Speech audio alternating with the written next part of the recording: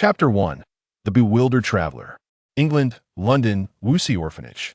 Carl Harris lay on the grass in front of the house, his small hands cradling his head as he stared into space, seemingly troubled by some concern. His light golden hair glimmered subtly under the flickering sunlight. Goodness, how could such a fortunate event as time travel happen to me? It is well known that the three great professions in the world are the Celestial Empire's traveler, the Japanese high school student, and the American drifter. Each of these roles is likely to represent the most formidable individuals on Earth. Thanks to the attentive care of the orphanage, he had grown up healthily to the age of 8, with memories of his past life lying dormant until they finally awakened after a good night's sleep last night. Reflecting on the tragic suicide of his previous life, Carl's expression darkened momentarily, but he quickly became excited again. After all, this was the 1990s in England, and armed with knowledge of future developments, he could certainly thrive in this world. If all else failed, with the plethora of fantasy novels he had read in his past life, he could even become a literary plagiarist in Huaxia. After daydreaming for a while, Carl stood up, his face alight with hope for the future. He took out a small mirror, a gift from the orphanage's caretaker. The reflection revealed a little boy with golden hair and blue eyes, his features exquisitely delicate, long eyelashes framing a fair complexion, and two charming dimples appearing when he smiled looked just like a little angel. Carl was immensely pleased with his appearance after traversing to this world. He would wager £100 that with his current looks, if he merely pouted adorably at a cashier, she would undoubtedly reward him with extra candies and a sweet kiss. Name: Carl Harris. Identity: orphan. Hobbies: females, gourmet food. Attractiveness: highly self-satisfied. Location: Europe, England, London, Woosley Orphanage. After confirming his identity in his mind, little Carl felt a profound sense of satisfaction. In his previous life, he had a complexion as dark as that of an African chieftain, but in this life, with such a fair visage, perhaps he could become a European monarch? Thus, he began to indulge in whimsical fantasies, envisioning himself as the world's richest man or a Hollywood superstar. After all, he had traversed realms, and a little excitement was understandable. His previous life had indeed been dismal. Ning Chuan had collapsed on the rooftop 15 times. His right eyelid had twitched 120 times. He had felt despair 99 times, and had wept for 3 hours, all just to uncover how he had lost that 50 cents. Ahem. Pardon me, I seem to have mixed up the scripts indeed. Ning Chuan was Carl's previous incarnation. The reality was that at the tender age of 21, he had succumbed to a terminal illness due to a lifestyle dominated by late-night gaming and takeout meals, choosing to end his life on the rooftop to avoid burdening his family and to escape unbearable suffering. In childhood, joy could be found by leaping from steps, but in adulthood, one had to leap from rooftops. As for the game that could drive someone to such madness, the infamous toxic milk powder ranked among the top 3. Within it, only 3 types of individuals possessed true combat prowess: the European monarchs, the hardcore gamers, and the affluent. As an impoverished university student, Ning Chuan acknowledged he was not among the wealthy. Thus, he had only one path grind.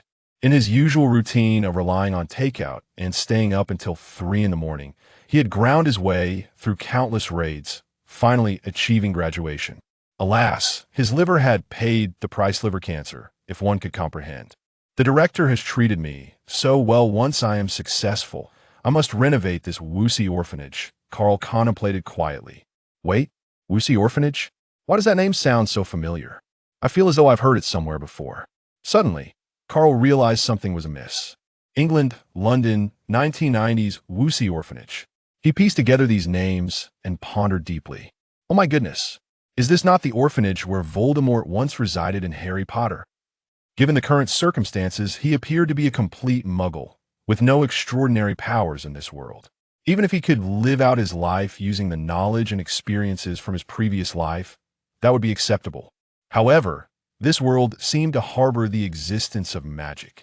Having watched all 8 Harry Potter films and read the 7 novels during his high school years, he was well aware of the wonders of the magical realm. Knowing of their existence, yet being unable to become one of them, would be sheer torment. It was akin to Argus Filch at Hogwarts or Mrs. Fig, who, despite understanding magic, remained utterly powerless, unable to cast even a single spell. How tragic that would be. Well, since I have crossed over and entered a wizarding world, according to the universal rules for travelers from the Celestial Empire, I should have a system or some sort of golden finger, Carl mused, stroking his small head. After all, based on the exploits of renowned travelers like Xiao Yin from Dodijuan, Ji Ning, the master of the Chaos Universe, Emperor Yi, Long Out Yin, Yiliangshun, and Zhao Ritian, these illustrious individuals could be considered the titans of the traveler community. Their legacies, chronicled in works such as Do Patsang Xiong, Mang Huangji, and Jatian, while the Harry Potter world might pale in comparison to theirs, still possessed its unique charm, particularly with its intricate time-related magics. Moreover, he was also a traveler, and starting off in an orphanage, the head of the orphanage, a figure revered across dimensions, would surely ensure that every orphan was set on a prosperous path. Following that path, he could triumph over the pretentious and the affluent, ultimately marrying the beautiful and wealthy, thereby reaching the pinnacle of life and penning an autobiography for future generations to admire and study. Even without the headmaster, there was still that one figure known as the president of the Travelers Association, who was said to have dedicated himself to providing perfect services for travelers since the establishment of the association, tirelessly developing all manner of essential equipment for travelers. Otherwise, as a likely muggle, how could he navigate this magical world? Yet, while Carl's dreams were splendid, the reality was starkly contrasted. He attempted numerous methods to summon a system, including but not limited to cross-leg meditation, inner calling, and the 5 hearts to heaven technique, yet received no response whatsoever, surrounded only by the laughter of other children. Carl thought, could it be that the flow of time differs across worlds, causing my golden finger to still be in transit?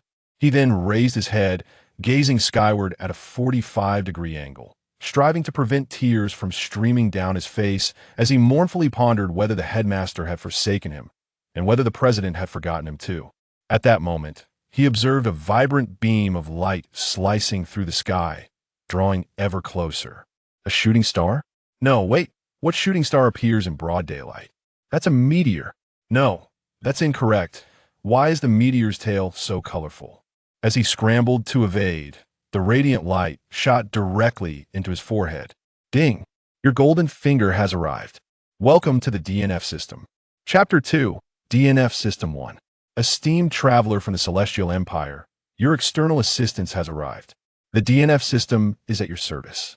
You may choose to bind this system or decline. The creator of this system adheres to the principle of mutual choice and will never impose a binding like the main god. It is a well-known fact that every traveler must possess a golden finger, and indeed, the great ones do not deceive me. Moreover, it was crafted from a game he was most familiar with. Bind, Carl silently declared within. The host has chosen to bind the system. Binding in progress. 1, 2, 99, 100. Binding successful.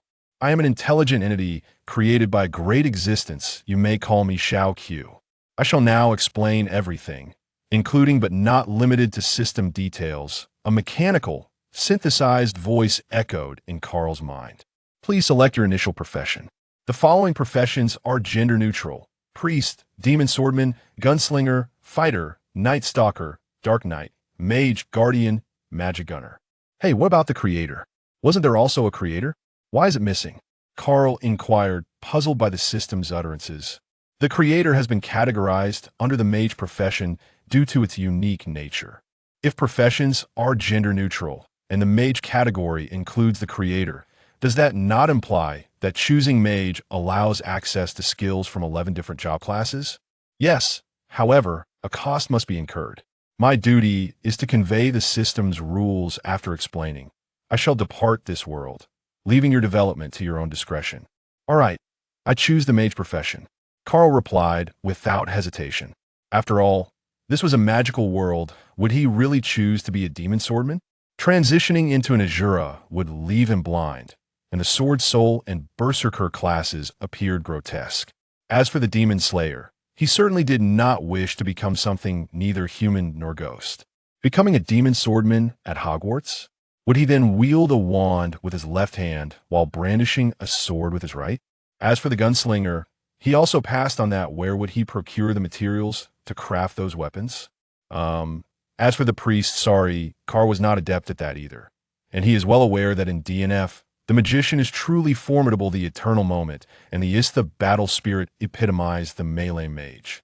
Given that professions are no longer gender-specific, he is certain to acquire skills from other classes in the future, and there exists a particularly tantalizing passive skill that piques his interest, the undying body.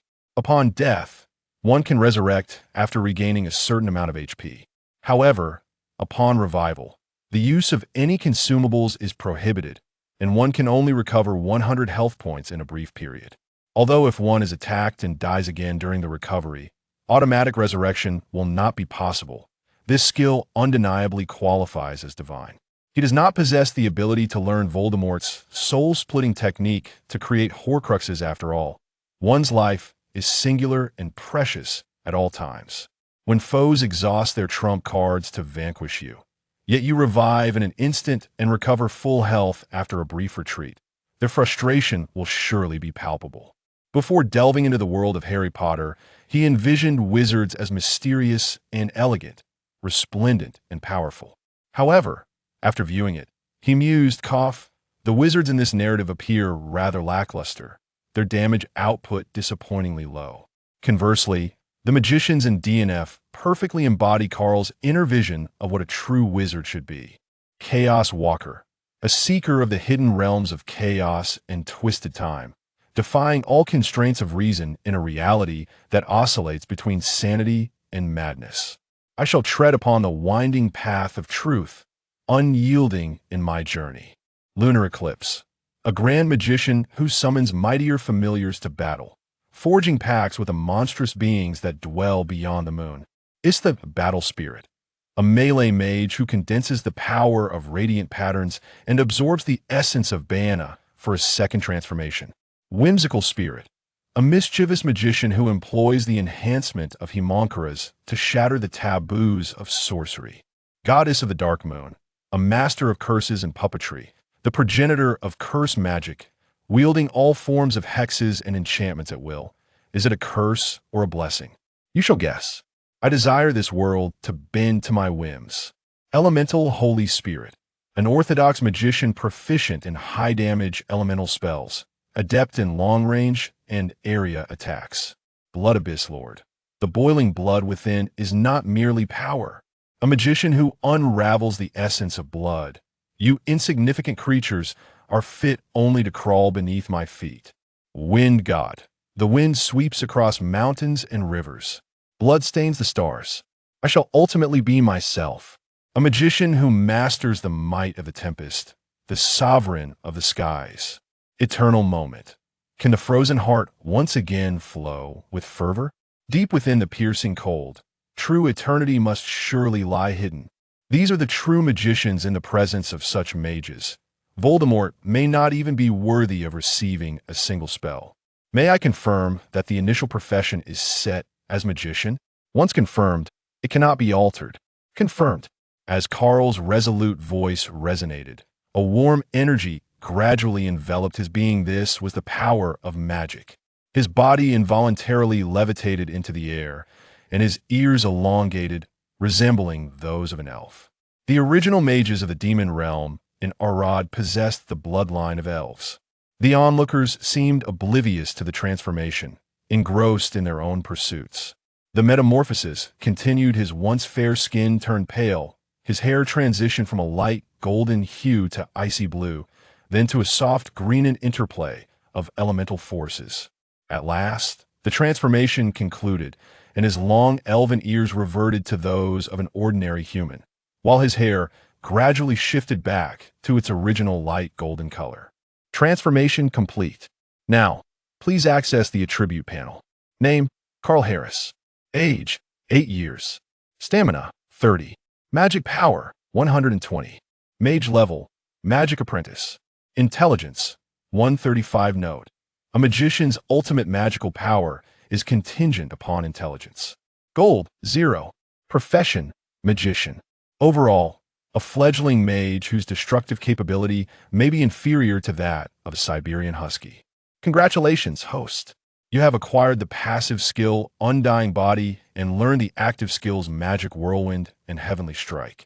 Upon completion of the transformation, he sensed magic coursing through his being, gentle and pliant, responding to his will. He suppressed the urge to test out Magic Whirlwind. However, upon seeing the disparaging evaluation from the system sprite, Little Q, his expression darkened. What did it mean that he was inferior even to a husky? Little Q, you best not show your face, lest I unleash my wrath upon you. Now, let us commence the distribution of the Novice Gift Pack. The Novice Gift Pack has been distributed. A storage space materialized in Carl's consciousness. The space contained only 4 slots, one of which housed a beautifully presented gift package. The space can be expanded, but that will depend on the host's own efforts. This system adheres to the principle of equivalent exchange. It is impossible for the host to gain without effort. All skills or items must be acquired through gold. Simply put, joy is created through labor, and the system does not cater to the impoverished. Carl, is this system produced by Penguin? How can one obtain gold? Carl inquired, suppressing his frustration.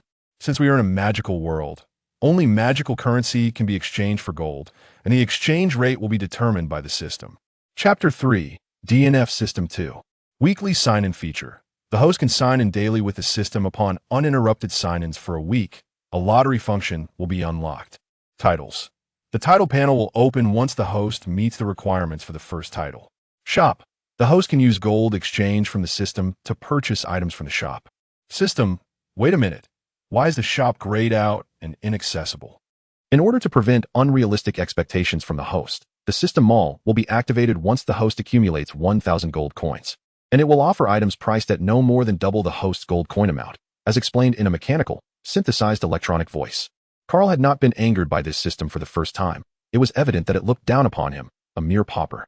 He forcibly reminded himself to remain calm, assuring himself that once the explanation was complete, it would retreat far away. Prior to class advancement, the host could freely select 9 initial skills to learn. However, after the transition, acquiring a class advancement book was necessary to obtain all skills, while others required additional purchase. The system would not issue any tasks to assist the host. Everything had to be earned through one's own efforts, adhering to the principle of equivalent exchange. Furthermore, the system possessed enhancement and amplification functions, which could also be accessed with a modest expenditure of gold. Carl, a mere trifle? I believe it amounts to an astronomical sum. The moment he encounters enhancement, memories of that woman from his past life flood back. Indeed, it is she, Kelly. Countless warriors have bowed before her. Alas, adventurer. I regret to inform you that your equipment has sustained irreparable damage. Enhancement can ruin a lifetime, while amplification may impoverish 3 generations. In the next life, I shall have Kelly as my beloved and vanquished client. Within the depths of his heart, Carl muttered to himself, even in this new world, that woman had cast a profound shadow over his soul. This concludes all that the host needs to know. It is with great honor that Little Q serves you, and we eagerly anticipate our next encounter. In the future, assistance templates embedded within the system will address the host's inquiries. As the final sentence of the synthesized electronic voice faded away, a crimson beam emanated from Carl's forehead, soaring into the sky before vanishing without a trace. At last, this system sprite had departed. I was nearly driven to doubt my existence by its incessant nagging. Carl let out a quiet sigh of relief, soon thereafter filled with excitement. For the prospect of opening a treasure chest is always something to eagerly anticipate, regardless of the time. Carl submerged his consciousness into a mere 4-grid storage space when suddenly, a message materialized. Esteemed host, expanding 1 grid of space requires 100 gold coins. Money, money, money. It truly seems that everywhere one turns, the need for currency prevails. In his mind's eye, a grand gift package adorned with a colorful bow, reminiscent of a birthday present, shimmered with golden light. Shimmering gold? Do you fancy yourself as epic equipment? Wake up. You are merely a novice gift pack, Carl scoffed, lamenting the fact that even a beginner's package had to be designed to radiate such brilliance. He gazed intently at the novice gift pack when yet another message infiltrated his thoughts. As you can see, although it is merely a novice gift pack, its golden glow signifies the chance of obtaining epic items. This package contains between 3 to 9 items, all completely random. Perhaps you might unearth the epic tier of herder belonging to the second apostle, or you may only receive the practice staff of Shalon, the head of the mage guild. You might acquire a radiant holy unicorn pet, or perhaps a trant from Grandma Orlon. It is possible to obtain the most formidable skill book, Divergence, the Forbidden Feast, yet you may also end up with a floating spell. Everything lies within your grasp. Therefore, let not the unfortunate bother us. Carl, this system is truly insidious. The essence of mockery remains intact even after the sprite's departure. He is enveloped by the warm, yet acerbic, reminders from the novice gift pack. Carl cannot help but reminisce about the dread that once governed him in a past life. Amidst the blackened earth, the relentless Europeans, and the ceaseless tears of Africa, there, everyone referred to him as the chieftain. A position so steadfast that not even the fickle hand of fortune could unsettle it. Carl once again took out a small mirror to gaze into it, where he beheld a boy of remarkably fair complexion. He inhaled deeply and then exhaled slowly, reassuring himself, "It is all right. You are no longer the Ning Chuan of your past life. In this existence, you are a European, having successfully transformed your destiny and transcended from your previous identity." As Carl contemplated this, his gaze grew resolute as he proclaimed, "Open the gift package." In an instant, a multitude of golden lights erupted within the sea of his consciousness. "Congratulations, host, you have acquired the Dimensional Walker class transfer skill book. Congratulations, host, you have obtained the Spirit Leap weapon gift box. Congratulations, host. You have received the Mana Burn skill book. Congratulations, host, you have been awarded with 10 handmade cakes by Celia. Congratulations, host. You have acquired a copy of the Temporal Meditation Technique. Congratulations, host, you have received a cursed doll crafted by the goddess of the dark moon, Hereditary." Listening to the system's notifications, a smile blossomed on Carl's anxious face. Although I did not unearth an epic legend, securing a growth-type artifact and a class transfer skill book is already a remarkable gain. Moreover, I have the cursed doll fashioned by the goddess of the dark moon in the meditation technique. One must learn to be content, otherwise, the greater the hope, the deeper the disappointment. "Open the Spirit Leap weapon gift box," Carl murmured. "Please select one weapon from the following Spirit Leap options: Spirit Leap Wand, Spirit Leap Staff, Spirit Leap Spear, Spirit Leap Baton, Spirit Leap Broom." "I choose the Spirit Leap Broom," Carl instructed. Having acquired the Dimensional Walker class transfer book, it is only fitting to pair it with a suitable weapon. Fortunately, the Dimensional Walker possesses a passive skill specializing in brooms. A beautifully crafted broom materialized in his storage space, eliciting a satisfied smile from Carl. He was quite knowledgeable about the Dimensional Walker profession. In his previous life, he had reached the maximum level with all magic professions. Although some had eluded him due to his unfortunate luck, his combat prowess remained formidable. The Dimensional Walker comes with the wife, the forbidden Nirali, and its dedicated equipment is a broom. Due to the character's appearance, which appears exceedingly frail, and the ability to summon a female demon companion, Nirali, he was humorously nicknamed the Young Master of Weakness. However, his damage output is, without a doubt, the highest among all magic professions. His enhanced Second Awakening ultimate skill, the Forbidden Feast of Divergence, boasts the most significant damage in all of DNF. Mastering dimensional magic, he possesses high damage potential, and with a built-in companion, he is the perfect choice for escape, making him an ideal match for a cautious player like Carl. He extracted the Temporal Meditation Technique. A surge of information flooded into Carl's mind, and he instantly grasped the essence of the Temporal Meditation Technique. This technique, authored by an unknown void walker from the continent of Arad, aims to explore the boundless greatness of time and space. The meditator can draw power from the void to enhance themselves, with the potential to capture some mysterious knowledge from the void. However, there are drawbacks during meditation. One may be tainted by the unknown malevolent deities lurking in the void. Even a mere whisper from these deities could cause an ordinary magician's sanity to plummet, possibly leading to madness. This outcome is far more severe than the repercussions of Voldemort's fragmented soul. Chapter 4. What to do if the class transfer fails. Waiting online. Quite urgent. System. Extract the Dimensional Walker class transfer skill book. A flash of blue light illuminated the surroundings, and a thick tome appeared in Carl's hands. The cover bore an intricate and complex magic array, exuding an aura of mystery and power. "I wish to proceed with the class transfer," Carl said, caressing the cover of the skill book. "Host, your magical power is insufficient, and you have not learned the fundamental skills of a magician. Should you attempt to force the transfer, you risk being torn apart by the formidable power of the dimension. Carl, to possess a class change scroll yet be unable to utilize it is truly the greatest sorrow in the world. If that is the case, then I cannot learn the spell-burning magic? Indeed, forcing oneself to learn could lead to a depletion of magical energy and even demise. How long must I wait before I can undergo the class change?" Carl inquired eagerly, for this matter pertained to his grasp of extraordinary power. According to the system's estimation, should the host diligently practice the time-space meditation technique daily, he would likely fulfill the requirements for class change within 3 years. The cold, synthesized voice echoed once more. 3 years. That is not excessively long. By then, I shall be 11 years old, coinciding perfectly with my entry into Hogwarts. Carl exhaled in relief, for he had merely dabbled in games and was utterly ignorant of the realities of class changing for mages in the Arad continent. He feared he might be subjected to a decade-long wait, by which time opportunities would have long since passed. With a swift motion, he stored the class change scroll in his inventory and retrieved a handmade cake crafted by Celia. The cake featured 2 layers, showcasing the delicate artistry of a young girl. The first layer was a soft pink, evoking a sense of warmth, while the second layer, adorned with light red petals and sprinkled with small strawberries, was utterly tantalizing. Just as Ning Hao was intently examining the cake, specific information manifested in his mind. Item name: Celia's handmade cake, consumable, upon consumption. It restores 80 health points and 80 magic points. Truly, a cake crafted by the 13th apostle, it is a feast for the senses. Without hesitation, Carl expressed his admiration before placing it into his inventory. This delectable item could restore both health and mana. It would be imprudent to consume it merely to satisfy his taste buds. In his previous life, when he first ventured into the DNF game tackling the zombie dungeon, Carl had experienced the grim fate of succumbing to blood loss due to a lack of potions, with the boss's health lingering at merely half. What a regrettable loss that was. 3 years later, 11-year-old Carl sat once more upon the lawn in front of the orphanage, seemingly lost in thought, but in reality engaged in meditation. Over 1,000 days and nights had passed, and Carl appeared taller and increasingly charming. During these 3 years, many had come to the orphanage, yet none desired to adopt him. After all, in any world, an adorable child often receives more treats than others. However, thanks to Carl's diligent practice of the meditation technique, his taciturn nature, and his own reluctance, the matter gradually faded into obscurity. He often thought to himself, "Why should I share my bounty when I can thrive alone?" Thanks to the time-space meditation, his magical prowess was nearing the threshold for class change, and he had mastered all 9 introductory skills bestowed by the system. "Carl, you have a letter," called a middle-aged man in postal attire from outside. "Coming, sir. I'll be right there." Carl opened his eyes, a pure and radiant smile gracing his youthful face. His frequent silence due to his meditation practice rendered him akin to a child with autism, devoid of friends, and thus, receiving letters was a rarity. At this moment, being 11 years old, what other correspondence could he expect aside from Hogwarts? Indeed, from the postman, Carl received a letter crafted from thick parchment, adorned with a large H at its center, encircled by an eagle, a lion, a snake, and a badger. The edges of the letter were inscribed in emerald green ink, addressed to Mr. Carl Harris at the Woosley Orphanage, London. As for why the letter was delivered by the postman rather than a round-faced, rotund owl from Scotland. What a jest!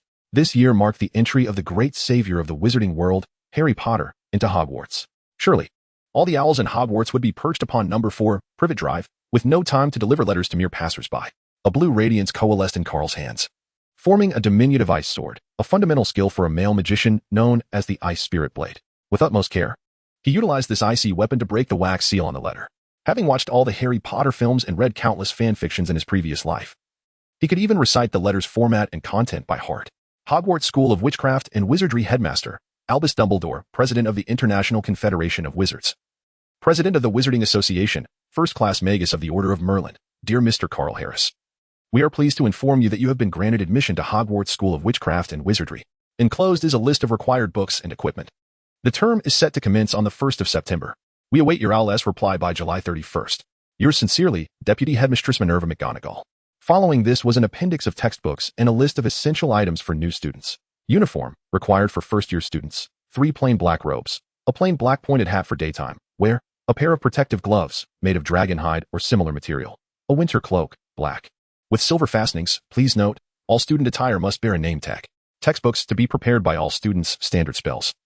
Beginner level, by Miranda Goshawk. History of Magic, by Bahilda Bagshot. Magical Theory, by Adalbert Waffling. Beginner's Guide to Transfiguration, by Emery Tick. Additional equipment, a wand, a large cauldron, standard size 2. Made of pewter, a set of glass or crystal vials. Students may bring either an owl, a cat, or a toad. We would like to highlight for parents that first-year students are not permitted to bring their own broomsticks. In addition to the acceptance letter and the requisite items list, Carl's correspondence included an extra sheet of paper. Dear Mr. Carl Harris, based on the information we have gathered regarding your circumstances, we believe you may require some assistance. Should your guardian be skeptical of your claims, you may present the acceptance letter for their perusal. We are pleased to offer you a scholarship, which you can exchange for wizarding currency at Gringotts Wizarding Bank to procure the aforementioned items, with the exchange rate determined by Gringotts. Gringotts is located in Diagon Alley, where you can acquire all the items listed above. As for your reply, you may rent an owl from the pet shop at an exceedingly low price. Furthermore, for children from the Muggle world, the school will assign a professor for transportation. However, with few professors and many new students, the timing may be unpredictable. Therefore, if you cannot wait, your guardian may escort you to Diagon Alley. Diagon Alley is located through a passage behind the Leaky Cauldron, which is situated at Charing Cross in London. The proprietor, Old Tom, will open the passage for you. Hogwarts School of Witchcraft and Wizardry welcomes your enrollment. Yours sincerely, Deputy Headmistress Minerva McGonagall. Upon finishing the letter, Carl extracted the pounds from the envelope and counted them. A total of 150 pounds, which converted to approximately 30 galleons. Eagerly calculating based on the scholarship provided by Hogwarts, he realized that acquiring new equipment was unlikely. It might only suffice for a set of second-hand gear, if that. Well, it appeared that the academy had never charged tuition. So receiving some financial aid amidst substantial daily expenses was already a blessing. Chapter 5. Earning extra income at midnight, Carl opened his eyes, gently lifted the covers, and rose from his bed. Observing the other children still immersed in slumber, he deftly donned his clothes and then instantly vanished from sight. Magician, male, basic skill, teleportation. After recently acquiring the DNF system, Carl was acutely aware that this was undoubtedly a product of Penguin's agency. Thus, even at the risk of stunting his growth due to late nights, he ventured out twice a week to redistribute wealth, laying the groundwork for future expenditures. Although the beneficiaries of this redistribution were solely himself. As for the sleep he sacrificed, well, class time was the perfect opportunity for that, after all. He attended a budget public school, where many students slept through classes, so his presence made little difference. The vibrant nightlife of London illuminated the darkness, with various bars and dance halls that had closed during the day now bursting with life under the cover of night. Wherever there is light, darkness inevitably thrives, and the night provides an excellent cloak for malevolence. While it may not rival Gotham City from American comics, the London nights of the 1990s were certainly rife with crime. Carl's bi-weekly nocturnal escapades often yielded some rewards. Even if he did not encounter any damsels in distress requiring rescue, he had still thwarted numerous wrongdoers. After all, he was still young, and no unscrupulous capitalist would employ him as a child laborer. Beyond that, he could hardly conceive of any other means to earn money. Guided by humanitarian principles, he had never resorted to lethal measures against those criminals. Typically, he would simply strip them of their possessions and toss them into the nearest dumpster.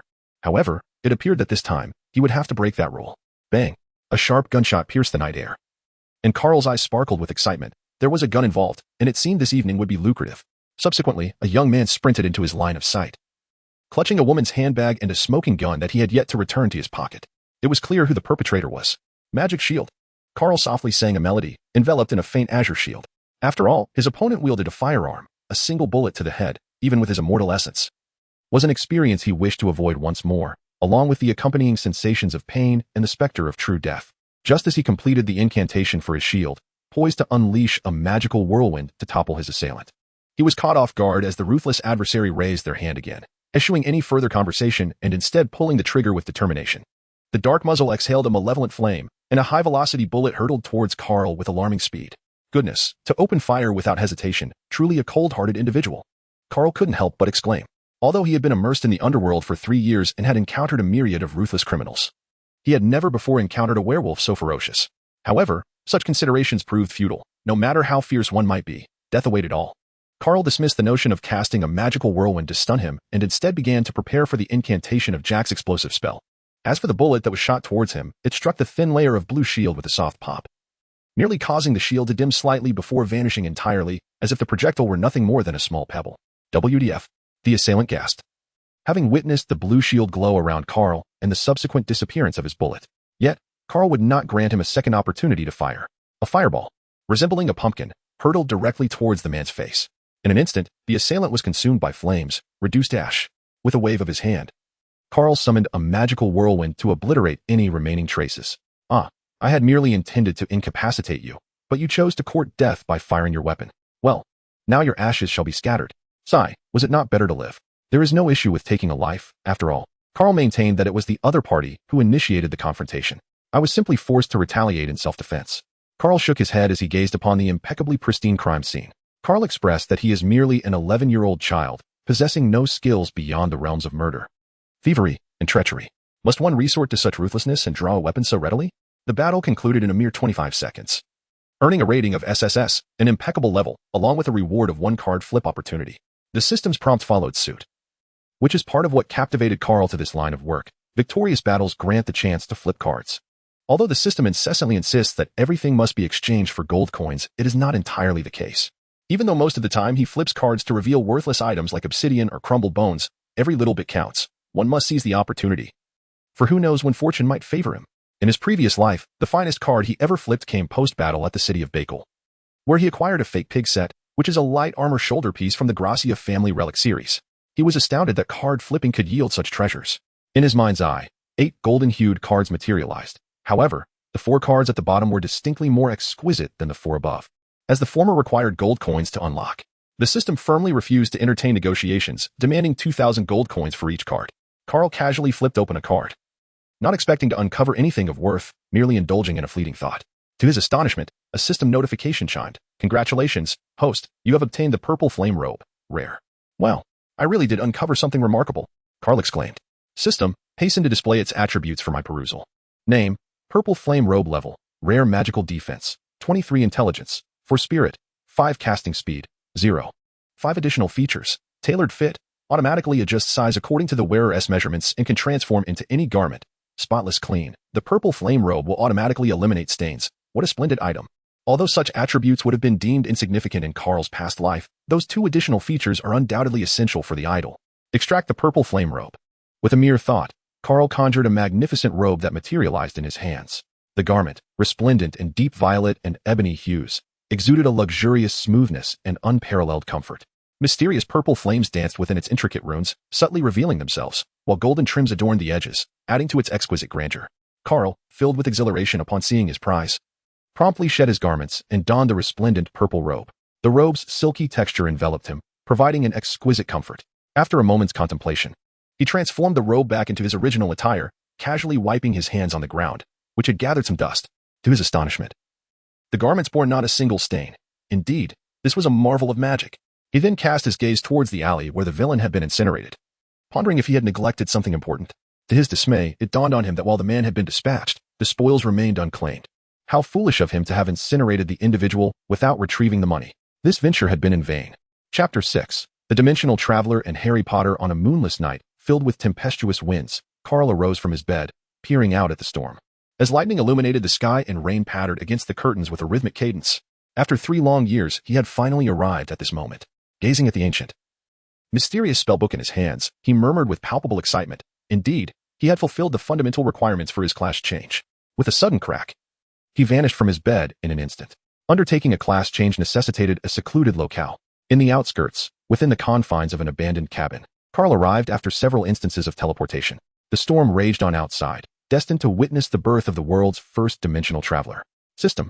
I wish to undergo a class change. Utilize the Dimensional Traveler skill book. The prerequisites are satisfied. Complying with the host's will, came the mechanical, synthesized voice, devoid of emotion. The skill book in Carl's hand gradually dissipated, transforming into a swirling orb of violet radiance that enveloped his form. In an instant, his body radiated brilliance, illuminating the surrounding darkness. Countless mysterious purple runes manifested upon his being, signifying the power of dimensions. The violet light encircled him, gradually forming a grand cocoon that enveloped him entirely. After approximately 3 hours, a sharp crack echoed as 2 hands tore through the cocoon, emerging from within, followed by a forceful rip that shattered the entire casing. The robe of purple flames revealed its true form, and under the shroud of dimensional power, he appeared enigmatic and noble. Congratulations, host, on your successful job transition. Name, Carl Harris. Age, 11 years. Spirit, 189 stamina, 78 mana, 590 mage level, novice mage intelligence, 354. Note, the final mana of a mage depends on intelligence, gold. 0 profession, dimensional walker overview. A nascent dimensional walker with a preliminary grasp of the mysteries of time and space. A surge of information flooded into Carl's mind, instinctively understood as a passive skill granted by his successful transition. Dimensional cloth armor proficiency. When equipped with cloth armor, it increases maximum MP, maximum HP, MP recovery rate, casting speed, stamina, intelligence, and spirit. Dimensional broom mastery. Enables the use of broom weapons when equipped with a broom. It enhances casting speed and accuracy. Transcendent perception. Converts the ordinary attack of the magic sphere into an independent magical attack, generating boundary energy. When ordinary attacks or dimensional series skills strike an enemy, they trigger dimensional fluctuations, augmenting boundary energy. When the energy bar is full, a dimensional stone can be acquired. Casting dimensional boundary skills will consume dimensional stones. Should dimensional fluctuations not be triggered within a certain time frame, boundary energy will gradually diminish. Dimensional boundary consumes 1 dimensional stone upon casting, adding special abilities or altering the form of the next dimensional series skill. Divergence, void, summons otherworldly creatures that swirl beneath his feet. While the void exists, it increases the damage of dimensional series skills. Simultaneously, he finally comprehended an active skill of the dimensional walker. Dimensional fall opens a dimensional gate in midair, dropping a box of miscellaneous items. Enemies struck by the box will enter a state of dizziness, with a certain probability of dropping a box containing explosives. Dimensional boundary enhancement effect can gather enemies around the drop point of the box. Friendly reminder, novices in dimensional studies often mistakenly open the dimensional gate above their heads, with the second blunder reflecting the first. Carl comprehended the sudden influx of system information, a faint smile gracing his lips. He would not fall into such a blunder. With a sharp pop, he vanished, only to reappear nestled within his bedding at the orphanage. His purple flame robe had transformed into sleepwear, and like a well-behaved child. He closed his eyes, seemingly oblivious to the events that had transpired. Following his successful job transition, his grasp of dimensional magic had significantly deepened. Skills such as teleportation had received remarkable enhancements, requiring multiple uses when departing, yet merely a single instance upon his return. Meanwhile, on a small island in England, torrential rain poured down. The tumultuous waves outside roared violently, occasionally illuminated by a flash of lightning that cleaved through the night sky. Inside a modest dwelling on the island, the illustrious savior of the magical world, Mr. Harry Potter, lay asleep on the dusty floor beside the extinguished fireplace, tracing the outline of a small birthday cake in the dust with his finger. "Happy birthday, Harry," the cake read. He lifted his gaze to the watch hanging limply from Dudley's wrist on the sofa. It was precisely midnight, the juncture of 2 days. "Make a wish, Harry," he mused with a slight smile before blowing away the cake he had just drawn. Suddenly, a series of violent knocks reverberated through the air, followed by a resounding crash as the front door fell inward with a heavy thud. The method of entry was straightforward and brutish. There was no need for spells like Alohomora. If it wouldn't open, one simply dismantled it. Startled, Harry and Dudley scrambled to find a place to hide. A hulking giant stooped as he entered the room. Hearing the commotion, Petunia Evans and Vernon Dursley rushed downstairs, panic-stricken, brandishing a double-barreled shotgun. "Who is there?" Petunia shouted, her voice trembling with fear. "My apologies," came a voice from the shadows, and as the lights flickered on, it revealed Hagrid. Hagrid offered an apologetic smile before reattaching the door he had just dislodged. "I demand you leave this place at once. You are trespassing," Vernon Dursley barked, glaring at the intruding giant. "Shut your mouth, Dursley, you miserable old wretch," Hagrid retorted, expressionless as he towered over Vernon, effortlessly bending the shotgun he believed would protect him. "Ah, Harry, the last time I saw you, you were just a wee lad, but you've certainly grown sturdier than I imagined, particularly that round little belly of yours." Hagrid chuckled, his gaze shifting to a terrified Dudley. "I'm not Harry," Dudley stammered, panic evident in his voice. "I am Harry," came Harry's firm declaration as he emerged from his hiding place. "Oh, of course it's you. My apologies, it's been 10 years. And I mistook you for someone else. I have a gift for you, though it may have been slightly mishandled. Nevertheless, it should still be quite delectable, as I baked it myself and even inscribed your name on it." Hagrid grinned, producing a parcel from his coat. "Happy birthday, Harry." As Harry unwrapped the package, he discovered a somewhat flattened cake adorned with his name and well wishes. "Thank you. This is my first birthday cake. No need to mention it. Turning 11 isn't an everyday affair, is it?" Hagrid replied with a hearty laugh, plopping down onto the sofa, which creaked under his weight.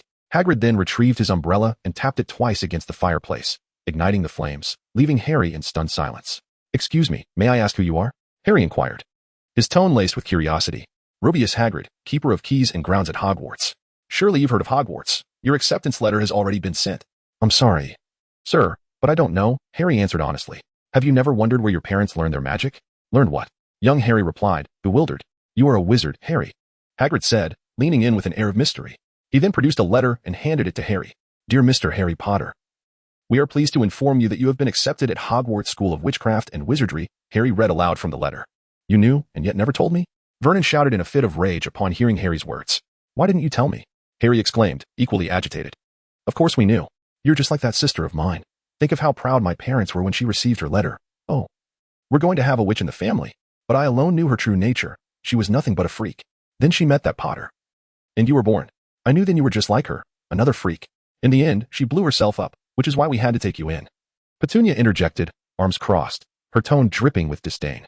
"I refuse to spend money on an old lunatic teaching him tricks," Vernon fumed. "Do not dare insult Albus Dumbledore in my presence." Hagrid's expression darkened as he pointed his umbrella at Vernon. His gaze then fell upon Dudley, who was attempting to sneak a bite of the cake, and with a mere gesture, a pig's tail sprouted from Dudley's backside. "Ah, what is happening? A pig's tail? Mom, help!" The Dursleys screamed in terror, while Harry watched with a smile. After years of their torment, this was a moment of sweet satisfaction.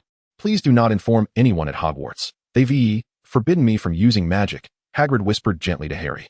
"No problem," Harry replied without hesitation. "We must move quickly, Harry. Time is of the essence. I still need to fetch another new student, your future classmate. Let me see, what was his name? Carl Harris?" "Yes, that's it," Hagrid said. And with that, he strode to the door and forcefully removed it from its hinges. "Of course, if you wish to remain here." Hagrid turned back to smile at Harry before stepping outside. Harry surveyed the room once more, determination etched on his face before he resolutely followed Hagrid out. Chapter 7. Persuasion. Knock, knock, knock. Carl gently tapped on the door of Jane Mora, the headmistress of the orphanage. "Come in," came a somewhat weary voice from within. As the head of an orphanage, Jane had a multitude of concerns weighing on her mind, not only finding suitable homes for the children, but also constantly fretting over funding. After all, there are no free lunches in this world. If something were to fall from the sky, it would surely be a hard biscuit. Carl gently pushed the door open, revealing half of his small head, feigning a look of innocent naivety. "Oh, it's little Carl. Come in. What brings you here?" Jane Moyer smiled at the weary face of Carl, who was being so cautious. After all, charming children often receive a bit more leniency, don't they? "Jane, I have received an acceptance letter from a magic academy," Carl exclaimed, his cheeks slightly flushed with excitement as he began to display his acting skills. "There is no such thing as magic in this world. You haven't received some fraudulent correspondence, have you? Besides, Chet House School has already sent you an acceptance letter. And that is one of the top institutions in all of Britain," Jane Moyer remarked with a slight smile, raising the acceptance letter in her hand, completely dismissing the notion of magic. To her, it was merely a trick to deceive children. As for why Carl had received an acceptance letter from such a prestigious school, "I regret to inform you that the combat prowess of wizards and DNF is directly correlated with their intelligence." Carl produced the acceptance letter from Hogwarts and remarked, "The letter states that they will send a professor to explain the details." "Very well, I shall await their arrival before I take a closer look," Jean replied with a gentle smile, merely glancing at the acceptance letter before returning it to Carl. Suddenly, a series of knocks echoed at the door. Noticing this, Carl promptly approached and opened it, revealing a giant standing before him, accompanied by a bespectacled young boy. Astonishingly, it was Hagrid and Harry Potter.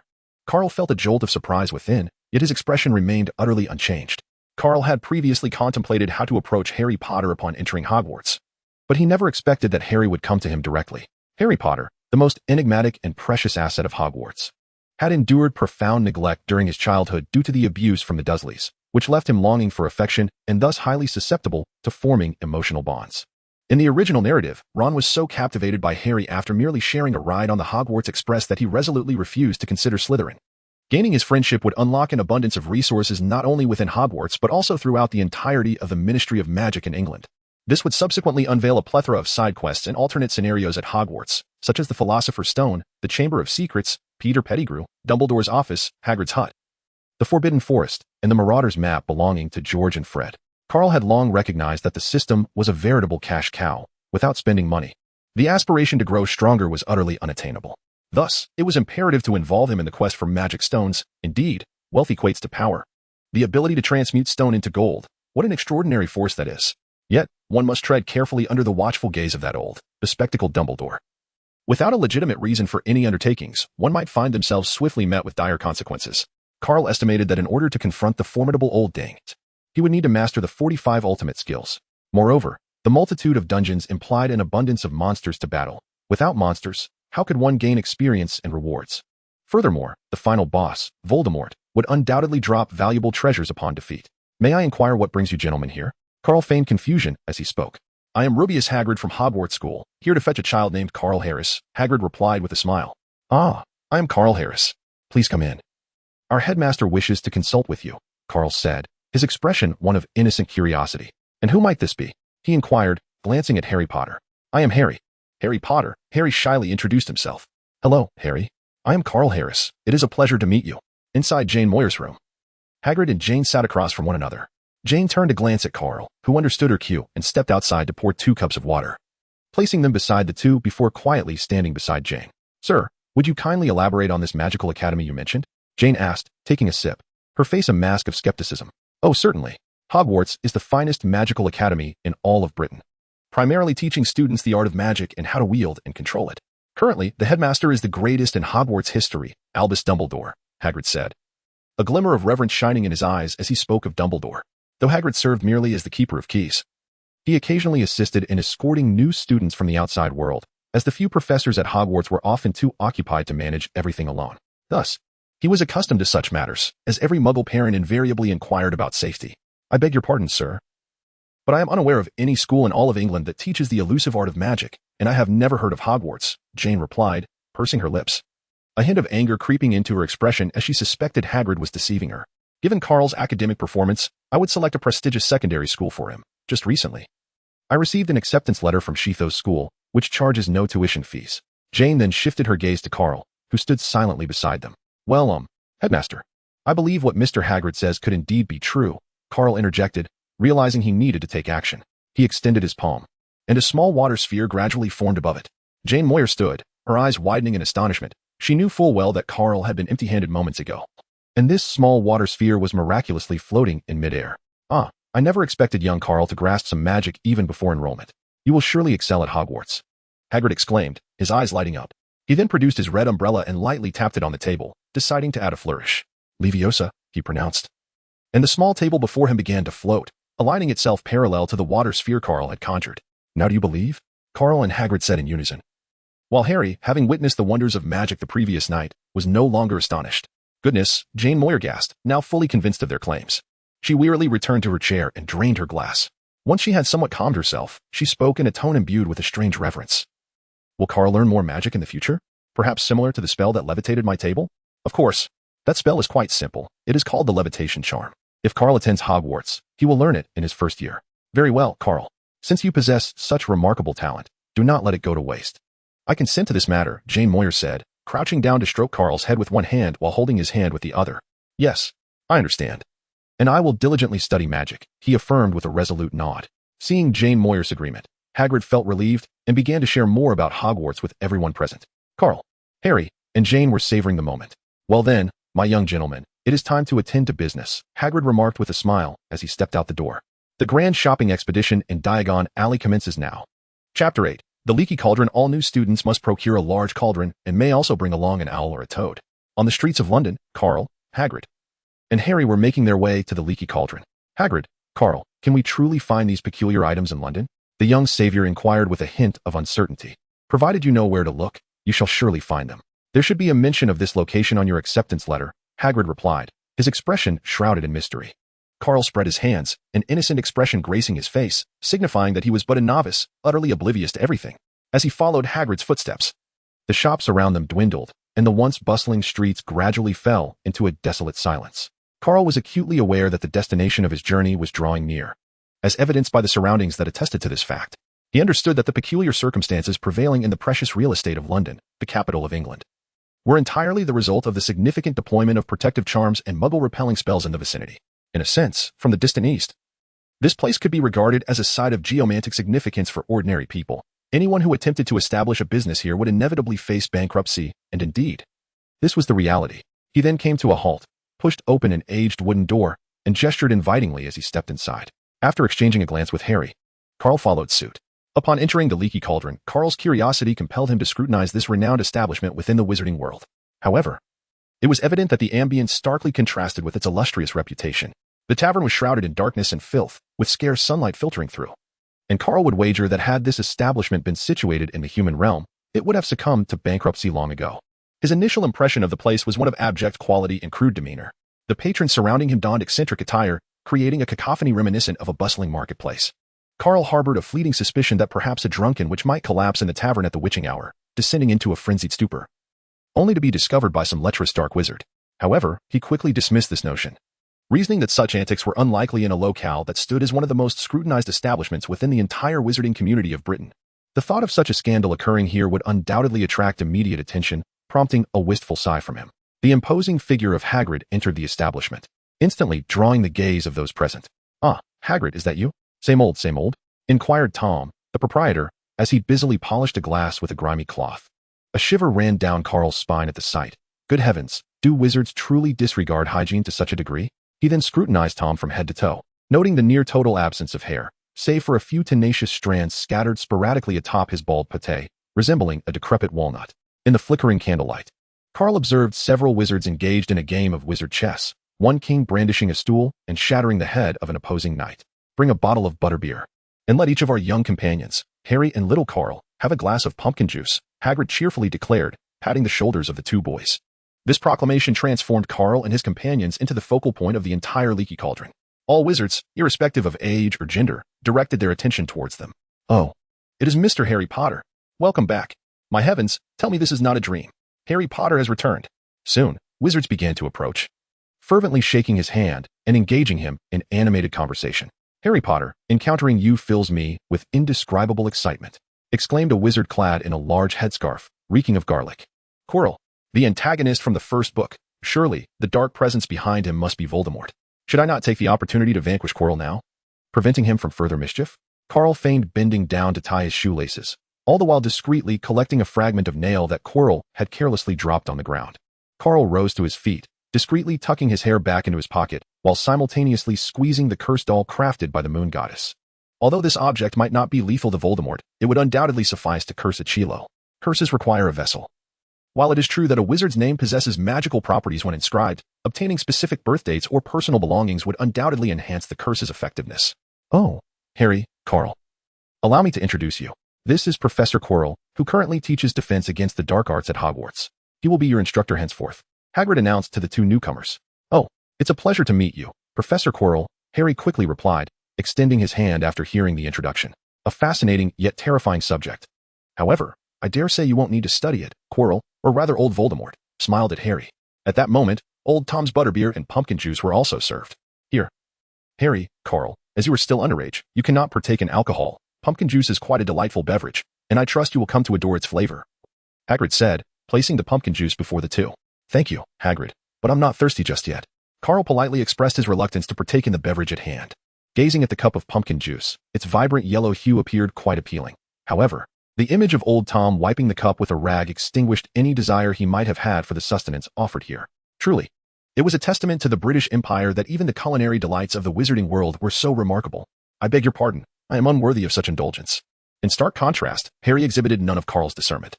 He lifted the pumpkin juice, took a sip, and, finding the taste agreeable, consumed it in one swift motion, leaving Carl utterly astonished. Poor boy, unaware of the tribulations he endured at his aunt's home, was driven to such reckless abandon. Carl silently criticized within himself. Oh, this pumpkin juice is simply delightful. Harry set down his cup, licking his lips, clearly wishing for more. All right, gentlemen, we must be on our way. There are many things to purchase, Hagrid cheerfully reminded the two after greeting the wizards inside the pub. He led Harry and Carl to the back door of the bar. Facing a solid wall, Hagrid stepped forward, producing his small red umbrella, tapping on the wall while instructing, watch closely, gentlemen. You'll need to open the door yourselves in the future. Remember this spot. Knock twice upwards, then twice horizontally, just like this. After Hagrid struck the designated bricks, the entire wall began to tremble, causing Carl to hold his breath as dust fell. Gradually, a small opening emerged in the middle of the wall, the bricks shifting to the sides until, in a matter of moments, a rounded archway appeared, wide enough for Hagrid to pass through, leading to a winding path that stretched into the unseen depths of Diagon Alley. Chapter 9, Tales of the Goblins. Harry, Carl, welcome to Diagon Alley, Hagrid exclaimed, extending his arms towards the two. Entering Diagon Alley, this bustling shopping street for wizards, one could not deny its esteemed reputation within the British magical community. Even Carl, accustomed to the vibrant cities of the future, found himself captivated, let alone Harry, who had never ventured beyond Surrey. As for old Tom, his pub stood at the entrance of Diagon Alley, bustling with countless wizards, which he found quite pleasant. Yet, Carl inwardly scoffed, questioning the relevance of Tom's establishment. Any shop here would outshine yours effortlessly. Coughing, as a contemporary university student from the year 9102. Carl clarified that his fascination stemmed not from the peculiar architecture or the oddly dressed wizards. After all, he believed the wizard's sense of aesthetics left much to be desired. Professor Trelawney from Hogwarts dressed like a madwoman, a sight he found hard to commend during his film-watching experience. What astonished him was a newly launched product at a magical stationery shop, a transforming clay tablet. Carl stood at the entrance, absorbing the full demonstration by the shopkeeper. This item could change forms like a boggart, encompassing everything required for transfiguration classes from the first to third year at Hogwarts. Anyone familiar with Hogwarts knew that Professor Snape was the most favored, yet the strictest and fairest was undoubtedly Deputy Headmistress Minerva McGonagall. She even deducted points from her own house and never showed favoritism. As one of the few animagi of the century, Carl surmised this item would not escape her discerning gaze, leading to dire consequences if caught. Perhaps when the Transfiguration Professor becomes as foolish as Lockhart, I might consider purchasing it, but for now, we are merely ships passing in the night, excuse me, but we are not meant to intersect. While Carl maintained his composure, Harry, brimming with wonder, was like a child entering a grand garden for the first time. Here we can purchase quills and ink, and over there, potions and cauldrons. Remember these places, and we shall return shortly. First, we must procure some money, Hagrid informed the two. But, Hagrid, I don't have any money, Harry replied nervously. Oh, fret not. Your parents left you a substantial fortune, just ahead at Gringotts. Apart from Hogwarts, it is the safest place to store belongings. Young Carl will also need to exchange his pounds for galleons there. Gringotts was a magnificent three-story white structure dominating the center of Diagon Alley, featuring an imposing entrance and doormen clad in scarlet uniforms. This was the realm of goblins, known for their insatiable greed and cunning. Carl noted how astutely the goblins had chosen their location, establishing the bank in the heart of Diagon Alley. Although goblins had a history of inciting rebellions to assert their existence, this was all in pursuit of the greater good as proclaimed by Grindelwald. Their insatiable greed fueled numerous uprisings, yet they had not been eradicated and still held an irreplaceable position within the magical community. This was due to their mastery over intricate coinage and the creation of numerous advanced magical artifacts. Every galleon, sickle, and canute in the magical realm was crafted by goblin artisans who held the lifeblood of a civilized world, money. Moreover, the goblins adhered to a stringent code of contracts passed down through the ages. Yet, being goblins, their agreements might differ from those of humans. It is worth noting that while goblins were exceedingly avaricious regarding wealth, they would not seize a single coin from a human in their possession, after all. That would be detrimental to their reputation. However, there was an exception. If a family became extinct without heirs, their wealth would eventually revert to the goblins. As the underground vaults of Gringotts required fees for storage, Gringotts was regarded as a sacred place among goblins, for it housed the greatest wealth. And only the most distinguished goblins were permitted to work there. While they honored contracts, they would relentlessly seek to extract every last canute from you. In the original text, when Harry sought to steal the goblet, he bribed a goblin named Grip Hook, but at what cost? The Sword of Gryffindor. That item was undoubtedly priceless. Such a greedy and unscrupulous race. However, they were also quite dedicated. After all, Gringotts remained operational during the dark times of Voldemort's reign. Yet, Carl suspected that this was merely a strategy for the goblins to ensure that the terrified wizards could safely deposit their money, effectively making them unwitting laborers for the goblins. Considering that many families had been obliterated by Voldemort during that dark era, among the most tragic fates were the Longbottoms and the Potters. The Potter family was left with only Harry, while the Longbottoms were driven insane by Bellatrix Lestrange and now lay in St. Mungo's. Thoughts flashed through Carl's mind. Yet they bore little significance to him. After all, he was destined to be the man who would crush Voldemort's head, or perhaps he was still a mere boy. It was unavoidable. After all, he was the ultimate boss, seasoned and equipped with superior gear. Ahem, forgive me, I digress. At that moment, Carl was engaged in the exchange of pounds for galleons, acquired through a rather dubious means, or rather, a Robin Hood-esque endeavor. As for Hagrid and Harry, they had long since departed in a small cart to the underground vault to retrieve money and the Philosopher's Stone. 5 pounds could be exchanged for 1 galleon. 1 galleon could be traded for 17 sickles, and 1 sickle was worth 29 nuts. Damn it, couldn't Aunt Rowling have devised a more straightforward exchange rate? It was utterly convoluted. Couldn't she have taken a cue from our decimal system in Glorious Huaxia? But then again, she was crafting a fantasy novel. And a whimsical exchange rate was surely necessary to enhance the narrative's charm. Yet, upon reflecting on the pound's exchange rate before 1971 in the British Empire, he found some solace. That too had been a torment, with 1 pound equating to 20 shillings, and 1 shilling being worth 12 pence. How many galleons could one possibly exchange for a pound? The complexity of the exchange rate filled Carl with frustration, and he addressed the fairy serving him with irritation. Moreover, it was evident that there must be a limit to exchanging pounds for galleons. Otherwise, with so many Muggle students enrolling at Hogwarts each year, it would be inevitable for affluent individuals to emerge. If there were no restrictions, the wizarding world's economy would have collapsed long ago. Dear customer, due to the annual influx of children from the Muggle world into Hogwarts, Gringotts has established a channel for the exchange of pounds for galleons, unless in special circumstances. The typical exchange limit for each young wizard from the Muggle realm is 1,000 pounds, the fairy explained with a nod. Carl furrowed his brows slightly. A mere 1,000 was far too little. When converted to gallons, it amounted to only 200. Although the exchange rate for gold gallons within the system remained unknown at this juncture, it was evident that this sum would not suffice for his expenditures. In his previous life, the game had experienced an explosive inflation in its economy. Chapter 10. Procurement. Carl furrowed his brow as he scrutinized the fairy before him from his elevated position. Despite being merely 11 years of age, the diminutive creature barely reached his waist. Its withered fingers led Carl to suspect they might have been fashioned from dead twigs, and its ears were slender and elongated, reminiscent of an elf's, though far less aesthetically pleasing. Esteemed customer, the value of pounds from the human realm holds little significance for us, as we do not require resources from your world. Conversely, each year, as the Hogwarts term commences, a considerable influx of Muggle students enters the magical community, necessitating the use of galleons for their purchases, since the shopkeepers in Diagon Alley do not accept pounds, do they? To facilitate these Muggle students, Hogwarts proactively forged a contract with us a millennium ago, allowing underage wizards to exchange pounds for a limited amount of galleons annually. However, this regulation is strictly applicable to minors. Adult wizards must meet additional criteria to exchange pounds for galleons.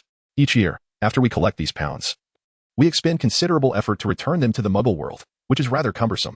Thus, for these reasons, the exchange limit for each young wizard remains quite low. The astute little fairy noted the change in Carl's expression and took the initiative to elucidate further.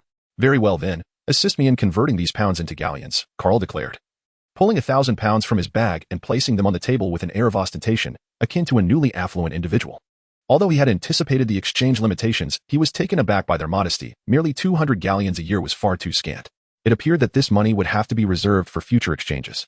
Carl gazed at the quaint little establishment, picking up the pound note from the table and scrutinizing it through a magnifying glass. Unable to restrain himself, he remarked, "It's all genuine. Stop staring. When it comes to matters of currency, we goblins always exercise utmost diligence." After thoroughly examining the coin, the goblin set down the magnifying glass and stated with precision.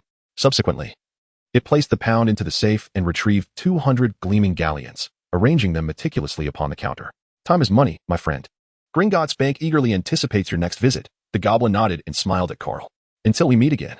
Just as Carl was extracting his backpack to neatly stow away the galleons, Harry and Hagrid emerged from the underground vault, engaged in cheerful conversation. "Oh, young Carl.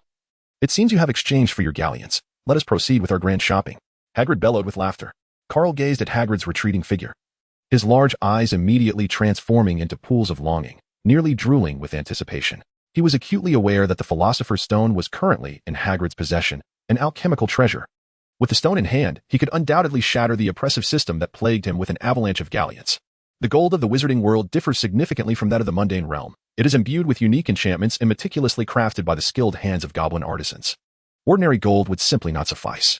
Did you think one could merely witness the galleon's form, return to the human world, obtain a mold, and create a plethora of galleons from mere gold? Please, goblins are not fools. Carl was confident that the gold conjured by the Philosopher's Stone would adhere to the same magical principles. The treasure lay tantalizingly close, yet wholly unattainable, after all. Hagrid was a half-giant, a veritable tank of magical resistance. Currently, Carl's powers as a dimensional traveler were not fully under his control, and in a confrontation, he would likely exhaust his magical energy before even managing to deplete half of Hagrid's health. Moreover, one could not dismiss the possibility that Dumbledore, that cunning old fox, was lurking in some shadowy corner, observing the situation. The Philosopher's Stone was a sacred relic capable of resurrecting Voldemort, and Carl was not naive enough to believe that the old wizard would permit Hagrid to retrieve it unmonitored. Most likely, he intended to relay some information to the young savior, planting seeds for future challenges. Next, they ventured to procure their school uniforms. Madame Malkin's robes for all occasions was undoubtedly the finest establishment in Diagon Alley. The creation of the robes was evidently a lengthy affair, with a magically animated measuring tape flitting about Carl and Harry, rendering them both quite uncomfortable. It was unreasonable to expect 11 or 12-year-olds to wear a single outfit for several years. This was not the loose, oversized attire of a Chinese middle school uniform that could last for 3 years. Although Carl possessed a self-cleaning and transforming purple robe, how could a Muggle student who had never set foot in Diagon Alley possibly own Hogwarts robes? To avoid arousing Hagrid's suspicions, he had no choice but to purchase another set. After determining their measurements and suggesting their unique modifications, Carl and his companions departed the robe shop, preparing to acquire their textbooks and various potion ingredients. The Hogwarts Board of Governors was indeed quite frugal. 30 galleons for a few new garments had already consumed nearly a third of his funds. Without the hard-earned, or rather, purloined, money from recent years, they would have been forced to settle for second-hand goods. Deep down, Carl couldn't help but scoff at the situation. "Hey, young gentlemen, next we shall procure potion ingredients. Remember to hold your breath. Trust me, you won't want to inhale that foul stench," Hagrid cautioned them. "Hagrid, is the odor of potion ingredients truly unbearable?" the young savior inquired, puzzled. "You will understand once you arrive." Upon entering the apothecary, an overwhelming stench of rotten eggs mingled with decaying seafood assaulted them. The potion ingredients were displayed much like traditional Chinese medicinal herbs Carl had seen in his past life, and it was from these that the noxious odors emanated. The poor young savior was nearly brought to tears by the acrid air. As for Carl, he was unfazed. As a dimensional traveler, he excelled at manipulating time and space, and filtering out unpleasant air was a trivial task. "Quickly, we must flee. This place is toxic," the young savior exclaimed in a final cry. Carl observed the staff discreetly handling potions without employing any bubble-headed charms, finding it difficult to fathom how they managed to endure. Could it be that, after prolonged exposure, they had assimilated with the aroma, transforming into something akin to that scent, thus rendering it no longer offensive? A wicked thought crossed Carl's mind. There is an ancient saying in Huaxia, to dwell among the wicked is akin to residing in a fish market. After a time, one becomes desensitized to the stench and is transformed by it. After purchasing the standard dosage of potion and accompanying equipment requested by Professor Snape, the trio turned and entered a bookstore, as educational materials were essential. "Hagrid, I'm afraid I don't have enough money. I might need to seek out some used books," Carl timidly confessed, embodying the very image of a bashful youth. "Oh, no need for that. I have plenty of money. Allow me to purchase your books, Harry Potter," the newly affluent heir declared with bravado upon hearing Carl's words. "That is quite unnecessary. I couldn't possibly accept. I shall simply look for used books instead. Let us meet later at Ollivanders' wand shop." Carl politely declined Harry's generous offer before veering into a second-hand bookstore. Strange, how did he know about Ollivander's wand shop? Hagrid mumbled, not pondering it further. Carl's reason for purchasing second-hand books was not due to a lack of funds, as Harry had suggested, but rather because he had never intended to acquire new ones. What a ridiculous notion. The notes and textbooks of a top scholar are far more valuable than their brand-new counterparts, as they embody the essence of time and experience. It is akin to comparing a stack of well-worn murder mysteries to a pristine copy of the same genre, which holds greater worth. Boss, may I select a few books? The price is negotiable. After paying a sum slightly above the typical cost of second-hand books, Carl received the proprietor's permission, who was engrossed in a game of wizard chess, to sift through the dusty shelves in the back room. Observing the haphazardly strewn books in the dust-laden library, Carl discerned that the shopkeeper did not regard these tomes with much esteem. Yet, it was understandable. Being second-hand, they would inevitably sell at a discount, and thus, their lack of care was not surprising. The books had been roughly categorized by grade, yet Carl realized there were likely other subjects mixed within, as the chaotic environment suggested a lack of proper classification. Cleanse and refresh. With Carl's incantation, much of the dust vanished. One might wonder how he could perform such magic without having studied the wizarding world. After all, ample exposure to films and literature can imbue one with a certain enchantment. As for the absence of a wand, it is worth noting that in the realm of DNF mages, casting spells does not necessitate one, even in the absence of garments. As long as one has attained a sufficient level, formidable abilities such as the Doomsday Obliteration or Convergence, Forbidden Feast can be unleashed, though the speed and power of the spells may vary. Chapter 11. Nico. Clearly, the organization and selection of books was a rather cumbersome task. Carl had to pick up each appealing volume, leaf through its pages meticulously to ascertain its suitability, ensuring there were no missing or defaced pages. Of utmost importance was to find works with well-crafted notes. Discovering a signature from Tom Riddle or the Half-Blood Prince would be nothing short of splendid. However, the former was likely securely hidden at the Malfoy residence, while the latter was probably in Professor Slughorn's private collection. Evidently, both titles existed only in Carl's imagination, as he ultimately exerted considerable effort to uncover a set of first-year books, well-preserved and with legible handwriting. Yet, this was not the entirety of his findings. He gathered any books that appeared worthwhile, as they were all quite affordable, totaling no more than 5 galleons. Boss, I'm ready to check out. Carl approached the counter, laden with a hefty stack of books, summoning the proprietor, still preoccupied with his chess game. Well, you bought so many books. The shopkeeper, taken aback by the volume Carl placed on the counter, expressed his surprise. However, this was undeniably a fortunate turn of events for the owner, after all. These were merely second-hand books that would hardly attract buyers in bulk. Carl's acquisition of a portion was quite beneficial, as it would free up some much-needed space. Unlike the wealthy individual from Carl's past life who professed disinterest in money, the shopkeeper had a keen eye for profit. That will be 5 galleons, 13 sickles, and 8 nuts. Given your substantial purchase, I'll waive the nuts. You only need to pay 5 galleons and 13 sickles. The proprietor quickly calculated the total and smiled at Carl. Carl retrieved a gold galleon from his pocket and placed it upon the counter, preparing to depart with the stack of books in his arms. However, the proprietor, with a beaming smile, produced a brown paper bag from beneath the counter and placed it atop the books. He then revealed a mischievous grin, saying, "In light of your considerable purchase, I shall bestow upon you a little gift.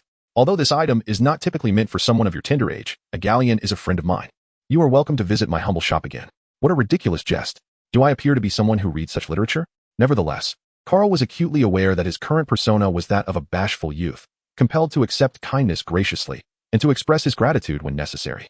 He exited the bookstore, cradling the entirety of his purchases, yet the brown paper bag had mysteriously vanished. Oh, how could such an item be carelessly exposed? It is far safer to secure it within the confines of the system's space. Once I return home, I shall thoroughly critique this matter.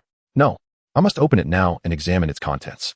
The brown paper bag reappeared in his grasp, and as he unwrapped it and peered inside, he was astonished to find the words, "A Wizard with Magic," signed, Gilderoy Lockhart. Carl, what is this plot? It is not quite as I had envisioned. Shouldn't it resemble a dynamic comic strip? I am utterly bewildered. Dimension abandonment. Carl began to softly chant, and before him appeared a slender fissure. Just as he was about to toss the book in his hand into it, he suddenly realized that next year, that foolish Lockhart would be coming to Hogwarts to teach defense against the dark arts, and he had mandated that all students purchase a complete set of his books as their textbooks. Carl suppressed the urge to toss the object in his hand into the dimensional rift and closed it instead. Curse you, Jadrella Lord. If you dare to show up next year, I shall ensure your demise.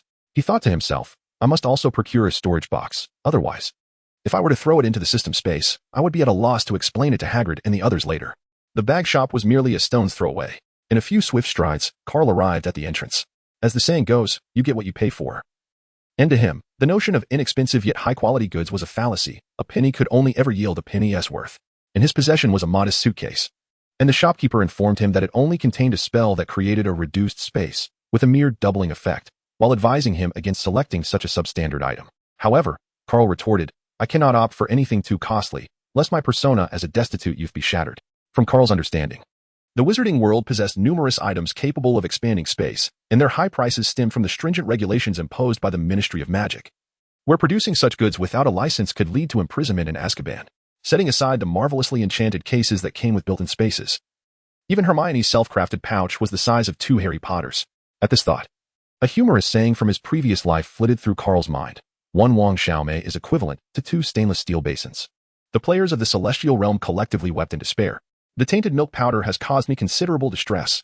After attending to these matters, Carl prepared to rendezvous with Harry and the others. Although for wizards, a wand is their most cherished companion, indispensable and even more beloved than a romantic partner, for Carl, its significance was somewhat diminished.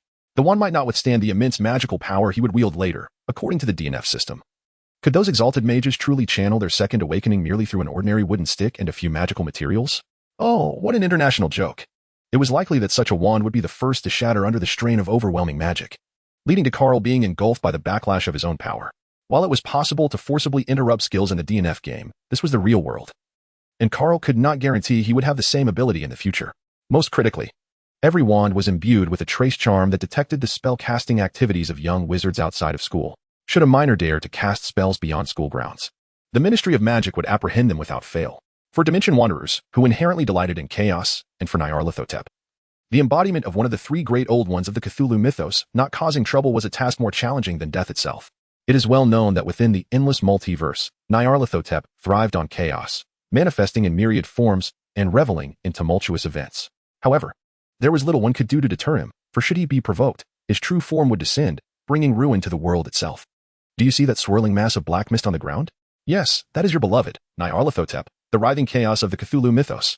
In the lore, such a manifestation portends great calamity, for the dark mist streaking across the sky heralds either disaster or catastrophe. Chapter 12. The Ollivander Wand Shop. Carl gazed at the only wand shop in all of Britain, a sight that, despite his prior exposure to films in his former life, still sent a jolt of surprise through him. The reason for this was the shop's dismal state. Even the most crucial sign of any establishment was severely peeling, precariously swaying above the entrance. This disheartening scene made it nearly impossible for him to connect it with the cherished sanctuary that fans of Harry Potter worldwide had longed to visit. The sign above the quaint shop read, Ollivanders, crafting exquisite wands since 382 BC. Inside the dust-laden window, a solitary wand rested upon a faded purple cushion. Carl could not help but sigh while rubbing his head. I say, Ollivander, you are the last direct descendant of the Peverell brothers who dared to bargain with death. Must you display such a lack of dignity? Surely, in terms of decor, one should aim to surpass Gringotts. Through the shop window, Carl observed that Harry had commenced the selection of his wand. He thus pushed open the somewhat precarious door and stepped inside. As for Hagrid, his wand had long been shattered by the Ministry of Magic, rendering him reluctant to enter Ollivander's wand shop. The old man had been crafting wands for decades, and with a mere glance at Hagrid's umbrella, he would discern the underlying secrets. Hence, at this moment, Hagrid was likely preparing a birthday gift for Harry, specifically a snowy owl named Hedwig. Excuse me, young sir, could you please wait a moment? Ollivander softly addressed Carl upon hearing the door creak open. His eyes were large and somewhat pale, gleaming like 2 small bulbs in the dimly lit shop. Mr. Potter, your parents purchased their first wand right here. I remember it as if it were yesterday. It measured 10¼ inches, crafted from willow, and it performed magic with remarkable swiftness. Your father, on the other hand, was somewhat different. Perhaps he was a bit of a rogue before meeting your mother? He selected a wand made of mahogany, 11 inches long, with which he excelled in transfiguration.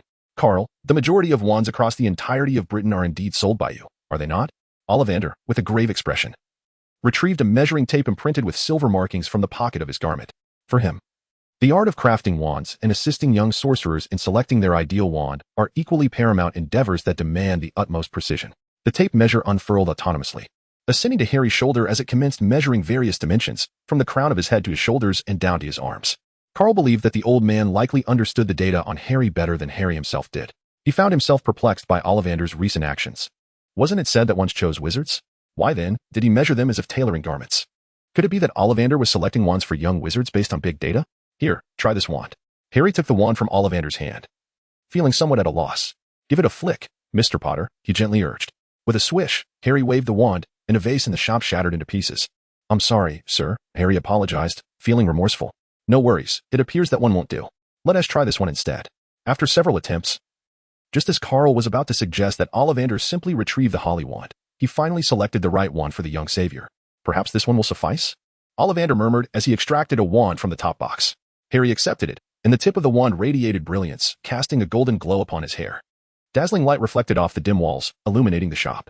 Truly deserving of the title of savior, his prestige is undeniable. Carl marveled inwardly. "How extraordinary! Simply marvelous!" Ollivander exclaimed, dancing with glee. Such exuberance could rival a basketball game accompanied by an upbeat tune. Carl found Ollivander's antics somewhat absurd. "Excuse me, sir. May I ask what you find so extraordinary?" Harry inquired, puzzled. "Dear Mr. Potter, I remember the sale date and owner of every wand I sell. Coincidentally, this wand shares a core with another wand made from the feather of the same phoenix," Ollivander explained with a smile. "That phoenix is named Fawkes, belonging to old Dumbledore." Carl silently added, "The marvel lies in the fact that this wand chose you, as its brother left you that scar," Ollivander said, gently tracing Harry's lightning-shaped scar with his frail fingers. "The wand is made of you, 13.5 inches in length, and it caused that scar in the hands of that individual. Ah, if only I had known, I could have charged a few hundred more galleons for the advertisement. Who leaves here empty-handed?" Carl continued to grumble.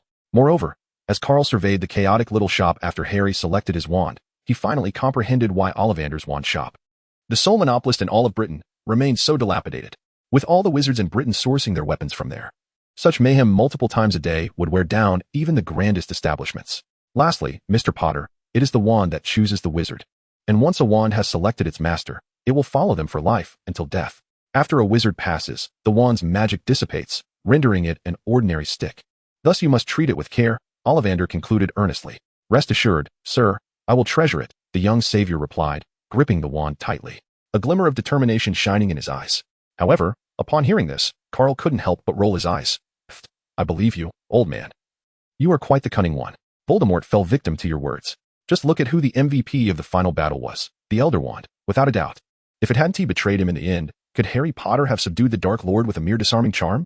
Carl couldn't help but commend Dumbledore, recognizing the wisdom in the saying that age brings insight. Old Dumbledore had calculated everything, including himself, fully aware of the Elder Wand's rules, and had deliberately sacrificed himself to provide Harry Potter with this opportunity. The wand is a wizard's most essential companion? I beg to differ. Chapter 13. Submit to my will. "Oh, child, greetings. I am Ollivander. You must be heading to Hogwarts this year, am I correct?" Ollivander smiled kindly at Carl. Yet his interest was evidently more focused on Harry.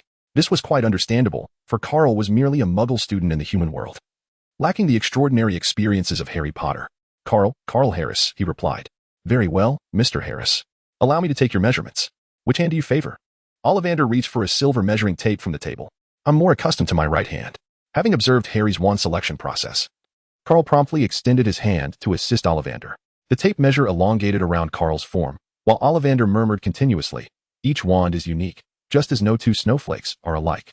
Always remember, it is the wand that chooses the wizard. Should a wizard wield another's wand, its effectiveness will surely diminish, and they may even suffer severe backlash." "Ah. Just wait for me to demonstrate a little trick," Carl thought secretly. Once the measurement concluded, the tape returned to Ollivander's grasp. The old man pondered for a moment before retrieving a box.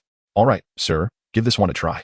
It is made of walnut, with a dragon heartstring core, measuring 10.25 inches in length. It is quite resilient." Ollivander opened the box to reveal a beautifully crafted wand. Carl took it out and infused a hint of dimensional magic, sensing the wand tremble subtly, as if yearning to escape his grasp. Within Ollivander's wand shop, since the sale of the very first wand, no young wizard had ever chosen the correct wand on their initial attempt. Picky customers, much like Harry Potter, often constituted the overwhelming majority. "Huh, do you think you can leave my hands?" "Absolutely not." A faint smile graced his lips as he intensified the infusion of dimensional magic. "Submit or perish, the choice is yours. Either bow to my will, or be obliterated by it." Carl's magic continuously communicated with the wand in his grasp. The power of dimensions was far more formidable than the magic of mere young wizards. Gradually, the wand in his hand began to settle, and with a graceful flick, golden light surged from its tip, exuding an air of profound mystery. It seemed that he had garnered its approval. Carl smiled at the two individuals. Indifferent to whether the wand acknowledged him, he could easily suppress it if necessary. After all, he had already acquired the Nimbus 2000. And this wand served merely to disguise his true capabilities within the confines of Hogwarts. Upon completing his initial transition into the role of a magician, he essentially no longer needed to rely on the wands of the Harry Potter universe. In this realm, any form of magic was at his fingertips. This was simply the disparity in power systems. Marvelous, truly marvelous. Ollivander gazed at Carl in awe. He had never witnessed a wand so perfectly attuned to its master, especially one that had not undergone any selection process. What is it, Mr. Ollivander? The young savior inquired, somewhat perplexed. Mr. Potter, I inherited this wand shop from my father. And since selling the very first wand, I have never encountered such a remarkable level of attunement. It is nothing short of a miracle. The elderly man, astounded, elucidated to Harry. Carl overheard the conversation between Ollivander and Harry, inwardly scoffing. Can it be the same? You speak of wands choosing wizards. But I possess the ability to compel them into submission. The magic of wizards merely resonates with their wands to achieve a selection effect.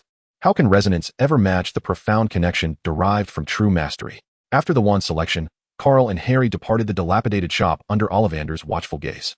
As he observed the pair retreating, his eyes narrowed upon Carl, unable to suppress his murmurs. Impossible. How can there be such a profound compatibility? It is as if the wand is not merely a companion, but has become a servant. Incredible! Meanwhile, Hagrid had been waiting outside for quite some time. True to the original tale, he held a birdcage containing a beautiful white owl. Happy birthday, Harry, he exclaimed, handing over the cage while simultaneously offering an ice cream to Carl. Oh, little Carl, come enjoy some ice cream. Thank you, Hagrid. Both Carl and Harry replied in unison. Subsequently, they visited Madame Malkin's robes for all occasions to procure their robes as twilight descended. Within the confines of the leaky cauldron, Hagrid ordered a sumptuous feast. Relishing the meal, when he noticed the two young men sitting in silence at the table. Curiously, he inquired, "What's the matter, lads? Why aren't you eating, and why the silence?" Harry was preoccupied with his thoughts, while Carl, repulsed by the unsanitary conditions of the pub, found it utterly unpalatable, worse than the gutter oil or melamine-laced milk of his previous life. He killed my parents, didn't he? The one who left that scar on my forehead. You know, Hagrid, you must be aware of the circumstances surrounding this. Please, tell me, the young savior asked, his expression darkening. Carl understood who Harry referred to as he. It was none other than the socket-faced Voldemort. However, despite his knowledge, he feigned ignorance, adopting a curious demeanor. The name Voldemort holds a terrifying significance across all realms. In Carl's previous life, when he was known as Ning Chuan, Voldemort had cast a long shadow over his psyche. Particularly the version of Voldemort that lurked in the Destiny Circle, clad in camouflage, waiting silently for one's arrival. There was also the notorious West River Province, where demands for exorbitant dowries and lavish gifts were commonplace, reminiscent of a former middle school classmate who dropped out and fell prey to a West River Voldemort, only to be deterred from marriage by an overbearing mother-in-law. Hagrid's smile faded, and his expression grew serious. Harry, Carl, you must first understand that wizards possess formidable powers. Just as in the human world, where there are both good and evil individuals, wizards too can turn to darkness. The more powerful a wizard, the more catastrophic the consequences of their corruption. He hesitated momentarily, struggling to utter the name. There was once a wizard named Voldemort. Perhaps you could write that name down, Harry suggested, excitement bubbling within him as the truth regarding his parents' demise loomed large. No, I will not write it down. Hagrid's voice deepened. Well, his name is Voldemort. His true name is Tom Marvolo Riddle. On a side note, it is curious that the owner of the leaky cauldron is also named Tom. How could such disparity exist? Carl, fully aware of the eventual outcome, found it increasingly uncomfortable to maintain his facade of ignorance, prompting him to mentally reassure himself. There was no choice. He must preserve his character. Once shattered, it could never be restored. Upon returning to the orphanage, his expenditures amounted to approximately 45 galleons, leaving him with 155. Fortunately, the system's exchange rate was a favorable one, 100, rather than a more burdensome 110 or lower. Otherwise, given the inflation of DNF, he would find himself unable to afford anything at all. Chapter 14. A query allow me to inquire, esteemed readers. As it is well known that I am devoid of pre-written content and must create it daily, we are rapidly approaching the sorting hat ceremony. To which house do you wish to belong? I have heard from other HP fanfic authors that choosing the wrong house could lead to a significant drop in readership. With my humble collection of just over 500, I cannot afford such a decline. Therefore, if I were to write it well, Gryffindor and Hufflepuff would be the simplest and most manageable. Ravenclaw is doable but may require some intellectual strain, while Slytherin poses the greatest challenge due to character alignment issues, as they do not accept Muggle students. I welcome your suggestions. Chapter 15. The moving train. As dawn broke, the first rays of sunlight illuminated the once unstoppable British Empire. The weather was exceptionally clear that day. Carl, invigorated, stepped out of the orphanage with his belongings. Today was September 1st, the day Hogwarts welcomed its new students, a date eagerly anticipated by all first-year wizards. In contrast, across the ocean in the Middle Kingdom, this day was regarded with dread.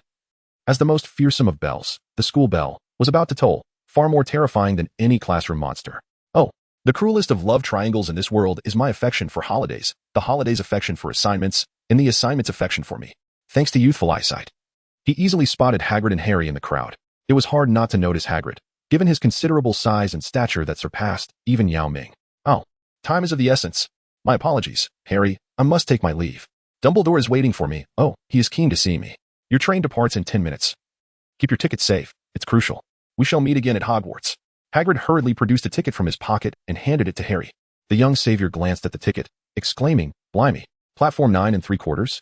Hagrid, there must be an error. Such a platform does not exist." Yet, poor Harry looked up only to find that Hagrid had vanished, employing the wizarding art of apparition. In a rush, Harry made his way to platform 9, eager to inquire with the conductor, only to find Carl already waiting for him. "Hey, Harry, long time no see," Carl greeted him. "Good afternoon, Carl. However, the ticket is incorrect. There is no platform 9 3/4, he said, appearing somewhat anxious. "There's no need to panic. Wizarding platforms are certainly unlike those of the Muggle world. Since it's 9 3/4, let us check the space between platforms 9 and 10, Carl responded, maintaining a calm demeanor. "Oh, young sirs, are you having trouble finding your platform?" A gentle voice came from behind them. A mysterious smile gradually curved at the corners of Carl's mouth. In his previous life, he had suspected that the Weasley family had been deliberately placed there by old Dumbledore. And now it seemed that his suspicions were indeed confirmed. Was he not progressing in the right direction? Such clumsy attempts at conversation. The two set down their small cart and turned around. The speaker was a stout, kind-looking middle-aged witch with long brown hair, accompanied by 4 red-haired boys, one of whom held the hand of a little girl. With so many children, all with red hair, who else could they possibly be but the impoverished pureblood family? The Weasleys? As for the little girl, she was undoubtedly Ginny Weasley, Harry's future wife. It is worth mentioning that this girl possessed remarkable magical prowess. "Indeed, my dear madam. The ticket states platform 9, yet there appears to be none here," Carl replied politely. "Unsure how to reach the platform? Fear not, dear one. Ron is also venturing to Hogwarts for the first time. Simply pass through the wall situated between platforms 9 and 10. If you feel anxious, a brisk run will suffice. I wish you both the best of luck," Mrs. Weasley explained, gesturing to the wall between the 2 platforms. Meanwhile, the youngest red-haired boy cast them a friendly smile. "All right, Percy, you go ahead and demonstrate for the first-year students. Also, take good care of your younger brothers at school. Do not let those wretched Slytherins bully them. If they dare to approach, make sure to teach them a lesson. Parents tend to be particularly verbose when their children embark on a journey, a universal truth." Percy forcefully pushed the cart against the wall, and instead of a disastrous collision, he and the cart passed through as if the wall were made of water. "Fred, hurry up and catch up," Mrs. Weasley called out to the twins. "I am not Fred, I am he," one of them replied. "How could you not tell us apart?" "Dear mother?" The twins began to playfully tease their mother. "Apologies, George," Mrs. Weasley said, rubbing her forehead in exasperation. "I was merely jesting. I am indeed George. Ha ha," he exclaimed before dashing through the wall. Carl observed the somewhat amusing scene before him, as those around seemed oblivious to the sudden disappearance of a few individuals, evidently under the influence of a powerful Muggle-repelling charm. "Come on, Harry, we must hurry. Otherwise, it would be quite unfortunate if the train departs without us," Carl whispered, then hurriedly made his way inside. Beyond the wall lay a realm entirely distinct from the Muggle world. The deep crimson steam engine bore the number 5972 emblazoned in paint upon its front, set against the backdrop of an ancient platform bustling with young wizards, creating a picturesque tableau that epitomized the magical world. The steam locomotive whistled and billowed white smoke, while owls of various hues soared through the air, and the occasional croak of toads resonated in the atmosphere. Young wizards dragged their luggage in a cacophony of noise as they prepared to board the train. Harry and Carl gazed at the sign before them, Platform 9, Hogwarts Express. With great effort, they hoisted their luggage and squeezed onto the train, fortuitously finding an empty compartment. Just as they settled in, a knock sounded at the door. "Excuse me, may I sit here? All the other compartments are full." A shy red-haired boy peeked in. "Please." "There are still 2 spots available," Harry replied with a smile, recognizing the Weasley family from earlier. The boy entered and took a seat. "Hello, I'm Ron Weasley. Carl Harris. Harry Potter." The 3 introduced themselves, with Ron's expression remaining neutral upon hearing Carl's name, but transforming entirely upon learning Harry's identity. "It's true. You're really him," Ron exclaimed, his mouth agape in astonishment. "Is it time for the hero to show off now?" Harry inquired, a hint of confusion in his voice. "That scar. Ah, yes, the scar." Harry chuckled, brushing aside the fringe that concealed his forehead. A series of knocks echoed, as was customary on every train, heralding the arrival of a conductor peddling snacks such as pumpkin pasties, biscuits, and various delicacies. Indeed, the wizarding train was no exception. Carl expressed his financial constraints, lamenting his inability to purchase items, yet he believed that our little savior would soon procure a cart full of goods, allowing him to indulge his palate. Chapter 16. The Noble Traditions of Hogwarts. Hey, dear little wizards, we have only just embarked on our journey, and there lies a considerable distance before we reach Hogwarts. Would you care for some snacks? A cheerful, plump witch announced as she opened the door. "No, thank you. I have brought my own provisions, Ron replied awkwardly, presenting a sandwich made by Mrs. Weasley with an apologetic smile. As for Carl, despite the appalling nature of the system that only acknowledged wealth, he had amassed a fair amount of riches through years of valiant acts. The cart brimming with snacks seemed trivial compared to the exorbitant prices of items in the system's marketplace, often exceeding tens of thousands of gold coins. Having once struggled to satisfy his hunger before the age of 11, the little savior was now faced with a vast fortune. What would he do next? The answer was unequivocally clear: procure the entire cart of snacks. Only the financially constrained make choices, the affluent simply claim it all. In a world devoid of choice anxiety, the issue is merely insufficient funds. We'll take it all, thank you. As anticipated, upon witnessing Ron's discomfort, Harry produced a handful of gold galleons from his pocket and purchased everything. Carl was fortunate to bask in the glow of this lavishness. An array of peculiar snacks filled the seats, showcasing the wizarding world's flair for fun: licorice wands, Bertie Bott's every flavor beans, pumpkin pasties, and the renowned chocolate frogs, among others. While he did not find his desired spicy strips and melon seeds, these treats appeared delightful nonetheless. However, Ron seemed overwhelmed by the mountain of snacks, his upbringing in the Weasley household and the pride of adolescence preventing him from taking advantage of this opportunity in front of unfamiliar peers. Carl, on the other hand, felt no such reservations. Having known each other for 2 months and blessed with a 20-year-old soul, he felt no embarrassment. With the wisdom of 2 lifetimes, he easily discerned Ron's discomfort and merely smiled, choosing not to address it. After all, this was none of his concern. Ron was not the savior, and he had no time to indulge in nurturing games. As Ron munched on his sandwich, he mumbled, "He always forgets I dislike coarse beef." Harry, sensing Ron's unease, extended an invitation. "May I taste your sandwich? It appears quite appetizing. I'll trade you for a pumpkin pasty." The once pitiable little savior had never experienced the joy of sharing, having been regarded as an outlier among his peers at the Muggle school. Indeed, exchange proved to be the finest means for children of their age to forge friendships, and Ron gladly accepted Harry's gesture of camaraderie. As they continued to eat, Ron's expression suddenly paled, as though he were gripped by an unseen fear. Carl recalled the mischievous antics of Ron's 2 brothers, and the undeniable truth regarding the ancient tradition of sorting at Hogwarts, a secret that must never be revealed. Instead, it ought to be woven into terrifying tales to frighten the first-year wizards. One of the essences of humanity has successfully validated the notion of a repeating machine. It is akin to the ancient customs of Huaxia, where, in your childhood, your parents would frighten you by warning that pointing at the moon would cause your ears to fall off, stemming from a certain vengeful psychology of having been deceived. Yet vowing not to be the last victim of such trickery, throughout the entire magical realm of Britain, books conspicuously omit the details surrounding the sorting process, and even parents refrain from disclosing this truth. Thus, a legacy of deception has been passed down from generation to generation, gradually solidifying into an unwritten tradition at Hogwarts. The wizarding world is far more intricate than the mere tales of the human realm. The myriad of enchanting spells and the diverse array of magical creatures serve as excellent fodder for the imaginative storytelling of overzealous parents. Carl estimates that each year, parents, in a bid to satiate their own twisted sense of amusement born from past deceptions by their own parents, invariably embellish existing tales with even more malicious details. If there are older siblings involved, the situation becomes even more dire. An ancient Eastern proverb states that when 3 people gather, they can conjure a tiger. A family united in deception can transform falsehoods into truths. In light of such malevolent behavior from parents, Carl can only resolve to strive harder in the future to uphold this peculiar tradition. Suddenly, a thought struck Carl. It seemed that frightening children was an excellent choice. Although he himself was still a child, he proudly asserted that he had mastered the art of cunning by the age of 8. Capable of holding his own against those young sorcerers who could cast complete offensive spells. Without hesitation, he decided to act. Over the past 2 months, he had immersed himself in numerous texts regarding the sorting at Hogwarts. From the information he gathered, it appeared that the sorting process varied each year. It was said that a decade ago, one of the sorting challenges required participants to evade the pursuit of a troll within a stipulated time frame to successfully reach the school gate, lest they be eliminated. Moreover, it seemed that the mortality rate at that time exceeded 10%. Carl's voice emerged in a somber tone, reminiscent of the way parents frighten their children into obedience with tales of the big bad wolf. Judging by the ashen expressions of Harry and Ron, his theatrics had proven quite effective. However, being the savior he was, Harry soon sensed something amiss. "Really? Carl, I recall Hagrid mentioning the sorting ceremony. It appears that the professors utilize a magical and articulate artifact for this purpose.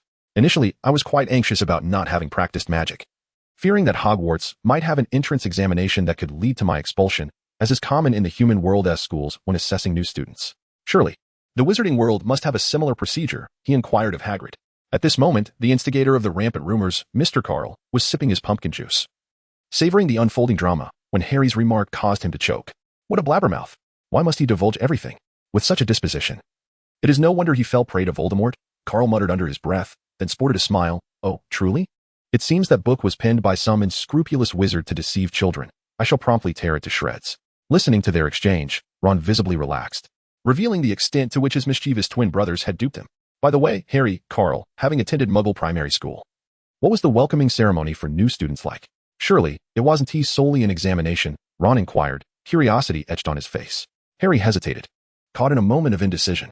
Though he was deemed an oddity at school, he had been fortunate enough to avoid bullying, primarily due to his magical outbursts when provoked. In contrast, Carl had no qualms about stating the truth plainly. Bullying existed in every corner of the globe, and Hogwarts was no exception, indifferent to Ron's feelings about it. Since you are earnestly asking, I shall benevolently enlighten you, he began. Chapter 17. The first meeting of the triumvirate in the Muggle world. The welcoming of new students encompasses more than mere examinations. Perhaps it involves a bucket of cold water or even a toilet. Carl chuckled before recounting instances of bullying he had witnessed. As for whether he had experienced it himself, apologies. But he had been engaging in underhanded dealings since the tender age of 8.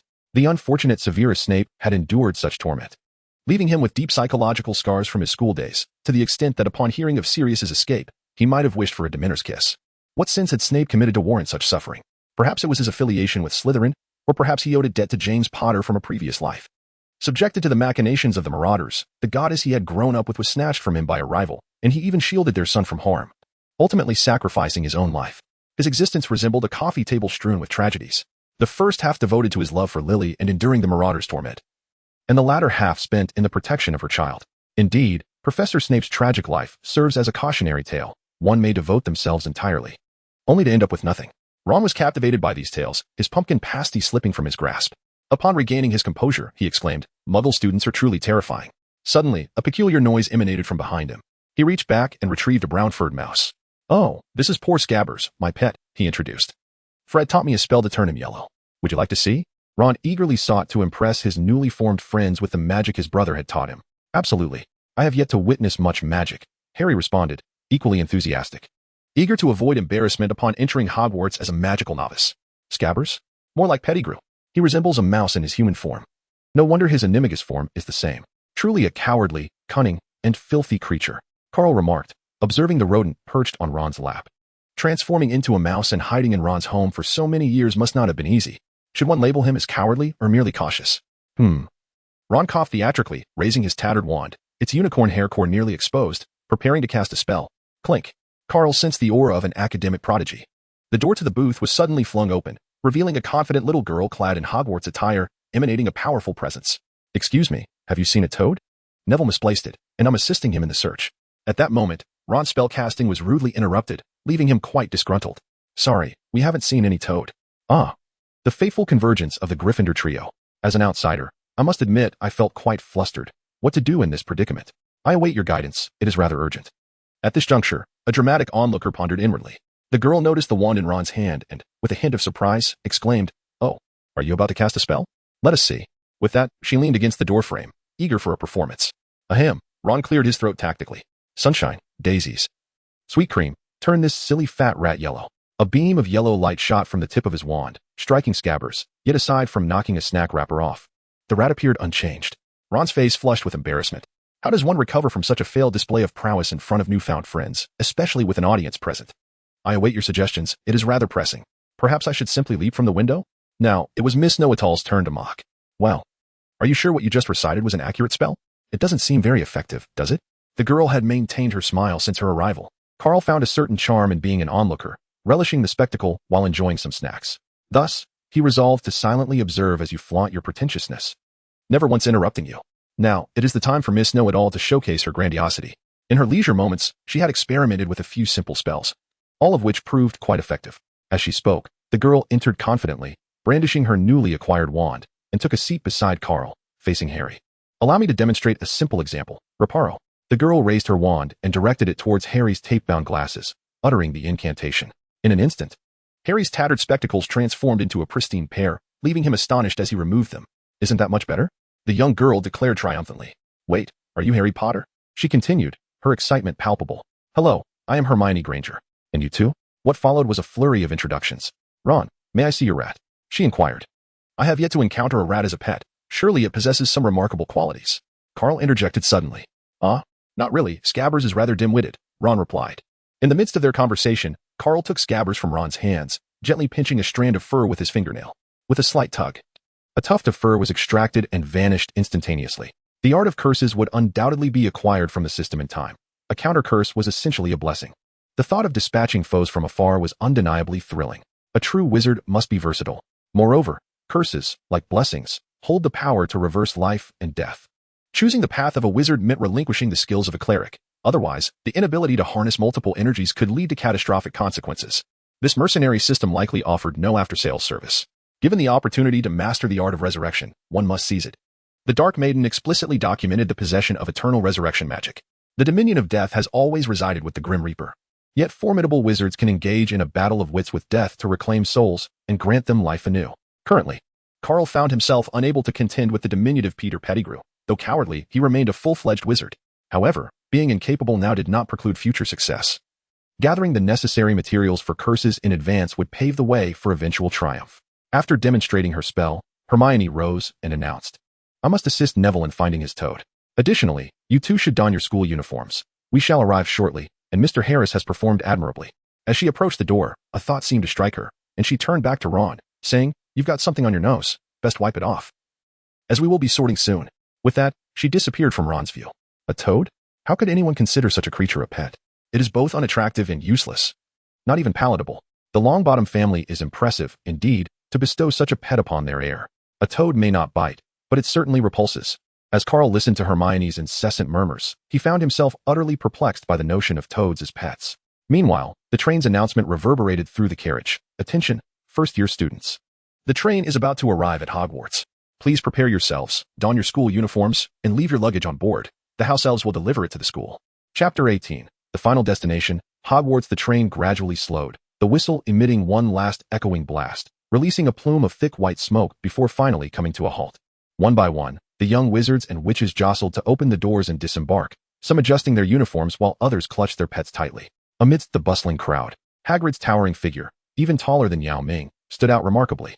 He raised a lantern and smiled at the first years, saying, "All right, new students, this way, please. Come on. Don't be shy, hurry up, and watch your step. It's a bit dark." The first-year students followed Hagrid, veering away from the main group along a winding path. Carl was aware that they were about to partake in the ancient traditional ritual of crossing the lake, a practice that has been passed down through the ages since the founding of Hogwarts a millennium ago. Although Hogwarts was donated by the illustrious wizard Salazar Slytherin, it was the collaborative vision of the four founders that solidified this idea as they journeyed here in small boats. The surroundings were shrouded in darkness, with only Hagrid leading the way, holding a dimly flickering oil lamp. It seemed rather stingy of the school board. Not only was financial aid scarce, but in such pitch blackness, one would expect at least some lanterns to illuminate the path. Carl sighed softly, reflecting on his thoughts. As they rounded the final bend, Hagrid raised the lantern high above his head, prompting a chorus of gasps from the young wizards behind him. In the shimmering reflection of the lake, he beheld the castle of his dreams, Hogwarts. Perched majestically atop the sloping hillside across the lake stood a grand and imposing fortress, adorned with numerous Gothic spires. The moon was partially veiled by clouds, and the windows sparkled against the starry sky. "All aboard. Remember, no more than 4 individuals per boat, or you shall descend to sing with the merfolk, who I imagine would be delighted." Hagrid instructed as he orchestrated the first-year wizards to board their small vessels in an orderly fashion. "Form a line, one at a time. No crowding." He used his massive frame to guide the throng. "Is everyone on board? Ready? Let us set sail," Hagrid called out, having taken his place in one of the boats. Unlike the young wizards who were grouped 4 to a boat, while he occupied one all to himself, Carl followed Ron and Harry to a boat, accompanied by a timid-looking young boy. Hello, may I join you on your boat?" the boy asked shyly. "Of course," Harry readily replied. "My name is Seamus Finnegan. It is a pleasure to meet you all." "Carl, could it be that you are the legendary demolition genius of Hogwarts? A mere levitation spell can wreak such havoc. I dare not provoke such a formidable individual. I shall keep my distance henceforth, for the consequences of being caught in such an explosion would be dire. Having just escaped the clutches of darkness, I have no desire to return to that grim land. Indeed, there is no doubt that this is the prodigious student, Simon Finnegan, of Hogwarts." On the small boat, a solitary lantern swayed, lacking oars, relying solely on its own momentum to navigate. With a command from Hagrid, the vessel began to propel itself, sending ripples across the tranquil lake as it advanced forward. The young wizards were filled with excitement, engaging in lively conversation with one another, laughter echoing in the air. The magnificent castle loomed ever closer, growing larger in their view. "Duck!" a voice rang out as Hagrid's boat pointed the way. Instinctively, everyone lowered their heads to avoid the vines cascading down from the cliffs. The boat, carrying the hopeful young wizards, arrived at a concealed underground entrance. traversing through a dark tunnel that seemingly led to the castle's depths, ultimately emerging at an underground dock, marking the end of their journey. Disembarking onto ground strewn with gravel and small pebbles, Hagrid counted heads with the lantern in hand before leading them up a tunnel, finally reaching a flat, damp meadow beneath the castle's shadow. At the end of the meadow stretched a long flight of stairs, ascending to a colossal oak door. Before we enter Hogwarts, allow me to offer a word of caution, Hagrid said warmly. You will soon be greeted by the formidable Professor McGonagall, so please refrain from making too much noise. Offending her would be unwise. As they approached the grand entrance, Hagrid raised his massive fist and knocked thrice upon the door. Alohomora. The door creaked open, revealing an exceedingly thin witch clad in a flowing emerald robe and a pointed hat, her dark hair framing a serious visage. The atmosphere shifted with her arrival. As the young wizards fell silent, their chatter abruptly halted in her frosty presence. This was Professor Minerva McGonagall, the deputy headmistress of Hogwarts and the head of Gryffindor House. Among the professors at Hogwarts, she was undoubtedly one of the most feared, perhaps only rivaled by the enigmatic Professor Snape. First-year students, I see, Hagrid said, avoiding her piercing gaze. They seem rather well behaved this year, at least compared to last. Thank you, Hagrid. Your escorting duties have been commendable this year. I shall take it from here, McGonagall replied with a satisfied smile, prompting Hagrid to hastily depart, visibly anxious in her presence. Although he believed in the adage that those with no guilt need not fear the knock of a ghost, he was aware that he had overstepped this time. During the summer, he had repeatedly flouted the rules by using magic to escort Harry Potter, even breaching the Ministry's decree on Muggle secrecy by giving Dudley a pig's tail. With his wand now broken by the Ministry, he technically had no right to wield magic. Now, under McGonagall's scrutinizing gaze, he felt a deep sense of trepidation. With a resounding thud, McGonagall swung the door wide open, revealing the opulent marble staircase within. With a flick of her wrist, torches mounted upon the walls ignited, casting light upon the ancient tapestries that adorned the hall. These murals spoke volumes of Hogwarts' illustrious heritage. It was a sanctuary for the wizarding world, having withstood countless threats, including those from Gringotts at the hands of Voldemort and Quirrell. The first years hurried to keep pace with McGonagall, a hush falling over them. All but Harry, Ron, and Carl wore somber expressions, evidently influenced by the weight of Hogwarts' time-honored traditions. The fear of failing the sorting hat ceremony and being expelled from the only wizarding school in England loomed over them like a heavy shroud. Professor McGonagall did not lead them directly into the Great Hall, but instead took them to a small, empty room adjacent to it. Welcome to Hogwarts. In just a moment, you will pass through that door and join the other upperclassmen in celebration. However, before you take your seats in the dining hall, you must first undergo the sorting ceremony. There are 4 houses: Gryffindor, Slytherin, Ravenclaw, and Hufflepuff. During your time here, your house will be your home. You will attend classes with your housemates, sometimes mingling with students from other houses, share accommodations in your house dormitory, and complete your homework and study in the common room together. Your exemplary conduct will earn points for your house, while any violations of school rules will result in deductions. At the end of the year, the house with the most points will be awarded the House Cup, the highest honor a house can achieve. The sorting ceremony is infallible. Hogwarts has not erred in this regard for a millennium. Thus, should you be placed in a house other than the one you desired, do not lament, for that is your rightful place at Hogwarts. Lastly, I hope that regardless of which house you belong to, you commit yourselves to the study of magic, striving for excellence and not indulging in mischief or idleness. After all, your time at Hogwarts may very well be the most delightful and carefree chapter of your life. Professor McGonagall, with her authoritative demeanor, commanded respect, leaving the first years awestruck, too intimidated to utter a word. Truly, she was a force to be reckoned with. If Hogwarts were ever besieged by Voldemort, Carl mused, her eloquence might very well secure her a position as a CEO in any industry. In a short while, the sorting ceremony would commence before the entire student body and faculty. As the head of Gryffindor, I extend a warm welcome to the new students, McGonagall announced, turning to leave. However, noticing the anxious expressions on the young wizards' faces, she added, I advise you to calm your nerves.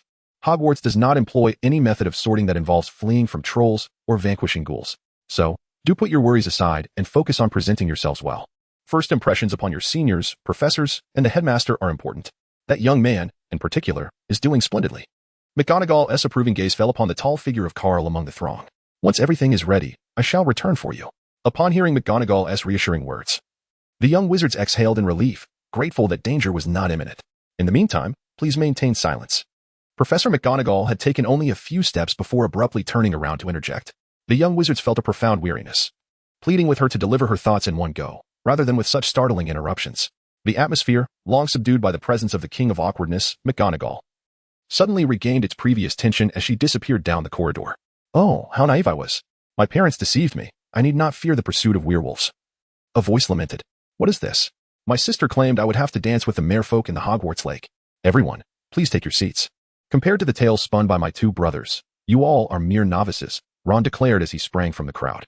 Indeed, when it comes to the art of storytelling and pranks, their parents could be considered mere children in comparison to the twin brothers. An ancient saying from the illustrious Zhao Zilong of China posits, in the realm of warriors, fortune is shared among 8, yet Zilong claims a stone's worth, leaving the rest lacking too. Moreover, within the realm of gaming, Carl often sensed that Zhao Yun possessed a higher degree of luck, particularly when contrasted with beings from the demon realm. Similarly, in this era, the brothers could boldly proclaim the transgressions of Hogwarts. We alone claim a stone, while the rest fall short by 2. After a round of boasting, the young wizards began to ponder the alternative methods of sorting, if not through the fanciful tales spun by their parents. What, then, would be the professor's means of division? The inquisitive Seamus Finnegan, sharing a small boat with Carl, voiced his curiosity. With a look of resignation, Carl spread his hands in a gesture of bewilderment, conveying his utter ignorance of the situation.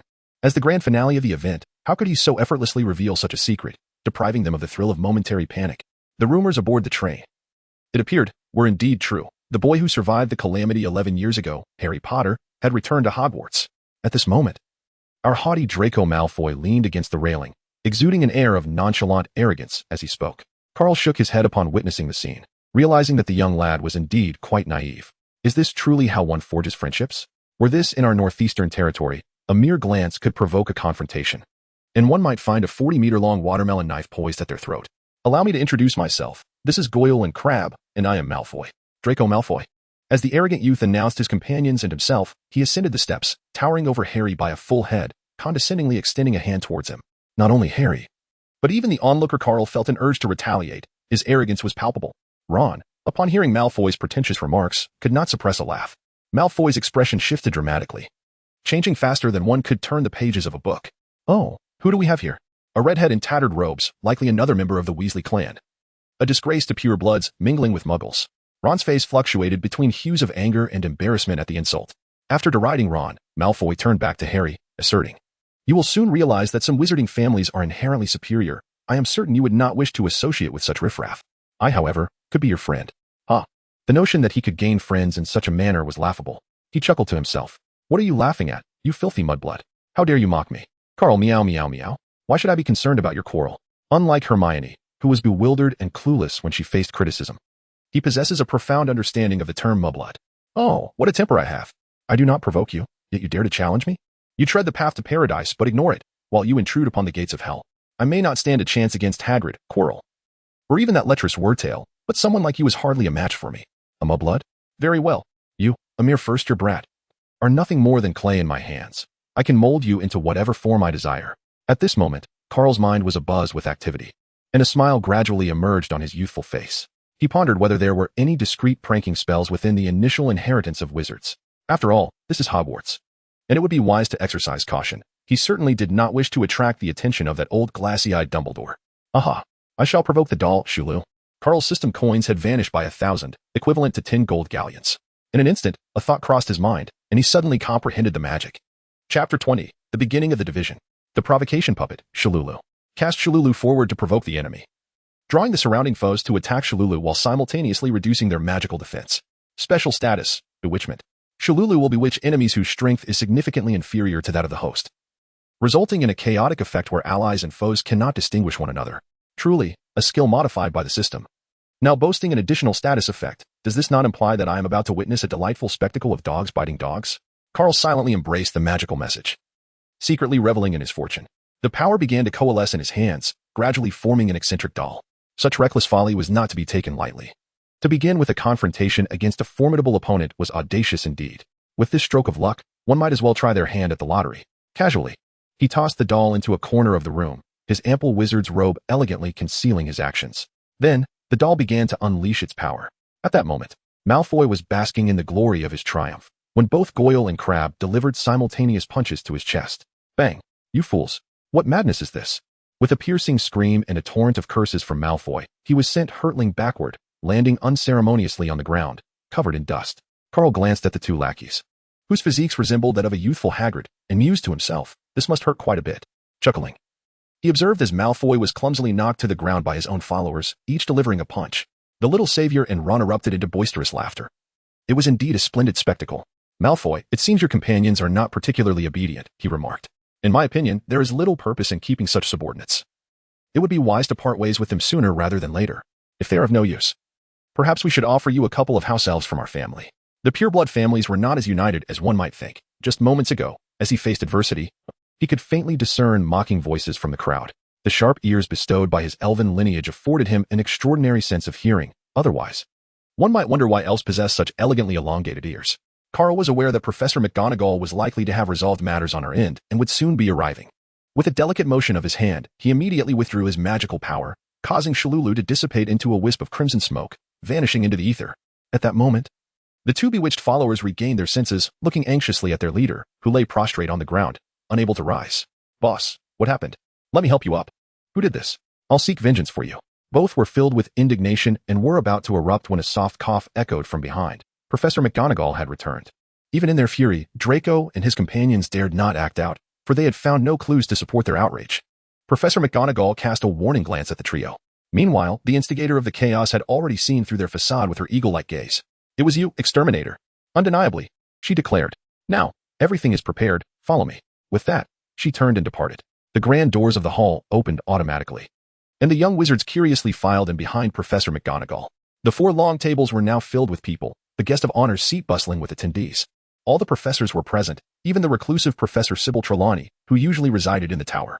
Seizing the opportunity before the sorting ceremony commenced, Carl began to observe the hallowed grounds that food lovers from around the world had long yearned to visit. Although British cuisine often leaned toward the unpalatable, the house elves were certainly not responsible for such dishes. The self-serving meals and the absence of dishwashing duties made this a veritable paradise for gourmets. The hall glimmered with opulence, adorned with countless candles floating in midair, defying gravity without a single drop of wax falling. The surrounding torches emitted no smoke. At each corner of the hall stood sculptures representing the 4 Hogwarts houses.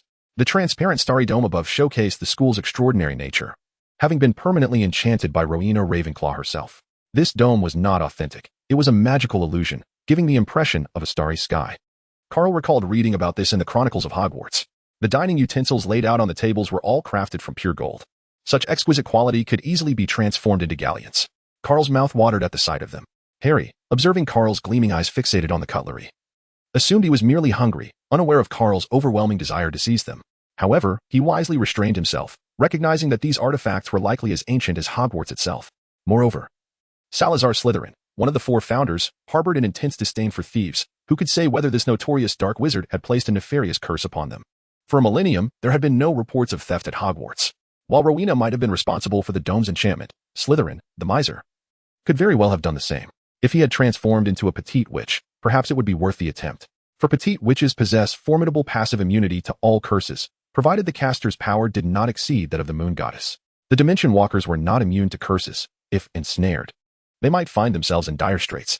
The young wizards followed Professor McGonagall down the aisle between the 4 long tables, where a 4-legged stool awaited them, topped with a tattered, grimy wizard hat that appeared to have gone unwashed for ages. "Ah, the sorting hat," Carl mused. It was indeed as shabby as described in the books. Rowling had not deceived him. Moreover, this item, once shared among 4 individuals, was surprisingly not green, perhaps due to 2,000 years of neglect and fading. With 2 millennia of grime, the blessings and wills of the 4 founders, along with countless years of student detritus, bore witness to its rich history. Carl could already detect the greasy odor wafting from the hat from a distance. Far worse than Professor Severus Snape's oily hair. The thought of his own hair having to come into contact with such a thing sent shivers down his spine. Alas, having inherited the fastidiousness of the male wizarding lineage, he could not help but recall the exquisite nature of the few elves that survived the great fire of Glenwood, each one a breathtaking exemplar. Chapter 21. Disparate treatment. The young wizards reached the stage, awaiting Professor McGonagall's next command. Seizing the moment, Carl feigned curiosity, gazing at the professor seated at the head table. Albus Dumbledore, the headmaster, occupied the central position, dressed in a black and red robe and matching pointed hat, exuding an air of distinction. His long white beard was tied with a ribbon, and he wore half-moon spectacles, his deep blue eyes sparkling with cunning wisdom. Surrounding him were Hagrid, Severus Snape, Sybil Trelawney, and the Defense Against the Dark Arts professor, known in truth as Voldemort, each complimenting Dumbledore's esteemed presence. Carl's gaze swept across the oddly dressed individuals, swiftly contrasting their appearances with memories from his previous life. Particularly with Professor Snape, Carl felt the moniker Old Bat was indeed well-deserved. Clad in a long black robe that enveloped his entire being, with a hooked nose and waxen skin, Snape was currently fixated on Harry, specifically on Harry's emerald green eyes. Suddenly, a hat perched on a 4-legged stool split open, resembling a mouth. "I have truly split." The tattered hat began to sway and then burst into song. "Over 1,000 years ago, I was just woven into existence. born from the minds of four renowned wizards, whose names have withstood the test of time: the valiant Gryffindor, hailing from desolate marshes; the graceful Ravenclaw, from serene riverbanks; the benevolent Hufflepuff, from expansive valleys; and the cunning Slytherin, from murky swamps. They shared a singular dream, a unified aspiration, and devised a bold plan to nurture young wizards. Thus, Hogwarts School was established. Each of these great wizards founded their own house, valuing different talents and ideas in their students. Gryffindor believed that the bravest should receive the highest accolades. Ravenclaw posited that the most intelligent would always achieve greatness. Hufflepuff felt that the most diligent deserved entry, while Slytherin, with their thirst for power, favored the ambitious youth. It was Gryffindor who devised the means, removing me from its head, while the four founders infused me with thought, entrusting me with the responsibility of selection and evaluation. Now, place me firmly upon your head. I have never erred in judgment, and I shall discern your intellect to determine your rightful house. As he listened to the hat's quaint rap, Carl thought to himself, I too feel like splitting. He contemplated tossing a basketball at it to see its reaction. What an enchanting melody, reminiscent of a being from another world. After the hat concluded its song, Professor McGonagall officially declared, the sorting ceremony shall commence. With a wave of her hand, a scroll of parchment materialized in her grasp. When I call your name, please step forward, take a seat upon the stool, and I shall place the sorting hat upon your head to assign you to your house. First up, Hannah Abbott. Carl. Indeed, Hannah is an indomitable figure, a perennial protagonist. Having traversed the vast landscape of countless HP fanfictions from a previous life, one can achieve remarkable feats at Hogwarts through the art of magic. With a sufficiently potent skill set, one could even obliterate all 7 of Voldemort's Horcruxes in their first year. Yet, there remains one immutable truth, the unassailable position of Queen Hannah. Unless, of course, you are not among that year's entrants. Hufflepuff. After a deliberation of approximately 15 seconds, the sorting hat resoundingly declared the fate of Queen Hannah. Hermione Granger. Gryffindor. With each new student sorted, their respective houses erupted in jubilant cheers to welcome the fledgling members. Meanwhile, the other houses remained largely silent. However, the next student was different. As Professor McGonagall uttered his name, whispers coursed through the upperclassmen seated at the 4 long tables, all eager to discover which house the legendary boy who vanquished the Dark Lord would belong to. It was a matter of pride for those who graduated after Harry Potter. For the havoc wreaked by Voldemort upon the British wizarding world had been severe. The hero who defeated the second Dark Lord emerged from our house, providing ample fodder for future boastful tales. At this moment, our little savior appeared rather anxious, fidgeting on his stool while muttering incessantly. Should a master of lip-reading be present, they would discern his repeated plea to avoid Slytherin. The sorting hat, attuned to his thoughts, pondered for an extended period, nearly experiencing a hat-related embarrassment, before resolutely declaring, Gryffindor. Oh yes, we have Potter. Potter has arrived. Instantaneously, the Gryffindor table erupted with exuberance, their cheers welcoming Harry's presence, while several red-haired Weasleys nearby eagerly extended their hands for a handshake. Hagrid, seated at the head table, stood up in excitement. The professors, with the exception of the brooding Severus Snape, who seemed lost in thought as he stroked his chin, applauded enthusiastically. TSK, TSK, TSK. The aura of this protagonist is indeed remarkable. Even Dumbledore's manner of clapping was distinct. Carl observed Harry making his way toward the Gryffindor table, marveling at the unfolding scene. Details dictate success, and attitude determines all. From the moment Queen Hannah commenced, Carl observed the expressions of the professors seated at the main table. Most of them merely applauded casually, showing a bit more enthusiasm only for their own colleges. However, old Dumbledore would symbolically tap his 4 fingers of his left hand with his right after each little wizard was sorted. When Harry stepped forward, Dumbledore's previously indifferent demeanor shifted to one of grave seriousness. It was only when the sorting hat proclaimed Gryffindor that he finally relaxed, bursting into genuine applause. A stark contrast to the earlier perfunctory clapping. Carl felt that if it were not for old Dumbledore's apparent mastery over the will of the sorting hat, he would undoubtedly engage in some behind-the-scenes maneuvering. The blessings and wills of the 4 founders remain remarkably potent, even after a millennium. Harry, filled with excitement, turned towards the main guest table, where old Dumbledore, holding a golden goblet, exchanged a brief, smiling glance with him. Next, Carl Harris. At last, it was my turn. A subtle smile graced the corners of Carl's lips as he glanced at Harry, who was seated at the Gryffindor table, his eyes brimming with anticipation. It was evident that Harry yearned for his first friend in the magical realm to embody the same bravery that defined Gryffindor. Carl offered Harry a faint, apologetic smile.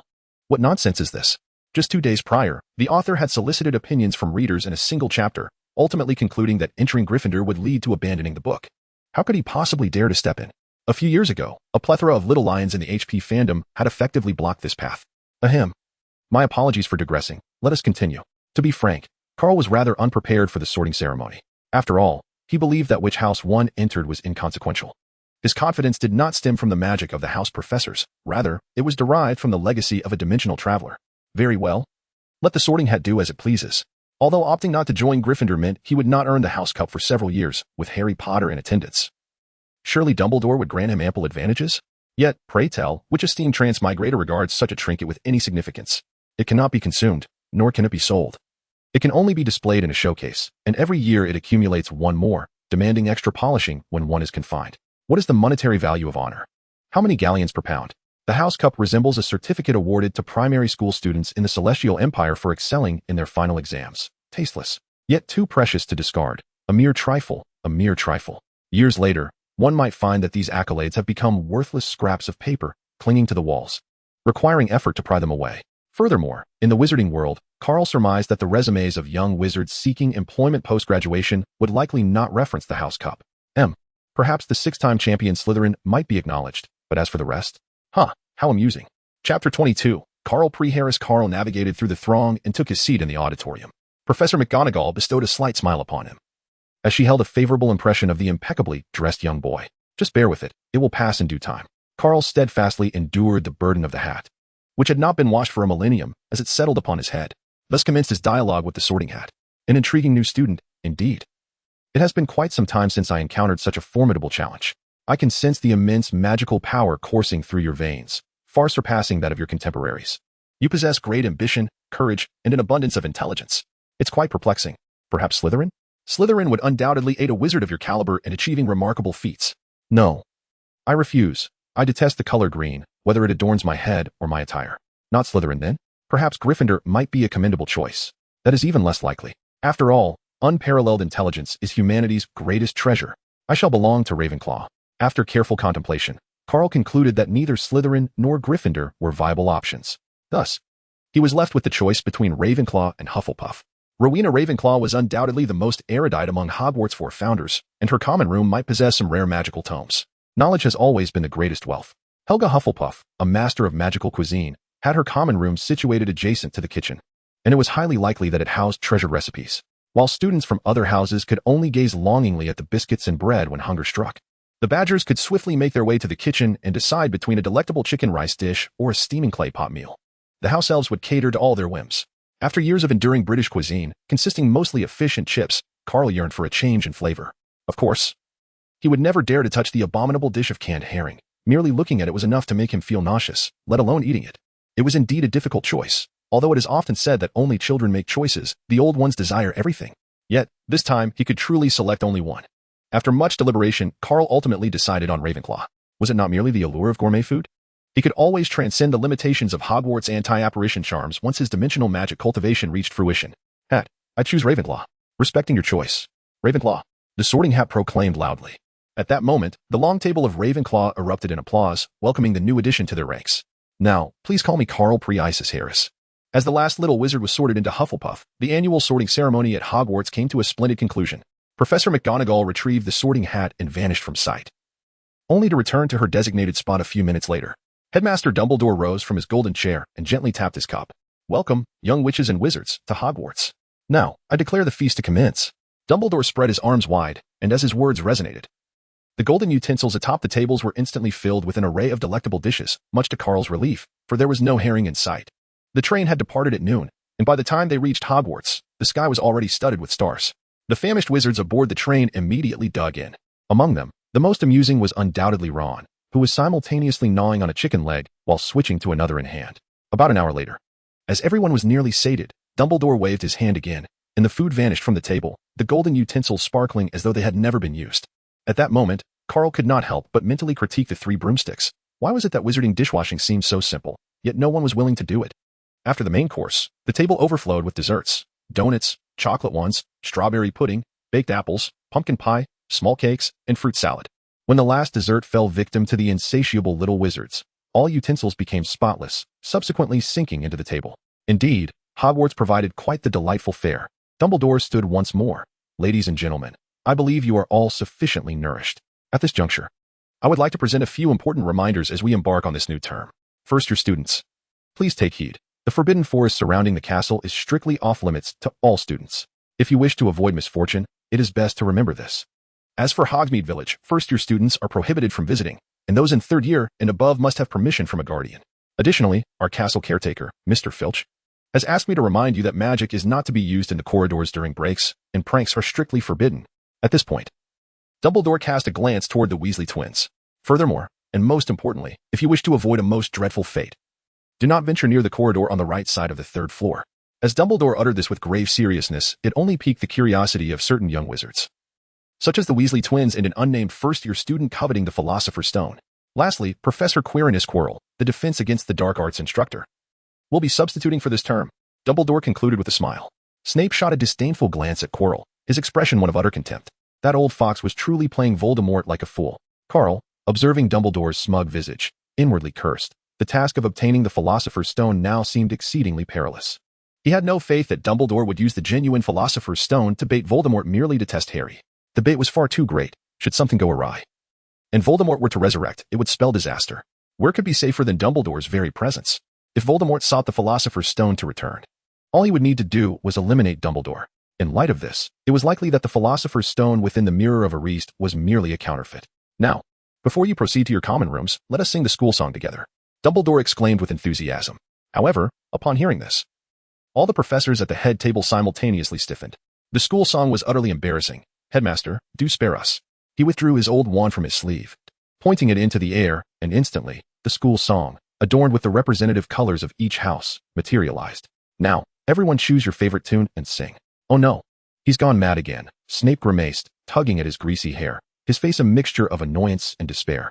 Once upon a time in a magical castle, there was an extraordinary queen. Chapter 23, the Ravenclaw Common Room under the guidance of the prefects from each house. The first-year students made their way to their respective common rooms. The Ravenclaw Common Room was located at the western end of Hogwarts Castle, atop a spiral staircase on the 5th floor. Its entrance bore no handle or keyhole but featured a bronze knocker shaped like an eagle. When one knocked, the knocker posed a riddle. Only by providing the correct answer could one gain entry to the common room. Otherwise, even the headmaster would be at a loss. This year, the prefect responsible for introducing the new students to Ravenclaw was Penelope, who stopped before the bronze knocker and turned with a smile. Welcome to Ravenclaw. I am Prefect Penelope. You may call me Penelope. Our emblem is the eagle, a creature capable of soaring to heights beyond the reach of other animals. Our house colors are blue and bronze. Our common room is situated at the very top of Ravenclaw Tower, behind a magically enchanted knocker. The arch windows embedded within the circular common room overlook the school grounds, offering a breathtaking view unmatched by any other house.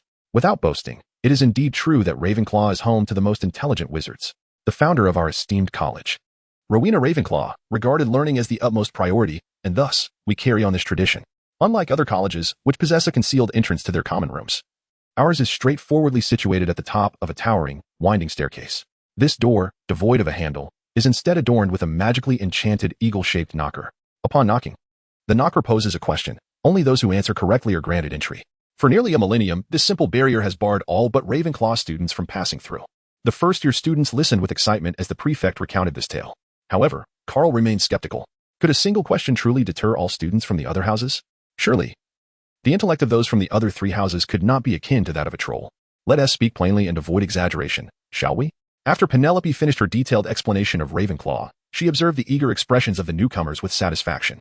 She approached and gently tapped the door. Soon, an ethereal voice emanated from the eagle knocker. What you can do, I can do, everyone can do, one person can do, but 2 cannot do together. What is it? Come, give it a try. It's essential to exercise your logical reasoning, or you might find yourself unable to enter later on. Penelope gently encouraged the first years. Had Ravenclaw always been so fond of riddles? Carl watched as the pondering fledglings began to question their own abilities. With an intellect of 300 points in magic, it was no surprise that Carl quickly discerned the answer. I shall give it a go, he declared, stepping forward from the crowd. This is a dream. He confidently announced his answer. Correct. The eagle knocker responded instantly, and the once-closed door creaked open. A perfect answer. Well done, Carl, my dear junior. As a Ravenclaw, Penelope had memorized the names and faces of her housemates during the sorting ceremony to avoid any awkward misnaming. It was said that such mix-ups frequently occurred among Gryffindors and Hufflepuffs. Trust me, you will come to cherish this process. When you return to the common room, you may often find a crowd of 20 or 30 people deep in thought before the knocker. Do not be alarmed. Such scenarios are quite common. Additionally, be aware that after each closing, the knocker will present a new question for entry. To my knowledge, in the millennium since Hogwarts was founded, there has never been a repeat. While this may be inconvenient, we must abide by it, for it is the rule established by Ravenclaw. Before setting off, it is prudent to meticulously check your textbooks and supplies for any omissions. There are times when even upperclassmen on the brink of graduation must ponder the knocker-esque question for an extended period, which could lead to tardiness. Now, please enter. With that, Penelope stepped through the threshold. The empty Ravenclaw common room was a vast, circular chamber, more ethereal than any other space within Hogwarts. Elegant arched windows lined the walls, adorned with blue and bronze silk. During daylight, Ravenclaw students could gaze upon the surrounding mountains, their beauty breathtaking. The ceiling was domed, painted with stars, reminiscent of the Great Hall, also arranged by Ravenclaw, while the deep blue carpet below was speckled with stars. The room featured tables, chairs, and bookshelves. And across from the door stood a tall, white marble statue, undoubtedly that of Rowena Ravenclaw herself. Penelope suppressed a smile as she observed the awestruck first years and continued her introduction. Our house ghost is the Grey Lady. She may be somewhat reticent. However, she is more than willing to assist when you pose a question. Our common room is also known as the Crystal Farm. All Ravenclaws possess a modicum of alchemical talent, and this common room provides an ideal environment for crystal growth, utilizing materials personally selected by Rowena Ravenclaw herself. Thus, Ravenclaws can acquire crystals for their research at any time. It is worth mentioning that during the era of wizarding prosperity, the four founders of Hogwarts were the pinnacle of their respective fields. The beautiful Ravenclaw, hailing from the tranquil riverside, was a formidable sorceress who excelled in alchemy. The cunning Slytherin, from the murky marshes, wielded powerful dark magic and masterful potions, rendering him the most formidable wizard of his time. The benevolent Hufflepuff, from the expansive valleys, was not only an exceptional gourmet, but also a master of herbology. The brave Gryffindor, from the desolate swamps, stood in stark contrast to Slytherin, commanding the most potent white magic. As for Gryffindors and Hufflepuffs, I must mention a few words regarding Slytherin. Well, you may have heard some tales. They are not all malevolent, but do exercise caution until you fully understand them. Their long-standing tradition of doing anything to win necessitates vigilance, particularly during Quidditch matches and examinations. Dormitories have been assigned, with names affixed. Your belongings have already arrived. One last note. Boys are strictly forbidden from entering the girls' dormitory, which is protected by powerful magic cast by Rowena Ravenclaw herself. If any curious young boys wish to test its might, they may do so, but I suspect St. Mungo's Hospital for Magical Maladies and Injuries would soon welcome a new client. Finally, congratulations once more on becoming members of Hogwarts' most intelligent, eccentric, and intriguing house. Chapter 24, Carl's Moving Castle. The following morning, a ray of sunlight gently streamed through the window, warming Carl's face as he awoke and stretched languidly. Today promised to be yet another eventful day. Last night, Penelope had distributed the Ravenclaw class schedule to the first years. Most classes would be attended alongside Hufflepuff, with a few shared with Gryffindor, while the flying lessons would be a joint affair among all four houses. This year, the entire college boasted around 60 new students, with Hufflepuff comprising one-third of that number. Coincidentally, there were precisely 4 boys in Ravenclaw, sufficient to fill a dormitory, whereas the number of girls was double that of the boys, a clear indication of a matriarchal dominance. Upon dressing, Carl suddenly realized that the 3 plastic roommates he had met the previous night had seemingly vanished, leaving him alone in the dormitory. The first class on Monday was none other than the infamous potions class with Old Bat Snape.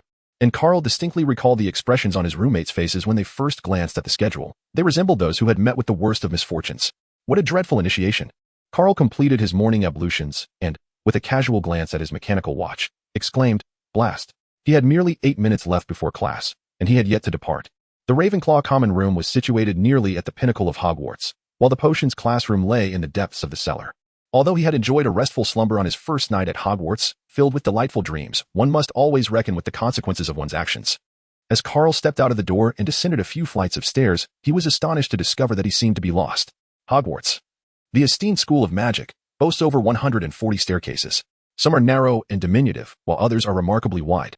At peculiar times, the positions of these staircases shift, rendering one's previous path utterly futile, often necessitating a considerable detour. To make matters worse, certain treacherous staircases may suddenly have their steps vanish, a most vexing occurrence. Although the school's protective enchantments prevent harm to young wizards, one must traverse the same route anew. Encountering such a predicament during class hours can be particularly infuriating. Among the ghosts inhabiting the castle, one stands out. He possesses the ability to interact with objects and has a tangible presence. Should one cross paths with him, it is wise to fend for oneself. The notorious Peeves delights in tormenting students, leaving them questioning their very existence. Notably, Hogwarts is replete with numerous doors. Yet unless one politely requests entry or possesses the correct method to unlock them, they will remain firmly shut. Some doors even resort to mischievous tricks to ensnare the unwary. The former resembles the Ravenclaw door knocker, which requires a correct answer to grant passage.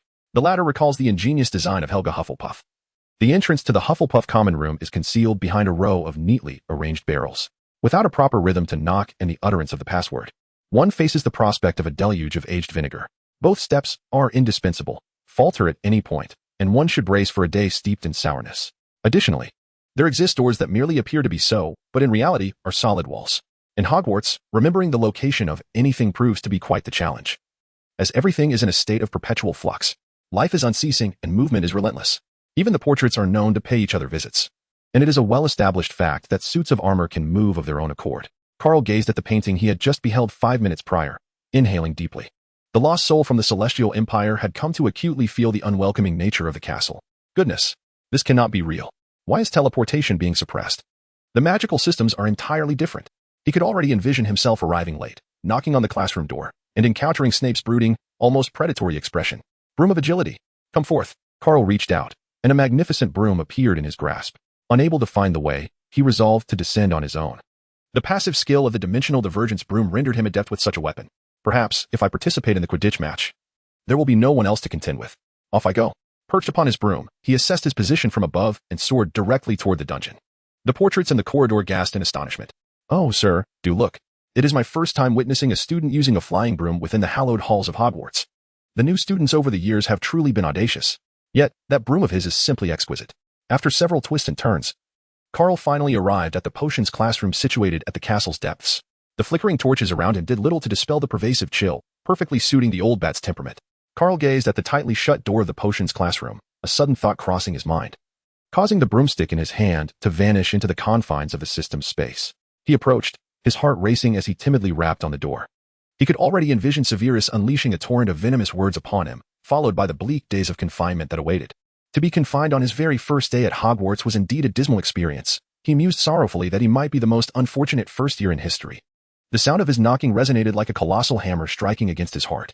Knock, knock, knock. 15 seconds later, the door creaked open, releasing a chilling aura that seeped through the crack. Severus emerged, clad in his ever-constant black cloak, his face adorned with an inscrutable, mocking smile. I beg your pardon, Professor. I got lost and arrived late, Carl stammered, continuing to feign an innocent demeanor. Ah, you must be Mr. Carl Harris, the new Ravenclaw, Severus remarked, his tone dripping with sarcasm. Perhaps the sorting hat aired. I would assume that anyone with an IQ even slightly above that of a troll would not find themselves tardy. Furthermore, you are indeed 15 minutes late, and according to the rules, Ravenclaw loses 15 points. He continued, a fresh batch of flobberworms arrived at the castle last night, and I believe Mr. Harris is the most suitable candidate to handle them. The entire class was rendered silent, their spirits quaking under the oppressive atmosphere emanating from Severus, leaving only the bubbling of unfinished potions in the cauldrons to break the stillness. Carl appeared flushed, standing in place, utterly at a loss. However, he was entirely unfazed by Snape's derision. After years of education in the Grand Celestial Empire, he had cultivated an unshakable heart. The redness on his face was merely a fade conjured by magic. Flaubert's caterpillar? Tonight, I shall present you with a surprise. A sycophant may end up with everything or nothing at all. It is crucial to discern the object of one's affections. For now, he must endure. His persona must not crumble just yet. Chapter 25. The acid-tongued Snape, what are you still doing standing there like a fool? Hurry up and come in to find a seat. Snape bellowed at Carl, who remained rooted to the spot. Carl hurriedly entered the classroom. Yet Snape failed to notice the peculiar smile that curled at the corners of his lips. Mr. Harris, due to your tardiness, I have already covered half of the lesson regarding the potion for scabies. However, I shall not concern myself with your predicament. This is entirely of your own making. The notes are on the blackboard. Are not the members of Ravenclaw renowned for their erudition? This minor challenge should pose no difficulty for you. Before the end of class, I expect to see a flawless scabies potion. Otherwise, Snape's icy voice continued to reverberate throughout the classroom.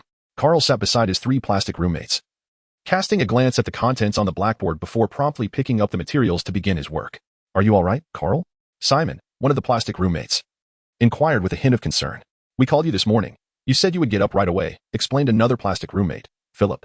Time rewinds. Carl, hurry up. Our first class is with the old bat Snape. You'll be doomed if you're late. You all go ahead. Let me sleep a little longer. It's just that old bat. I've never been afraid of him, Carl mumbled dreamily, turning comfortably in bed. All right, but you need to be quick, was the remark of the last plastic roommate, Alex. This is potions class, not a place for idle chatter. Carl, Philip, you have disrupted the class. Ravenclaw loses 2 points. Their conversation was abruptly interrupted by Snape's harsh voice. You are here to learn the intricate art of potion making and its techniques. There is no need for you to foolishly wave your wands and recite incantations. Every master of potions relies not on their wand, but on a consistently alert mind and exceptionally skilled hands. Snape's voice rose and fell, at times deep and at others fervent. I do not expect you to truly grasp the exquisite aroma wafting from the simmering cauldron or to understand the thrilling sensation of the mysterious liquid flowing through your veins. In truth, if you can comprehend even the slightest aspect of potion making, you could become renowned figures. Here, I shall teach you how to elevate your reputation, concoct honor, and even stave off death. But there is one condition. You must not be as foolish as the trolls I frequently encounter. He swiftly ascended to the podium, the wind billowing his black cloak, making him appear as a giant bat from a distance. With a gentle tap of his wand against the blackboard, the existing text vanished, replaced by new formulas and techniques. Magic, at times, is indeed remarkably convenient. Put down those books on magical potions and elixirs, and pay close attention to the blackboard. Snape continued, his usual sardonic tone lacing his lecture. Though the essential potion making is a sufficient foundation, authored by the esteemed Arsene Gig, a true master of potions, I must admit. However, this book is ultimately an antiquated relic from decades past, somewhat outdated. Times are ever progressive, and so is the field of potion making. After years of modification by numerous potion masters, most of the elixirs now feature more streamlined and refined techniques. Perhaps I should remind the headmaster that it is time to update the curriculum. Continuing with these relics will only lead to encountering more dimwits.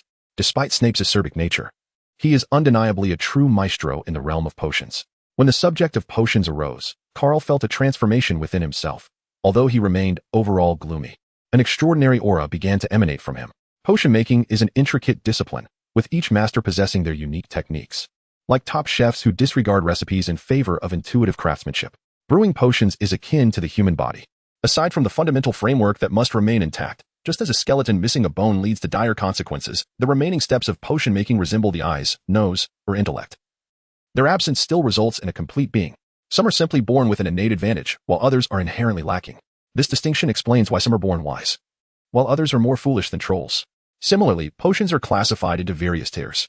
Through the passage of time, aside from the unshakable foundational structure, the other steps of potion making have flourished, akin to the human body's eyes and intellect, with varying degrees of excellence. My task is to guide you in learning what I deem the most suitable methods. Therefore, I reiterate, put down those useless textbooks. I've already outlined all the frameworks and steps on the blackboard. Now, let us begin the practical work. With that final statement, Snape descended expressionlessly, ready to inspect the young wizard's brewing progress along the way. Carl gazed at the blackboard, contemplating once more before seizing the cauldron, ready to commence his task. The potion for scabies was a mere trifle for him, effortlessly within his grasp. In the chill of the classroom, Snape glided like a specter, his black cloak billowing around him. Where he tread, naught but desolation followed. As he approached a young wizard, the unmistakable sound of the cauldron exploding echoed through the air. The cause was simple. Snape's oppressive presence rendered the atmosphere stifling. He bent low, his head hovering near the young wizard's, akin to a serpent poised to strike, hissing softly. Yet, he was a venomous serpent, releasing poison with every flick of his tongue. A perpetual smirk of derision graced his lips, accompanied by a condescending gaze reminiscent of one who might regard a child with learning difficulties, leaving any young wizard who met his eyes in a state of trepidation. Simultaneously, the classroom resonated with his various pretexts for deducting points. Fool, who instructed you to add porcupine quills first? 2 points off for Hufflepuff. Mr. Taylor, engage that brain of yours, scarcely larger than a troll's, and ponder when to employ a gentle flame. 2 points off for Ravenclaw. He traversed the classroom with haste. The otherwise silent and frigid potion class punctuated solely by the deliberate sound of his leather shoes and the sporadic explosions of cauldrons. Intermingled with his trademark sneer was an unmistakable malice directed at the young wizards. Chapter 26. The initial confrontation with Old B. After meandering through the classroom for several laps and causing a dozen cauldrons to explode, Snape halted beside Carl, his malevolent gaze fixated intently on the contents of Carl's cauldron. Carl was acutely aware that any slight misstep in his upcoming actions would provoke Snape, unleashing the full force of his seasoned criticism. However, this time, disappointment awaited Snape. Calmly, Carl methodically prepared several slugs and placed them into the cauldron, waving his wand to ignite a fierce flame. Once melted, he added the quills of a porcupine, stirring counterclockwise precisely 3.5 times to regulate the heat. 5 minutes later, he triumphantly completed the assignment. Observing Carl's success, Snape's expression turned even colder, as though someone had defaulted on a debt of 100 galleons. He then leaned in to scrutinize, seeking any trace of error. To his dismay, the cauldron contained a bubbling concoction of Scabbers potion, still simmering with blue bubbles. Snape, employing his prominent hooked nose, inhaled deeply. Indeed, it was the unmistakable aroma of delightful rotten cabbage. Every step and method had been executed flawlessly, leaving him with no grounds for critique. Barely satisfactory. He straightened up, coldly uttering a dismissive remark before striding away, no longer interested in the proceedings. For students outside of Slytherin, a potion class felt akin to a descent into hell. When Snape coldly assigned the potion essay and uttered the words signaling the end of class, all the young wizards exhibited expressions of pure bliss. as if they had heard celestial music, and then they surged from the classroom door like a torrent fleeing a deluge. Carl leisurely tidied up his belongings. Being the last to exit the classroom. Mr. Harris, I trust you will not forget the matter at hand this evening. Otherwise, you shall face dire consequences in our next lesson, came the icy voice of Snape as Carl stepped out. I shall remember, Professor. Furthermore, I hope we can have a fruitful discussion tonight, as it may prove beneficial for both of us, Carl replied with a hint of uncertainty in his tone. Well, I shall be eager to see what surprises Mr. Harris has in store for me this evening, Snape scoffed, dismissing the exchange as mere jest. Carl picked up the cauldron and the entire set of tools, and was about to return to his dormitory when Professor McGonagall approached him. Mr. Harris, I believe the school has made it quite clear in the admission letter that first-year students are not permitted to bring broomsticks. Moreover, you have violated school regulations by using one within the college grounds. Ravenclaw loses 10 points. Additionally, Professor Dumbledore has some matters to discuss with you. The password for the headmaster's office is Fizzing Wisby. With a slight twitch at the corner of his eye, Carl witnessed Professor McGonagall announce everything and then turned to leave. Damn it. This is truly a predicament. It seems the Nimbus broomstick has indeed caught the attention of that old glassy-eyed Dumbledore. This is going to be difficult to smooth over. Carl covered his face, expressing his need for a moment of solitude. The sweet aroma of honey lingered in the air. Carl recited the password to the headmaster's office, and the colossal stone beast before him shifted aside, revealing several descending steps. The entrance to the headmaster's chamber was a resplendent oak door, adorned with a brass knocker in the shape of a griffin. Approaching the door, he grasped the knocker and gently rapped upon it, causing the door to swing open automatically, unveiling the interior of the headmaster's office. It was an exquisite and spacious circular room, its walls adorned with portraits of former headmasters of Hogwarts, who, upon noticing Carl's entrance, paid him no heed, engaging in their own conversations or drifting into slumber. At that moment, Dumbledore was seated in an armchair, playfully toying with his phoenix, Fawkes. As Carl stepped inside, Dumbledore paused his actions, a seemingly benevolent smile gracing his features as he addressed Carl. Do take a seat, Carl. Would you care for a morsel? How about some cockroaches? Quite sweet, indeed. With that, a plate before him revealed a swarm of cockroaches scuttling about. Although Carl was aware that this peculiar item was essentially chocolate, akin to a chocolate frog, he felt a chill run down his spine. Frogs may not bite, but they certainly provoke discomfort. What a strange delicacy. No, thank you, headmaster. I have just indulged in a snack. Carl, glancing at the multitude of cockroaches scurrying across the table, could only muster an awkward yet polite smile for Dumbledore. Dumbledore picked up a cockroach from the plate, took a bite, and nonchalantly remarked, "This must be our first meeting, so there's no need to be anxious. I summoned you merely to engage in a simple conversation and to inquire about a trivial matter.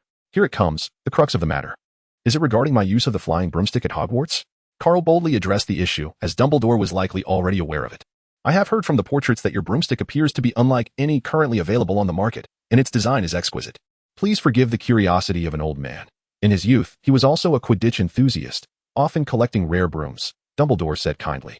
A tale that might have easily deceived a younger wizard.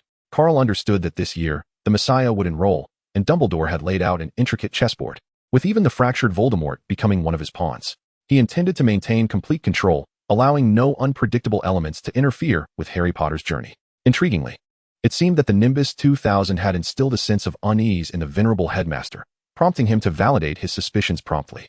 He theatrically retrieved a small pouch from his pocket, delving inside, though in truth, he extracted it from the confines of his system's space.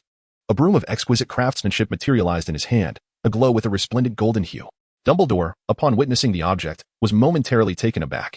Beneath the grandeur of the broom, he sensed an immensely powerful magic. Were it not for its form, he might have mistaken it for a formidable wand.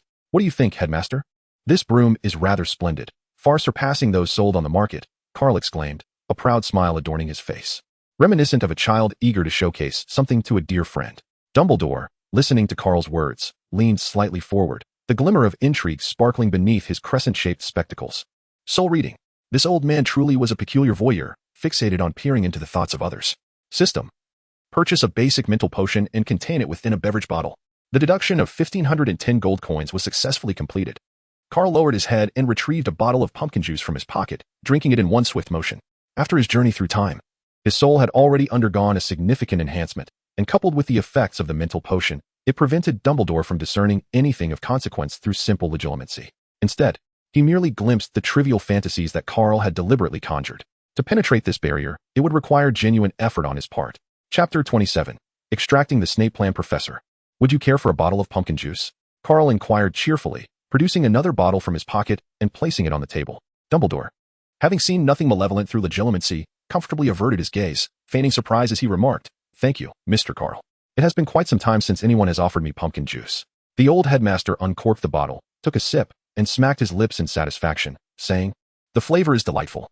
Furthermore, that broomstick is truly exquisite. Even I, in my old age, find myself tempted to acquire one.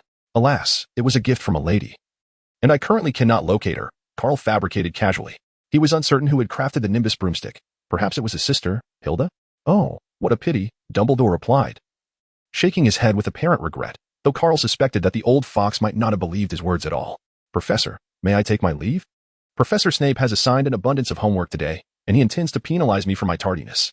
Carl feigned a sense of urgency, eager to extricate himself. Dealing with the old fox proved to be quite challenging, and it was far simpler to deceive the younger, more naive students.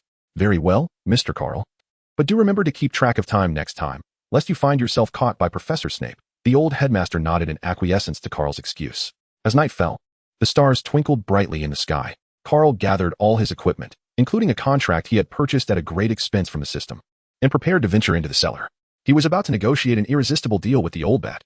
To enhance his bargaining power, he made thorough preparations, even placing the cursed doll in his pocket. At the entrance of Snape's office, Carl approached and gently knocked on the door, which then opened automatically. The room was cold and damp, lined with walls adorned with an array of bottles and jars, each containing various animal corpses and organs steeped in peculiar potions. This environment evoked in Carl a sense of having stumbled into the laboratory of a deranged scientist. Carl beheld the wooden barrel lying flat upon the ground, within which the Flaubert caterpillar writhed and spewed forth its nauseating slime, a veritable nightmare for those afflicted with trypophobia and obsessive cleanliness. Simultaneously, the acerbic taunts of Snape echoed perfectly in the air. "It seems Mr. Harris has already discovered his task for the evening, so why does he remain inactive?" The first half of the statement dripped with sarcasm, while the latter half resonated with Snape's furious roar. Carl paid no heed to the repulsive Flaubert caterpillar. Instead, he displayed a cryptic smile reminiscent of Snape's usual demeanor. He understood that Snape was a man capable of self-sacrifice for the sake of his beloved, willing to surrender even his life.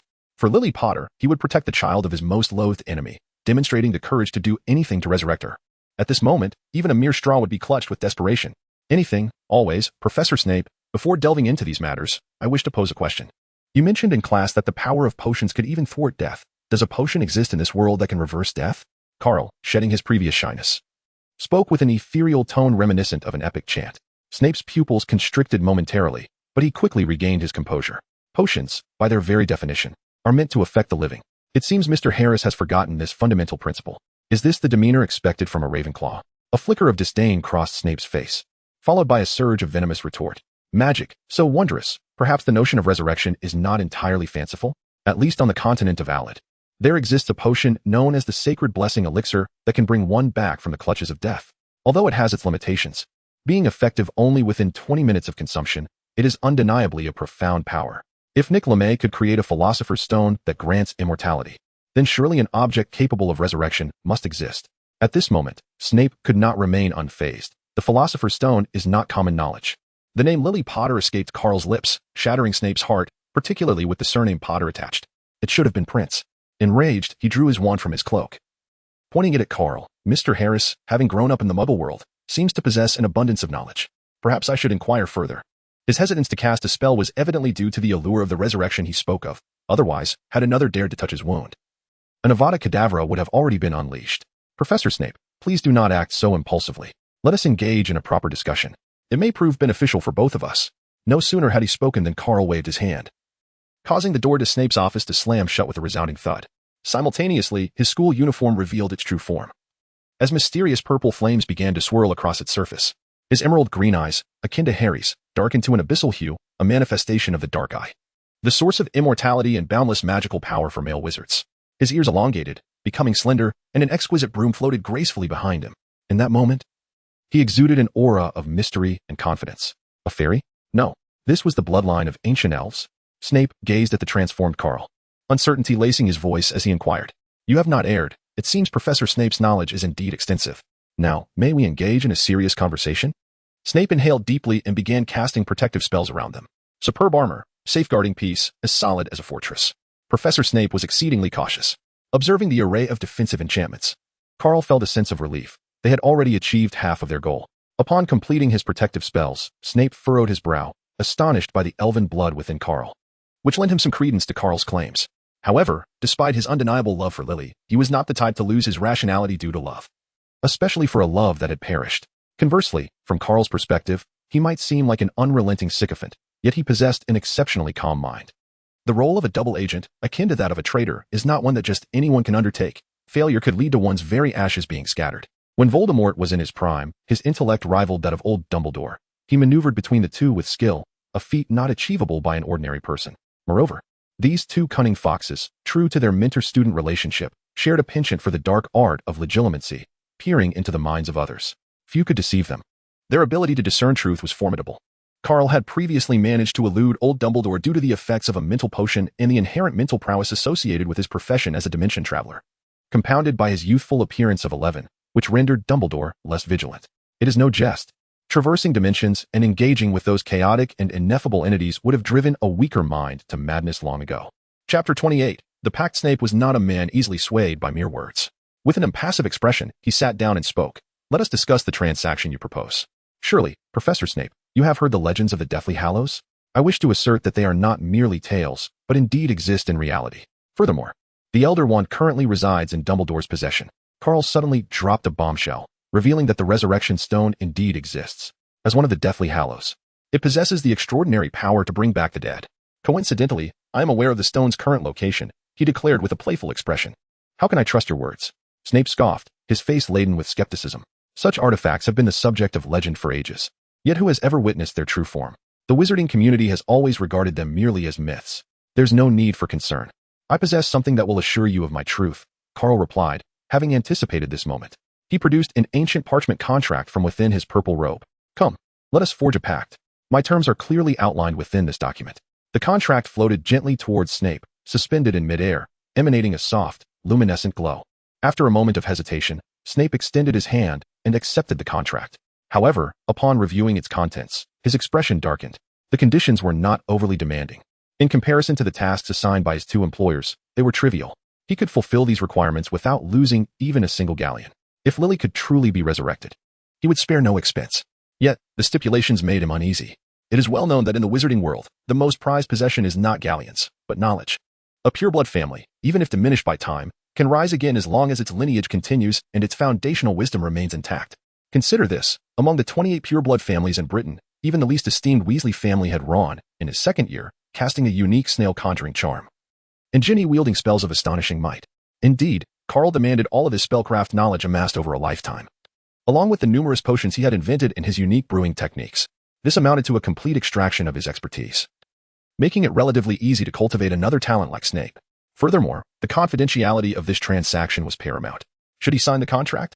Any attempt to withhold knowledge would be futile. Even the 3 unforgivable curses and his own clandestinely developed spells could only be imparted to Carl. The consequences of breaching the contract would be dire, repercussions he could ill afford. Although the system is a relentless enforcer of monetary transactions, it still provides a fundamental guarantee for its products. What I ask is not particularly burdensome. Surely, for Professor Snape, this is hardly a daunting task, Carl asserted. Compared to the work of a spy, this contract is remarkably humane, merely teaching a child some spells and potion-making. To exchange the chance of resurrection for such a trifling amount of knowledge feels like an enormous loss on my part. In the grand tapestry of existence, few can claim the privilege of dying and returning to life, a rarity that could be counted on one hand. With a smile gracing his face, Carl gazed at Snape, whose expression fluctuated between joy and despair, as if he had already secured victory over him.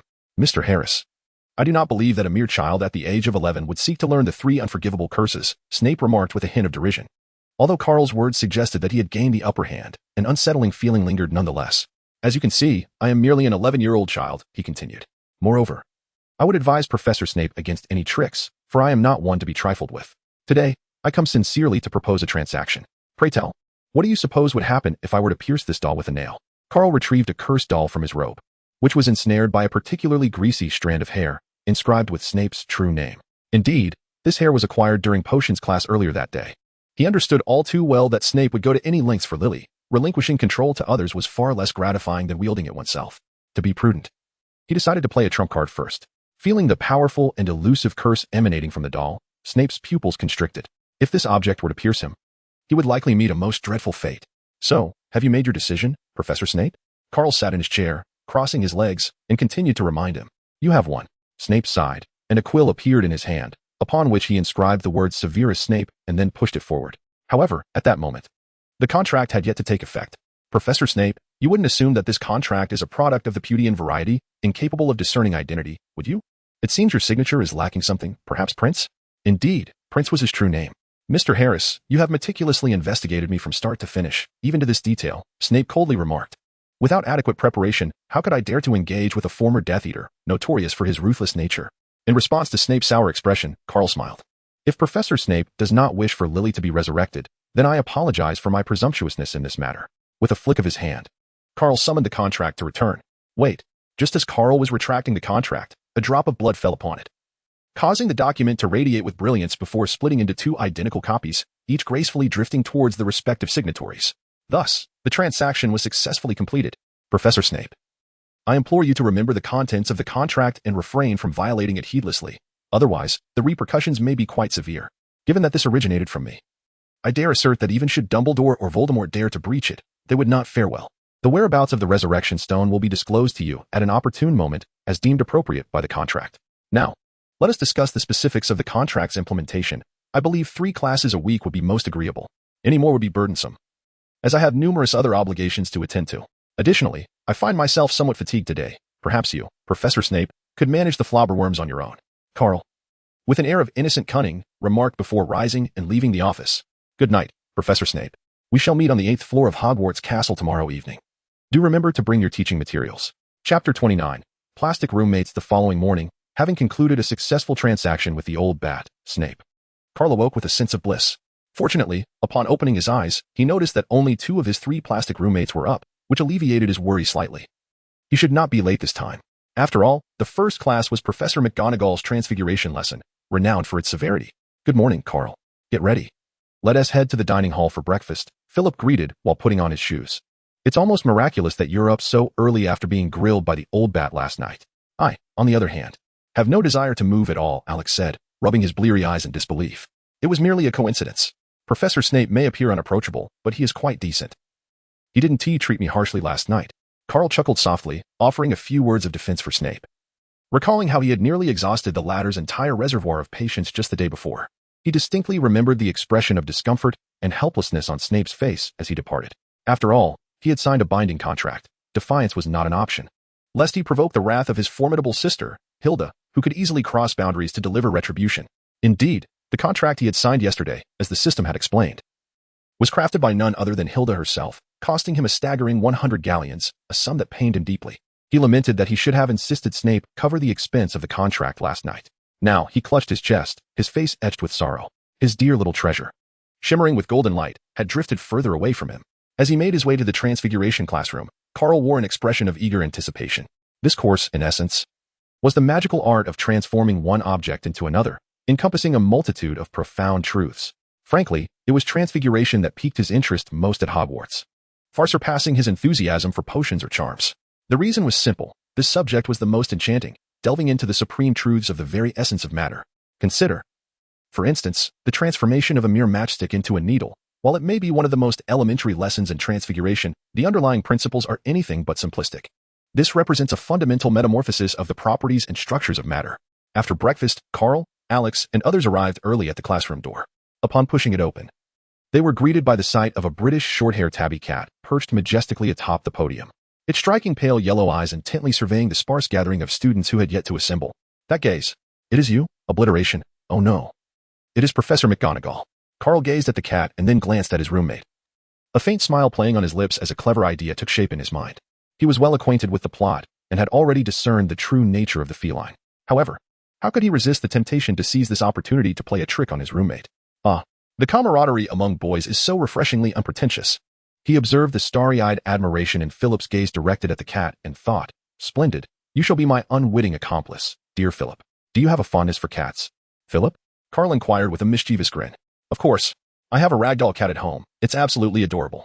Unfortunately, my parents won't allow me to bring it to school, Philip replied enthusiastically, his tone dimming slightly, as it was evident that to a cat enthusiast, a cat represents the very essence of joy. Why not try to play with it? I have some special treats for cats, Carl continued to provoke. Wait a minute. You didn't even bring a pet. How could you possibly have cat food? The eagle-eyed Ravenclaw quickly detected the inconsistency. Well, I've heard that the castle's caretaker, Mr. Filch, has a cat named Mrs. Norris. I intended to use these treats to curry favor with him. Unfortunately, Mrs. Norris refuses to eat anything that isn't provided by Mr. Filch.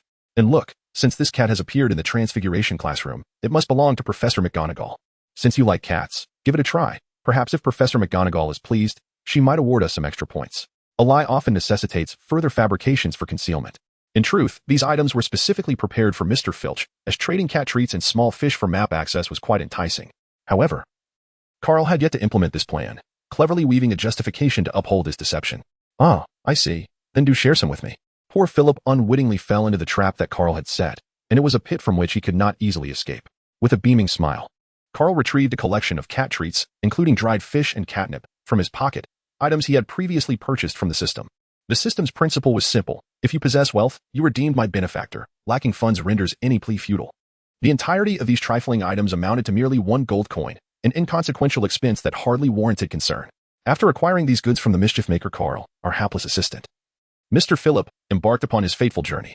He ascended the stage, brandishing a piece of dried fish to entice the feline, and seized the opportunity to caress the cat. The sensation was ineffable. At that moment, our orchestrator, Mr. Carl, observed with clarity as the cat's expression transformed from solemnity to one of bemused affection, reminiscent of a guardian for those with intellectual disabilities. Unbeknownst to him, Mr. Philip of Ravenclaw, oblivious to the perilous path he was treading, found it peculiar that he was witnessing a cat disinterested in dried fish for the first time. Surely, the cats of the magical realm must differ significantly from their muggle counterparts. Yes, that must be the explanation. With the bait of dried fish failing, he swiftly transitioned to the next option, the cat teaser. Restrain yourself. Laughter must be suppressed. Carl tightened his facial muscles, his small face slightly flushed. Philip produced an irresistible artifact that no cat could refuse, then waved it enticingly before the feline.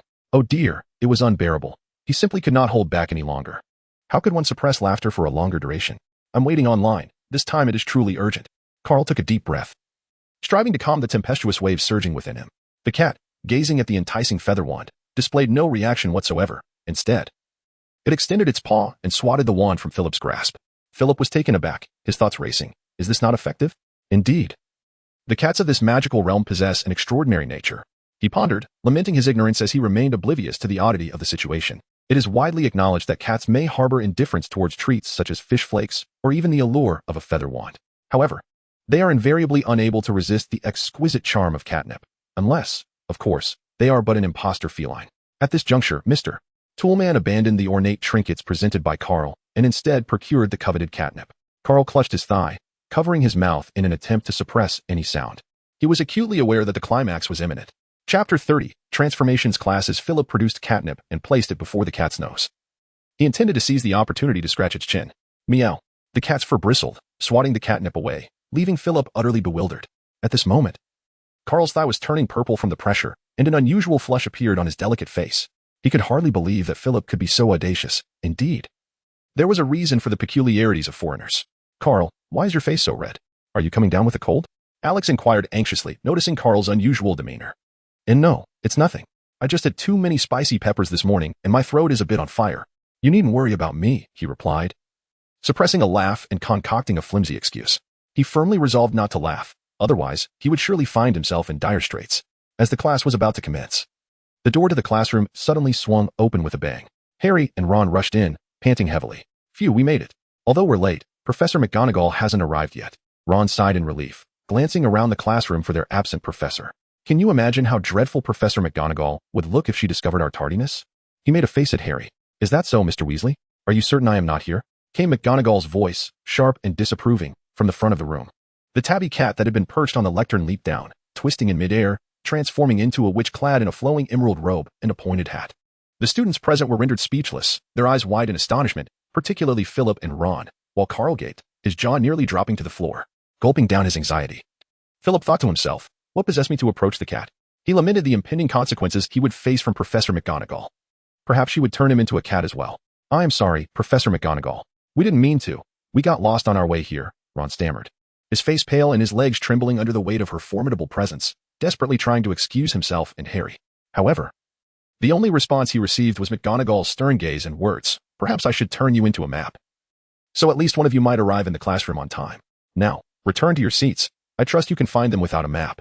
Moreover, due to your tardiness on your first day in my class, Gryffindor has lost 2 points. After reprimanding the latecomers, Professor McGonagall turned back to the lectern, casting a glance at the bewildered Philip standing nearby. Mr. Warren, I trust you will refrain from such behavior in the future. Now, please return to your seat. I am about to begin the lesson. With a sense of relief washing over him, Philip hurried back to his seat, nearly tripping in his haste. Carl observed as Philip silently retrieved his textbook, flipping through its pages with an air of detachment that suggested a complete disinterest in Carl's predicament. Meanwhile, Philip's countenance darkened. His serpentine gaze fixated on Carl with an intensity that seemed to threaten his very existence. Ahem, my apologies, Philip. I had no idea that Cat was transformed by Professor McGonagall. I assumed it was one of her pets. Carl hastily defended himself. Noting the ominous shift in his roommate's demeanor, his expression, marked by innocence and complemented by perfectly timed gestures, could have made even the most esteemed actors feel inadequate. Silence. Professor McGonagall's sharp interjection interrupted their exchange, accompanied by a piercing glare. Transfiguration is the most intricate, challenging, and perilous branch of magic you will encounter at Hogwarts. No one, regardless of their identity, is permitted to disrupt my class. Should anyone dare to defy this final decree of mine, I shall request their immediate departure, never to return to my classroom. This admonition was a ritual she recited annually to the first-year students, a reminder of the gravity of their studies. Professor McGonagall then brandished her wand, lightly tapping it against her desk, which transformed into a small pig before reverting to its original form. This display of skill captivated the young witches and wizards present, igniting a fervent desire to learn such magic at once. However, it was evident that they were not yet ready for such complexities. Their initial challenge lay in grasping the foundational principles of transfiguration. Now, ladies and gentlemen, please set aside your wands. For the time being, they are unnecessary, as I must elucidate the fundamental considerations pertinent to transfiguration. Ignoring these essential rules and proceeding recklessly could jeopardize your very lives. Upon concluding her speech, she turned, much like Professor Snape had once done, and gently tapped her wand against the blackboard, causing a multitude of notes to materialize in striking red ink. Once this was accomplished, she faced the class once more, her demeanor grave as she announced, "The first lesson in transfiguration pertains to the 5 exceptions to Gamp's law of elemental transfiguration. Does anyone know what they are?" Carl raised his right hand high, and alongside him, Miss Know-It-All also wished to respond. Unfortunately, he had encountered numerous setbacks in recent days, leading to a significant deduction in Ravenclaw points. This morning, during breakfast, he sensed the peculiar gazes of his senior classmates at the long table, a group of point hunters. Never victorious, never triumphant. "Mr. Carl, would you care to answer this question?" Professor McGonagall gently nodded at him. Feeling that this child had endured enough misfortune and deserved an opportunity, Carl rose to his feet with excitement, finally able to accumulate some points without enduring the peculiar gazes of others. Although he held little regard for the college cup, he could not ignore the fact that the members of Ravenclaw were utterly obsessed with points. Moreover, the level of joy exhibited by their house head, Professor Flitwick, was undoubtedly proportional to the quantity of these points. At present, he hoped to garner a few more points as a means to persuade Professor Flitwick to grant him some special privileges. Why was Voldemort so formidable? Back in his school days, his charm was unparalleled, and his cunning was profoundly deep. He nearly unearthed every secret possessed by the professors of Hogwarts. Gaining access to the restricted section with a professor's note was akin to entering a realm devoid of obstacles. Losing points felt as though daggers were being plunged into their hearts, and after such deductions, one had to pander to the mournful atmosphere that followed. "What? You dare to find joy? Do you still wish to remain in our humble establishment?" Ahem. Carl cleared his throat, having nearly stifled a laugh to the point of breathlessness. Now, he seized the opportunity to compose himself. The 5 exceptions to the Gamp's law of elemental transfiguration, summarized by an unnamed wizard, have circulated within the magical community for millennia, having long been validated as the supreme truths of transfiguration. Chapter 31, The Perils of Transfiguration, delineates these exceptions. 1. One cannot transform into food. 2. One cannot create magical objects. 3. One cannot conjure something from nothing. 4. One cannot alter quantity. 5. One cannot imbue life. An excellent and standard response, Mr. Harris, Professor McGonagall acknowledged with a slight nod. While this is entirely found in textbooks, it is commendable. I dare say I cannot conceive a better answer from students of your age. 5 points to Ravenclaw. The 3rd and 4th points are readily comprehensible. So let us begin with the first. I trust everyone is aware that transfiguration cannot be permanently solidified as time elapses. The magical energy infused within it wanes until it ultimately dissipates. Once the magic fades, the transformed object cannot maintain its altered state and will revert to its original form. At this juncture, Professor McGonagall paused briefly before continuing. Imagine if a novice wizard, unacquainted with transfiguration, transformed a metal cup into a piece of chocolate and then left it unattended. Subsequently, an unaware young wizard, tempted by the confection, approached it. She scanned the classroom, observing the thoughtful expressions on the young wizards' faces before posing another question. Now, I invite a student to enlighten us on what transpires as time progresses and the magical energy gradually fades. Only 2 students raised their hands, Carl and Hermione. However, this time, Professor McGonagall chose Hermione to respond. With a serious expression, the diligent young witch stood to answer, Professor McGonagall, should such a scenario occur. I believe that the young wizard who consumes the chocolate, originally a metal cup, would swiftly succumb to heavy metal poisoning. After a moment of contemplation, she added, the chocolate would be metabolized through the digestive system, distributing the elements throughout the body. At the moment the magic dissipates, it would revert to metal, albeit in the form of metallic cations.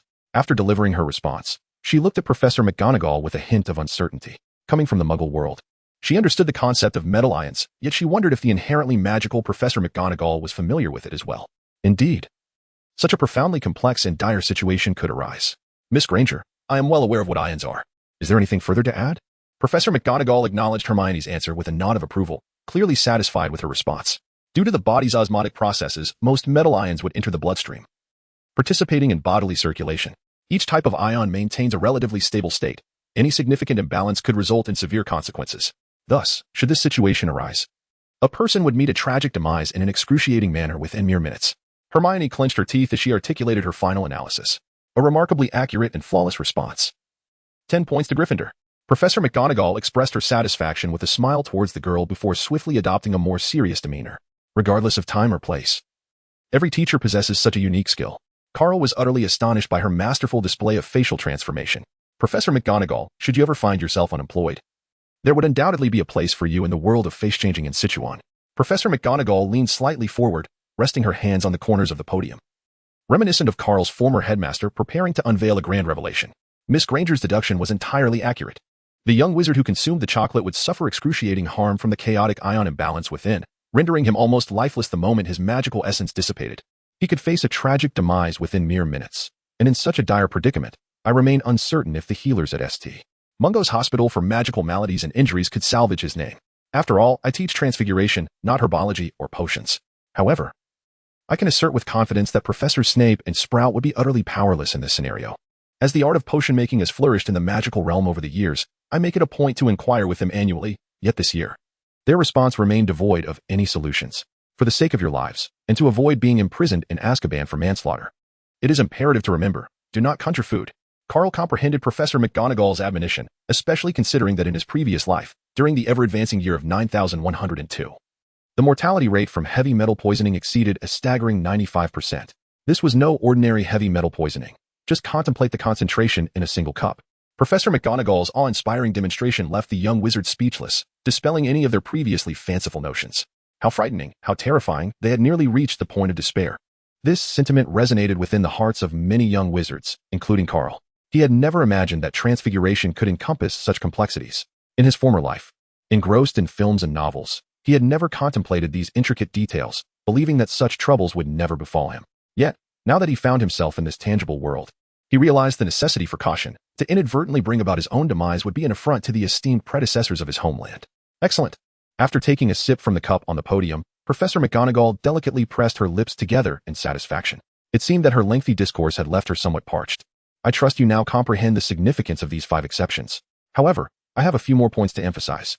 This is a lesson I repeat annually to new students. If you fail to pay attention, do not blame me when transfiguration leads to your own undoing.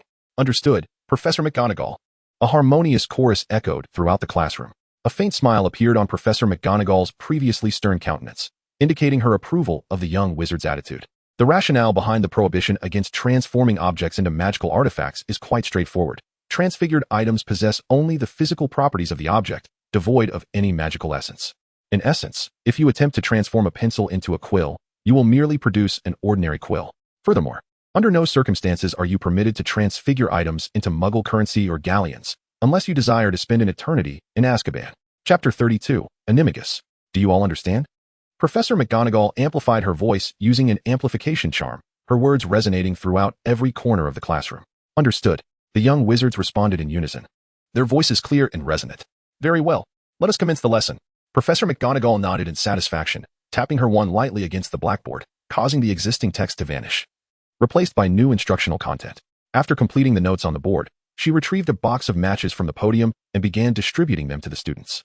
For our first lesson, we shall not delve into any advanced transfiguration concepts. The task at hand is simply to transform the matches I have given you into a needle.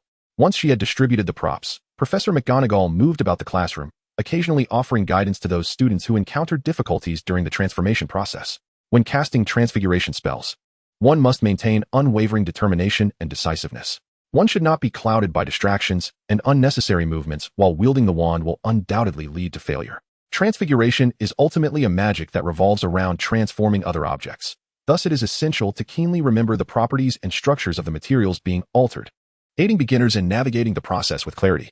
Carl drew forth his wand, its tip directed at the match, as the arcane energies of the dimensions began to cascade downward. Recalling the teachings of Professor McGonagall, the structures and properties of the match and the needle gradually materialized in Carl's mind, bending to his will for transformation. With a graceful flourish of his wand, he displayed unwavering resolve and decisiveness, without a hint of hesitation. A flash of violet light illuminated the scene, revealing a gleaming embroidery needle, resplendent with its distinctive metallic sheen, now resting in the place where the match had previously been. Carl gazed at the flawless creation before him, a faint smile gracing his lips as he raised his hand to summon Professor McGonagall. What a magnificent piece! Upon noticing Carl's gesture, Professor McGonagall approached him, taking hold of the shimmering needle. As a master of transfiguration, she cast a brief glance at it and felt an overwhelming sense of satisfaction. Mr. Harris, to achieve such a level of transformation on your first attempt is a testament to your extraordinary talent. It is likely to rank among the finest in Hogwarts' millennium-long history. After expressing her admiration, she straightened up and smiled at Carl. Would you be so kind as to demonstrate it once more? I wish to observe any finer details that may require attention. Subsequently, she extended her hand and gently stroked the needle, reverting it back to its original matchstick form. Professors tend to invest extra attention in gifted students.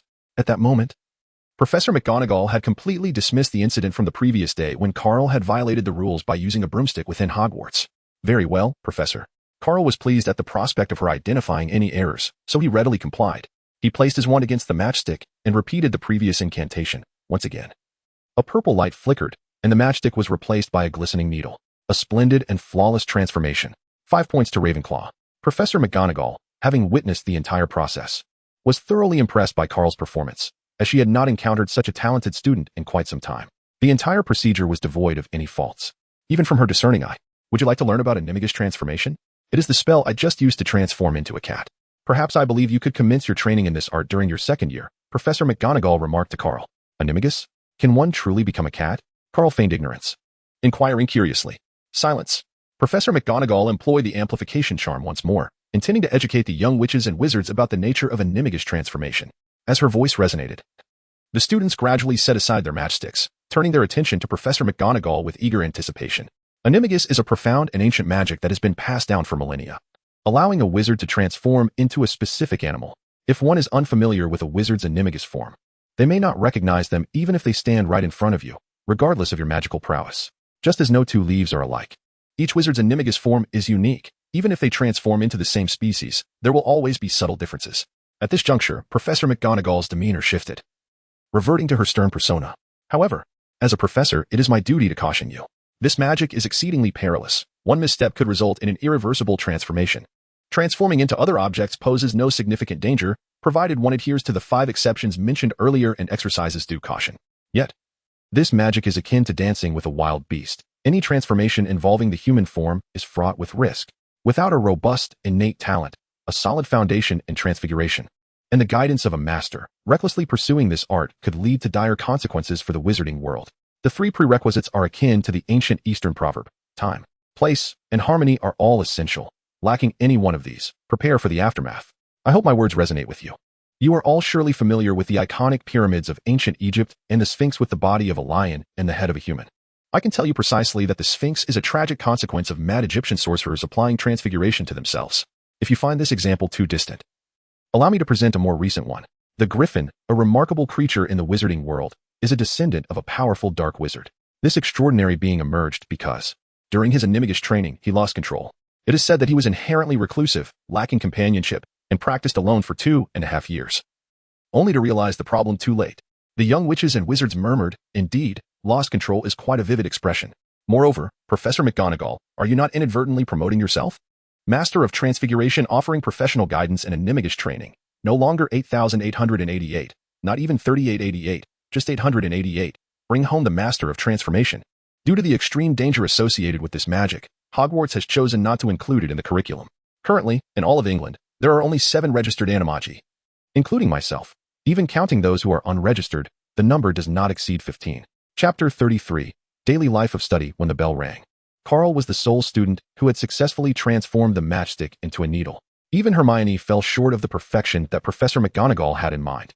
And the other young witches and wizards fared even worse. Whether they hailed from wizarding families or muggle backgrounds, they merely managed to sharpen the base of the matchstick slightly.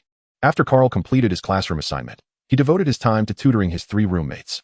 However, to his astonishment, their abilities were so dismal that it was almost unbearable to witness. Even the most proficient among them, Alex, could merely manage to give a slight metallic sheen to the matchstick. When Professor Mag announced the end of class and assigned a 2-inch-long paper, a wave of despair swept through the classroom. They struggled to even craft a proper needle, let alone compose a paper. After Carl and his companions exited the Transfiguration classroom, they made their way directly to the Charms classroom, as it was their headmaster's inaugural lesson, and first impressions hold great significance. Harry Potter. Professor Flitwick stood atop a large stack of books, barely managing to maintain eye level with the young wizards. When he called out Harry Potter's name, excitement sparkled in his small eyes. For someone who had dedicated years to the study of charms and had once triumphed in a dueling championship, Harry's remarkable survival against Voldemort's killing curse and his subsequent retaliation could be deemed a miracle in the annals of charm history. This is your first charms lesson at Hogwarts, and I have little to say about the subject. Unlike Transfiguration, which you just attended, this discipline is not particularly hazardous. In fact, as long as you enunciate the incantation correctly and execute the accompanying gestures properly, you will likely succeed, Professor Flitwick proclaimed in his high-pitched voice. I trust everyone has reviewed the material. Without further ado, today's task is to make a feather levitate. I hope you remember the incantation, Wingardium Leviosa. I will now demonstrate. So please pay close attention to my intonation and gestures. Having completed his explanation, Professor Flitwick promptly began his manual demonstration. He retrieved a handful of feathers, approximately 30 or 40, from his bag, took up his wand, and with a flick and a shake, he spoke with fervor, Wingardium Leviosa. The feathers soared into the air, gracefully landing on each young wizard's desk with impeccable precision. Then, with a gentle tap of his wand on the book beneath him, he levitated himself along with the book, observing the classroom from a divine perspective. Wow! Exclaimed the young wizards below, utterly astonished by Professor Flitwick's extraordinary display of levitation magic. Now, let us commence our practice. If you encounter any difficulties, please raise your hand and call for me. I shall gladly assist any struggling students. Came Professor Flitwick's gentle voice from midair, amplified by a finely executed echoing charm, making it seem as though he whispered directly into each young wizard's ear. Levitation charm sword flying by sword. Upon witnessing Professor Flitwick's demonstration, Carl adeptly learned to apply a formula. He couldn't help but marvel at the professor's unique methods of establishing their authority in the inaugural class. Unlike the notorious Old Bat and his cryptic declarations, or Professor McGonagall's stern enumeration of the terrifying aspects of Transfiguration, Phileas Flitwick captivated the young wizards present with his exquisite spells. Indeed, those who attain professorship at Hogwarts are not to be underestimated. Carl reflected on this notion. One could truly discern the distinction in those who have been educated and experienced the world. Meanwhile, Harry, Ron, and Philip resembled a group of mere bystanders, fervently cheering for Professor Flitwick's impressive display. The charms class was far less daunting than Transfiguration, especially considering the simplicity of merely levitating a feather, without needing to concentrate. Carl casually tapped the feather on the table with his wand, and it obediently floated into the air, twirling gracefully at his command. Silent spellcasting. Alex was taken aback. What was this? Why, as a fellow first year, was Carl so remarkably skilled? Indeed, what was there to be astonished about? The levitation charm was merely a fundamental spell. In Carl's view, such basic incantations could be performed by anyone with a wand. He dismissively explained, moreover, had Professor Flitwick not been demonstrating this charm, he could have effortlessly accomplished it without his wand, ensuring each feather landed precisely on the students' desks. Alex's eyes widened in disbelief. Can it truly be the same? Professor Flitwick is our head of house and a former champion of the dueling tournament. You claim to hail from the Muggle world, so your initial exposure to magic must have been just this past summer. Carl smiled faintly and mysteriously remarked, well, you might be underestimating me. In fact, I possess other silent spells. With a flick of his wand, he commanded a feather to dance gracefully in the air. Beside Alex, Philip, who had set aside his wand, interjected, indeed.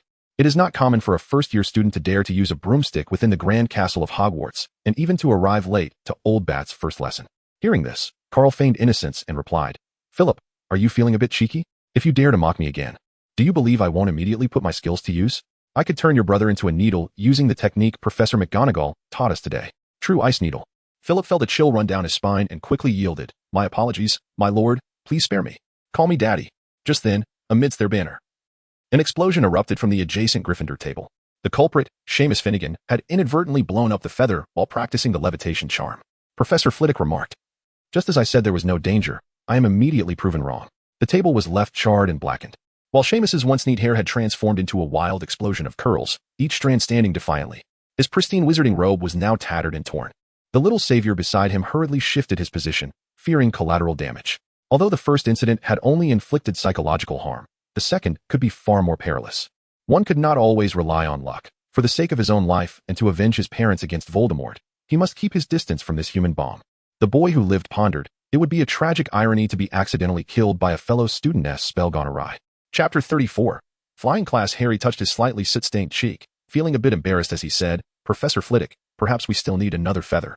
Professor Flitwick, who had taught at Hogwarts for many years, found it unprecedented to encounter a student capable of turning the levitation charm into an explosion. "Child," he thought, "you might not be suited for conventional spells in battle. Perhaps the path of a lightning mage is the one for you."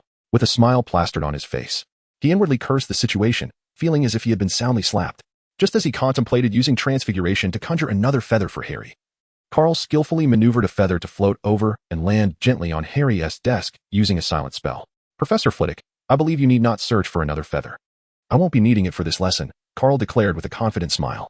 The remarkable silent spell and flawless control exhibited by this year's students truly astonished him. He had never encountered a student who could so swiftly use silent magic to levitate a feather. Professor Flitwick beamed. "Ravenclaw earns 5 points. He silently added in his mind. "Never before have I seen a student capable of blowing themselves up while practicing the levitation charm." As the class bell rang and Professor Flitwick assigned homework, the Ravenclaws successfully concluded their morning lessons. Carl picked up his textbooks and prepared to head to the dining hall for lunch. The bustling hall was filled with lively chatter, with all 4 long tables occupied, creating a vibrant atmosphere.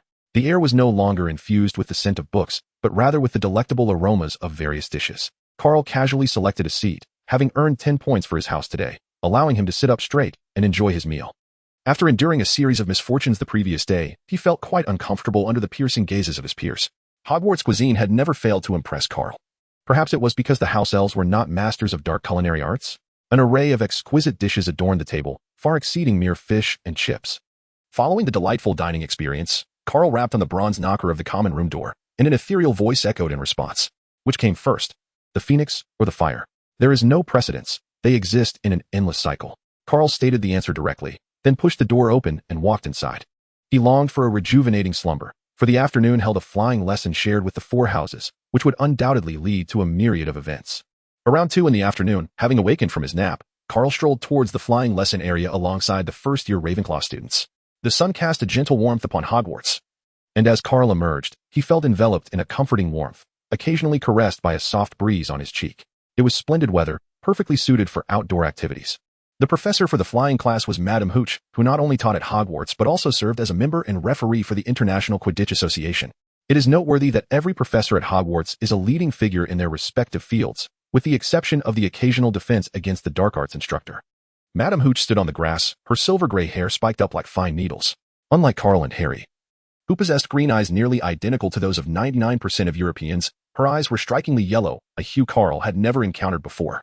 Typically, such iridescence is reserved for certain magical creatures.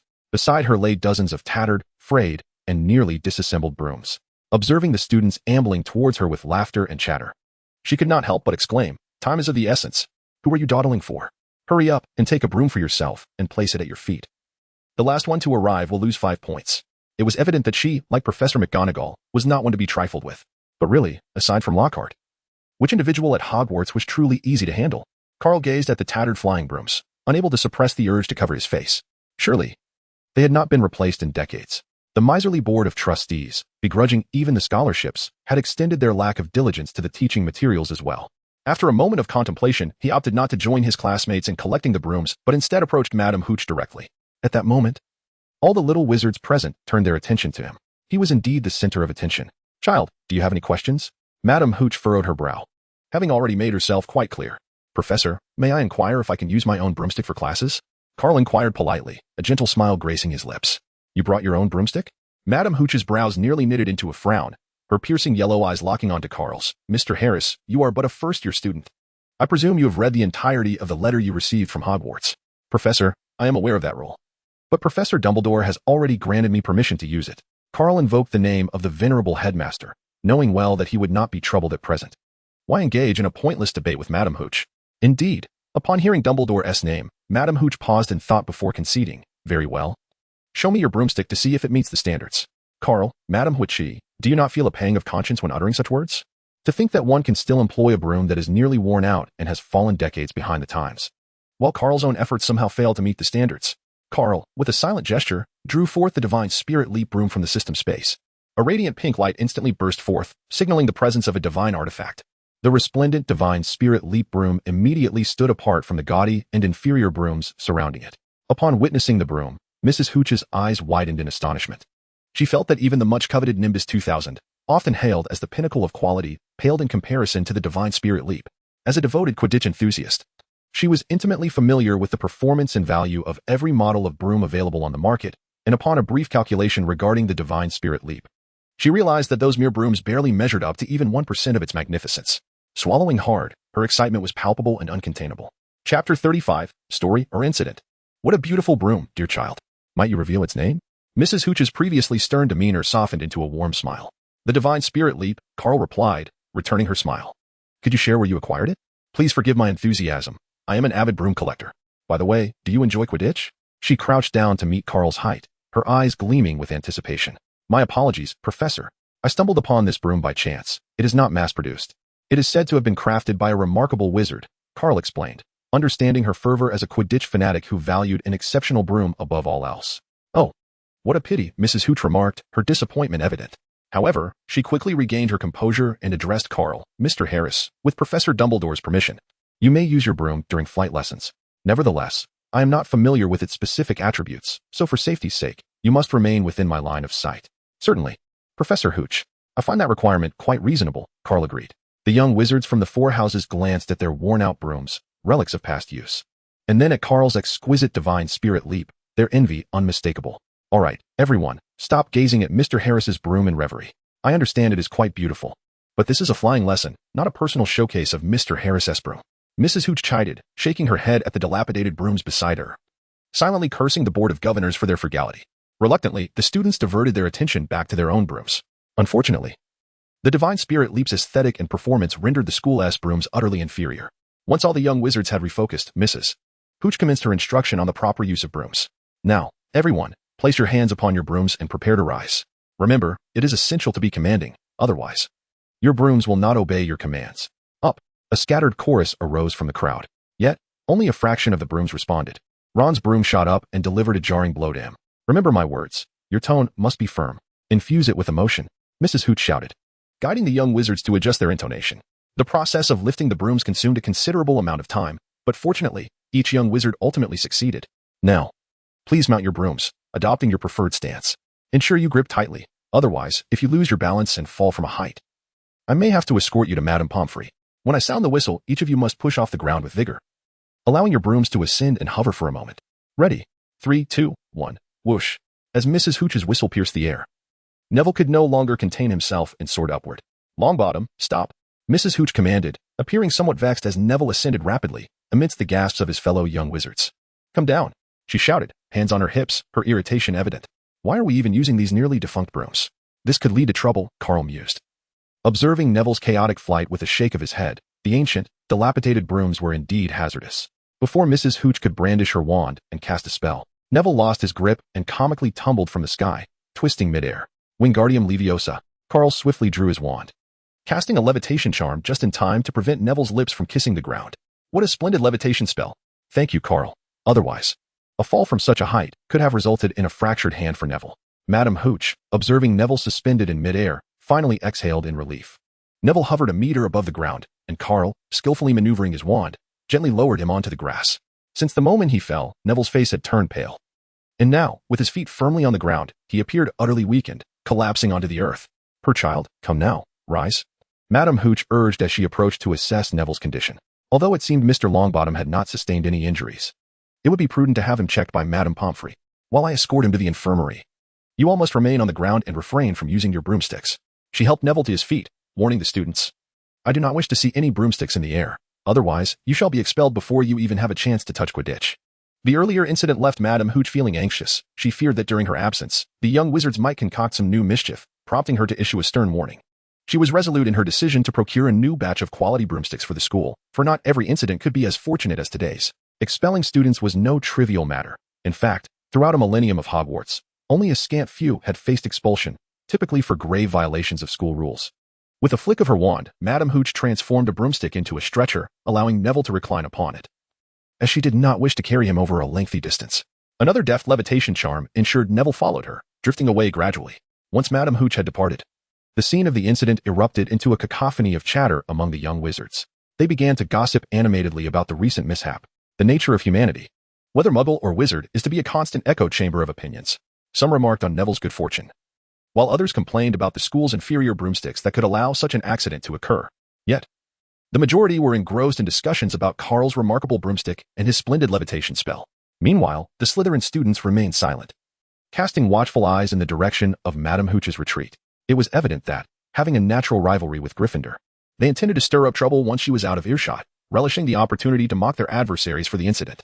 As old rivals, the Slytherins were keen to seize this chance. If Madame Hooch were to overhear any commotion, it would be a missed opportunity indeed. Chapter 36. If you don't like it, challenge it. As Madame Hooch faded into the distance, the Slytherin ranks erupted in laughter, with Draco Malfoy being the most delighted.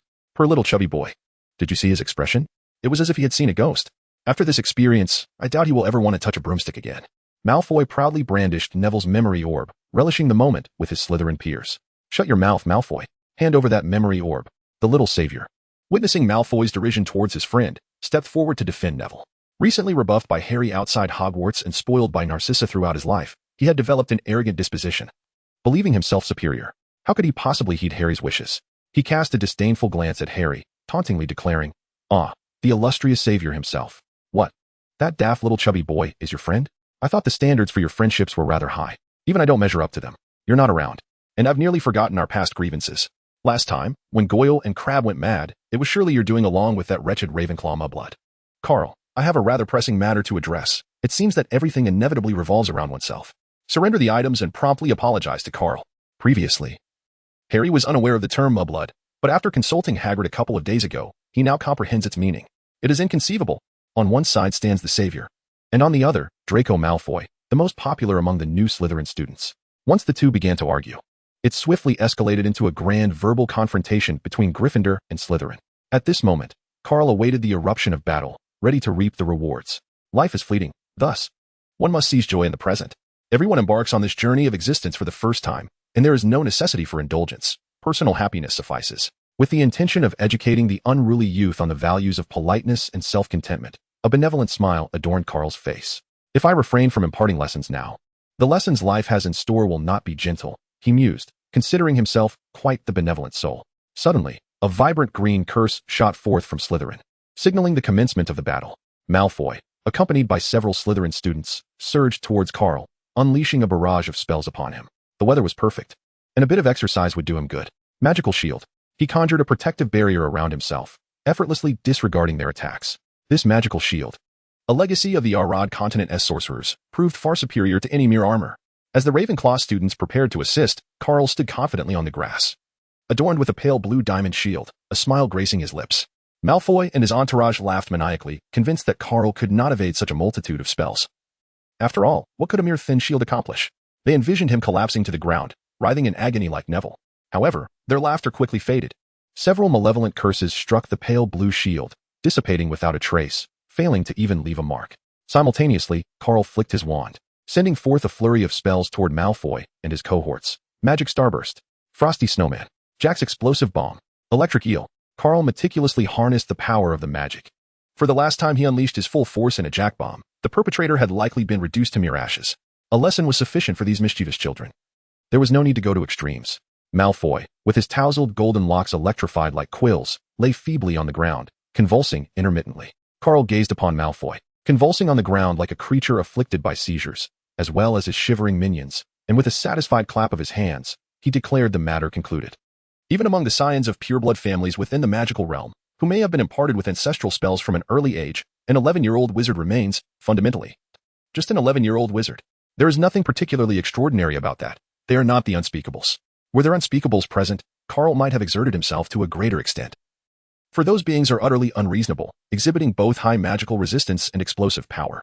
Under normal circumstances, they could effortlessly unleash a spell capable of obliterating half a mountain. To defeat Malfoy, he found no need to resort to transformation magic. A few simple spells sufficed to achieve victory effortlessly. Carl is a man of reason, shaped by the 9 years of compulsory education in the great celestial empire of the 21st century, which instilled in him the commendable virtues of non-aggression and decisive retribution against those who wrong him. Even when the spells approached his shield, he refrained from retaliation. Rationally, he pondered as he leisurely observed the unfolding drama. Why should the flames of conflict be ignited upon him? Carl glanced up at the Slytherins, who were fervently engaged in their bout with Gryffindor, a faint smile gracing his lips. The harvest begins. In orchestrating this affair, one must go all out. Merely targeting Malfoy and a few others would not suffice. His entire being brimming with dimensional magic began to coalesce, and with the enhancement of the divine spirit's enchanted broom, Carl conjured a spell potent enough to envelop all the Slytherins. The earth trembled mightily. The patch of grass beneath the Slytherins quaked violently as if a fierce earthquake had struck, and then the ground began to shake tumultuously. Caught off guard by this sudden upheaval, all the Slytherins stumbled chaotically, while the Gryffindor spells arrived with impeccable timing. When the magic subsided, a throng of individuals lay scattered across the now uneven lawn, clamoring in disarray. A single house must present itself in perfect order. The battle concluded in 2 minutes and 43 seconds, with a rating of S, denoting an extraordinary level of performance, and a reward of 1 opportunity to draw a card. It was once again time for the exhilarating card draw. Carl gazed at the 8 shimmering golden cards that emerged in his mind, his face alight with excitement. As he witnessed the moment of his fortuitous fate, with eager anticipation, he clicked on the second golden card. Congratulations, host, you have received assistance from Single Remy X10. Huh. I am familiar with Remy's assistance, but what on earth is Single Remy's assistance? With a sense of perplexity, Carl clicked on the item details. Item name, Remy's assistance for the unattached, quality, rare, item type, consumable, usage effect, MP 30, HP 30. Note, as long as you receive my assistance, you too can remain single for a lifetime. From the single leader, Remy Dios. Carl, I apologize, but I will eventually have Nirali, so please remain single for now. In the land of Arad, there exist 2 professions that naturally stand at heights invisible to others. One is the Soul Master, and the other is the Chaos Walker. The Necromancer comes with a partner, while the Dimension Walker has a companion by default. The solitary souls will forever remain oblivious to the sweet taste of love. When Madame Hooch returned to find the Slytherin sprawled on the ground, wailing for their mothers, her expression mirrored that of someone who had encountered a ghost. Heaven knows why such a scene had unfolded. She had merely stepped away for a moment. Chapter 37, Severus Snape in distress. Madame Hooch, with a face contorted in horror and anger, bellowed, "Are you all out of your minds? Fighting in groups." However, she had no time to seek out the instigator and hurriedly began checking on the Slytherins who lay weeping on the floor. To her relief, they had suffered no physical harm, only a minor emotional setback, rendering a visit to the infirmary unnecessary.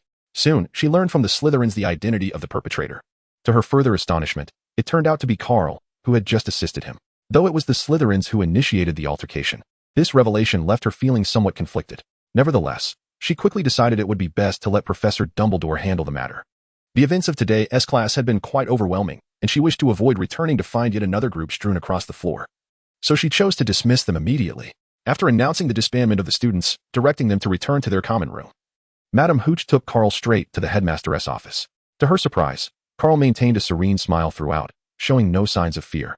Although Dumbledore was known for his eccentricities and had a complicated history with Grindelwald, he had nearly orchestrated the downfall of Voldemort. Even contemplating a scenario where Harry Potter and Voldemort would perish together, he remained a commendable headmaster, always vigilant and safeguarding every young witch and wizard at Hogwarts. Upon reaching the door of the headmaster's office, Madame Hooch called out the password to the stone gargoyle. Cockroach cluster. After uttering the password, her expression soured slightly. The headmaster's penchant for dark humor was as evident as ever. The stone statue split in 2, revealing a staircase that descended, and Carl and Madame Hooch ascended together. Knock. Knock, knock. At the entrance to the headmaster's office, Madame Hooch opened the grand door.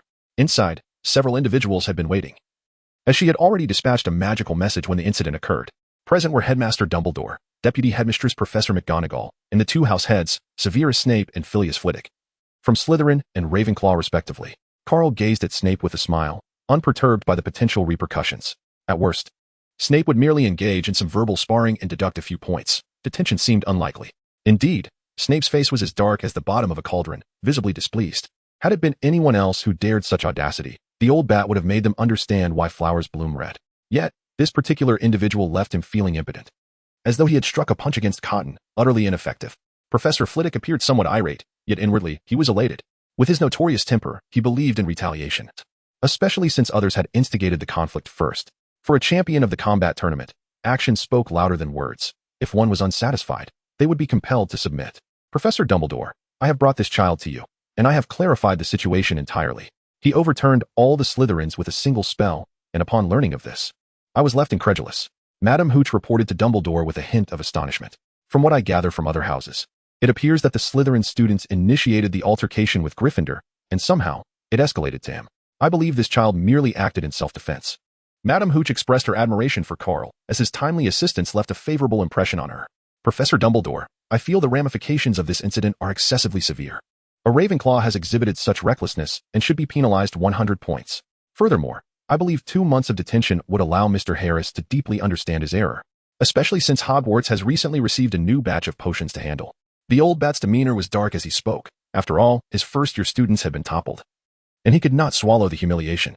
Even if Carl were to disregard his 2-month detention, he still felt the need to inflict some discomfort. 100 points would suffice, ensuring Ravenclaw's absence from the House Cup this year. I apologize, Professor Snape. I did not intend for this to happen. I did nothing, and somehow, Malfoy sought to strike me. I was merely overwhelmed with anger and acted irrationally. I implore you, Professor Snape, to forgive me and refrain from deducting points from Ravenclaw. The upperclassmen would be furious. I am willing to endure double the detention as restitution. As soon as Snape finished speaking, Carl feigned indignation, his timid expression and tearful eyes resembling a small child being bullied by the formidable Snape. At this moment, Dumbledore kindly interjected, Severus, I too believe your punishment may be excessively harsh. Do not forget that it was your students who initiated the confrontation, and the entire Year S cohort was bested by others, yet you still seek to lodge a complaint. Professor Flitwick naturally defended his own house's young wizard. Finding such behavior contemptible, Snape's countenance soured, akin to one who had just swallowed a fly. 4 against 1, and yet he was portrayed as the villain, despite his students being the true victims. This narrative felt awry. Moreover, point deductions were at least tangible penalties. What did 4 months of detention signify? He, Severus Snape, declared that if Carl remained for a day, he would consume Flobberworm raw. Ultimately, Professor McGonagall, having weighed the school regulations, rendered the most just and reasonable verdict. Ravenclaw would not incur any point deductions, and Carl would assist Professor Snape with potion materials for 1 month as a consequence of the incident. Slytherin lost 30 points for instigation and initiating the conflict, while Gryffindor was penalized 20 points for their involvement in the brawl. Carl was exceedingly pleased with the verdict. Professor Snape, you may handle your potions at your own pace. If you wish for his assistance, I'm afraid the door is firmly shut unless he has given up on resurrecting Lily. Otherwise, he might as well swallow his teeth. Both Gryffindor and Slytherin were penalized points, leaving the ultimate victory to Ravenclaw. How exhilarating. Truly delightful. Such occurrences should be abundant. After the ruling concluded, Snape flicked his dark cloak, departing the scene like a brooding bat. He feared he might be unable to resist delivering an Avada Kedavra to Carl before his final exit. Professor Flitwick, with a beaming smile, assured Carl that should he encounter any difficulties with spells or face insurmountable challenges in life, he would be more than willing to extend his assistance. Chapter 38. The Room of Requirement. The night sky sparkled with countless stars. At the staircase leading to the 8th floor of Hogwarts' main castle, Snape stood, having waited for quite some time, utilizing the disillusionment charm. Simultaneously, his ire swelled. That insufferable brat had a truly abysmal sense of time. Just as he was about to leave in frustration, a broomstick soared into view, landing steadily with its occupant. For someone directionally challenged, ascending the ever-shifting staircase to the 8th floor was a daunting task. Flying directly was undoubtedly far easier.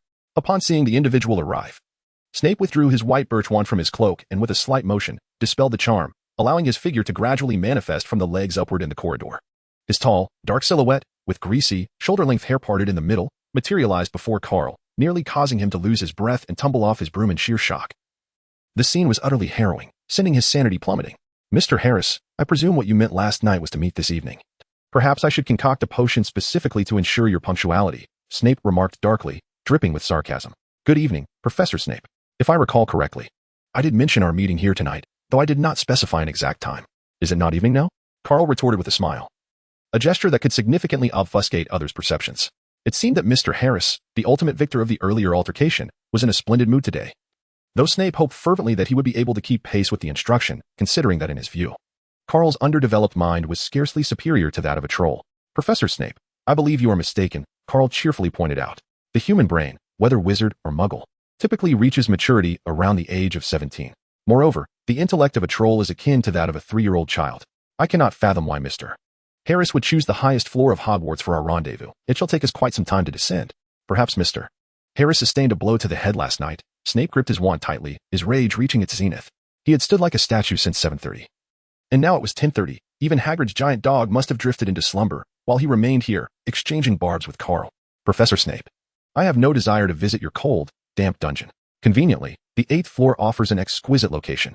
Professor Snape had been a teacher at Hogwarts for many years and must have heard of the legends surrounding the Room of Requirement. Such tales are not without merit. Akin to the Hallows, it indeed exists. As Carl walked ahead, Snape closely followed, suppressing his inner fury.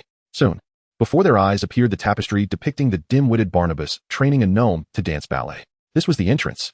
Having concluded his introduction, Carl gently closed his eyes, clearing his mind of all chaotic thoughts, and began to meditate. I require a suitable place to practice spells. Upon finishing his meditation, Carl paced back and forth 3 times in the corridor before the tapestry. He praised the visionary concept behind the construction of the house by Salazar Slytherin, a flawless design indeed. A series of smooth, rounded arches unexpectedly appeared before the two. Professor Snape, please enter. I trust you have brought the necessary teaching materials. Carl turned around and smiled at Snape before pushing open the door and entering. Snape gazed at Carl's smile, wishing he could rush forward and tear his mouth apart. Ever since Carl's arrival, his life had been far from pleasant. Lily, it is all for Lily, Snape reassured himself internally, and with a swift flick of his black cloak, he stepped inside. Upon entering the Room of Requirement, Carl envisioned a spacious circular chamber, 10 feet wide, filled with numerous round targets and straw dummies, a stark contrast to the damp confines of the old bat cellar, resembling paradise compared to hell. Professor Snape, how does this place appear? I trust it is not inferior to your cellar, Carl remarked diplomatically upon seeing Snape enter. Observing the bright room, the expansive area, and the plethora of targets necessary for practicing spells, Snape's lips twitched in surprise. He had not anticipated that Carl would uncover the long-rumored Room of Requirement at Hogwarts. Snape, now, please commence your performance. Where shall we begin our practice? Carl said, levitating a chair to sit down, facing Snape, who wore an expression of disdain. How about the 3 unforgivable curses? I have been eager to learn these spells, especially Avada Kedavra. I've heard it is quite powerful. In response, Snape's already pallid face turned a ghastly hue, resembling that of a zombie from a horror film. Carl observed the sudden transformation of Snape's expression, feeling a twinge of fear as he shifted uneasily in his chair.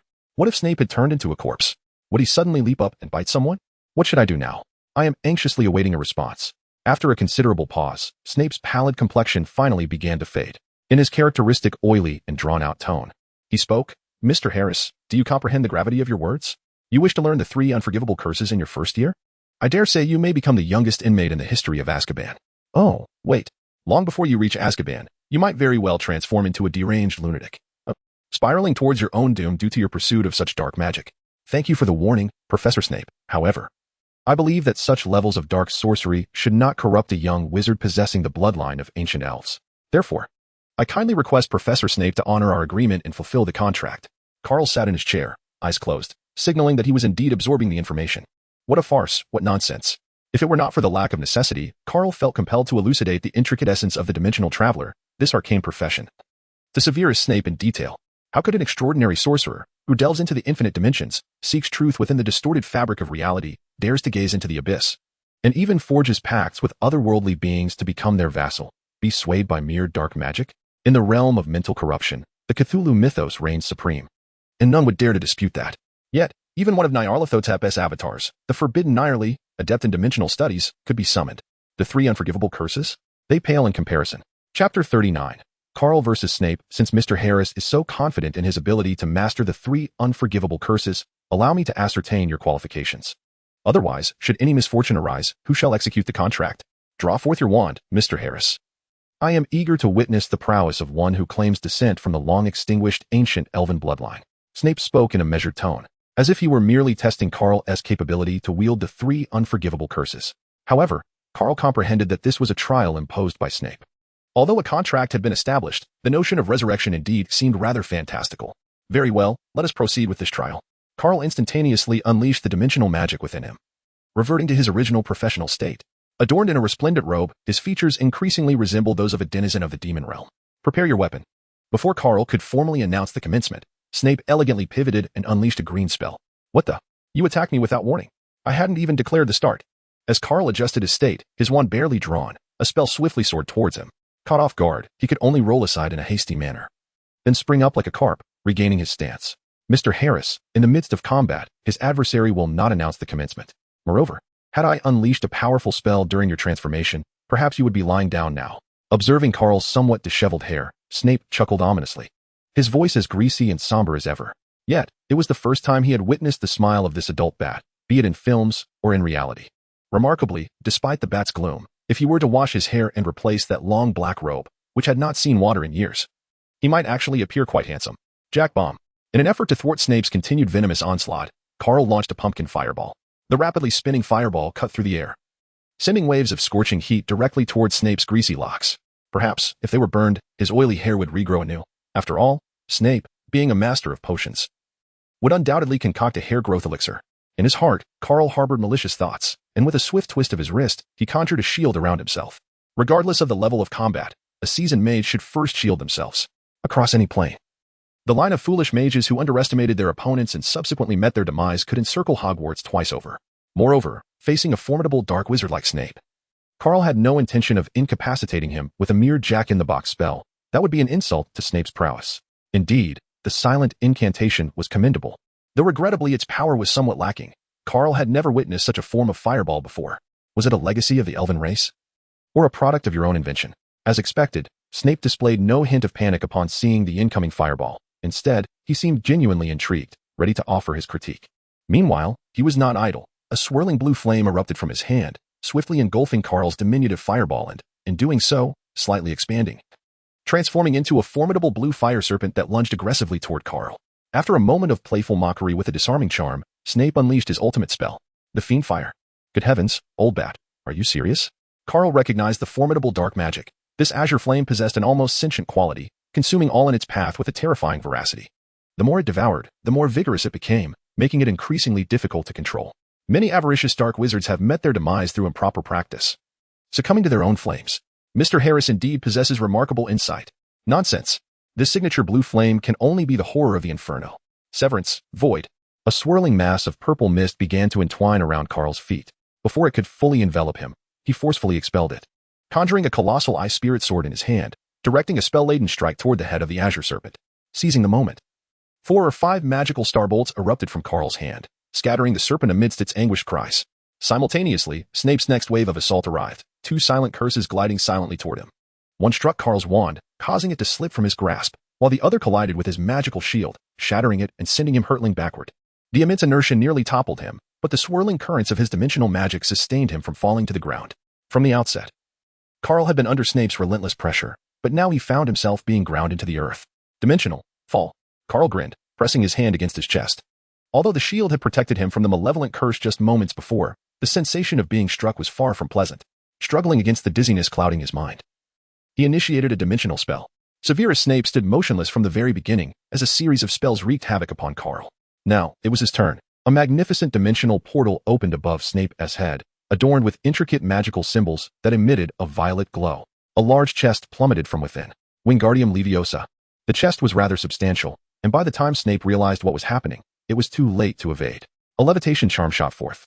The force emanating from another dimension was not so easily countered. Under the influence of spatial energy, Snape found himself immobilized, unable to move unless he relinquished his spellcasting. However, doing so would undoubtedly result in the chest crashing down upon him at an alarming velocity. At this moment, Carl clenched his teeth. A continuous surge of dimensional magic power emanating from within him. Come on, let us see who has better stamina. In the world of Harry Potter, wizards do not adhere to the concept of mana. As long as one possesses the physical strength to wield a wand, they can cast spells. Yet, Carl is not to be underestimated. Have you ever encountered a wizard endowed with the Eye of Darkness lacking magical energy? The formidable power bestowed by the Eye of Darkness even grants him the passive ability of immortality. A lack of mana? That notion is non-existent. Unbeknownst to Snape, Carl had devised such a strategy, and undeniably, he had been somewhat careless. After all, in Snape's understanding, having lost his wand, Carl should have been devoid of any tricks. A wizard who has not mastered wandless magic and is disarmed in a life-and-death struggle is essentially sentenced to death. The current situation is quite awkward. Both are entities free from the constraints of mana. However, in a purely magical contest, Carl would certainly not surpass Snape. Although he possesses infinite magical energy, his young age limits his potential.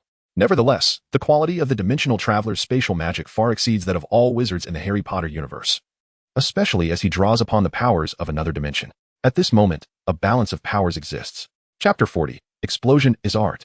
It truly astonishes me that even the still-developing Mr. Harris can perform wandless magic. Even in such circumstances, Snape did not refrain from mocking Carl. Overrated, Professor Snape. Your last 2 silent spells truly gave me a hard time. Carl maintained his magical output, continuing to engage in a battle of wits with Snape. So, Mr. Harris, do you possess the stamina to sustain such magical exertion? Perhaps if I endure a little longer, you will find yourself unable to maintain control, Snape sneered. Fully aware that an 11-year-old wizard, in terms of both magical capacity and physical endurance, could never compare to him in the prime of his life. Without Snape's reminder, Carl was already beginning to feel the strain. Although the power provided by the dark eye was seemingly limitless, it still required a body capable of withstanding it. In the wizarding world, the initial cohort of wizards who attempted to harness the dark eye faced a mortality rate as high as 70%. Carl gritted his teeth and withdrew his magical power, realizing that persisting any further would prove to be an exercise in futility. The dimensional gate closed, and with it, the descending force of space gradually dissipated. Ultimately, Carl could not surpass Snape. Mr. Harris, do you still refuse to concede? I believe there is no need to continue any further. Snape resumed his venomous mockery. The enormous chest, under the influence of his levitation spell, descended slowly. Yet Snape remained oblivious to the subtle, enigmatic curve that flickered at the corner of Carl's mouth. In the realm of mysteries, some chests are destined to explode upon striking the ground. As the spellcaster, none were more acutely aware of the contents within than he. Boom. Just as the chest made contact with the earth, its sealed contents ignited instantaneously, resulting in a thunderous explosion that sent a scorching wave of heat radiating outward. The first to bear the brunt of this force was the old bat, Snape, while Carl had long since taken refuge at a safe distance. Damn. Unyielding armor. A protective barrier. Obstacles abound. The old bat's reflexes were indeed not to be underestimated. The moment the chest touched the ground, he sensed something amiss. A potent threat emanated from within the chest. Ever since Lily's demise, his instincts had become alarmingly acute, and the overwhelming sense of danger compelled him to cast a protective armor charm upon himself, erecting layers of barriers in front of him. Even so, Snape was left disheveled by the explosion, his dark wizarding robes tattered and charred, transforming him into a disheveled figure reminiscent of an African. His greasy hair was further unruly, resembling a bird's nest. Haha, look at you now, old bat. You were quite pleased to suppress me earlier, weren't you? Exploding you was truly delightful, haha. Upon witnessing the beggar disguised as Snape, Carl promptly fell to the ground, pounding it with his hands, laughter nearly rendering him unable to rise. His derision knew no bounds. The current portrayal of Snape bore a striking resemblance to the elderly Snape conjured by Neville 2 years hence using a boggart. Both were equally absurd. Damn that little imp. What kind of dark magic is this that can explode? I shall kill you. Snape, consumed by humiliation and fury, had never before found himself in such a disheveled state. The wand came flying. With a swift incantation, Snape summoned his wand, which had inadvertently slipped from his grasp during the explosion. Petrificus totalis. Silencio. A puño. At this moment, Carl was laughing so hard that he could barely stand upright. He narrowly evaded the first incoming petrifying curse, but the subsequent 2 curses were unavoidable. An unusual sensation surged from his mouth. It felt as though his tongue had been glued to the roof of his mouth. Then, he was propelled into the air in a position that would have exasperated Newton.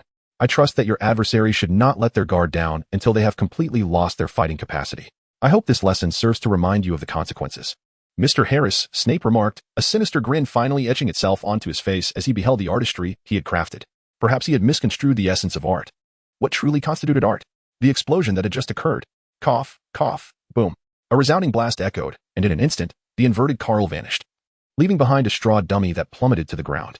The decoy straw man, a life-saving technique of the magical realm's young maidens, capable of instantaneously teleporting away when facing harm or abnormal control, while maintaining a brief period of invulnerability. Though in the real world, the invulnerability conferred by crouching had been nullified, the teleportation had transformed from uncertain to directional, unaffected by the spatial constraints of Hogwarts. Snape, witnessing Carl's abrupt transformation into a straw man, sensed impending trouble. Several spells shot forth from his wand towards the position recently vacated by Carl. This wretched little imp.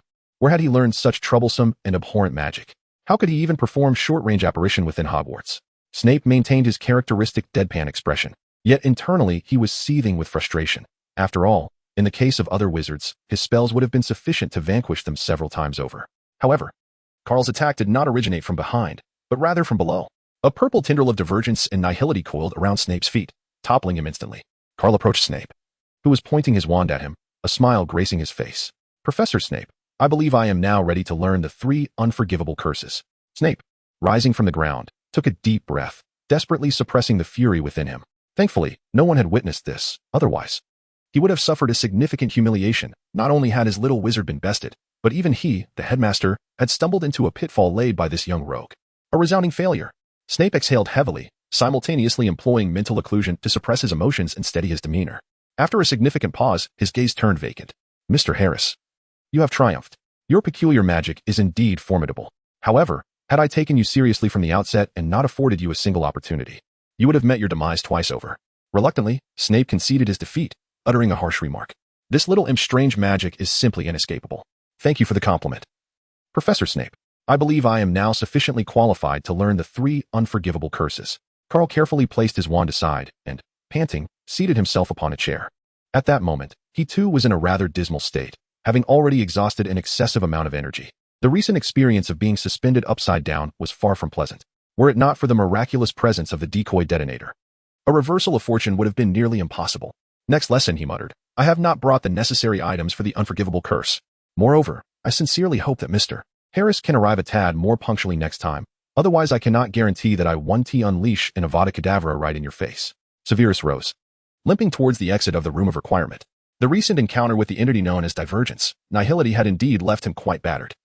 He longed to return to the dungeon to apply some restorative potions for his injuries, followed by a refreshing bath and a good night's sleep. Until next time then, he concluded. Chapter 41. A midnight encounter. Once Severus departed, Carl found himself alone in the now desolate room of requirement, reflecting on the outcomes of the evening as confrontation. Carl and Snape engaged in a fierce battle, under circumstances where Snape did not exert his full strength and was unfamiliar with the intricacies of magical mechanisms. Carl managed to prevail by employing all his skills. In a genuine life-and-death struggle, however, a top-tier dark wizard would never afford such numerous opportunities, and Carl's combat prowess remained somewhat immature. Nevertheless, at least he emerged victorious, did he not? With a cheerful expression, Carl toyed with the bracelet in his hand. He noticed that the more formidable the sorcerer he defeated, the higher his luck seemed to soar. Item name: Love of Ice and Fire Quality, Divine Artifact, Bracelet, Supreme, Intelligence 13, Stamina 24, Fire Attribute Enhancement, Resistance 6, Ice Attribute Enhancement, Resistance 6, Magical Defense 135 P.S. The red rose symbolizes sincere and pure love, infused with fervent passion. The blue rose represents innocent love and the kindness of a gentle soul. This lordly artifact, dropped in a game of despair, possesses commendable attributes. Receiving this artifact, once exchanged for an Arad meteorite, stirred a fleeting memory within Carl. Queen Clara, it seems, is the vessel sealing the soul of the notorious, cunning, and proud golden-haired Lolita of the West Coast. The bracelet, composed of red and blue, features opposing sides adorned with exquisite red and blue gemstones, emitting a captivating glow under the torchlight. Although the bracelet appeared somewhat large, presumably designed for an adult woman, this posed no issue, as artifacts of divine quality naturally attuned to their host. Indeed, as Carl donned the Love of Ice and Fire upon his right wrist, the bracelet automatically resized until it fit perfectly, having accomplished all that he intended for the evening. Despite not acquiring Severus's personal collection, he relished a thrilling battle and gained a commendable piece of equipment. Carl rose to his feet and exited the room of requirement. As his right foot completely crossed the threshold, the doorknob behind him vanished, leaving nothing but an ordinary wall in its place. Such is the wonder of spatial magic. After his inaugural use of the room of requirement, he, as a dimensional traveler, became acutely aware of the nuances of spatial transitions. Upon entering and exiting, he sensed a subtle ripple in the fabric of space, leading him to ponder that if anyone else were to enter, even a highly effective tracking magical artifact like the Marauder's Map would lose all trace of its target. Consequently, Carl formed a preliminary hypothesis. The room of requirement does not exist on the same plane as the world, but rather resides in a parallel dimension. It is also plausible that, depending on the user's intent, an exceptionally powerful transmutation spell may have been employed to connect a suitable room to it. Salazar Slytherin, that cunning old specter, truly was remarkable to have conjured such an extraordinary space. Carl paused, his suspicions lingering in the recesses of his mind. He was unable to discern whether the shifting rooms were a result of transformative magic or a profound application of spatial sorcery.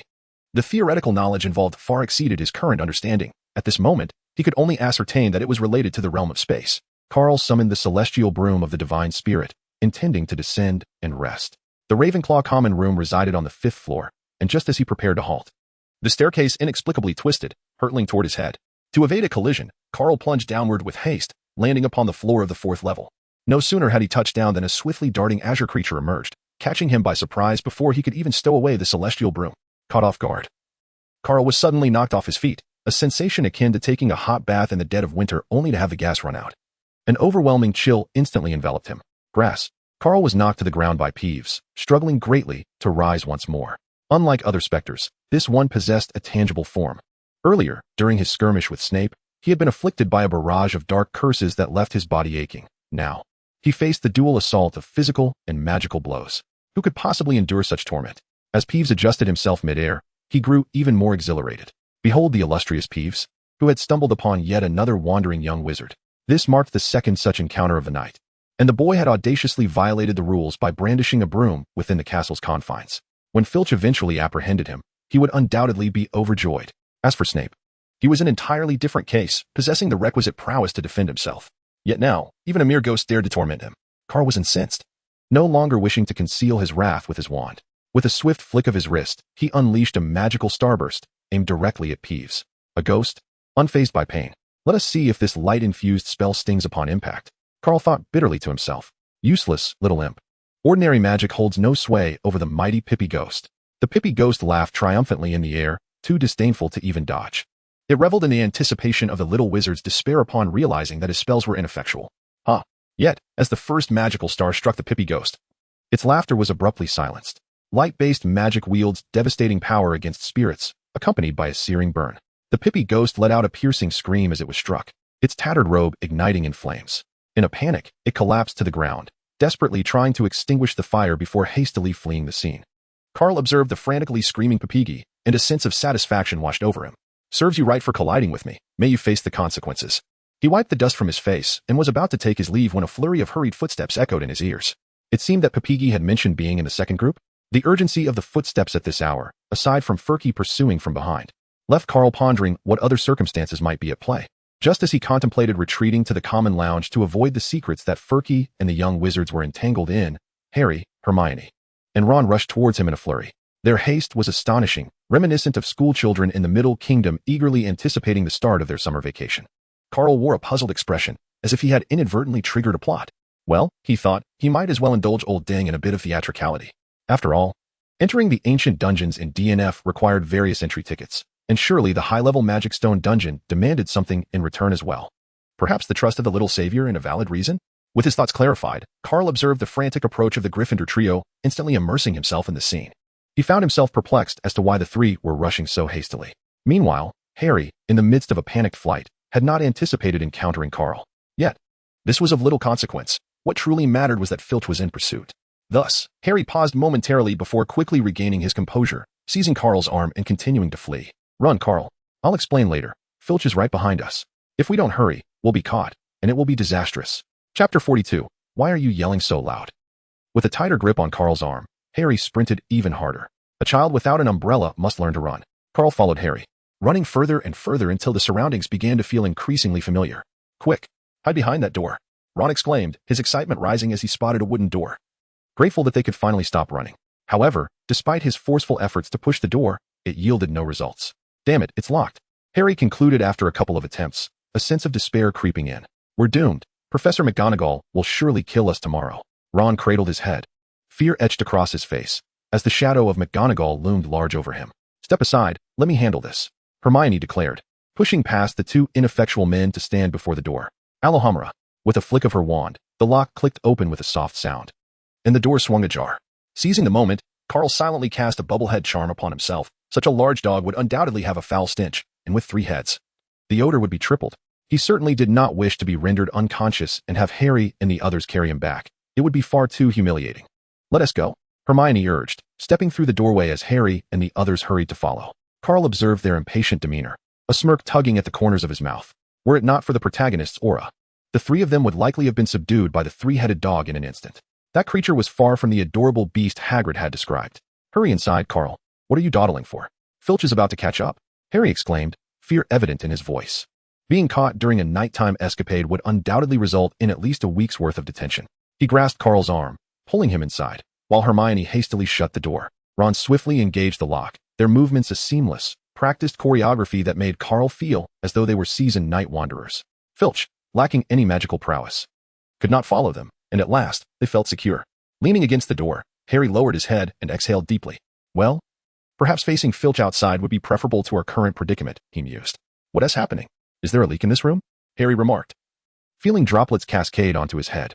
Upon touching his hair, he realized it was not water, it felt sticky. Raising his gaze, he was met with the sight of 3 enormous dog heads, drooling profusely. The viscous substance on his head was, in fact, the saliva cascading from those monstrous jaws.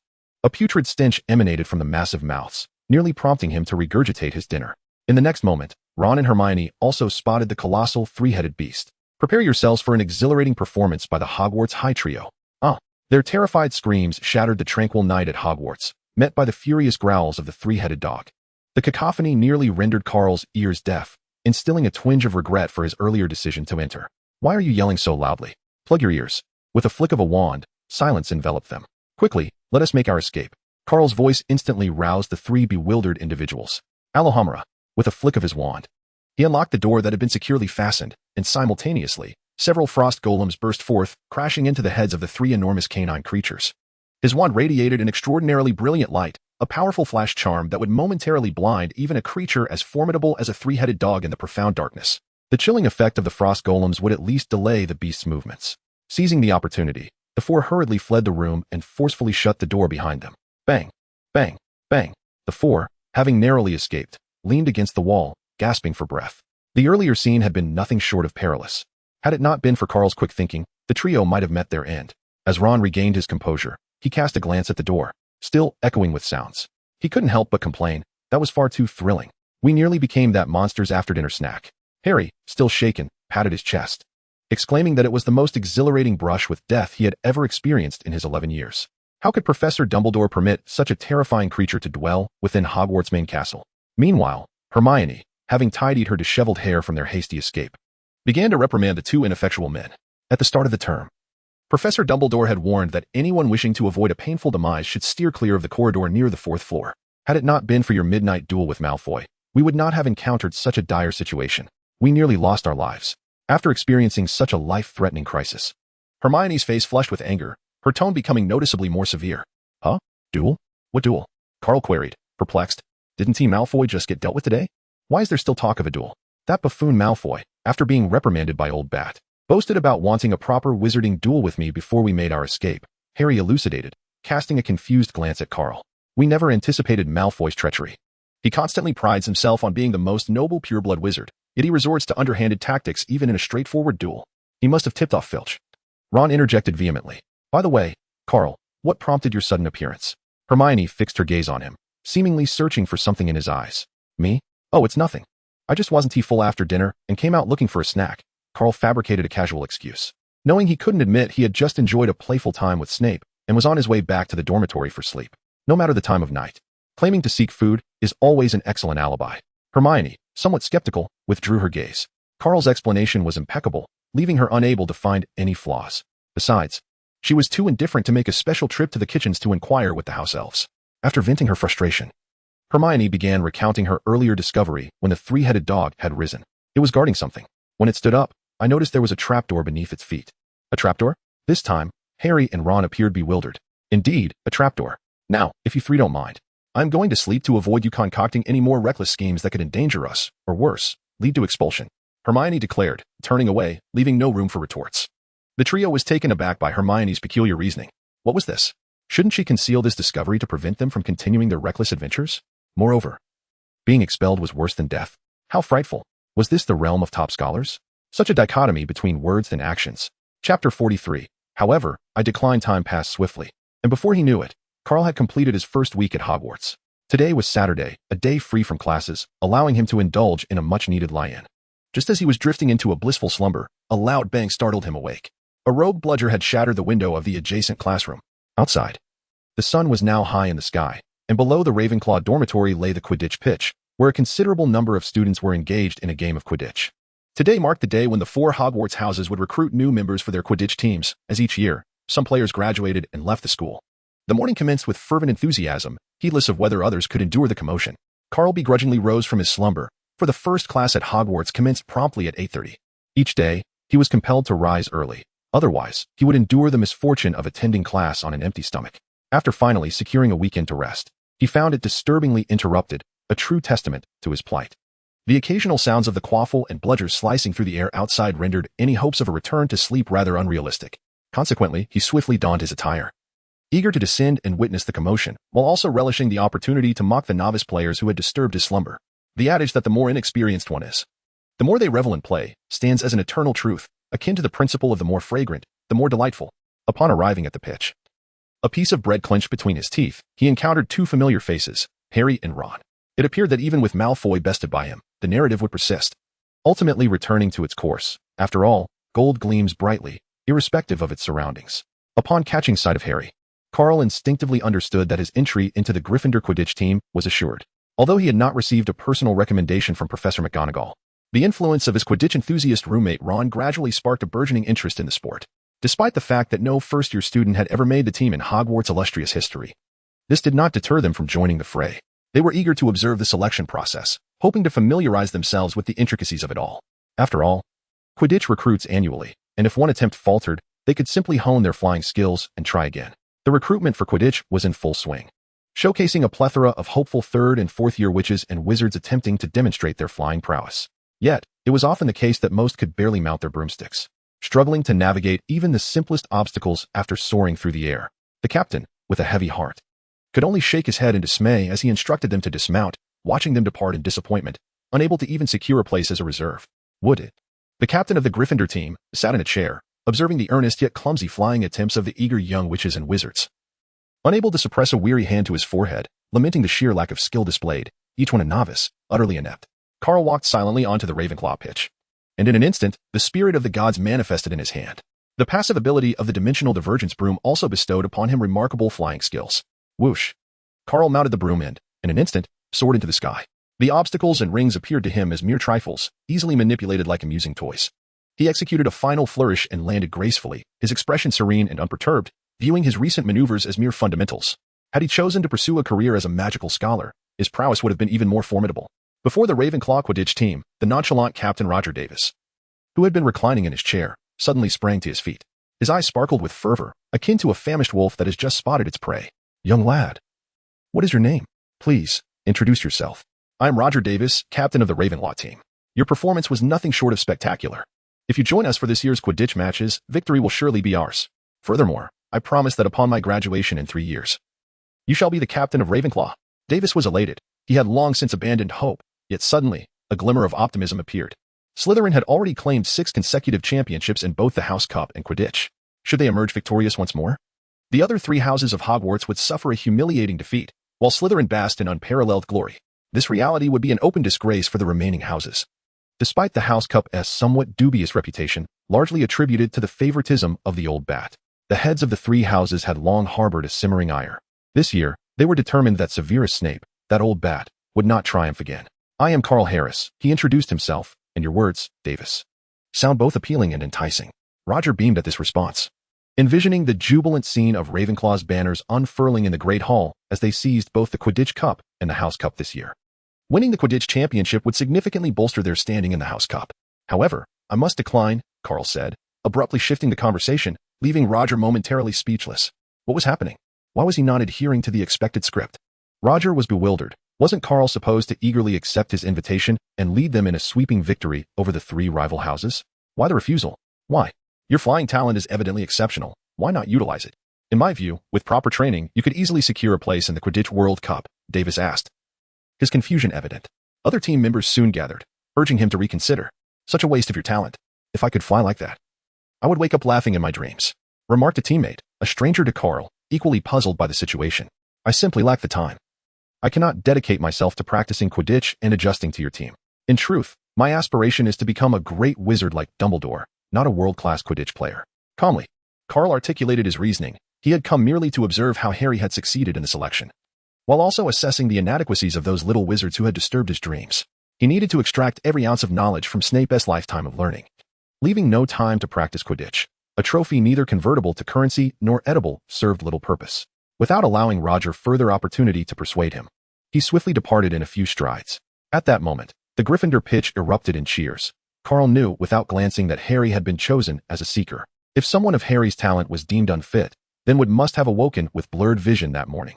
Carl could scarcely fathom who else could have been selected. Meanwhile, Ron stood nearby, applauding, feeling elated for his good friend's entry into the team, even as he himself had been deemed unworthy. After leaving the pasture, Carl made his way directly to the library. With the weekend stretching ahead devoid of obligations, he thought it would be quite beneficial to immerse himself in literature, while also delving deeper into the knowledge of the 3 unforgivable curses. This afternoon, Snape was set to unveil some substantial insights. Chapter 44, The 3 Unforgivable Curses. Outside the request room, Carl arrived early in the corridor, awaiting Snape's arrival. He was well aware that if he made Snape wait too long this time, the practice of the killing curse would not bode well for him. Before long, as had occurred previously, Snape's figure began to materialize from below. Unlike before, he appeared to have made a concerted effort to wash his hair, looking far less greasy than usual, and he was carrying a modest-sized box. Oh my goodness. What am I witnessing? Professor Snape has actually washed his hair. Is the sun rising in the west today? At this moment, Carl's expression was exaggerated, reflecting a sense of disbelief. Snape's gloomy countenance darkened further. All of this was the doing of that insufferable little imp before him. The explosion from that wretched box had singed his hair, prompting him to concoct a special hair growth potion. Mr. Harris, have you always been so ostentatious? Like a monkey prancing before me, utterly ludicrous. Snape spoke with a blank expression, his calm tone concealing a profound malice. Oh, is that so? Never mind. Let's continue with the previous lesson. Carl replied to Snape and opened the door to the room of requirement. Now, take out your wand, Mr. Harris. Snape spoke in his characteristic somber tone, then opened his modest suitcase. Inside, there were only a handful of items, a palm-sized spider and a small blackboard, both writhing within their glass containers. Let me pose a question. Since Mr. Harris is so eager to learn the 3 unforgivable curses, he must surely comprehend their true significance. With that, he enlarged the blackboard and posed his inquiry. As their name suggests, they are indeed unforgivable. Any wizard caught employing one of them, as detected by the Ministry of Magic, shall never hope to emerge from Azkaban. Moreover, the deeper one delves into their study, the more they will gradually influence the user's mind. Am I correct, Professor? Carl softly articulated the answer.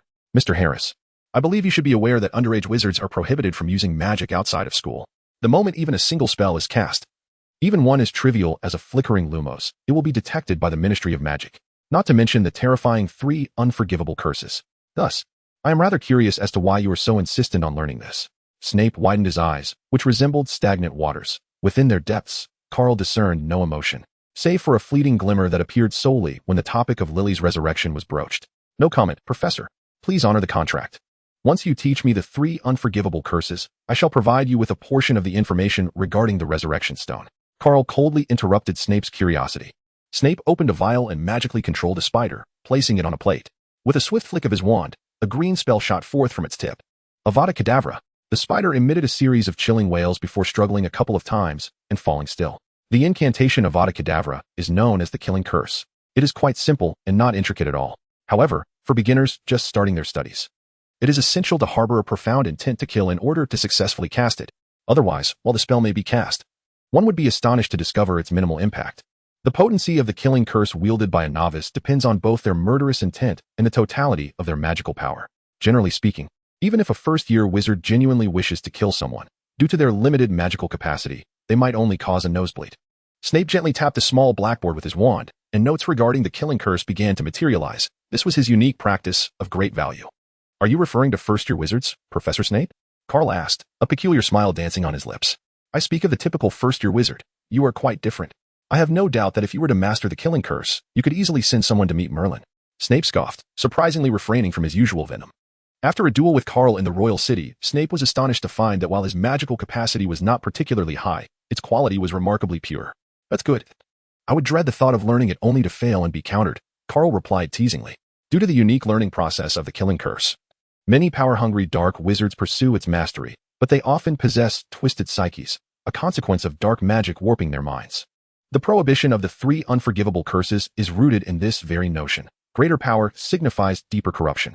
The other 2 unforgivable curses, while not requiring the same intense murderous intent as the killing curse, are equally complex. Snape produced another spider, this time employing the Cruciatus curse. Crucio, a beam of light, capable of instilling profound fear, struck the spider.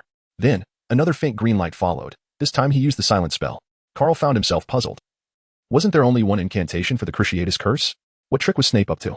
However, he soon understood the spell Snape had just cast. This spider screamed even more pitifully than the last, its cries amplified as if through a loudspeaker, and its 8 legs curled tightly, thrashing about in a frantic dance upon the plate. Carl listened to the spine-chilling cries of the spider, unable to suppress a wild twitch at the corners of his mouth. It was not fear that gripped him, but rather the ghastly and jarring sound emitted by the creature. It reminded him of those childhood days sitting in the front row while the monitors scraped their nails against the blackboard. Yes, that hissing sound amplified, no less. Damn it. That cursed Snape had even cast an amplification charm on the spider for dramatic effect. It was unbearable. After enduring Snape's initial wave of torment, Carl promptly cast a silencing charm upon himself. Such a terrifying cacophony, was it not? It sent shivers down one's spine. Snape chuckled ominously, and coupled with the incessantly trembling spider, it evoked in Carl an unsettling impression of Snape as some deranged scientist. Upon reflection, there was indeed a striking resemblance. The Cruciatus curse proved to be quite effective. It truly lived up to its formidable reputation. Moreover, Professor Snape's use of the amplification charm was commendable. Carl rubbed his slightly aching ear and smiled with praise. However, deep within, he had already begun to devise a cunning plan of how to deal with him next. Perhaps he could make him use the hair-growing spell once more? Thank you for the compliment, Snape remarked, revealing a conspiratorial smile. And then he launched into a lengthy exchange of flattery. Chapter 45, Mastery. What about the last remaining soul-snatching curse? It is said that this dark magic initially caused considerable trouble for the Ministry of Magic. After Carl observed Severus Snape's demonstration of the two unforgivable curses, he pondered the intricacies of the spell-casting process for a brief moment before indicating that Snape could proceed. The killing curse, indeed. 11 years ago, the majority of those who supported the Dark Lord were pure-blood aristocrats. And it was only the fools within the Ministry of Magic who would believe that some of them were under the influence of the Imperius curse when they attacked the wizarding world. How naive, considering that the Ministry and the Wisingamot are places that uphold the importance of evidence. In my view, Veritaserum is an excellent interrogation potion. Merely 3 drops would compel even the Dark Lord to divulge his darkest and most profound secrets. However, the power of gold is boundless. They managed to escape the consequences of their actions without resorting to Veritaserum after paying a hefty price. Snape scoffed, recalling the unsavory dealings between the Ministry and the hidden Death Eaters. Aside from the most fervent, such as the deranged Bellatrix Lestrange, few were imprisoned in Azkaban for life. Most others continued to thrive. Take, for instance, the fathers of Malfoy's 2 lackeys. While their sons may be foolish, their fathers are considerably more astute. After all, a double agent can always acquire first-hand intelligence about both sides at any given moment. Although Snape's words rarely held any praise, Carl found himself in agreement with his remark regarding gold. If presented with 100 million galleons, he could easily apprehend Voldemort and toy with him at will. After reflecting on the past, Snape quickly returned to his usual demeanor. Another spider was placed on the plate, an unfortunate little creature unaware of the fate awaiting it. However, compared to its 2 brothers, its outcome would be far more favorable. The Imperius curse is the only one of the 3 unforgivable curses that lacks direct offensive capability, causing minimal harm to the victim, yet its threat should not be underestimated. A brother, raised together and bonded closely, might one day inexplicably stab you after being subjected to this curse. Control is the sole effect of the Imperius curse. Under Snape's wand's command, the little spider danced upon the table, obediently following Snape's instructions. It dared not venture west when commanded to move east. Remember the incantation for the Imperius curse, Imperio. This curse demands a formidable mental fortitude to wield. Controlling a living person is significantly more challenging than commanding a small spider. One must maintain unwavering focus, or the backlash of the curse may lead to consequences one would prefer to avoid. Should it come to that, perhaps I would have to reserve a permanent room for you in a Muggle psychiatric hospital. Additionally, a word of caution, do not overestimate your abilities when attempting to control those with strong wills. The essence of the Imperius curse lies in exerting one's mental prowess over another's mind. Resistance is inevitable, and in the clash of mental wills, the weaker party risks being overwhelmed, resulting in a loss of self or even a shattered soul. Mr. Harris, you are aware of the Dementor's kiss, are you not? At times, the failure of casting the Imperius curse mirrors the effects of the Dementor's kiss, though this is only the case when the cursed individual exhibits fierce resistance, leading to the most severe consequences. Snape spoke with a somber tone, akin to a serpent's hiss, elucidating the nuances and precautions of the Imperius curse. Well, I have conveyed the essentials.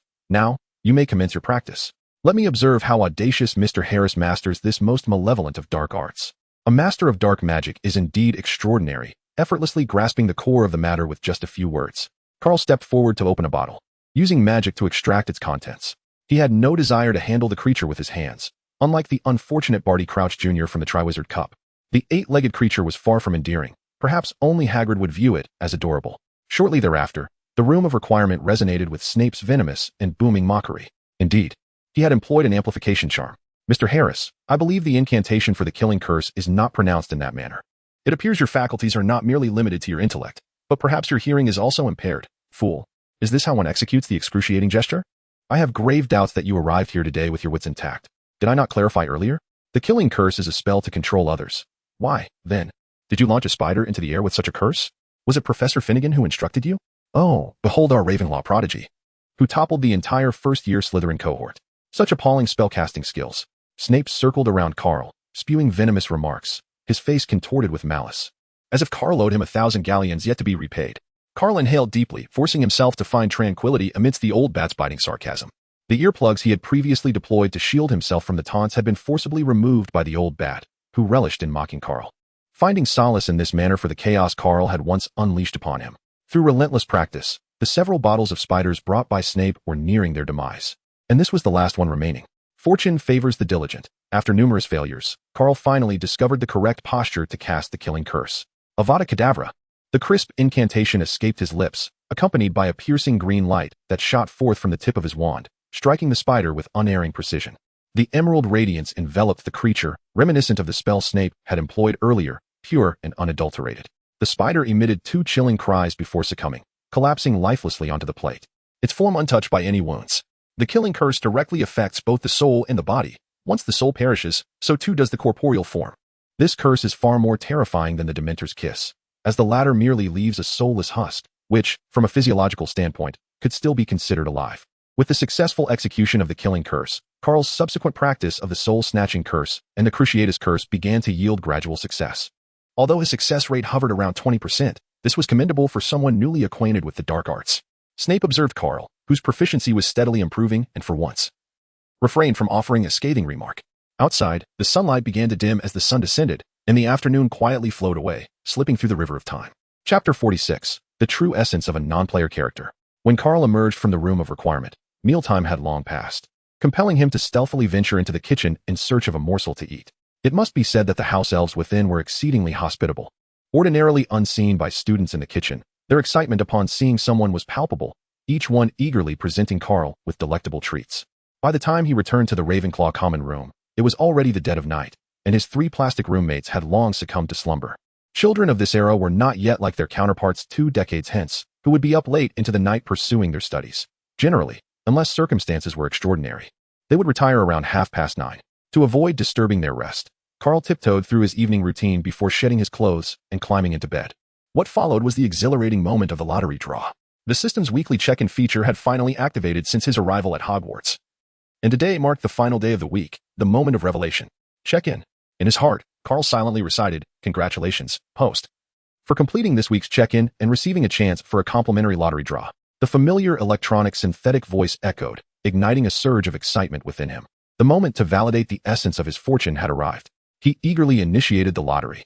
In Carl's mind, a resplendent golden gift box gradually opened. "Congratulations, host. You have acquired the disguised vengeful spirit dagger." Huh, a dagger? Let me examine its attributes. Item name, disguised vengeful spirit dagger quality, rare physical attack power, 256 dark attribute enhancement, resistance 4 strength, 9 additional effect, bleeding special effect, disguise. The cunning vengeful spirit excels at concealing its true nature. The dagger appears no different from other blades, yet it harbors an insidious spirit within. Master Slayer, the bloodthirsty spirit resists being controlled by the host, constantly plotting to turn against them and devour their soul, aspiring to dominate its own fate. P.S. Seize control of it at any cost. If you can subdue the vengeful spirit, you shall gain immense power. An unknown malevolent blacksmith from the continent of Arad. After examining the attributes of the dagger, Carl inwardly cursed, nearly succumbing to a heart attack from sheer frustration. What on earth is this? A master-slaying dagger? Is this truly the nature of a dagger? The enchanter is quite audacious, even going so far as to imbue it with deceptive attributes for treacherous purposes. His glowering expression bore an uncanny resemblance to that of a certain chieftain from Dark Africa. System, is a return possible? This system does not accept returns once items have been sold. We kindly ask for the host's understanding. Furthermore, the final interpretation rights belong to the system, and we implore the host not to engage in futile endeavors. The cold, synthetic voice shattered Carl's fragile composure. He returned the seemingly ordinary yet lethal dagger to the system's storage and, with a scowl, pulled the blanket over his head, concluding his first week at Hogwarts. In the library, Carl occupied a seat in the reading room, surrounded by a few hefty tomes as he delved into research. Most of the texts pertained to trolls, with a scant few touching upon the Philosopher's Stone. The literature regarding the stone was exceedingly limited. After scouring the entire library, he managed to uncover but a handful of volumes, likely because the vast majority of writings on this extraordinary alchemical creation resided within the restricted section. Perhaps I could request a note from the old bat, allowing me to explore the restricted area? Carl pondered as he flipped through the pages of the book, realizing that the most extensive collection of magical tomes at Hogwarts, aside from the restricted section, resided solely in the headmaster's office. The method by which Voldemort split his soul to create Horcruxes was discovered within the confines of that restricted section. Although the passwords set by old Dumbledore were typically quite simple, consisting of various candy names, it would only take a few attempts to gain entry. Yet, he dared not be reckless. The office was adorned with portraits of past headmasters and Dumbledore's pet phoenix, all serving as vigilant eyes. From guides on 100 common magical creatures to those detailing perilous fantastical beasts, and even the most foolish of magical beings. The methods expounded in these subpar books lacked any merit, filled only with nonsense. It was not that Carl could not contend with a troll, but rather he questioned why he would not utilize a more straightforward approach if one existed.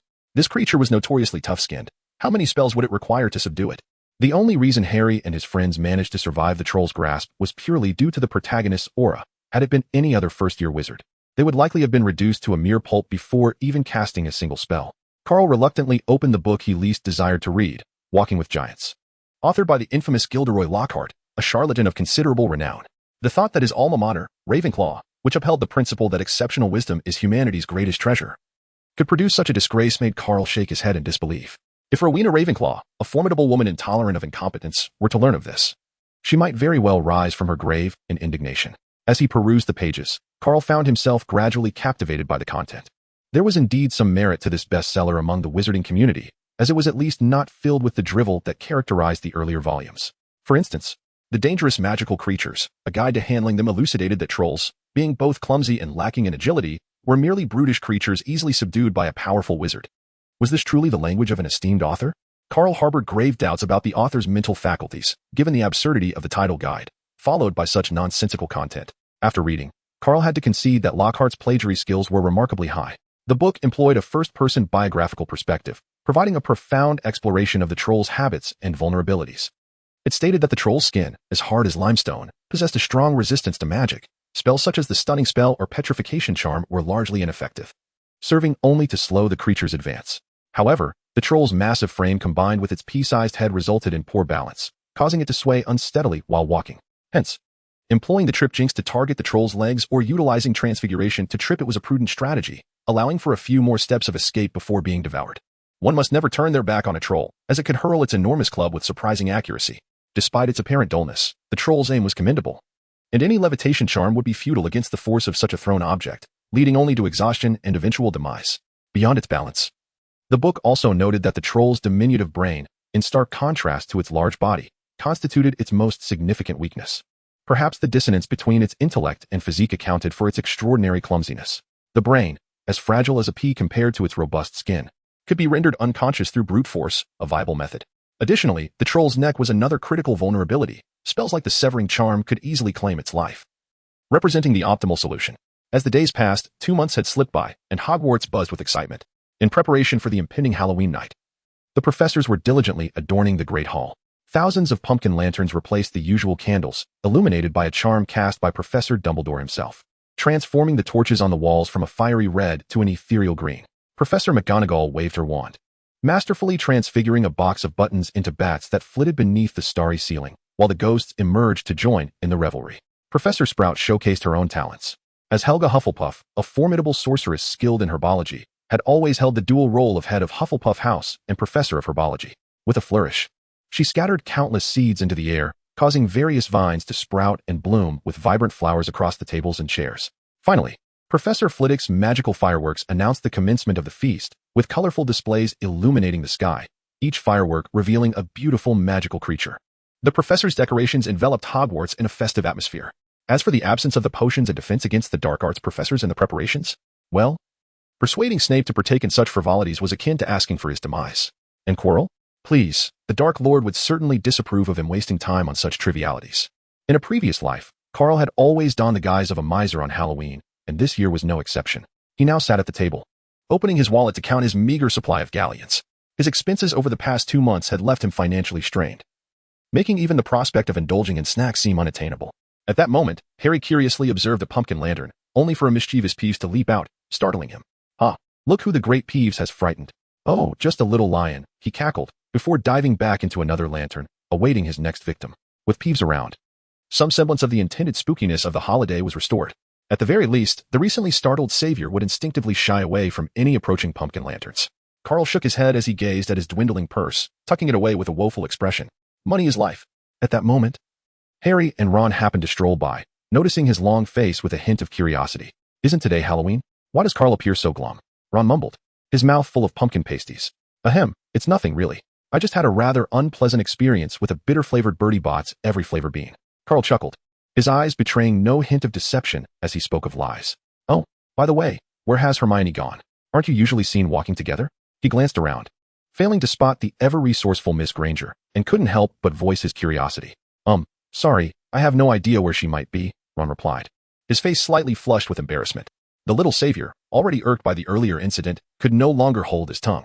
He immediately recounted how he had witnessed Ron surreptitiously speaking ill of Hermione to Seamus and Neville, only to have the unfortunate coincidence of her passing by and overhearing it.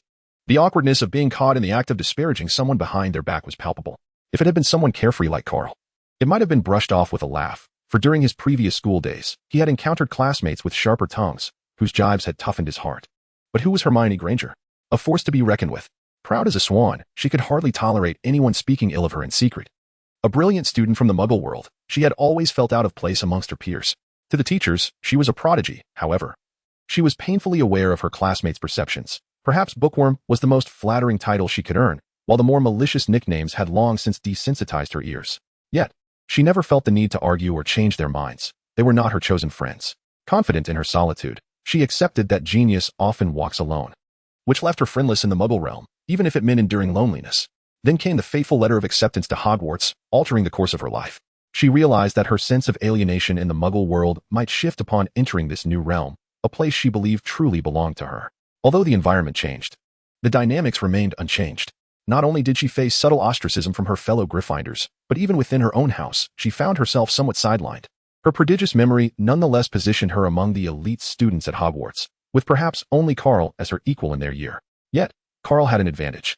Without the existence of his system, he doubted he could truly compete with the illustrious Miss Granger. The paradigm of learning in the magical world starkly differed from that of the mundane. Knowledge equated to power here, where a wizard's prowess often correlated with their academic standing, just as Voldemort had once exemplified. Carl, however, adhered to a different principle: wealth is power. With a combined age of 30 from 2 lifetimes, he understood the nuances of social interactions. Moreover, the Ravenclaw environment contrasted with Gryffindor, the more knowledgeable one was, the richer the friendships one could forge. Perhaps Ravenclaw was indeed Hermione's rightful haven. After entering the magical realm, Hermione remarkably made a few friends, though few. They were enough to satisfy her. Thus, she consistently offered suggestions to Harry and Ron, even if her demeanor occasionally exuded a hint of arrogance. In one class, she effortlessly garnered points from the professors. However, when she noticed Ron's flawed spellcasting, she couldn't resist stepping in to assist him, only to be met with disparaging remarks from Ron, whom she believed to be a friend. A profound sense of disappointment and frustration instantly enveloped her heart. The magnitude of her hopes was matched only by her disillusionment. The ever-curious Hermione, yearning for friendship, found her heart painfully wounded by betrayal.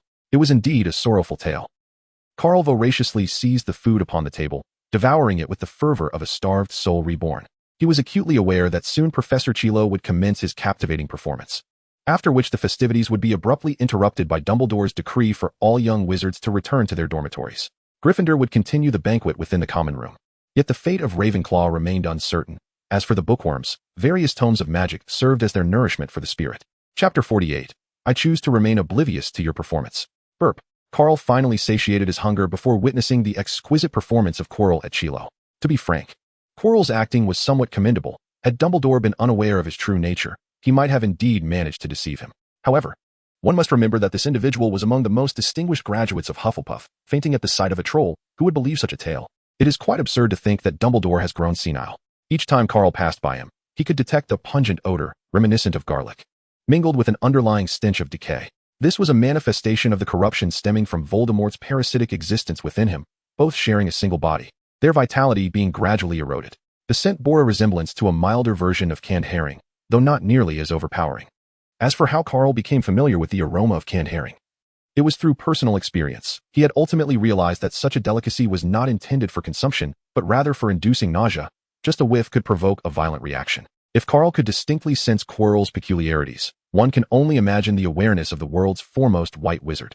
Throughout it all, he merely regarded the entire affair as a game meant for Harry. Just as Carl was preparing to indulge in a delightful dessert after his meal, our main character, Professor Quirrell, made his grand entrance. He burst through the door, his face a portrait of terror, and the large scarf meant to conceal his bald head was askew, thankfully preventing Voldemort's visage from being exposed. Otherwise, the situation would have been quite awkward. Would old Dumbledore feign ignorance or choose to confront him directly? Carl thought that he would likely perish immediately, as preserving the dignity of his esteemed headmaster was paramount. Under the bewildered gazes of young wizards from all 4 houses, Professor Quirrell commenced his theatrical display. With a visage marked by sheer panic, he bellowed in a stammering voice, "A troll! In the dungeon!" A troll in the dungeon. I thought you ought to know. After uttering that final line, Quirrell's eyes rolled back, and he collapsed to the ground. Remarkable. This performance far surpassed that of certain actors from the East who could only widen their eyes in astonishment. Carl was genuinely impressed by Quirrell's masterful act, albeit with a hint of embarrassment, for the venerable Dumbledore had already seen through it all. Following Quirrell's exquisite display, Carl discreetly fashioned himself a pair of earplugs. The prospect of all Hogwarts students simultaneously mimicking a groundhog was undeniably exhilarating. As anticipated, chaos erupted the next moment. Young wizards screamed and leapt from their seats in a frenzy to escape, resulting in utter disarray. Silence. Dumbledore immediately rose, embracing Quirrell's splendid performance. His resonant voice swiftly quelled the tumult, offering comfort to the frightened wizards. All eyes were fixed on their headmaster's grandstanding, save for one Ravenclaw student, whose identity remained undisclosed. Engrossed in a pumpkin pasty. Please, remain calm, Dumbledore declared, his hands firmly planted on the table, his tone unwavering. Now, head students, please escort your respective houses back to the dormitories. Teachers, accompany me to the dungeon. Indeed, such an incident would inevitably interrupt the feast. After all, what was a mere troll? Aside from Professor Sybil Trelawney, who lacked the prowess to vanquish such a grotesque creature, who at Hogwarts could not easily dispatch it. A simple spell from Snape could swiftly sever its head, concluding the matter without such a fuss. Nevertheless, since Dumbledore chose to engage in this theatrical display with Quirrell, Carl found himself powerless to intervene. Thus, he resolved to earn a modicum of pocket money within the confines of Dumbledore's established rules. Although trolls possessed no culinary value whatsoever, lacking any parts suitable for the pot, perhaps if this creature were dispatched, he might strike it rich with a fortunate find. Having contemplated what he could gain from this matter, Carl immediately turned his gaze towards Harry and Ron. The two young wizards, shrouded in mystery, were lost in their own thoughts, gradually distancing themselves from the majority of Gryffindor. With a gentle flick of his wand, Carl vanished from sight. The disillusionment charm proving to be quite effective at that moment, he stealthily followed Harry and Ron, allowing them to lead the way as they gradually made their way toward the girls' restroom. The expression on Carl's face was somewhat awkward. Neither in his past life nor in this one had he ever ventured into such a place.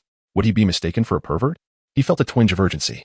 No, he was entering solely to save someone. With this thought, Carl took a deep breath and resolutely followed, a flicker of anticipation igniting within him as he prepared to explore an uncharted territory. At that moment, Hermione finally composed herself, wiping away her tears. Just as she was about to step outside, a monstrous figure blocked her path. A piercing scream erupted from the restroom. Harry and Ron quickened their pace upon hearing it. When they entered, they were met with the sight of a trembling Hermione cowering in the corner, alongside a terrifying giant wielding a club larger than both of them combined. Before Carl stood a creature towering approximately 12 feet high, its skin dull and lifeless, resembling a mass of protruding gray rocks. It wore tattered garments that appeared to be made of animal hide, its belly displaying a bizarre bluish-gray hue. Its thighs resembled long dead tree stumps, exuding a foul odor that was utterly repulsive.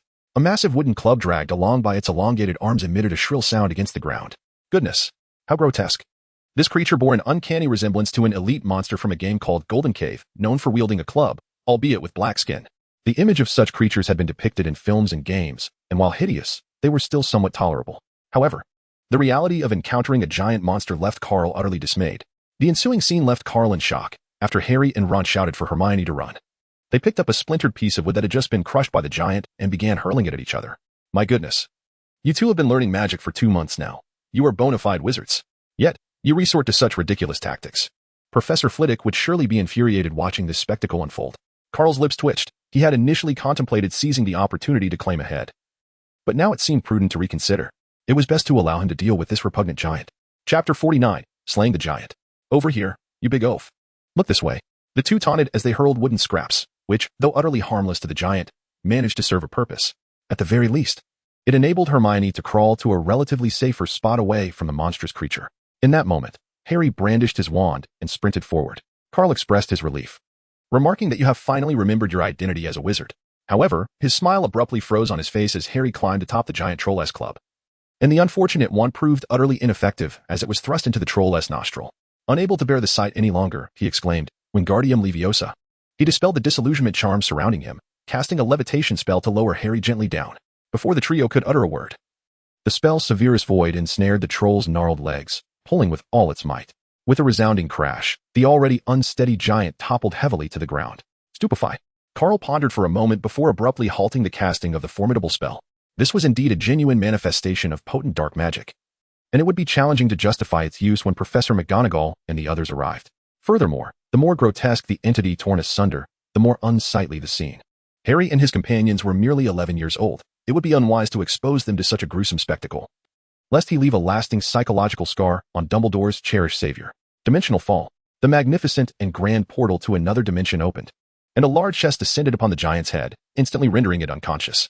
There, it was accomplished, simple, swift, and efficient. Before Harry and his friends could react, the giant lay sprawled on the ground. After all, Carl had completed the entire process in less than half a minute. The trio, recovering from their astonishment, gazed at the giant, half-conscious on the ground, incredulous that such a terrifying creature had been vanquished so effortlessly by Carl, a fellow first year. "You seem quite surprised," Carl remarked softly to the group. "Carl, that was simply astounding. You took down the giant in an instant," Ron exclaimed, his mouth agape, his face a picture of shock. "Was it difficult?" "Just a series of spells executed in succession, first this, then that, and finally the last one," Carl explained. "The giant is rather dim-witted and incapable of evasion." Carl smiled modestly. "Perhaps we should step outside first. The stench here is quite overwhelming," Harry remarked, pinching his nose and wrinkling his brow. The repugnant odor emanating from the creature, combined with the long-neglected scent of the underground washroom, was so unbearable that it made Harry feel utterly wretched. Carl shrugged with indifference, seemingly unfazed by the situation. "Have you heard of the stunning spell?" In response to Harry's suggestion, Ron and Hermione expressed their unanimous agreement. Harry approached the unconscious giant, extracting his wand from its nostril, now coated in a revolting slime. "Let us clean that up." Hermione flicked her wand, and a spell shot forth, instantly rendering Harry's wand immaculate. However, they failed to notice that Carl had discreetly used magic to reposition the chest to the doorway. Much like a scene from a detective film, professionals always arrive late to the scene of the incident. This principle applies equally within the realm of magic. The professors arrived punctually, as if they had timed it perfectly. Just as Carl finished tidying up the giant and prepared to leave, they followed closely behind. As the group cleaned the grime from their clothes and opened the door, they were met by the imposing figure of Professor McGonagall leading the way. "Oh my goodness. What on earth happened here? I believe a reasonable explanation is in order, gentlemen and ladies." Upon entering the restroom, Professor McGonagall was confronted with an unimaginable sight. Shattered wooden planks littered the floor, the sink lay in ruins, water leaked incessantly from the overhead pipes, and a giant sprawled across half the room. Fortunately, she was relieved to see that the children appeared unharmed. Even Harry, who looked the most disheveled, bore only a smattering of dust on his clothes, while Carl stood pristine, his attire devoid of even a single crease. In stark contrast, Professor Snape remained remarkably composed. He had already noticed the disillusionment charm cast by Carl during such a tumultuous time with the giant's attack. Carl's use of the charm suggested that he intended to subdue the creature, and Snape had never entertained the notion of Carl failing. Having imparted the 3 unforgivable curses and his own unique spell to Carl, Snape knew that vanquishing a giant would be a straightforward task for him. However, Quirrell was a different case entirely. He could hardly believe his own eyes. Had that enormous giant truly been defeated by a handful of first-year wizards? Such a feat seemed utterly devoid of magic. A slight smirk crept onto Snape's lips. Seeing his beloved Potter unscathed brought him some comfort. Yet he felt compelled to deliver a scathing remark. He stepped back from the chest, mindful of the previous incident where he had been caught off guard by its explosive nature. Upon encountering it again, he prudently kept his distance, unwilling to gamble on whether this crafty young lad might ignite it. Remarkable. Hogwarts seems to be brimming with talent this year. Gryffindor has welcomed a great savior, and Ravenclaw is no less impressive. To single-handedly defeat a giant in their first year is no small feat, considering this very creature had once rendered a certain defense against the dark arts professor unconscious. Snape gazed at Carl with an empty stare, withholding any semblance of warmth. He nearly directed a tirade at Quirrell, who was now adjusting his oversized scarf, reverting to his previous timid demeanor. As he listened to Snape's richly sarcastic remarks, he merely trembled slightly, offering no further reaction. "I believe, Mr. Harris, you owe me a reasonable explanation for the events that have transpired here." Professor McGonagall had discerned who was truly in charge of the situation. After all, among them, only Carl appeared impeccably groomed. The fleeting thought that he had just arrived was swiftly dismissed. Who could forget Ravenclaw's notorious instigator? He had already caused chaos in their first Transfiguration class, even overturning a group of Slytherins later on. In her mind, it seemed that Carl had orchestrated this spectacle, heroically dispatching the giant while abducting a Gryffindor student. She glanced at Hermione, whose eyes still glistened with unshed tears, her face etched with shock and fear. The astonishment was undoubtedly a result of Carl's actions, while the terror stemmed from the giant. "Well, Professor McGonagall, would you believe me if I said I just happened to encounter this giant and managed to subdue it?" Carl, emulating Chilo's previous demeanor, began to explain in a hesitant manner. "Coincidence? Do you truly believe I would accept that?" Professor McGonagall remarked with a smirk that danced on the edge of amusement. "Ahem, yet this is indeed the original truth." Carl helplessly argued. "I believe Mr. Harris merely wishes to stage a heroic rescue." As soon as Snape began to speak, Carl sensed impending trouble. At that moment, Hermione blushed and stepped forward. "I apologize. Professor McGonagall, it is entirely my fault. Miss Granger? Professor McGonagall exclaimed in disbelief. I took it upon myself to confront the troll, believing I could handle it. It turns out I was mistaken. Had Carl and the others not shown up unexpectedly, I might have been crushed by the Trolls Club. Chapter 50. I am torn apart. I have truly reached my breaking point. My emotions have been fluctuating over these past few days. In the words of an ancient proverb, a blessing in disguise. How true. The ancients do not deceive me. This year, due to the pandemic, the customary New Year greetings have been curtailed, resulting in a significant reduction in my red envelope money, and I have canceled the movie tickets I had originally purchased. This situation has undoubtedly left me feeling quite displeased. Just as I was preparing to languish at home for the next 20 days during the dreary winter break, good news arrived. Also affected by the pandemic, the start of the school term has been indefinitely postponed. This thrilled me immensely. It has been over a decade since I encountered such fortunate news. But, moving on. As the saying goes, policies from above are met with countermeasures below. Shortly thereafter, the homeroom teacher brought in the additional holiday assignments from various subject teachers, euphemistically termed as knowledge enhancement. I found some comfort in the fact that the humanities teachers did not join in the fray. A heartfelt thanks to you. Chapter 51. A profound conversation. Hermione timely intervened, allowing him to breathe a sigh of relief. The chaotic scene before him was not easy to explain. Would he dare to reveal that he had dispatched the troll in less than half a minute? He had already drawn Dumbledore's attention and did not wish to be summoned to the headmaster's office again. After questioning Carl and Hermione, Professor McGonagall turned her stern gaze toward Harry and Ron. Mr. Potter and Mr. Weasley, I believe you are supposed to be in the Gryffindor dormitory, not engaging in dangerous activities here. Harry swallowed hard, feeling the immense pressure from their head of house. I apologize, Professor McGonagall. Though theoretically, we should be in the dormitory. Ron interjected, but plans never survive contact with reality. Upon hearing Ron's justification, Professor McGonagall's already stern expression darkened further, resembling Snape's usual demeanor, gloomy and fearsome. Noticing the swift change in their headmaster's expression, Harry quickly added, I'm sorry, Professor McGonagall. Ron was a bit unclear. We came out of concern for Hermione's safety. At this point, Professor McGonagall, convinced by the fabricated story woven by the group, softened slightly, yet sternly warned them. Even so, you should not engage in such foolishness. A fully grown troll could easily dispatch you young wizards with a single blow. Remember, you were merely fortunate this time, but such luck cannot be relied upon repeatedly. I never expected Miss Granger to act so recklessly. It is truly disappointing. Just then, footsteps echoed from outside the door. According to the truth that the later the arrival, the higher the status, Carl deduced that the school's foremost authority had arrived. Sure enough, Headmaster Dumbledore entered slowly. The moment he appeared, his gaze immediately fixed upon the troll. Before casting a meaningful glance at the box beside it, Carl felt a chill run down his spine as he met the intense gaze directed at him, prompting him to immediately cease his reckless behavior. The enigmatic magical reaction within the box came to an abrupt halt. It is well known that the Dimensional Walker's box can be detonated at the will of its wielder, with precise control over the timing. Initially, he had contemplated using it to toy with Quirrell, hoping to leave him in a state of disarray and garner some animosity points. In the future, when the magical stone dungeon opened, he would have the opportunity to exploit Quirrell for substantial rewards before returning to the Muggle world with his bountiful spoils. Alas, what a twist of fate that Dumbledore had arrived. Wasn't he supposed to be absent? Dumbledore surveyed the scene before him and then turned his attention to Carl, who was nonchalantly leaning against the wall, seemingly indifferent. It quickly became clear to him what had transpired. This box must have been conjured by Mr. Harris. It appeared to have been used to knock out the troll quite effectively. A remarkably clever spell. Was it an original creation of Mr. Harris? Dumbledore's eyes sparkled with admiration, his tone betraying none of his appreciation. Professor Dumbledore, I believe we should now discuss the consequences of this incident, Snape interjected ominously. His intentions clearly far from benign.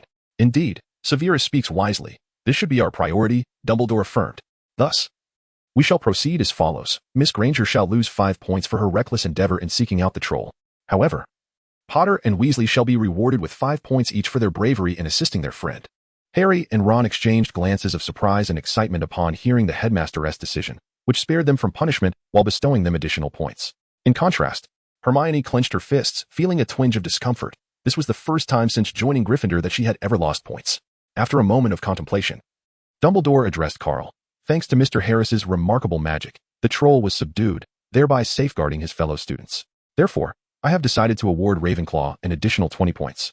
Upon hearing this final verdict, Snape's displeasure was palpable. He had no retort against Carl but was incensed that Potter was being rewarded. Professor Dumbledore, I believe the actions of Potter and his companions do not merit additional points. In fact, they should be penalized instead. Their recklessness nearly led them into peril. And had it not been for Mr. Harris, their fortunes would have likely been far less favorable, Snape stated coldly, even elevating Carl's status in his bid to chastise Harry. As Snape's words hung in the air, Harry and Ron bristled at the injustice. After all, they had drawn the troll's ire and created an opportunity for Carl. Harry's gaze shifted to Snape, landing on the injury on his leg. Noticing the oddity in Harry's expression, Carl scrutinized Snape and observed the ragged fabric of his robes, stained with a hint of blood. It dawned on him that the old bat had likely suffered a fitting consequence for his many misdeeds. Snape, sensing the scrutinizing gazes of the two students, quickly concealed his wound. Severus, while Harry and his friends may not have achieved a significant outcome, not every first-year wizard possesses the courage to confront a creature such as the troll. That bravery deserves recognition, Dumbledore replied, shaking his head in refusal of Snape's suggestion. Now, children, I believe it is time for you to return to your dormitories and rest. Dumbledore smiled gently before departing the washroom. Snape, unimpressed by the headmaster's remarks, swept away in a huff, his dark cloak billowing behind him. Young ladies and gentlemen, should you encounter a similar situation in the future, I implore you to act with greater prudence. Luck is not a constant companion, Professor McGonagall advised as she cast a glance at Harry, Hermione, and Ron before taking her leave. As for Carl, she had already acknowledged his prowess. With the prominent figures having departed, only Quirrell remained, his demeanor awkward as he gazed at the large box. You should leave. The troll will awaken shortly, he said, his outward submissiveness concealing a deep-seated desire to eliminate Carl. It was Carl who had thrown a wrench into his meticulously crafted plans, which had aimed to unleash the troll to create chaos while he seized the opportunity to pilfer the magical stone. However, his encounter with Snape had thwarted him, and the troll had quickly been subdued, leaving him with little time to execute his scheme. Although Carl was unaware of Chilo's ulterior motives at that moment, he felt an unsettling discomfort upon encountering him. Had it not been for Dumbledore's unexpected arrival, which disrupted his plans, he would have unleashed his wrath upon Chilo, rendering the inheritance of the dimensional traveler futile. Chapter 52. The Queen Clara. Within the chamber of the all-request room, Carl sat upon a chair, idly toying with an exquisite object in his hands. It was a stunning flower, a captivating blend of red and blue hues, which he had obtained after defeating a colossal creature. Item name: Clara's Floral Wand. Quality: Divine Artifact. Magical Attack Power: 268 Intelligence, 15 Casting Speed, 5 PS, Loyalty or Death. You have but two choices, Queen Clara. Despite already possessing an array of weapons, including the Divine Spirit's Leap Broom and a wand that seamlessly transitioned through this phase, this particular item nonetheless brought him considerable delight. The frustrating system marketplace was replete with rare treasures, commonly referred to as non-sale items, which could not be acquired with mere gold. Upon obtaining the Icefire Romance, a new item appeared, the Solo Dance Puppet. Upon collecting both the Icefire Romance and Clara's Floral Wand, he would be able to redeem them. At last, the luckless individual experienced an extraordinary stroke of fortune. The Icefire Romance and wand on his wrist gradually faded, and an additional puppet materialized in Carl's inventory. Item name: Queen Clara. Puppet. Quality: Divine Artifact. Special Item Description: a puppet from the Despair chessboard, its soul fragments extracted, leaving only the instinct to obey commands. It vanishes upon death. P.S. I am Clara, the puppet who dances for you. I have waited in solitude for an eternity, yearning for someone to come to my side, fearful of the encroaching darkness. Summon. Before Carl, a brilliant golden light rapidly coalesced into the form of a young maiden. The girl's resplendent golden locks shimmered under the flickering candlelight, adorned with a radiant crown atop her head, clad in a sumptuous red gown that elegantly enveloped her flawless figure. The lengthy hem trailed behind her, while a bracelet graced her left wrist, a symbol of the love between fire and ice. In her right hand, she delicately held a wand, reminiscent of an orchid's elegance, exuding an aura of opulence and grandeur. Clara radiated the essence of nobility in every aspect. Were it not for the peculiarities at her joints, one might easily mistake her for a regal queen from another realm. The young woman stood before Carl, her exterior merely a vessel, while her soul, derived from the realm of Lorien, had been extracted, leaving her visage devoid of any semblance of normal human expression. Her doll-like lips parted slightly, and she began to speak, albeit in a halting manner, stuttering even more than Piccolo. Whoever it may be, please love me. I am here, so please take me away. The final word rang clear and resolute. Was this a remnant of consciousness? Carl murmured to himself before retracting his belongings into his inventory. Exiting the request room, he flicked his wand lightly, and in an instant, he vanished from sight. Utilizing the disillusionment charm, Carl gradually descended. Yet his destination was not the Ravenlaw Tower, but rather the dungeons. Knock, knock, knock. After enduring a challenging descent down the stairs, Carl finally arrived at the threshold of Professor Snape's office. As Snape opened the door, his already grim expression darkened further. He seemed to wish to avoid Carl's presence at all costs. Professor Snape, will you not invite me in for a moment's respite? Carl inquired with a faint smile. Snape, lips tightly pressed and silent, turned away without a word, yet he did not shut the door. Humph, such a stubborn pride. Carl hurriedly followed, closing the door behind him. Snape sat in his office chair, his demeanor dark as he spoke. Mr. Harris, what is it that you seek this time? I do not wish to hear another word about borrowing money. Carl awkwardly pressed his lips together. Indeed, he had been experiencing some financial strain recently. After much contemplation, he realized that the only person at Hogwarts from whom he could possibly borrow money was the potions master, Snape. Thus, he mustered the audacity to request a loan from him. However, it was the kind of borrowing that did not entail repayment. After all, why return money that was acquired through one's own prowess? If you possess the ability, Snape, why not lend it? Just look at this resurrection stone in my possession. Isn't it splendidly luminous? Safeguard it well. Dispel the magic. Carl drew forth his wand and began to weave intricate spells, enveloping Snape's modest office in a protective aura. Snape, sensing the gravity of the moment, adopted a serious demeanor. It was the first time he had witnessed Carl conjuring such an array of defensive enchantments, leading him to believe that Carl had pressing matters to discuss. However, Carl's subsequent words nearly provoked Snape into a furious outburst, as if he were to unleash an Avada Kedavra upon him. Professor Snape, I'm currently in a bit of a financial bind. Would it be possible for you to? Well, I trust you understand my meaning. Observing the myriad emotions playing across Snape's face, Carl hastily added, I assure you, this time it won't be without compensation. I come bearing valuable collateral. With all these defensive spells in place, borrowing money is merely a secondary concern. Trust me, I will undoubtedly leave you satisfied this time. Carl gazed at Snape with a serious expression. Although the time stipulated in the contract had not yet arrived, his financial situation had become pressing. Professor Snape, if you could lend me a bit more money, I shall immediately divulge the information regarding the resurrection stone to you. How much do you require? Snape tightened his grip on his wand and spoke slowly. Not much, just 1,000 galleons will suffice.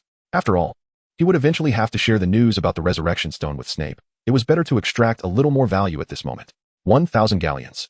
Why don't you just rob Gringotts? Snape sprang up from his chair, roaring at Carl upon hearing that sum. Even as a master of potions, 1,000 galleons was no trifling amount for him. It equated to the wages of 2 or 3 months of crafting high-end potions. Robbing Gringotts is certainly not a swift means to acquire such funds. My apologies. What I meant to say is that I am not yet in a position to breach Gringotts. Carl let out a sardonic laugh and immediately elaborated. This vampire. Snape frantically employed the mind-blocking spell, striving to regain his composure. Take it. A small pouch, enchanted with the subtle extension charm, was hurled towards Snape. Carl steadily received the pouch, his keen intellect immediately discerning the amount contained within. Not a single coin more or less, precisely 1,000 galleons. 100,000 gold coins had thus been secured, a delightful windfall indeed. Now that the money was in hand, it was time to disclose the information, lest he fear that Severus would not permit him to leave this room unscathed. Clearing his throat once more with a tactical cough, Carl began to recount the tale. The second brother of Peveril, in a bid to further humiliate death and simultaneously summon the soul of the maiden he longed for, sought from death the sacred artifact capable of resurrecting souls, known as the Resurrection Stone. Just as Carl began to narrate, he was impatiently interrupted by Snape. Get to the point. I have already discovered all this from ancient tomes. Carl, all right, you are indeed the esteemed client. He quickly organized his thoughts and spoke again. The stone on Malvolio Gunner's ring is none other than the Resurrection Stone. Chapter 53. Snape's treasure hunt. Upon hearing this, Snape's pupils constricted, and he immediately stood up, silently making his way towards the fireplace. Carl underestimated Snape's love for Lily. Upon receiving the news, he was eager to take action. However, one cannot use apparition within the confines of Hogwarts, so he needed to venture outside. Carl's fingers gently tapped the table, producing a rhythmic sound. Professor Snape, having accompanied the Dark Lord for so long, you must be aware that Marvolo Gaunt is indeed the Dark Lord's uncle. How could his ring possibly remain untouched? Snape abruptly halted, turning to face Carl, his gaze piercing and unwavering. Under the scrutiny of the old bat, Carl felt a chill run down his spine. Indeed, the ring did contain the Resurrection Stone. However, it had long since been transformed into a Horcrux by Voldemort, who had also cast formidable dark magic upon it for protection. In essence, anyone who dared to touch it would meet their demise, a power so overwhelming that even Dumbledore would struggle to withstand it. Carl slowly unveiled the truth of the matter. He had not forgotten how old Dumbledore had met his demise. Even the first white wizard in history fell victim to Voldemort's treachery, surviving only through Severus Snape's potions for a fleeting year. Had Snape been in a more agitated state and accidentally brushed against it, he might have succumbed on the spot. Marvolo Gaunt's ring could be considered Voldemort's most meticulously crafted Horcrux. Therefore, one must exercise utmost caution when retrieving it. Direct contact is to be avoided at all costs. Otherwise, should you inadvertently perish and find yourself in the afterlife, encountering the Grim Reaper, do not accuse me of disseminating false information. I shall not bear that burden. Upon hearing Carl's explanation, Snape felt a modicum of calm wash over him. Understood, he declared, before turning on his heel and disappearing into the fireplace, engulfed by a swirl of green flames. Flipowder, a marvelous magical tool. At number 19, Spinner's End, within another of Snape's old hideaways, a neglected fireplace, long forsaken, suddenly erupted in green flames. Snape emerged as usual, though his eyes now bore a different hue. He approached the window, gazing into the distance, where the monotonous scenery outside revealed flora dulled by the arrival of autumn. "Lily, wait for me. I shall return you home," he murmured, before vanishing from the window with a sudden thud. Memories of Gaunt's old manor began to resurface in his mind, guiding him as he set off on his journey through apparition. After several attempts, Snape finally arrived at his destination.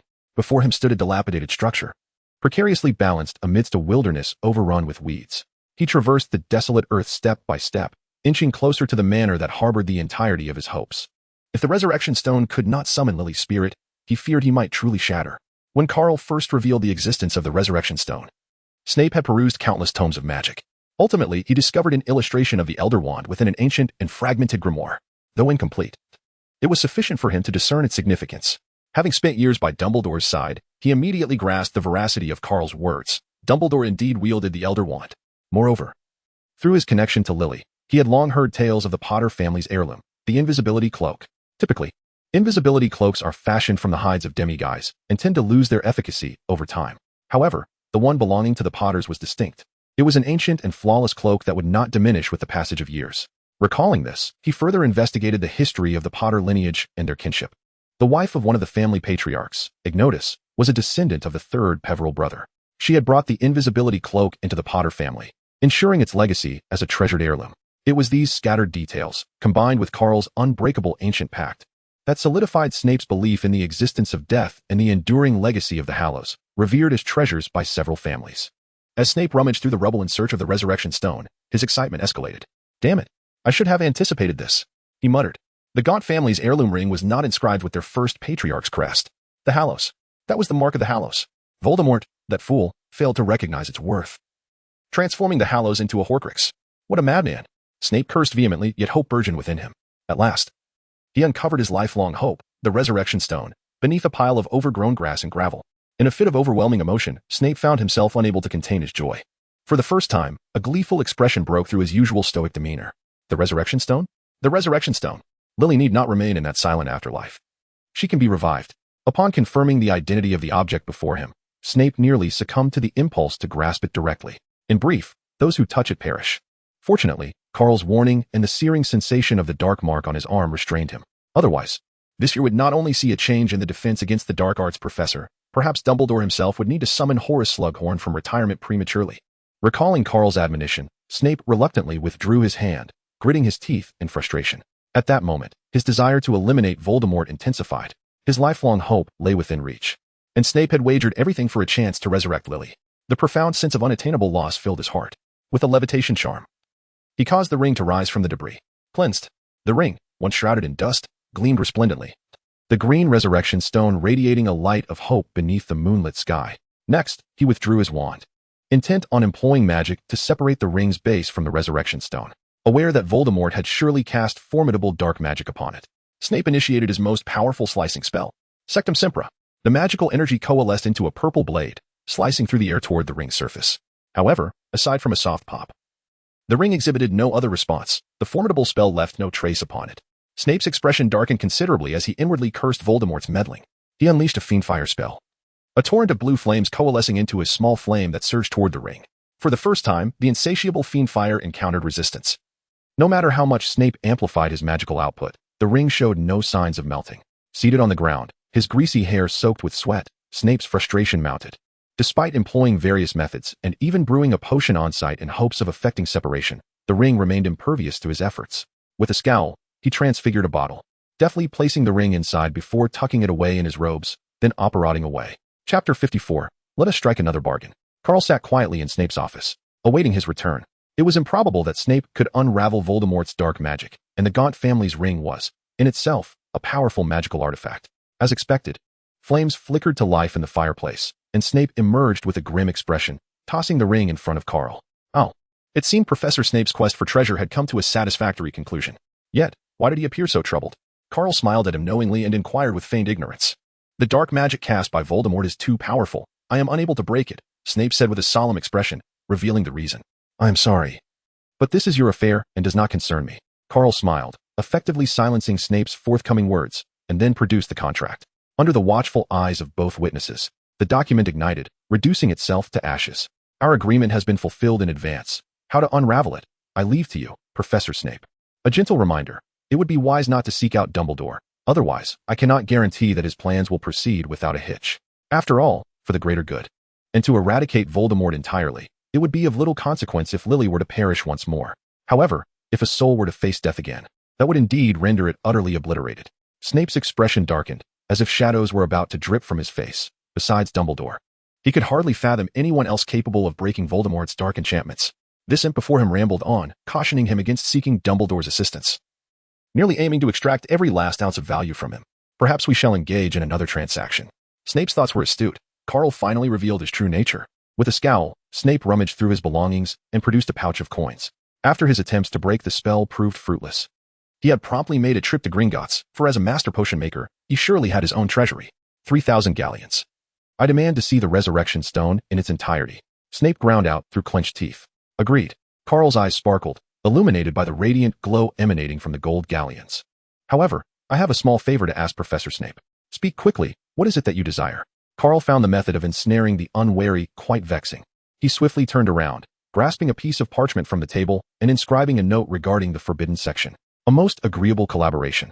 I shall procure the resurrection stone for you immediately, as I am a staunch advocate of efficiency. What a profitable venture this is. It's merely a ring shrouded in dark magic. The process of dispelling it is remarkably straightforward. Carl immediately sprang into action. System, purchase a drop of forgetting river water. The deduction of 50,000 gold coins was successful. A drop of remarkably pure water materialized in Carl's hand, radiating an enchanting brilliance under the moonlight. The forgetting river water, also known as Respec water, could erase all skills and even memories, rendering the Gunter family's ring a mere trifle. Carl cautiously placed a droplet of water upon the ring. An extravagant luxury at 500 galleons per drop, a truly exorbitant expense. Should he spill it, there would be no refuge for his lamentations. As the droplet descended upon the ring, a fragment of Voldemort's soul instantly sensed the looming peril, awakening from its slumber under the weight of a profound threat. The serpent visage of Voldemort materialized upon the ring, wailing in despair as it perceived the specter of death emanating from the minuscule droplet. In an instant, the serpent face commanded the dark magic left behind by Voldemort, activating a multitude of sinister spells. Before them lay the terrifying sight of countless vengeful spirits rushing forth. Yet the light radiating from the droplet, though seemingly gentle, surged forth with an unstoppable force, dissolving these tormented souls into nothingness, which then transformed into a wisp of azure smoke and vanished from the mortal realm. Snape gazed at this astonishing spectacle, his breath caught in his throat, a buzzing echo resonating in his mind. He silently thanked his lucky stars for not being blinded by euphoria and rashly seizing the object, for had he done so, he would undoubtedly have been left with naught but ashes. In his view, at least 100 dark spells were simultaneously unleashed under the control of the soul fragment. A display of terrifying power. Carl's assertion that whoever touches it shall perish was no idle boast. Even Dumbledore would find it nearly impossible to escape such a fate. Carl observed the confrontation between the droplet of the River of Oblivion and the serpent's visage, a confident smile perpetually gracing his face. Can you truly provoke the essence of Voldemort? In mere seconds, the dark magic above had been nearly obliterated, the fragment of the soul no longer solid, but rather dimmed considerably. Ultimately, beneath the serpent's mournful cries, the droplet of the River of Oblivion secured the ultimate victory in this contest. Very well, Professor Snape. The dark magic has been dispelled. All that remains is the separation, a task I trust you can manage. With a smile, Carl tossed the ring towards Snape. Snape caught the ring with steady hands, the light in his eyes intensifying. Expecto Patronum, under the might of the powerful air blade. The resurrection stone and the ring's base were instantaneously severed. The Horcrux, an abominable magical artifact created by Voldemort in his pursuit of immortality, required a murder and an exceedingly precious magical vessel for its creation. During this process, the soul is split, binding itself to the vessel. As long as the Horcrux remains intact, Voldemort shall never perish, representing a perverse form of immortality. To my knowledge, he fashioned a total of 7 such items. This explains why he survived the killing curse reflected back by Harry Potter. He was struck by his own lethal spell, which should have guaranteed his demise. Upon acquiring the resurrection stone, Carl began to elucidate the true significance of the Horcrux. A Horcrux? Snape's gaze wavered between disbelief and intrigue. Indeed. As I mentioned before your departure, I did not deceive you. At that moment, he was already enveloped in the euphoria of soon obtaining the resurrection stone. Hardly concerned with the notion of Horcruxes, even the Dark Lord himself could be disregarded in light of his impending triumph. Oh, love. Truly one of the most magnificent forces in this world, compounded by the allure of resurrection, often leads one to forget insignificant details. It is merely a customary occurrence. Are you surprised? Did I catch you off guard? I had warned you to heed my words.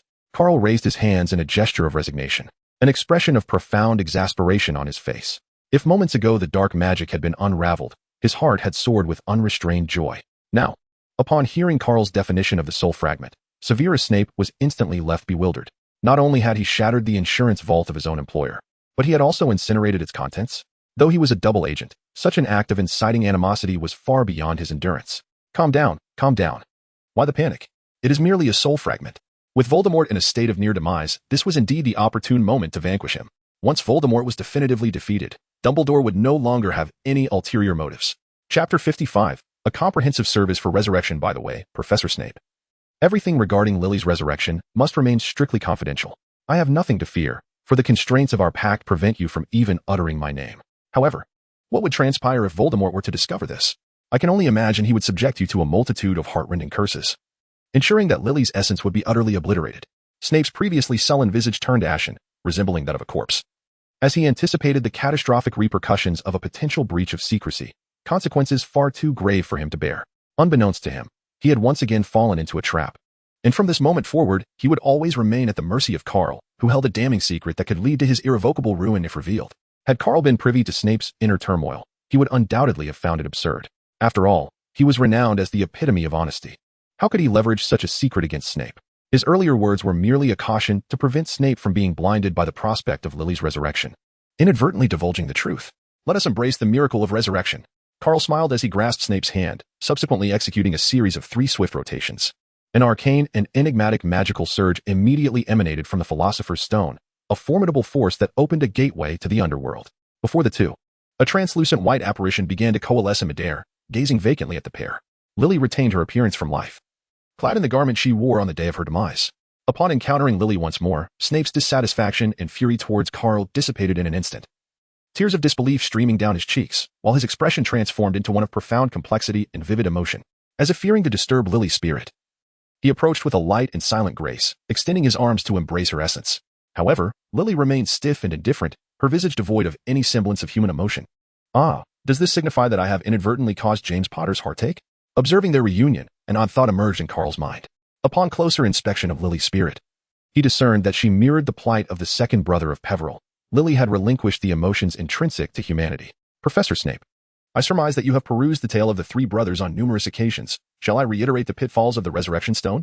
At this moment, Snape was elated by Lily's revival, yet Carl's irritating voice echoed in his mind. The gifts of death are far from benevolent. Those resurrected by the stone, not belonging to this realm, inevitably succumb to despair and apathy. Carl's words utterly shattered the remnants of hope lingering in his heart. Damn vampire. I am aware that you possess a means to achieve this.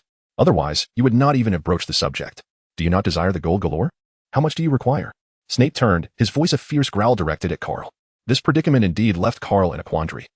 While he had the means to resolve the issue at hand, it ultimately hinged on his willingness to part with it. He possessed a flawless vessel capable of containing a soul, a remarkable doll named Queen Clara, an exquisite medium. However, it felt rather disheartening to relinquish something so newly acquired. Furthermore, Clara was no ordinary entity. As the vessel containing the soul of Lorien, the most esteemed disciple of the dark elf Archmage Shalon, her quality likely surpassed even that of the renowned dolls such as Number 28 and the Ruins Maiden. In the grand scheme of the Great Migration version, the utility adventurer had shattered Clara countless times, yet she remained unyielding, capable of self-repair. One might question the frustration this inspired. The other dolls were mere consumables, their existence limited, let alone possessing the sophisticated ability for self-repair. Carl rhythmically tapped the armrest of his chair, gradually slipping into deep contemplation, pondering whether or not to bring Clara forth. Snape silently observed Carl, aware that the young lad possessed a solution yet remained hesitant. The price of this endeavor was likely to surpass that of the Resurrection Stone. 10,000 galleons, and I could ensure Lily's perfect revival. Carl had already made his plans. Clara, in his hands, could only serve as a mere pawn. Moreover, without possessing her soul, she would be rendered useless if damaged. It would be better to extort another sum from Snape. 10,000 galleons was equivalent to 1,000,000 gold coins. What could one not do with such wealth? However, this time Snape might have to sell his possessions, as 10,000 galleons was by no means a trifling amount for him. Hogwarts was so reluctant to purchase even an extra broom that the professor's salaries were hardly substantial. Although, as the head of Slytherin House, his salary was slightly higher than that of professors without such titles, it paled in comparison to the profits he made from selling high-end potions. Wait for me a moment. I will borrow some money. Snape, upon receiving Carl's precise reply, could not help but feel elated. Could any issue be deemed significant if solvable with money? He hastened toward the fireplace, disappearing from Carl's sight amidst a swirl of green flames. Is this what one would call resurrecting a dragon service? Carl couldn't help but feel a twinge of frustration. If only he could open this business in Diagon Alley, galleons would surely soar. However, the cost of creating a perfect resurrection puppet was exorbitant, likely due to the unscrupulous nature of the high-level puppeteers on the continent of Arad. He had just inquired with the system, but to no avail. It seemed the system looked down upon the impoverished. At Malfoy Manor, Snape emerged from the fireplace, having adjusted his emotions, and made his way directly to Lucius's study. After all, if Snape needed to borrow money, he had no other recourse but to approach him. Lucius, I wish to experiment with a new potion. Could you lend me 5,000 galleons?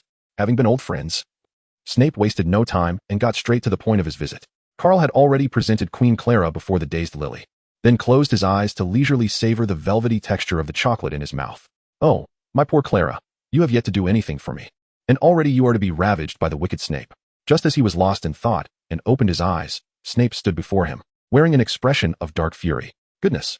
Carl was immediately startled by the ghastly visage before him, leaping from his chair. Professor Snape, you move quite swiftly when it comes to borrowing money. Impressive. However, I would appreciate it if you could make a little noise while walking. I might just perish from fright. At this moment, Snape, with a scowl, produced another pouch of coins from his bag. Carl had truly drained and dry this time, leaving him indebted to Lucius for 5,000 galleons along with a personal favor. How many potions would he need to brew to repay such a debt? The mere thought sent a pang of anguish through Snape, rendering him breathless. Prepare to witness yet another miracle. Do not blink. Chapter 56. Funding not only enhances strength but also grants resurrection. Mr. Harris, are you implying that this doll is the so-called perfect resurrection you speak of? The keen-eyed Snape had already noticed the exquisite doll standing before Lily, its joints betraying an unsettling anomaly. Do you truly believe that perfect resurrection involves merely encasing Lily's soul within it? You might as well seek out a fresh corpse to see if you can achieve a soul's return. In response to Snape's skepticism, Carl retorted sharply. Of course. Snape would never contemplate seeking out a corpse. Even organs and blood must match precisely to avoid severe rejection, let alone the far more intricate matter of souls. The casual ease with which characters in fantastical novels might transfer their souls into freshly deceased bodies is merely a product of narrative convenience. Reincarnation and possession are entirely different concepts. The latter relies on a powerful soul forcibly commandeering a body and gradually merging over time. Each soul and body is uniquely and perfectly matched, a miraculous aspect of life. Thus, dolls like Clara, which can serve as a perfect physical match, are exceedingly rare. System. Purchase a potion capable of animating high-quality dolls into corporeal forms. 100,000 gold coins deducted successfully. Congratulations, host, you have acquired the activation potion. It is well known that a wizard's physicality and defenses do not compare to those of melee classes, such as berserkers or holy warriors. Therefore, in the harsh environments of the demon realm, many powerful wizards often prepare spare bodies for themselves. What is the harm? If one gets damaged, simply replace it. After all, wizards do not rely on physical combat for sustenance. Well, except for a certain Doran. What to do when the spare body has been used up? In such cases, a doll that perfectly aligns with one's soul and can wield their full potential upon possession becomes the ideal choice. Yet, dolls crafted from various alchemical materials are ultimately cumbersome. The frenzied wizards still regard themselves as human, unlike the mad Callet, who transformed himself entirely into a machine, truly terrifying. Thus, the activation potion was developed to animate dolls into living bodies. Carl particularly admires Orochimaru and the life-preserving sorcerer, whose survival abilities are simply at their zenith.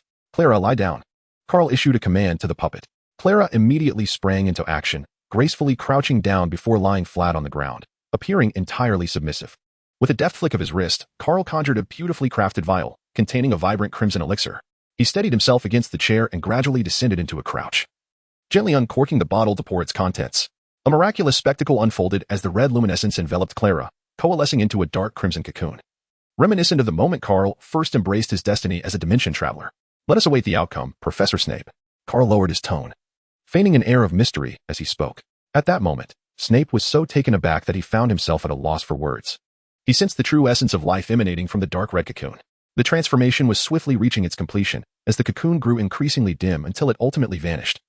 As if it had never existed, the girl lying on the ground emitted steady breaths, and Snape could even hear the rhythmic beating of her heart. The doll had come to life. Yet, the girl lacked a soul. She was merely a shell, albeit a perfect one, incapable of being regarded as true life or a genuine person. The harmony of body and soul was indispensable. Her current state resembled that of a living dead, akin to being kissed by a dementor. You see, isn't this splendid? A truly flawless physical form. Carl smiled contentedly, seemingly quite pleased with his creation. Goodness, the tangible manifestation of Lowly and is truly stunning. Did I make a mistake selling it to Snape for 10,000 galleons? Nevertheless, his mind was already in turmoil, lamenting that he was not cut out for the life of a shrewd merchant. What should he do next? I trust you do not require my guidance on that matter. In a single utterance, Carl brought Snape back to reality. As a master of potions, he had never encountered such a mysterious elixir, one capable of transforming a mere doll into a tangible corporeal form. What is the name of this potion? Suppressing the astonishment within, Snape slowly inquired. For this was truly beyond the realm of belief for a potion master. The potion is known as the revitalization elixir. Carl quietly uttered the name of the potion. It was not the potion's enchantment that held the majority of the credit. Rather, it occupied only a minor role in this process. Not every doll is worthy of such a potion. The essence of the doll itself is the crucial factor. If the materials used are inferior, the potion will yield no effect whatsoever. The reason one can procure a potion capable of revitalizing the flesh for a mere 100,000 gold coins lies in the scarcity of dolls that are worthy of it. Even in the absence of this potion, countless zealous wizards possess various methods to animate such high-caliber dolls. However, this particular method is favored for its rapid and safe results, which has led to its widespread adoption. Snape gently grasped Lily's hand. Having just returned from the realm of the dead, her soul remained somewhat disoriented. Go now, Lily, he whispered, tears of excitement streaming down Snape's face. This time, unlike the desperate wails of a decade past, they were imbued with hope. As Lily's soul neared this corporeal form, it seamlessly melded into it. Moments later, the young woman's eyelashes fluttered gently, and her fingers twitched ever so slightly. She is on the verge of awakening. The fusion was successful. Professor Snape, I wish you a pleasant evening. I shall take my leave now. Carl gazed intently at the young girl's gently furrowed brow as he rose to his feet, preparing to depart. What was her name? Severus Snape softly called him back. Queen Clara. Bang. The sound of the door slamming echoed. Click. Then came the sound of the door opening once more. Apologies, Professor Snape. I seem to have forgotten something. Carl smiled awkwardly. The crown soared through the air. The ice and fire romance followed. The flower language wand flitted by. The red and blue gemstone ring ascended. For spells were swiftly cast by Carl, landing on the still unconscious girl. However, before they could reach their destination, Severus Snape intercepted them with a scowl. Mr. Harris, is this not a bit excessive on your part? Snape's expression returned to its usual somber demeanor. I apologize, Professor. Our agreement is quite clear. You only requested the perfect revival of Lily, not my magical artifacts. Unless you are willing to purchase them. Carl immediately retorted. Clara not only possessed 2 artifacts, but her crown and ring were clearly not of inexpensive quality, which certainly should not be taken lightly by Snape. How many galleons? Snape had clenched his fists. I beg your pardon, Professor, but you have already borrowed money to resurrect Lily. How could you possibly afford these items? Snape perceived the disdain for the impoverished in Carl's eyes. The crown was worth 500 galleons, the ring 300, the wand was 1,000 galleons, and the bracelet 800 galleons. Professor Snape, with all due respect, in a state of debt, one should refrain from pretending to be affluent. Carl continued, if you lack funds, I shan't divulge the whereabouts of the resurrection stone. After all, the impoverished are unworthy of love, and the sycophants are even less deserving. He silently added this thought, knowing that voicing it would likely provoke Severus's wrath. Although Severus had already surmised Carl's intentions, hearing it articulated pierced his heart like an arrow. What does it mean that the destitute are unworthy of love?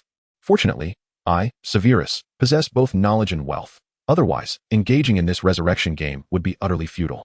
Chapter 57. The Carl Extraction Machine. Mr. Harris, why does your wand sell for 800 galleons when Ollivander's shop sells them for merely 8? Severus's countenance darkened ominously, sensing that Carl was exploiting him. Thankfully, Carl lacked the ability to read minds or extract thoughts. Otherwise, he could have easily compelled Severus to eliminate the notion of feelings altogether. He was, quite openly, squeezing him dry. Could the merchandise from Ollivander truly compare to Clara's floral language wand? When Severus mentioned Ollivander, Carl scoffed lightly. The latter had merely amplified the dimensional magic, and the wand had obediently submitted without uttering a sound. If you are unwilling, you may always purchase from Ollivander. I am not insisting you buy from me. Carl curled his lip, displaying an air of nonchalance. Nevertheless, he was internally convinced that Snape would undoubtedly acquiesce. In all of England, there existed but one wand shop, owned solely by the Ollivander family, which maintained a complete monopoly. Furthermore, the procurement of wands, as a strategic resource, necessitated formal registration in the magical communities of every nation. In the American wizarding world, the Ministry of Magic even issues a specific document known as the Wand License. Moreover, wand acquisition is not akin to purchasing other commodities. It requires the presence of the individual. For every wand shop proprietor asserts that it is the wand that chooses the wizard, rather than the other way around. With Lily's resurrection, her previous wand could no longer suffice, and Snape was wary of attracting unwanted attention. Leave the wand and the crown, you wretched vampire. Ever intent on draining me dry? Snape had long lost count of the number of times he had been exasperated that day, ever since Carl had entered his office. He felt as though he were being led by the nose. a fee of 1,500 galleons. Carl smiled as he withdrew only the bracelet and ring. You should be aware that I can no longer afford such an amount. Consider it a debt for now, Snape coldly remarked. Very well. Let us proceed with an unbreakable spell. Carl chuckled lightly as he placed his right hand upon Severus Snape's arm. Today, Severus Snape Prince owes Carl Harris 1,500 galleons, with a term of 3 months. Snape drew his wand and began to weave a spell. The incantation took effect. Do remember to repay on time. I haven't even charged interest, which I believe is quite generous. As Carl's gaze shifted, he caught a glimpse of the girl lying on the ground, on the cusp of awakening. With that in mind, it was time to make his escape. What to do with the newfound wealth? Naturally, he intended to acquire resources to enhance his own abilities. In the days that followed, Carl frequently visited the wish fulfillment chamber to study magic. He sat cross-legged on the floor, practicing the temporal meditation technique, each hand cradling a time stone. These gemstones, forged from the essence of time by high-level void and even chaotic walkers within the endless dimensions, were exceedingly rare. They significantly accelerated a dimension walker's comprehension and mastery of the intricacies of the dimensions. Additionally, he had procured various skills from other professions, such as the magical show and ancient grimoire, which offered buff-type spells alongside offensive magic like Flame of the Earth, Ice Bow, Ice Wall, and Cloak of Shadows. With skills acquired, equipment was indispensable. His ordinary sneakers were replaced with the exquisite purple flame boots, which, much like his robe, boasted a tailored fit and could be altered at will. Spending money always brought such joy, while earning it was a relentless struggle. In this manner, he had already depleted 500,000 gold coins. Upon completing his meditation, Carl opened his eyes to reveal a dazzling brilliance in his hands. It was the Dimension Stone. Not only could it be obtained through combat, but meditation also offered a path to acquire it. The magical power and control effects enhanced by the Dimension Stone would see a remarkable increase. Soon, the inaugural Quidditch match featuring Harry Potter was about to commence, marking the debut of the Savior. Harry had likewise extended an invitation for Carl to witness the event and lend his support.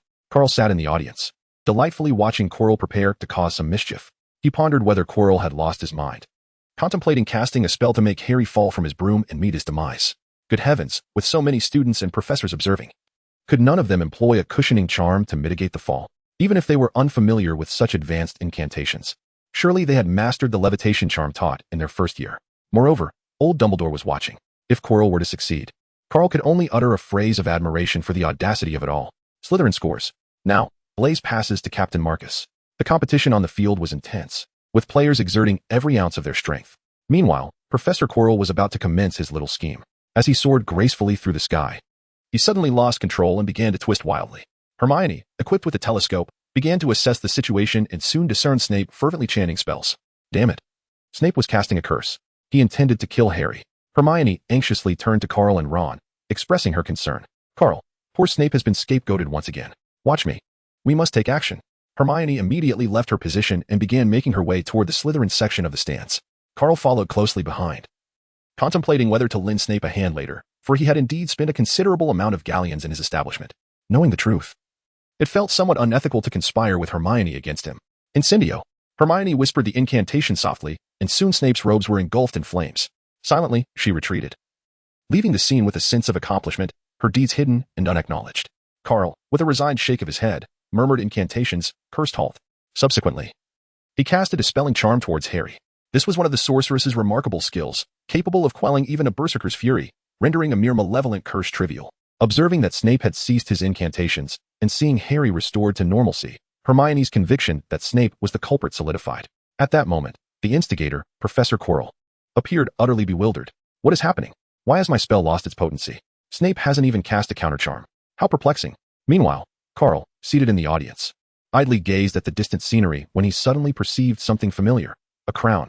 He immediately focused his magical energy into his eyes and soon discerned something unusual hidden within the distant thicket. A girl bearing Clara's visage, yet truly Lily, perched proudly atop a grand tree, watching her son, Harry Potter. The power of love is indeed formidable. It had even caused Lily to forget the disillusionment charm. Although her face had changed, one would expect a modicum of caution. Sometimes, one's gaze and expression reveal emotions more profoundly than words. Chapter 58. The Secret of the Philosopher's Stone. Outside the grand doors of the Hogwarts Library, Carl retrieved the parchment note from Snape, tucked within his school uniform, and stepped inside. Today, he intended to delve into the restricted section to uncover the genuine secrets surrounding the Philosopher's Stone. He could hardly believe that Nicholas Flamel would so easily relinquish immortality, unconditionally bestowing the greatest alchemical creation upon Dumbledore, despite their close friendship. Good morning, Madam Pants, Carl greeted the librarian with a smile. Madame Pants was already well acquainted with this frequent patron of the library. "Good morning. What magical tome do you wish to borrow today?" she replied with a slight smile. In her memory, this boy always sat quietly in the reading room, absorbed in his studies, never making a sound due to excitement, which brought her great comfort. "I wish to enter the restricted section to seek some knowledge." Carl chuckled lightly as he articulated the purpose of his visit. Upon hearing this request, Mrs. Pins furrowed her brow, for the restricted section housed numerous perilous tomes of dark magic, which could easily corrupt the minds of impressionable young wizards. "Do you have the professor's notes?"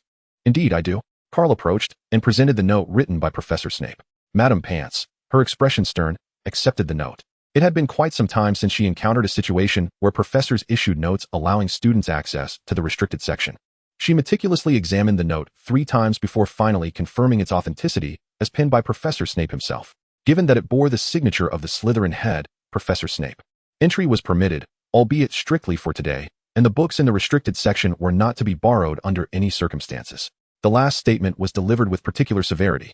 As the term restricted section was not without cause, there had been notably terrifying incidents in the past.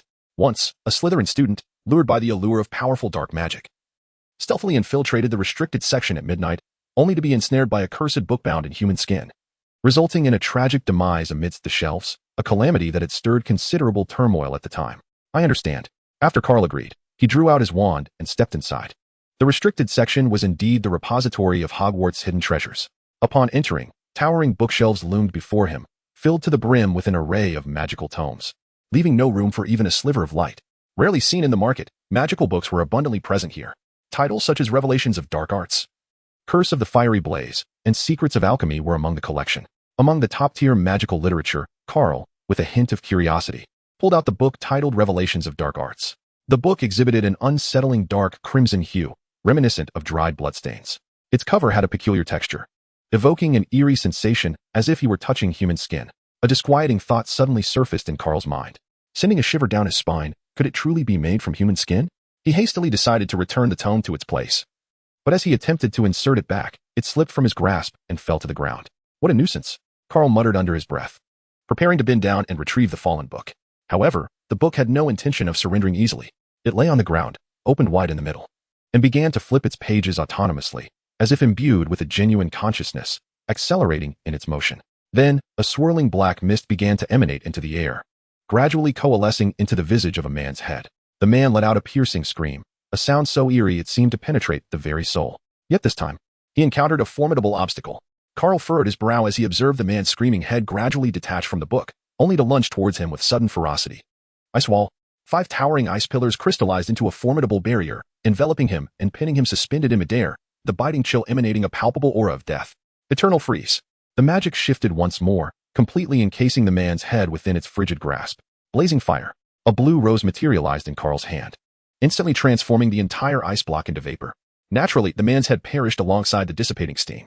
What a lunatic, launching an attack without even assessing the situation. Just a mere book. Did he think he was a tome of dimensions, or the Codex of the Black Dragon? Dreaming of ascending to greatness. Carl tugged at the corner of his mouth and then returned it to its original position. After a painstaking search, he finally discovered a reference to the Philosopher's Stone in an alchemical grimoire entitled The Supreme Law. This tome, chronicled by an anonymous alchemist, was included in the restricted section during the tenure of Principal Phoenix Black. It meticulously detailed the properties and drawbacks of various alchemical substances, with a mention of the Philosopher's Stone at its conclusion. However, in the eyes of this alchemist, the title of Philosopher's Stone, conferred by the wizarding community, was a misnomer. In his writings, he expressed a preference to refer to it instead as the Demon Stone. He had the privilege of visiting the world's most illustrious alchemist, Nicholas Flamel, from whom he gleaned some secrets regarding the Philosopher's Stone. Firstly, the Philosopher's Stone was not an ancient alchemical relic as one might assume. Rather, it was an accidental creation of Nicholas Flamel himself, whose emergence took even its original master by surprise. The cost of achieving immortality through the elixir derived from the Philosopher's Stone was exorbitantly high. Prolonged consumption could indeed result in a semblance of enduring existence, rendering one impervious to the grasp of death.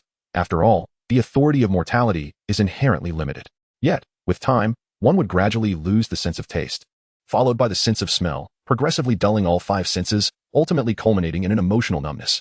One would be left as nothing more than a decaying husk, finding even the act of walking to be an insurmountable challenge. Carl gradually began to recall the scenes from Fantastic Beasts and where to find them. It seemed that at that moment, Nicholas Flamel appeared frail, as if his bones would shatter upon the slightest touch. Additionally, the book mentioned the creation of magical gold, Every alchemist is instructed in their first lesson by their master to eternally remember the immutable truth of alchemy, equivalent exchange. Nothing emerges from thin air. Even the illustrious philosopher's stone adheres to this principle. Its inherent magical properties allow for the transmutation of matter, a power that ought to belong to the divine. Yet, what is the cost? The price of creation. To fabricate gold requires raw materials, specifically, the life force of high-level magical beings. Of course, the vitality of powerful wizards will suffice as well. Do you desire wealth? Very well, be prepared to trade your life for it. Carl finished reading the book. Lost in contemplation, an ordinary wizard would undoubtedly find themselves ensnared by its treachery, but for him, the scenario was markedly different. Vitality? A trivial matter. Although the sewer boy band could not rival those ethereal beings, their survival capacity and vitality were unparalleled. As for the magical stone, he possessed the prowess to drain the eye of darkness dry. Chapter 59. Christmas, a special update for the esteemed Gobi on her sheep-walking escapade. Time flew swiftly, and soon after Halloween, Carl was poised to embrace his second Western traditional festival, Christmas. Over the past few weeks, he had devoted himself to the enhancement and application of dimensional magic. Through meditation, he had amassed 20 to 30 dimensional stones. As the river of time flowed gently towards the end of December, the high latitude of England had already ushered in the chill of winter. Just days ago, a heavy snowfall blanketed Hogwarts in a shimmering white cloak. The leaves could no longer withstand the biting cold of winter, falling away, leaving only the resilient pine trees to endure. Thus, the preference for pine trees in Christmas decorations is not without reason. During this season, other trees had long shed their foliage. On a crisp morning, Carl awoke to the sound of sneezing. Philip, clutching a tissue, was busy wiping his nose, while Alex and Simon shivered uncontrollably, hastily rummaging through their luggage to don one cozy sweater after another. Carl swiftly donned his attire and then opened the window to admire the snowy landscape of Hogwarts. The biting chill of winter could not subdue him, for the power of the system was formidable. After expending 1,000 gold coins, he successfully endowed the purple flame robe with a temperature-regulating property. This was the essence of true comfort, warm in the winter and cool in the summer. Carl gazed out the window, where a thick blanket of snow already covered the ground. He could distinctly see the figures of young wizards swiftly darting about, engaged in a snowball fight. In his line of sight, the unfortunate Professor Quirrell was desperately clutching his large scarf, fleeing clumsily across the snowy expanse, while uttering cries of distress. The Weasley twins were laughing heartily as they directed enchanted snowballs to pummel him. And Carl couldn't help but notice a particularly solid snowball that struck the back of Quirrell's head with remarkable precision and force. Carl shook his head in resignation. If those two were aware that Voldemort lurked behind Quirrell's head, their expressions would surely be nothing short of spectacular. Carl pondered. Striking Voldemort's head must surely be the pinnacle of their lives, albeit achieved unbeknownst to them. Thus, their fates unfolded in increasingly tragic ways, one meeting death while the other was left maimed. Carl suspected that Voldemort harbored a deliberate vendetta, keenly remembering the events of that day. Carl, quickly shut the window. Do you wish to freeze us to death? Philip shivered as he turned his head, his teeth chattering relentlessly from the cold. I always urged you to exercise more. You ignored my counsel and now face the consequences. Serves you right.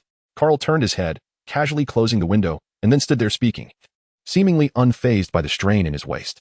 Having spent considerable time in the company of Snape, had honed his sharp tongue. There was no alternative. Enduring in silence only fueled his frustration, and retreating felt like a loss. In the face of Snape's mockery, he had to retort on the spot, refusing to allow himself to be belittled or cowed by his oppressive demeanor. Alex and Simon were already beginning to pack their belongings, as tomorrow marked Christmas, a time when students in Western countries typically enjoyed their winter break. Carl found himself unable to return to the orphanage, as there was little to draw him back. Thus, when the Ravenclaw prefects arrived with the list of students permitted to remain at Hogwarts, he signed without hesitation. That evening, the Great Hall of Hogwarts was far from its usual vibrancy. Most students had departed to celebrate the Christmas holiday with their families, leaving the vast hall somewhat desolate, permeated by an air of melancholy. Carl, aren't you going home this year? Ron inquired, puzzled as he approached. However, Harry, aware of the situation, quickly grasped Ron's hand, signaling him to refrain from further discussion. It was he who had accompanied Hagrid to the orphanage to bring Carl out. Yet, Carl did not shy away from the topic. I come from an orphanage. Returning holds little significance for me. It's better to remain at school. Everyone knew that in our great nation. The parents of those who traverse realms often held perilous occupations, with a mortality rate soaring to 99%. Only a rare few with exceptional fortitude could withstand such a curse. Yes, I'm sorry. Ron suddenly realized his misstep and hastily offered an apology. It's all right. Carl smiled in response. After all, when one is well fed, the whole family is content. Aren't you two returning home? He inquired, pulling a piece of candy from his pocket and popping it into his mouth. If it were up to me, I would prefer to never go back. Harry's expression turned somewhat despondent. His so-called uncle and aunt treated him like a servant, and he had endured much suffering in that household. I had planned to return, But yesterday my mother wrote to inform me that they intend to visit Charlie in Romania this year, so I must remain here. Ron explained the reason for his stay, though the truth was that the Weasley family budget could not accommodate additional travel expenses. Once their conversation concluded, Carl picked up a book from the table, preparing to head out to procure Christmas gifts for his friends. After all, it would be rather embarrassing to arrive empty-handed when everyone else had brought presents. Thanks to the system's marketplace, he was able to quickly prepare their gifts. For Hermione, he selected a beautifully crafted music box, which contained numerous renowned classical melodies. For Harry, he acquired a large box of exquisite dark chocolates, while for Ron, he had the system customize a splendid wizard's chess set, the only hobby Ron could readily recall. He also dedicated considerable effort to selecting gifts for his other roommates. Oh, and there was Snape's gift. Carl specifically instructed an owl to visit Madame Malkin's robe shop to have a new set of robes custom-made for him. Since the beginning of term, he had noticed that Snape's black robe had remained unchanged. The reason for this remained a mystery, one he dared not inquire about. The fabric of that robe was extraordinarily precious, costing him a significant amount of galleons, serving as a small consolation for Snape's depleted wallet. Meanwhile, in the dim and damp confines of the dungeon, Snape wore a sinister smile as he unwrapped a parcel, revealing its contents.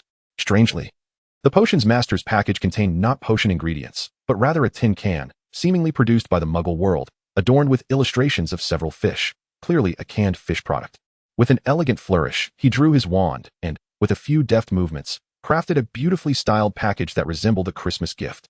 With a flick of his wand, he cast a green spell into the can. It was a timed explosion charm. Upon the package being unwrapped, the can would explode due to the magic. He added a scent-diffusing spell, chuckling maliciously to himself as he envisioned Carl's expression of utter despair. Once the can was secured, vibrant ribbons swiftly entwined around it, forming a neat bow, thus completing the wrapping of the Christmas gift. A feathered quill flew in. Snape retrieved a small note and, using the summoning charm for the quill, inscribed the message, "Dear Mr. Carl Harris, wishing you a Merry Christmas. Severus Snape." After finalizing Carl's gift, he set it aside and moved on to Lily's gift, a process far more intricate than that of Carl's. Chapter 60, Snape's Gift. For the esteemed Goby, to walk the sheep. An update. The night quickly slipped away, and with palpable excitement, Carl emerged from his bed. Today was Christmas. To be honest, he had never properly celebrated Christmas in either his past or present life. In his previous life, it was needless to say that such festivities were not observed in the Great Middle Kingdom, although he had been reborn in England. He had never celebrated it in earnest. After all, the daily expenses of the orphanage had caused the headmistress, Jane Moyer, considerable distress. The dormitory was now empty except for him, as the other 3 plastic roommates had returned to their respective homes.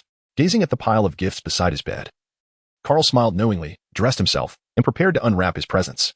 With the swiftness akin to unwrapping a parcel, Carl tore open the first gift, revealing a generous assortment of fruit candies. Without glancing at the note, he instantly recognized it as a present from his gluttonous friend, Simo. The second gift, from Hermione, perfectly embodied her scholarly nature. It contained an exquisitely crafted quill, sufficient for Carl's use throughout an entire year. Next came Ron's offering, a mere bag of pumpkin pasties. Unremarkable, and thus, no further commentary is warranted. Carl was aware that Ron was likely poorer than ever before, so he did not harbor any expectations that morning. He then unwrapped a gift from Harry, a delightful potted plant, quite charming, perfect for brightening up the interior space. Finally, Carl tore open the present from Snape. The packaging was remarkably meticulous, adorned with vibrant, enchanted wrapping paper, and embellished with a ribbon that glimmered with a touch of luminescence, casting an exciting glow under the flickering candlelight of the dormitory. It could be said that this was the most thoughtfully presented gift he had received. The notion that Snape would bestow a gift upon him was truly unexpected. After all, he had plunged Snape into considerable debt, nearly compromising his ability to afford meals. The clothing gifted to him yesterday was merely an attempt to alleviate a smidgen of guilt. Nevertheless, the audacious Mr. Harris eagerly unwrapped the present from Professor Snape, secretly relishing the thought that he had not entirely wasted his efforts in assisting Snape. However, when Carl extracted the gift from its packaging and discerned its true nature, his smile froze upon his face. It was a tin of Swiss-imported herring, an item that would be more aptly described as infamous. Carl maintained a rigid smile, inhaling sharply. He should never have harbored any hope regarding that wretched Severus Snape. Good heavens, what grievance could possibly provoke such animosity from Snape towards me? He even resorted to unleashing a biochemical weapon like canned herring. Carl cradled the can of herring in his hands, his heart racing with trepidation. The reason was simple. In his mind, this could undoubtedly be crowned the most repulsive food in the world. Without contest, he swallowed hard, his movements deliberate as he placed the can gently on the ground, aware that it could explode due to low pressure or other unforeseen circumstances. The thought of a biochemical weapon detonating was unfathomable. It was far more terrifying than the experience of microwaving durian. Even the infamous stinky tofu from his homeland paled in comparison to this can. In his past life, when he was still known as Ning Chuan, One of his dormitory mates was a food blogger who, for reasons unknown, had made a bold promise that ultimately came to fruition, a live stream of him consuming herring from a can. Out of sheer curiosity, Ning had foolishly wished to witness the legendary herring can for himself, oblivious to the adage that curiosity killed the cat. The moment the can was opened, a ghastly aroma permeated the entire room, earning the food blogger the rare title of King of Can Opening. As he nearly retched from the foul stench, he recalled the blogger's desperate final shout, "Quick, alcohol." That incident forced him to vacate the dormitory for an entire week. As memories surged vividly in his mind, Carl gazed at the can lying flat on the ground, perceiving it as a malevolent spirit that had clawed its way from the depths of hell. The herring can. Horrifying indeed. Wait, was that a faint, obscure wave of magical energy? While seated on the floor contemplating how to exact revenge on Snape, Carl keenly sensed a subtle magical disturbance passing by. Yet, he was alone in the dormitory. Suddenly, his expression shifted dramatically. This was bad. The herring can sent by Snape was not as simple as it appeared. Dimensional and temporal distortions. In that instant, he summoned the divine broom of the gods. The ominous eye of darkness at his heart began to stir with fervor, channeling an immense reservoir of magical power. He succeeded in confining a minuscule rifted space-time near the can, an area roughly the size of a plate, which nearly drained his entire magical essence. Carl's complexion turned pale as he swiftly freed one hand to stow the canister into his inventory, where time stood still and explosions could not occur. The addition of a time detonation spell only heightened his suspicions about the canister's contents. As a master of potions, Severus Snape could easily amplify the scent of a mere canister. In fact, Carl's hunch was correct. Should it truly explode, the aroma would permeate the entire Ravenclaw Tower for at least half a month. This remarkable maneuver was executed in the blink of an eye. Upon sensing that something was amiss, Carl reacted with extraordinary acuity, instantly channeling his magical energy to distort the fabric of space and time, thereby averting disaster. Otherwise, if that odor were to infiltrate Ravenclaw Tower, those students who remained on campus would undoubtedly seek his demise. An explanation? What explanation? Was this not a meticulously orchestrated act of terror devised by the troublemaker of Ravenclaw? Perhaps he would have to wait to explain it as a ghost after meeting his end. Carl lay weakly on the ground, gasping for breath. Indeed, experience proves invaluable. He had underestimated his opponent this time, nearly falling victim to the cunning old bat, Snape. It appears that the old bat is not only sullen but also deviously clever. I must utter a phrase that must be said. Excellent. Splendid. Truly remarkable. Today's events shall be etched in my memory. I shall surely repay this debt manifold in the future. Angered, Carl even resorted to classical Chinese. After a considerable time, he gradually regained his composure. This encounter had nearly cost him his very life. With a furrowed brow, Carl shed the elegant attire he had just donned and slipped into his nightclothes. Trembling, he crawled onto the bed, for he had forcefully invoked the power of the Eye of Darkness, leaving his body somewhat overloaded and in dire need of rest to recuperate. He had little desire to attend the Christmas banquet organized by the professors to celebrate the impending holiday. It was of paramount importance to restore his strength and, when the opportunity presented itself, to deftly outmaneuver Snape. Before succumbing to slumber, Carl menacingly uttered a fierce remark into the air. "You wretched bat, just wait. This matter shall not conclude today. If I do not exact my revenge, then I shall no longer be known as Carl Harris." Chapter 61. The Deathly Artifact and Lily's Gift. Within the Gryffindor common room, Harry and Ron eagerly unwrapped the gifts bestowed upon them by Carl. A large box of exquisite chocolates instantly captivated Harry's attention. He had only encountered this brand once before when Vernon begrudgingly purchased it for Dudley's birthday. Oh, my goodness. This is simply marvelous. Absolutely unbelievable. As Harry prepared to unveil the remaining gifts, he was startled by Ron's exuberant exclamations. Curiously, he turned to see Ron arranging a set of wizard's chess on the table. This particular set was unlike any other, exuding an impressive style.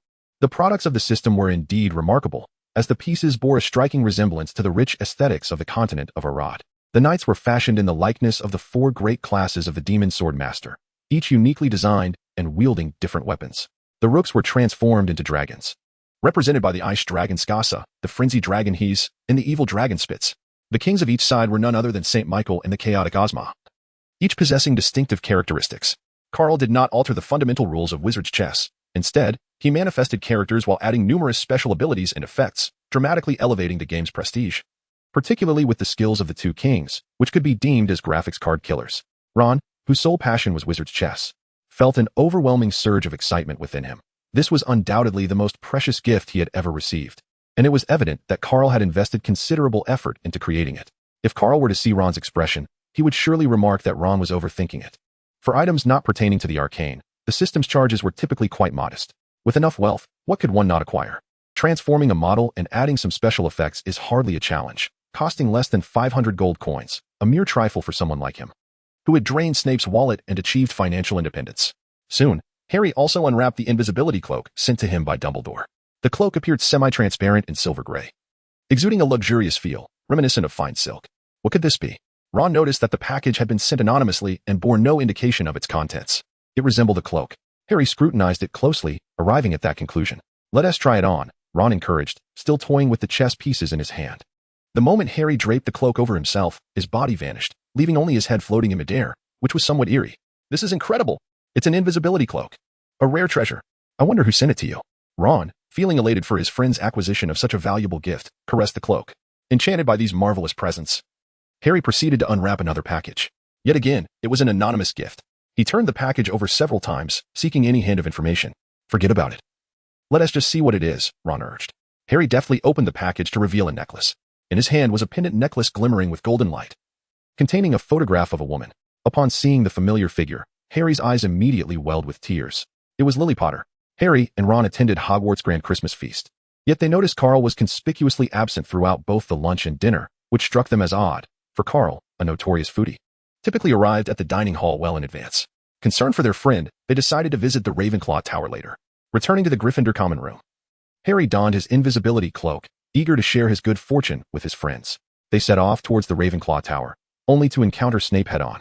By this time, Harry had already concluded that Snape was the culprit behind the magical interference during Quidditch, and he attempted to sidestep him, perhaps due to Lily's revival. Snape seemed to be in a rather good mood lately, having not only changed his long-standing black robes but also washed his hair for the first time. Potter, stop. Snape's voice boomed, causing the very walls of Hogwarts to tremble. Harry and Ron halted abruptly, turning nervously to face the old bat. Are you looking for Harris in the Ravenclaw Tower? Very well, please deliver a message for me. Ask him if he liked the Christmas gift I sent. As he uttered the last sentence, Snape chuckled sinisterly. Though he sensed that his magic had not detonated, its activation was undeniable. He was curious about the means Carl employed to suppress it. However, Snape was missing from the hall during both lunch and dinner, indicating that while Carl had managed to contain the gift, it likely had not been effortless. True to his past as a double agent, Snape quickly pieced together the situation. Harry and Ron exchanged nervous glances at Snape's peculiar smile and nodded in acknowledgement. Understood, Professor Snape. Off you go. Satisfied, Snape turned and departed, heading to his lair at 19 Spinners Inn to spend Christmas Eve with Lily. Harry and Ron knocked on the bronze knocker. What is it that is to come but never arrives? An ethereal voice echoed from the knocker. Harry had heard of the famed Eagle Door before and began pondering. Ron furrowed his brow, straining his mind. Tomorrow, Harry exclaimed, his eyes lighting up as he articulated the correct answer. Just how many tomorrows are there? The Eagle Door mused before swinging open. Harry, you are truly clever. Ron, having struggled to arrive at the answer, could not help but praise him upon hearing it. Let us hurry along. Harry's cheeks flushed slightly as he stepped into the Ravenclaw common room ahead of Ron. Without taking the time to thoroughly admire the room's splendor, they rushed straight towards the dormitory. Knock, knock, knock. Who on earth is disturbing my sleep? The knocking roused Carl, who impatiently threw off his covers, slipped into his slippers, and unsteadily made his way to the door, leaning against the wall for support. Snape had left him feeling utterly miserable, barely able to walk. As the dormitory door opened, Harry and Ron were greeted by the sight of Carl, whose pallid complexion resembled that of a ghost. Startled, they jumped back. Carl, what happened to you? Harry stammered, genuinely alarmed by Carl's frightful appearance. Nothing to worry about, just a slight cold, Carl replied dismissively. Carl forced a smile at the corners of his mouth, and then gestured for the two to come in and speak. Chapter 62, The Scapegoat of Hogwarts. Carl tugged at the edges of his striped pajamas and climbed back into bed, pulling the covers over himself. Alas, he felt utterly drained, a consequence of the ordeal orchestrated by Snape. Coughing softly, he addressed the two. What brings you here? Harry and Ron exchanged glances, taken aback by the unexpected situation. I believe you ought to visit Madame Pomfrey at the infirmary, Ron suggested with evident concern, for in his eyes, Carl appeared quite unwell. No need for that. I merely require some rest, Carl replied. Carl displayed an awkward yet courteous smile, while inwardly he was vehemently cursing that old scoundrel Snape, who had the audacity to send biochemical weapons along with an explosive curse and a diffusion spell. Is that truly something a person is capable of? Strangely, Harry and his companion always sensed that Carl's smile was somewhat forced, as if it were deliberately crafted. A fade of joy indeed. Carl, are you acquainted with the individual known as Nicholas Flamel? Harry pondered for a moment, ultimately deciding that he ought to consult the academic prodigy instead. Searching for information on his own could take an eternity. They had nearly scoured the entire library, yet still found nothing of relevance. Nicholas Flamel? Why do you inquire about this individual? The Oscar-worthy performance of Carl was instantly unleashed, as he wore an expression that was 3 parts bewilderment and 7 parts confusion. Do you recall the large dog confined in the corridor on the 4th floor? The object it guards is related to Nico LeMay. However, Despite our extensive search through numerous books, we have found not a trace of information regarding him, Harry lamented, articulating the reason with a sense of resignation. Carl furrowed his brow, seemingly deep in thought, while in reality, he was concocting a scheme to ensnare Snape. He believed that if Lily were to return, he could usurp James Potter and subsequently assume the role of Harry's stepfather, thereby ascending to the pinnacle of his ambitions. Humph, what a fanciful dream. Offending the master and expecting to escape unscathed? It is not so simple. Professor Snape, brace yourself to bear the brunt of the blame. At that moment, a radiant smile blossomed on Carl's face. If Snape were to catch sight of it, he would undoubtedly shudder and clutch his wallet tightly. Nicol LeMay, his name rang a faint bell, but the specifics eluded him. Apologies, I believe you may request a note from the professors to access the restricted section, surely. There you will find pertinent information. Carl proposed to the two that as long as Harry ventured into the restricted section, he would inevitably encounter a conversation between Snape and Quirrell, thus further deepening their mutual misunderstandings. If Snape harbored intentions against James Potter, how could he possibly overlook his son? Have you conspired with Hermione? She also suggested we seek information in the restricted section. Or is it that those of you who excel in studies are particularly fond of adventure? We are merely first years. How could the professors possibly consent to grant us a pass to enter the restricted section? Harry's lips twitched, clearly indicating his disinterest in this ill-conceived idea. Hermione has proposed it as well, hasn't she? Does this not make it even more enticing? Carl was astonished to discover that Hermione, who held academic achievements in such high regard, would incite Harry and the others to engage in such antics. He could only express his admiration, exclaiming that it was splendid and truly resonated with him. By the way, Carl, how did you craft that exquisite wizard's chess set? It is simply remarkable. Especially those two kings. The magic is extraordinarily dazzling. Ron recalled the wizard's chess set that Carl had gifted him, his face flushed with excitement. For he had never received such an exquisite present in his life. Just proceed in this manner, then that, and finally the last step. It is quite simple. Carl had no idea how the system was created and merely concocted an excuse to evade the question. I also received your chocolate and found its flavor quite delightful. Additionally, I received an invisibility cloak sent by an unknown person with a note instructing me to return it to its rightful owner and to use it responsibly. Harry, who was thrilled to receive his first Christmas gift, eagerly took out the items to share with his friends. An invisibility cloak? I have never seen one. May I have a look? Carl expressed his keen interest in this deathly hallow and sought Harry's permission. Of course, Harry promptly handed over the invisibility cloak. Carl took the invisibility cloak into his hands. The sensation of this deathly hallow was exquisite, akin to the touch of Mercury, manifesting in a silvery gray hue. System. Probe the attributes of the invisibility cloak. A deduction of 1,000 gold coins was successfully processed. Truly, this system demands a steep price. Item name. Invisibility cloak quality. Epic special item description. Crafted from half of the Grim Reaper's cloak. This legendary artifact is one of the 3 deathly hallows personally forged by the Hand of Death. The wearer is immune to the killing curse and all forms of divination magic in this world, significantly diminishing magical attacks with a specified limit and even evading the gaze of death itself. Special note, excludes physical detection. With a mere thought, Carl comprehended all there was to know about the invisibility cloak. He was internally astonished. It was evident that this item possessed more than just the ability to render one invisible. The fact that the system classified it as an epic magical item underscored its extraordinary nature. The immunity to the killing curse and the substantial reduction of most magical attacks were indeed overpowered attributes, despite their limitations. It was clear that anything touched by the divine held no mediocrity. Among the gifts from death, this item alone was free from significant drawbacks. The Elder Wand and the Resurrection Stone were fraught with peril. The former could easily change masters with a disarming spell, while the latter summoned souls devoid of genuine emotion. A truly remarkable magical artifact. After discerning its true purpose, Carl returned it to Harry without a trace of regret. To possess immortality rendered one rather audacious. Who dares to slay me? If you cannot kill me, I shall wear you down to nothing. The mage and the berserker are 2 polar opposites. Had he chosen the berserker, he would have done everything in his power to seize this invaluable item, as it was undoubtedly a life-saving treasure. Ah, Harry, look. Since you mentioned that the professors are unlikely to grant you permission slips for the restricted section, why not sneak in? With such a perfect invisibility cloak. If you don it at night and move with utmost caution, even Professor Dumbledore would be none the wiser. Carl observed as Harry concealed the invisibility cloak, and a clever idea sparked in his mind. Harry, feeling a twinge of regret for consulting Carl, lamented that all he offered were rather dreadful suggestions. Sneaking into the restricted section at midnight. What could be a more severe infraction of school rules? Yet, the plan proposed by Carl was surprisingly impeccable. Utilizing the invisibility cloak would indeed significantly reduce the chances of being discovered, stirring a sense of excitement within Harry.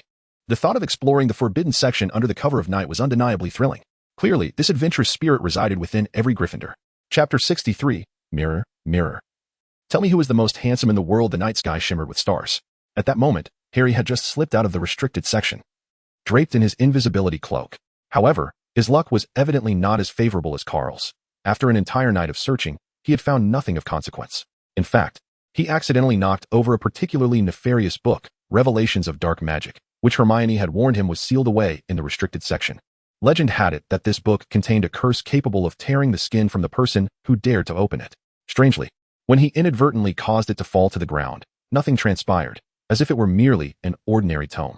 Unbeknownst to him, the malevolent spirit within that book had been incinerated after provoking Carl, leaving no trace behind. Severus, let me explain. Quirrell stuttered, attempting to say something to Snape. There is nothing to explain, Quirrell. You wouldn't want me to oppose you, would you? Snape growled, his face darkening as he seized Quirrell by the collar and pinned him against the wall. He had promised Lily at Christmas to protect Harry Potter at all costs. From the very beginning, he had found Quirrell to be quite peculiar. Severus, I know nothing. You must have misunderstood. Quirrell continued to plead. On the contrary, Professor Quirrell, I believe you are fully aware of your actions. At Harry's astonished gaze, Carl's figure began to materialize from below. What was Carl doing here, alongside Snape? Cornering Professor Quirrell? Harry quickly covered his mouth, striving to suppress any sound. Ah, it's Mr. Harris. I wondered who could be so audacious as to appear before a professor in the dead of night, Snape remarked, his disdain evident. By the way, how did you find my Christmas gift? Initially, Snape scoffed at Carl's presence, but then a sinister smile crept across his face. Professor Snape. The taste of the herring in a can was rather delightful. It took considerable effort to prevent an explosion, truly a challenge. You drained my wallet, and in return, you nearly drained my very essence. I must thank you and your entire family for this delightful exchange. What a shameful act it was.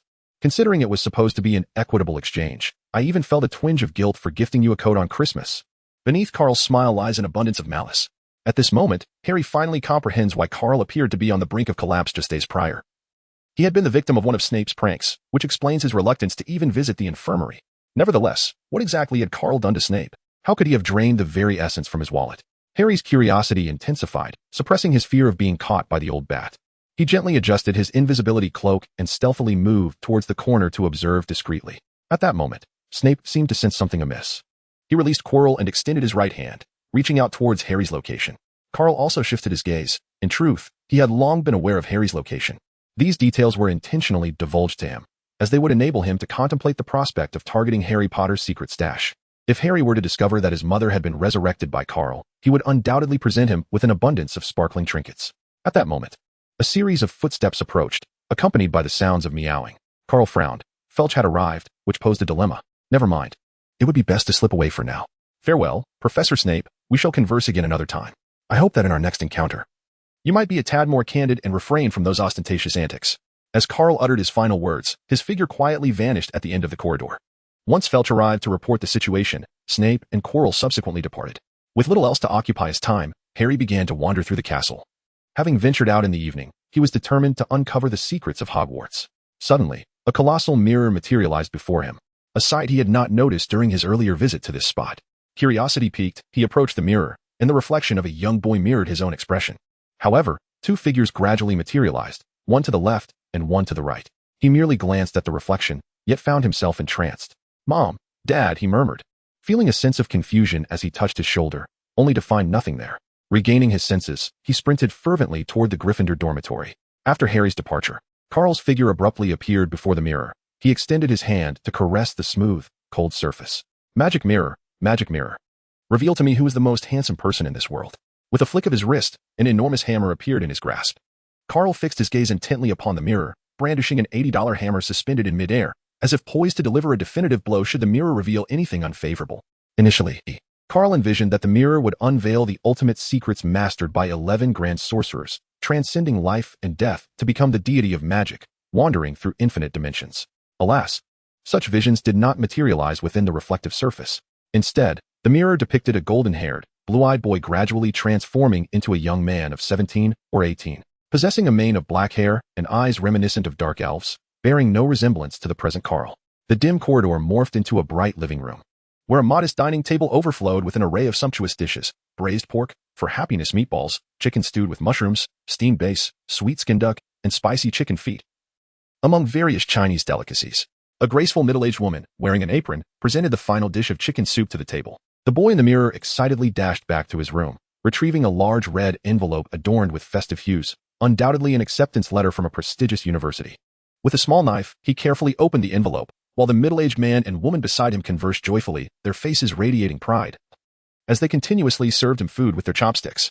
Though the scene unfolded in silent film fashion, Carl could distinctly perceive the joy etched upon their faces. For the boy in that mirror was none other than himself. 2 silent tears streamed from the corners of his eyes. Unbeknownst to him, a hand had settled upon his shoulder, and turning his head, he saw it was the old bat, Severus Snape. The dimensional magic swiftly evaporated the tears from his face. He could not allow himself to be the subject of ridicule before the old bat. Snape, devoid of words and expression, observed Carl's demeanor, surprisingly refraining from his usual mocking remarks. Yet, a sense of perplexity lingered. How could this insufferable wretch, who had defied death, still feel sorrow in this world? Chapter 64. Snape remains Snape. Mr. Harris, do you not first observe the mirror before gazing into it? It could very well be a man-eating mirror. Snape remarked in his monotonous tone. Look at the inscription above the mirror. What I reveal is not your visage, but the desires deep within your soul. Oh. Professor Snape seems eager to flaunt his knowledge before me, Carl scoffed derisively. But I am already well acquainted with all there is to know about this mirror.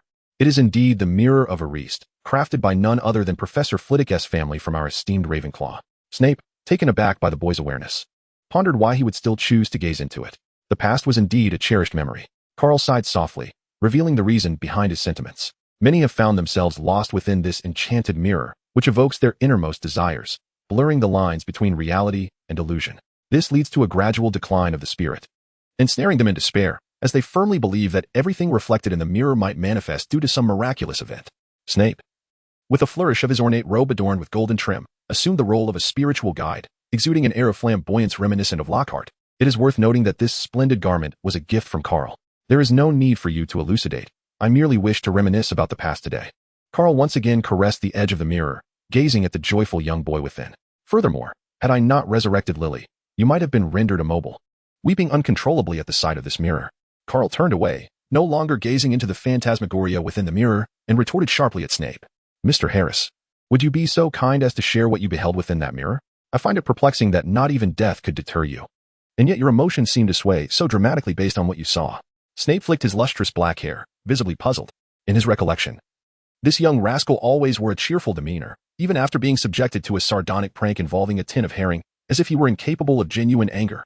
Professor Snape, this matter appears to be of no concern to you. It would be wise to refrain from prying into affairs that do not pertain to you, lest it result in unfavorable consequences for both of us. Carl withdrew a diminutive straw figure from within his robe, gently caressing the intricate patterns upon it, exuding an air of menace that suggested, continue your prattle, and I shall pierce you with this.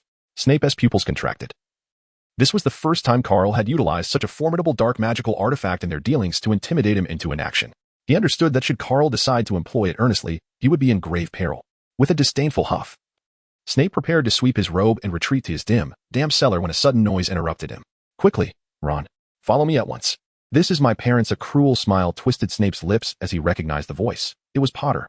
Disregarding Carl, he hastily concealed himself behind the enormous Erised mirror, intent on springing a surprise on Harry. Carl, what are you doing here?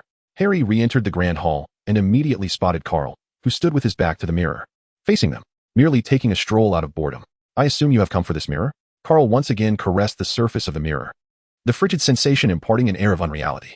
The moment he beheld them, he sensed their doom. Nightwalker collided with Snape's wand, and undoubtedly, Snape would leave them both incapacitated. Harry, aware that Carl had long since emerged, was not overly astonished to find him here. Instead, he swiftly grasped Carl and Ron's hands, urging them to stand before the mirror. Do you see? This is my parents, Harry exclaimed with immense excitement. But I only see the three of us. I don't see your parents, Ron remarked, scratching his head before a sudden realization dawned upon him. Oh my goodness. That's me. I've become a prefect and the president of the student council, and I've even won the Quidditch Cup. How splendid. Ron shouted in exhilaration, enthusiastically describing his dashing reflection in the mirror, holding the World Quidditch Cup. We're seeing different things. Could this mirror foresee the future? Harry gasped, his imagination ignited. Since entering the magical realm, he had encountered countless wonders. Perhaps, the magic that resurrects the dead truly existed, and his parents could, indeed, return at some point in the future. Carl, what did you see in the mirror? Can you share it with us? Harry and Ron implored in unison, eager to ascertain the mirror's true purpose and whether what they saw could indeed manifest. Faced with their anxious inquiries, Carl remained silent, merely drawing his wand and gently waving it in the air. The text from the Mirror of Erised materialized before them, suspended in the darkness, emanating a soft glow. As you both have observed, these visions are not reality. They are merely the deepest desires of your hearts. The Mirror of Erised reflects what you truly yearn for within. In other words, it reveals what you most wish to see, thus explaining why your visions differ. Carl let out a faint sigh, reluctantly compelled to reveal the harsh truth to them. Sinking into the abyss of despair would only inflict harm upon oneself. Although Harry's mother had indeed returned, it was not yet the moment to divulge this information to him. Carl needed to ascertain Dumbledore's genuine intentions and sentiments. This old man was capable of sacrificing his own kin without hesitation, willing to forfeit his very life to create an opportunity for Harry to vanquish Voldemort. It was truly terrifying. Harry and Ron listened to Carl's explanation, staring blankly at the words he conjured, their faces reflecting profound despondency. Carl's candid yet piercing words instantaneously shattered their bubble of illusions. "So, what did you see in the mirror?" Harry inquired as he retrieved a tissue from his pocket and handed it to Carl, catching a glimpse of an undried tear in the corner of his eye. "It's nothing. Just a trivial matter," Carl replied. "Let's hasten our departure. Otherwise, it will be troublesome to extricate ourselves if Filch comes looking for us." Carl took the tissue from Harry and chose to avoid the topic, hastening the two to leave while casting a brief glance behind the enormous mirror. The Dark Lord always made his entrance last. Just as Harry and his companions intended to depart, Severus Snape suddenly sprang from behind the mirror. To uncover the true reason for Carl's tears, he had eavesdropped for quite some time, yet Harry and the others remained tight-lipped. Now it was time for consequences. "Weasley, Potter, I believe you should be in your dormitory sleeping soundly at this hour, rather than sneaking out to gaze into a mirror in the dead of night. Gryffindor loses 50 points. Furthermore, Hogwarts has received a new batch of potions, which I am certain you will both find quite delightful." Snape sneered as he judged the two, not even sparing a glance at Carl, before turning and soaring away like a great bat, leaving behind the lamenting Harry and Ron, along with the barely contained laughter of Carl. Chapter 65. The miserable Harry and Ron. Harry and Ron, heads bowed, anxiously stared at the cellar door, their faces etched with dread, as if they were not confronting an ordinary wooden door, but rather the gates of hell opened from the shadowy abyss. "Huh, Harry, do you think Snape will really expel us?" Ron took a deep breath, attempting to suppress his fear of the old bat. "I doubt it," Harry replied, his tone uncertain, trying to comfort Ron. Just as the two pondered how to face Snape, the cellar door suddenly creaked open. Snape emerged. Adorned in the resplendent robe with golden trim he had worn the previous day, his freshly washed hair adding to his brooding demeanor. Indeed, ever since Lily's resurrection, Snape had taken to personal hygiene with great care, washing his hair almost daily. This pleased Carl immensely, as it spared him from the sight of Snape's greasy locks. "Ah, it is Potter and Weasley. What are you two dawdling about for? Hurry inside. Otherwise, I cannot guarantee that you shall have lunch after your confinement today." Snape, observing the two Gryffindor lions trembling under his oppressive aura, curled his lips into a cruel smile before immediately unleashing his venomous reprimand. Once Harry and Ron entered, Snape waved his wand, firmly closing the door. The sound of the heavy door slamming shut caused Harry and Ron to shudder, the dimly lit cellar devoid of sunlight, illuminated only by the flickering torches on the walls. Various bizarre creatures, submerged in an unidentifiable green solution, heightened the atmosphere of terror, making it an ideal setting for a top-tier horror film. Pointing his wand at a large barrel of slugs, Snape ominously declared, "This shall be your confinement task for today. I have cast a spell on the door. It shall not open until you have completed it." After instructing the two, Snape vainly checked his reflection in the mirror, then placed his wand away and exited, leaving behind the beleaguered Ron and Harry. "Wow, this is absolutely revolting," Ron exclaimed, eyes closed as he fished a slug from the barrel, his expression contorted. "Why is it that Carl, who joined us on this nocturnal escapade, was also caught by the old bat, yet Snape seems to have deliberately overlooked him, punishing only the two of us?" Glancing at Harry, who appeared equally distressed, Ron swiftly dropped his facade, revealing his true, sour demeanor. "You ask me, and I ask who? I still haven't grasped the nature of the deal between Carl and Snape." Though Harry thought this, he replied, "Perhaps Snape simply finds Carl more agreeable." "Impossible. Carl was late to our first potions class, and Snape was furious, declaring Carl's confinement on the spot." "I suspect there must be something we do not understand," Ron retorted, clearly unconvinced by Harry's reasoning. "Well, I have no idea," Harry replied, shaking his head in resignation. He knew that whatever this deal entailed was the reason for Snape's leniency towards Carl, but without a clearer understanding of the situation, he dared not voice his thoughts in front of his close friend Ron. After laboring for an hour or two, Harry and Ron managed to clean only a third of the slugs from the barrel, their senses dulled by the foul odor emanating from the slimy creatures. Suddenly, the door creaked open again. Hearing the sound, Harry and Ron assumed it was Snape returning and quickly steeled themselves for work, fearing further ridicule. However, they were mistaken. It was not Snape who entered, but Carl. The reason for his presence was simple. It was not out of sympathy for Harry and Ron's predicament. In fact, he had anticipated their fate when he encountered them before the Mirror of Erised. The true reason for his visit was that he had just met Hagrid, who cheerfully invited him to summon Harry and Ron, as he had something wonderful to show them. Quick-witted Carl immediately thought of the Norwegian Ridgeback egg that Hagrid had likely acquired. Although the differences in appearance and abilities between Western and Eastern dragons were vast, akin to a large lizard adorned with wings, being labeled as a dragon suggested formidable capabilities. As apex predators in the magical creature food chain, dragons possess terrifying strength. In the Triwizard Tournament, Harry had been relentlessly pursued by a Hungarian horntail throughout Hogwarts. Carl approached the two with a lively gait, and upon hearing that voice, Harry and Ron could not help but tremble. "What are you trembling for? You both seem quite flustered." Carl extracted a piece of candy from his wizarding robe and popped it into his mouth, observing the two with a bemused expression. "Ah, Carl, it is you. How did you find your way here? You startled us. We thought the old bat had returned." Upon hearing the familiar voice, Harry and Ron visibly relaxed, relieved that it was not the dreaded old bat making a comeback. "Haven't you finished yet?"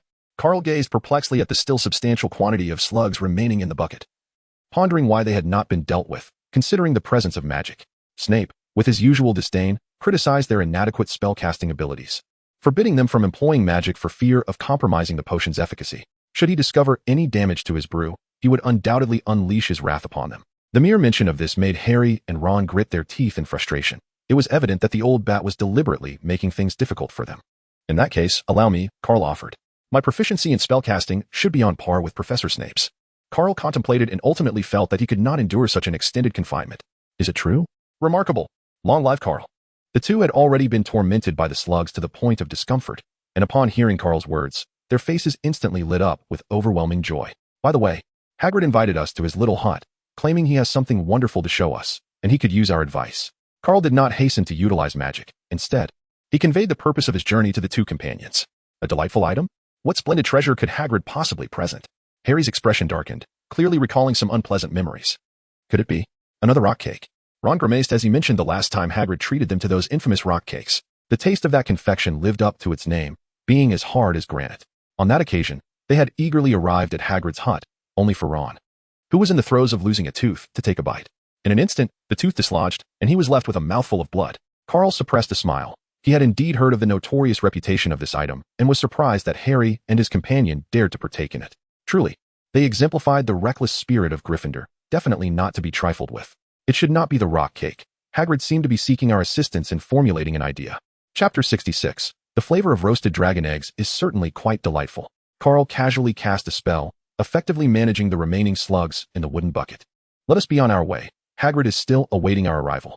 I can only imagine the delightful treasures he has acquired, as his excitement was palpable upon seeing me." With a smile, Hagrid was the first to emerge from the dismal cellar, where both the environment and the air were far from pleasant.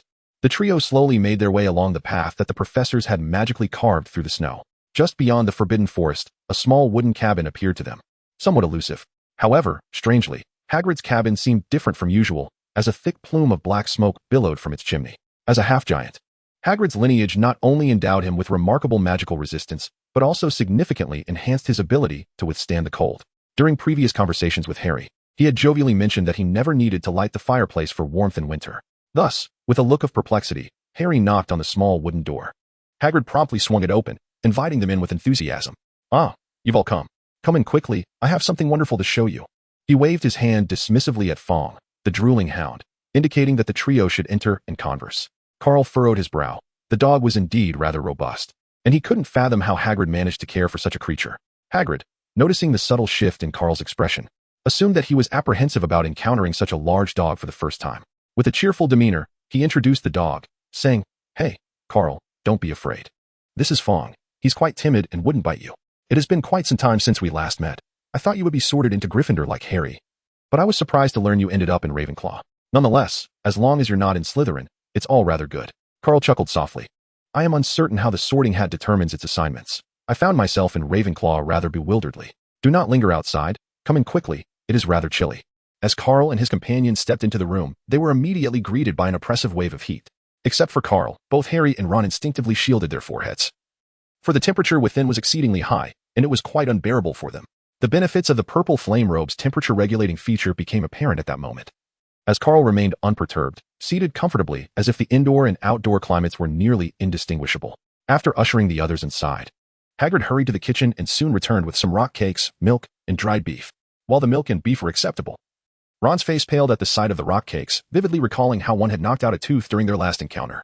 Noticing Ron's expression, Hagrid offered an awkward smile. "What happened last time was an accident. This batch of rock cakes has been specially softened, and I assure you, It won't knock out any teeth this time. Ron managed a stiff smile. He swore he would never touch a rock cake again. What a disaster. Harry wiped the beads of sweat from his forehead and inquired, puzzled, Hagrid, why did you stoke the fire so fiercely? Didn't you mention that even on the coldest days, you wouldn't light the fireplace? Indeed, I fear not the cold, Hagrid replied with a mysterious grin, but this fire serves another purpose. Come, take a look at this. You shall be astounded. Rising, he donned a pair of large gloves and approached the roaring fireplace, retrieving an iron bucket. Oh, the gloves are made from dragon hide, perfect for handling dragon eggs, indeed. It is widely known that dragons do not shed their skin. So for every pair of dragon hide gloves crafted, a dragon must perish. Good heavens, this is simply magnificent. Is that truly a dragon egg? Hagrid, where on earth did you acquire this egg? A dragon's egg certainly does not come at a modest price.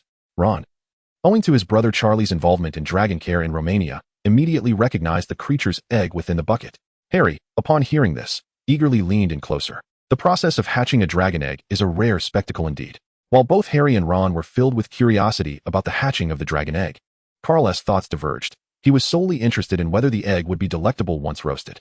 The mere thought of a roasted dragon egg sent a thrill through him. Hagrid, is it going to hatch soon? Harry asked, gazing curiously at the egg, which had become slightly charred from the flames. Not quite. The gestation period for a dragon hatchling is rather prolonged. We are merely in the mid-stages now, and it will be some time yet before it breaks free from its shell. Hagrid gently caressed the surface of the dragon egg with his dragon hide gloves, his face radiating sheer affection. Carl curiously perused the array of books laid upon the table, each tome dedicated to the art of dragon husbandry. Titles such as The Hatching of Dragons, From Novice to Master, A Comprehensive Guide to Raising Dragons, and 18 Essential Guidelines for Dragon Care adorned the small table, providing a thorough exposition on nurturing a dragon from egg to majestic beast.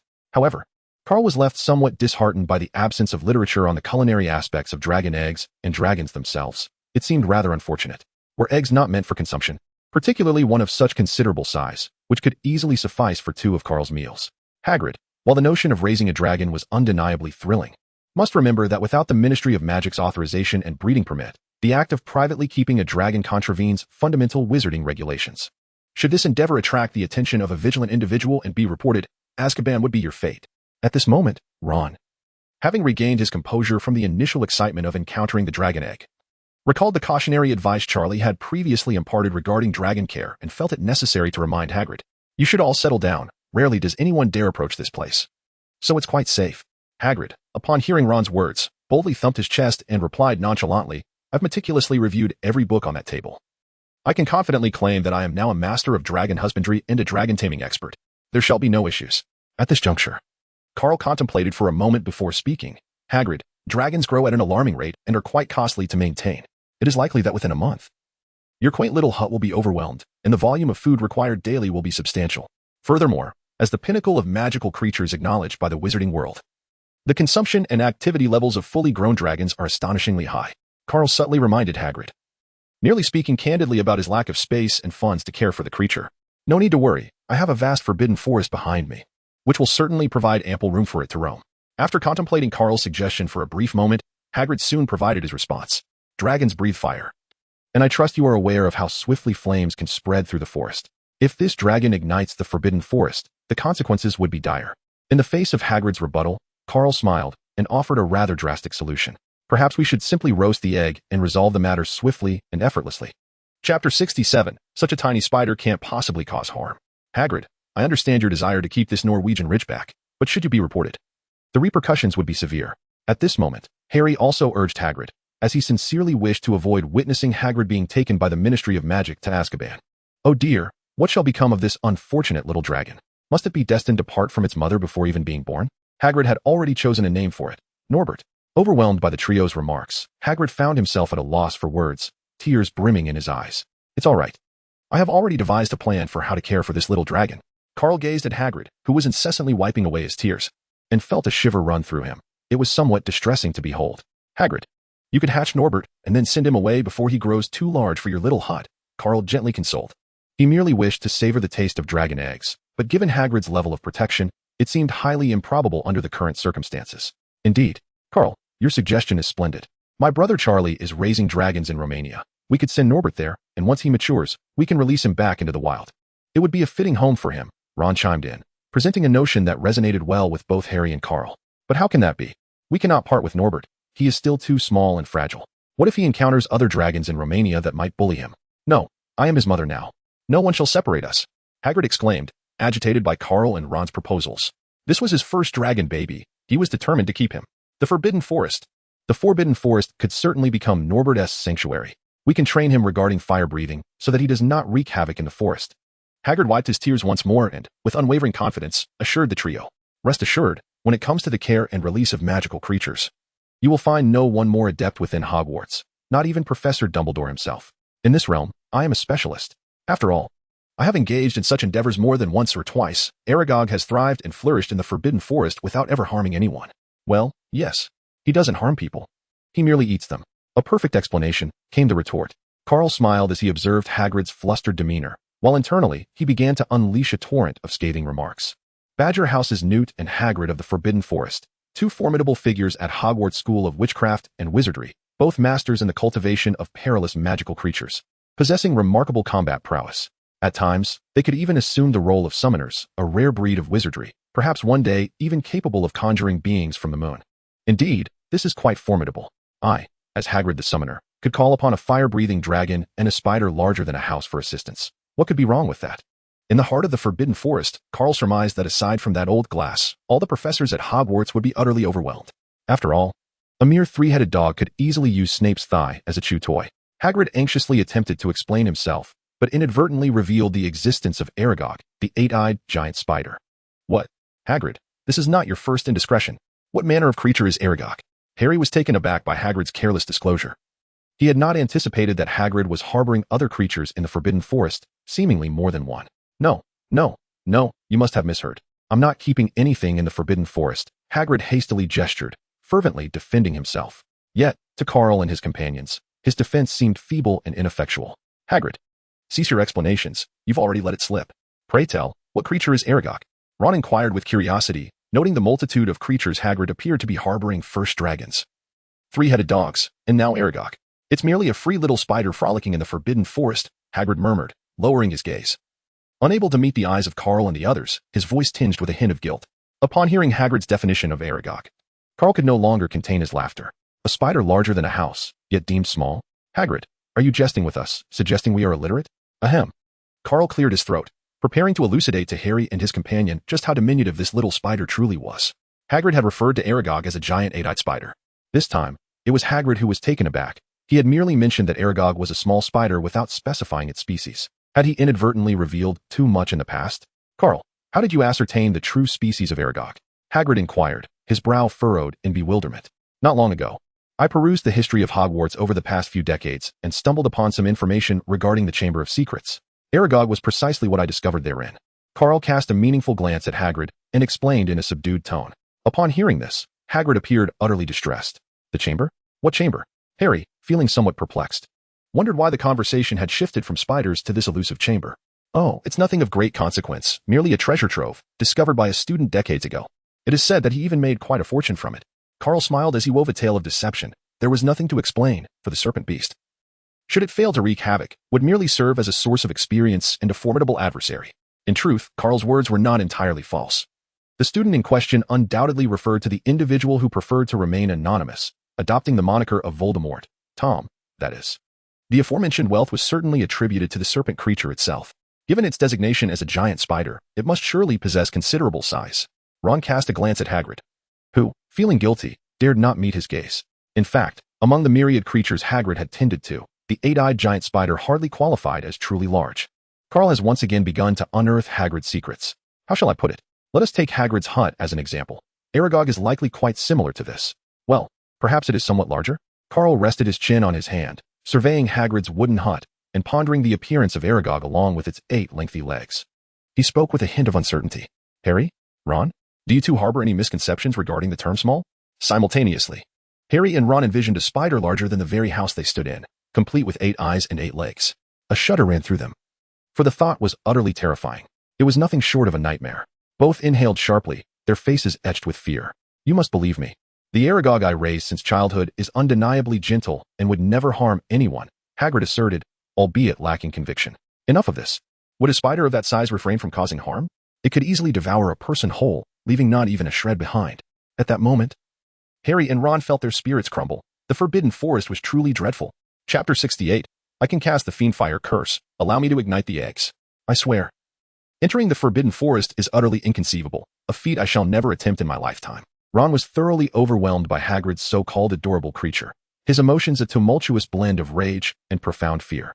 Hagrid, keeping a dragon in the Forbidden Forest is simply impractical. It is far too close to Hogwarts. As a dragon, Norbert will inevitably soar through the skies. You cannot suppress its instinct to fly. Once it matures, a mere flight around the forest will surely reveal its presence. Then, dragon hide will be fashioned into gloves, and dragon liver sold in Diagon Alley at the price of 17 sickles per ounce, while its nerves will be dispatched to Ollivander S to become the cores of countless wands. Trust me, they will be most pleased upon receiving this shipment. Upon realizing that ordinary persuasion was ineffective, Carl decisively adopted a more severe approach. No, no, no. How can they treat Norbert in such a manner? It is utterly inhumane. Hagrid could no longer contain himself. He began to wipe away his tears with that tattered, filthy handkerchief. First-year students typically acquire dragon hide gloves upon enrollment. Yet it appears that dragons do not shed their skin. Sending him to Romania would be the most prudent choice. Carl continued to recount the harrowing truth following the discovery of Norbert. However, I had only just acquired it, and it had yet to break free from its shell. Hagrid, folding his handkerchief, gazed at the dragon egg within the iron tub with a hint of reluctance. You may incubate it first. Allowing it to grow a little, approximately a month should suffice. At this stage, it should not yet have learned to fly, nor will its fire breathing be particularly formidable. In short, we should be able to manage it. Carl pondered for a moment and conceived a brilliant idea. Hagrid sat on the sofa, gazing intently at the dragon egg, hesitating for over half an hour, but ultimately acquiesced to Carl's suggestion. Harry and Ron had no further objections, as they could not conceive of a better solution. Hagrid, is it true that the incubation of a dragon requires an exceptionally high temperature? Harry and Ron wiped the sweat from their foreheads once more, aware that Hagrid's elevated indoor temperature was undoubtedly related to the dragon egg. Indeed, that is correct. The manual on dragon hatching states explicitly that dragons continuously breathe fire within their dens to raise the temperature of their eggs. A drop in temperature could lead to the hatching of malformed dragonlings, or worse, result in a stillborn egg. Moreover, the temperature also influences the ultimate gender of the hatchling. Hagrid rose, retrieved the dragon egg, and placed it back in the fireplace, patting it gently as he explained. Oh, now we understand. The two finally grasped the significance of temperature in the incubation of dragon eggs. In his previous life, Carl was a university student specializing in biology, so he naturally possessed significant knowledge in the field and had some understanding of breeding. After perusing the books on the table, his insights deepened considerably. He shared a few of his thoughts with Hagrid, who was immediately astonished to learn that Carl had some knowledge about dragon husbandry. After all, he was indeed a top student from Ravenclaw. The two promptly began to exchange their respective techniques. Hagrid, I believe that by increasing the temperature, we could expedite the hatching of the dragon egg. This way, you might see the little dragon sooner. Carl mused slightly before addressing Hagrid. I am quite proficient in the blasting curse. If needed, I could offer my assistance. He added this with an air of confidence. Hagrid responded with confusion, while Harry and Ron looked equally bewildered. It was at this moment that Carl realized he had perhaps misspoken. Oh no. He had overused that term while practicing the blasting curse with Snape a few days prior, and it had slipped out habitually. Embarrassed, he chuckled awkwardly. My apologies. I have been rather engrossed in books on the defense against the dark arts lately. They mention the dangers of the blasting curse extensively, and I inadvertently got it mixed up. What I meant to say was the flames are fierce. Hagrid then felt reassured. Upon further reflection, he realized that the blasting curse was typically a specialty of dark wizards, and it was unlikely for a first-year student like Carl to have mastered it. He marveled at how Ravenclaw truly produced scholars, as Carl was already beginning to grasp the perils associated with such a spell. However, unbeknownst to Hagrid, Carl had already fully mastered all three unforgivable curses, and the blasting curse was hardly a challenge for him. By the way, Hagrid, how did you acquire this dragon egg? It must have cost quite a fortune in galleons, Harry inquired, his curiosity piqued by the rarity of such an item. Oh, the dragon egg? You might find this hard to believe, but I didn't spend a single galleon on it, Hagrid replied, beaming with pride. I won it from a stranger while playing cards at the Leaky Cauldron. He seemed quite frantic, eager to rid himself of the egg. Did you find it in the wild? My goodness, what extraordinary luck. I wonder which careless mother left her offspring behind while moving, Ron exclaimed, his voice rising in excitement. Not quite. I suppose it was just my lucky day. I won it from a stranger during a card game, and after having a bit to drink, I was on quite the high. Naturally, since I had just won his dragon egg, I felt obliged to answer his questions about the three-headed dog, Hagrid recounted, stroking his bushy beard with pride. Few in the wizarding world had ever managed to win a dragon egg at the card table. Three-headed dog? Harry's demeanor shifted, sensing something was amiss. Yes, just after winning the dragon egg, I had a few drinks, and things were quite exhilarating. I felt it was only right to share my insights on raising a fluffy, He simply cannot resist falling asleep upon hearing music. Hagrid remained blissfully unaware of the odd tone in Harry's voice, still reveling in his triumph of winning the dragon egg. After taking a sip of milk, he suddenly realized he may have misspoken once again. Do you remember what that person looked like? Carl tentatively inquired. Fully aware of the situation yet compelled to indulge old Dumbledore in this charade. I distinctly remember him clad in an all-black ensemble, his entire visage shrouded beneath a hood. Fingers withered like desiccated twigs, and his voice bearing a hoarse quality, reminiscent of a dark sorcerer. Hagrid made another earnest attempt to recall the visage of that individual. It was undoubtedly Snape. He had been bitten on the leg by a werewolf the last time they crossed paths. He resorted to using a dragon egg to ensnare your words, unable to bypass the werewolf's vigilance. Ron asserted with unwavering conviction. Hagrid, what truly lies beneath the trapdoor? Who exactly is Nicholas Flamel? Harry gazed intently at Hagrid. Yet, this time Hagrid resolutely refused to divulge any information, candidly stating that such matters were not for first-year wizards to fret over.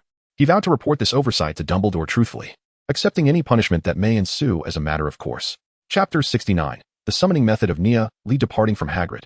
The trio ambled along the path back to the castle, unable to suppress their fervent discussions.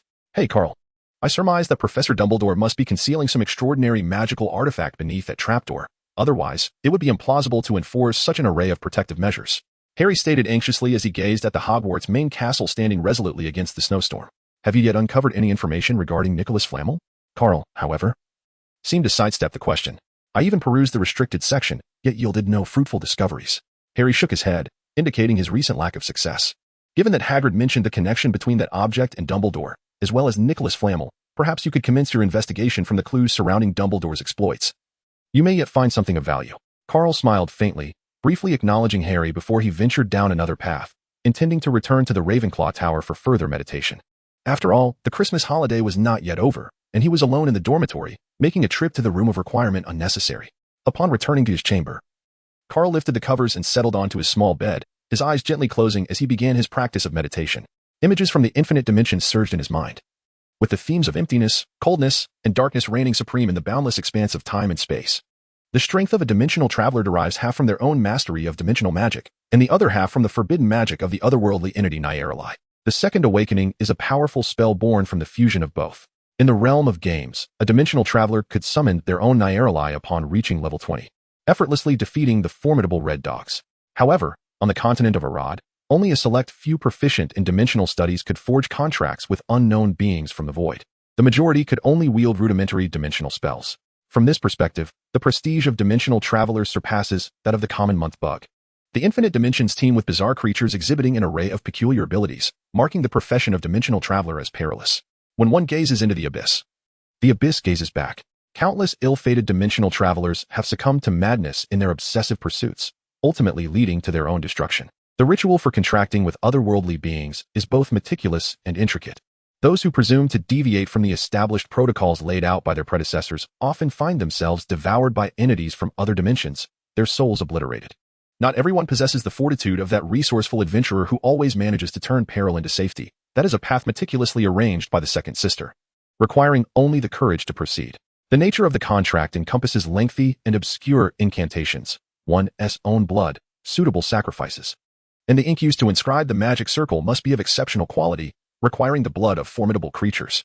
This posed a dilemma for Carl, as the powerful creature's blood available in the system's shop had yet to reveal itself to him. In other words, even with the wealth he had extracted from Snape's wallet, he could not afford it. The projection of the boundless dimensions became increasingly vivid in Carl's mind, signifying his deepening comprehension of dimensional magic and the escalating potency of his spells. Come to me, or wait for me to find you. A hollow voice echoed in Carl's ear, imbued with a sinister aura, reminiscent of a slumbering high-ranking malevolent deity's murmur, or a devil from hell luring with malicious intent. Damn. An A-class mental corruption. Carl's eyes suddenly flew open, his back soaked with cold sweat, his complexion as pale as death. In a state of disorientation, he frantically shook his head, as if trying to expel the haunting echoes of that voice from his very soul. He swiftly retrieved a bottle of solitary Remy from his inventory, uncorked it, and tilted it back, gulping it down in rapid succession. Just moments ago, he had barely heard a mere whisper, yet it had pushed him to the brink of madness. Curse that infernal system. What sort of wretched meditation technique has it produced? Had he not reacted swiftly, he might have teetered on the edge of insanity. Carl's light golden hair was drenched by the sudden turn of events. He pounded his chest, gasping for breath, his face still bearing traces of fear mingled with a hint of relief. Fortunately, he had managed to escape swiftly. He had come perilously close to a complete demise. Nonetheless, As the adage goes, one must seek fortune in peril. While his sanity plummeted, his understanding of dimensional magic surged exponentially. Yet, he had no desire to endure such a harrowing experience again. It was far too terrifying. Although provoking an eldritch deity is the most expedient path to acquiring knowledge and power, even the legendary first demon emperor of the Kaishio sect, Charles Fuzz, would not dare to play such a perilous game. A moment's inattention could lead one to madness, and who could endure such a calamity? Carl had initially intended to spend the Christmas holiday in quiet meditation, but after the recent events, he dared not continue. Swiftly, he transformed his robe into sleepwear, covering his head to seek solace in slumber and recuperate his spirit. The dark eye resurrected without concern for the afflictions of the mind, should he descend into madness. He would find himself utterly bereft of tears. This Christmas was nothing short of a nightmare for Carl, first tormented by Snape, leaving him half dead, and now the malevolent deity from the void had joined the fray. How utterly distressing. "Oh, Lady Luck, please open your eyes and behold my plight," cried a certain unnamed unfortunate soul, gazing despairingly at the snow-draped castle outside. Meanwhile, prompted by Carl's hints, Harry and Ron began their search for information about Dumbledore in the library, hoping to unearth clues regarding Nicholas Flamel. Seated on stools in the reading room, each immersed in a hefty tome, they despaired over the text before them. The accounts of Dumbledore's exploits were voluminous, chronicling over a century of his formidable presence in the wizarding world across countless magical volumes. "Harry, at this rate, how long will it take us to find anything?" Ron lamented, setting down his book, his freckled face etched with despair. "Ron, just hold on a bit longer. Perhaps we will discover something pertinent in the next moment," Harry encouraged, removing his glasses to rub his aching eyes. "But you said that 3 hours ago," Ron yawned, nearly lulled into slumber by the weighty books. "Is there anything?" "Probably not.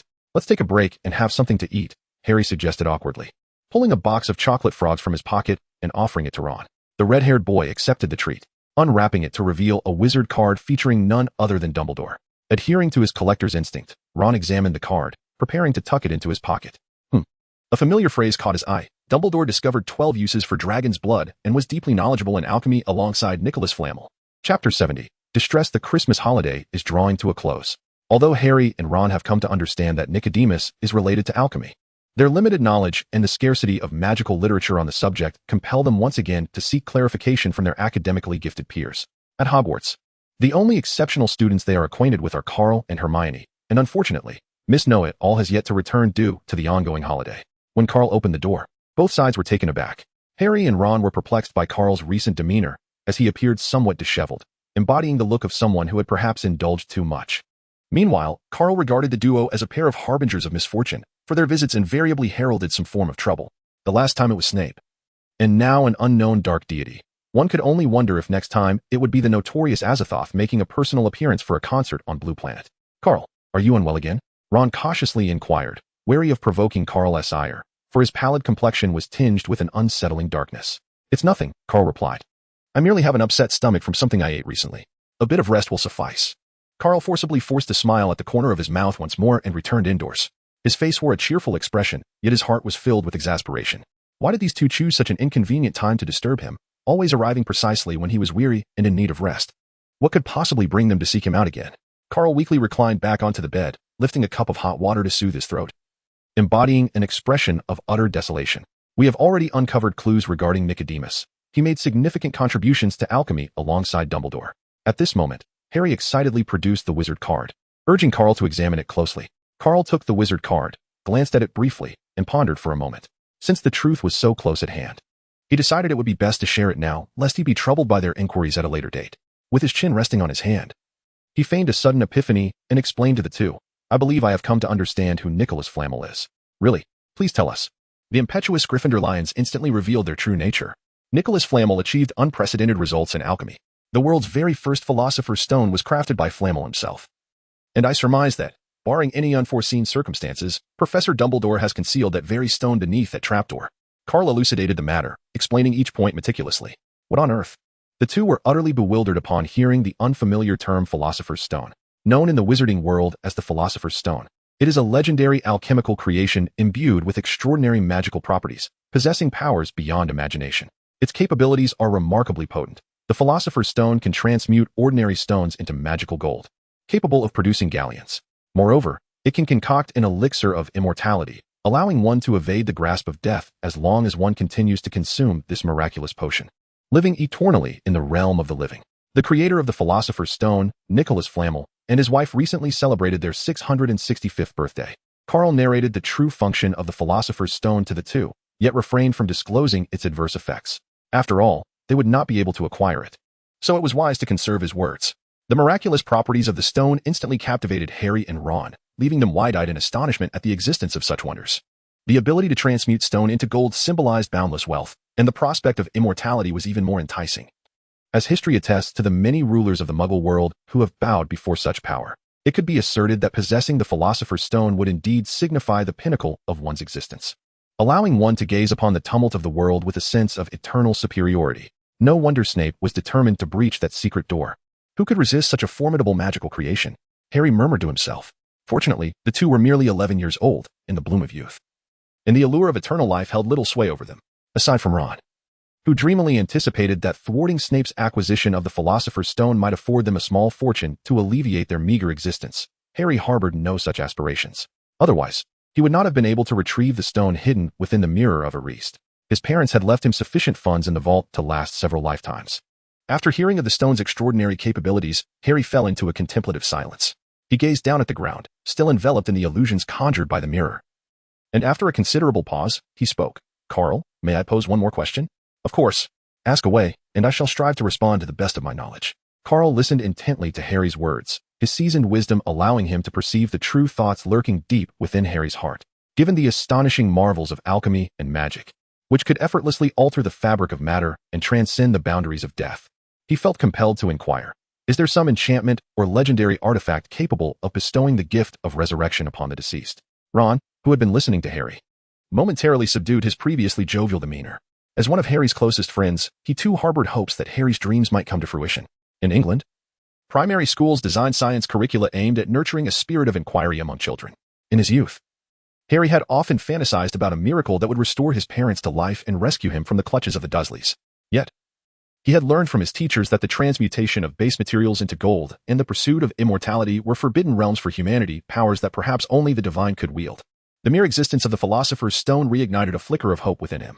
What if, against all odds, there truly existed some wondrous magic or legendary creation capable of achieving such a feat? Carl discerned Harry's thoughts, yet when he finally posed the question, a moment of silence enveloped him. Harry, on the other hand, gazed at him with eager anticipation. Do you believe that deities truly exist in this world? At last, Carl ventured this inquiry. Without awaiting Harry's response, Carl resolutely declared, "Indeed, I am aware of a deity who remains actively engaged even to this day." "Who is it?" Harry, sensing the intrigue, pressed on anxiously. "The Grim Reaper. After encountering the ghosts at Hogwarts, you must surely understand that souls undeniably exist. Death is not the ultimate end for a soul. Rather, it embarks on a new journey in the afterlife, guided by the Grim Reaper. Throughout history, many formidable and wise wizards have faced death with composure, yet some have harbored a dread of this journey, prompting them to devise numerous spells to escape death or even to reverse it. Escaping death has been achieved by equally sagacious wizards, such as Nicholas Flamel, who created the Philosopher's Stone, rendering himself immune to death's grasp, unless he willingly relinquished his immortality. However, the reversal of death remains an unattainable feat to this day, for it is nearly impossible to demand a soul from the Grim Reaper. Should it be possible? Does that imply someone has succeeded?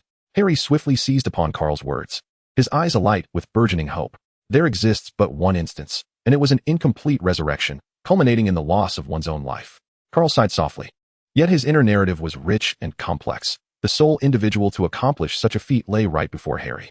An incomplete resurrection? What does that signify? Harry was utterly bewildered. Could resurrection itself be incomplete? You must be referring to the legend of the three brothers, correct? Ron gently unraveled the mystery embedded in Carl's words. What is the legend of the three brothers? Harry's confusion deepened. Since Ron was aware, he proceeded to share the tale with Harry. Observing Ron's familiarity with the story, Carl wisely chose to remain silent, conserving his energy. The power of a single word from the Dark Lord was not to be trifled with. Ron then recounted the encounters and fates of the three brothers in full detail, and with a hint of curiosity, he asked Carl, "Isn't this merely a fairy tale from the tales of Beedle the Bard? My mother used to tell it to me when I was a child." "Who told you this is merely a story? Every legend must have its basis in truth," Carl retorted dismissively. "Isn't the invisibility cloak you possess a testament to that?" "What? My invisibility cloak is a legendary Deathly Hallow?" Both Harry and Ron exclaimed in unison. Indeed, that cloak is a treasured heirloom of the Potter family, preserved for millennia, with its magical properties remaining unchanged. How could an ordinary invisibility cloak maintain such durability? Only a Deathly Hallow, crafted from a fragment torn from the Grim Reaper himself, could achieve such lasting effects. Carl calmly unveiled the truth concealed within history regarding the invisibility cloak. For now, let us abandon this pursuit, Harry, at present. There exists no means within the wizarding world to resurrect the dead, not even the resurrection stone. It was, after all, a trap devised by death itself, and should not exist in the realm of the living. Carl expressed his profound weariness. Despite his own misfortunes, he felt compelled to console the bewildered young Harry. Though he could not truly resurrect anyone, he was aware of an ancient magic that, if one were to discover the resurrection stone, could allow them to exchange a few words across the threshold of the underworld. Moreover, the barrier of the underworld would prevent souls from succumbing to despair and indifference dictated by earthly rules. Observing Harry's despondent expression, Carl inevitably spun another lie. Though it was a deception, his conscience felt no pangs of guilt, for Professor Snape had already paid the price for this matter. Despite being impoverished to the point of struggling to afford even shampoo and shower gel, and having to shamelessly borrow Lily's gift from Lucius, Snape felt that it was all worthwhile. After all, beautiful exteriors abound, yet interesting souls are rare gems.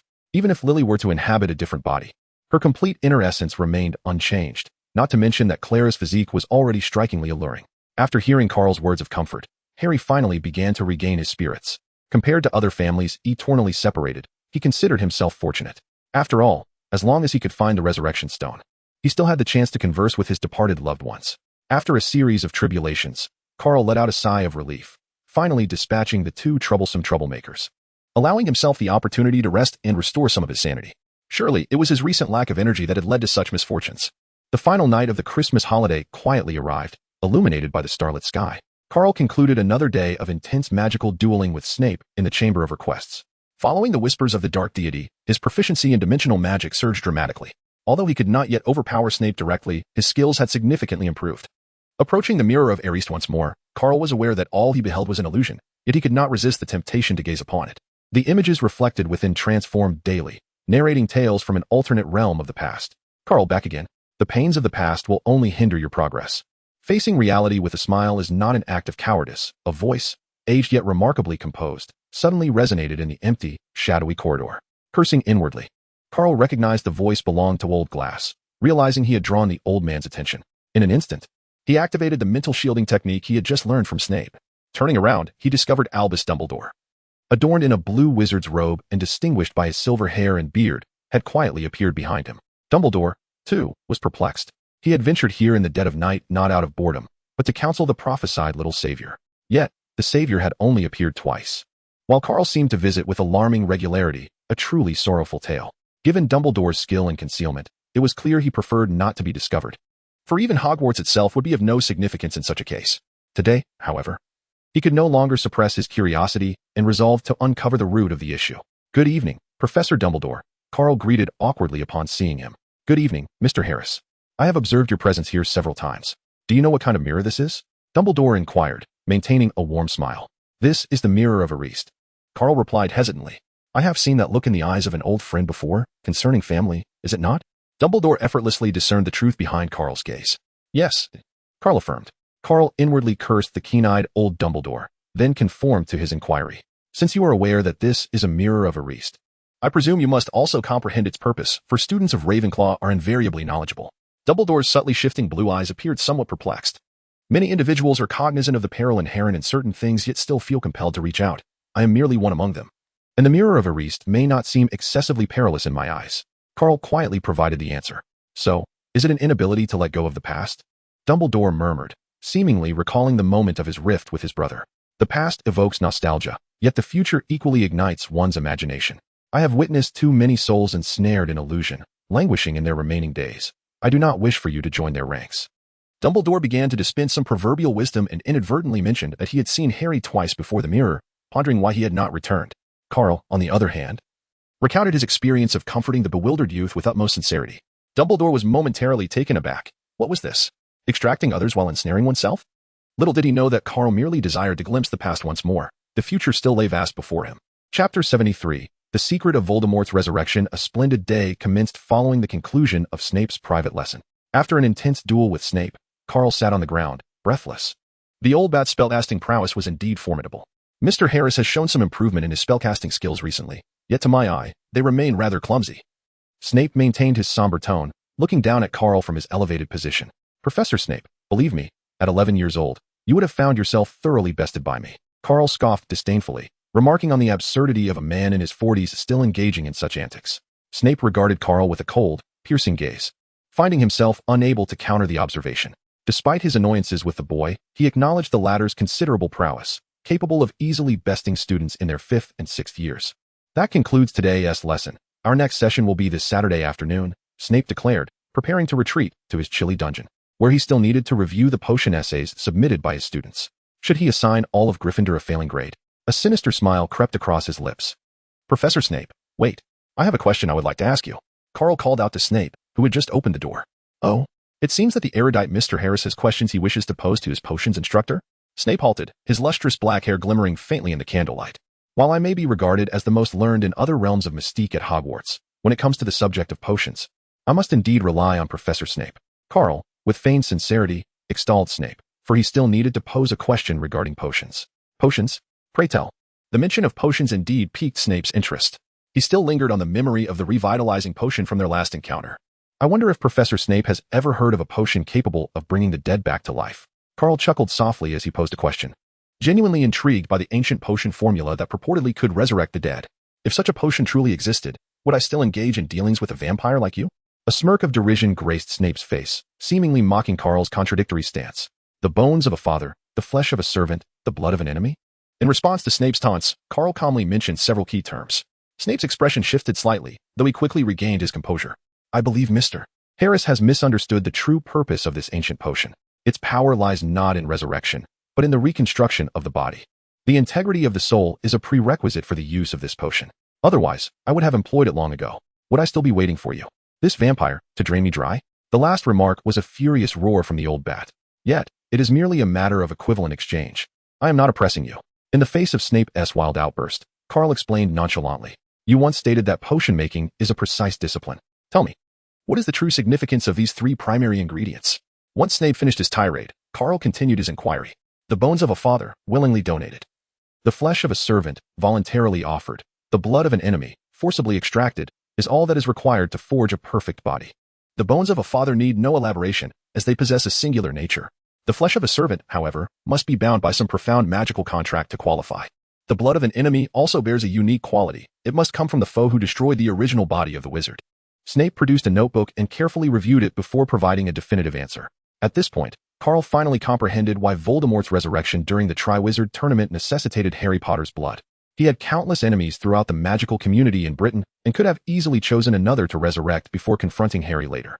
The dark mark on the rat's arm conveniently fulfilled the requirement of a profound servant's contract.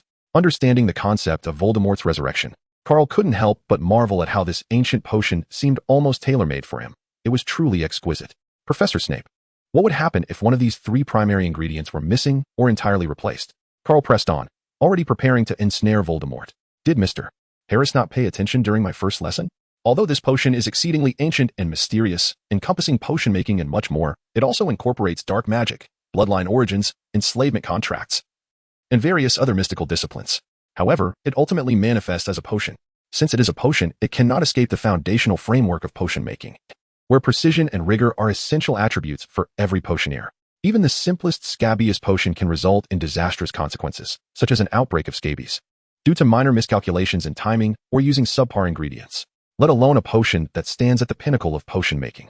Should any issues arise with the 3 primary ingredients, the likelihood of immediate death for the recipient, if their soul is not sufficiently strong, would be exceedingly high.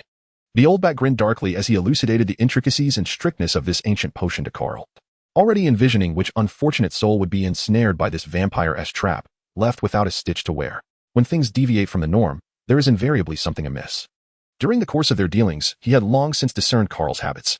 He would never mention anything of no use to him, but once he brought it up, one ought to be cautious, for a deep pit may well be waiting for them to leap into. Snape had fallen victim to this several times, and the psychological scars lingered still.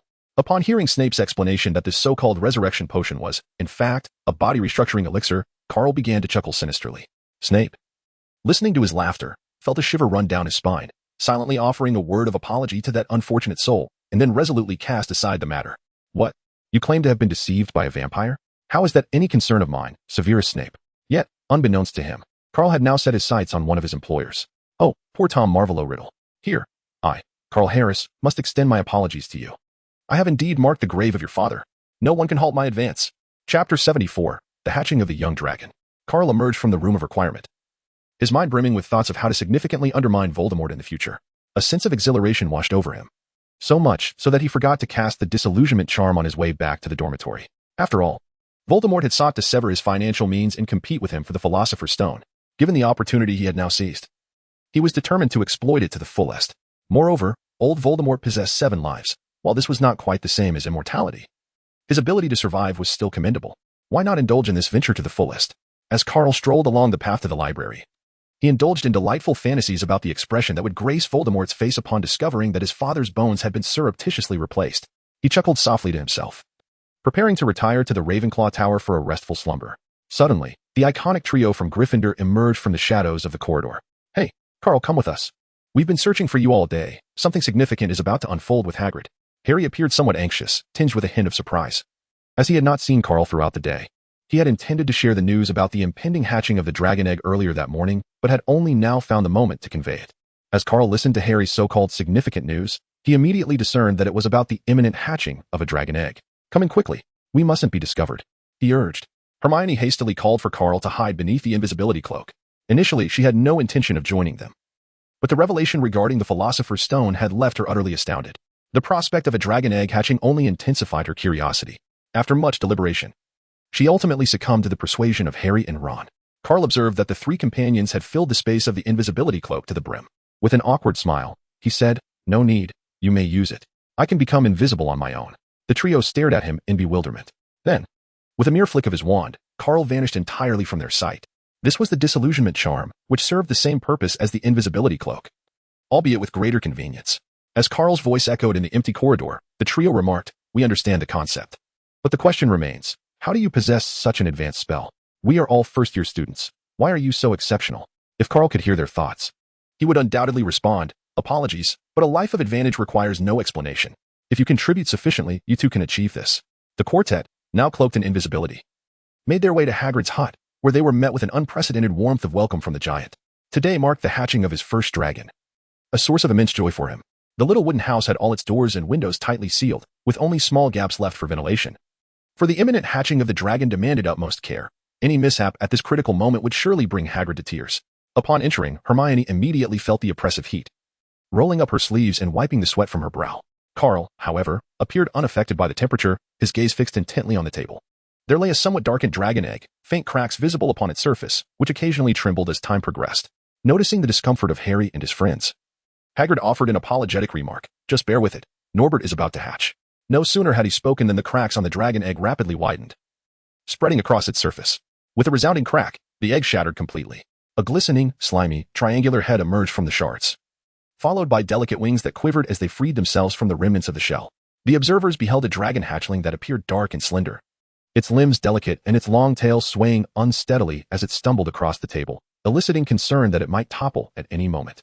The moment Carl beheld the visage of the dragon, he lost all interest. He had anticipated that in this tangible realm, the dragon's appearance would be more aesthetically pleasing. However, to his dismay, it resembled a grotesque creature, appearing even more repugnant, extinguishing his appetite entirely. Its unsightly form suggested that it would surely be unpalatable. Carl's lips twitched slightly, unable to comprehend why anyone would find such an unattractive yet endearing creature appealing. Surely, a beautiful cat would be far more delightful? In stark contrast to Carl's disinterest, Hagrid was brimming with excitement. He animatedly recounted to Harry and Ron his plans to nurture Norbert into a plump and healthy dragon over the next month, before sending him off to Romania. "Norbert, come here. Look at me. I am your mother," Hagrid declared, extending a finger to gently touch Norbert's small triangular head, eager to coax a response. However, the hatchling did not recognize Hagrid as its mother and promptly attempted to bite his finger. Alas, being newly hatched and still quite diminutive, it was nowhere near the strength of an adult Norwegian ridgeback. Against Hagrid, the robust half-giant, even its most determined efforts could scarcely inflict a scratch upon him. "Look, it has taken me as its mother," Hagrid exclaimed, his enthusiasm unabated by the fact that Norbert still had his finger clamped tightly in its mouth. Interpreting the hatchling's actions as an affectionate gesture, the 4 young wizards in attendance exchanged glances, fully aware that Norbert did not seem particularly fond of Hagrid. Yet, contemplating the young dragon's inability to harm a creature with such high magical and physical resilience, they chose to remain silent and let Hagrid be. However, unlike the foolish trolls, dragons are highly intelligent beings. After exerting all its strength, Norbert realized that its underdeveloped teeth were incapable of inflicting any damage on the towering figure before it. Cleverly, it released its grip, preparing to unleash its innate ability upon Hagrid. "Hagrid, noticing Norbert's release, continued to boast to the others, "Hey, look, it seems tired of playing." Yet, before Hagrid could fully grasp the situation, Norbert, having gathered its strength, unleashed a torrent of dragon fire aimed directly at Hagrid's face, igniting his bushy beard in an instant. "You little rascal, I am your mother," Hagrid exclaimed, caught off guard and flustered, as he frantically swatted at his flaming beard in an attempt to extinguish the flames. With a resigned shake of his head, Carl retrieved his wand from beneath his wizard's robe and cast a cleansing charm upon Hagrid's beard. The once modest flames were extinguished instantaneously by Carl's deft incantation. Chapter 75, the 13th use of dragon blood. "Thank you, Carl. That was quite an exquisite display of magical prowess," Hagrid remarked, pulling out a grimy handkerchief to dab at the droplets adorning his face. Although Carl's spell had successfully spared Hagrid from the searing flames, his beard had not entirely escaped unscathed. The uneven patches and the peculiar odor made for a rather odd appearance. "Is everything all right, Hagrid?" Harry inquired, a hint of concern etched upon his features. The newly hatched dragon seemed rather spirited, suggesting that Hagrid would face considerable challenges in the forthcoming month while caring for the young creature. "No worries. It's just a bit lively since it is only recently hatched. I shall ensure it receives proper training moving forward," Hagrid replied, seemingly unbothered by his singed beard, viewing it merely as a natural state for a baby dragon. "Carl, when I express my concerns, it is not a reflection of my own issues, but rather an indication of yours." He observed Norbert as the creature etched deep claw marks into the tabletop with its sharp talons, its triangular head occasionally emitting small sparks, exuding an air of formidable defiance. Yet, Hagrid remained utterly unable to resist the allure of such magnificent, beastly creatures. While internally critiquing Hagrid, Carl gently tapped on the table, his eyes occasionally sparkling with intrigue. What were the 12 uses of dragon-s blood that Dumbledore had deduced? Perhaps he could concoct a 13th method to invoke the void. Indeed, the intricate magical circle required for summoning the forbidden Nirali demanded exceptional materials. Given that dragons are among the most formidable magical beings in this realm, their blood should suffice, should it not? However, Carl remained uncertain on this point, as he had not yet conducted any experiments. As a self-proclaimed meticulous scholar of dimensions, he refrained from drawing hasty conclusions. All would be revealed through experimentation. As for whether the blood extraction process would proceed smoothly, or if Norbert would fiercely resist, such considerations barely crossed Carl's mind. After all, how much could a month-old dragon grow? A few spells from the dimensional realm would surely render Norbert compliant. Meanwhile, Hermione was startled by this unforeseen circumstance. Unlike Hagrid's predilection for ferocious beasts, most girls preferred enchanting creatures, such as unicorns. Thus, she promptly retorted at Hagrid, fuming, "Lively? This behavior is hardly mere liveliness. It nearly singed your face. Hermione, it will be all right. Norbert will only be raised here by Hagrid for a month before being sent to Romania for further training, after which he will be returned to the wild. Ron's brother Charlie will manage all these affairs. Moreover, during this time, Harry and I will make it a point to come and check on him." Carl could not allow Hermione to jeopardize his plans at such a critical moment. He was patiently awaiting the day when Norbert would grow stronger, hoping to connect to the seemingly infinite dimensional network of countless GS and bring Nirali over. Upon hearing Carl's explanation and proposed solution, Hermione's expression softened slightly. Meanwhile, Hagrid excitedly dashed to the kitchen, eager to prepare food for his beloved little Norbert. Carl gazed with keen interest at the swaying little dragon on the table. Although his expression remained inscrutable, the depth of his concern rivaled that of Hagrid. He awaited the opportunity to utilize this creature's fresh blood to inscribe a magical array for summoning his beloved Nirali. While success was not guaranteed, the endeavor was worth attempting, was it not? With this newfound intention, Carl shed his previous indifference and began to exhibit profound curiosity toward the little creature. Indeed, to put it plainly, he was rather enamored by its form, or rather, by Nirali's essence. The thought of one of Nyarlathotep's avatars was undeniably exhilarating. Yet, such musings were all he could afford for the moment. After all, Nirali was not a being to be trifled with. Nor is there a single feeble entity within the vast Cthulhu mythos. Even a mere fragment of her being would possess formidable power. It is well known that those who wield dimensional magic are often considered formidable forces in their own right, yet it is the taboo knowledge of Nirali, master of aberrant magic, that truly commands respect in collective endeavors. I wonder if the prefix for the second awakening in dimensional magic is also termed aberration? Given that Nabur is still young, the mystical power embedded in its lineage is exceedingly scant. Thus, Carl must temper his eagerness to conduct experiments and instead focus on fostering a good rapport with the little creature. After all, he was not a brute. He believed that violence should be a last resort, and that most matters could be resolved through calm and rational discourse. Once this notion took root in his mind, it was quickly embraced by his consciousness. The idea of nurturing a dragon seemed rather appealing, should he manage to unlock a title such as Dragon Trainer. It would be nothing short of splendid. Consequently, for a time, Carl joined Harry, Ron, and the others as a proud caretaker of dragons. Unlike the mundane world where people keep cats and dogs, they were raising dragons, a pursuit far more prestigious. However, while the idea was enchanting, reality proved to be quite daunting. Having encountered such a creature for the first time and now tasked with its care, Carl found himself facing an experience he had never before encountered. In fact, he had never even cared for a cat or dog, thrusting him directly into a hellishly challenging endeavor. Carl had anticipated that this experience would be a most delightful and leisurely affair. However, after 3 days, his composure was on the verge of unraveling. The cause was none other than the so-called little darling that Hagrid had spoken of, which proved to be excessively boisterous and temperamentally volatile. One moment it would be quietly resting, and the next, flames would erupt forth. The furniture within Hagrid's wooden abode, being predominantly crafted from timber, ignited with alarming ease. Alternatively, it would flit about, using the curtains, sofa, and table as its favorite teething toys. Were it not for Carl's diligent efforts to maintain order, trailing behind this mischievous creature and continuously casting streams of water and restorative charms, Hagrid's residence would likely require an extensive reconstruction. Yet, as the proprietor of the small cabin, Hagrid remained utterly unfazed, even expressing that he would not mind sleeping on the floor if the bed were damaged. This left Carl with the sensation of striking a fist against cotton. At last, one day, he could no longer contain himself. "Harry, could you please assist Norbert in the kitchen by fetching some food?" Carl, shedding his previous irritable demeanor, addressed Harry with a benevolent expression. Taken aback by Carl's sudden change in attitude, Harry inquired with a hint of confusion, "Didn't Norbert just eat 10 minutes ago? Just go and fetch it when I ask. Don't question why so much, all right?" Carl strained to maintain a facade of cordiality, endeavoring to present Harry with a benevolent smile. He was on the verge of imparting a profound lesson to Norbert, demonstrating that while meddling with his teammates was inconsequential, toying with him was entirely unacceptable. Chapter 76. Behold my wand, slender and elongated. After Carl watched that bothersome fellow Harry walk away, he abruptly turned around. The gentle smile he had artificially crafted moments ago had vanished, replaced by a visage filled with a cold sneer. Norbert observed Carl's swift change in demeanor, disdainfully emitting a spark of fire from his nostrils, embodying an air of arrogance that seemed to challenge, "What can you do to me?"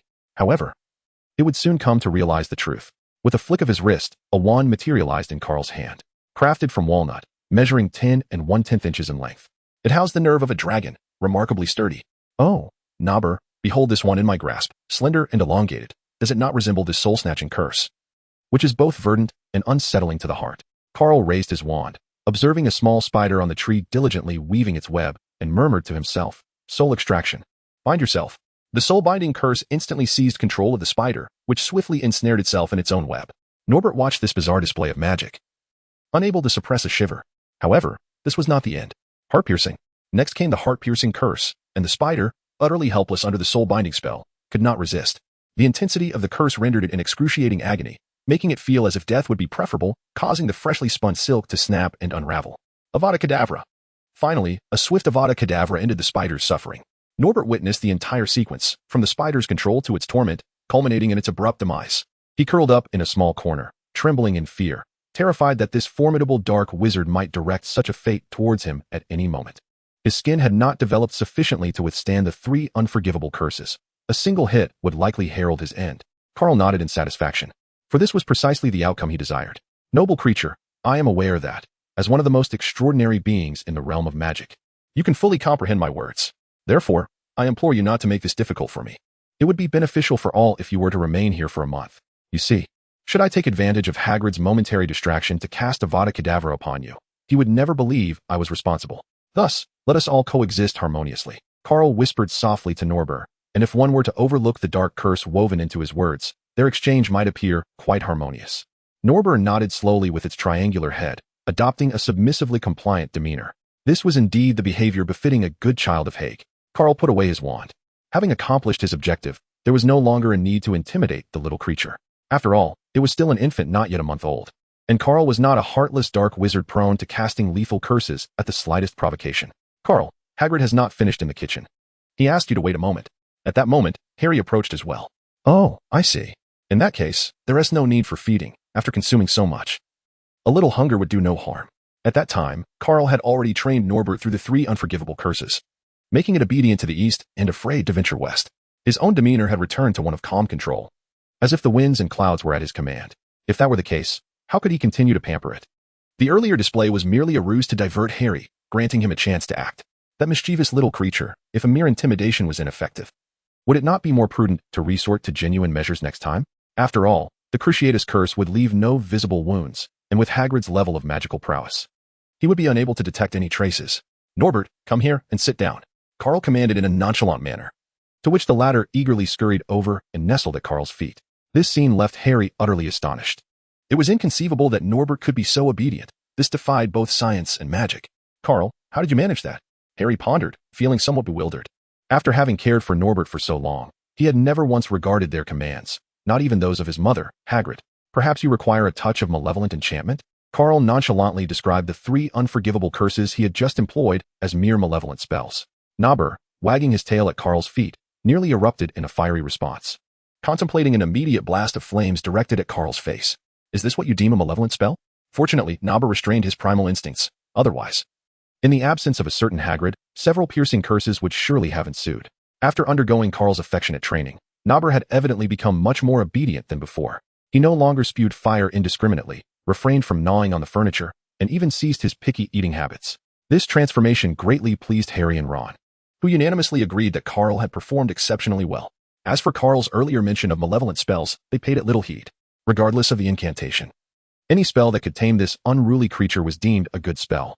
Once all tasks were concluded, Carl conjured a reclining chair using transfiguration and leisurely settled down to read Hagrid's book on dragon care. Occasionally, he issued commands for Norbert to expend his seemingly boundless energy. Observing the harmonious interaction among the trio and the dragon, Hagrid was overjoyed, his smile nearly stretching to the roots of his ears. "Hey, Carl, this is a fish I just caught. You can feed it to Norbert shortly. I'm off to the Forbidden Forest. I've heard that a unicorn has been injured by some unknown creature." With that, Hagrid set down the wooden bucket and waved to Fong as he stepped outside. As Carl listened to Hagrid's words, a glimmer of insight sparkled in his eyes.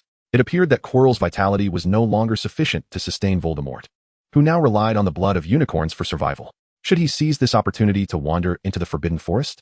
With this thought, he found himself hesitating. This moment presented an excellent chance to gauge the strength of Quirrell and Voldemort. After all, he had yet to discern the true extent of this ghastly duo's power. However, recalling that these two had effortlessly dispatched the Gringotts vault and departed unscathed, it was evident that they were far from weak.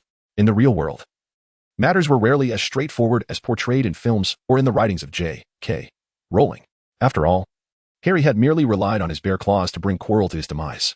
As Carl pondered, his gaze subtly shifted towards Norbert, who at that moment looked on with a mournful expression, watching Hagrid's figure recede into the distance, as if silently questioning why he was not taken along, thereby escaping Carl's grasp. Observing Norbert's woeful demeanor, Carl rose from his reclined position with a sardonic smile and approached the fish that Hagrid had brought. With a light tap of his wand, several plump, lively fish levitated into the air. "Avada Kedavra!" he exclaimed, and in an instant, a series of ghastly green curses struck the fish, causing Norbert to shrink back in fright, no longer daring to look. "Disarm," he commanded, showcasing the latest application of the disarming spell. Under the deft control of the disarming charm and Carl's finesse, the fish scales were meticulously stripped away, and the entrails were cleansed. After sprinkling some seasoning, Carl employed transfiguration to create a grill, skewering the fish upon it. "What? You claim these fish are for Norbert? Yet Carl intends to feast upon them. Dare he oppose?" he taunted.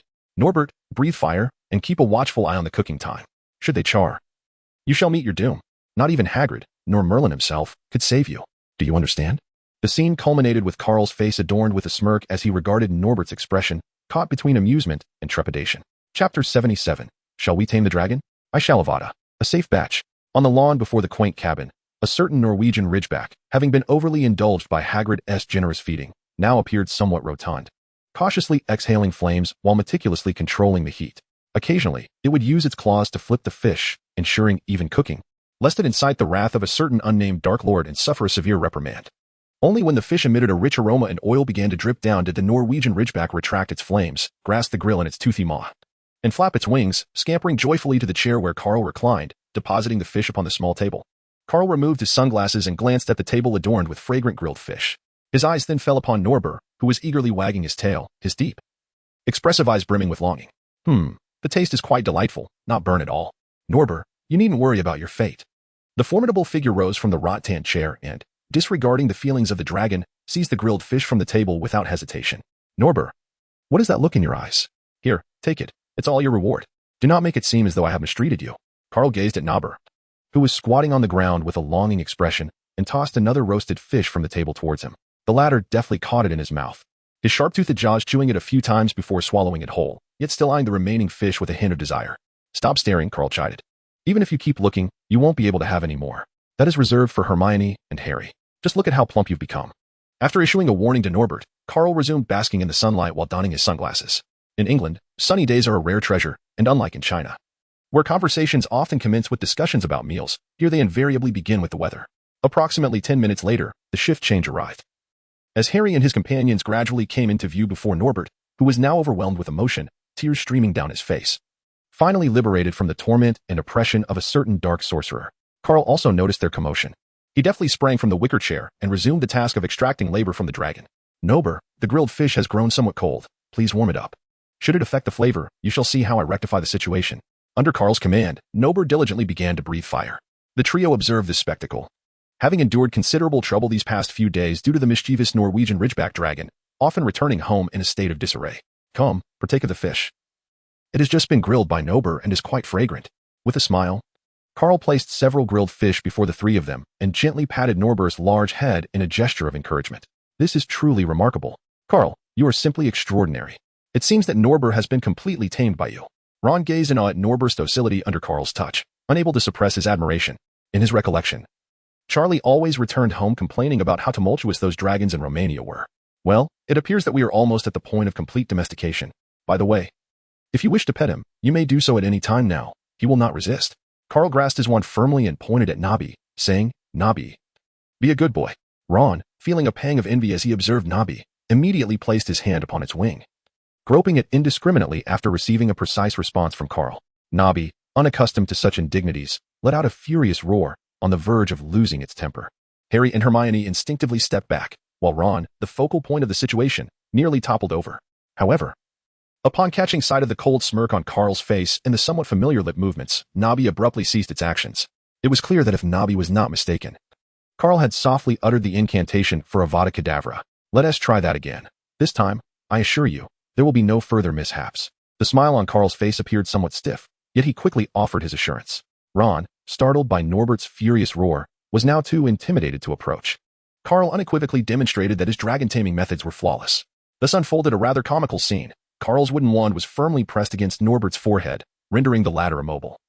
Unable to resist while Ron and Harry playfully tormented him. How solid! Ron exclaimed after his encounter with the dragon, feeling the impenetrable scales of its wings. Harry concurred, remarking that handling such a creature was rather uncomfortable due to its rough texture. Hermione, won't you give it a try? Opportunities to pet a dragon are rare. Once Norbert departs, there will be no chance left. Carl gazed at the little witch, who nervously clutched the hem of her garment. Hermione found herself in a state of inner conflict, for she had encountered numerous descriptions of dragons, those wondrous creatures, in the majority of her magical tomes. Each account branded them as formidable and untamed. The notion of petting a dragon was undeniably perilous. Yet, witnessing the triumphs of Harry and Ron stirred something within her. As Carl had remarked, such opportunities were rare. Ultimately, Hermione's curiosity triumphed over her trepidation. Slowly, she placed her hand upon Norbert's head. The uneven scales felt rather uncomfortable, rigid and abrasive. However, having successfully touched a dangerous Norwegian ridgeback for the first time, a sense of accomplishment enveloped her, and a gentle smile began to grace her youthful visage. Such a marvelous experience was something she had never dared to imagine in her 11 years of life. As for Norbert, the recipient of this attention, he trembled with unease, his forelegs quaking involuntarily. He sensed the immense magical power emanating from Carl's wand. Should that spell be unleashed, there would be no doubt that his head would be obliterated, though he was thoroughly displeased by the antics of the insufferable little wizards groping him. The overwhelming pressure upon his forehead compelled Norbert to acquiesce rather than recklessly lash out with his enormous wings to send them flying. The formidable magic of Carl's wand was not mere bluster. It was a genuine, potent spell of ultimate destruction. It was the very enchantment that had shattered the door to the Room of Requirement during Harry's 5th year, a spell he had recently learned from Snape. Even though Norbert had grown considerably over the past few days, a direct hit from such a spell would inevitably lead to a disastrous outcome. In his eyes, it was absurd that he, the dragon, who was well fed and cared for, should be provoked into a fit over a mere pat. He mused that it would be better to simply cast the killing curse. This way, he could extract some pure blood from the heart to enhance the success rate of summoning Nia. Chapter 78. What have I summoned? A month swiftly passed, and tonight marked the day Hagrid would take Norbert to Romania. The dragon had grown plump and was ready for slaughter. Carl cracked his knuckles, regarding Norbert with a sinister smile. Meanwhile, the unfortunate Norwegian ridgeback remained oblivious to the impending ordeal that awaited it. Silence enveloped the atmosphere.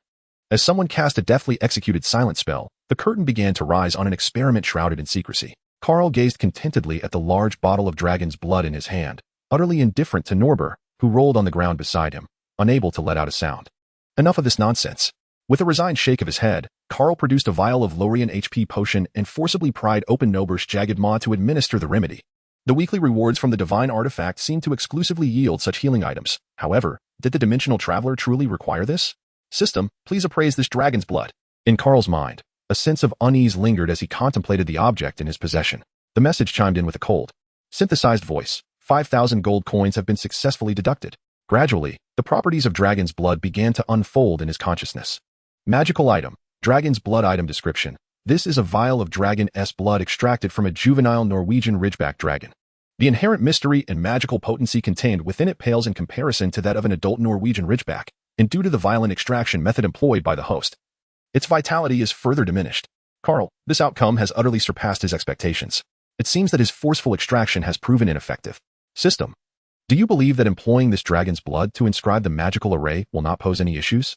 With a hint of melancholy, Carl inquired of the system, yet received only a cold response instructing him to explore on his own. Nevertheless, he decided to set aside his doubts and take a chance. After all, one must strive for greatness. Even the faintest glimmer of hope is better than none at all. Carefully securing the dragon's blood, Carl bid farewell to Hagrid and the others, indicating that he had matters to attend to and could not accompany Norbert tonight. Upon hearing this, Norbert, who lay obediently on the ground, could not restrain the tears that welled in his large dragon eyes, expressing his relief that he would no longer have to face this tormentor. Carl had drained an entire bottle of his blood, leaving the creature nearly unable to stand afterward. Carl strolled along the path of the castle, his mind immersed in the intricate principles of the magical array. Blood, incantations, and the formation of spells. These complex arcane concepts began to play out in a continuous loop within his consciousness. Unbeknownst to him, the entrance to the Chamber of Wishes was now within sight. I require a sacrificial chamber, he silently intoned. With a gentle push, he opened the grand door, and before him lay an immense altar, commanding his attention. Carl extended his right hand, wielding dimensional magic as his quill and dragon's blood as ink. The dark crimson essence gradually unfurled into the void as he meticulously traced out obscure and enigmatic magical runes. As the magical array took shape, a fine sheen of sweat began to materialize on his brow, and his breath quickened from its previous steadiness. Concurrently, the dimensional magic within him waned with the completion of the array, yet the vigorous pulsation of the dark eye at his heart swiftly replenished his dwindling magical energy. Abruptly, a red crystal manifested in his palm, which he then crushed fiercely, shattering it into countless fragments that ascended into the air to merge with the magical array. If the vitality of the dragon's blood proves insufficient, then I shall make do with you. I had originally intended to transform you into a feather quill for that pink toad, Umrich, but it seems fortune smiles upon her this time. Carl gazed at the increasingly crimson magical circle suspended in the air as an unremarkable dagger materialized in his hand. Shatter. With a forceful grip infused with over half of his dimensional magic, he crushed the dagger into oblivion. As the dagger disintegrated, the once radiant altar was enveloped in a chilling breeze, coalescing into a swirling mass of black mist, from which emerged the faintly discernible visage of a vengeful woman. Hurtling towards him, do you think you can turn the tide now that you are in my grasp? Observing the spirit's machinations, Carl scoffed softly, then promptly initiated the magical circle. Sacrifice. The melodic incantations, oscillating between soaring and somber tones, reverberated throughout the altar as the magical circle spun with increasing velocity. Suddenly, it erupted with a formidable force, engulfing the dark mist. The pitiful, vengeful spirit, having barely made its presence known, was swiftly transformed into pure soul energy, merging into the magical circle, becoming a vital component in Carl's endeavor to summon the corporeal and forbidden Neri, destined for utter annihilation. Upon absorbing the soul energy, the magical circle blazed with brilliance, operating at its zenith. A magnificent dimensional gate gradually took shape, intricate magical runes etching themselves onto its surface, accompanied by a melodious chime emanating from its center as the gate slowly swung open. Overwhelmed with emotion at this sight, Carl felt tears of joy welling up. This was a sure sign of impending success. The prospect of truly possessing the corporeal entity of the forbidden Neri was exhilarating enough to make him feel as if he might burst with joy. Let us forge a pact. A wound appeared on Carl's finger, and a drop of crimson blood soared towards the grand dimensional gate. As the colossal door swung wide open, Carl's smile abruptly froze upon his face, soon morphing into an expression of profound darkness. For emerging from the portal was not the longed-for Nayali, but rather a grotesquely hideous humanoid creature. What on earth is this? Carl exclaimed in dismay. The greater the hope, the deeper the disappointment. Having plummeted from the clouds to the abyss, Carl was utterly enraged. Before him stood a being whose skin resembled rubber, continuously oozing a viscous green slime. Its hunched, decaying body exposed menacing fangs. Its feet resembled hooves, while its face bore some resemblance to a dog, albeit with faint human features, and long claws extended from its fingers. Fungal growths, blackened and rotting, bloomed upon its back. This abomination truly redefined Carl's understanding of ugliness. A dog-headed man? Not quite. While dog-headed beings may be unsightly, they are still somewhat tolerable. This monstrosity was nothing short of a psychological aberration. Carl's brow was furrowed deeply, almost resembling the character for River. The drop of blood suspended in midair completely evaporated under his will. Seizing the opportunity while the suppressive effect of the magic circle was still in place, he needed to swiftly eliminate this grotesque fiend. The longer he delayed, the more perilous the situation became. Carl scrutinized the creature before him, and in an instant, he made a resolute decision. This monstrous being was certainly not one he could form a pact with. How dreadful. Currently, the magic circle lacked sufficient power for a return transport, leaving him with only the option to temporarily suppress it. Thus, he was left with but one course of action: to annihilate the creature entirely, eliminating any future threats. If this abomination were to escape from the summoning chamber, the chaos it could unleash would be unimaginable. The sight of its gleaming white fangs and razor-sharp claws sent a chill down Carl's spine. A mere strike from such a creature could easily spell doom for an ordinary novice wizard. Chapter 79. Die, you ugly monster. Under the constraints of the magic circle, the grotesque creature was rendered immobile, emitting a series of harsh, discordant shrieks. Its cries were urgent, reminiscent of human sobs, as grating as metal scraping against glass. Coupled with the creature's repulsive appearance and the decaying fungi sprouting from its back, Carl had nearly deduced its true nature. His expression darkened further. He had even sacrificed a powerful wraith to enhance his chances, yet summoning this entity had surpassed his expectations. This zombie-like creature was a ghoul. Although its appearance and abilities bore resemblance to the zombies from Resident Evil, as a lesser independent race from the Cthulhu mythos, it was far superior to those mundane undead. Ghouls typically lurked in shadowy graves, with the night providing them a natural cloak of protection, consuming not only corpses but also any living beings they encountered. Should a living creature be fortunate enough to survive their ravenous assault, it would ultimately become a ghoul itself.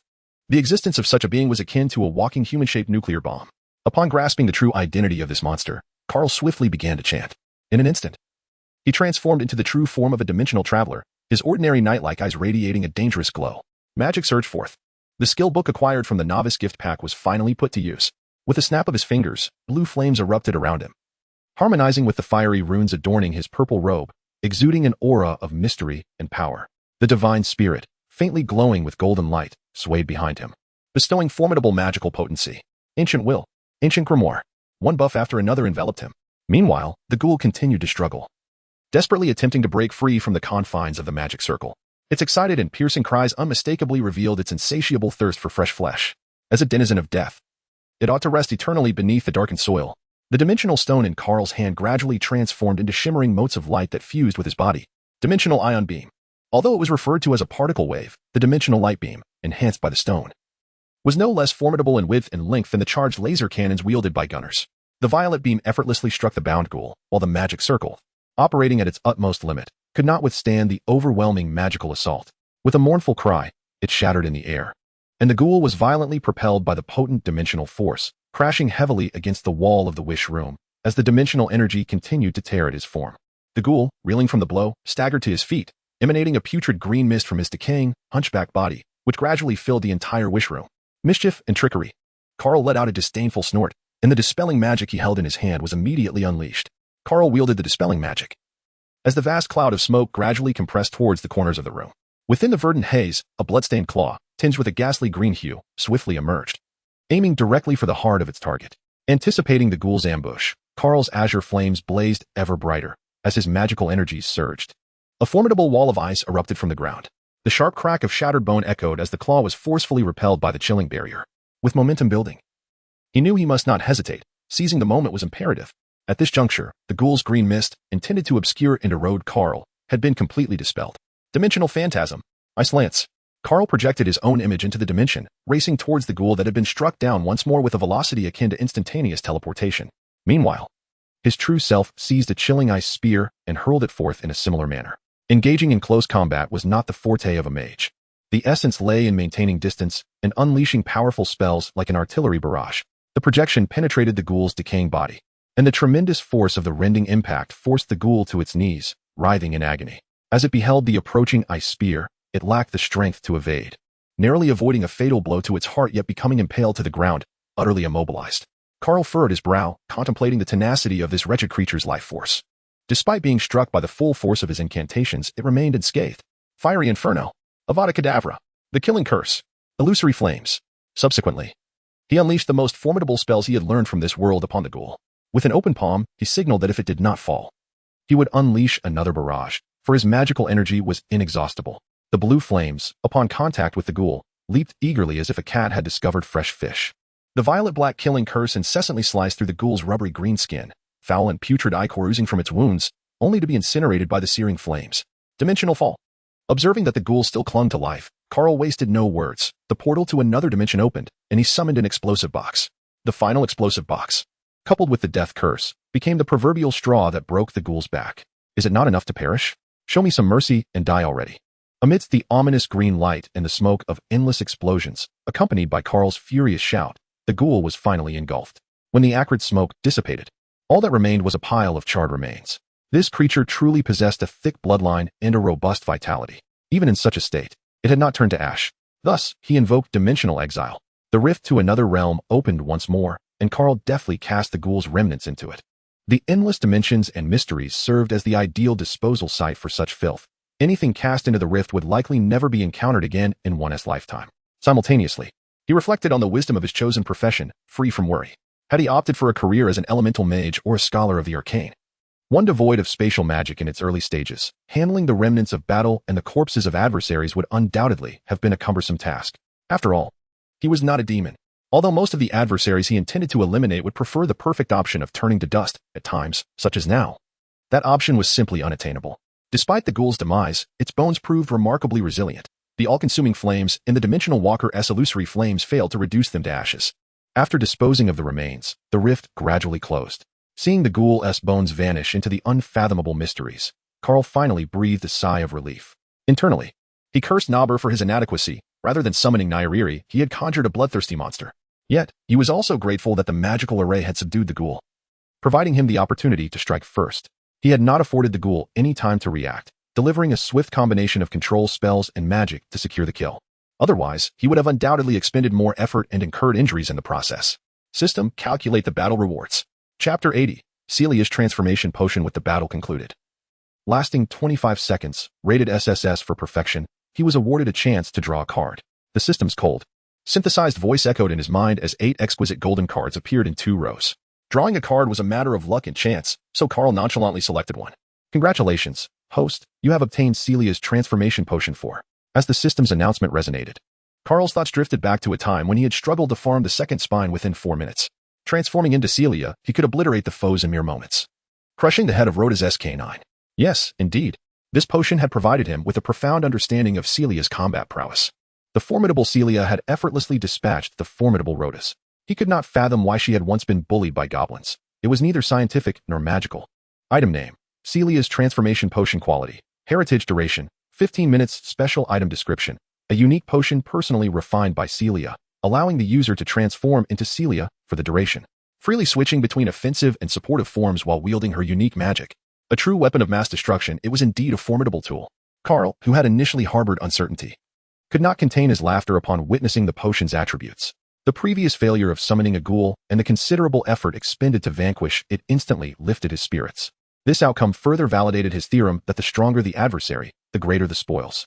Surveying the answering room to ensure he left no trace, Carl gently turned the doorknob and stepped outside, gazing at the resplendent stars in the night sky.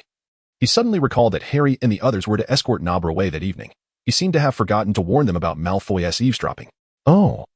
May Merlin bless you to avoid being caught by Professor McGonagall due to Malfoy's betrayal.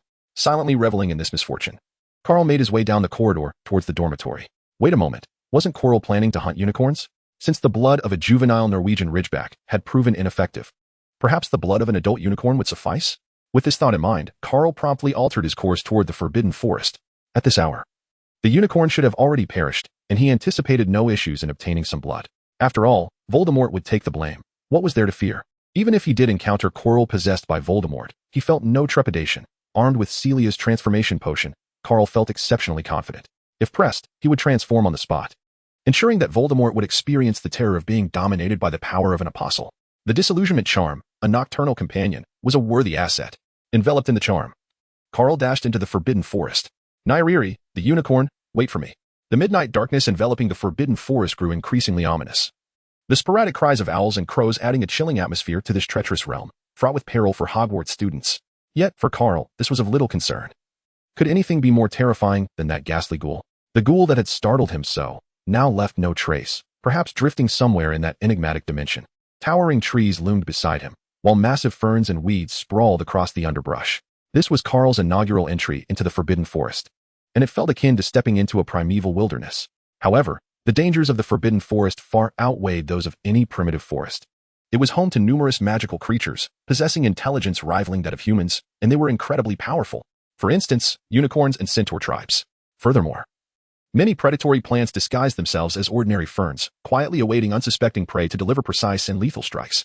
In the eyes of these dangerous botanical hunters, Professor Sprout's devil's snare barely registered as a threat. As long as one kept moving, it could easily be evaded, and it was exceedingly averse to light and warmth. Carl recalled the myriad dangers associated with the Forbidden Forest as described in the Tome of Magic. He advanced with measured steps, not out of fear, but rather from a desire to evade trouble where possible. He had ventured forth today with a clear purpose. The blood of the unicorn now held greater significance for him than anything else. Given his current prowess, vanquishing a unicorn single-handedly would prove quite challenging. It might even necessitate his resurrection. This pristine and immaculate creature, a pinnacle of light-based magical beings, possessed combat prowess that could rival the most formidable dragons. Furthermore, unicorns typically thrived in herds and could summon their companions. It left him wondering how Chilo had managed to locate a solitary unicorn, perhaps through some form of enticement? As Carl wandered, he pondered while also observing the changing scenery around him. Suddenly, his eyes were drawn to a luminous sight. A small puddle of silvery, mysterious liquid shimmered under the moonlight, radiating an enchanting brilliance that captivated the senses. Carl took 3 swift steps, and then 2 more, hastening to kneel before the enigmatic pool of liquid. He extended a finger, dipped it into the substance, and brought it to his nose to inhale. Such a sensation, akin to a euphoric high. Indeed, it was the blood of a unicorn. This pristine and untainted unicorn blood could not be sullied by any impurity. Even when it fell upon the earth, it remained untouched by a single speck of dust. As Carl gently waved his right hand, a small pool of silvery blood was instantly drawn into the air. With a flick of his wrist, a delicate glass vial materialized in his grasp. After collecting the liquid, he sealed the bottle, which contained less than a quarter of its capacity. Observing the occasional glimmer of silver light ahead, illuminated by the moonlight, Carl smiled faintly, grateful for his fortunate choice of direction. Following the path of the silvery glow, his speed gradually intensified. Should he delay, the unicorn might very well be drained by the dark creature, leaving him with nothing. As Carl ventured deeper, the trees ahead grew denser, and the path became increasingly treacherous. At last, he arrived before a hollow in a tree, where he discovered what he had been seeking. A pure white unicorn lay on the ground, its body marred by streaks of silver blood. It no longer struggled, having succumbed to death long ago. A figure cloaked in a pitch-black robe had latched onto the unicorn's neck, greedily siphoning its blood to absorb the life force it contained. The detail that the blood of a slain unicorn was imbued with a curse had long since escaped the creature's mind. Wizards who would commit such acts were often in the throes of mortal peril, their lives hanging by a thread. What did they have to fear from curses? Chapter 81. A royal city duel. Seemingly aware of Carl's arrival, the dark-robed wizard abruptly lifted his head. The shadow of his hood obscured most of his face, revealing only the silver blood that continuously trickled from the corner of his mouth. I apologize, sir. I did not mean to intrude upon your affairs. Please, do not harm me. I shall leave at once, if it pleases you. Carl gazed at the black-robed wizard, Quirrell, who was feigning the clumsiness of a first-year novice. Eliminate that bothersome little sorcerer. A voice, chilling and sinister, echoed ominously. Quirrell, as if possessed by a dementor, floated towards Carl from atop the unicorn. But before he could make a move, the timorous expression on Carl's face vanished in an instant. Drawing his wand, he unleashed the deadly curse, Avada Kedavra. Seizing the initiative is paramount. Those who hesitate may suffer dire consequences. Fresh from vanquishing a ghoul, Carl was resolute in his belief. As he twirled his wand, a green curse shot forth, imbued with the essence of death.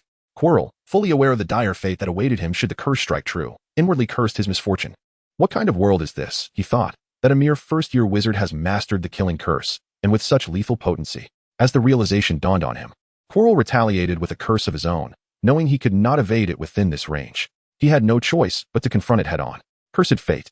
The two curses collided, and while Carl appeared relaxed and in control, Quirrell struggled under the strain. His current state was far from favorable. Voldemort had long been a parasite at the back of his mind, draining his life force and significantly diminishing his magical strength. Coupled with Carl's unexpected assault, he could only hastily conjure an Avada Kedavra to defend himself. Moreover, he had just hunted a mature unicorn, exhausting much of his energy. Although he had consumed the unicorn's blood to temporarily bolster his vitality, the curse's effects were beginning to manifest. Is this all he can muster? Carl, sharp-eyed, discerned that Quirrell was not entirely focused. It was the perfect moment to press the advantage and strike the drowning foe. With one hand, Carl maintained the output of the killing curse, while with the other, he began to cast another spell. Dimensional Fall. Above Chilo, a portal to another realm opened, and a colossal box hurtled down towards his head.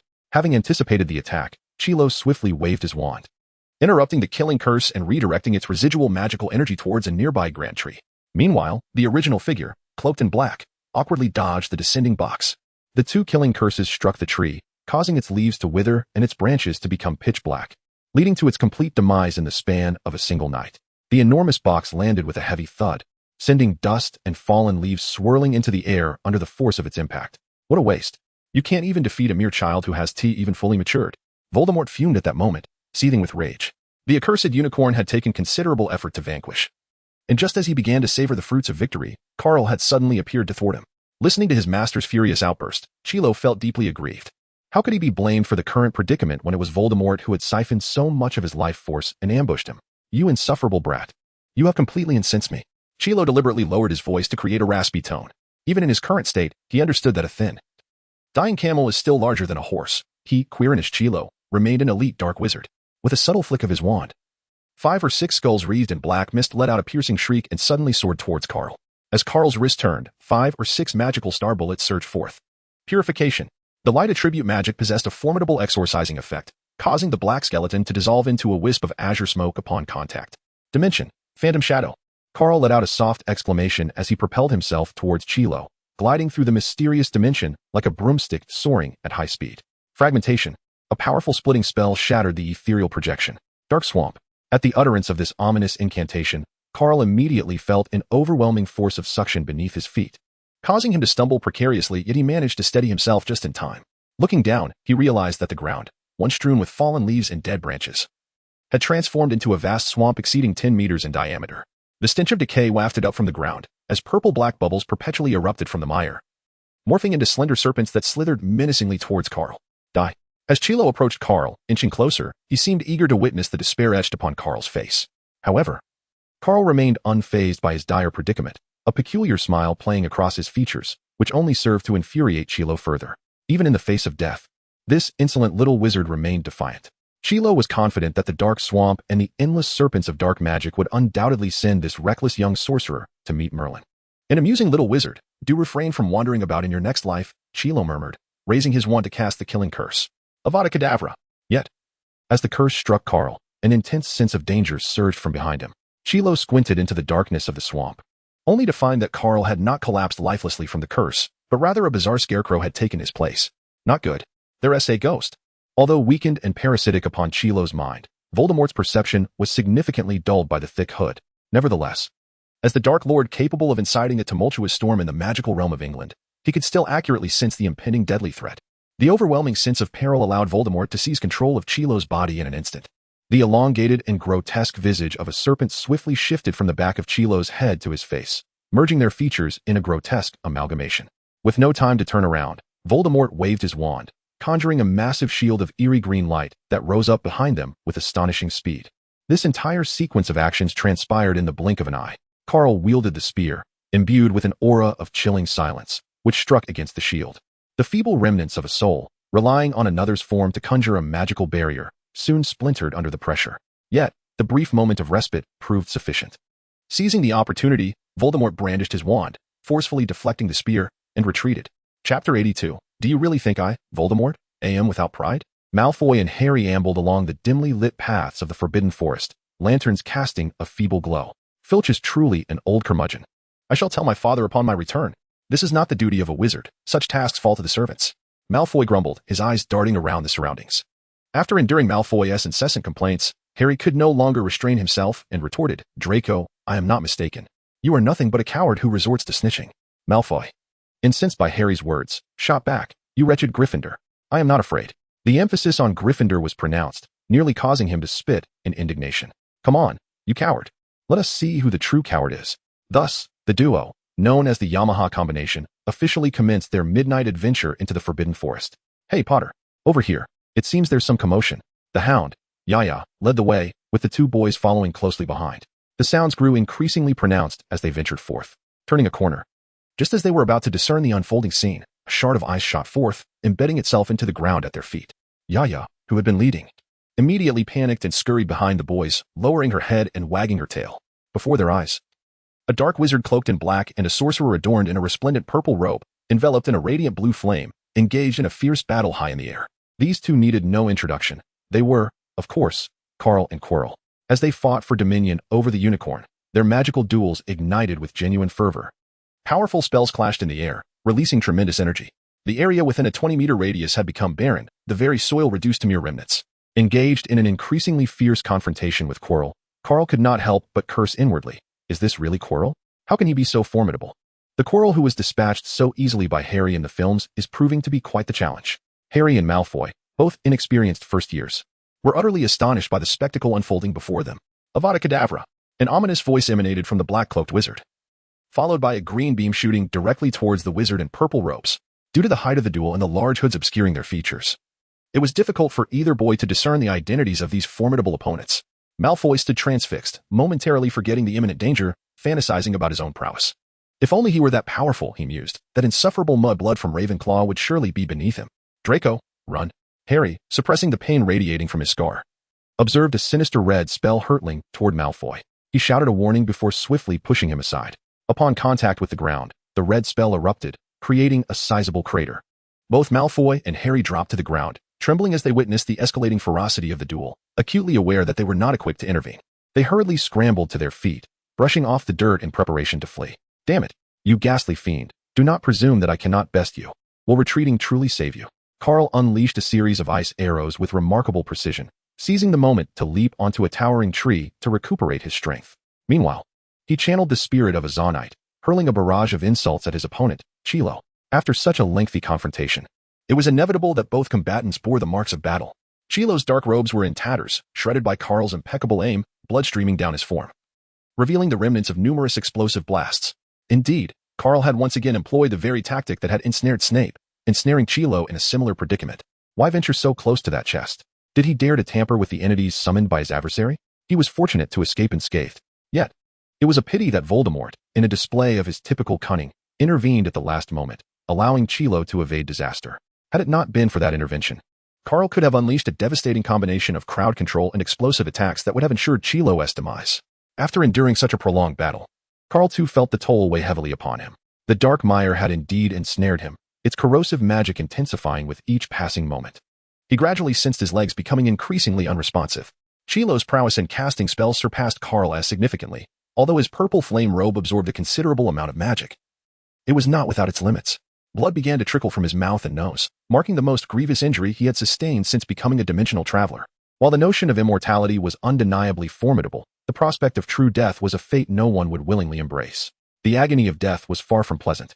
Withdraw, and I may choose to forgive. Both combatants, momentarily drained of energy, began exchanging barbed words from a distance. Despite Chilo's own dire condition, he remained resolute.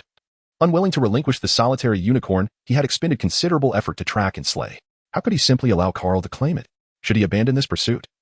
The recent events would render future acquisition of unicorn blood impossible. Without that precious blood, both he and Voldemort would find themselves in dire straits. Had he known, he would have realized that unicorns were inherently social creatures. No matter how audacious Chilo was, he would never dare to infiltrate a herd to pilfer one. The resurrection of his master, the Dark Lord, was one thing, but this was an entirely different matter. Not a chance. You will either retreat obediently, or I shall fight to my last breath to vanquish you. Carl clenched his jaw, refusing to yield. He could set aside many matters, but when it came to Nayali, he would not allow Chilo to create mischief here. After all, he had a resilient life. While he did not wish to perish, sometimes, if it were worthwhile, he could face death once. Damn it, allow me to teach this insufferable brat a lesson. At that moment, Voldemort was seething with rage. It had always been Voldemort who commanded others to leave, when had it become the case that others could order him away? Master, your strength has yet to fully return. It is unwise to act now, Chilo replied hoarsely. Silence. It's your fault, you fool. You cannot even handle a mere child, and now I must intervene personally. Chilo, thoroughly chastised, immediately fell silent, relinquishing control over his body, preparing for his master to take charge of the situation. Embrace your fear. At that moment, Chilo's face shifted to the back of his mind, while Voldemort returned through this fleeting method. Voldemort extracted a vial of freshly acquired unicorn blood from his robe, consuming it in generous gulps to replenish his strength for the impending battle. This state could not be overused, for Chilo would not withstand it. He needed to conserve it for the subsequent endeavor of stealing the Philosopher's Stone, for it was not yet time for him to meet his end. Carl gazed in astonishment as Chilo transformed from a seemingly weak subservient into a formidable aggressor. His expression shifted dramatically, for he had not anticipated this relentless obsession with the unicorn. Was it not in the original narrative that the centaur Firenze, with a mere stomp, sent this fellow fleeing in disgrace? This defied both logic and magic. Little did he realize that he had provoked Voldemort, who was now resolute in his desire for Karl's demise. For Voldemort, this matter was one of dignity. He, the Dark Lord, also sought to uphold his pride. Chapter 83. Trouble Brews. Good heavens. Just because you can transform, do you think I cannot? With a flick of his wrist, Karl summoned Celia's transformation potion into his hand. If Voldemort truly dared to engage him recklessly, he was not one to be underestimated. At worst, he could forsake his dignity today and transform into Celia to confront him head-on. After all, there were no onlookers in sight. Ultimately, the truth of the battle in the Forbidden Forest tonight would be concealed within the annals of time, known only to the two involved parties. Come forth. The Forbidden Forest Showdown. Let us see who claims the title of father today. Voldemort, is it? Watch as I strip you of your cloak of invincibility. Karl stood atop a great tree, wiping the blood from the corner of his mouth, and gazed defiantly at the furious Voldemort. Dark ritual. The Voldemort, possessing Quirrell, was acutely aware of his dwindling time, thus wisely opted against engaging in a prolonged verbal exchange with Karl, instead unleashing a powerful spell. A black curse soared into the air, suddenly bursting forth to form a vast and malevolent magic circle that enveloped half the sky. Countless vengeful souls wailed in anguish, while black flames blazed fiercely within 100 meters, igniting the trees and transforming the scene into a hellish landscape. Karl muttered under his breath, acknowledging that the Dark Lord truly lived up to his title. The power of this curse was undeniably formidable. The portrayal of magic in the film resembled an intense welding process, and with just this single spell, Karl gained a vivid understanding of Voldemort's immense strength during his prime. A power that could easily rival his own. The demise of James and Lily Potter seemed entirely unjust. Who could possibly withstand such force? He realized that if he did not fight with all his might, he would indeed face certain death. Sensing the wicked waves of dark magic surrounding him, Karl ceased to hesitate, uncorking the potion and preparing to drink it. However, before he could bring the transformation potion to his lips, an unexpected turn of events unfolded. Dozens of creamy white beams, radiating a sacred light, surged into the battlefield, instantly shattering Voldemort's malevolent dark magic. At the periphery of the fray, numerous majestic creatures, exuding a luminous white aura, strode forth as if emerging from the annals of legend. Each bore spiraled, multicolored horns atop their foreheads and were cloaked in pristine white, untainted by dust or blemish. Yet, upon their gaze falling upon the hollowed tree, they emitted soft, sorrowful cries, displaying profound grief.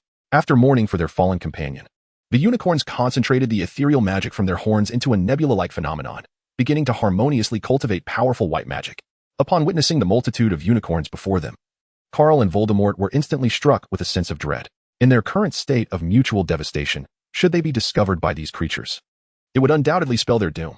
Although Voldemort had been the one to slay a unicorn, it bore no relevance to Karl. However, one must consider the wrathful sentiments of the unicorns. Should they mistakenly include him as a target, it would lead to an unforeseen calamity. With the brethren of the slain unicorn now gathered, the prospect of retrieving its precious blood was rendered futile.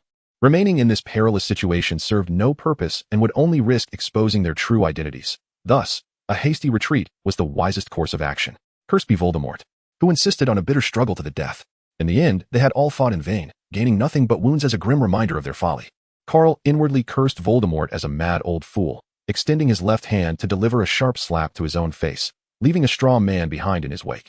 There was no alternative. Hogwarts strictly prohibited the use of apparition and similar teleportation spells, and this was the only way for him to swiftly extricate himself from the wrath of the enraged unicorns. Meanwhile, above the devastated woodland, ravaged by their fierce battle, echoed Karl's gleeful taunts. It was he who had slain your companion. Should you seek vengeance, direct your ire towards him. Farewell, Voldemort, you wretched old scoundrel. If you thwart my desires, do not expect to fare any better. May you be surrounded and obliterated by them tonight. Goodbye. After Karl departed with the aid of a scarecrow, only Voldemort and Quirrell remained at the scene. Voldemort, suddenly filled with trepidation, realized that within the confines of Hogwarts, apparition was rendered impossible. This meant he had to rely solely on his own legs to escape the relentless pursuit of the unicorns. Damn that little brat. I hope I never encounter you again. Voldemort seethed with rage, nearly grinding Quirrell's teeth to dust. At that moment, over a dozen unicorns, having gathered their strength for a prolonged period, unleashed their white magic upon Voldemort. Damn it. Voldemort's furious roar reverberated through the Forbidden Forest, startling countless owls and crows. Yet, being the formidable figure he was, Voldemort managed to evade the spells and withstand some magic, ultimately escaping, though the cost of his escape remained unknown. The unicorns, unable to detain Voldemort, expressed their deep regret as they approached the lifeless body of one of their own, mourning softly. Hagrid, hurry. It's over there. On a path overrun with weeds, Harry and Malfoy took the lead, urgency evident in their voices. Don't fret, Harry. I've already sent word to the unicorns to investigate. There should be no danger, Hagrid reassured Harry, though anxiety gnawed at him. You should have seen that scene. Scarhead and I nearly met our end there. Those two powerful wizards shook the very ground beneath us, Malfoy recounted, his tone laced with lingering fear, mingled with envy. For Slytherins have always revered lineage and power. Was it truly so terrifying? You sound like you're simply frightened, Ron scoffed. Disdain evident as he recalled the long-standing rivalry between the Weasley and Malfoy families, who seized every opportunity to undermine one another. Oof, red-haired Weasley. If you had been there, you would have surely wet your pants, Malfoy retorted, his eyes brimming with disdain for any Weasley. Enough, enough. Let us not bicker. We'll find out once we get there, Hermione interjected impatiently. The trio's nighttime escapade had culminated in disaster, resulting in a deduction of 150 points, leaving her in a foul mood. Amidst the cacophony of voices from the 5 youths and 1 dog, they soon arrived at the location described by Harry and Malfoy. The scene before them left everyone utterly astonished. Within a 100-meter radius, the trees and vegetation had been reduced to charred remains. Ice shards, signs of explosions, and sinister black flames that still flickered ominously bore witness to a cataclysmic wizarding battle that had erupted not long ago. Everyone covered their mouths and noses, for the air was thick with the acrid scent of dark magic mingled with burnt remnants. At the heart of the battlefield, the once fertile ground had transformed into a stinking swamp, exuding a heavy miasma. Not far off, a dozen unicorns encircled a fallen comrade, their mournful cries echoing through the air. Chapter 84. How foolish I was. Hagrid hurried forward, a look of profound distress etched on his face. The injured unicorn was his beloved companion, and he could not bear the thought of her suffering. Yet, as Hagrid knelt and stroked the mane of the unicorn, years of experience in caring for magical creatures informed him that she had long since passed. Narcissus, Hagrid wailed, tears streaming down his cheeks, soaking the earth beneath him. Hagrid, are you all right? Was her name Narcissus? Harry and the others looked on with concern as Hagrid knelt, sobbing and wiping his tears with a grimy handkerchief, reaching out to help him up. Who could be so cruel as to harm her? Hagrid staggered to his feet, his grief transforming into an overwhelming rage. It must have been that dark-robed wizard. I saw him drinking a silver liquid while battling the purple-robed wizard. It resembled unicorn blood perfectly. Harry cautiously voiced his suspicions, recounting all he and Malfoy had witnessed, omitting only the pain from his scar, mindful that Malfoy was present. The purple-robed wizard was rather short, only slightly taller than Professor Flitwick. I suspect he has a lineage connected to fairies, much like Professor Flitwick, Malfoy mused thoughtfully. Afterward, they used magic to transport the deceased Narcissus back to the unicorn's dwelling for burial, marking the conclusion of their confinement. Upon completing their task in the Forbidden Forest, Harry and his companions swiftly returned to the Gryffindor common room, where they launched into a discussion. The Gryffindor lions were ever brimming with energy, eager to engage in every matter. Harry, you're saying that the dark-robed evil wizard is actually the Dark Lord? Hermione, seated on the sofa, looked puzzled yet tinged with fear, as she had gleaned too much about the Dark Lord from her readings.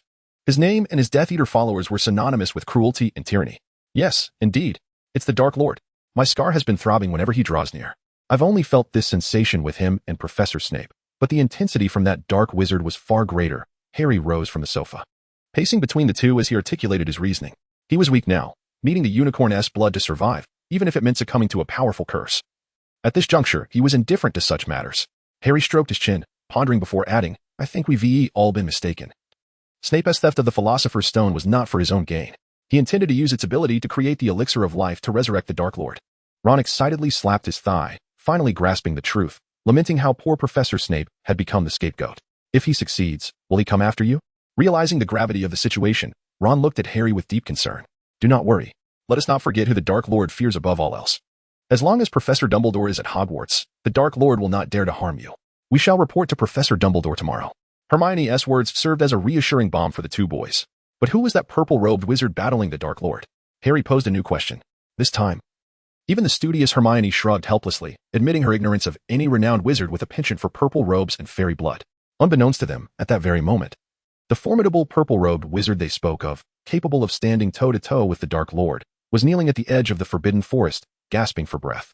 Carl lay sprawled upon a large stone, violently expelling a mouthful of fresh blood. His violet flame robe was tattered and torn, nearly reduced to mere strips of ragged cloth clinging to his form. How foolish I truly am. In an instant, Carl transformed into a character reminiscent of a sorrowful figure from another realm, filled with profound regret. Initially, he thought to himself that if the mighty Mayor Firenze could frighten off Chilo with a mere stomp, then surely he could achieve the same. Thus, he resolutely ventured into the Forbidden Forest, intent on intercepting his adversary. However, he was utterly unprepared for Chilo's fierce resilience. The two, unwilling to yield to one another, engaged in a fierce confrontation. Ultimately, With the arrival of a herd of unicorns, not only did he fail to gain any advantage, but he also found himself in a state of mutual devastation with Chilo, resulting in the damage of his long-adored purple flame robe that had accompanied him for so long. Now, he was truly at a loss, on the verge of tears, and due to the unfinished battle, he was denied even the slightest chance to draw a card. According to the system, only a decisive victory or the death of an opponent would grant him the opportunity to draw. This turn of events felt like an overwhelming loss. Carl wiped the blood from the corner of his mouth, realizing that his injuries were far more severe than he had initially anticipated. He gritted his teeth against the excruciating pain coursing through his body, limping toward the distant Hogwarts main castle, determined to seek assistance from Snape. Although he possessed numerous healing potions, they were not akin to the simplistic mechanics of a game where a single sip guaranteed a certain amount of health restoration. The statistics on those potions were merely for his reference. In reality, a multitude of factors must be considered, such as dark magic, curses, and a myriad of complications. Even the aid from Remy, a high-quality product, was crafted by the clergy of the Remedia Cathedral, and there were no guarantees inscribed upon it that assured an instant recovery of 30 health and magic points. While a single casting of Avada Kedavra directed at himself would effortlessly resolve these dilemmas, the sensation of impending death was something Carl was reluctant to endure once more. Unless absolutely necessary. Bang, bang, bang. With great difficulty, Carl rapped upon the cellar door, which creaked open after a faint sound. He found solace in the fact that, fortunately, Severus was still at Hogwarts today and had not ventured outside to rendezvous with Lily. Otherwise, his mental state would have reached a breaking point. Ah, indeed. I cannot fathom who else would come to seek me out at such a late hour besides Mr. Harris. As Severus opened the door, his voice preceded him, a distinct tone of sarcasm wafting from within the cellar. Carl rolled his eyes, nearly fainting at the greasy tone of the old bat. Although he had begun to pay attention to personal hygiene, in Carl's eyes, he would forever remain a slick, middle-aged man. Snape, if you utter a few more pointless words, do you believe I 1T dropped dead right before you, splattering you with blood? Chapter 85. Professor Quirrell takes a leave of absence after being hammered. Carl had just crossed the threshold, nearly stumbling and falling to the ground.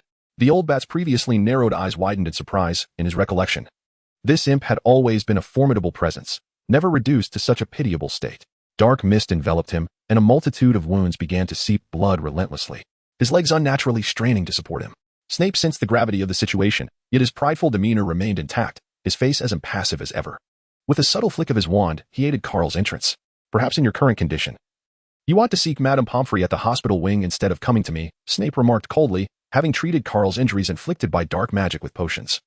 As he took a seat, perhaps, Professor Snape, you ought to ascertain the present circumstances, Carl retorted with irritation, questioning how seeking out Madame Pomfrey would not simply lay him bare under Dumbledore's watchful gaze. Was it the case that Mr. Harris had recently encountered some mishap while experimenting with dark magic, or had he fallen short in a confrontation with a certain dark wizard? A hint of derision curled at the corners of Snape's mouth, for such circumstances could only arise from these two scenarios. To safeguard the child of your beloved, I engaged in a fierce confrontation with your superior. Given my current state of injury, do you not think it prudent to provide me with some form of protection fee? Carl, with a brazen demeanor, responded that he would not disclose to Snape that he had acted thus in pursuit of the unicorn's remains. After all, if there was a chance to profit, he would seize it. Upon hearing this, Snape nearly split with incredulity. The audacity of linking this to galleons left him astounded. Shouldn't Mr. Harris compensate me for the potions? They are rather costly, and the Dark Lord currently lacks a corporeal form. How did you engage him in combat? A look of skepticism adorned Snape's face. He felt compelled to clarify this matter. Otherwise, if Harry Potter were to be ensnared by a half-alive Voldemort, Lily would be left with no choice but to embrace death. Do you recall Quirrell? Voldemort possessed him, and I encountered him in the Forbidden Forest. I cannot fathom what madness overtook him, insisting on a deadly confrontation with me. Furthermore, Professor Snape, do you truly believe you can extract money from me? Carl expressed his lingering frustration, truly embodying a reckless disregard for life. Voldemort, indeed, belonged to that perilous category of individuals. It all makes sense now. I suspected that Quirrell was peculiar. It appears the Dark Lord had already taken residence within him, which suggests that the recent Gringotts heist was orchestrated by the two of them. Ignoring the mockery in Carl's tone, Snape pieced together the scattered clues. Suddenly experiencing a moment of clarity, Carl, however, regarded him with an expression of condescension, as if mocking Snape for only now grasping the truth. With a dismissive huff, Snape turned his gaze away from Carl. He had to tread carefully in conversations with this impish boy. The last contract had left him financially drained, and he was still repaying the debt. Since Mr. Harris had no further matters to address, why linger in the professor's private space? Snape rose from his chair, flicking his long black robe and turning his back to Carl, conveying a clear message for him to leave promptly. I have no desire to remain in this wretched place. Carl let out a cold sneer, offering Snape no better regard. Supporting himself against the edge of the bed, he struggled to dress before descending from the bed with difficulty. Making his way slowly out of the damp and chilly cellar. Once outside, Carl walked the path leading to Ravenclaw Tower. Gazing at the night sky adorned with twinkling stars over Hogwarts' main castle, he cast a disillusionment charm upon himself, and as he observed his bandage-wrapped form, anger surged within him. He stamped his foot with fervor, unleashing a torrent of curses upon Voldemort's entire lineage, incredulous that such madness could emerge from Hogwarts. As dawn broke, a beam of sunlight streamed through the window, illuminating Carl's blanket. His roommates had already risen early to begin their morning routines, while he lay in bed, utterly unwilling to escape the grasp of his covers. "Carl, wake up. The first class is Professor McGonagall's. And she warned us last time that anyone who is late would be turned into a pocket watch. I doubt she was merely trying to frighten us." Alex's voice reached him, and Carl rubbed his eyes, sitting up in bed with a face full of despair, lamenting, "Why must this happen to me?" After an arduous transfiguration class, Carl clutched a hefty stack of books, preparing to return to his dormitory for a much-needed rest. The previous night's encounter with Quirrell and Voldemort had been particularly brutal. "Hey look, an announcement just came out regarding defense against the dark arts. Professor Quirrell is taking a week off due to health issues. This week, Professor Snape will be substituting for him." Philip perused the announcement and relayed the news to the others. At last, the old bat would have his coveted chance to teach defense against the dark arts. And one could only imagine his delight. However, that meant they would have to endure the unpleasant side of his face for the entire week. Not only in potions class but also in defense against the dark arts. Alex shrugged in resignation, adopting an expression of despair. "At least for us Ravenclaws. Snape won't be overly antagonistic towards us." Upon hearing the news, the Gryffindors erupted in dismay. The little lions were already beleaguered by Snape's potions class. And now they faced the grim prospect of him teaching defense against the dark arts as well, which threatened to decimate their scores. Meanwhile, Carl secretly cursed Quirrell, feeling that he deserved his misfortune. After all, Carl had sustained serious injuries, and Quirrell's condition could hardly be better. At that moment, Quirrell had taken the brunt of Carl's enhanced ion beam, a force not to be trifled with. Yet, it was unfortunate that Quirrell only took a week off and did not succumb to his injuries. "Carl, where have you been wandering off to again? Your hands are all bandaged up." Simon had already noticed the peculiarities of Carl's condition, having sensed something amiss when he saw Carl rise that morning. "If I told you that Professor Quirrell's absence was due to a legitimate wizard duel with me, would you believe it?" Carl replied with a wry smile, recounting that last night's encounter was a one-on-one duel in the Royal City, excluding the 2 instances of Voldemort utilizing cheat mode. And considering the absence of a formal duel ceremony, it could indeed be regarded as a legitimate wizarding duel, a life-and-death struggle, no less. Had it not been for the timely intervention of the unicorn herd, the two would undoubtedly have unleashed their full potential to determine who reigns supreme in the Forbidden Forest. It's unimaginable. Even if Professor Chilo's teaching were subpar, he remains a professor. How could he be bested to the point of taking leave? What a jest. Upon hearing Carl's response, Philip erupted into laughter, entirely incredulous.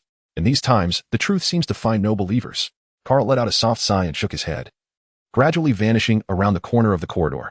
Chapter 86. I do not wish to seek Dumbledore. Carl, with some difficulty, clutched the spell book with his bandaged hands, foregoing even lunch as he made his way directly to his dormitory. "Carl, wait," came the urgent calls from behind. Without a moment's hesitation, he knew it was that troublemaker, Harry Potter. Reflecting on the unfortunate events of the previous night, he couldn't help but acknowledge the undeniable power of the protagonist's aura. Carl clenched his fists, the veins on his forehead bulging, and after taking a deep breath, he turned around. The indignation etched on his face had vanished, replaced by a subtle smile. He embodied the essence of an adult capable of seamless emotional transitions. "Is there something you wish to discuss with me?" Carl inquired softly. "We encountered Voldemort in the Forbidden Forest last night." Harry panted for breath before recounting the extraordinary events he witnessed. At that moment, he was engaged in a duel with a formidable wizard clad in purple robes. "What? You mean to say that you all dared to venture into the Forbidden Forest last night and cross paths with Voldemort? You possess quite a bit of audacity," Carl replied. Astonished, Carl was indeed aware that Harry spoke nothing but the truth, for he himself was the very wizard who had clashed with Voldemort. However, one must play the part convincingly. When the matter of venturing into the Forbidden Forest was brought up, Hermione's cheeks flushed, revealing a hint of embarrassment. Ultimately, it was Ron who recounted how they had been reported by Malfoy and subsequently punished by being assigned to patrol the Forbidden Forest.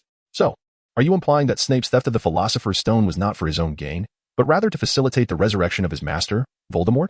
Carl expressed his astonishment, marveling at the imaginative prowess of the trio. Simultaneously, he felt a twinge of sorrow for Snape, who, despite having committed no wrongdoing, had now been unjustly cast as an accomplice in Voldemort's resurrection. The title of Hogwarts Potions Master was indeed well-deserved. The three nodded in agreement and subsequently commenced a discussion regarding this significant event, ultimately arriving at the simplest of conclusions: seek out Dumbledore. Carl listened with great interest, desiring nothing more than to remain an inconspicuous bystander, eagerly anticipating the opening of the Philosopher's Stone dungeon. He envisioned a scenario where a swift incantation from Harry Potter would transform Quirrell, who was possessed by Voldemort, into mere ash, allowing him to seize the Philosopher's Stone, convert it into galleons, and subsequently obliterate the money-greedy system, ultimately summoning Nia to ascend to the pinnacle of his life. Although the likelihood of the Philosopher's Stone being genuine was rather slim, he believed that even the faintest chance warranted a bold attempt. After all, there was little to lose. However, as he listened to the conversation among the three, his expression began to shift, signaling his growing unease. What? They intended to involve that old glass, Dumbledore. In this matter? Absolutely not. Dumbledore had an affinity for handsome men, and Quirrell had no desire to meet someone who reveled in prying into the innermost thoughts of others. Wait. I've injured myself while practicing a new spell over the past few days. I must seek Madame Pomfrey for a remedy. Quirrell's complexion suddenly changed, and he extended his bandaged hands towards Harry and his companions, signaling that he was indeed injured this time. He suggested they could seek Madame Pomfrey later, as there was no urgency in changing the dressings. Professor Dumbledore rarely lingered in the headmaster's office, and if they arrived too late, they might miss him. However, Harry and his friends resolutely declared their unwillingness to listen, remaining unmoved by Quirrell's remarkable performance. The reckless Gryffindors, in their fervor, hoisted him away. Yet, how could Quirrell, battered from a recent battle, possibly free himself from their grasp? The trio insisted that this matter was of great significance.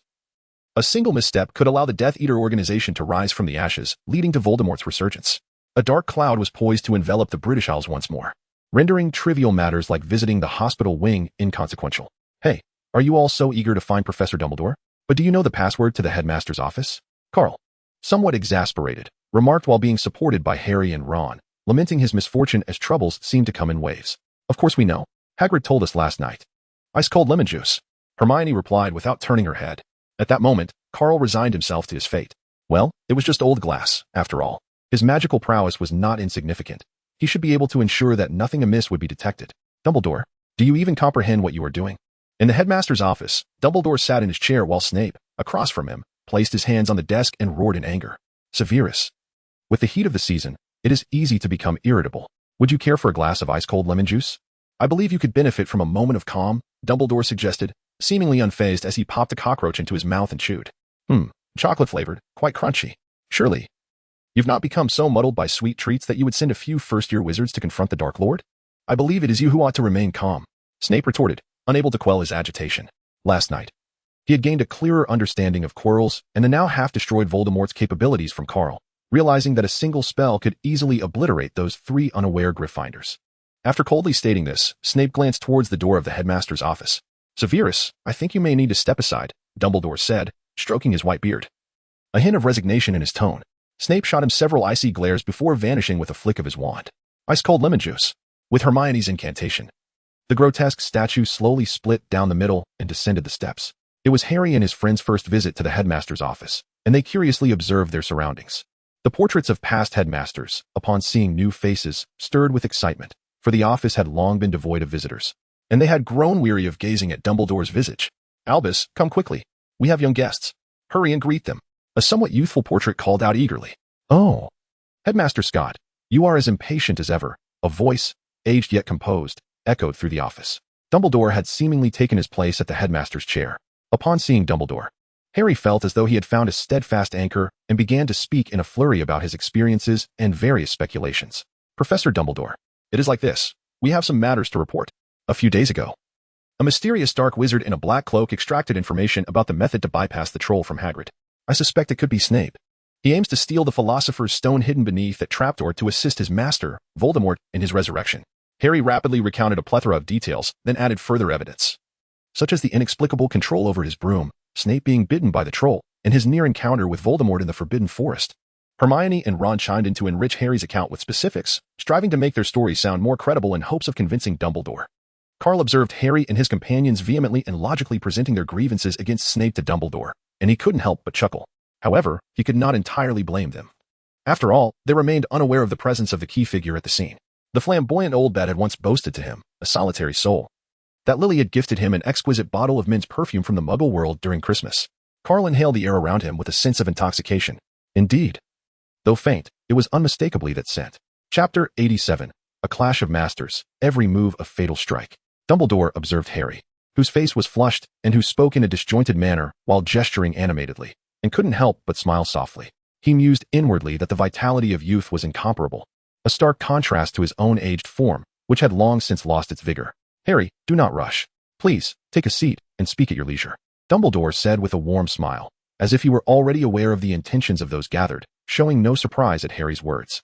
With a flourish of the Elder Wand, the mastery of the world's foremost transfiguration expert was evident, as 4 exquisite chairs materialized effortlessly behind them. Carl gazed at Dumbledore's profound mastery of magic, feeling a twinge of envy. He could certainly replicate such feats, yet he knew he could never match Dumbledore's attention to detail, and it would require considerable time. Once the 4 were seated, Dumbledore leisurely inquired, "Children, could you enlighten me on how you came by the information regarding the Philosopher's Stone?"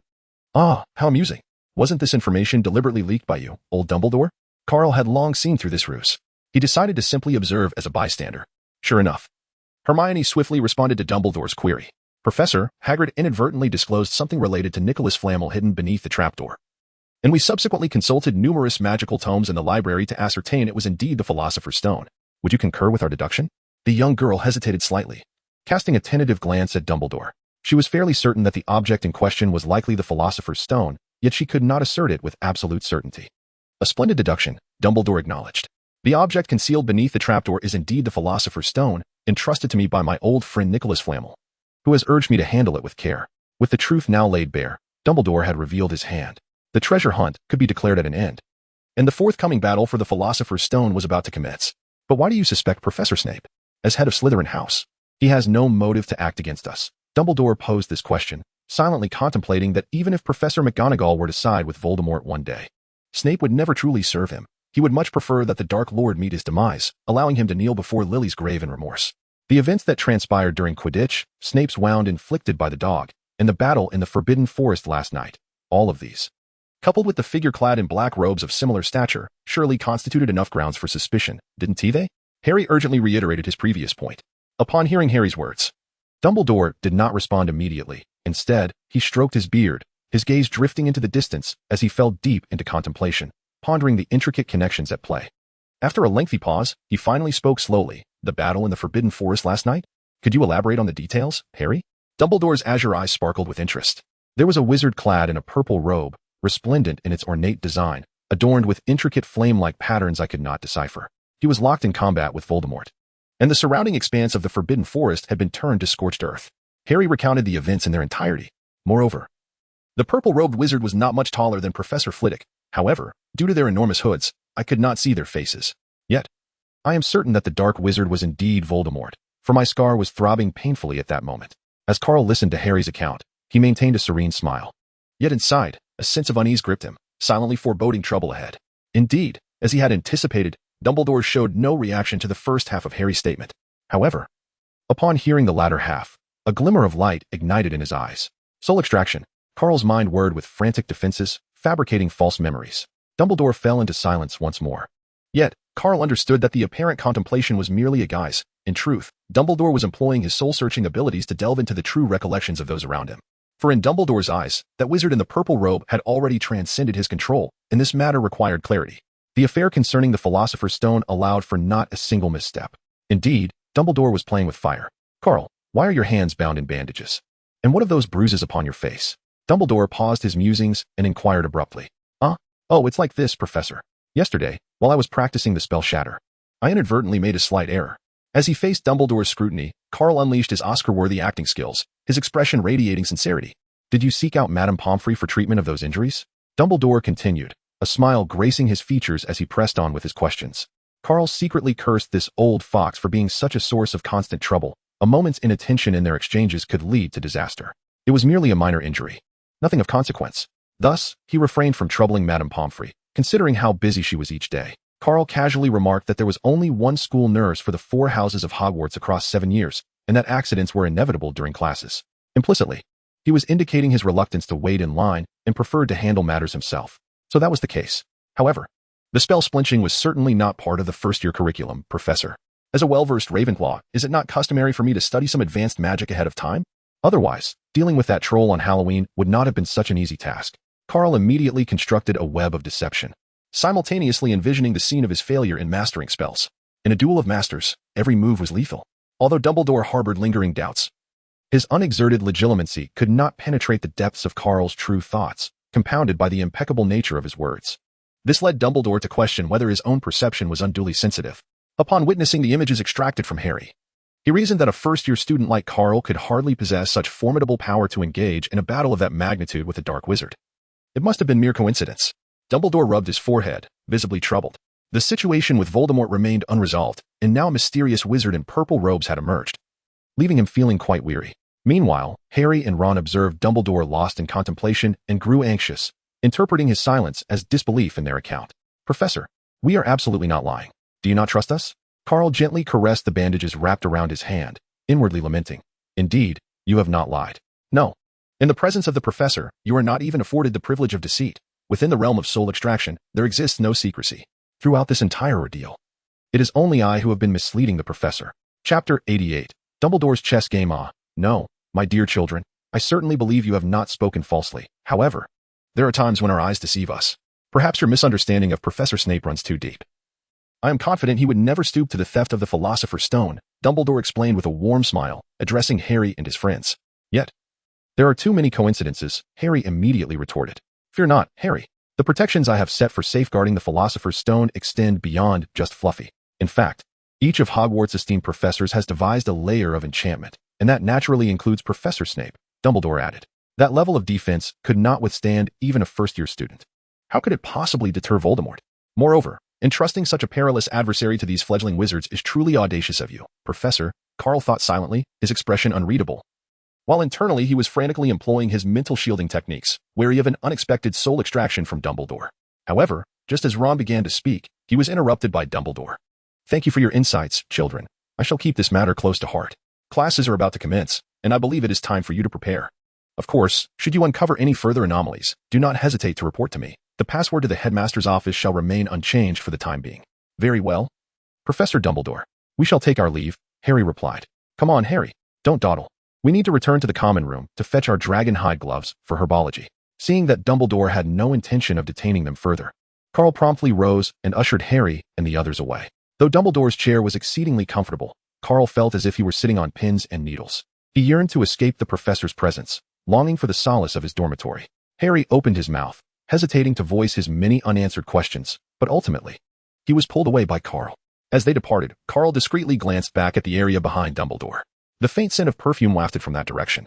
While he had yet to master the art of the disillusionment charm, he was certain that Snape, that wretched schemer, was lurking invisibly, eavesdropping. As Carl and his companions descended the stairs from the headmaster's office, the fractured statue seamlessly rejoined. Harry released his arm from Carl's grip. A look of discontent etched upon his face. "Carl, why did you pull me away? Professor Dumbledore was in the office, and I had not yet finished speaking. I am doing this for your own good. You will understand in due time."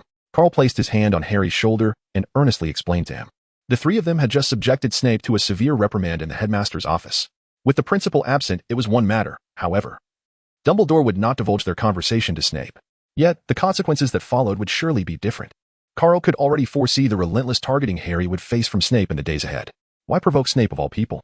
Even Carl found it impossible to gain favor with the old bat, nearly reduced to a shell of himself by that accursed sardine can. Harry, by provoking him, was undoubtedly courting trouble. Offending Snape and expecting to walk away unscathed? That was a fantasy. Before Harry could respond, Carl abruptly quickened his pace, eager to escape the oppressive atmosphere of the headmaster's office.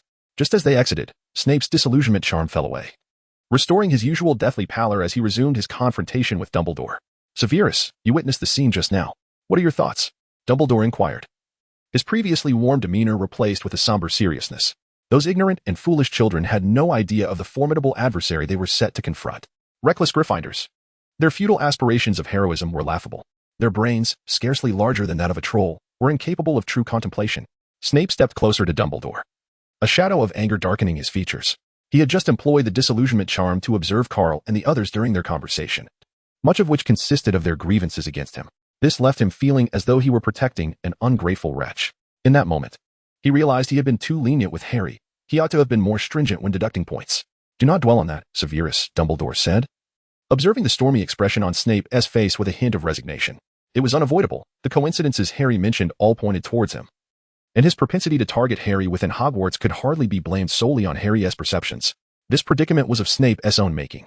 Yet, Dumbledore understood Snape's unique feelings towards Harry, and he recognized the futility of altering the situation. After all, without Harry's existence, Snape might have succumbed to despair at Lily's grave a decade prior. What could one do about a man who feared neither death nor consequence? Are you truly lost in your thoughts? The traps you designed, can they even be called traps? A mere igniting devil's snare, foolish trolls, a ridiculous chess game. And even the guards have been instructed to leave keys and tools for passage. Why must there be antidotes in my potion traps? 7 vials of poison, coupled with a wall of fire, would surely ensure Quirrell's demise without a trace. Snape's fury mounted, his lips curling into a sardonic smile. TSK, such obstacles. Not even the Dark Lord would be challenged. I could clear them with one hand. Severus! Dumbledore abruptly interrupted, rising from his chair like an irate lion. The two men locked eyes for what felt like an eternity before Dumbledore, with a hint of melancholy, sat back down. Severus, you must understand that I am growing old. My once formidable magic is waning with the passage of time. This signifies that Harry cannot remain sheltered beneath my protection in the Dark Lord's shadow indefinitely. You are aware of the prophecy. Ultimately, only one of them can survive. Chapter 89. Truly, the quill is a wondrous tool. Due to an overwhelming workload, I shall only post one chapter today. Chapter 90. The ultimate confrontation. We cannot protect Harry forever. He is the only one prophesied to defeat Tom. Though he bears the name Harry, not Jerry. At this juncture, Dumbledore smiled, attempting to ease the tense atmosphere. Snape, however, remained silent, his gaze icy and unwavering. While my frail body still possesses some strength, I must maintain control over the situation. Appropriate growth is essential. Dumbledore paused, stroking his beard. The weariness of age increasingly evident upon his weathered visage, as though lamenting the passage of time. He was already a century old, and though powerful wizards tend to live long, the decline of strength is inescapable. My power has significantly diminished, while Tom remains unchanged. Like Nick, he has mastered an alternative form of immortality, one even more insidious than that of the Philosopher's Stone. The irreversible killing curse rebounded upon him without claiming his life. That alone places him far beyond my reach.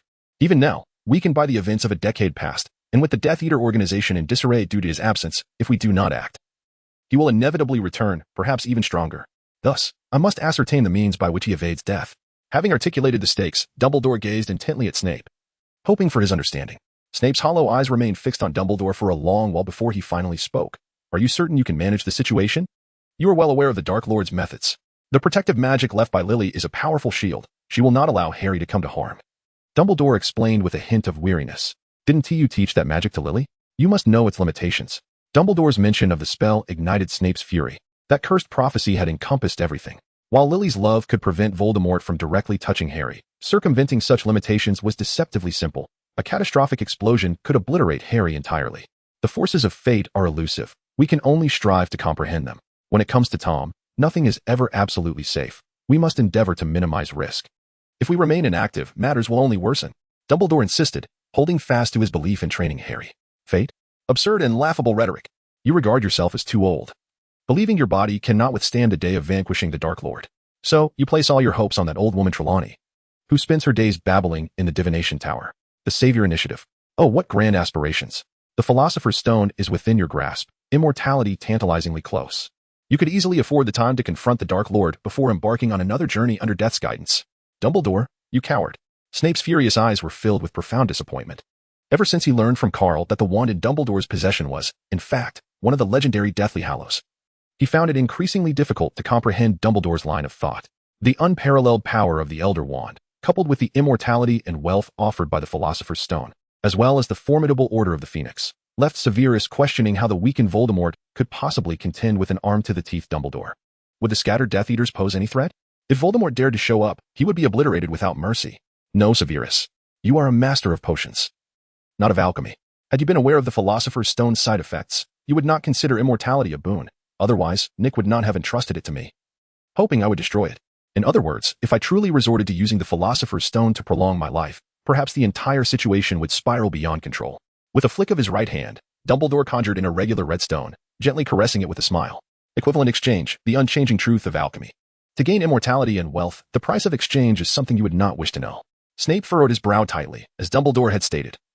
His understanding of the Philosopher's Stone was limited to its promise of eternal life and riches.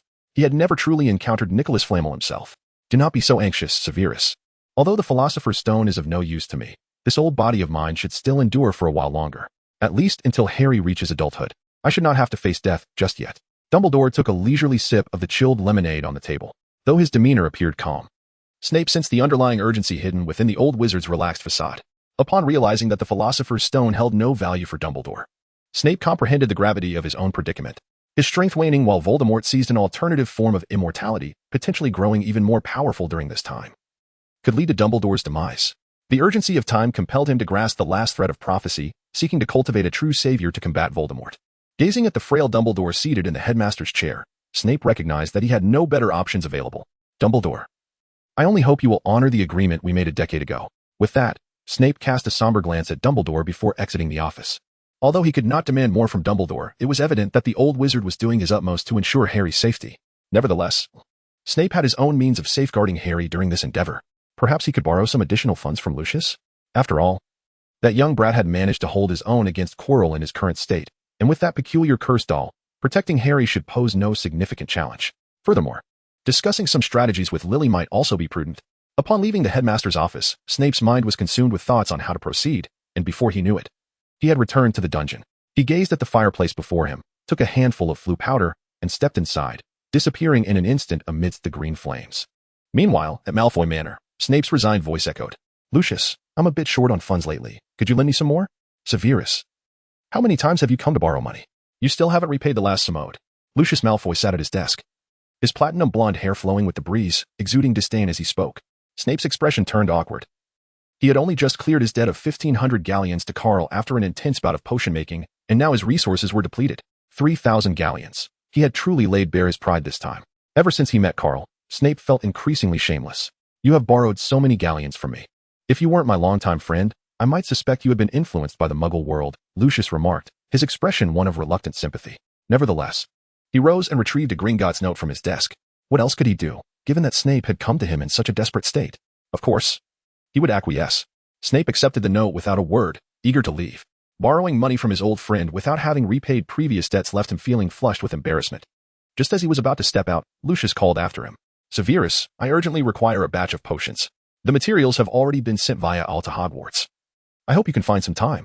Additionally, as Draco's godfather, could you look after him more within the school? The boy has recently taken a keen interest in potion making. Snape halted, a wave of discomfort washing over him. He had yet to repay his debts, and now more burdens were being thrust upon him. Understood.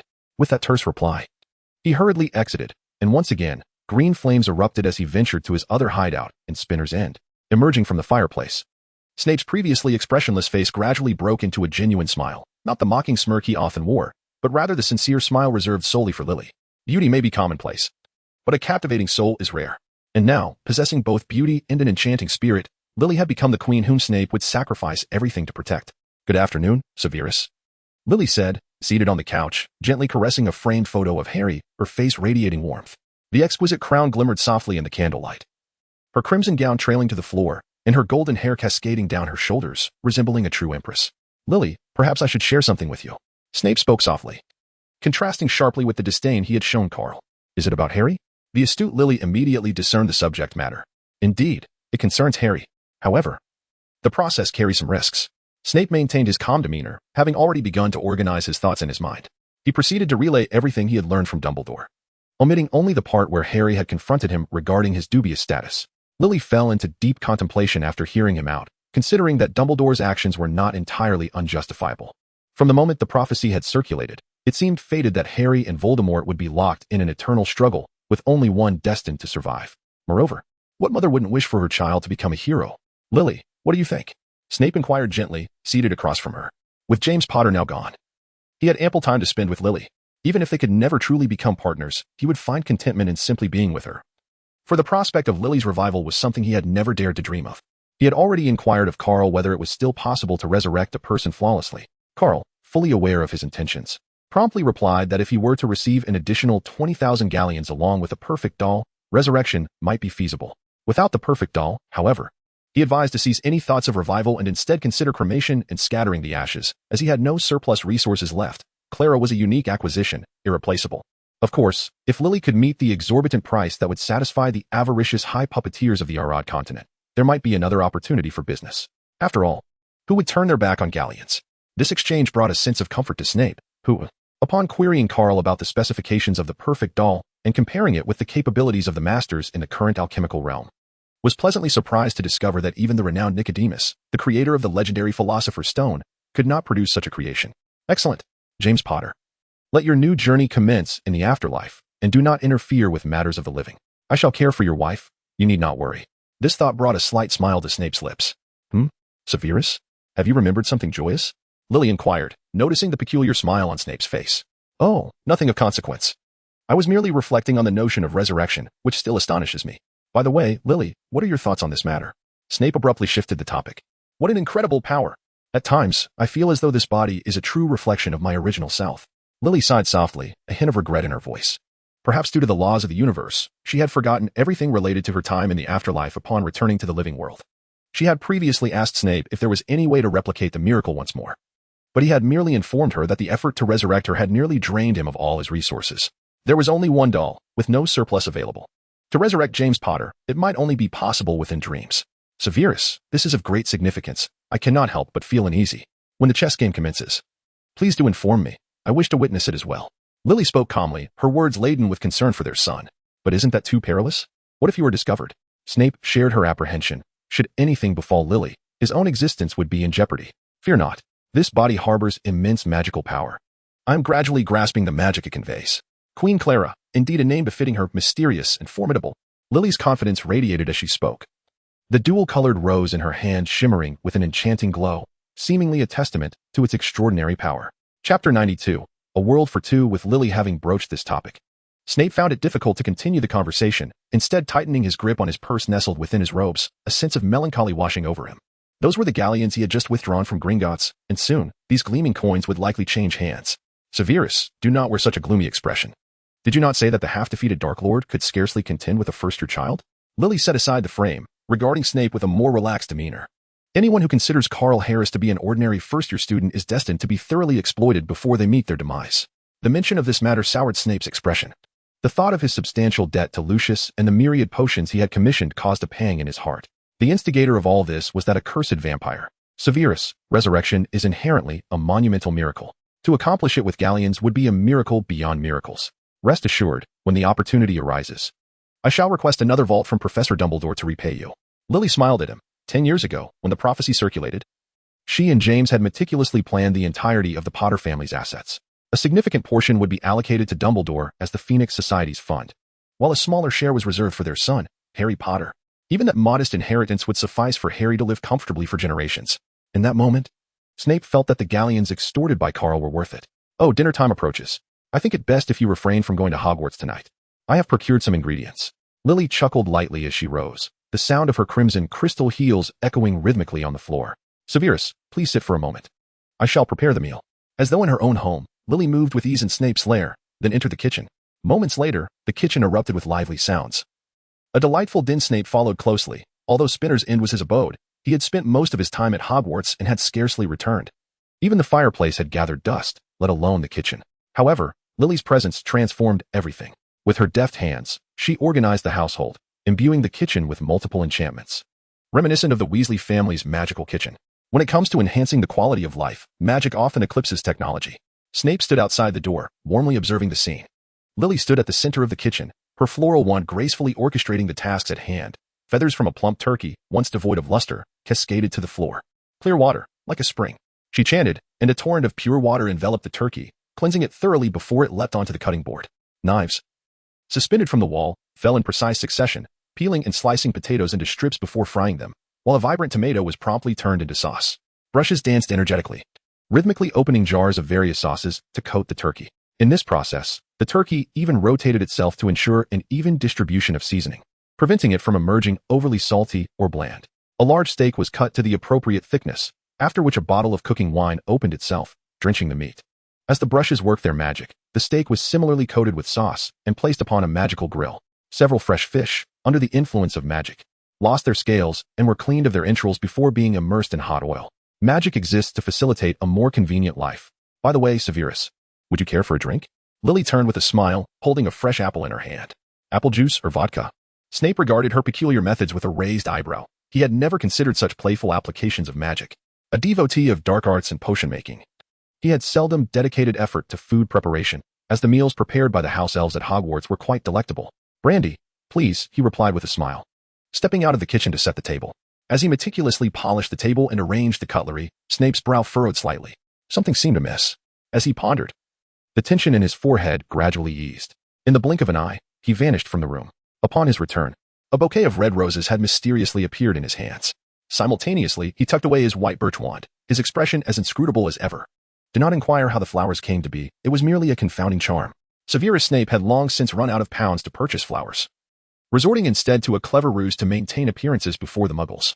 Though he found himself in a state of financial straits, he, Severus Snape Prince, was once a man of dignity and wealth.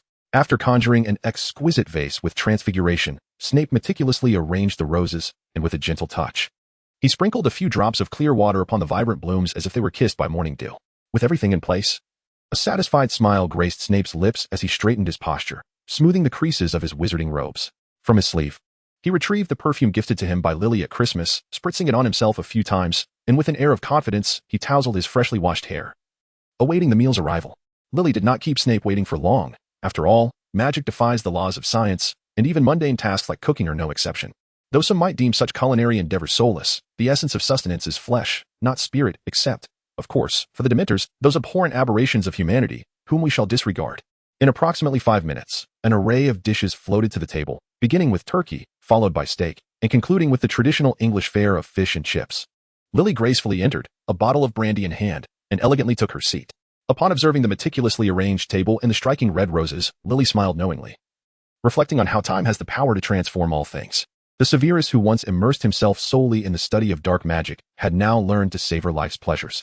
Snape accepted the bottle, the cap vanishing seamlessly within his grasp, an exquisite vanishing charm at work. As he tilted the bottle, the fragrant liquid cascaded into the goblet. Cheers, Severus. Cheers, Lily. Chapter 93. How could one not seize the opportunity presented by a fat lamb? In the early morning, Snape returned to Hogwarts through the fireplace in Spinner's End. After grading students' assignments, he proceeded to the Slytherin common room to summon Malfoy. Draco, fetch Mr. Harris for me. Inform him that his potions essay is problematic. Snape stood quietly before Malfoy, his face betraying no emotion. Yes, Professor. Malfoy replied, his excitement palpable. He relished the thought of another chance to torment Potter, especially after the incident during flying class. At last, Professor Snape had seized upon Potter's misstep, and their housemaster would surely address both old grievances and new. With fervor, Malfoy called his two companions, preparing to seek out their target. Draco, I heard your father mention your newfound fascination with potions. If that is the case, come to my office this evening. Just as Malfoy was about to exit, Snape recalled his agreement with Lucius and felt compelled to add a comment. Alas, one cannot bite the hand that feeds them. This principle holds true in the magical realm as well. Damn that mud-blood, this time. I refuse to believe Professor Flitwick can protect you, Malfoy sneered. Goyle, Crabbe, let us proceed. He is surely in the library.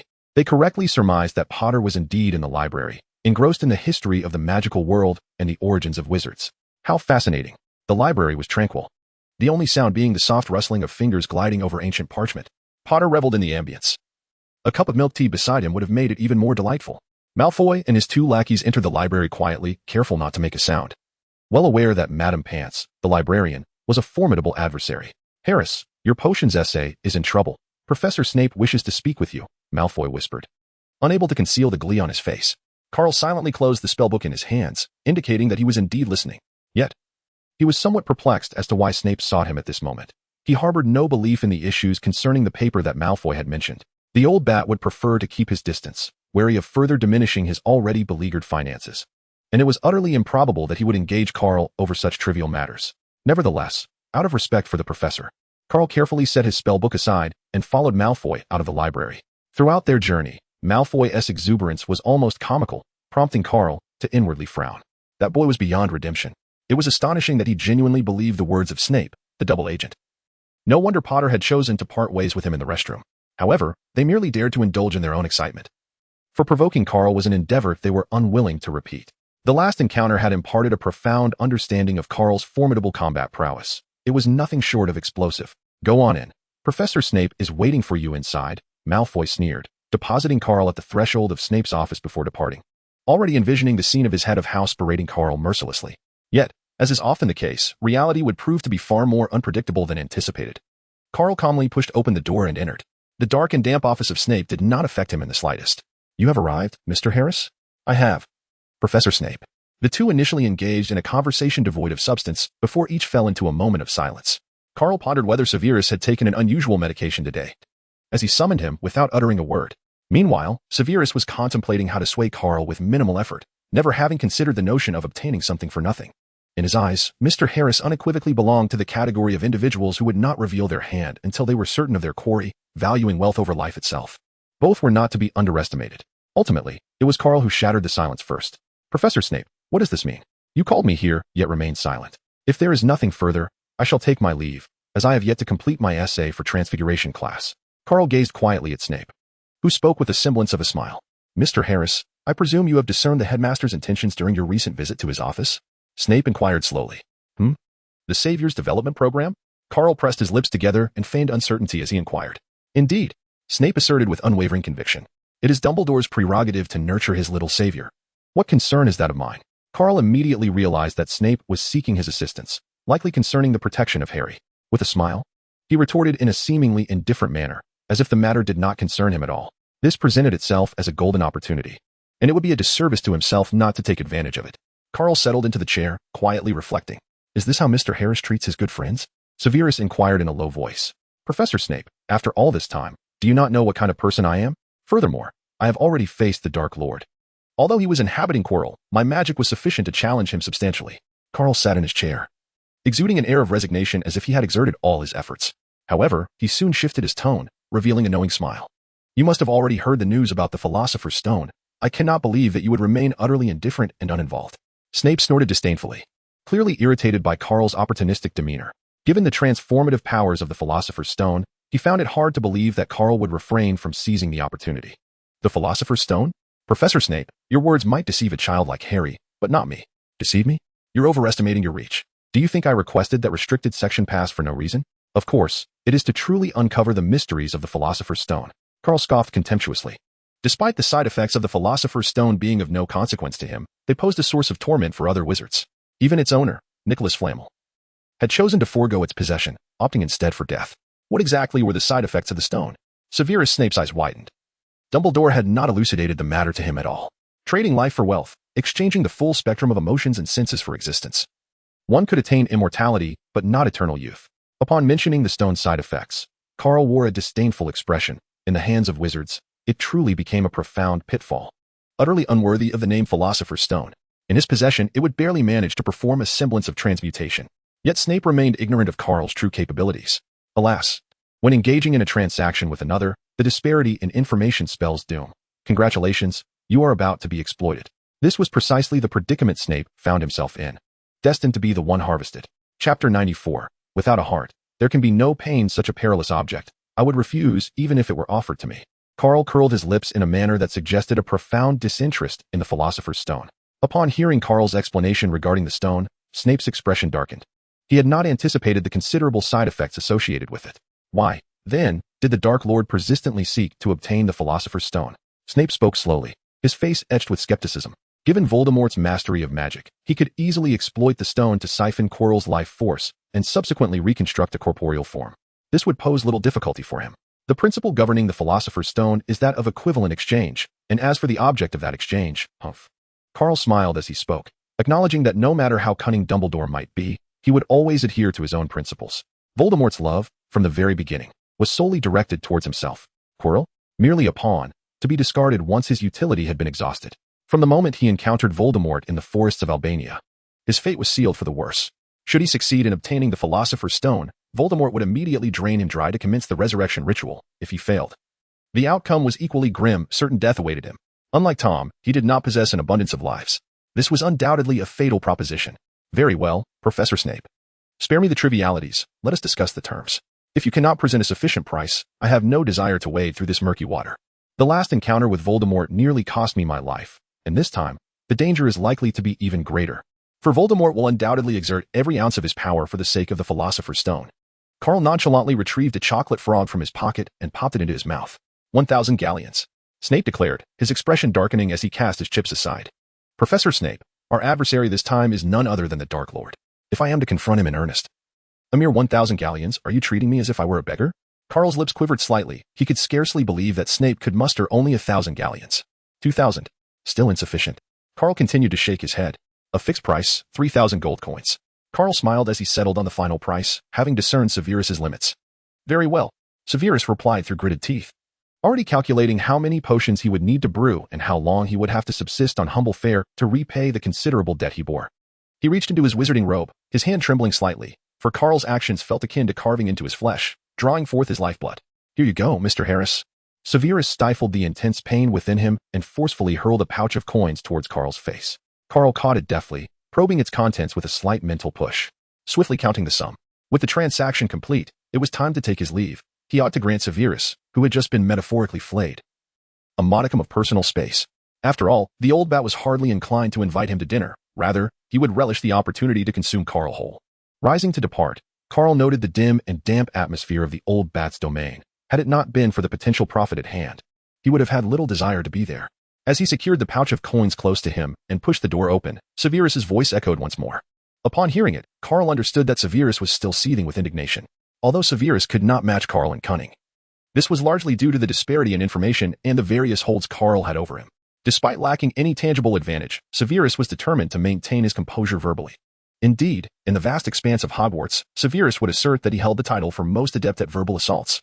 "Mr. Harris, I wish to pose a question to you." Severus's utterly emotionless voice reached Carl's ears. Carl smiled faintly, turned his head, and softly inquired, "Is there anything else, Professor Snape?" Although this scene appeared harmonious to onlookers, the battle between the two had already commenced. Their relationship was remarkably straightforward and sincere. "I boldly swindle your money.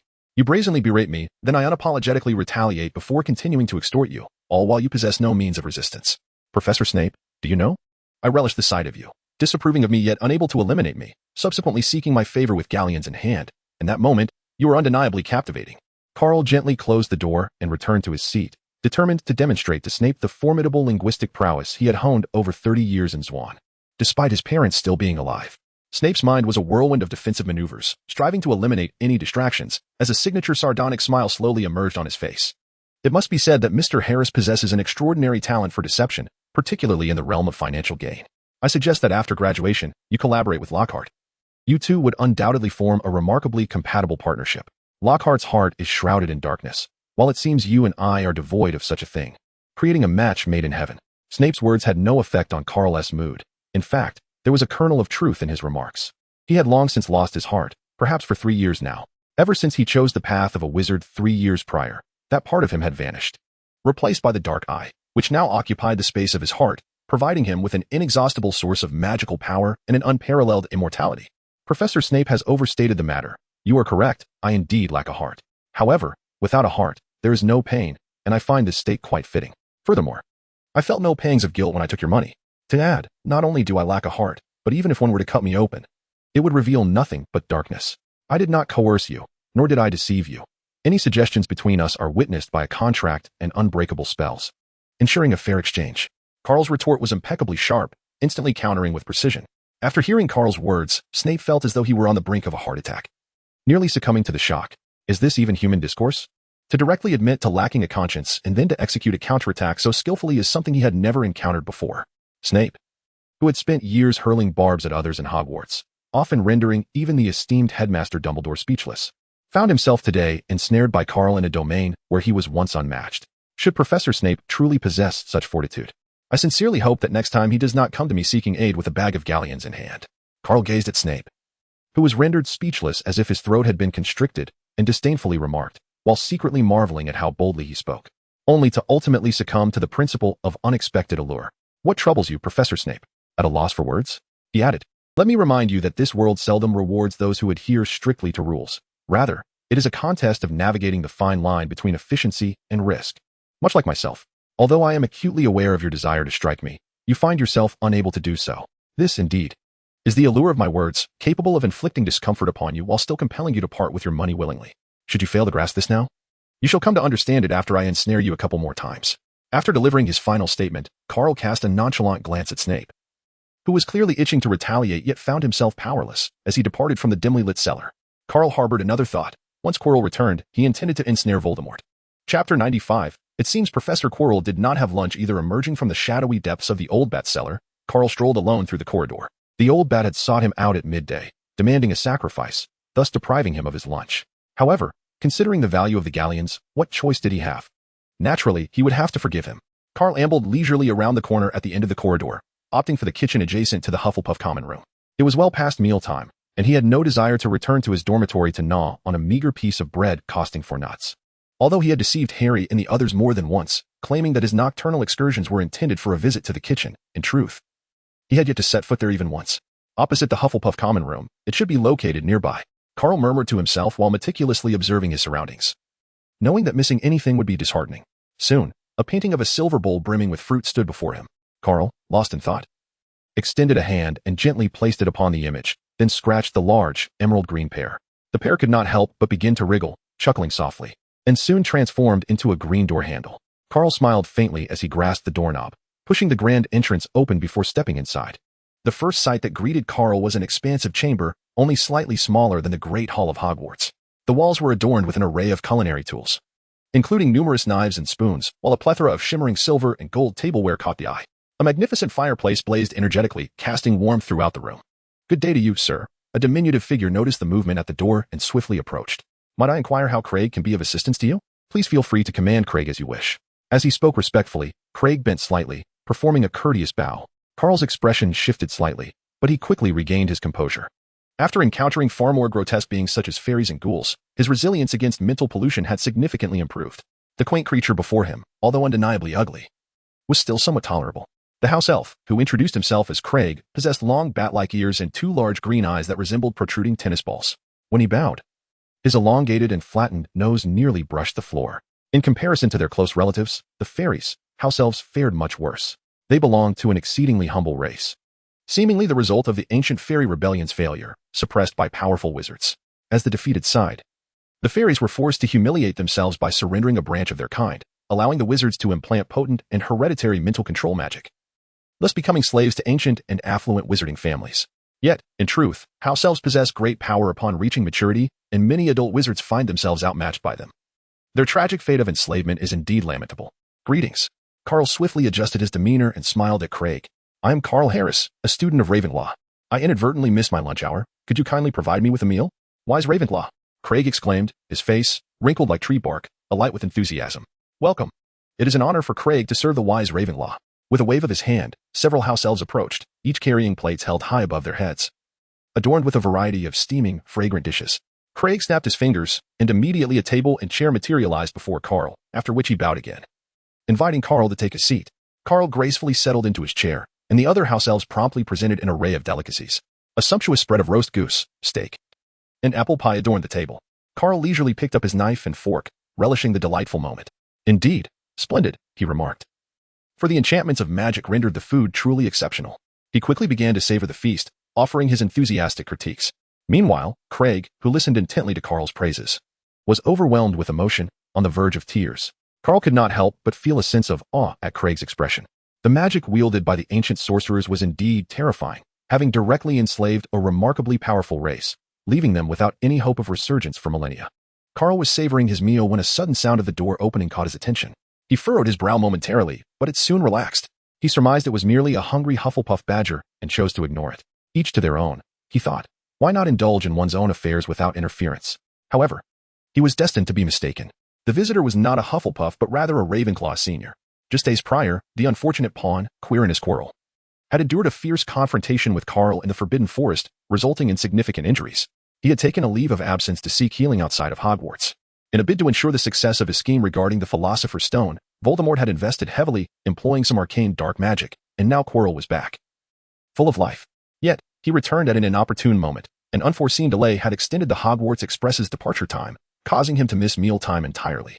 Nevertheless, as a former top student of Ravenclaw, he quickly devised the optimal solution, the kitchen, which was always generous to those who entered. "Craig, fetch me some lunch," he called out without hesitation, knowing the house elves would keep quiet, and he felt no need to feign his stutter any longer. At this moment, Carl also sensed that something was amiss. Why did the voice of Hufflepuff sound so familiar? Unable to contain his curiosity, he turned his head to glance at the door. To his astonishment, there stood Chilo, upright and motionless at the entrance. The atmosphere between Carl and Chilo was palpably awkward, laden with an uncomfortable tension. Startled, Carl nearly fumbled the small cake in his hand. Hadn't Chilo claimed he would take a week off? Why had he returned so soon? The silence hung heavily in the air, an unsettling stillness that was most unwelcome. Carl's appearance and combat prowess were well understood by Chilo, for he had only recently engaged in a confrontation with him in the Forbidden Forest, prior to his complete transformation into a dimensional traveler. As for Carl, He was already fully aware of Chilo's true identity. At this moment, Craig was even more exhilarated by Chilo's arrival. After all, he was a professor, and one with the audacity to occupy a position cursed by the Dark Lord. "Professor Chilo, it is a profound honor to meet you," Craig exclaimed. "Please, have a seat." This time, Craig's nose genuinely met the floor, and, rather awkwardly, he found himself rearranging a chair opposite Carl. "Oh, Professor Chilo, I see you haven't had lunch either. Why not join us for a moment?" Carl forced a smile, beginning to showcase his acting skills. After all, it had been he who had inadvertently exposed his identity while Kiro had remained concealed beneath his dark robe. It was not the right moment to confront Kiro openly. Chapter 96, Reflections on Publication as a Novice Writer with a Notoriously Slow Update Pace. I never imagined that the day of publication would arrive while I was penning this book. In fact, for years ago, during my elementary school days, I had made an attempt, but I faltered before even completing 1,000 words. It was only last November that I summoned the courage to start anew. With my first work receiving a brief acknowledgement of 6,000 words in the fantasy section, signed by the esteemed author, Shinxia, I was overjoyed, writing merely for pleasure without anticipating such recognition. However, the harsh reality soon struck, as the performance of that book was disheartening. It felt like playing a solitary game without even a 2G connection. Please allow me to express my sorrow. Fueled by frustration, I promptly embarked on a new project. This fanfiction. I am immensely grateful to Sister Xiao Yuan for granting me this opportunity. QQ. I never dreamed I would amass over 10,000 collections. It is truly a delightful surprise, as I initially thought I would continue in solitude. I no longer need to lament my plight, for it has indeed been quite arduous. My days are consumed by back and forths between Tencent Classroom and Ding Talk, and I find it perplexing that the teachers do not consolidate onto a single platform. Recently, juggling math, physics, chemistry, and writing has left me shedding hair in frustration. It is genuinely challenging. At this rate, I may find myself prematurely balding. And I am still not yet 15. Nevertheless, with over 10,000 collections, I humbly beseech the esteemed individuals for a first subscription. Perhaps I may reach 700 or 800. Oh, if there are those who consider piracy, I hope you might spare a dime to support me before sharing. As my journey has been quite difficult, please do not let my fervent efforts culminate in a disheartening average of 5. Rest assured, I am committed to providing 2 updates daily post-publication, regardless of the challenges. The full attendance reward of 600 yuan is quite enticing. Yet my confidence in achieving consistent averages is waning. On the day of publication, 5 updates exceeding 10,000 words are essential. I recall a reader in the comments section suggesting that should I reach 10,000, I would don women's attire. QQ. As for additional updates, let us establish some parameters: a bonus chapter for 5,000 in tips, another for 5,000 in recommendation votes, and an additional chapter for 50 monthly votes. Moreover, I am aware that many of you are intrigued by my wrist image. Over 90% of comments there implore me to dress as a woman. Oh dear. How bold. I find myself in contemplation, hesitating, and blushing, yet I shall plunge ahead. Should the initial subscription reach 1,005, I shall indulge your wishes. Screenshots will be provided as proof. Otherwise, I lack the funds for women's attire. Oh dear, I must seem quite peculiar. Never mind. I simply must acquire AJ. I suddenly recall that I have another 1,000 collections on QQ Reading. This work is published on Qidian, which means only Qidian's data will be considered. Thus, I earnestly implore the distinguished patrons of QQ Reading to extend their support on Qidian for the first subscription. Your contributions would indeed be the final straw that compels me to don women's attire, and a discreet hint, even the esteemed leaders may assist. Well, this concludes my humble address as an aspiring writer. I extend my heartfelt gratitude to everyone for your companionship and support. You are the driving force that propels me forward.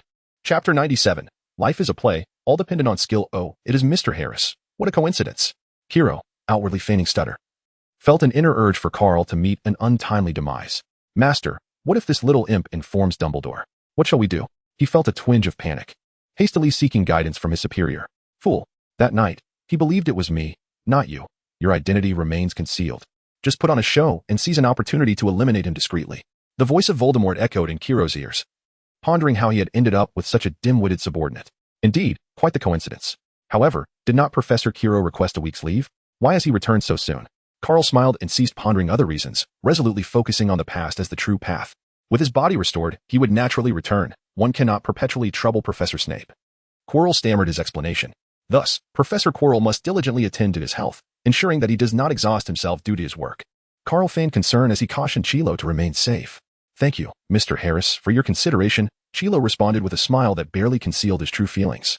Were other professors and students to witness this interaction, they would undoubtedly marvel at the picture of harmonious teacher-student relations.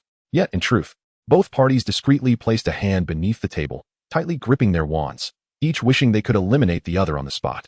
However, they were compelled to suppress their true intentions, both coveting the Philosopher's Stone. Even with their adversary sitting directly across from them, they could only endure and continue their charade. At that moment, Craig brought forth Chilo's lunch. "Professor Chilo, please enjoy your meal," he said, bowing before taking his leave. Carl, holding a knife and fork, appeared to be dining leisurely, yet all his attention was fixated on Quirrell. He dared not gamble on whether the madman Voldemort might lose his sanity and command Quirrell to act. It was prudent to remain cautious. Fortunately, by the time he finished his meal, Quirrell had made no significant moves. Carl rose to his feet, wiping his mouth, and smiled at Professor Chilo. "Professor Chilo, I have a class this afternoon, so I must take my leave." Once outside the kitchen, Carl leaned against the wall, quietly exhaling a sigh of relief. The earlier encounter had indeed been somewhat terrifying. It was astonishing that two individuals, who were almost locked in a deadly rivalry, could sit at the same table and engage in such superficial pleasantries. Carl tightened his grip on his wand, gazing at the fruit painting, wishing he could unleash a barrage of ultimate explosions to obliterate the kitchen and rid himself of that insufferable Chilo. Calm down, calm down. After all, the final exams were approaching, and that wretched Chilo wouldn't survive much longer. For the time being, he could endure a few more days of his antics. After several deep breaths and a dose of self-encouragement, Carl managed to suppress his urge to eliminate Chilo outright, and promptly made his way to the library. In this era, when one was feeling low, reading was the most effective remedy for alleviating one's mood. Upon arriving at the library, Carl chose his usual seat and leisurely picked up a captivating adventure biography of a certain wizard, engrossing himself in its pages. In a time devoid of mobile phones, DNF, LOL, CF, or even the humble little emperor, he could scarcely conceive of any other means to pass the time. As for Quidditch, that sport was best suited for overly energetic young wizards, and he felt no inclination towards it. Otherwise, he would not have declined the invitation from his own house's team captain, Roger Davies, nor would even Professor Flitwick's intervention have swayed him. "Harry, Ron, let's go." From a distance, Carl could hear Miss Know-It-All's furious roar. Ever since the incident with the giant, the trio had forged an unbreakable bond. "Here they come. Don't pull me."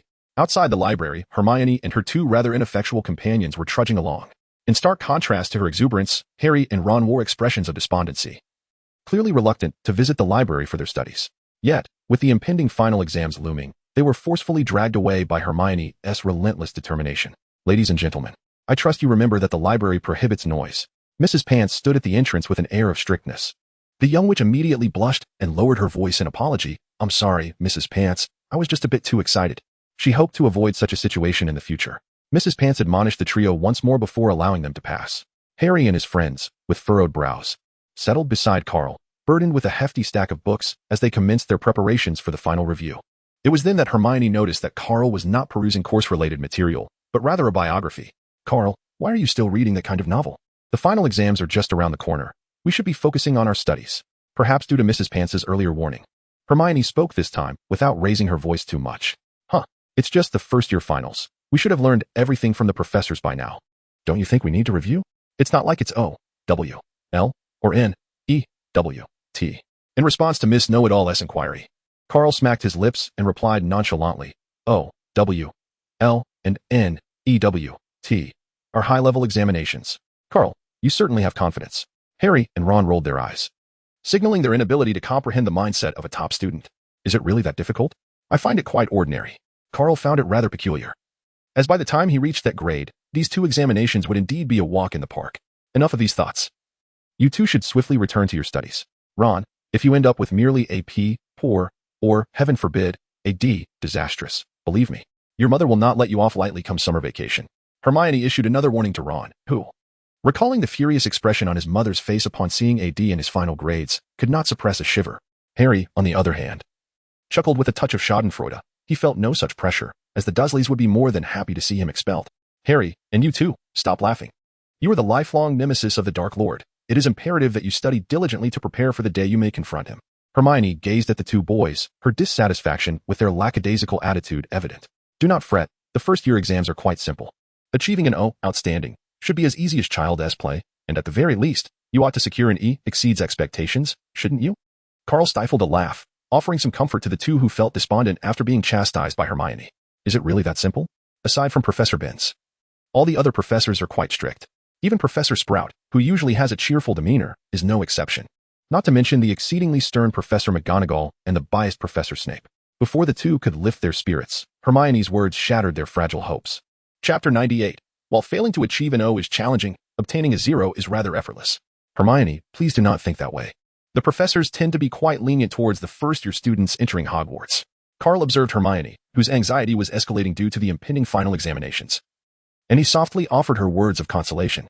Simultaneously, he felt overwhelmed himself, as he had the dual responsibility of reassuring both Harry and Ron, who struggled academically, so that they would not lose faith in their abilities, while also tending to Hermione's emotional turmoil.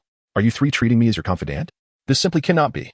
I must achieve an outstanding in all my subjects, she exclaimed, her brow furrowed with concern, while the other subjects seem manageable. I fear I cannot compete with you in Transfiguration, and there is a significant possibility that I may not secure an outstanding from Professor McGonagall. The mere thought of disappointing her in this subject is unbearable, Hermione implored, her voice laced with anxiety. Meanwhile, Harry and Ron, who were laboriously memorizing their history of magic, found themselves utterly bewildered by the relentless ambition of their academically gifted peers. Carl, what on earth is going on? Why does everything seem to revolve around him? He claims to be quite occupied, as he needs to go and swindle money from Chilo later. How could he possibly have time to practice transformation with her? Ahem. Carl cleared his throat with a tactical cough, preparing to elucidate to Hermione the true caliber of her transfiguration skills. One should not blindly compare oneself with others based solely on grades, for one can never ascertain if the comparison is fair, as the opposing party may have an unfair advantage. Clearly, Miss Know-It-All has made an error in her choice of comparison, leading to her feelings of despondency. Hermione, do not harbor such thoughts. If not for my presence, you would likely be considered the most exceptional first-year student at Hogwarts. Your proficiency in transfiguration has already surpassed that of your peers, and indeed, many second and third-year students can only aspire to the level you have achieved in your first year. Trust me, it is certain that you will receive an outstanding in transfiguration.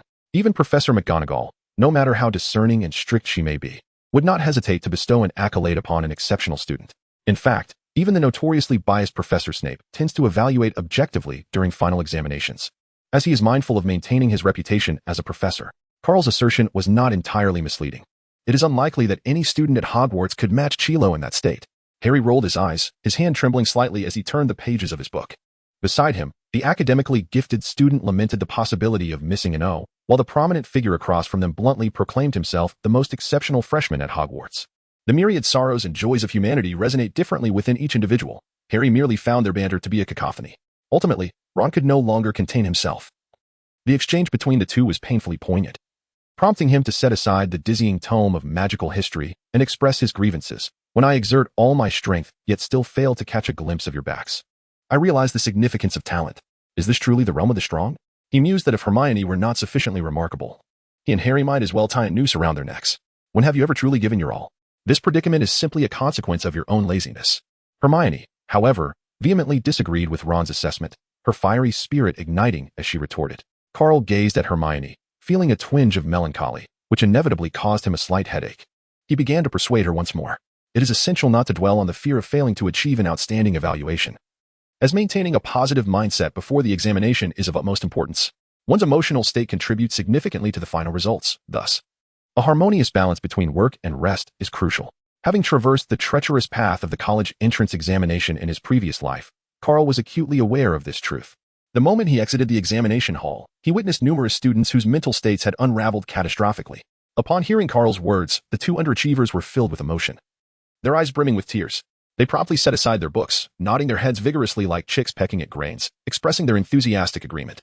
Indeed, studying can be exceedingly tiresome. It is only fitting to take a moment to relax. Harry affirmed that the esteemed individual spoke wisely, and he was determined to heed his advice.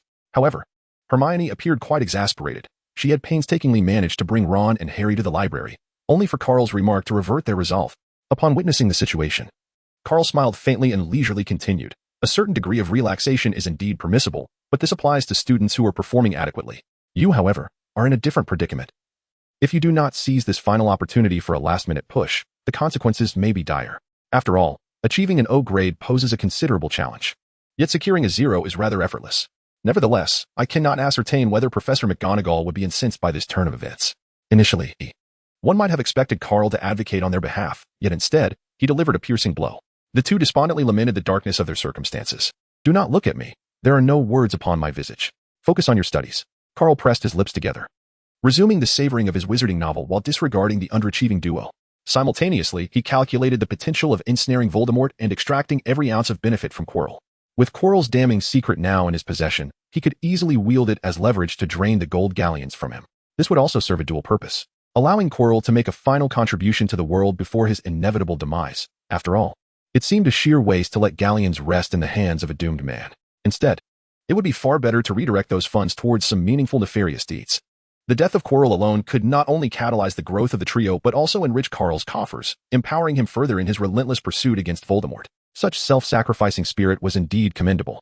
With this thought, a slight smile graced Karl's lips. Barring any unforeseen events, Quirrell's fate appeared to be thoroughly orchestrated by him.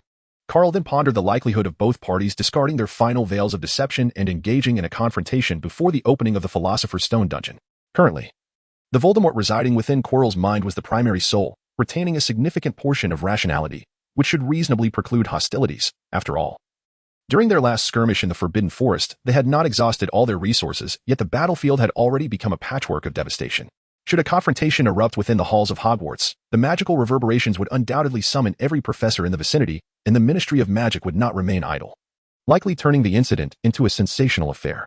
Old Dumbledore would have no choice but to resort to a forceful suppression of Quirrell, effectively sealing any information.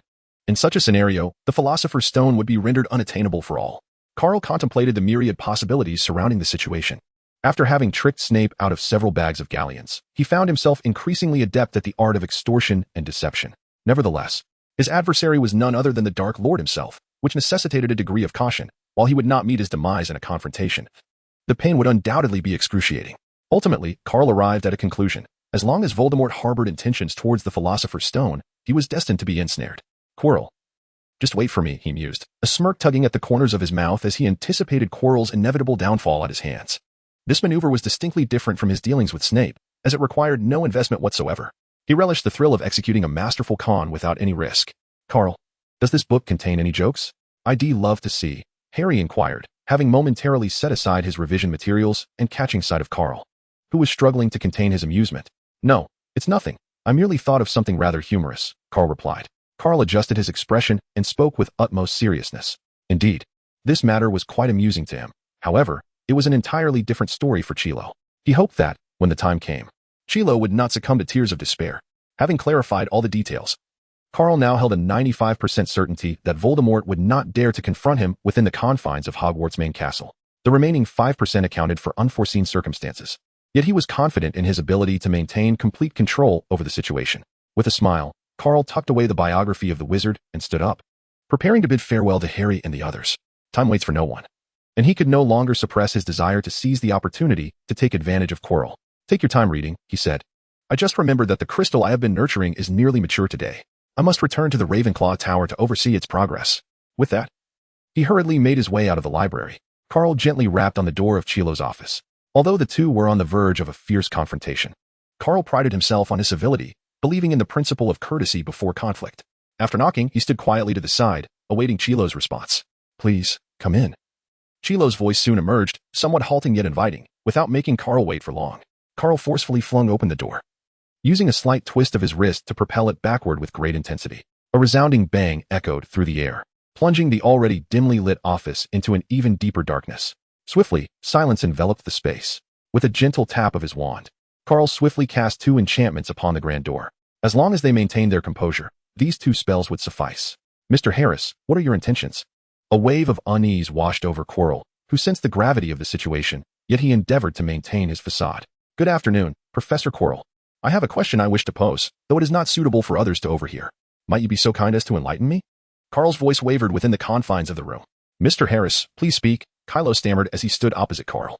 What I wish to inquire is... Karl deliberately lowered his voice, elongating his tone in a manner reminiscent of Snape. Is your boss Voldemort? Avada Kedavra. As Karl uttered the final word, a striking green light illuminated the darkness. Observing the lethal curse hurtling towards him, Karl smirked disdainfully and deftly evaded it.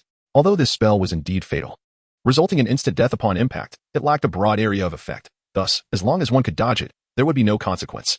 The curse ultimately struck a pot of flowers, causing the vibrant blooms to wither at an astonishingly visible pace. What? Is Professor Quirrell seeking to engage me in a duel within the Grand Castle of Hogwarts? Do you truly believe you can instantaneously cast 17 curses to annihilate me?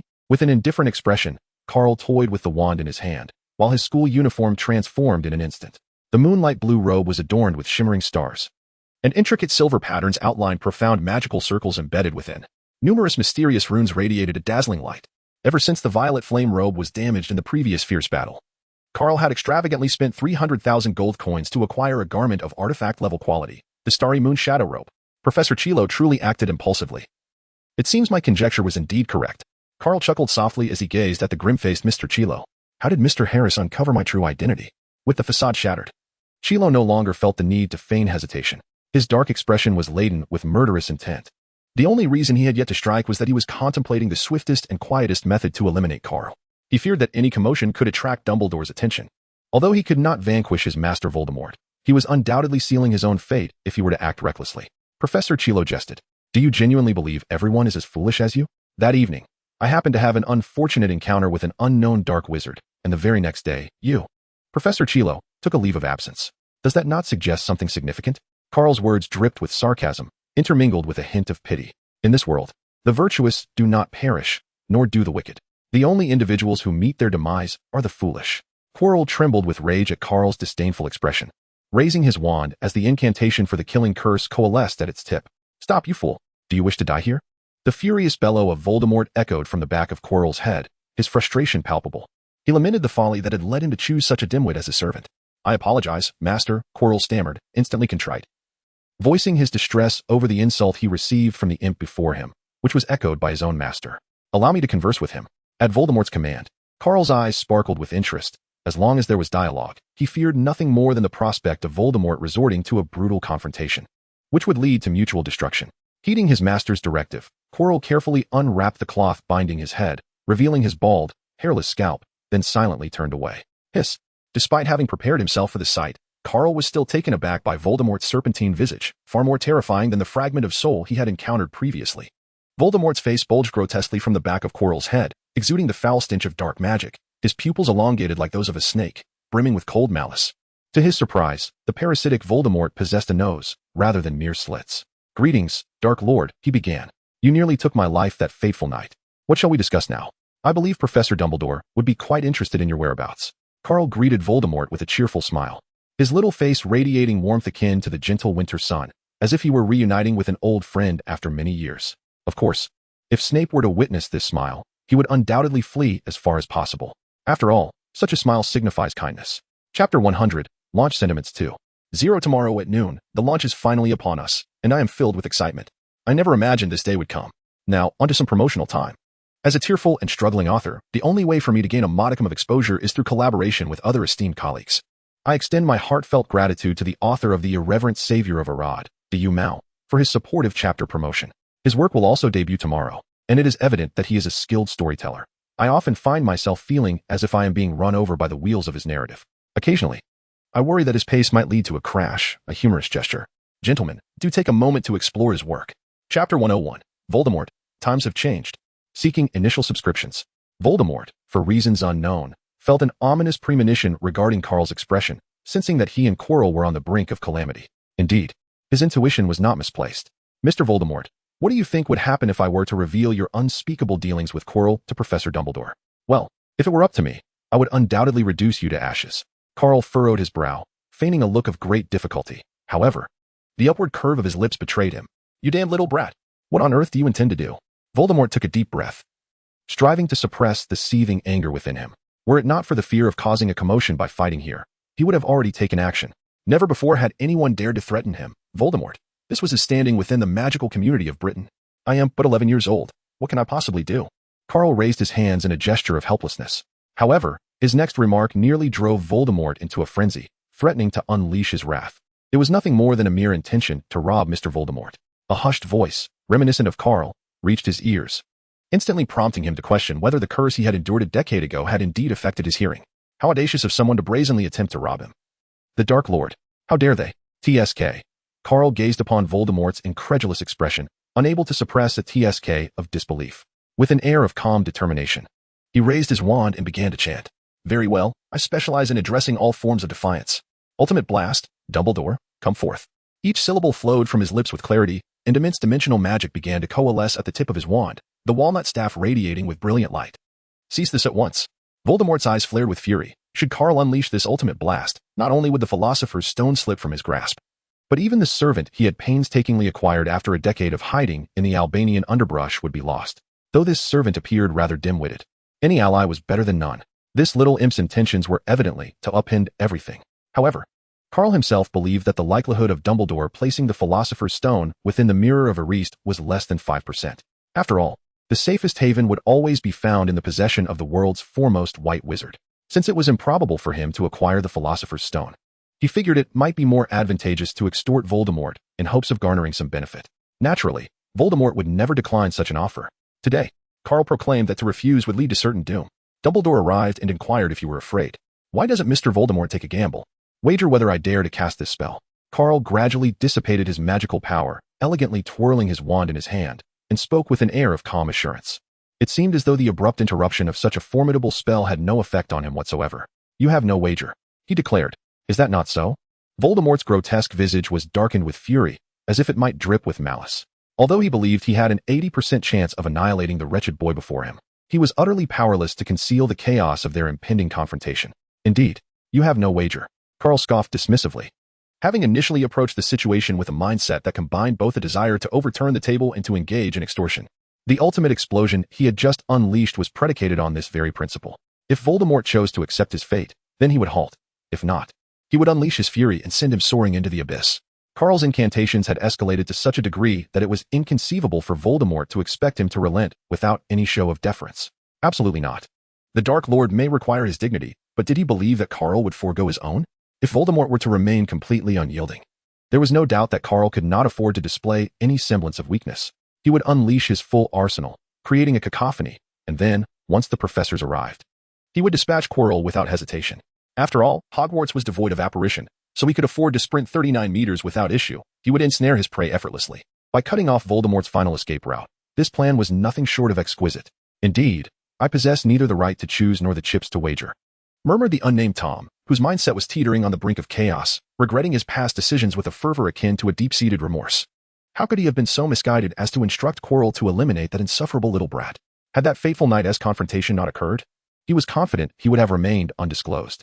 Yet, he failed to comprehend that even if that day had passed without conflict, Carl would likely have sought to extort him regardless. Such foresight was indeed a rare gift. Moreover, opportunities to achieve such cunning endeavors in reality were exceedingly scarce, and he had to seize every chance that presented itself. My apologies, Mr. Voldemort, but the tides have shifted. This is no longer the era that belonged to you a decade ago. Carl smiled gently, a subtle gesture meant to console the increasingly agitated Voldemort. That wretched little imp. The reason you have yet to betray me to Dumbledore is undoubtedly to reap greater rewards from our alliance. We are of the same ilk. Come, let us join forces. Together we can seize the Philosopher's Stone, and in that moment, you and I shall transcend time itself, embarking on a journey toward eternal life. With your current prowess, united with me, the world shall be beneath our feet. A whispering voice echoed in Carl's ears, proclaiming that everything in existence would belong to us, rendering Dumbledore a mere figment before our might. Voldemort's hoarse and grating roar had inexplicably shifted in tone, akin to the seductive allure of a demon from the depths of hell, ensnaring one's very soul. Carl chuckled lightly, indicating that the dimensional traveler was afraid of manipulation. I am one who has faced the abyss directly. Mr. Voldemort, such foolish and underhanded tricks should not be displayed. Do you think I am as foolish as that simpleton? Chilo, I implore you not to repeatedly challenge my limits. Carl raised his wand once more, his expression icy and unyielding. Is this how you deceive Quirrell? He scoffed disdainfully. Indeed, in this world, only a fool like Quirrell, sold out yet still counting others' coins, would believe such nonsense. He is utterly unworthy of entering Ravenclaw. Voldemort's countenance shifted. That statement was, in fact, an exceedingly rare form of enchantment. It was through this very manipulation that he had ensnared Quirrell, and by the time the latter regained his senses, Voldemort had already fully entwined himself with Quirrell's fate. Quirrell, having succumbed to Voldemort's masterful brainwashing techniques, successfully transformed into a new generation of Death Eaters. He had envisioned a moment when Carl would be ensnared, allowing him to cast the killing curse and send Carl to his demise, followed by a conflagration curse to eradicate all traces of the incident. He imagined lurking in the shadows, seizing the Philosopher's Stone, achieving his perfect resurrection, and casting a pall over all of England. It must be said, his envisioned plan was quite idealistic. However, plans often falter in the face of unforeseen changes, and he had scarcely taken the first step before encountering failure. You will not force me. Once I am resurrected, you shall be the first to perish. As the enchantment failed, Voldemort began to threaten Carl anew, his serpent-like eyes radiating a fierce malice. Even if you threaten me thus, what can you truly do? If you have the ability, then in me. Carl's face bore an even greater mockery. Voldemort, have you grasped your own position? What right do you have to negotiate with me at this juncture? Very well. Excellent. Voldemort inhaled deeply, his grotesque snake-like visage contorting. What is it that you desire?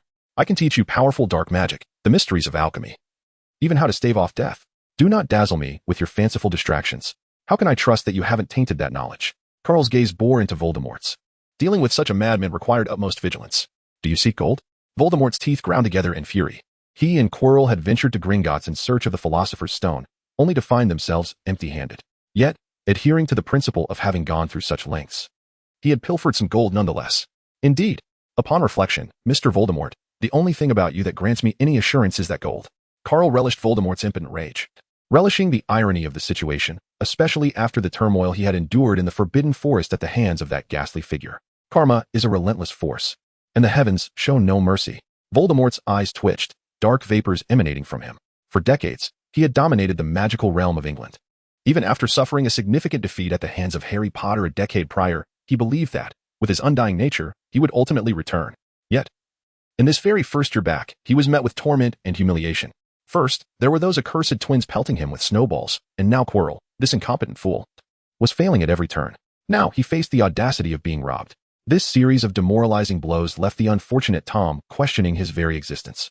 As if he had languished too long in the Albanian thickets and could no longer keep pace with the tides of change. The world has declined. Human nature is no longer as it once was. This was the only bitter thought lingering in his mind. But Karl was unfazed by Voldemort's distress. He was not Jerry, with time to indulge in a tragicomedy of love and conflict. His singular purpose was to extract every last ounce of Voldemort's first-year capital. Today, he sought all of his wealth. Tomorrow, he would demand his very life. He was refreshingly earnest and direct. How much gold do you desire? Voldemort's tone was dark and frigid, akin to a vengeful specter risen from the depths of hell, instilling fear in all who heard it. Yet, Karl's reply nearly stripped Voldemort of his final shred of sanity. Children make choices. Adults, of course, desire both. I kindly request that you hand over all the gold you possess. Let us put the matter of your attempt on my life in the Forbidden Forest behind us, and together we shall establish an unbreakable pact. This way, you need not fear my treachery. What do you say? Karl openly smiled as he replied. At this moment, the joy and sense of accomplishment he derived from this encounter far surpassed the mere act of outsmarting Severus Snape. Who else in this vast Hogwarts had the audacity to brazenly confront and rob the Dark Lord in their first year? I ask, who else could dare? The depth of Karl's happiness contrasted sharply with the resentment brewing within Tom, who felt victimized. After all, the principle of force is reciprocal. While Karl does not advocate deriving his joy from the suffering of others, circumstances must be taken into account. Although Karl had swindled a considerable amount from Snape, he had nonetheless ensured that matters were handled with utmost care, nearly arranging everything to perfection. However, Tom was hardly deserving of sympathy in Karl's eyes. His existence seemed solely to serve as a source of exploitation and as a means for Harry Potter's advancement. What a wretched little scoundrel. Are you not concerned that you might overextend yourself? Why not simply raid Gringotts directly? Voldemort inhaled deeply, striving to regain his composure. For Karl's words had nearly induced a heart attack. Mr. Voldemort, your words resonate with familiarity. I recall someone once in a fit of rage urged me to rob Gringotts as well. But are you aware of his current predicament? He is burdened with debt, and his home is so impoverished that they can scarcely afford a pot to cook in. Observing the malevolent expression on Voldemort's face, Karl couldn't help but see a reflection of the former Professor Snape, prompting him to exclaim in involuntary admiration. Yet, while the former professor experienced a blend of pain and pleasure, Tom's heart now harbored nothing but anguish. Ah, but I am not a devil. In truth, my purpose for visiting today is to reason with Mr. Voldemort. I ventured into the Forbidden Forest on a whim, driven by boredom, and fortuitously encountered you. I even expressed my sincere apologies for the unintentional encounter. Why then can you not grant me a reprieve? Karl raised his hands in a gesture of exasperation, his expression one of utter resignation. Although he was undeniably captivated by the unicorn's form, he sought to shift the entire burden onto Voldemort, relishing the opportunity to vex him. Yet, he remained unfazed by such brazen tactics, even finding a hint of amusement in them. After all, while he was audacious, Voldemort was hardly a paragon of virtue. Seizing any chance to strike hard was simply his nature. Compassion was an alien concept to him. He never afforded others opportunities, for he was ruthless enough to betray even his own allies. You truly are the most shameless little wizard I have ever encountered. Don't think for a moment that I am oblivious to your schemes. You initially approached with the intent to seize that unicorn's carcass. Voldemort gripped the table, his body trembling with rage, nearly losing his balance. It was evident that Mr. Voldemort had found his path constricted. Had he known this would be the outcome, he might have acted differently from the outset. Karl's lips curled into a slight smirk. Had Voldemort chosen to gracefully conclude their skirmish and offered a hefty bag of galleons, perhaps today would have unfolded without incident. I am not a fool. Voldemort could no longer contain his ire, his frustration mounting as he lost count of how many times this impudent child had riled him today. It seemed from the moment he spoke. He had never regained the upper hand, perpetually suppressed. Humph. In my view, you are not only shameless but also deserving of this fate. Enough of your prattle. Hand over every last galleon you possess. Karl abruptly retracted his previously jovial demeanor, his expression shifting in an instant to one of disdain, laced with palpable sarcasm. Chapter 103. The impediment of Voldemort. Voldemort cast a venomous glance at Karl, while simultaneously commanding Quirrell's hand to retrieve a purse from his pocket. At that moment, Quirrell felt a pang of anguish within. The wages he had earned over the years from his travels and his role as a Muggle studies professor were nearly all contained within that purse. However, he found solace in the fact that his employer had not brought forth the gold he pilfered from Gringotts, for otherwise they would truly be left to face the harsh winds of fate. As Karl beheld the purse in Quirrell's hand, his eyes sparkled with intrigue. It appeared to be yet another substantial windfall. Karl furrowed his brow, for he noticed that the formidable Voldemort across from him was reluctant to toss over the galleons. Could it be that Mr. Voldemort harbored doubts about my credibility?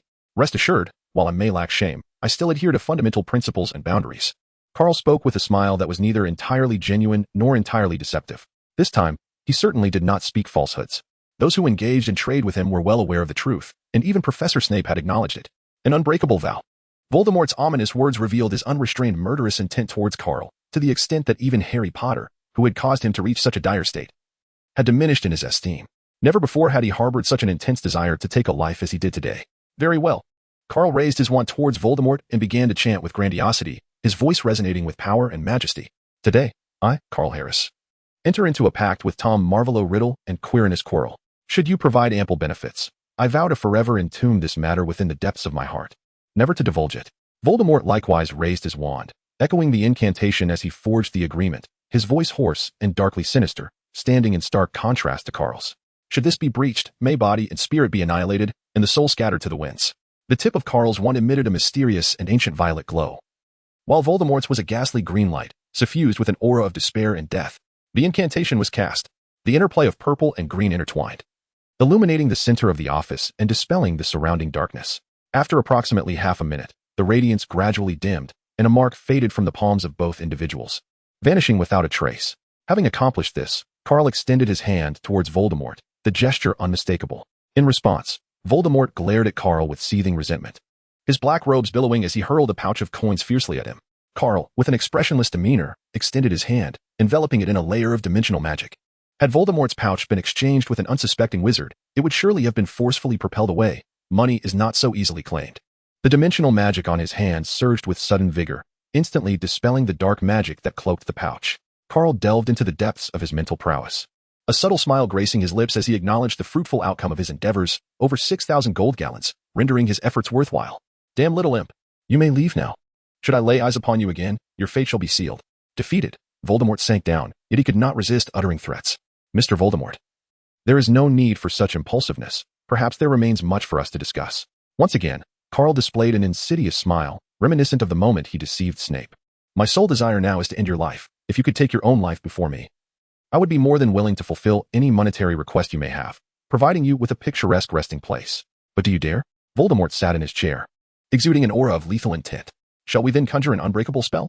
I require no exorbitant sum. A mere 1,000,000 galleons would suffice. If you could grant me that amount, I would confront you unarmed, with no magic, and endure your killing curse. Karl took a seat with an air of disdain, casting a scornful glance at Voldemort. If he truly possessed such a vast fortune in galleons and dared to act in such a manner, then without a doubt, the anniversary of his demise would arrive on this very day next year. Not even a Horcrux could save him. Mark my words. I could withstand a killing curse and rise again. What could Voldemort possibly do about it? Spending 500,000 galleons to summon a powerful entity from another dimension would suffice to subdue the entire world. Cursed little wretch, do you only possess bluster? Voldemort believed Karl was merely indulging in bravado. The grim truth that a fully fledged wizard struck by the killing curse was fated to perish had long been ingrained in the hearts of every sorcerer in this realm. Only the most extraordinary magical beings could withstand such an attack and survive. Moreover, Karl's demand of 1,000,000 galleons was an amount that even selling Voldemort to the Ministry of Magic could not procure. Pathetic Voldemort, unable to take such a gamble. And yet he dares to call himself a second-generation Dark Lord. I deem you unworthy even to shine Grindelwald's shoes. Karl scoffed, pointing directly at Voldemort. Get lost. Do not let me see you again. Voldemort's fury contorted his features, and due to the parasitic connection with Quirrell, he miraculously retained his nose, avoiding the transformation into a grotesque visage, which he treasured immensely. Humph. If Mr. Voldemort wishes to obtain the Philosopher's Stone, Then I implore you to listen carefully as I elaborate further. Carl scoffed softly, retracting his mocking smile. With utmost seriousness, he prepared to embark on a nonsensical discourse to entice Voldemort into the fray. What do you wish to convey? Indeed, the moment Carl mentioned the Philosopher's Stone, Voldemort's demeanor shifted to one of composure. The matter pertained to his resurrection scheme, compelling him to regard every lead regarding the Philosopher's Stone with gravity. Even though the speaker was the very individual he yearned to eliminate, he resolved to hear him out before enacting his vengeance. Dumbledore had concealed the Philosopher's Stone within the Mirror of Erised, casting an exceedingly potent enchantment upon it. Carl's gaze wandered, and he lowered his voice. But Mr. Voldemort, do you truly believe that in your current state of half-life, you can unravel it? You know of the Philosopher's Stone. Voldemort's composure shattered instantly. The plan to steal the stone now harbored yet another uncontrollable variable. Pray tell, what incantations has Dumbledore woven around the stone? Voldemort gripped the armrests of his chair tightly, his brow furrowed in agitation. Observing Voldemort's resentful countenance, Carl quietly extended his right hand, subtly rubbing his thumb and index finger together to form a heart gesture towards Voldemort. Damn it! Voldemort felt an overwhelming urge to express his frustration. He retrieved a pouch of coins from his wizarding robes and tossed it towards Carl. Another 2,000 galleons secured, quite delightful. Only those who yearn for the Philosopher's Stone, yet harbor no intentions of wielding its formidable power, can shatter this forbidden curse and claim the treasures hidden within the Mirror of Erised, namely the stone itself. Otherwise, even if you were to obliterate the mirror into countless fragments, acquiring it would remain utterly impossible. Carl was toying with the 2 bags of galleons in his hands, nearly bursting into laughter. Chapter 104. Leave 100 galleons for a bun. The old bee's tactics remained as despicable as ever. Voldemort, manipulating Quirrell's hand, rhythmically tapped on the armrest. As Carl had stated, he was constrained by Quirrell's physical condition, and indeed found himself at a loss regarding any means to extract the Philosopher's Stone. Carl listened to Voldemort's shameless soliloquy, feeling a slight twitch at the corner of his eye. When it comes to despicability, how could Dumbledore ever compare to you, Voldemort? A single ring could send the old man to meet Merlin, truly formidable. I do have a rather clever suggestion, though I wonder if his dark lordship would be interested in hearing it. Carl wielded his wand as if it were a pen, twirling it with astonishing speed, his eyes glimmering with the brilliance of galleons. With an air of mystery, he addressed Voldemort. I am aware of your intentions. You seek naught but galleons. Tell me everything you know. Having been ensnared by Carl multiple times, Voldemort, on the brink of a furious rage, managed to regain his composure. Yet, Carl could still perceive the palpable malice emanating from him. He harbored no doubt that if Voldemort were to resurrect, he might temporarily spare Harry in favor of hunting him down. Thus, my Lord Dark Wizard, I trust you comprehend my meaning. Carl whispered softly, a stark contrast to his previous disdainful references to Voldemort. Now, in his eyes, Voldemort resembled a lush patch of tender leeks, swaying delicately, awaiting his harvest. Indeed. Voldemort hurled another pouch of coins towards him. After probing it with his mental faculties, Carl furrowed his brow. It contained merely 2,000 galleons. He could hardly believe that this sinister duo of Voldemort and the grotesque Quirrell could pilfer only such a meager sum from Gringotts. The price was insufficient. Carl's crisp and resolute voice resonated throughout the office, creating an atmosphere that felt particularly jarring. Do not overstep your bounds. Leave some room for negotiation, as we may have further discussions in the future. Voldemort clenched his jaw, contemplating the possibility of bargaining with Carl. Yet again, he found himself reiterating, Mr. Voldemort, please do not mistake me for a fool akin to Chilo. By our next encounter, it is likely that we shall be locked in a struggle to the bitter end. Carl listened to Voldemort's somewhat menacing words, remaining utterly unfazed. After all, the initiative lay firmly in his hands. He could not believe that Voldemort would genuinely suppress his insatiable desire for the Philosopher's Stone. Moreover, considering the battle in the Forbidden Forest, he had already outsmarted Voldemort thrice. The situation between them had long since deteriorated into an irreconcilable conflict, essentially reaching a point where it was a matter of either his demise or Voldemort's. Furthermore, if you, Mr. Voldemort, do not wish to hear this, you may consider that I never uttered such words. Farewell. Carl then added, rising to his feet, prepared to take his leave. The art of feigned retreat was one he had mastered to perfection under Snape's tutelage. Bargaining followed a similar principle. One party assumed the other would not depart, while the latter believed the former would plead for their stay.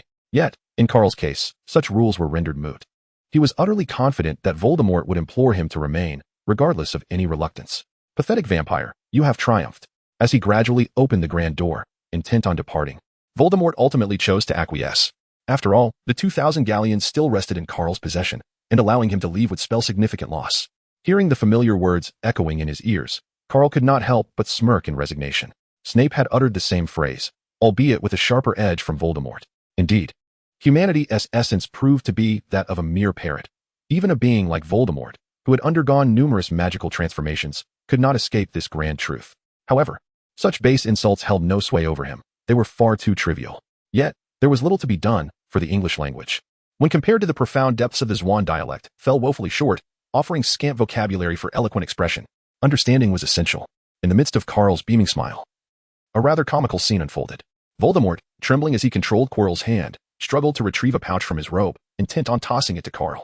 However, the next moment, Quirrell's other hand swiftly seized the arm holding the pouch with precision and force. "Master, leave me some. This is our last galleon. Should any misfortune befall us, we shall truly be left to the winds." Having remained silent as a mere spectator, Quirrell could no longer contain himself, his quiet plea tinged with a hint of desperation.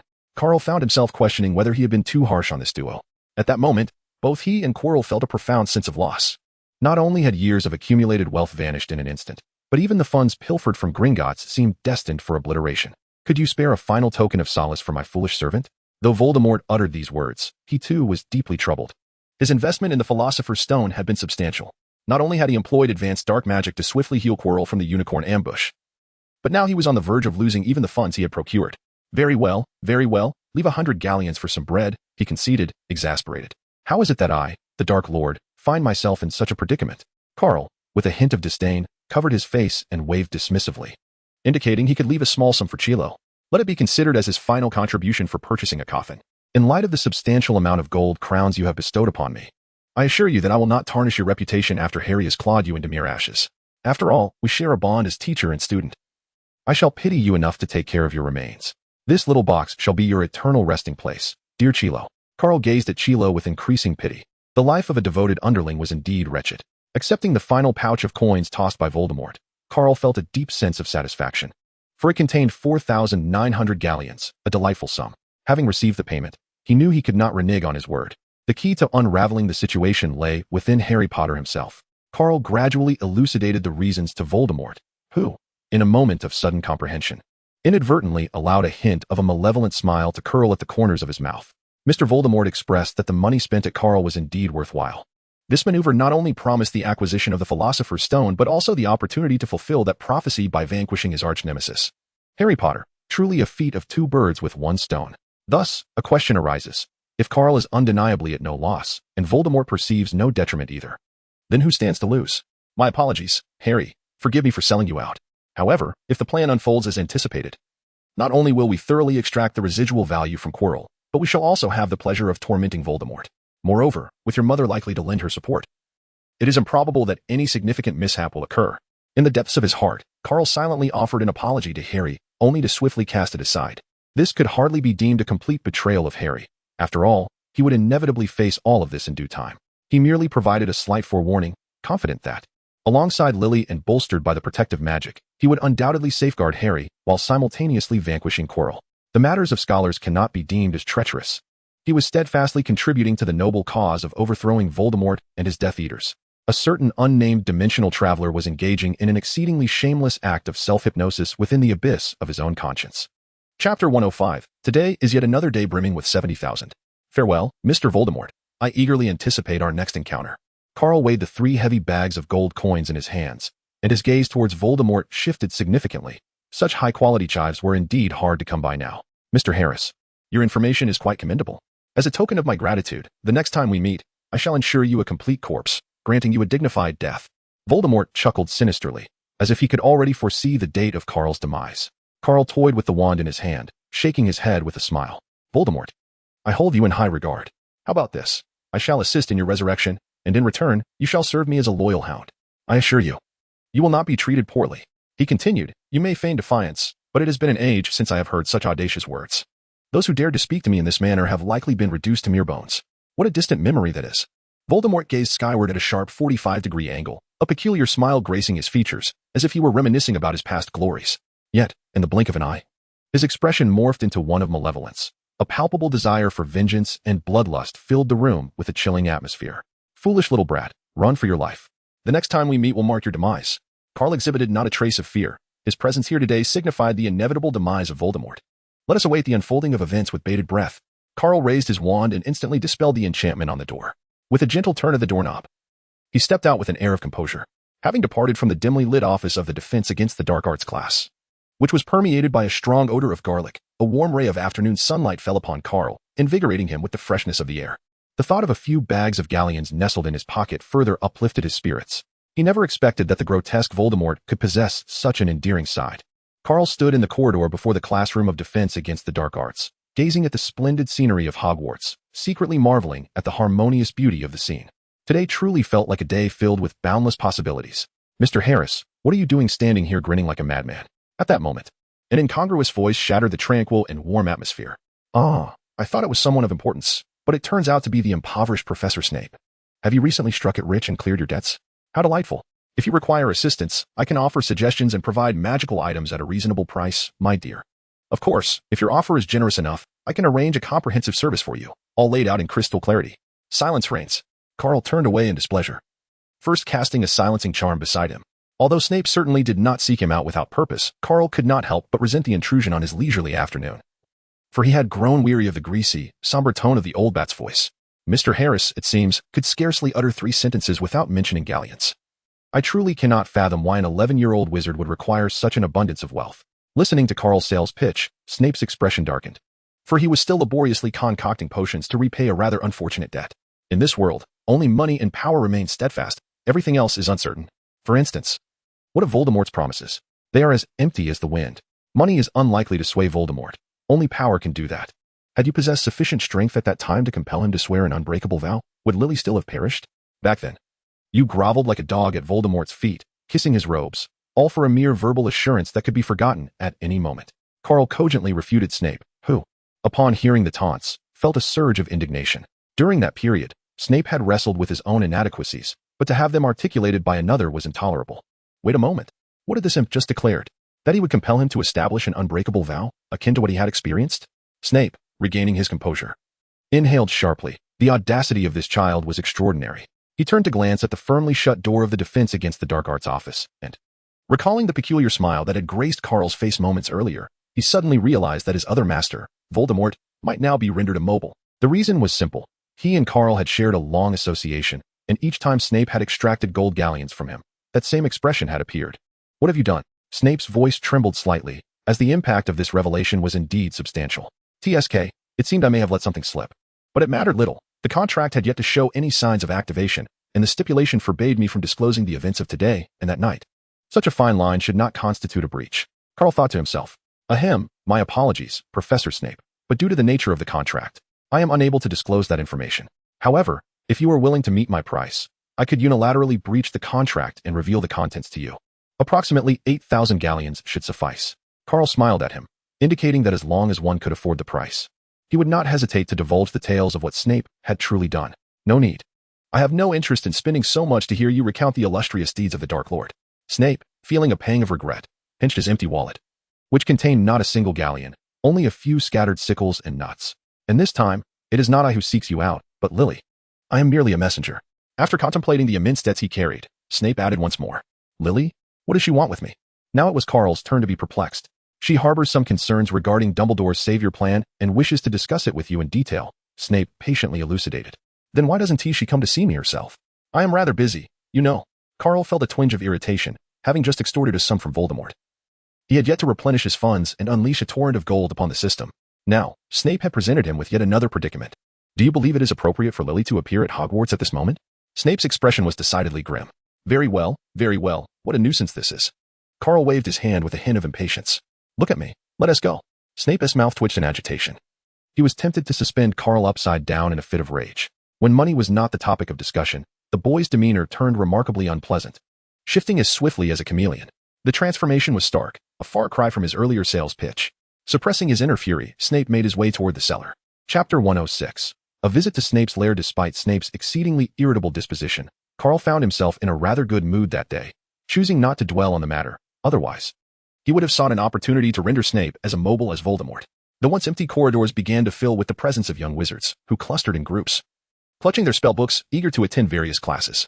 Life at Hogwarts mirrored the university experience Carl had known in his previous life. In addition to compulsory subjects, students could opt for electives such as ancient runes, Muggle studies, and divination, among others.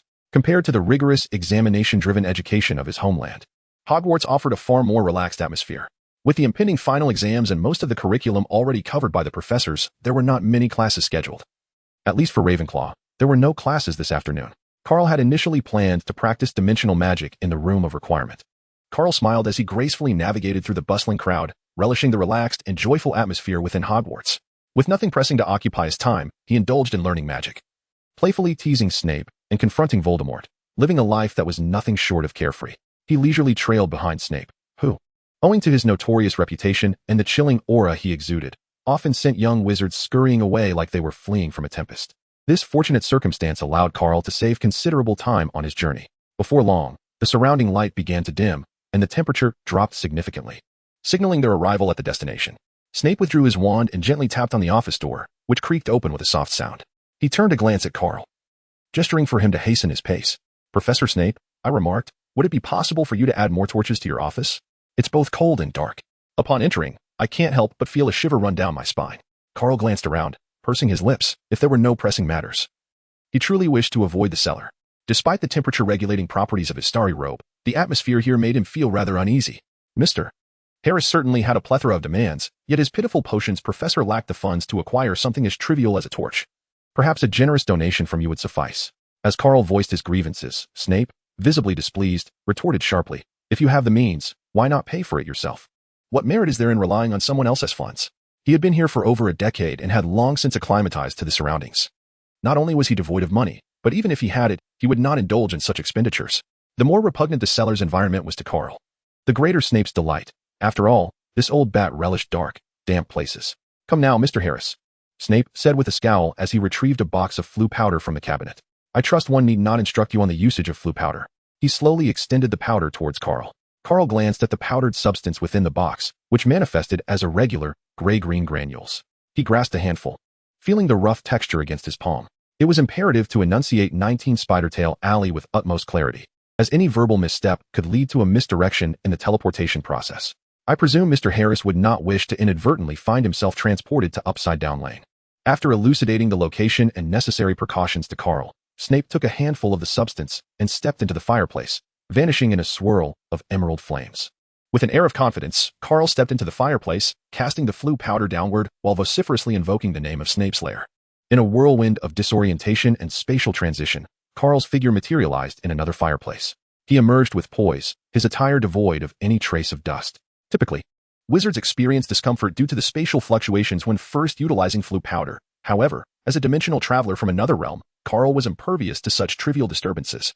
At that moment, Snape awaited him in the living room, accompanied by the elegantly dressed Lily in her crimson gown. The room was illuminated, the floor impeccably polished, and adorned with numerous paintings on the walls. A selection of fruits graced the table, while a bouquet of carnations bloomed vibrantly within a magical vase, creating an atmosphere of warmth and harmony. This sight took Carl by surprise, as he had anticipated Snape's abode to mirror the dim and damp environment of his office. Yet, recalling the reason behind Lily's revival, he quickly found solace in the realization that Snape would never subject her to discomfort. Carl approached as if he were in the comfort of his own home, reaching for an apple on the table and taking a bite. Quite sweet," he remarked, surprised that Professor Snape would have apples at home. "Is it delicious?" Lily replied, her eyes sparkling with joy. "This apple tree was magically cultivated just a few days ago. It grew remarkably fast, and yesterday it bore its first ripe fruit." There was a warmth in her expression, as this apple was the result of her own tender care. "Are you accustomed to this body?" Carl set the apple down, gazing at Lily, who resembled a queen in her demeanor, and smiled as he inquired. Despite his dark nature, he maintained certain principles, such as providing after-sales service. "She is utterly perfect, both in form and in mystery." At this mention, a confident smile blossomed on Lily's lips, and even Snape's typically impassive face betrayed a hint of delight. "That is reassuring, lest someone become exasperated and accuse me of extorting his money." Carl cast a glance at Snape. Whether intentionally or not, the meaning was unmistakable. "Mr. Harris has indeed exerted considerable effort regarding my wallet." Snape, not one to back down easily, retorted coldly, "Professor Snape, I advise you to exhibit some kindness, for everyone is battling for their own existence. Even I, whom you find utterly detestable, am no exception." In the face of Snape's biting sarcasm, it was surprising that Carl merely shook his head and refrained from retaliating. Instead, he uttered an enigmatic phrase, "My nary, wait for me," silently adding to his thoughts. Snape huffed, choosing not to pursue the exchange further. "You may continue your conversation. I must attend to my potion, lest it burn and I be compelled to concoct another batch." He rose, his dark robe swirling as he strode towards his potion workshop. "Apologies, though Severus may be sharp-tongued, he is fundamentally a decent person," Lily remarked with a hint of regret, offering Carl a smile. "It's quite all right. My relationship with Professor Snape is precisely this way. I feel something amiss if I do not tease him at least a couple of times each day."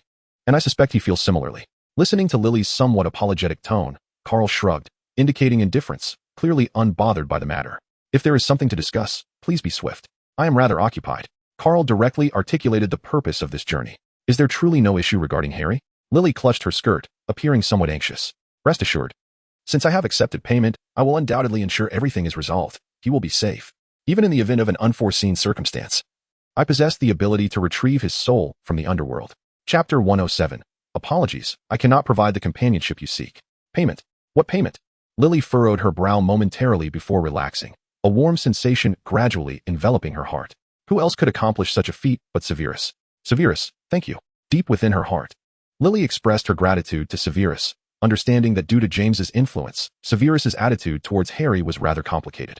She was also aware of the excessive actions perpetrated against him by the notorious quartet of marauders. The term mudblood was merely a regrettable outburst born of his fury. In truth, she had long since dismissed it from her mind. That single derogatory term had dissipated along with the crown in Severus's possession and his sincere apology, leaving no trace behind. Upon learning that James might not have a significant chance of returning, she experienced a period of sorrow, yet she quickly regained her composure.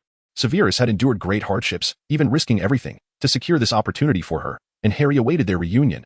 All would undoubtedly unfold favorably. However, this premise is, of course, contingent upon the complete annihilation of Voldemort. A glimmer of resolve flashed in Lily's eyes, swiftly concealed. Many Death Eaters had perished by her hand. Moreover, the couple had thwarted Voldemort's schemes on 3 separate occasions. This very reason, coupled with the prophecy, rendered the Potter family a thorn in Voldemort's side, ultimately leading to the dire fate of nearly severing their bloodline. Carl observed Lily, her demeanor shifting from gentle to an intense aura of lethal intent, and in that instant, he grasped the underlying circumstances. That insufferable Snape, with his arrogance, had the audacity to shoulder such a significant financial burden alone, even withholding information from Lily. Truly, he was the most formidable figure at Hogwarts. One could only wonder how much he owed Lucius. Could it be that he harbored aspirations of becoming Harry's stepfather? At that moment, Carl's inner thoughts were nothing short of captivating, yet he refrained from voicing them. Understanding certain truths without articulating them is a fundamental principle of conduct. Is there anything else to discuss? With a smile, Carl inquired. Thank you, Mr. Harris. Now I can rest easy. Lily let out a sigh of relief and sincerely expressed her gratitude to Carl. This time, the plan to toy with Voldemort and vanquish his minions seemed devoid of peril, especially since Carl had given his assurance. In the past, had anyone told her that someone could resurrect the deceased, she would have merely laughed it off, dismissing it entirely.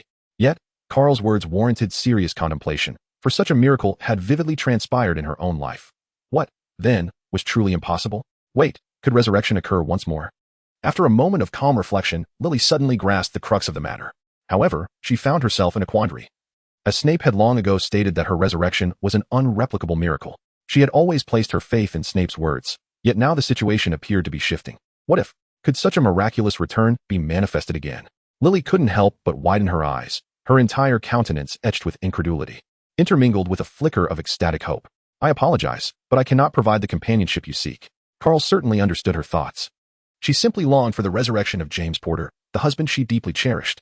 However, it was truly beyond his capabilities to revive someone who had been dead for a decade. If the death had been recent, when the soul had yet to be claimed by the Reaper or had just crossed into the afterlife, perhaps he could have attempted it. With sufficient gold and perhaps a magical scroll of resurrection or eternal occupancy, he might have a chance. One scroll sourced from the goddess of the moon, the other from a seraph, each a powerful spell, one a curse, the other a sacred light. Yet, these considerations paled in comparison to the ultimate goal, resurrection. However, there existed a temporal limitation on death. Though this time frame was minuscule within the game, Carl surmised it would extend in the real world, given the myriad uncertainties involved. Nevertheless, he had little confidence that a mere magical scroll could revive someone who had been deceased for 10 years. He even doubted that the intervention of these 2 formidable beings would significantly increase the likelihood of success. Was it truly impossible? Yet, as you mentioned, there was a semblance of mental preparation. Although Lily felt a tinge of disappointment, it did not plunge her into deep sorrow, only a faint sense of loss lingered in her heart. The concepts of reviving someone who had just passed and someone who had been dead for a decade were not interchangeable. The former might be within his grasp, while the latter posed an insurmountable challenge. In truth, you alone remained in this world. I believe Professor Snape has long conveyed to you that your resurrection is a miracle. And since it is indeed a miracle, it cannot be too common. Otherwise, it would hardly warrant the extent of sacrifice Professor Snape has made. Carl gazed out the window at the grand tree at the end of Spider's Tail Alley, softly elucidating, I understand now. Thank you for everything. Lily reciprocated his sentiments in hushed tones. There is no need for gratitude towards me. Your thanks should be directed towards Professor Snape. It is he who has exhausted all his galleons and even accrued substantial debts to secure this opportunity for you. You ought to cherish it. He added, moreover, I am a merchant by nature. I sought out Snape initially for the sake of galleons. As a trader, one must grasp a fundamental principle. While you may profit, I shall never incur a loss. With that, Carl nonchalantly picked up an apple from the table. Ah, Snape. I must say I have rendered you a significant service this time. As a token of gratitude, when next you approach me, perhaps I shall charge you a bit more, say. A 12% increase should suffice, he mused with unabashed delight. Furthermore, the Clara doll was merely a serendipitous acquisition, serving only as a combat puppet. It would be more prudent to put it to use and earn some galleons, for Neali would surely have enough. Keeping Clara might incite jealousy, which would be rather troublesome. Nevertheless, such miracles cannot be quantified in galleons. Despite Carl's assertions, Lily felt a deep sense of gratitude. If only Professor Snape were as understanding as you, she lamented. Every time I encounter him, he presents me with a sour expression, as though I owe him 100 galleons. Yet, the reality is quite the opposite. He owes me a considerable sum, which he only recently repaid. Carl took a bite of the apple in his hand, feeling somewhat exasperated. Every time Severus saw him, it was as if he had an insatiable hunger to devour him. Yet, Carl insisted that this was his duty. Could the pursuits of a scholar be deemed burdensome? Could they? Certainly not. Severus was indeed a man of contrasting demeanor, appearing cold on the outside yet warm within, albeit rather forthright. When Severus was mentioned, Lily covered her face and chuckled softly, seemingly reminiscing about childhood memories. Well then, is there anything else? I must return. I have yet to complete my essay for Transfiguration class. Carl glanced down at the watch on his wrist and softly reiterated his previous statement, noting that he had already spent a considerable amount of time there. Thank you, Mr. Harris, for taking the time to meet. Lily observed Carl with his head bowed and offered a smile, simultaneously expressing her apologies for taking up his time. Until next time. Carl rose to his feet and approached the dining table. With a gentle wave of his hand, the plate of apples vanished into thin air. He felt that after spending so much time there, it was only fitting to leave with something in hand. Lily's eyes twitched slightly. The child was indeed rather pragmatic. Unwilling to leave empty-handed even after such a visit, Carl once again grabbed a handful of flue powder and vanished amidst a swirl of green flames. In Snape's living room, only Lily remained. What a wondrous and enigmatic child, she murmured to herself as she rose from the sofa, determined to venture outside to pluck some apples. Chapter 108. The first final examination time flowed steadily, and a week had swiftly passed since Carl returned from Snape's lair. Soon, he would face his inaugural final examinations at Hogwarts. Hey, Carl, Philip, hurry up. It's the day of the finals. If we're late, no matter which professor it is, they will surely have our heads. Alex exclaimed, anxiously dressing while fervently urging his roommates to rise. Alex, what time is it? No need to panic, Philip mumbled, rubbing his sleepy eyes as he struggled to free himself from the confines of his blanket. Indeed, why the rush? No matter how hard we try. If we don't put in the effort throughout the year, we won't achieve good results. Besides, I'm not bragging, but even if I submit blank papers for 2 subjects, my overall evaluation might still surpass yours. Carl pouted and tidied his somewhat disheveled hair. Alex, are you speaking in human language? Philip, is it a matter of severing ties or admitting fault? Carl chuckled. Well, I inadvertently spoke the truth. You 3, cease your antics and quickly freshen up. We must not delay breakfast any longer. Furthermore, I fear that if we arrive late for the final exam, the professors might not only fail us, but could also use a fierce spell to scatter our ashes.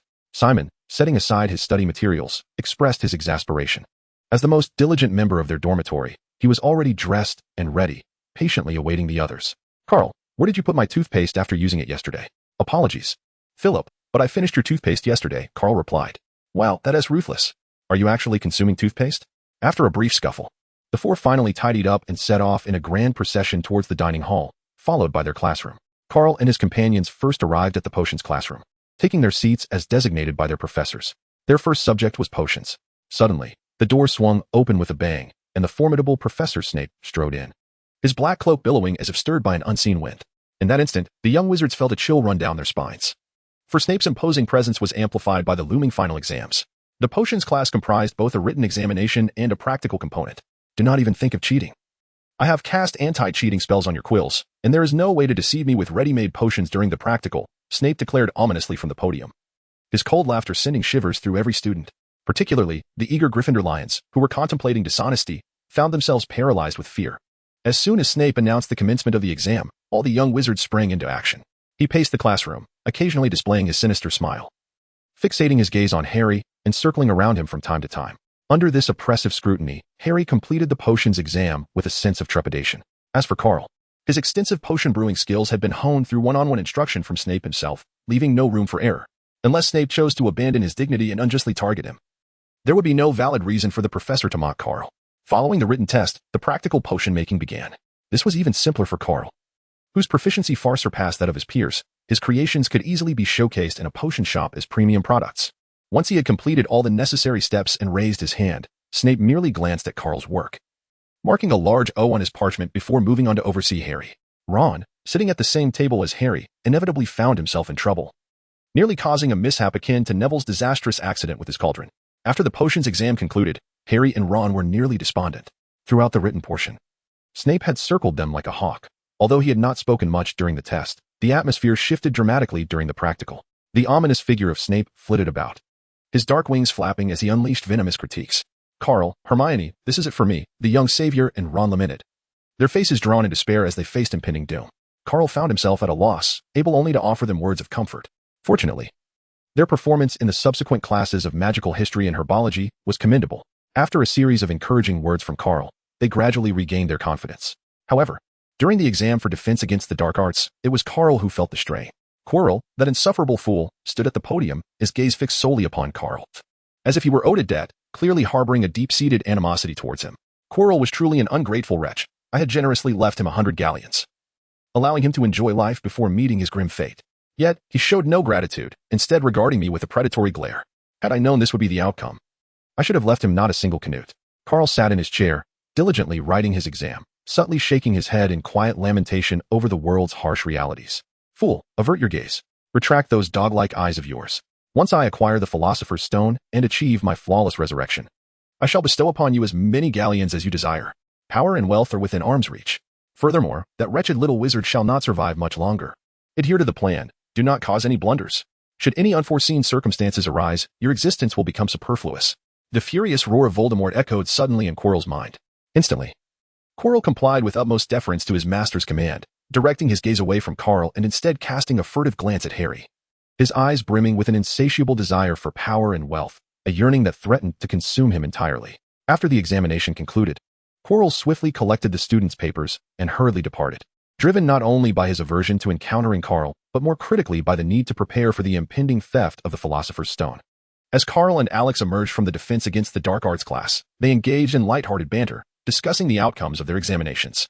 Being members of Ravenclaw, they naturally approached such assessments with greater ease. Although Harry and Ron faced setbacks in potions, their satisfactory performances in the subsequent exams significantly alleviated their earlier frustrations. Hey, Carl. How did it go? Inquired Miss Know-It-All, her excitement palpable at the sight of Carl once again after the defense against the dark arts class. In her eyes, he was the only one in their year who could rival her for the top position. It must have gone well, surely all O's. Carl smiled politely at her before a few of them walked together into the Transfiguration classroom. This was the final examination, and indeed the most challenging one. Chapter 109. Carl. There is trouble.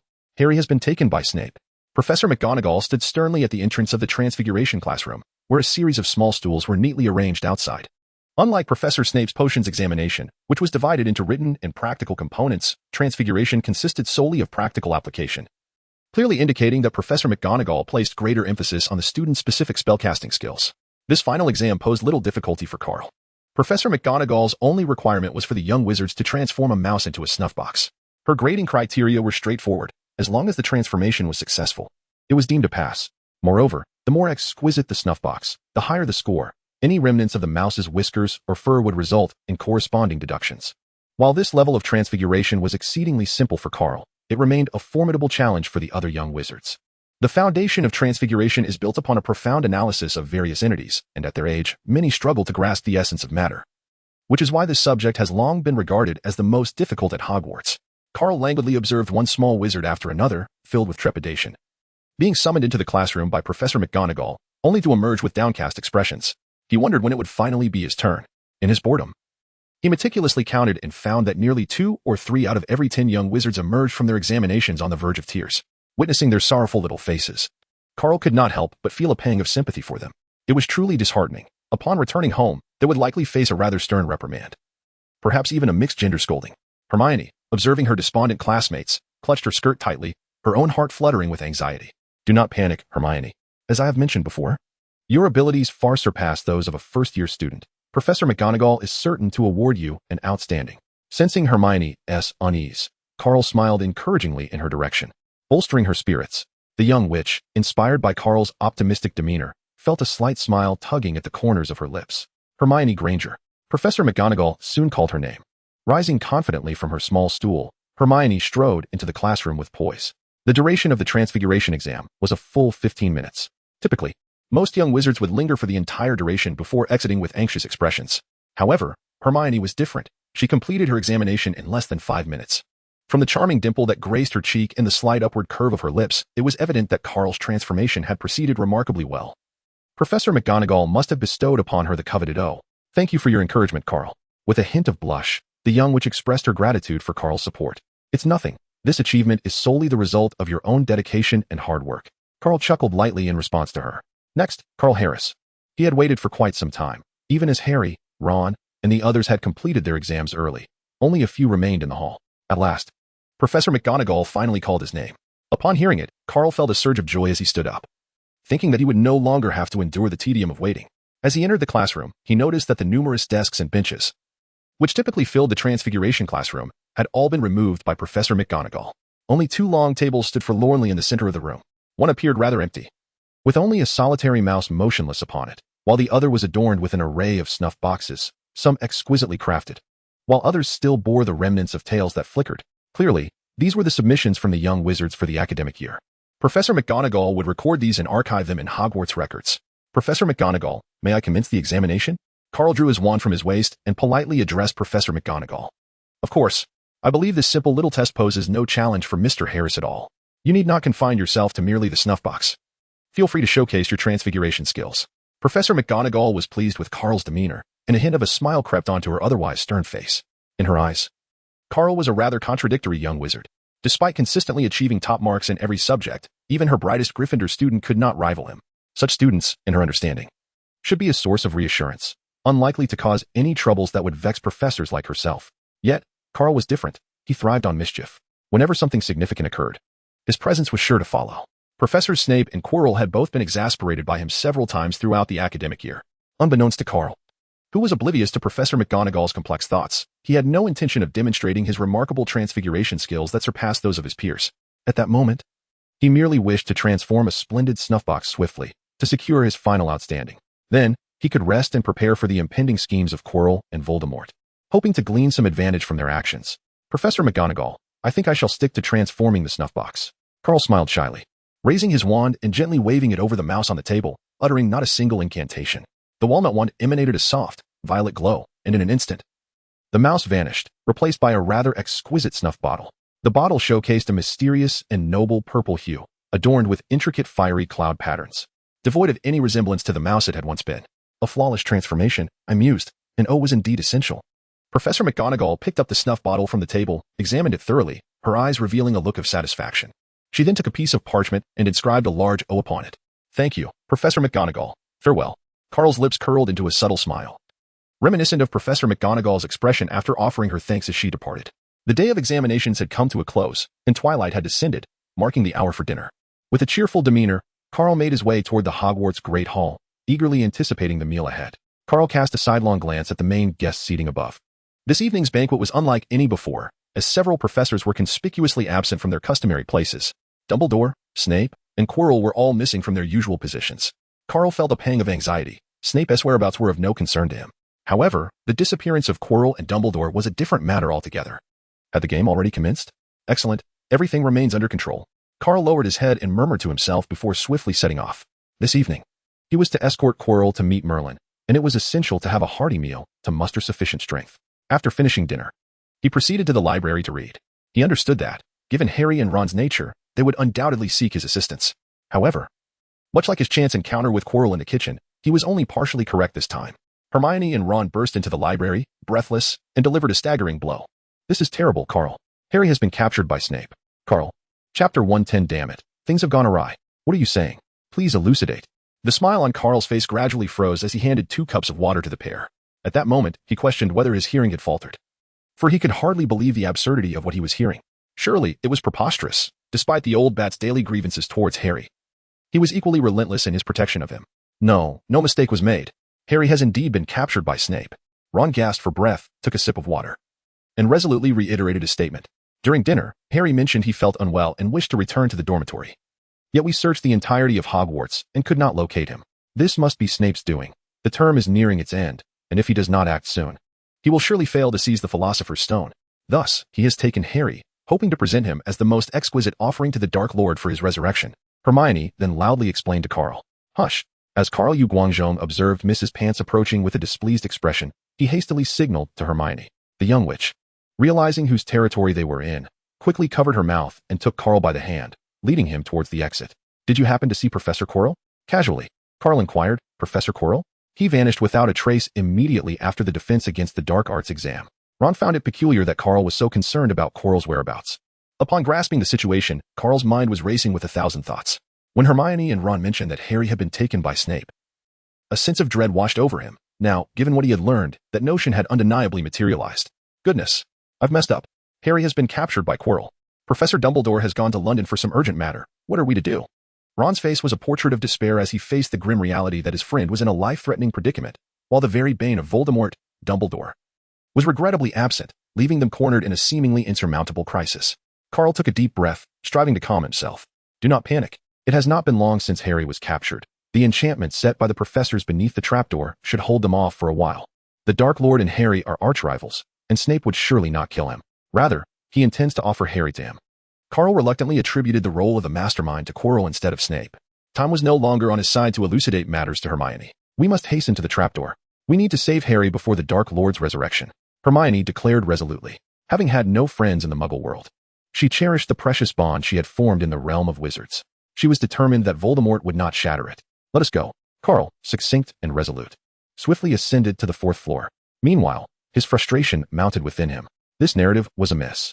Was it not supposed to be Harry and his companions who sought him out, leading to an immediate alliance with Lily, culminating in a decisive defeat of Quirrell and securing victory for the academic year? Yet, that wretched Quirrell had deviated from the expected script, capturing Harry instead. This unexpected turn of events had truly caught Carl off guard. Given the current circumstances, it seemed he had been outmaneuvered by Quirrell. How foolish of me, indeed. Carl strode ahead with remarkable speed, his face betraying no signs of emotion. However, within, he was consumed by profound regret.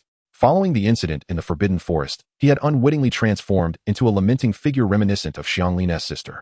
In retrospect, he should never have ensnared Voldemort into a second trap for gold galleons. He ought to have been satisfied with merely securing the first bounty.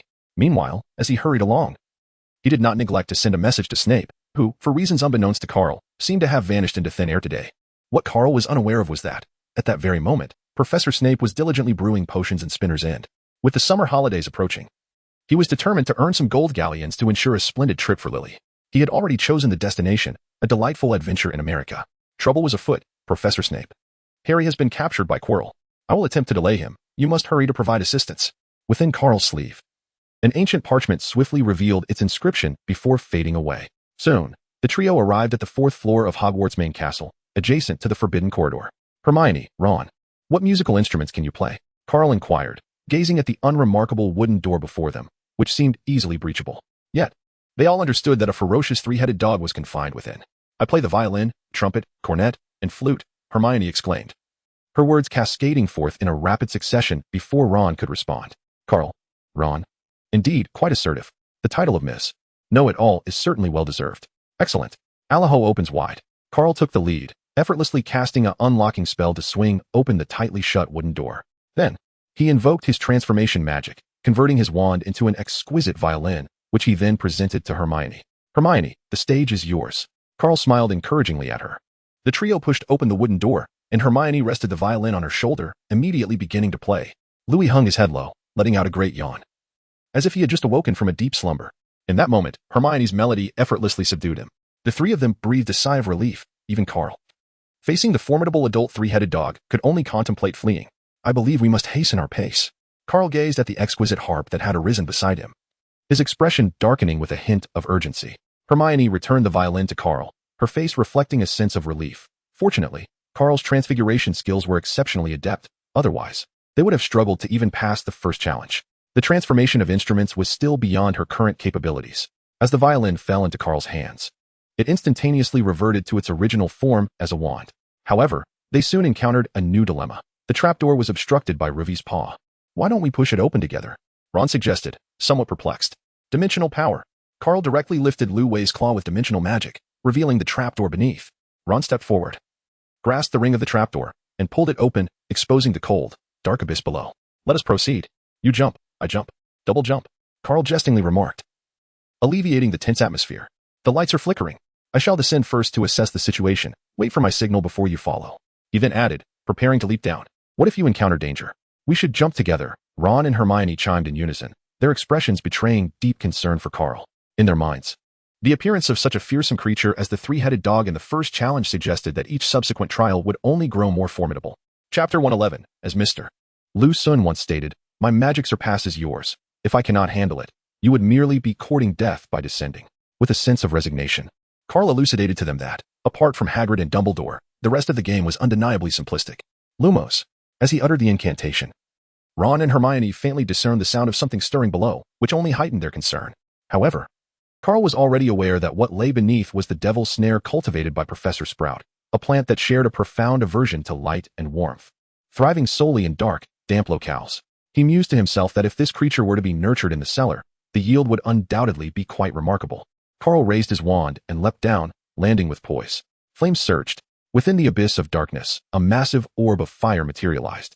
The searing radiance instantly pierced the boundless obscurity, illuminating the grotesque web, as the unsightly plants writhed frantically, retreating in a desperate attempt to conceal themselves within the crevices of the stone walls. Carl was immensely satisfied with his actions. Come down quickly. There's no danger below. Merely a few devilish webs, which I have already repelled with flames. Do not fear. Leap down. I shall catch you with a spell. Upon hearing Carl's voice, Ron and Hermione felt a surge of joy and, without a moment's hesitation, leaped down. Shock absorption and deceleration. Under Carl's exquisite control, the two landed flawlessly.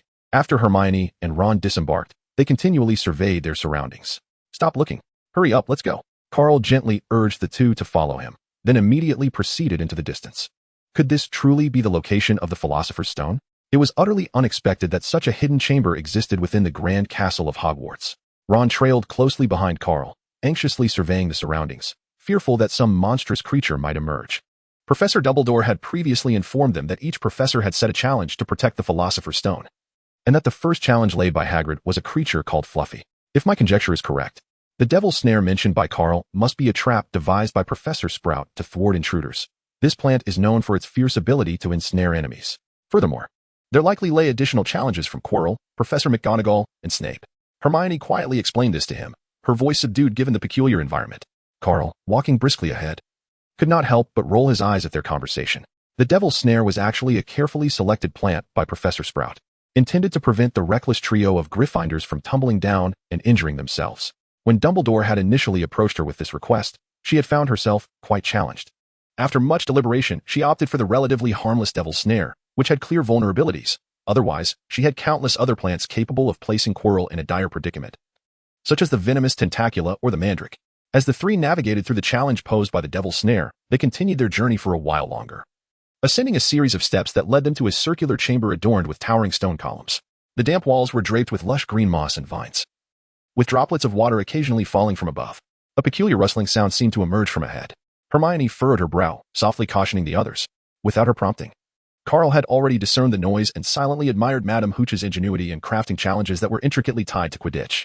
The trio climbed the steps, arriving at a circular room surrounded by numerous colossal stone pillars. The rustling sounds Hermione had heard earlier turned out to be emitted by peculiar little creatures. Ron gazed upward, observing countless objects resembling bamboo dragonflies fluttering languidly in the air. Their flapping wings produced the very sounds that Hermione had detected. No, Ron, these are not birds. They are keys. Do you see that door? Among them must be one that can unlock it. The young witch's gaze was fixed upon the door at the end of the chamber, her eyes shimmering with the light of intellect. Carl cast a fleeting glance at the broom placed prominently in the center, his lips involuntarily twitching at its conspicuousness. Was this truly an appropriate choice? Had the narrative unfolded as anticipated, he might have found the leisure to witness the personal flight display of the little savior. Yet now, with the urgency of rescuing him weighing heavily on his shoulders, Carl had no time to ride the broom and indulge Dumbledore in games. As Mr. Lucin once remarked, there were originally no paths in the world. It is only through the footsteps of many that a path is forged. Could a mere broken door hope to impede his progress? Absolutely not. A chilling smile played at the corners of Carl's lips as he stepped forward to draw his wand. Carl, I recall your flying skills are quite commendable. Why not give it a try? Ron exclaimed, suddenly remembering their experience watching the Quidditch match that day. Harry had been inexplicably selected, while Carl had outright declined the captaincy of their school team. No need. I possess considerable expertise in the simple act of opening doors. It is not necessary to complicate matters. Furthermore, you should cover your ears, or you may find it quite uncomfortable later. Carl gently shook his head, yet did not halt his stride. Hermione and Ron were somewhat bewildered, pondering the meaning of his actions. However, in the next instant, clarity dawned upon them. The ultimate detonation. A thunderous explosion. Shattered into fragments. Boom. 3 immensely powerful explosive charms were unleashed from Carl's hand. In that fleeting moment, the wooden door, which had been subjected to a locking countercharm, was obliterated into dust, leaving a gaping hole where the door once stood. Perhaps even Dumbledore had not anticipated such a turn of events. After all, this challenge was originally devised for Harry and his companions. He merely presumed that a countercharm on the door would suffice, considering that first years were not instructed in offensive spells. Carl gazed upon his masterpiece before him, a faint smile gracing his lips. Indeed, Mr. Lusun does not deceive me. In truth, there were no doors in this world. It is the multitude of blasted holes that has given rise to them. Do not linger, hasten forth. Time is of the essence. With a smile, Carl cast a glance at the bewildered Hermione and Ron, then quickened his pace and exited the room. It took a moment for them to regain their senses. Both drew their wands, exchanging glances that revealed a hint of unease towards what should have been a wizard's most trusted companion. The wands in their hands suddenly felt less enchanting. They watched Carl's retreating figure and promptly gave chase. Beyond the door lay a pitch-black chamber. Beneath their feet stretched a chessboard of countless black and white squares. As the trio stepped into the center of the board, torches ignited around them, illuminating the darkened room with a brilliant light, while the black and white pieces simultaneously sprang to life. Ron, with an exasperated gesture, remarked with a hint of excitement, "It seems we must win this game of chess to reach the other side of the room." Carl's eyes twitched slightly. He found that Mr. Lusun's words held a greater truth. Chapter 112, The Temporal Magnetic Field. Excellent. Hermione, you shall take the queen's position. Carl, you will stand by the bishop. Ron gazed at the towering chess pieces, his eyes brimming with excitement. While I aspired to be a knight, Carl furrowed his brow, resting his chin upon his hand. Although the chess pieces lacked eyes, the moment his transcendent perception activated, he distinctly sensed that he had been firmly locked onto, though he could not recall when this had occurred. Evidently, these pieces possessed their own unique criteria for judgment, perhaps based on the essence of life or the fluctuations emanating from the external environment. It seemed that relying on the illusionary incantation to stealthily infiltrate with the two of them would no longer be a viable option. Carl secretly pondered, a subtle smile gracing his lips. If stealthy infiltration proved futile, then he would charge forth brazenly. As long as he eliminated all adversaries who beheld him, it would be the epitome of a successful incursion. At that moment, Hermione had already heeded Ron's advice and climbed atop the queen. Carl, hurry. We still need to rescue Harry. We must act swiftly. Ron, perched atop the knight, appeared somewhat anxious. There's no need. You can come down. We cannot afford to squander time on this chess game. I possess a simpler method to navigate through this predicament, Carl calmly articulated. Upon hearing Carl's nonchalant tone, Ron suddenly recalled how he had previously bypassed the door secured with a locking charm. If a path is impassable, we shall blast our way through with magic. Follow closely behind me. Carl returned the wand to his wizard's robe, deeming it unnecessary for what lay ahead. As he withdrew his hand, a gem radiating a brilliant purple light shattered, transforming into specks of starlight that merged into his being. Dimensional time-space magnetic field. Carl slowly closed his eyes. As the surging dimensional magic coalesced in his hands, centered around him, a colossal dimensional field instantly surged forth, crushing towards the opposing black pieces. Confinement. The violet dimensional force field unfurled, with the powers of time and dimension intertwining magnificently, rendering the pieces immobile in an instant. Distortion. Carl slowly raised his palm and then clenched his fist with a sudden force, causing countless shards of stone to cascade down. Some weaker pieces were utterly crushed beneath this overwhelming power. Dimension force. Shatter. With his final incantation, the dimensional force field enveloping half the chessboard erupted with a thunderous blast. Those high-level pieces, who had barely endured the temporal distortion, could not withstand such immense force and disintegrated into dust, suspended in the air. The chessboard beneath them was shattered beyond recognition, with terrifying fissures tearing through its surface, leaving behind a gruesome array of dismembered pieces.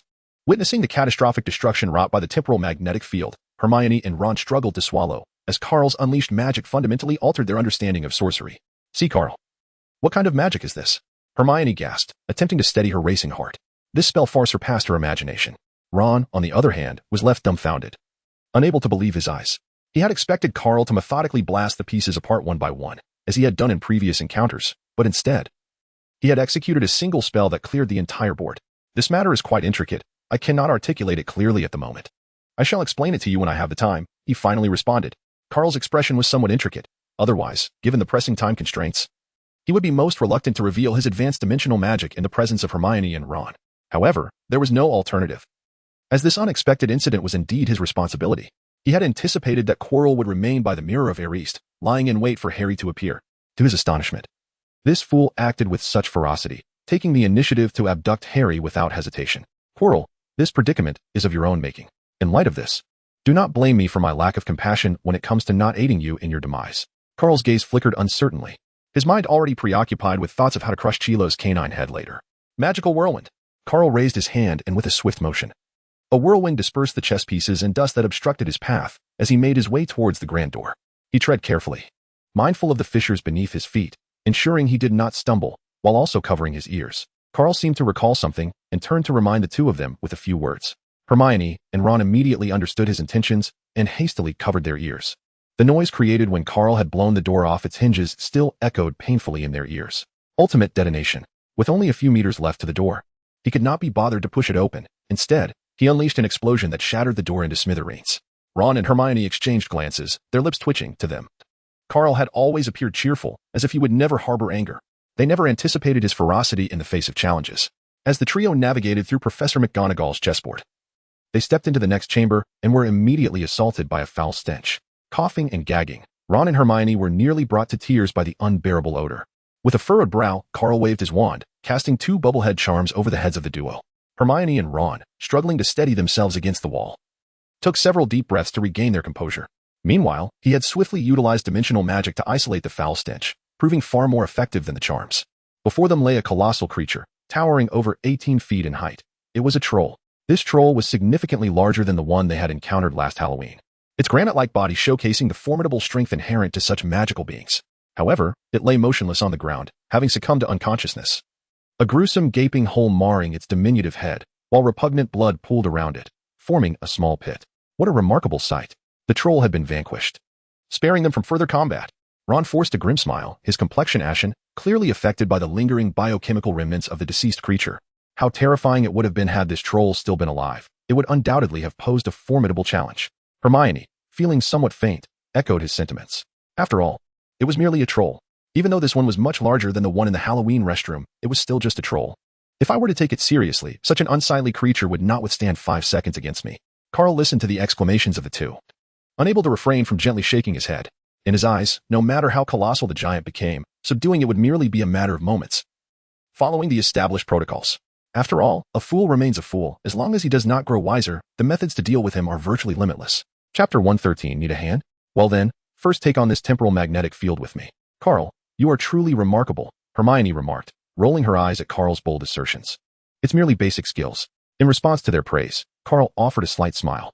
Let us hasten. I have no desire to linger here any longer. I nearly suffocated just moments ago. Ron looked at the giant before him, unable to conceal his disgust. The creature exuded an unbearable stench, akin to a walking biochemical weapon. They then cautiously stepped over the giant's body, fearful of acquiring any vile contaminants. Disintegration. Carl's explosive spell greeted the unfortunate door, and amidst the swirling wooden splinters, the trio entered the next chamber. Having endured such harrowing challenges, the two had become significantly more composed than they were at the outset. Initially, they had anticipated encountering something terrifying again, especially since they had successfully navigated the trials set by Professors McGonagall, Quirrell, Sprout, and others. Now, only Snape's trials remained, and given the old bat's tendencies, they expected it to be the most daunting of all. However, as they followed Carl to the threshold of the room, they were met not with treacherous traps, but merely a small wooden table in the expansive chamber. Yet, as they crossed the threshold, an eerie black flame suddenly erupted behind them, sealing their retreat. The flame spread, engulfing both walls of the room, while a purple fire ignited before them at the entrance. Carl smacked his lips, surveying the ground around him. The areas from which peculiar two-colored flames emanated were inscribed with intricate ancient runes. It was these very inscriptions that gave rise to such enigmatic flames. The old bat had indeed shown some restraint, opting not to employ the fierce fire. It appeared that he still harbored a fear of Harry inadvertently faltering during his trials. Though Carl was unaware of the nature of the flame, he could first eliminate the possibility of it being a malevolent fire, for such flames are blue and possess their own will, devouring any living creature in sight without the control of a sorcerer. Subsequently, he activated his transcendent perception, immediately beginning to analyze this peculiar flame. The conclusion he arrived at left him somewhat astonished. Although this entity could not match the temperature of malevolent fire nor possessed its bizarre consuming magical properties, its power was not to be underestimated. Carl harbored no doubts that should an invader dare to intrude, they would surely face dire consequences, likely culminating in instant incineration. He also privately lamented the cunning of the old bat. It was unfortunate that he did not know what method Chilo employed to circumvent this barrier. for it undoubtedly could have delayed him significantly. As the three approached the table, they discovered 7 bottles of varying sizes and shapes, alongside a scroll of parchment. Upon seeing the 7 crystal vials, Hermione quickly grasped the true arrangement set by Snape. She then picked up the parchment and began to read it meticulously. Danger lies ahead.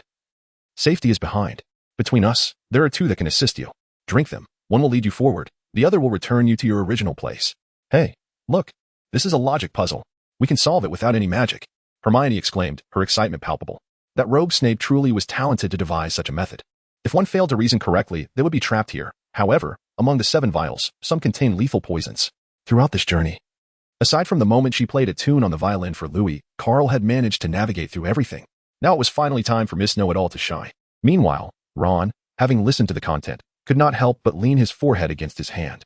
Such logic puzzles were still too challenging for him. Among the 7 vials, 3 contained deadly poison, 2 were potions. The farthest right vial would ensure our safe return, while the smallest vial would allow us to breach the barrier of the purple flames and advance forward. Carl disregarded the overly excited Miss Know-It-All and promptly revealed the answer. Not to mention that he was already aware of it, having been informed by Snape on that very day about the solutions to the challenges he had set. With time pressing upon him, he possessed no desire to engage in any riddle games. If he delayed, Harry might very well end up reduced to ashes by Voldemort. The loopholes in the protective enchantments were far too numerous and glaring. Voldemort, with but a modicum of caution, could circumvent these constraints and eliminate Harry. He had no intention of squandering his galleons on a pursuit of eternal dominance. Hermione's eyes widened in astonishment, her face a canvas of disbelief. At that moment, she found herself questioning her own existence. After all, to her, it seemed that Carl merely glanced at the parchment's contents, perhaps without even engaging his mind. So how could he arrive at the answer so swiftly? This was neither scientific nor magical. Miss Know-It-All felt somewhat disheartened. She certainly trusted Carl's judgment, especially given the gravity of the situation where levity was unwarranted, and Carl's pace through the challenges had been extraordinarily rapid.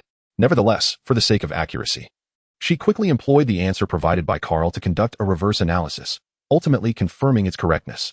How could he possibly be so swift? Hermione's face was a portrait of frustration. She had been bested by Carl in the very realm of logical reasoning where she excelled. All due to the urgency of the moment, Carl succinctly articulated the reason. Now, having traversed all the challenges, Harry and Snape should be just beyond that violet flame. You and Ron have consumed the potion for your return, and there is enough in the vial for both of you. With Professor Dumbledore absent, it is time to seek out Professor McGonagall. In any case, the forthcoming battle is no longer suited for you. Carl handed the bottle on the far right to the 2, exclaiming, "How can this be? Harry's still inside, his fate uncertain. How can we allow you to face Snape and the Dark Lord alone?" Ron said, a hint of annoyance in his voice. Hermione echoed his sentiment. "We can be of assistance too." "Indeed," Carl replied thoughtfully.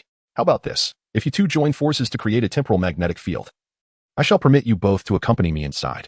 What do you say?" Carl nodded, feigning attentiveness, and then casually unleashed a formidable attack. Hermione, Ron, they had just witnessed the overwhelming power of Carl's temporal magnetic field, which had flattened the chessboard, leaving them in a quandary about their next move. However, Carl had no intention of allowing 2 hostages to be added to Voldemort's arsenal against him. Unlike Harry, they lacked any protective enchantments. A mere flick of Voldemort's wand could effortlessly send them to meet Merlin. Chapter 114. Enter my game. Then you must take great care to protect yourself. Do not confront the mysterious figure directly. Hold out until we can summon the professors. Hermione bit her lip, her cheeks flushed. Despite the formidable strength Carl had just displayed, she felt the situation was perilously reckless. Determined to press on, she seized the potion from Carl's hand, uncorked it, consumed half, and then offered it to Ron. Ron, let us seek Professor McGonagall and have her contact Professor Dumbledore."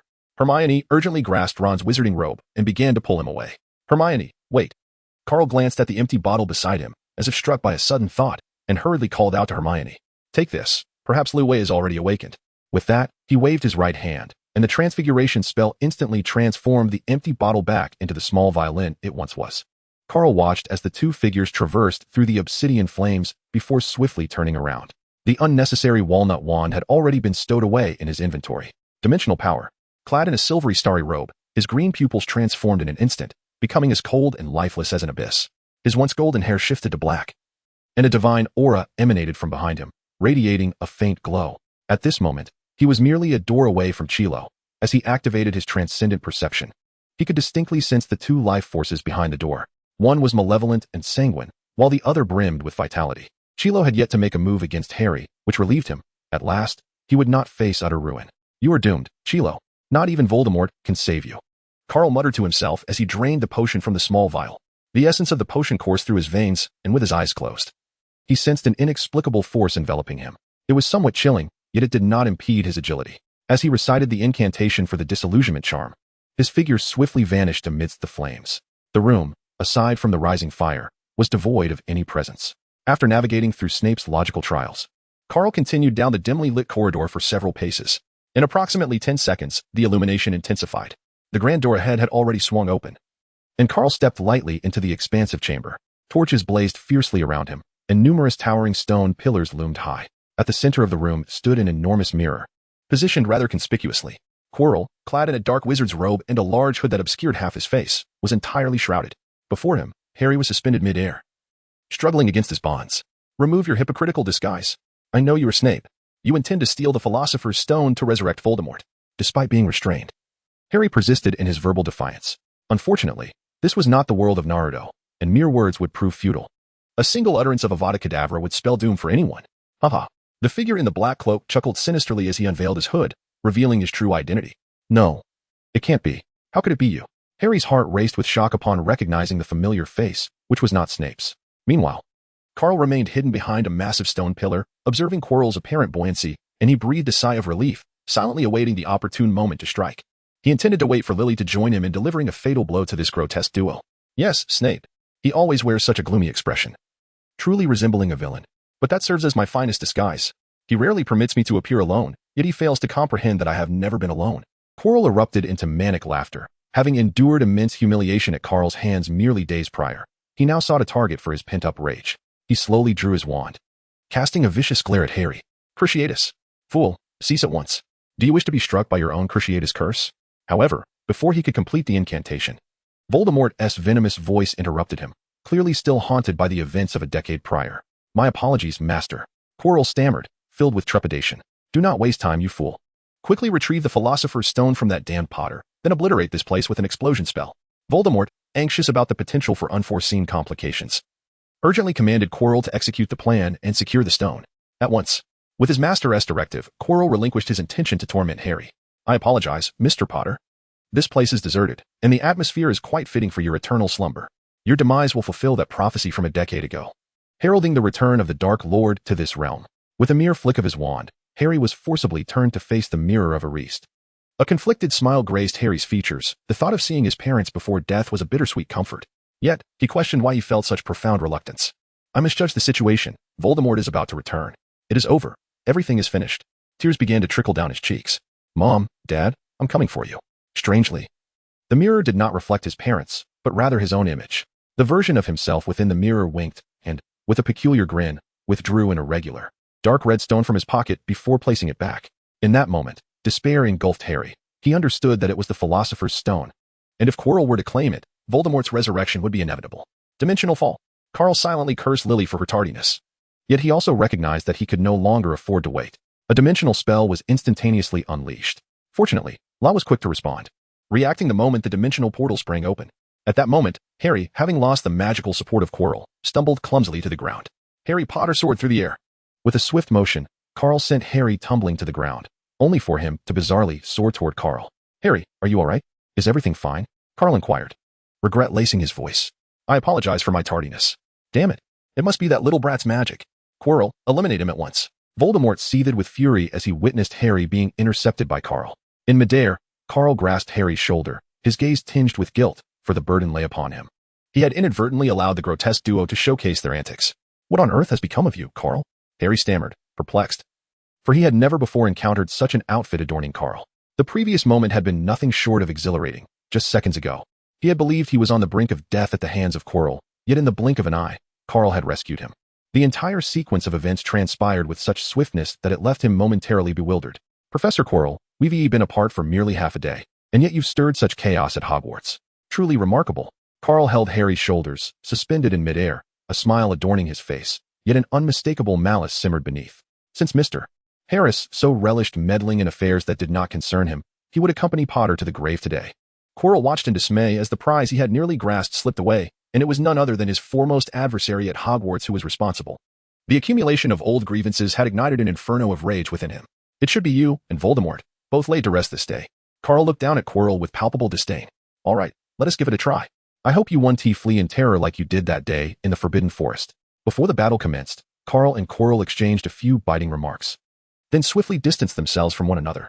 Harry, utterly bewildered, listened to their taunts and, piecing together the scattered clues from before, suddenly realized, Carl, you were the one who fought that dark-robed wizard in the Forbidden Forest. The young savior's face was a portrait of shock. He had been utterly oblivious to the prowess of his friend. Well, that essay conversation for another time. For now, find a place to hide. I'll hold him off, and then you can seize the moment to confront Quirrell and grab him, preferably by the face. After uttering these words, Carl glanced at Harry, then at Quirrell, and continued, Oh, my apologies. I forgot about your height and your inability to fly. You probably 1T even reach his face by jumping. Harry responded with a perplexed expression. Instead, you could grasp his hand. This would significantly hinder his movements. But remember, you must use your hands only. Carl guided Harry to the ground once more, gently reminding him that he had not forgotten the unique method of casting this ancient spell. Furthermore, there was no need for concern. Within him resided an ancient protective magic, a legacy of his mother's desperate sacrifice. It was likely that, apart from the killing curse, no spell could directly bring about his demise. To bolster the young savior's confidence, Carl revealed the ancient magic to him. Harry understood that this level of combat was beyond his current capabilities, and he felt a surge of gratitude for being able to assist at a crucial moment rather than becoming a burden. Thus, he readily agreed. Avada Kedavra, Quirrell, unable to contain himself any longer, launched the killing curse with great fervor. Professor Quirrell, is the killing curse the only spell at your disposal? Do you possess no other means? Carl gazed at the lethal curse hurtling towards him, leveraging his extraordinary perception and agility to deftly evade the deadly spell. Dark magic? I possess a fair share of that as well. In the next instant, countless obsidian rose vines erupted from the ground, writhing menacingly as they ensnared Chilo. Corrosive mist. A dense cloud of sinister black fog emanated from the tip of Chilo's wand, swiftly enveloping half the room. The eerie vapor advanced rapidly across the floor towards Carl. Upon contact, the vines engaged in a fierce struggle with the fog, relentlessly consuming the black mist and transforming it into sustenance that fortified the vines, rendering them even more robust. However, Chilo's black mist was not to be underestimated. Delicate vines were swiftly obliterated into dust. Dimensional particle storm. As Carl intoned the incantation, the very fabric of space began to convulse violently as numerous orb-like particles, each the size of a round table, voraciously devoured the bizarre black fog. Devourer of dark magic. A venomous chant resonated, causing Chilo's dark robes to swell inexplicably. In an instant, a colossal, grotesquely green sigil of dark magic materialized in midair, as a serpentine creature. Its tongue flickering ominously, lunged towards Carl, closely followed by a massive skull that descended with a fierce bite. Carl's expression shifted dramatically at this moment. The perfect condition of Chilo was a far cry from his near-death state during their last encounter in the Forbidden Forest. Dimensional space-time magnetic field. Carl decisively extracted a dimensional stone from his silver-white robe, immediately absorbing its power to unleash his most formidable dimensional magic. A colossal force of dimensional energy coalesced into an immensely powerful field, sweeping forward with great momentum, first colliding with the massive green serpent. Confinement. Purple dimensional energy coalesced into enigmatic chains that entwined the green serpent, tightening relentlessly. One could perceive the serpent's anguished, lifelike howl, a sound reminiscent of the final lament of a wraith from the netherworld. Dimensional shadow. Dimensional kaleidoscope. The fearsome green skull exuded an intimidating aura, prompting Carl to avoid any close encounter. Instead, he projected his own image into the boundless expanse of space-time, accompanied by a surge of dimensional magic that collided with the foe. Dimensional descent. To ensure absolute certainty, Carl supplemented his attack with an explosive box. Amidst the deafening roar of the explosion, the skull emitted a mournful cry, transforming into a swirling mass of green mist that surged forth once more. As Carl's pupils constricted, he was taken aback by Quirrell's audacity. Mr. Harris, that day in the Forbidden Forest, you merely seized an opportunity. Now, what do you possess to contend with me? Surrender your resistance. This way, upon your demise, I may at least retrieve your remains, ensuring our teacher-student bond is not entirely in vain. A sinister, resentful chuckle emanated from the green mist. Professor Quirrell, you jest. While I may not prevail against you alone, you shall find it equally impossible to extinguish my existence. Carl gazed at the encroaching mist with an air of calm detachment. Beneath his heightened perception, he could distinctly sense another surge of life energy rapidly approaching. The key barriers. The chessboard, the behemoth, these had long since been dismantled by Carl. As for Snape's obstacles, they were even simpler, for his true name was Lily. Dispel the magic. Under the frenzied activity of the dark eye, boundless magical energy coursed through his limbs and bones. Flecks of starlight dispelled the endless malevolence. Just as Carl adeptly maintained the dispelling magic to shield himself and Harry from the encroaching green mist, a clear and melodious voice echoed in the vast chamber, resonating with remarkable clarity. Step into my chessboard. Chapter 115. The despairing chessboard. Countless chess pieces materialized upon the ground, and a colossal hand of a puppet flickered in the air. The once smooth marble floor began to warp, as black and white squares emerged one after another. Witnessing this transformation, Carl finally felt a moment of relief. Quirrell, in his peak state, was indeed formidable. Facing him alone was an arduous challenge. He could merely defend himself and Harry from harm, while turning the tide seemed an insurmountable task. Why is it taking so long? Carl muttered under his breath and charged into the battlefield. Harry stared vacantly at Lily, who sat upon the throne, radiating an air of unparalleled nobility. Suddenly overwhelmed by an indescribable sensation, "My knight, charge forth for me." Adorned with a golden crown and clad in a flowing red gown, Lily stood in her queenly position, gently gesturing with her floral wand towards Quirrell. Countless knights on their majestic steeds surged forward in an instant. "Who are you?" Quirrell, consumed by fury and confusion, could only brandish his wand to fend off the attackers. Shatter. As he uttered his arcane incantation, explosive spells were unleashed to confront these peculiar chess pieces. He thought to himself that they were merely pawns. Professor McGonagall's chessboard had similarly succumbed to his magic. However, the inherited magic from Queen Clara was far more resilient than McGonagall's chess game. Spears, swords, and great blades met the explosive spells, cleaving them effortlessly, causing no disturbance whatsoever. Dimensional Ion Beam. As the dimensional stone in his hand gradually dissipated, Carl summoned an overwhelmingly powerful dimensional cannon. "Did you think I remained as fragile as I was that day? It seems you have forgotten my words. I have never been alone." Observing the incoming magic from Carl and Lily, Quirrell found himself laughing rather than seething with anger. The fact that those explosive spells failed to obliterate the pawns was indeed unexpected, yet after Carl extorted Voldemort in the office that day, the Dark Lord had gone to great lengths, imparting a wealth of dark magic to Quirrell to ensure the plan's flawless execution. There are no free lunches.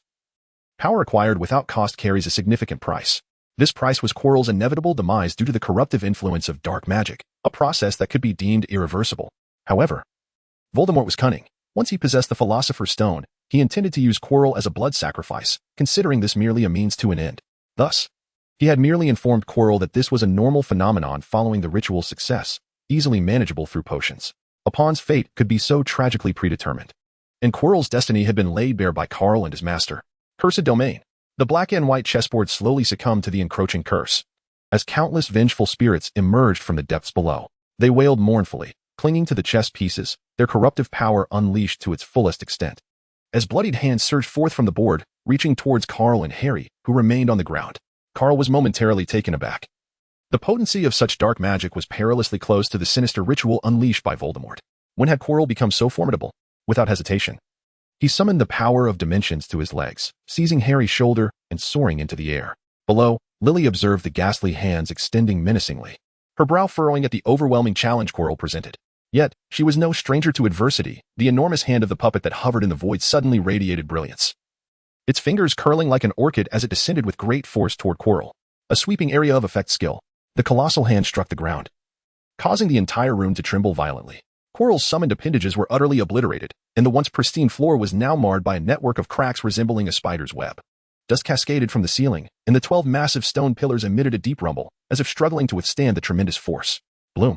Lily understood that this blow would not vanquish Quirrell. As her floral wand danced, the rubble beneath transformed into fertile soil, with tender shoots rapidly sprouting, branching, flowering, and bursting forth. In an instant, the previously ravaged battlefield was transformed into an ocean of roses. One after another, vibrant red and blue roses blossomed, their countless sharp thorns intertwining to form colossal vines that lashed out in a singular direction. Harry had never witnessed such a grand spectacle. He was rendered nearly speechless. Just moments ago, he had contemplated joining Hermione and Ron to thwart the unseen puppet master. But now he realized that the three of them might not even suffice to withstand a single spell from Quirrell. Carl pounded his chest, intently gazing down at the battlefield, his brow furrowed into a deep frown. At present, Chilo's combat prowess seemed rather devoid of magical essence. Suddenly, amidst the ocean of flowers, a faint blue light flickered to life, rapidly expanding. This was the glow of fierce flames. The vividly colored red and blue roses abruptly transformed into sustenance for the raging fire, swiftly engulfing half of the floral expanse. The boundless inferno grew larger, morphing into a colossal figure of blue flames, which hurled a powerful punch towards them. Archbishops, raise the barrier. Behind Lily, several solemn and dignified archbishop statues extended their hands, conjuring a vast shield to intercept the blow. Upon the shield's contact with the fiery fist, the sound akin to shattering eggshells resonated, as spiderweb-like cracks spread across the enormous barrier. Fire. With Lily's commanding cry, several cannons completed their charge. Searing beams of light erupted, unleashing boundless illumination and heat upon the blue flame giant. The giant's humanoid form, unable to withstand such tremendous force, disintegrated into a tempest of raging fire. Illusory flames. At the opportune moment, Carl softly chanted, and a bluish-purple flame of illusion materialized in the void, enveloping the relentless inferno. The forces of the dimension surged forth, entirely consuming this fierce blaze. Where on earth did that wretched woman come from, and how could she possess such formidable power? Chilo pressed his hand against the pillar, gasping for breath, while inwardly cursing Lily and her entire lineage. His black robe had been shredded into tatters by sharp thorns, and crimson blood flowed forth in a relentless stream. With each drop, his complexion grew increasingly pallid. Furthermore, the formidable spell he had just unleashed was not without consequence. Each incantation placed an immense burden upon his own body, a practice steeped in dark magic. The number of black wizards who perished in their grim pursuit of such sorcery throughout history could likely form a line stretching from Hogwarts to Hogsmeade. Come now, Clara. Lest we linger too long and invite further complications, let us hasten to send him on his way. Carl observed the dire predicament of Chilo, smiling as he glanced at Lily, seated upon her throne. A dimensional stone had transformed into glimmers of starlight, merging with his being. Chapter 116, Queeriness. You are a good servant. Indeed, he had frolicked for long enough. It was time to send him to meet the Grim Reaper. Lily responded with a smile as well. Yet beneath that fade lay an unmasked intent to kill. How could she forgive Chilo, who had pledged allegiance to Voldemort and sought to harm her son? Upon receiving Carl's message, she erupted in fury, wishing she could apparate directly before Chilo and pierce him with her wand. The pieces that Chilo had just destroyed began to coalesce anew. For Lily, as long as her queen remained unscathed, she could summon as many pieces as she desired. With sufficient magical energy, she could lavishly expend it. And what was the one thing her opponent least wanted to hear in the next round? Certainly, it was checkmate. Another throne beside Lily began to manifest its power. Since she was the queen, there must also be a king. The individual upon the throne remained seated, one hand propping his cheek while the other clutched tightly to his scepter, a symbol of authority.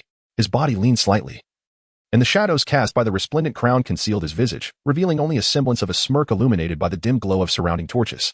He appeared as a grand monarch in contemplation, or perhaps in a moment of repose, but he was anything but a mere pawn. Gradually, the king rose from his throne, supporting himself with his scepter, while his soldiers behind him readied for action.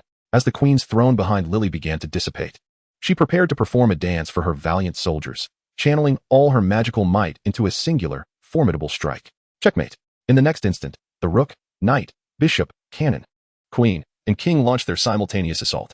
An infinite radiance illuminated the dim chamber, with but one target, the one who dared to threaten her prince.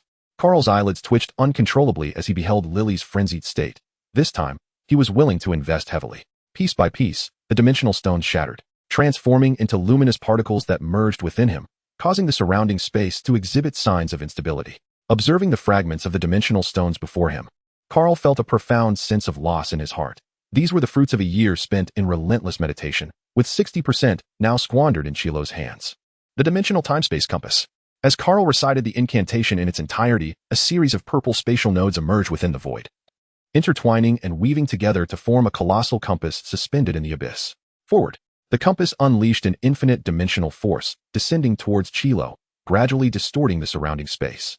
Faced with the ultimate magic wielded by Carl and Lily, Chilo was on the brink of despair. Master, save me. You cannot simply stand by and watch. In response to Chilo's pleas, Voldemort was far from indifferent, for at this moment, they were two peas in a pod. If Chilo perished, Voldemort, despite his soul fragments, would find the prospect of a flawless resurrection unattainable. In the next instant, Voldemort's venomous voice echoed in Chilo's mind. Queeriness, I comprehend your unwavering loyalty as a devoted servant. However, I must regretfully consider the worst-case scenario. Immortality shall belong solely to me. No. Master, please. I am your most loyal servant. Chilo's expression twisted with terror as he seemed to grasp a dreadful realization, cold sweat trickling down his back. Yet, his pleas did not penetrate Voldemort's unyielding heart. For Chilo's ultimate magic, unleashed in alliance with Carl and Lily, was destined for failure. In such circumstances, it was better to utilize him as a tool to forge a glimmer of hope. No. Amidst Chilo's anguished cries, grotesque green flame buds erupted from his being. Blooming instantaneously, life's blossoms birthed from his very essence. Master, forgive me.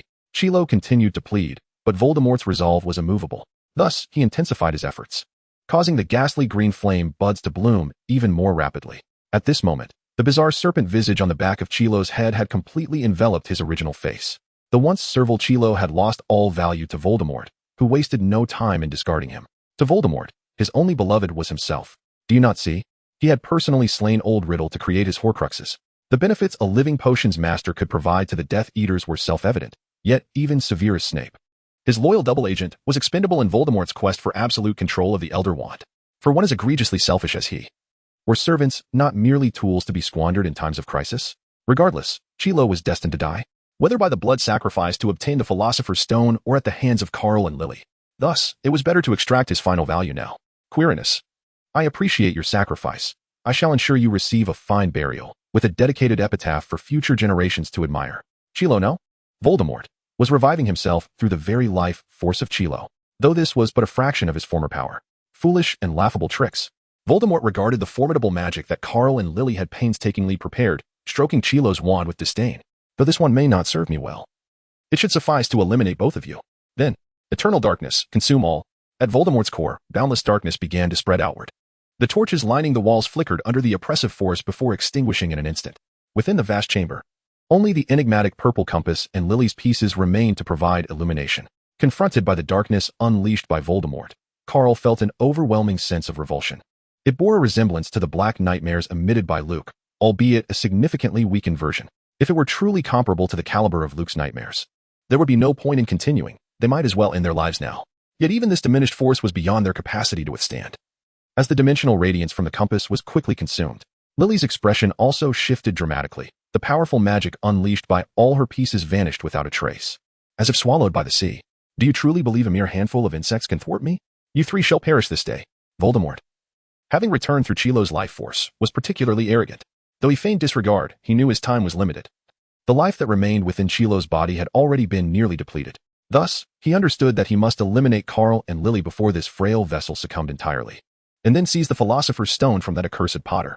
Otherwise, even if he obtained the stone, he might not escape Hogwarts to complete the resurrection ritual, rendering his efforts futile. For the first time in a decade, he was so close to perfect resurrection. He only needed to dispose of two bothersome individuals. After all, he had endured 10 years in the underbrush of Albania, possessing the humility to inhabit a rodent. What could be worse than this? Consequently, he immediately unleashed the most formidable dark magic at his disposal. Chilo's life and soul power coalesced into an overwhelming darkness, encircling them from all sides. Carl felt the hair on his neck stand on end at the sight of this malevolent spell. Illusory flame. The purple flames of illusion erupted from his hand, rapidly expanding into a colossal entity, yet this merely delayed the encroaching darkness for a fleeting moment before it was utterly obliterated. Rose Prison. Red and blue roses blossomed to meet the darkness, but within a heartbeat, the emerald thorns transformed into an impenetrable black, turning to ash, while dew-laden petals wilted and rotted, exuding a foul odor. Fear the cold darkness of death. On the outskirts of the darkness, Voldemort observed with keen interest as Carl and the two others remained ensnared within his magical domain. Harry, in that moment, felt an overwhelming sense of despair. Even Carl and the mysterious queen seemed powerless against the dark magic. Oh, this Voldemort is truly repugnant. Carl gazed at the futility of his and Lily's magic, helplessly resting his forehead in his hand with a soft sigh. Voldemort, you have forced my hand. I never intended to resort to this, Carl murmured to himself, furrowing his brow as he retrieved a vial of potion from his wrist and, in a swift motion, summoned a speaker from his inventory. Setting the background music to the stirring melody of Wind Warrior, he gazed contemplatively at the potion in his hand. The female attire he had not donned for ages felt burdensome in his grasp, yet for the sake of the unfortunate Professor Quirrell and the wretched Voldemort's final journey, he chose to bear this weight alone. He understood that their next encounter, barring unforeseen circumstances, would likely occur 3 years hence. Some souls are destined not to be confined within the small confines of Hogwarts. Only by returning to nature can he truly realize the value of his existence. For Carl and Lily, he was a burden, yet for the fertile grounds of Hogwarts, he represented hope. Reflecting on Quirrell's tragically miserable fate, Carl's heart softened at last. He prepared a biodegradable urn for the sorrowful Professor Quirrell, crafted from soil and ashes, allowing the unfortunate professor to transform into a tree, eternally watching over Hogwarts. With an expressionless demeanor, Carl uncorked the vial, his icy gaze briefly surveying Lily and Harry beside him. Memories of the forgetting spell began to resurface in his mind. Was it something along the lines of forget all? Regardless, if that proved ineffective, he would simply resort to the waters of oblivion. In one swift motion, he consumed the entirety of the potion in his hand, immediately sensing the true, formidable power that lay hidden within Celia. Banna, make-up, he exclaimed, only to realize he had mispronounced the incantation. That was the spell of the undead from Ista, meant for slumber. Let us try again. Celia, make-up. The ancient and mystical chant resonated as the brilliance of countless stars converged upon him, enveloping Carl as form entirely. The encroaching, endless darkness that surrounded him was repelled by this stellar radiance. Voldemort gazed, dumbfounded, at Carl's transformation. What manner of sorcery was this? Under the influence of this overwhelming force, the vast amounts of dimensional magic that Carl had lost while wielding the time-space compass were instantaneously replenished. The excess absorbed entirely by the dark eye of his heart without a trace of waste. His short, pale golden hair grew rapidly, adorned with starlight, gradually shifting to a silvery hue. The starry robe he wore transformed into a flowing gown of delicate green. And even the divine spirit leap behind him was contorted by the brilliance, morphing into a beautifully crafted and opulent staff. His skin became increasingly fair and translucent. And as his long eyelashes fluttered, an unparalleled aura of power emanated from him. Celia's elven heritage imprinted itself in his mind, bestowing upon him not only offensive and supportive forms, but a myriad of elemental magic as well. Suddenly, Carl's eyes flung open, and he descended to the ground.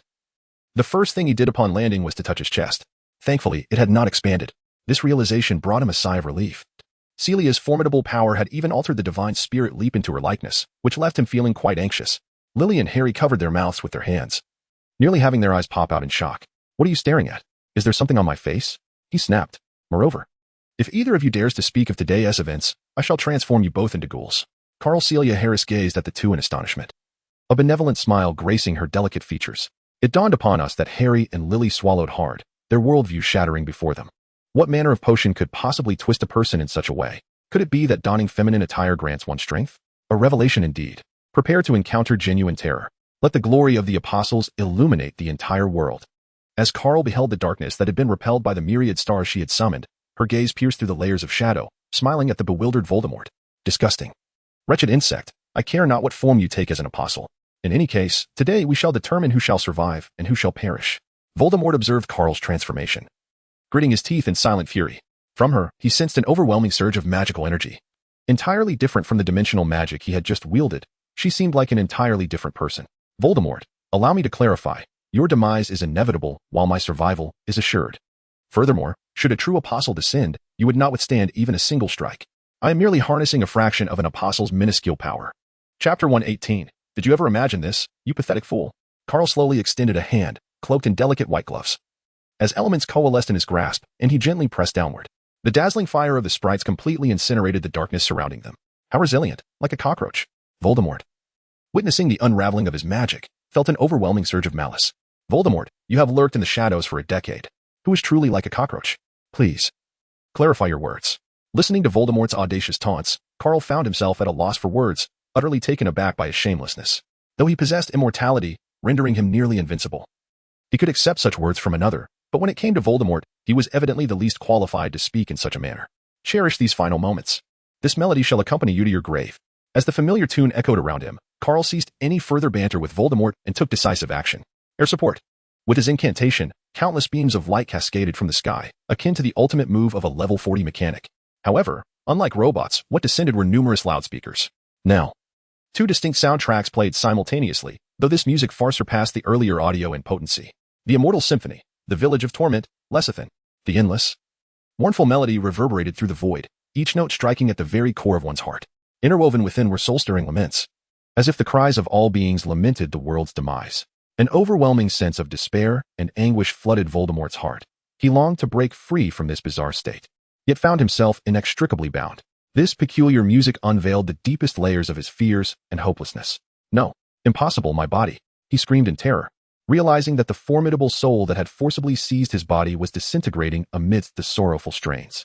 First, his hands, flesh peeling away inch by inch, crimson blood dripping steadily to the ground. Then, his bones began to fracture, his skeletal structure buckling under the weight, causing him to stagger dangerously close to the ground. I shall live forever. You cannot harm me. Voldemort's voice grew increasingly venomous as he leaned against the wall, slowly rising. Dark mists swirled around him, continually seeping into his crumbling form. The damage inflicted by the music began to mend, albeit through his eerie black magic. What manner of demon are you, that you cannot die? Carl, transformed into Celia, was taken aback by the sheer enormity of his new eyes, filled with astonishment. Voldemort, having suffered a significant setback, enveloped himself in dark mist to shield against the terrifying melody. In a fit of rage, he glided his wand lightly across his left palm, severing flesh that fell to the ground, blood gushing forth. The Feast of Blood. He directly performed a blood sacrifice using one of Chilo's hands, invoking the forbidden arts of ancient dark wizards. Under normal circumstances, he would refrain from such a drastic measure unless faced with a dire situation. However, the circumstances had changed. It was merely Chilo's corporeal form, and he felt no remorse in using it, for if it were to be ruined, so be it. The stench of blood in the void suddenly intensified, as drops of foul blood coalesced in midair, transforming into an endless river of crimson that surged towards Carl, casting a blood-red veil that nearly obscured the sun. It seems you remain undeterred. Carl gazed at the torrent of blood rushing towards him with an air of indifference. Shrugging nonchalantly, Alas, he had not invested in the arcane arts of blood magic under the tutelage of the renowned Galen. Otherwise, he could have savored the opportunity to humiliate Voldemort thoroughly. To vanquish you with magic of the same origin in a direct confrontation, one could only wonder how that would irk you. I shadow S weeping. Carl slowly raised his palm, and the elemental power bestowed upon him by Celia immediately surged forth. The immense ice specter, Aquilus, gradually crystallized into reality under this force. In the next moment, the hand of the ice spirit curled slightly. A fierce and lifeless blizzard charged directly towards the filthy and foul-smelling river of blood. Thunder. As the elemental forces transformed, several strands of silvery lightning struck the blood river with astonishing speed. An infinite charge permeated the entire space, causing the blood river to begin to collapse under the overwhelming weight, and a rain of blood began to fall from the sky. The tainted liquid dripped to the ground, hissing and releasing plumes of white smoke. Magic erupted between the two, powerful waves of sorcery wreaking havoc throughout the room. Yet, it seemed as if an extraordinarily potent defensive spell had been cast upon this chamber, for the aftermath of their battle was insufficient to completely shatter it. Nonetheless, Carl's anxiety deepened. Despite Voldemort being suppressed like a mere child, his tenacity was astonishingly resilient, refusing to perish, more tenacious than even a cockroach. Celia's transformation potion was time-limited, and already a third of that time had elapsed. Unbeknownst to him, Voldemort was also nearing his limit. While he could disregard Chilo's body and resort to some forbidden dark magic, the toll of repeated use over time was becoming unbearable for him as well. These spells demanded not only immense mental fortitude, but also drained Chilo's dwindling life force, which was on the brink of collapse. Damn it, Voldemort, your life truly is tenacious. How are you still alive? Carl felt the urge to curse. In his previous life, when watching the Harry Potter series, whether it was the members of the Order of the Phoenix or the Death Eaters, they merely wielded wands, casting little beams of light. Yet here he was, contending with a barrage of formidable and vast forbidden dark magic. Am I trapped in a counterfeit Harry Potter world? He sighed. Enough. I shall no longer pretend. I am laying my cards on the table. Carl uttered his final, cutting words and began to unleash the mightiest magic of the offensive Syria. Super transformation. A dazzling diamond-shaped block, radiant with silver light, suddenly expanded from within him, and he found himself enshrined within this peculiar shape, which began to rotate. At this moment, Voldemort could not afford to watch Carl's antics. He was utterly unconcerned and, with a surge of excitement, raised his wand and incanted the spell Avada Kedavra. An evil, ghastly green beam shot forth from the tip of his wand, striking the diamond block with uncanny precision. However, it was utterly futile. The transformation, empowered by the Apostle's might, rendered him nearly invincible in this realm. In the next moment, the diamond block shattered with a resounding pop, and Carl's attire, once a pale green gown, had inexplicably morphed into a deep crimson and black ensemble, his hair following suit. Who would have thought? You pathetic fool. I can transform as well. Ha ha. Chapter 119, The Bard Alice. The esteemed Lucen once remarked that the greatest art in this world is that of a man masquerading as a woman. Thus, even in this fleeting resurrection, Voldemort found himself driven to desperation. Yet, his health was remarkably robust. No matter how hard he was struck, he seemed unyielding. However, in Carl's BMG, he was truly an invincible entity. Observing Voldemort's resilience, he resolutely retrieved the wardrobe of Pinru, exchanging his pale green attire for the striking black and red. The supportive Syria possessed no inherent offensive magical abilities. Her existence was solely to heal her comrades. Nonetheless, she was not entirely devoid of offensive capabilities. For even a healer cannot save the world without some means of defense. With a cruel smile, Carl intoned the incantation, and a circular barrier descended from the heavens, ensnaring him tightly. At this moment, he could already envision the scene of Voldemort being obliterated by the formidable ally he had summoned. The auxiliary skill, Celia's ultimate move, SOS, promptly called forth a powerful NPC to aid him in battle. The fated one, Karn, the magic progenitor, Helder, the conqueror, Caecilius, the source of plague. No, there is no need for Lord Deerage to come. Carl was filled with excitement, only to suddenly clasp his mouth shut. If that lord from the village of Pain, Lesiphan, were to arrive, Hogwarts would likely transform into a place as bewildering as the village of confusion. No matter how fortunate he might be, he would inevitably end up resembling the witch Agalu, surviving solely by siphoning the life force of others. Just as Carl completed his incantation, radiant specks of starlight illuminated the vast chamber. Today, Mamuret's strings trembled with extraordinary intensity, as the scent of dust and fragrant grass wafted in on the gentle breeze from afar. Even without divination, I knew you would summon me, little adventurer from another dimension. The ethereal and fleeting melody resonated, as the light of countless stars converged, gradually forming the image of a magnificent lady. Upon hearing that distinctive voice and the mention of Mamuret, Carl nearly leapt with excitement. He had summoned that formidable sister. Voldemort, your demise is imminent. No one can save you this time. With waistling lavender hair, an exquisite and otherworldly visage, and a figure so striking that even Lily, who had inherited the physique of Queen Clara, felt a twinge of inadequacy. She stepped forth from the void, her splendid cheepow parting to reveal a hint of her fair calf. Yet what ignited Carl's envy was not her beauty or figure, but the peculiar instrument she held in her hands, resembling a pipa. The elemental mother-s lute. You truly deserve it. Leader of Talakuta, the emissary of the second apostle.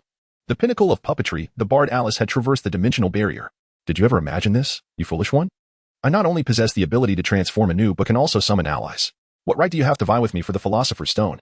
Carl gazed upon the nearly disintegrating form of Voldemort, who appeared to be on the brink of death, and maliciously taunted, keep going, keep going. Please accept my blessings. As Carl assumed the role of a support, his primary function was to bestow buffs upon his teammates.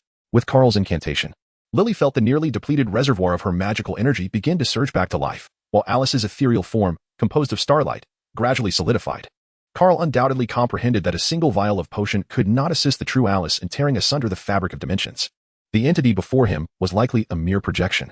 Yet, even as a projection, it possessed the power to obliterate the waning life force of Voldemort. Come, dear Sister Alice, please aid me in vanquishing this dark sorcerer before us. I shall play your designated background music, and from here, the success rests upon your shoulders. As Carl gazed at Alice, suspended in midair, a faint blush crept across his cheeks. In the next moment, a speaker hurtled towards him. He swiftly muted the background music, allowing the familiar, enigmatic melody of awakening to fill the air. Observing Carl clad in Celia's attire, Alice shook her head in exasperation. Meanwhile, the formidable Voldemort, witnessing the projection of Alice crossing dimensions, felt an overwhelming sense of despair. This fractured body was already no match for Carl, and he recognized the Celia transformation potion Carl had consumed. Such a peculiar elixir could not sustain itself for long. He had intended to exhaust every last ounce of vitality, even if it meant sacrificing his own life, to endure until the potion's mysterious duration expired. Yet, in a swift turn, Carl transformed once more, and this time, the magic he wielded was far more terrifying than the previous tune that had threatened to shatter his very essence. This cursed boy had summoned women of unparalleled strength. Clara had nearly vanquished his servant moments ago, and now another formidable woman emerged from the shadows. Voldemort could distinctly sense the magical energy emanating from her. It was clear he might meet his end here today. But what did it matter? His soul, anchored by the existence of Horcruxes, was nearly immortal. As long as those 6 Horcruxes remained intact, Voldemort would never truly perish. With the Philosopher's Stone before him and no path of retreat, Voldemort succumbed to madness. He trembled as he raised his wand, embarking on his final, frenzied assault. Serpentine tendrils of green energy erupted from his near-destroyed form, swiftly melding into the shadows. Countless dark crimson chains surged towards Carl, while the ground beneath them fractured, spewing molten lava. Observing Voldemort's last desperate gambit, Carl yawned indifferently. In the next instant, a colossal golden dome enveloped him and Lily. The assistance was utterly infuriating, healing, buffing, and shielding, capable of driving any adversary to the brink of despair. With a discerning eye, Alice immediately recognized the grotesque mismatch between the body and its soul before her. It was evident that an exceptionally malevolent spirit had forcibly consumed the original consciousness of this body, wielding its life and soul energy to unleash such potent dark magic. Such a tainted and wicked soul deserved complete purification. Allow me to perform a requiem for you. Alice delicately plucked the strings of her Mamluk lute, the melodious notes cascading like crystal-clear waters tumbling over stones at the riverbank. They shimmered like the starlight of eons piercing through the mist of the future. However, to Carl and his companions, this divine melody was akin to celestial music, while to Voldemort, who had forcefully usurped Chilo's essence, it was akin to death's whisper in his ear. Under the mournful echoes of the requiem, the dark crimson chains shattered into clouds of blood mist, Chilo's life energy. The green serpents dissipated into ethereal smoke. Even the gushing lava gradually sank into the earth beneath the intricate melody. Chapter 120. Conclusion and divination. With the completion of the requiem, Voldemort's ultimate magic was utterly subdued. Ice Feast. After accomplishing this feat, Alice continued to utter a few arcane syllables. Intricate and obscure magical symbols began to materialize, conjuring a colossal ice-blue magical circle beneath Voldemort's feet. The room was influenced by this immense magical wave, and snow began to fall from the sky. The 3 spectators within the Golden Dome idly observed the snowy scene, as such a bizarre sight was rare in the scorching month of June. Witnessing Alice's effortless suppression of Voldemort's final madness, the outcome was unmistakable. However, in stark contrast to Carl and his companions' leisurely demeanor, Voldemort, at the heart of the Ice Feast, was in dire straits. The biting cold encased the dark mist surrounding him, halting the further deterioration of his body, yet this was merely the prelude to death. Countless sharp ice pillars, radiating an eerie blue glow, pierced through his form. Under the absolute zero temperature, Voldemort was overwhelmed by the sensation that even his soul might succumb to eternal slumber. I suppose I could claim a kill. Alice would likely not mind. As he observed the imminent demise of Voldemort, Carl smiled with satisfaction. feeling justified in the considerable price he had paid, even consuming potions he ought not to have, and donning Celia Pinricruman's attire, he could not let the opportunity to slay him pass without action. Though he possessed no heart. Super transformation. The magic of the support type Celia held no offensive power under the pressure of the Apostle's might. He was unable to unleash even the dimensional magic he had once mastered. If he wished to secure this kill, he would have to charge forward and unleash the divine spirit, now distorted into a club, to smash Voldemort's skull. Such an act would be grotesquely bloody, potentially traumatizing the children. Harry was still watching from the sidelines. He couldn't allow any psychological scars. Even though he entertained a particularly strong desire to utilize the Forget All spell later, a familiar diamond-shaped block appeared around him, emanating a soft white light, then began to spin rapidly. As the speed reached its zenith, it shattered with a resounding bang, revealing a figure with silver hair and a green attire within the golden dome, a transformed Carl. Come forth.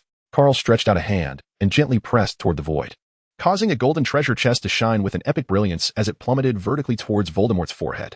No. Voldemort let out a final, despairing howl, as the relentless frost combined with the descending golden chest obliterated his grotesque form into mere ashes. As Voldemort's corporeal shell exploded, disintegrating into fine dust that drifted through the void, Carl nodded in satisfaction. The audacity of Voldemort in commanding Quirrell to abduct Harry had ignited a profound fury within him. It was akin to the chaos of a fierce battle in a game, where various area of effect skills were unleashed in a frenzied clash between red and blue teams. Suddenly, an alert from the system rang out. Our crystal is under attack. Fortunately, he took solace in the fact that he had returned to base early enough to witness the unfolding chaos, and the opposing player, unlike Voldemort, was bereft of the infamous equipment, thus sparing him from utter devastation. In the next moment, Voldemort's pitch-black soul, trailing an ominous mist, erupted from the unfortunate Professor Quirrell's ashes, crashing violently into the wall before vanishing from sight. Alice observed the escape of this malevolent soul with a furrowed brow, yet refrained from taking any action. After all, this tainted spirit posed no further threat. Moreover, her presence was merely a projection that had already expended considerable energy traversing the dimensional barrier. To have unleashed two formidable spells to vanquish the severely weakened Voldemort was the extent of her efforts, leaving her without the strength to subdue this residual soul. She acutely sensed that even if she were to annihilate this lingering essence, it would not eradicate the dark wizard at his core, for he seemed to possess a unique method of immortality. Thus, the adventure from another world came to an end. Alice smiled as she descended gently from the void, cradling her mamlet. Her projection, composed of countless starlights, had begun to dim. Carl gazed at the dreamlike figure of the diviner before him, swallowing hard. He had never envisioned that the legendary bard, Alice, would appear before him in such a manner, even if merely as a projection. Does it not seem astonishing? There is no need for excessive contemplation. This is merely the result of the endless, interwoven parallel spaces of the infinite multiverse. You reside within me, and I within you. Perhaps everything exists, albeit at different dimensions. Seemingly perceptive of Carl's bewilderment, Alice gently plucked the strings of her lute and uttered a cryptic statement that left Harry and Lily beside him utterly perplexed. I am primarily a diviner, and this projection is rapidly depleting of energy, on the verge of dissipating. Who knows when I shall meet an adventurer again? Would you like me to perform a divination for you? Absolutely. Carl spoke with unwavering conviction, asserting that Alice's divination was renowned throughout the demon realm and the continent of Arad, for anyone other than the auxiliary adventurers. Obtaining a single prophecy from her was akin to scaling the heavens. Upon hearing Carl's affirming words, a subtle smile graced Alice's lips, a splendid expression illuminating her countenance.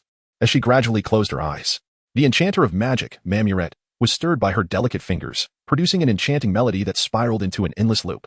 I perceive within you a silhouette striving amidst adversity. The path you seek is fraught with challenges, yet it is equally rich with laughter and joy. I cannot envision a day when you would relinquish your pursuits. What you yearn for shall undoubtedly come to fruition.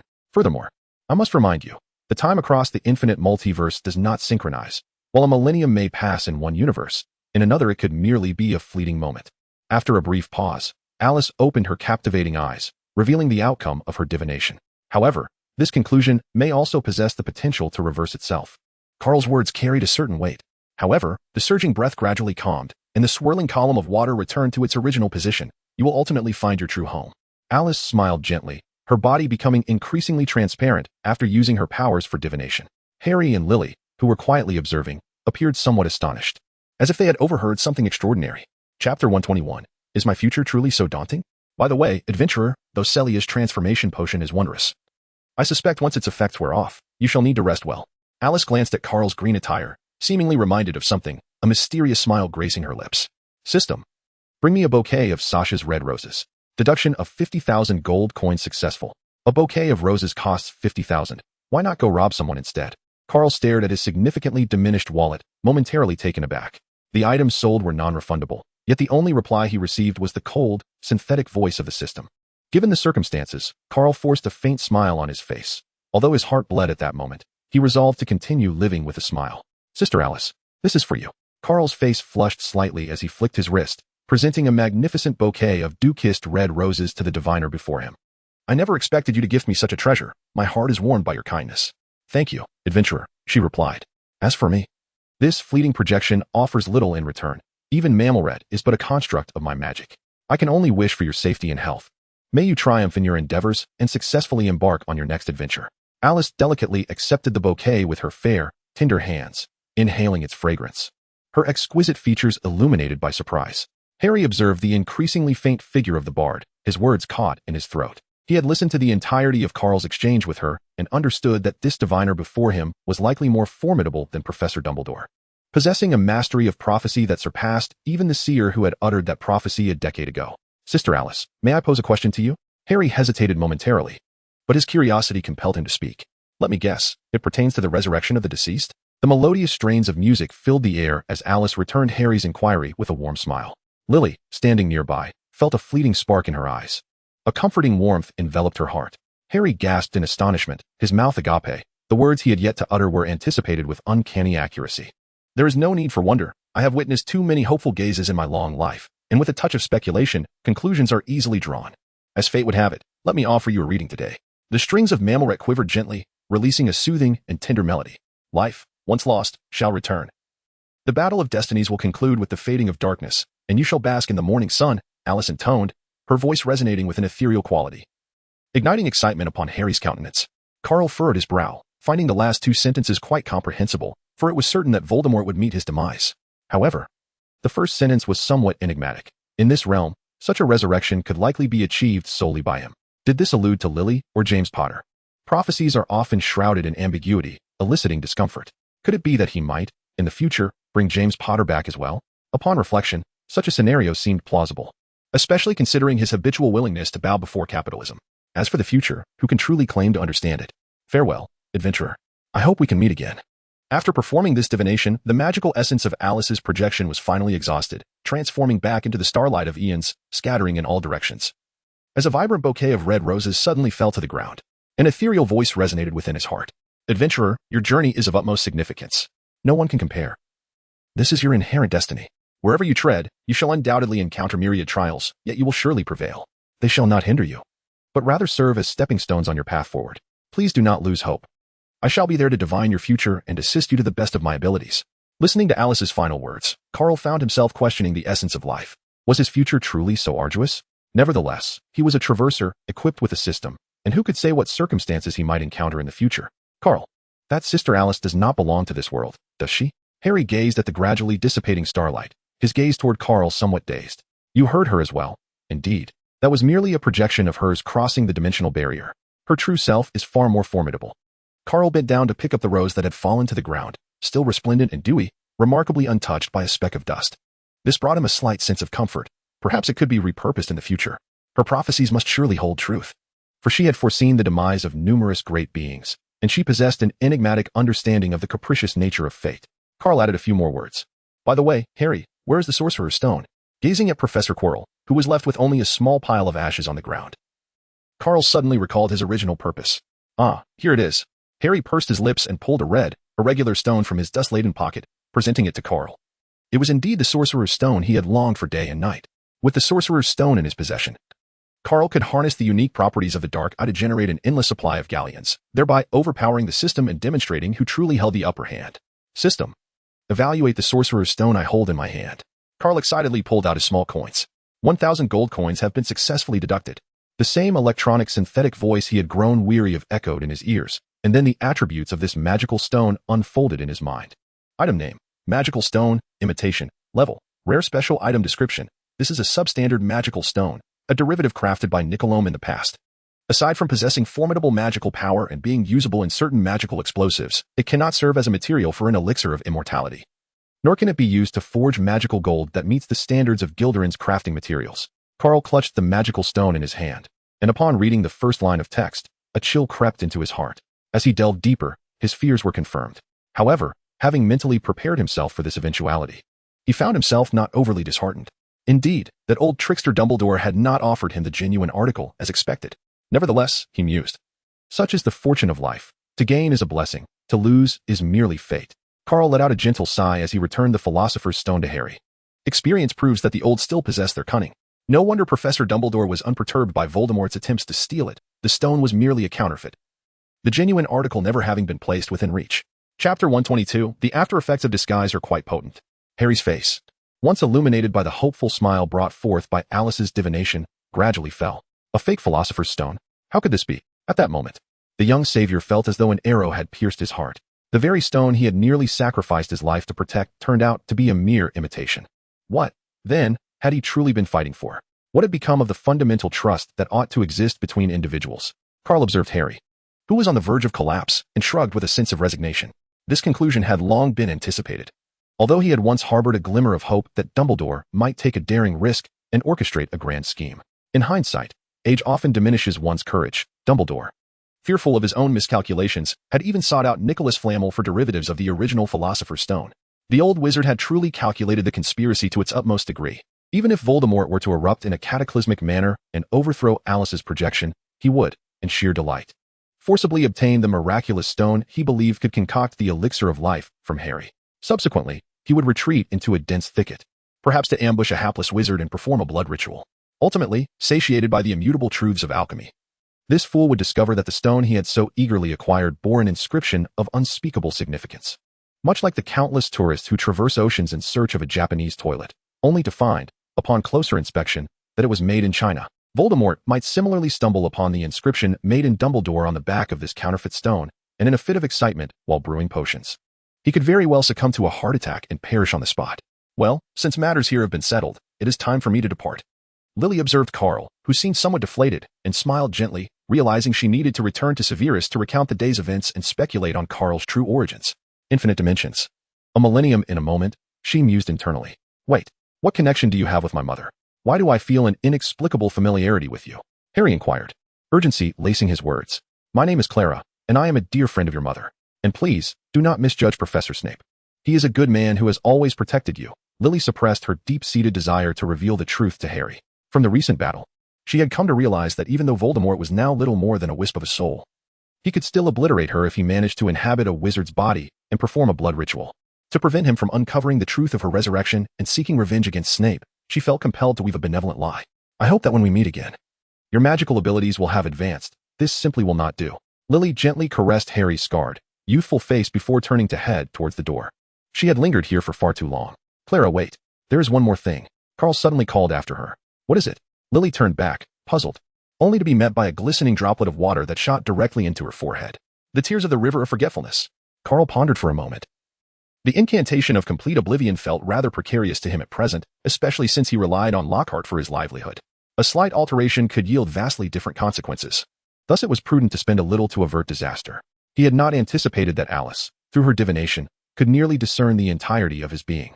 The waters of the river of forgetfulness began to take effect under Carl's will, causing memories of millennia and dimensions to gradually fade from her mind.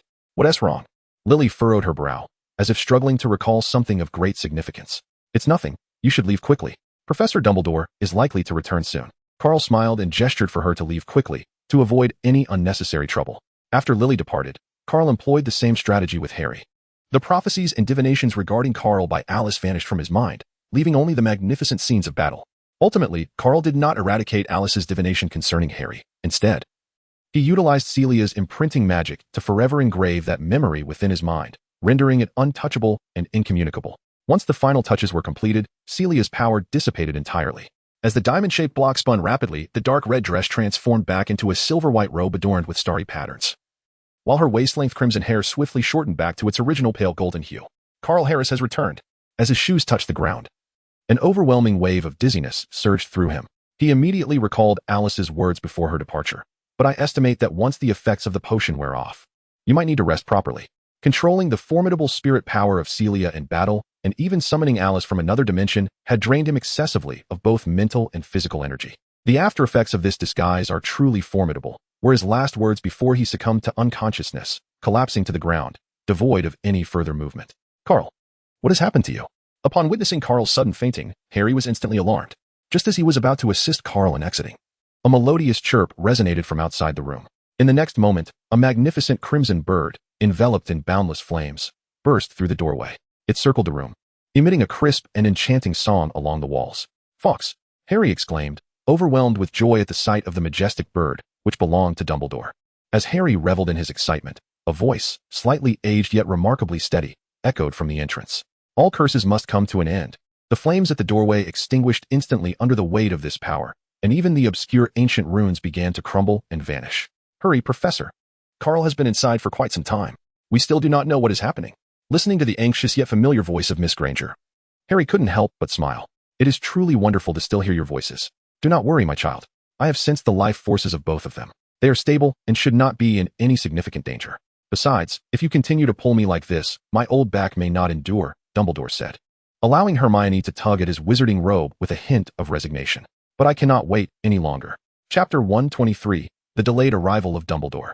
Hermione desperately pulled at Dumbledore's sleeve, striving to draw him further inside. As the three of them crossed the threshold where the flames had extinguished, they were instantly taken aback by the sight before them. Not a single one of the enormous stone columns supporting the dome remained intact. The ground was fissured, strewn with massive boulders, and there were faint traces of flowing lava. The floor was covered in dust, and countless wilted roses exuded a foul stench of decay. Having sunk 3 inches lower, the eerie blue ice pillars, symbolizing death, released a chilling aura that even made Dumbledore shudder. He had never anticipated such a scene of devastation. He had initially thought that the reckless Quirrell would meet a fiery demise at Harry's hands, reduced to a mere pile of ashes. As for Ron and Hermione, their expressions spoke volumes. Even Dumbledore felt a sense of unease. Had they not just heard from Dumbledore that both were alive? Witnessing this horrific battlefield might have led them to believe that they had perished valiantly in the battle against the Dark Lord, sacrificing themselves for Hogwarts. Despite Carl's earlier display of power, which even saw him defeat Professor McGonagall in a single spell, this level of combat far surpassed what they had witnessed in the Forbidden Forest. "Hermione, you all have arrived," Harry said, observing the trio approaching him, a wave of relief washing over him. The torment he endured during Quirrell's abduction faded as he saw familiar faces, and he finally let down his last defenses, his legs giving way as he fell into unconsciousness. "Harry!" Hermione cried out as she noticed Harry collapsing before her and glanced at Carl, who lay nearby, seemingly unaware of his surroundings. Tears streamed down her face. "Do not worry, Miss Granger. Both of them are unharmed." Carl merely fainted from exhaustion. "Harry has only sustained minor injuries, likely affected by the chaos of battle. They are both fine," Dumbledore reassured her, swiftly approaching and gently tapping the Elder Wand on each of their chests, letting out a sigh of relief. He had not expected Voldemort to be so audacious as to abduct Harry directly within Hogwarts, executing a heist of sorts. Fortunately, amidst the misfortune, he had ultimately failed. After inspecting their injuries, the mysterious glimmer in Dumbledore's half-moon glasses hinted at his contemplations as he began to assess the battlefield meticulously. He approached the shattered Mirror of Erised, feeling a headache coming on, realizing he would have to explain this to Phileas.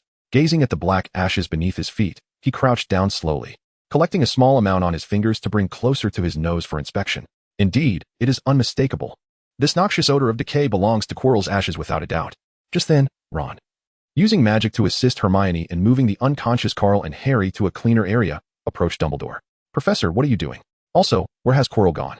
Ron questioned, puzzled by Dumbledore's contemplation over the pile of ashes. Earlier, Dumbledore had directly informed them that they had wrongly accused Snape, asserting that the true culprit was Quirrell. "This must be the final trace left behind by Quirrell," Dumbledore remarked, pinching the ashes between his fingers. "The final trace?" Ron's initial confusion faded into realization, though his teeth chattered slightly as he spoke. This cannot possibly be Quirrell's ashes, can it?" he stammered, wondering what kind of forbidden magic could obliterate a powerful wizard in such a short time. However, Dumbledore furrowed his brow, sensing an absence of Lily's love's burning essence amid the ashes. Instead, he felt a chilling cold reminiscent of a frozen soul, an inexplicable surge of power, and an essence that hinted at blood sacrifice. The first two forces were undoubtedly the icy feast unleashed by Alice and the tremendous spirit power of Celia, which combined to reduce Quirrell, possessed by Voldemort, to mere ashes. Dumbledore raised his gaze to the towering ice pillars surrounding them, pondering the sight of Carl, who, despite having experienced the battle, remained impeccably attired and unconscious. "Quirinus, what have you done?" Dumbledore thought, redirecting his focus back to Quirrell's ashes. With a graceful gesture of the Elder Wand, a magnificent garden materialized in his hand, the lid lifting automatically. The small pile of black ashes liberated itself from the Earth's constraints and settled into the container. After all, Quirrell had held the position of professor at Hogwarts for quite some time. He deserved a dignified farewell. Instead of teaching a proper Muggle studies class, you chose to pursue the temptations of the dark arts, ultimately falling victim to your own curse. Did you truly believe Voldemort was merely playing with you? This small box shall be your eternal resting place. At this moment, Hermione followed in Dumbledore's footsteps. Although Dumbledore had assured them that they were not seriously harmed, she still felt a twinge of concern, eager to depart from this cursed place and escort the two of them to Madame Pomfrey. Observing Carl's slightly pale visage, Hermione maintained her composure, but upon seeing the bloodstains etched across Harry's face from shards of debris and his tattered clothing, a wave of regret washed over her. If only her flying skills had been more adept, she could have located Dumbledore more swiftly. Indeed, it was true. The resourceful Miss Granger, akin to Carl, had seized a broomstick during their return to the Key, racing off with Ron in a whirlwind of speed.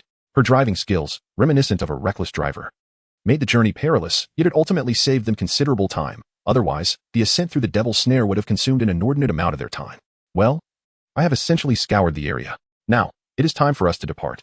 Although their injuries are not severe, it is prudent that we hasten to take them to Madame Pomfrey. Otherwise, she will surely scold me for delaying their optimal treatment. Dumbledore carefully stowed away Quirrell's urn, and with a flick of the Elder Wand, two sturdy stretchers materialized on the ground. He then levitated Harry and Carl onto them, chuckling lightly as he stroked his white beard, embodying the spirit of a playful old man. Upon hearing Dumbledore's final decision to return, a smile blossomed on Hermione's face. A rare sight since entering this room. Carl and Harry were finally liberated from that wretched place, a welcome relief indeed. Chapter 124. The Tattered Diary. Dumbledore deftly wielded the Elder Wand, employing the levitation charm to elevate the unconscious Harry and Carl as they made their way toward the exit. Shortly after their departure, the fallen stone columns reassembled, the decayed roses dissipated into nothingness, and the scattered rubble began to mend the fractured ground. Everything seemed to revert to its rightful state. England, Hogwarts, the hospital wing. On yet another splendid morning, a beam of sunlight streamed through the window. The air was thick with the essence of summer, a reminder of the impending holiday. Lying on the hospital bed, Carl felt his eyelashes flutter gently before wearily opening his eyes. The initially blurred vision gradually sharpened, revealing an archaic ceiling. With some effort, he propped himself up in bed and glanced at the pristine white sheets covering him, then took note of his attire, a blue and white striped hospital gown. While most would meticulously recall the events leading to such a situation, Carl was different. What the hell? Who stripped me of my clothes? Does that mean I was exposed? After battling Voldemort while under the effects of Celia's transformation potion, he had grown somewhat sensitive regarding matters of clothing. It's fine. The potion's effects have worn off. What is there to see on a large boy like me? He reassured himself internally. Propping up the pillow and reclining awkwardly on the bed, frowning as he pressed against his mildly throbbing temples. The sensation was akin to awakening after consuming 2 bottles of potent liquor, feeling utterly disoriented and unwell. Celia's power was indeed formidable. Even with my capabilities as a dimensional traveler, experiencing it for merely 15 minutes had left me in a state of unconsciousness for several days. Carl extended his hand to rub his somewhat dazed eyes, unable to suppress a deep sigh in his heart. He turned to gaze at the adjacent cabinet, adorned with an array of exquisite little gifts, most of which were confections. Colorful cards inscribed with messages of goodwill sparkled under the sunlight, seemingly radiating a certain glow known as hope. The vast infirmary felt rather desolate with only him lying on the bed. System, inform me of the duration of my slumber. In times of uncertainty, one turns to the system. As long as the payment is sufficient, all matters can be resolved. Indeed, the next moment brought forth the familiar formula. The familiar essence. 1 gold coin successfully deducted. Esteemed host, it has been 46 hours and 58 minutes since you last opened your eyes. Quite impressive, indeed. The gold coins did not disappoint. The system even provided the duration down to the second, just as he commended the system in his mind. It swiftly dealt him a decisive blow. Esteemed host, I am the system sprite, Q, delighted to meet you once more. Congratulations on defeating this year's final boss through your audacity and cross-dressing, successfully exiting the novice village. Evaluation, audacious reward, an opportunity for a guaranteed card flip provided by the system, assured to yield a divine artifact or better, valid for an extended period. System sprite's commentary. Aside from those challenges that barely qualify as adventures, you have conquered your fragile heart, shattered the taboo of 0 victories. Though the journey may be unfit for public discourse, history will ultimately be penned by the victors. Why has that insufferable Q returned once more? The smile on Carl's face gradually faded as he recalled how, 3 years ago, that damned system sprite had relentlessly taunted him. Upon hearing the evaluation, it was as he had feared. Were evaluations not typically restricted to grades such as S, SS, SSS, and A? Why then? Was there an additional disgraceful rating bestowed upon him? Carl expressed profound dissatisfaction with the reviews. Had he not merely consumed a bottle of pills and then engaged with another individual? In a confrontation with a lunatic like Voldemort, no matter how base the tactics employed, they appeared inconsequential in comparison, were it not for the fear that Deerage would annihilate his allies. He would indeed be curious to ascertain whether Dirge's true form was akin to that of a swine, and if it were possible to acquire a counterfeit pig suit from him. The counterfeit pig suit is unparalleled. Let us flip the card system. Defeating Voldemort even once would surely yield at least a magical grade guaranteed reward, which is undeniably enticing. A glimmer of excitement flickered in Carl's eyes.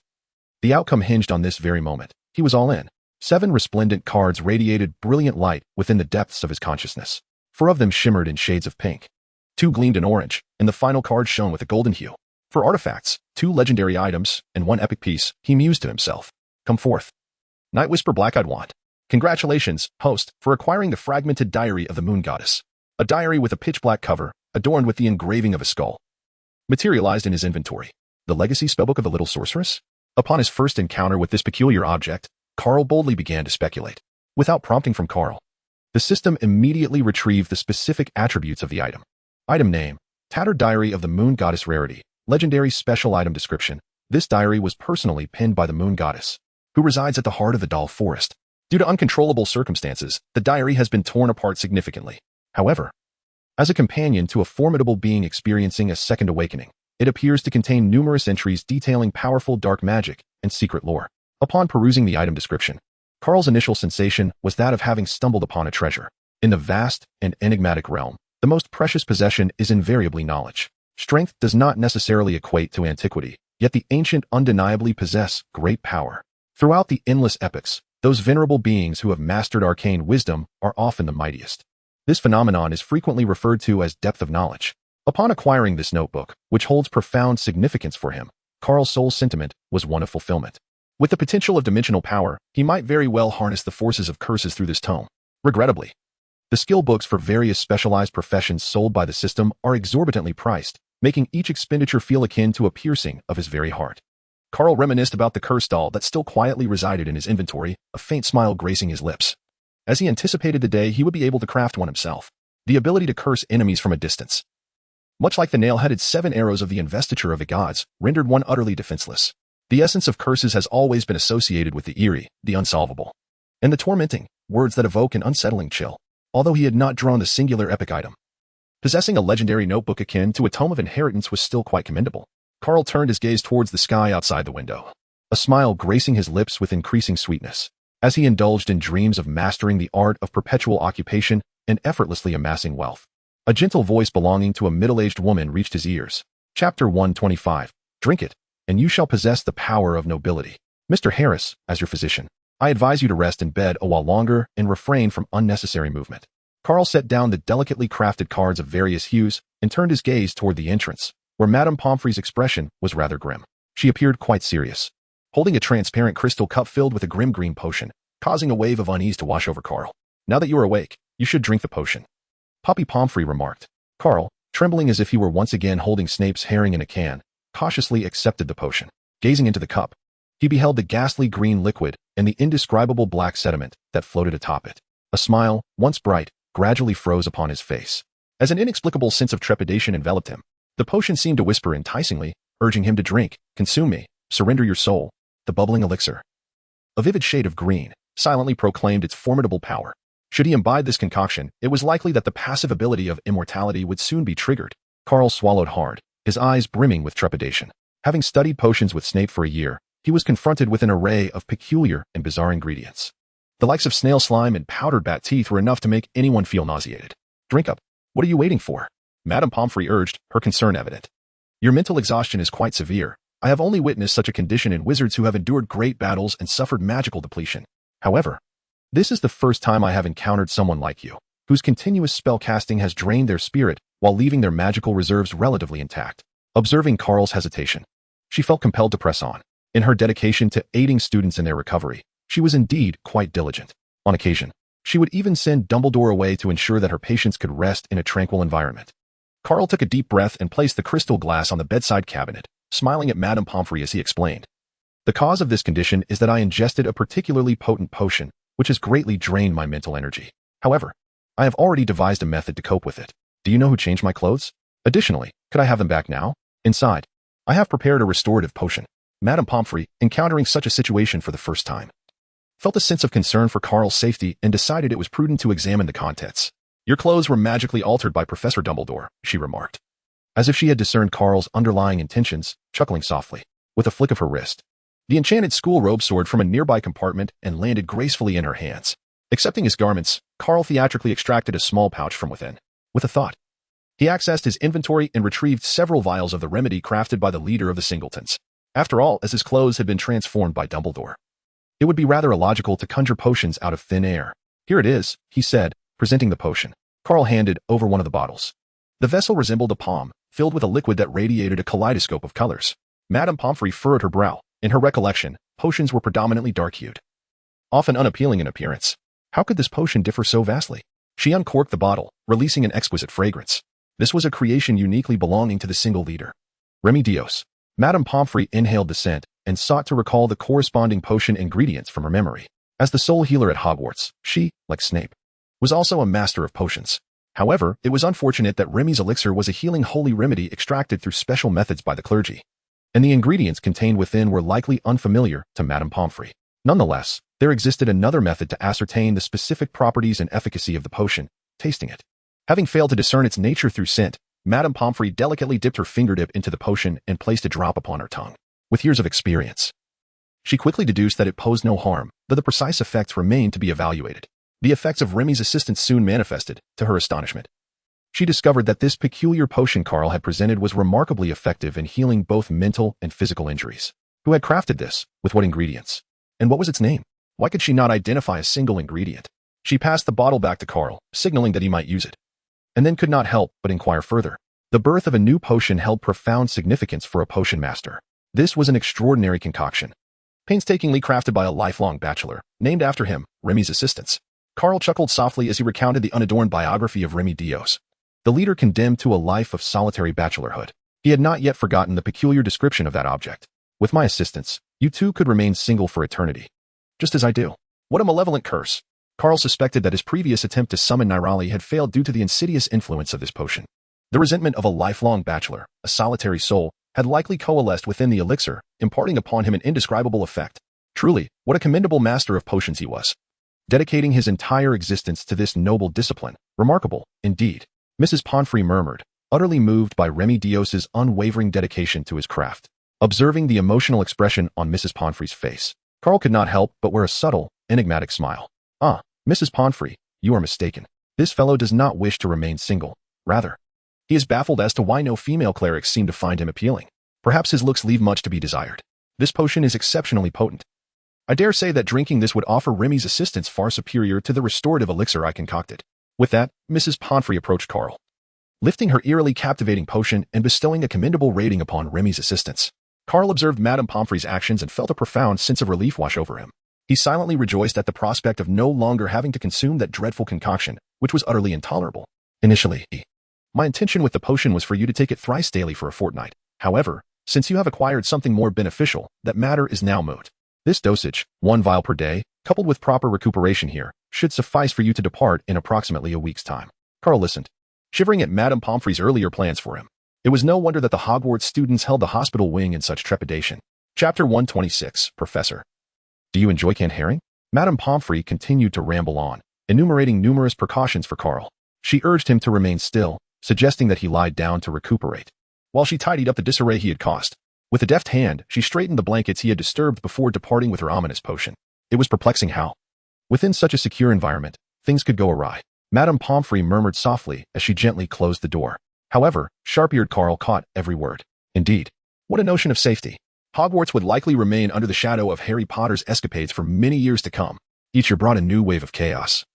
From the madmen stirred by the young savior, this year it was Voldemort, and next it would be the basilisk. If this were to be deemed safety, then the most perilous places in the world would surely be limited to regions like the Sahara, where life is but a whisper. Carl reclined upon the soft embrace of a plush pillow, unable to contain his fervent vitriol. Is the village's terror leader, Voldemort, merely jesting with us? Though this individual possesses a narrow vision, fixated solely on the conquest of Hogwarts, his strength is nothing short of explosive. Despite his reluctance to don the attire of Celia, he managed to endure for an astonishing duration. It was only through the intervention of the formidable Alice that his corporeal form was ultimately vanquished. Yet, even the powerful projection of Alice was unable to capture his soul. The Diary of Riddle? Just wait until the latter half of the year, and I shall ensure your demise. Carl silently calculated everything in his mind, resolving to be more cautious next semester, for he could not afford any more mishaps. The thought of Voldemort having abducted Harry was terrifying. System, procure for me a vial of intermediate mental elixir. Carl gazed out at the sky, realizing that Dumbledore would undoubtedly rush over upon learning of his awakening. The old man's need for control was truly overwhelming, compelling him to take action. The system's notification echoed in his mind. 35,000 galleons successfully deducted. A pang of regret struck him. Well, there went another 350 galleons. Perhaps he should confront the old wizard later? He had narrowly avoided a significant loss this time. Surely, requesting a little compensation would not be unreasonable. Carl hesitated inwardly. Unlike Dumbledore and Voldemort, Snape had no leverage against him, which meant he could turn the tables at any moment without any reservations. Well, adaptability is key, he thought to himself. He then uncorked the vial of intermediate mental elixir and downed it in one swift motion, while simultaneously activating his mental defenses. Just as he pondered whether to confront Dumbledore, a faint sound emanated from the doorway, and he watched as the doorknob began to turn slowly, following Madame Pomfrey's visit. Carl was about to receive his second guest. It was none other than Albus Dumbledore, the headmaster of Hogwarts, clad in a flowing purple wizard's robe adorned with celestial patterns. His silver-white beard was tied with a crimson ribbon, and he appeared to be in high spirits as he approached with a warm smile. "Good morning, Mr. Harris." Dumbledore greeted amiably as he reached Carl's bedside. With a gentle wave of his elder wand, a beautifully crafted chair materialized beside the previously empty space by the bed. "It seems he intends to engage me in a profound conversation." Observing the reluctance of his old headmaster to leave after such a brief encounter, Carl wore a smile on his face while his mind was in turmoil. "Good morning, Professor Dumbledore. What brings you here?" he inquired, eager to address matters directly. Hoping the conversation would conclude swiftly, an untimely sound interrupted them, and Carl pressed his lips together, suddenly realizing that he had not eaten for a full 2 days. The terrifying potion Madame Pomfrey had administered earlier had made him forget his hunger. Dumbledore, understanding the situation, waved his elder wand, and a delightful assortment of snacks, accompanied by cards inscribed with well wishes, sprang to life, leaping joyfully to arrange themselves neatly on the bedside table. The long table then shrank gradually, settling upon Carl's hospital bed. This effortless display of control left Carl feeling envious. While he could achieve a similar level of manipulation, he could never match Dumbledore's ease. "It appears our little hero is feeling a bit peckish. Would you care for something to eat? How about some Stargazer pie? I sampled it recently, and it was quite delightful," Dumbledore suggested with a hint of mischief. "Professor, I happen to have an unopened can of Swiss herring, enhanced with diffusion magic to ensure a robust flavor. What do you think?" Carl gently caressed his spatial pouch, responding with an innocent expression. "Is that celestial object something a human can consume?" He smiled, observing the frozen grin on Dumbledore's face. It seemed that even Dumbledore, who would dare to feast on a pile of cockroaches, had endured the torment of canned herring. "No, thank you, Mr. Harris. I prefer to prolong my existence for a few more years." Witnessing the awkwardness of Dumbledore, who had failed to uplift the atmosphere, Carl was surprised to discover that he was indeed bold enough to carry canned herring with him, unafraid of the consequences. "Then, Professor Dumbledore, could I trouble you for a roasted suckling pig? Please, be generous with the sauce." Carl sat up in bed, his small face beaming with joy. "However, Madame Pomfrey suggested that you consume some light fare. Otherwise, she may not permit my presence next time." Dumbledore paused momentarily, appearing somewhat troubled. "Would it not be preferable if you were not to come?" Carl silently scoffed to himself. "Oh, I see." He licked his lips and continued. "Then I shall indulge in the sardines, which are rather delightful. Professor, would you care for some?" Very well, let it be roast suckling pig then." Dumbledore chuckled helplessly, and like a mischievous old rascal, leaned closer to Carl and whispered, "You mustn't breathe a word of this to Madame Pomfrey, or she will surely be displeased with me." "Understood, Professor." Carl immediately comprehended and remarked. The house elves moved with remarkable swiftness, and with a flick of his wand, Dumbledore conjured a perfectly roasted suckling pig that appeared before him on the small table. The entire pig was exquisitely roasted, its skin crisp and golden, glistening like amber, and upon closer inspection, resembling gold. The air was thick with an enticing aroma. As Dumbledore gazed at the delectable roast, a thought seemed to cross his mind. With another wave of his elder wand, an array of delicacies including fruit salad, apple pie, corn cakes, and orange juice materialized on the table. "You have been in a stupor for nearly 2 full days. Perhaps it would be wise to start with something light to appease your hunger. Otherwise, if you were to upset your stomach, Boppy would assuredly ensure I would never be allowed to bring you back again." To be precise, it had been 49 hours and 53 minutes. Carl chuckled as he picked up a corn cake and took a bite. Chapter 127. "Professor, would it be acceptable for you to lend me the Philosopher's Stone for a couple of days as a reward?" After savoring some corn cakes, Carl immediately grasped his knife and fork to indulge in the main course. The roasted piglet, golden and crispy, exuded an enticing aroma. Fortunately, the meals at Hogwarts were prepared by the house elves, most of whom had mastered the culinary arts of Hufflepuff and exhibited remarkable skills. Dumbledore sat quietly nearby, observing Carl with interest as he relished his meal, a mysterious smile playing upon his lips. and the lenses of his half-moon spectacles glimmering subtly as he employed legilimency. In moments of happiness, one often lowers their guard, and this time, he employed a bit of genuine skill. When he first entered that battlefield, he had been profoundly shaken. The shattered room bore witness to the fierce clash of at least two immensely powerful wizards. Undoubtedly, Harry could not possess such formidable magical prowess, leaving only Carl and Voldemort. Moreover, through legilimency, he had accessed the memories of Hermione and Ron, witnessing firsthand how Carl had effortlessly navigated the myriad obstacles set by the professors. The scene of the temporal magnetic field obliterating all the chess pieces remained vividly etched in his memory. Carl sensed Dumbledore's silent movements and slightly lowered his gaze. As his mental defenses engaged, he concentrated his remaining psychic energy to create an illusion, perhaps due to having gone hungry for 2 days. He found his hands slick with grease from the food he devoured, a stark contrast to his usual composed and elegant demeanor. Before long, he had consumed more than half of the meal laid before him. He set down his knife and fork, wiped the corners of his mouth with a napkin, let out a satisfied burp, and took a delightful sip of orange juice. Reclining back against his pillow, he felt as though he had reached the pinnacle of existence. Dumbledore immediately understood and began to tidy up. With a flick of his wand, the remnants of food vanished without a trace. The small table also floated back, transforming once again into its original elongated form. "Professor, is there something you wish to discuss?" Carl understood that Dumbledore had come specifically to invite him for tea. Undoubtedly to confront him. He had revealed far too much of his abilities to Hermione and Ron, and old Dumbledore had no doubt whatsoever. Even Carl himself found it hard to believe. However, he felt powerless in this situation, attributing the predicament to the treacherous Voldemort, who had deviated from the expected script and executed a cunning maneuver. It was indeed a frustrating circumstance, for if Harry were to suffer any misfortune due to his blunder, Severus and Lily would undoubtedly hold him accountable. Navigating the delicate balance between light and dark was quite challenging. In his attempt to outmaneuver Voldemort, he had nearly found himself ensnared. "Mr. Harris, I presume it was you who vanquished Voldemort?" With Carl broaching the subject, Dumbledore wasted no time in addressing the matter directly, for both were acutely aware of the stakes at hand. "Of course it was me. How could Harry, having been captured, possibly have made any significant impact against Voldemort? His magical prowess is so limited that even Quirrell would best him, let alone Voldemort." Carl leaned against the pillow and conceded, realizing that old Dumbledore must know that Chilo was not killed by Harry, for he was the only one present at the scene. "Indeed," Dumbledore murmured, seemingly affirming his own thoughts. "Moreover, Professor, your maneuver was truly exquisite. You placed a false philosopher's stone within the Mirror of Erised, and it was remarkably realistic. Had I not conducted an experiment, I would have been unable to discern the genuine from the counterfeit by mere sight and magical perception. Surely, if Voldemort had truly succeeded, he would have been driven to despair." Before Dumbledore could speak again, Carl remarked somewhat wistfully that when Harry retrieved the philosopher's stone, he felt the overwhelming magical power emanating from it, nearly believing he was on the cusp of reaching the pinnacle of his life. "Professor, I just engaged in a fierce confrontation with Voldemort, rescued Harry, and protected Hogwarts, almost exhausting my mental strength to the point of becoming a vegetable. Would you not agree that you ought to lend me the philosopher's stone for a couple of days as a reward?" Carl unleashed a torrent of words, successfully portraying himself as an unwavering guardian of Hogwarts, only to emerge as the greatest victim with nothing to gain.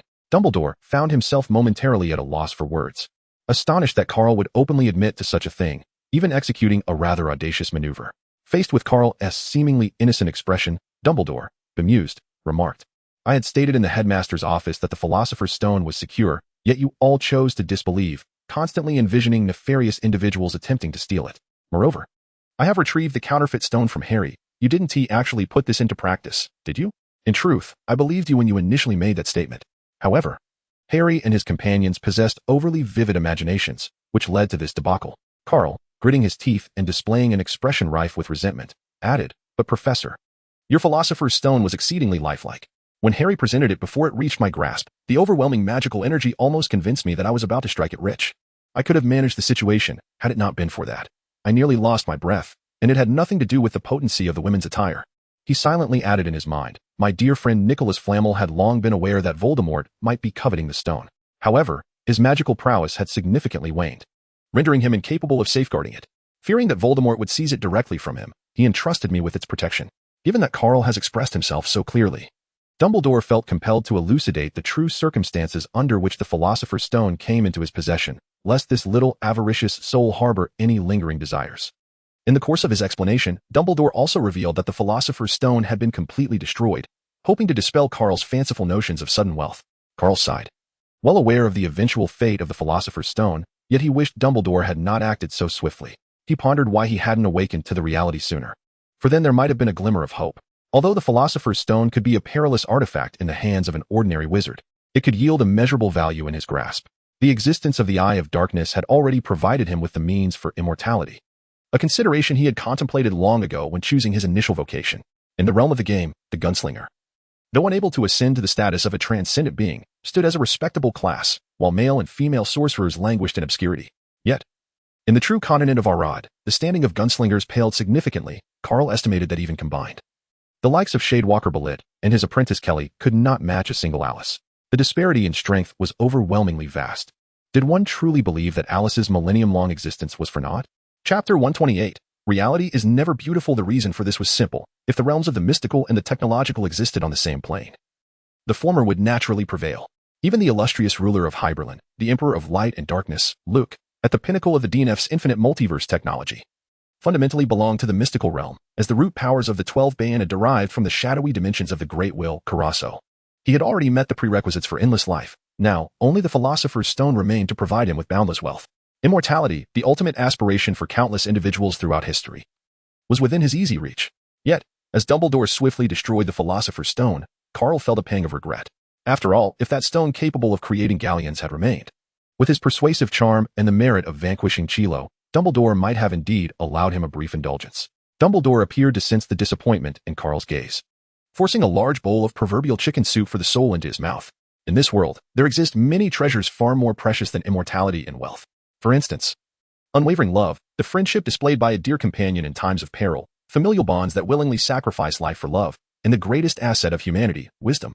Perhaps these sentiments are difficult for a mere 11-year-old wizard like you to grasp, but to an elder like myself, the value of such genuine emotions far exceeds the cold allure of wealth and the emptiness of eternal life. Dumbledore's cerulean eyes bore into Carl's. Although he perceived Carl as somewhat impetuous, he also saw a unique brilliance within him. No amount of magic could conjure something from nothing. This is a taboo realm that even the mightiest of deities might find elusive. The power of the Philosopher's Stone, while formidable and wondrous, could grant immortality and endless riches. Yet it demanded an exorbitant price. My old friend, Nicodemus, grew weary of such an existence and ultimately chose to embrace death. Throughout a century-long life, Dumbledore had encountered numerous exceptionally talented and gifted wizards. Some, like Grindelwald, walked alongside him, while others, such as Voldemort, matured under his watchful gaze. Yet, they became ensnared by the allure of power, authority, wealth, and immortality, leading them to grim fates. Grindelwald ultimately faltered, losing his freedom, while Voldemort, in Dumbledore's eyes, scarcely resembled a human being any longer. After sharing his heartfelt reflections, Dumbledore gazed at Carl with hope, eagerly anticipating his response. Carl smiled faintly, nodding gently in agreement with old Dumbledore's words. For a dimension traveler like him, who draws power from the infinite realms, restraint is of utmost importance. An insatiable thirst for power could attract malevolent deities, which would lead to dire consequences. The enigmatic whispers that had echoed through the void still haunted him, leaving him with lingering trepidation. Nevertheless, he would not allow Dumbledore to gain the upper hand verbally. He had suffered considerable losses in the recent battle for the Philosopher's Stone, emerging empty-handed and exposed, and now, weakened from the depletion of his mental energy, he lay helpless in a hospital bed. Such indignities were intolerable. Dumbledore observed Carl's expression with satisfaction. To confront Voldemort head-on in his first year, albeit through some unknown means, demonstrated a rare courage that he deeply valued. He now regretted not having maneuvered to place Carl in Gryffindor. If such a remarkable young wizard could be guided correctly, it would surely be a boon for the entire magical community. Aged and burdened by remorse over Tom Riddle, he wished to prevent the emergence of another Dark Lord due to his own failings. Thus, his presence here today was primarily to guide Carl onto the right path. In Dumbledore's eyes, Carl's beginnings in an orphanage at the tender age of 11 mirrored those of Voldemort. Although the source of his formidable powers remained a mystery, this age was pivotal for the formation of one's worldview and values. However, Carl's subsequent response nearly caused Dumbledore to question his own existence. Professor Dumbledore, your words are amusing, Carl replied candidly. The qualities you speak of, either I have irrevocably lost them, or I have already attained complete mastery over them. I was born in an orphanage. And coincidentally, Voldemort's journey also commenced from there. Family ties, to me, are but an illusion, neither seen nor felt. I rescued Harry from Quirrell. Does that not attest to friendship? As for wisdom, I trust in the judgment imbued by Rowena Ravenclaw within the Sorting Hat, and I am confident that I shall possess the most steadfast love in the future. Miss Knightley's affection for dimension travelers is well known, is it not? After hearing Dumbledore's heartfelt counsel, Carl struck at the very core, leaving Dumbledore momentarily speechless. I do not desire immortality. What I lack is wealth. Unlike Harry, who inherited a vault from his parents, Carl sat up once more from his sickbed, resting his hands upon the quilt, silently gazing at Dumbledore, awaiting his next utterance. Dumbledore's once warm smile gradually stiffened. This situation was far removed from his expectations. Perhaps you place too much emphasis on wealth, he remarked, pressing his fingers to his temples, appearing somewhat pained. No, not in the slightest. Before I entered Hogwarts, I often witnessed the headmaster at the orphanage, frantically overwhelmed in pursuit of a mere donation, a man of only 30 who appeared as aged as Mrs. Joe next door, who was 58. In every instance, only the most pragmatic holds true, and truth is ever devoid of beauty. The corners of Carl's mouth curled slightly upwards, hinting at both mockery and self-deprecation. In his previous life, when he was known as Ning Chuan, he had already witnessed the true power of reality. After falling ill, he found himself staring at the starkly pale ceiling, with the air perpetually saturated with the acrid and unpleasant scent of disinfectant. Each time his parents visited, they wore forced smiles, while in the shadows, they wept silently out of his sight. Though all of this was a consequence of his own actions, he could not help but feel a deep sorrow for his own existence. Dumbledore, too, fell into a contemplative silence, in a certain sense. Carl's plight may have been even more tragic than Harry's. Throughout it all, Carl might have truly been alone. Harry, at the very least, had the legacy and protection bestowed by his parents, while his nemesis, Voldemort, was bound by prophecy, a force of destiny that eludes comprehension. Chapter 129, No More Pretense. I reveal my hand. Purebloods, I am supreme. Carl and Dumbledore exchanged silent glances, their eyes locked in a moment of profound stillness. After a considerable pause, Dumbledore finally spoke. His voice a gentle breeze meant to dispel the awkward tension that hung between them. It seems that the news of your and Harry's triumph over the Dark Lord in the Chamber of Secrets on the 4th floor has somehow leaked. And it is now nearly common knowledge throughout the entire school. Those cards and small gifts are indeed tokens of their admiration and celebration. Carl picked up a greeting card adorned with exquisite calligraphy, inscribed with sweet blessings, yet lacking a signature. Professor Dumbledore, allow me to clarify, had I not arrived early, it is likely that Harry would now be nothing but ashes. Furthermore, if my suspicions are correct, this matter was deliberately leaked by you, to bestow upon Harry a semblance of renown, thereby affording him some measure of resistance should Voldemort return, for ultimately, only one of them can survive. Carl gently caressed the greeting card in his hands, his gaze slightly lowered as he candidly spoke the truth. Everyone was already aware of it. It was better to lay everything bare. Dumbledore's amiable smile gradually became somewhat rigid. He had not anticipated that Carl would uncover everything. Professor, if you have any questions, feel free to ask. There are certain matters I can address right now. Carl examined his wand closely, and after the recent test, he was convinced that Dumbledore would not take any adverse actions against him. Given this realization and the extent of his revealed abilities, he decided to be forthright and confront Dumbledore directly, dispelling any lingering doubts. He was weary of the intricate games of deceit with Dumbledore, especially considering the high cost of mental elixirs. Upon hearing this, a peculiar glimmer faded from Dumbledore's eyes, and he withdrew his spell. 2 days prior, when Miss Granger urgently contacted Professor McGonagall to inform me that Harry had been captured and implored me to rescue you, I was nearly paralyzed with fear. Fortunately, by the time I arrived, not only had you sustained no injuries, but you had also triumphed over Quirrell, who was possessed by Voldemort, truly a stroke of luck amidst calamity. Professor, you must be curious about how I managed to defeat Voldemort, Carl added. Indeed, I am intrigued about how you managed to vanquish him in direct combat. I have gleaned some information from Harry, though it remains somewhat nebulous. It appears he was quite frightened during the encounter, Dumbledore remarked, gazing intently at Carl. He had meticulously analyzed the battlefield that day and determined that Voldemort had not been vanquished by Harry's protective magic. This indicated that Carl had indeed engaged in a genuine wizard duel with Voldemort at that moment. It was difficult for Dumbledore to fathom how a first-year student like Carl could contend with Voldemort, even in his weakened state. Reduced to a mere wisp of his former self and forcibly controlling another's body. Certainly, such an adversary was not one that a novice could easily confront. Moreover, he had conveniently overlooked Harry, for in such a grand conflict, Harry's spell-casting abilities were insufficient to shatter even the floor, let alone partake in the battle. Carl chuckled softly, beginning to formulate his thoughts in his mind. A direct confrontation? No. The appropriate scenario should involve him, Lily, and Alice overpowering Voldemort head-on. It seems the effects of the River of Forgetfulness and the sealing magic of Celia are rather impressive. Old Dumbledore surprisingly gleaned not a single useful piece of information from Harry. Deep within, Carl secretly reveled in his thoughts, yet his expression remained unchanged. Adorned with a subtle smile. Professor, you must be aware of the true origins of us wizards. The first generation of wizards were merely muggles, who, for reasons unknown, intertwined their lineage with that of magical creatures. Thus, magic began to flow through their veins, just like your esteemed family. I recall reading in a wizarding biography that whenever a member of the Dumbledore family finds themselves in dire need, a phoenix shall descend. Carl began to weave an elaborate tale, a phrase he had recalled while watching Fantastic Beasts, The Crimes of Grindelwald, due to the influence of the mind-altering potion. Dumbledore found himself unable to penetrate Carl's thoughts. Moreover, having assimilated the Eye of Darkness, he was nearly indistinguishable from a true denizen of the magical realm, both in appearance and in the mastery of arcane arts. Almost every young wizard experiences a surge of magical power, marking the initial awakening of the mystical lineage coursing through their veins, which serves as the foundation for their ability to cast spells. However, the vast majority of young wizards remain confined to this stage of spellcasting, unable to truly harness the formidable forces of magical creatures as the ancient sorcerers once did. Through the passage of time, the bloodline potency of the first-generation wizards has significantly diminished, placing nearly all contemporary wizards on equal footing. Yet, miracles still occur. As Dumbledore listened to Carl's elucidation, he began to formulate some hypotheses, although he felt the need for further confirmation.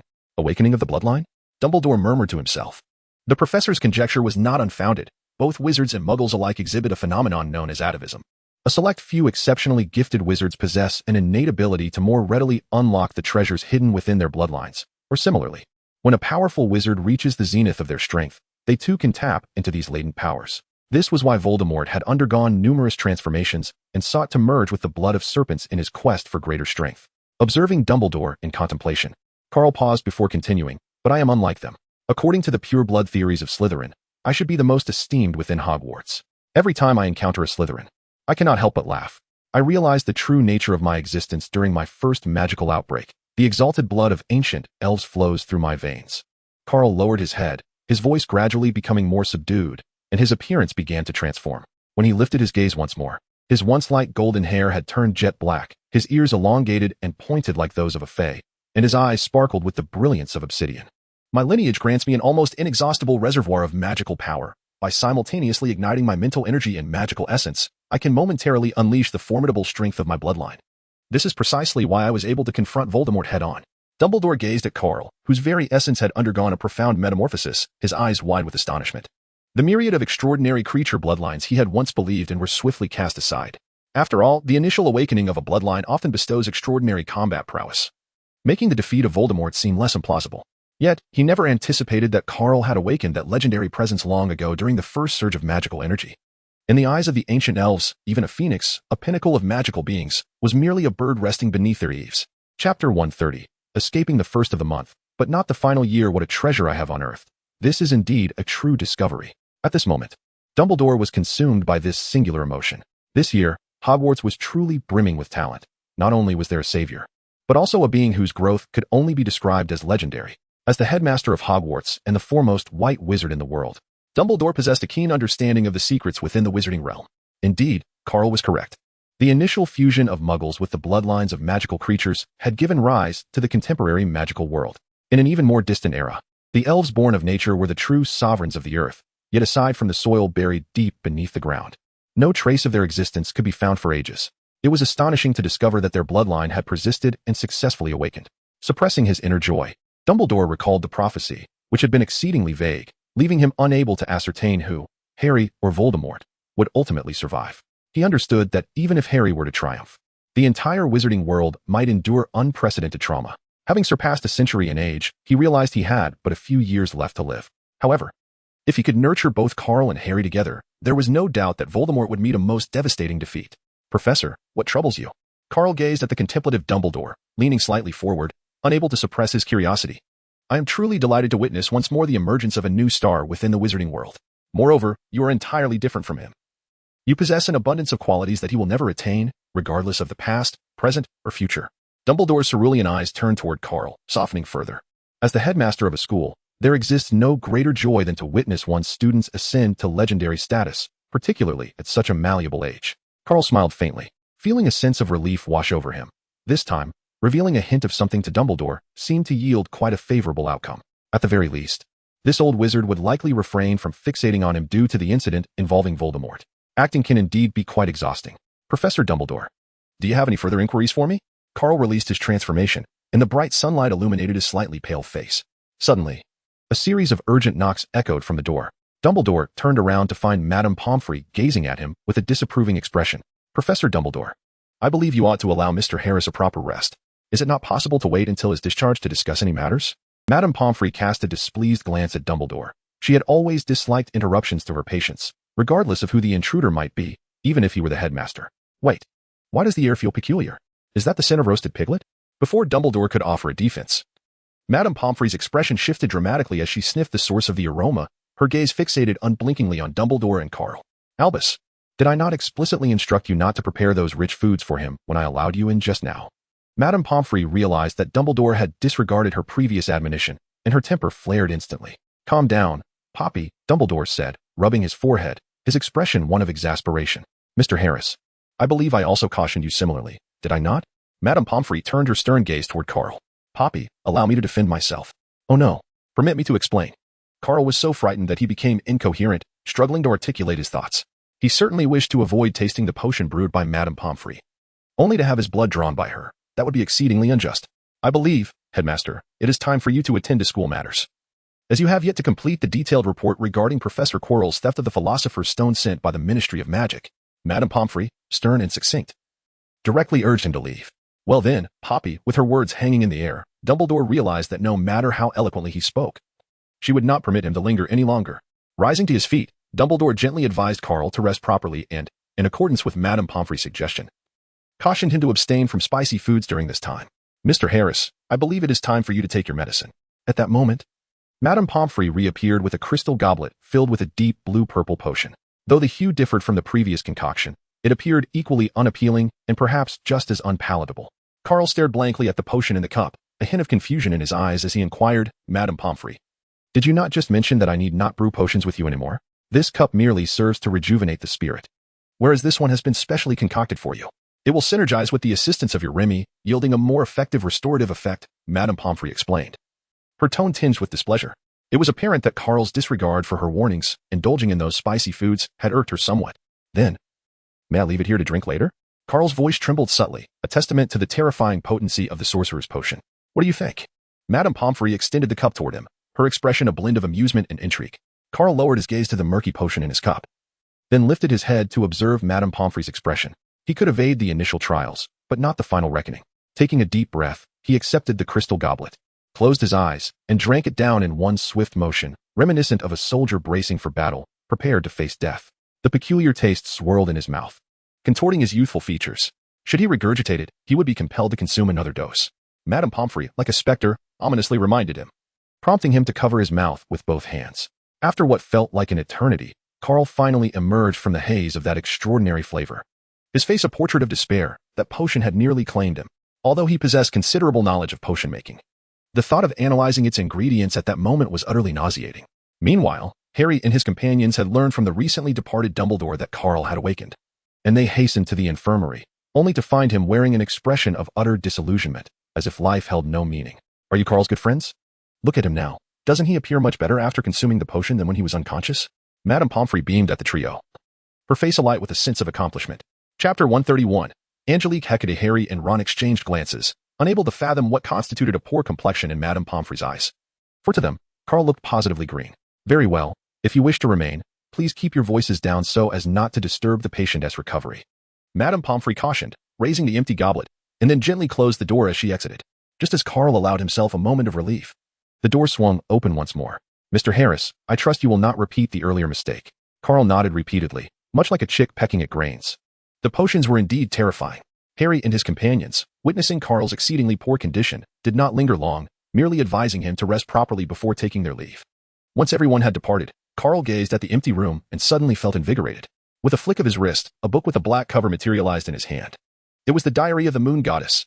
The diary appeared to be in a state of disrepair, and after flipping it over and examining it for a moment, Carl concluded that at least half of it had been torn away. If half of the diary possessed legendary quality, then the complete version must surely be an item of epic caliber. Carl sat up in his hospital bed, gently caressing the cover of his diary with his head bowed, the coarse texture filling him with an exhilarating thrill. This diary was likely to contain an abundance of dark magic from the Little Witch, akin to a tome of inherited sorcery. Carl, having steadied his emotions, gently opened his diary. The pages, weathered by the passage of time, had turned brittle and yellowed, making it difficult to fathom how many years it would take for a legendary artifact to succumb to such erosion. It could also be attributed to the unforeseen events mentioned by the system. Carl expected to find the sweet, youthful musings of a girl on the first page of the diary. After all, this diary accompanied a budding witch as she evolved into a powerful goddess of the dark moon. Truly, it could be deemed an autobiography. One would assume that every journey unfolds gradually, yet the opening struck like a thunderbolt. The diary's owner elucidated her comprehensive understanding of the taboo art of curses right from the outset. Curses, some harbor a deep aversion to this ominous force, labeling it as evil, bloody, and cruel. Especially those who pride themselves on serving deities perceive it as heretical. Yet, I can empathize. Humans instinctively recoil from realms they cannot comprehend. They yearn to dwell beneath the bright sun, basking in divine radiance, where life unfolds like a fairy tale. Thus, throughout history, those who wield the power of curses have remained concealed in the shadows, even if their intentions are not malevolent. Certain elements, in the eyes of the so-called guardians of justice, ought not to exist, much like the fate of Darich. Those who dare to stand in the light are relentlessly pursued by self-proclaimed righteous adventurers, leaving them with nowhere to flee. Is this not a farce? However, what may appear foolish undoubtedly possesses its own merits. Essentially, curses and the so-called sacred prayers are not fundamentally different. Both are driven by a desire for greater strength and a more beautiful existence. But is there anything inherently wrong with desire? Both are actions taken by humanity to fulfill extreme cravings. One seeks to harness power for oneself, while the other begs for divine mercy. Is not prayer merely the act of kneeling and imploring a deity for strength? Must only the act of faith in a God be deemed just? What if, one day, that God were to fall?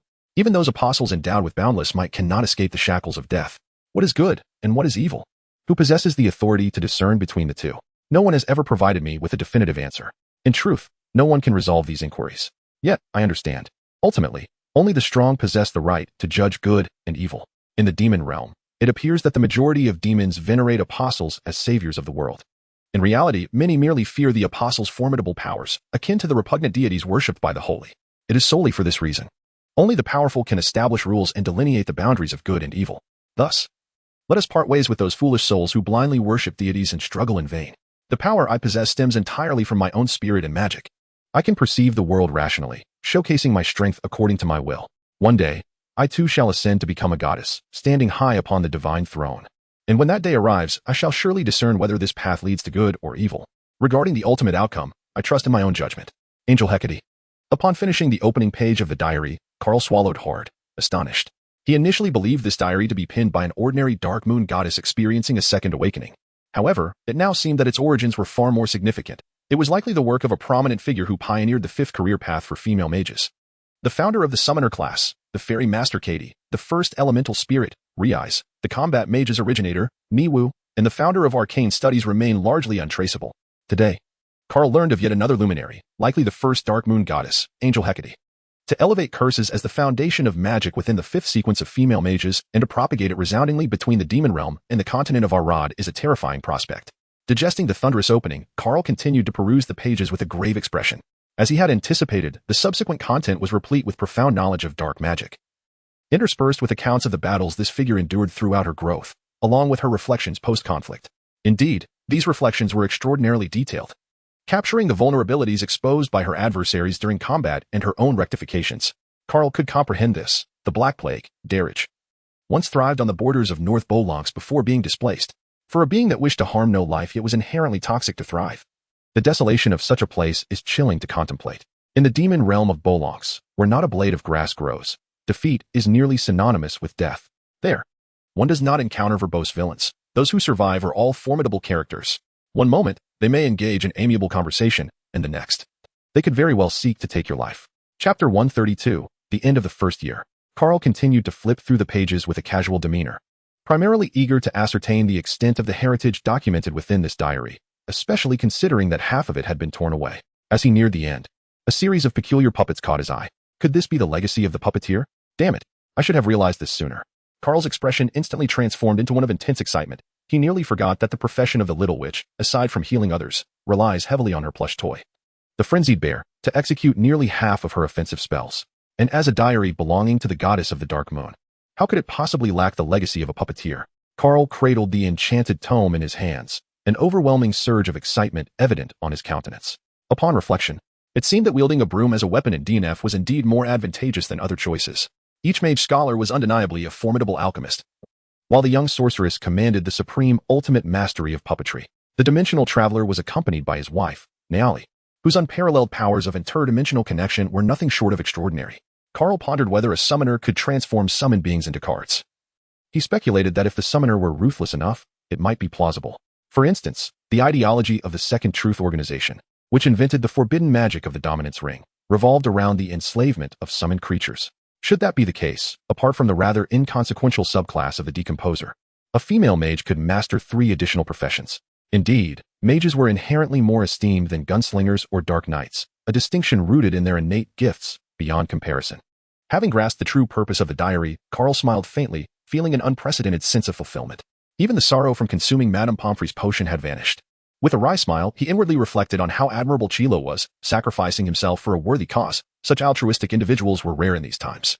After a cursory examination of the diary's contents, he carefully stowed it away in his inventory, adjusted his disheveled hair from lying in bed, and departed the infirmary. Madame Pomfrey had wished for him to recuperate a few more days, but Carl's daily pleas, coupled with the critical event of the year-end feast that evening, rendered her resolve futile. He was thoroughly weary of the monotonous life confined to a hospital bed, constantly medicated and adhering to strict dietary regulations imposed by Madame Pomfrey. The absence of modern entertainment left him languishing in boredom, relegated to reading storybooks. Only when solitude permitted could he secretly study the dark arts within his diary. Indeed, upon acquiring this diary, Carl had resolved to become the most powerful dark wizard and puppeteer, aspiring to create flawless puppets to collaborate with the Resurrection Stone. As eternal possession of those unable to be revived was an enticing prospect. The allure of galleons was irresistible. He envisioned himself asking, "Young one, have your parents perished? Do you have a dream?" He fancied that Cedric's father would undoubtedly fall into his trap 3 years hence. Alas, such fantasies were doomed to remain unrealized.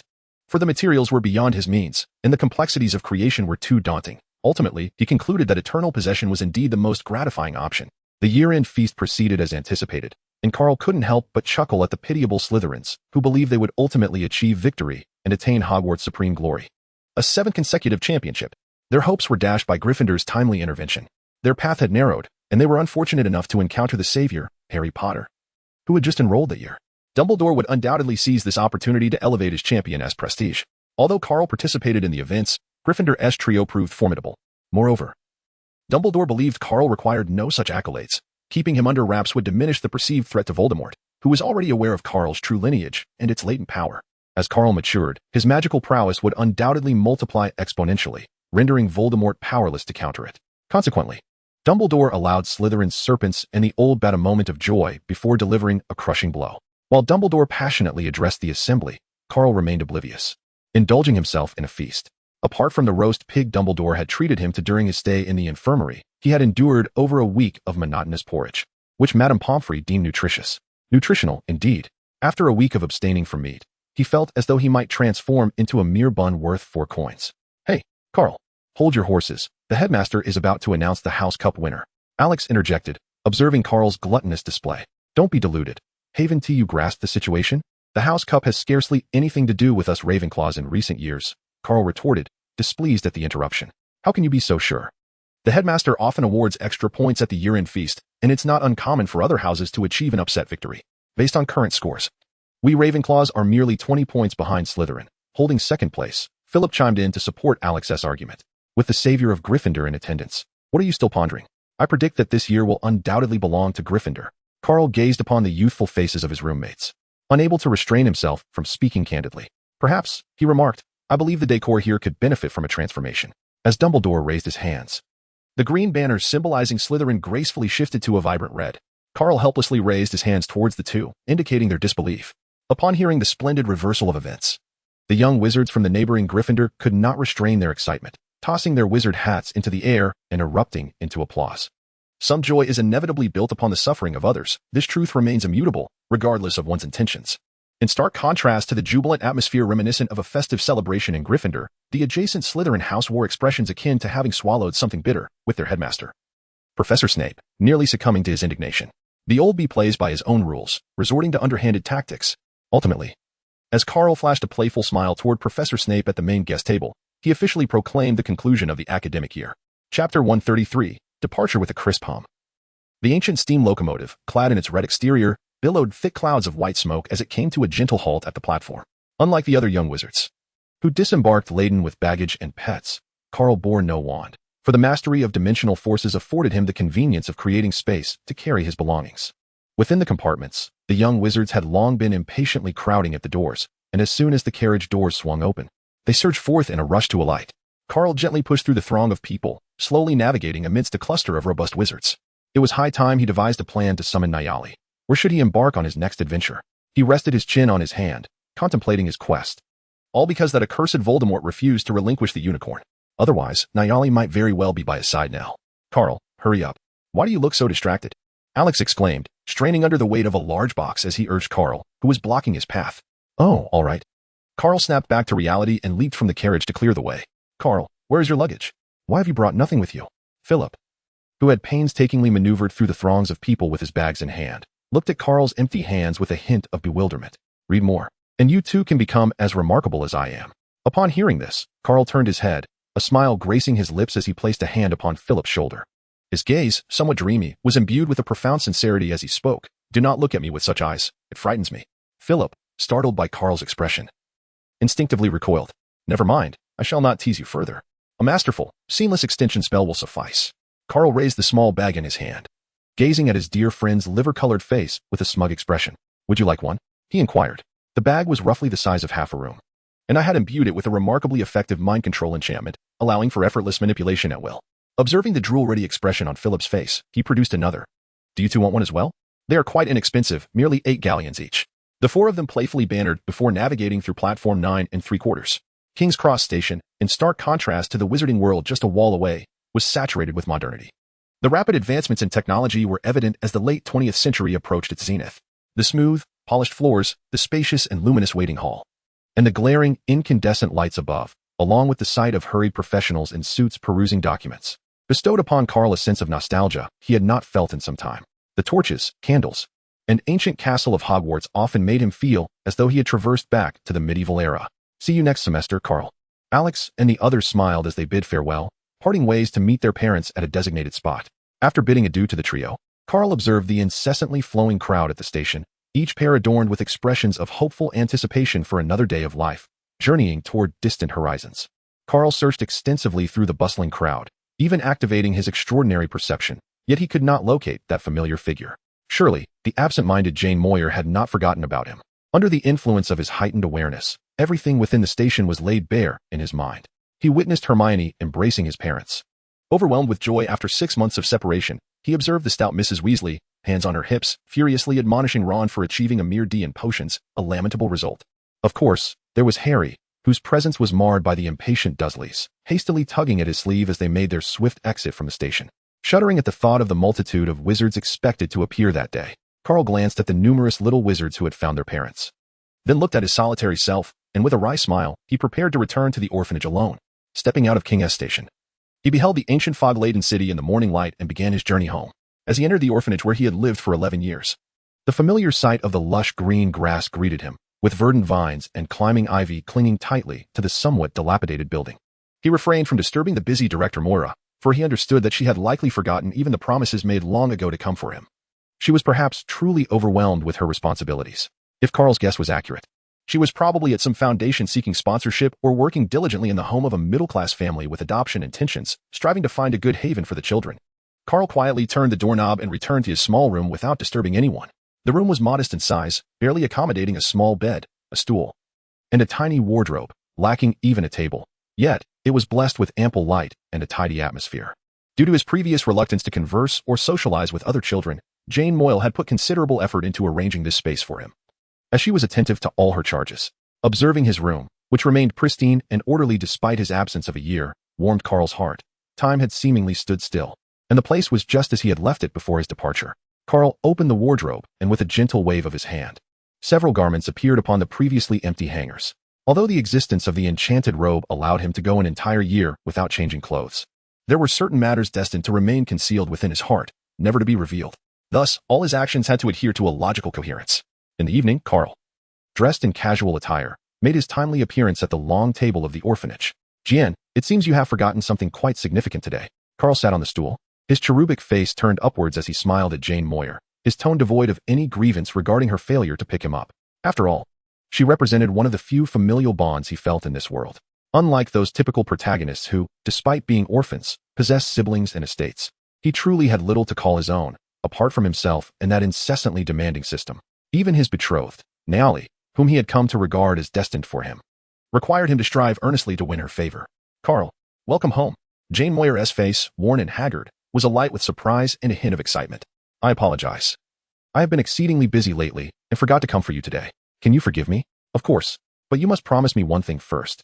As long as it is within my power, I shall fulfill your request. Well, you said it, so you must be able to manage it. I wish to travel the world alone this summer. Chapter 134. The cunning yet endearing adventurer. After Carl's heartfelt and persuasive words, coupled with the display of his formidable magical prowess, Jane Moyer finally, albeit with great reluctance, acquiesced to his seemingly preposterous request. At not even 12 years of age, the desire to circumnavigate the globe felt utterly cruel. If Carl were to hear the innermost thoughts of his dean, he would undoubtedly retort immediately, I have no desire to wander aimlessly. However, the esteemed readers are pressing him relentlessly, and if Nayeli does not make her appearance soon, it is likely that someone will resort to drastic measures. The great Lu Sun. Oh no, I meant Mr. Dufu once remarked that reading countless books is inferior to traversing myriad paths, and wandering far and wide is not as enriching as meeting a multitude of people. Spending the summer confined within the small room of an orphanage, Nayeli would not simply appear before him.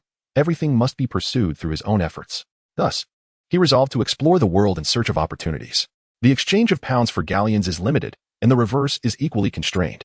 The fairies, who exclusively conduct business within the wizarding community, have not extended their operations into the Muggle society. Even after 3 years of navigating the underbelly of London, Carl found his supply of pounds woefully inadequate. After all, if one were truly wealthy, who would resort to robbery in the dead of night? Lacking funds, Carl resolutely decided to adopt the travel method of his previous life post-college entrance examination, a frugal adventure. However, it was evident that his current approach to budget travel differed significantly from his past escapades, as he had no intention of spending a single penny. After all, obtaining a visa is notoriously difficult. As a mere child under 12 residing in an orphanage, he would likely never encounter the visa officer. Such is the stark reality of capitalism. As the saying goes, there is a path for the living and a gate for the dead.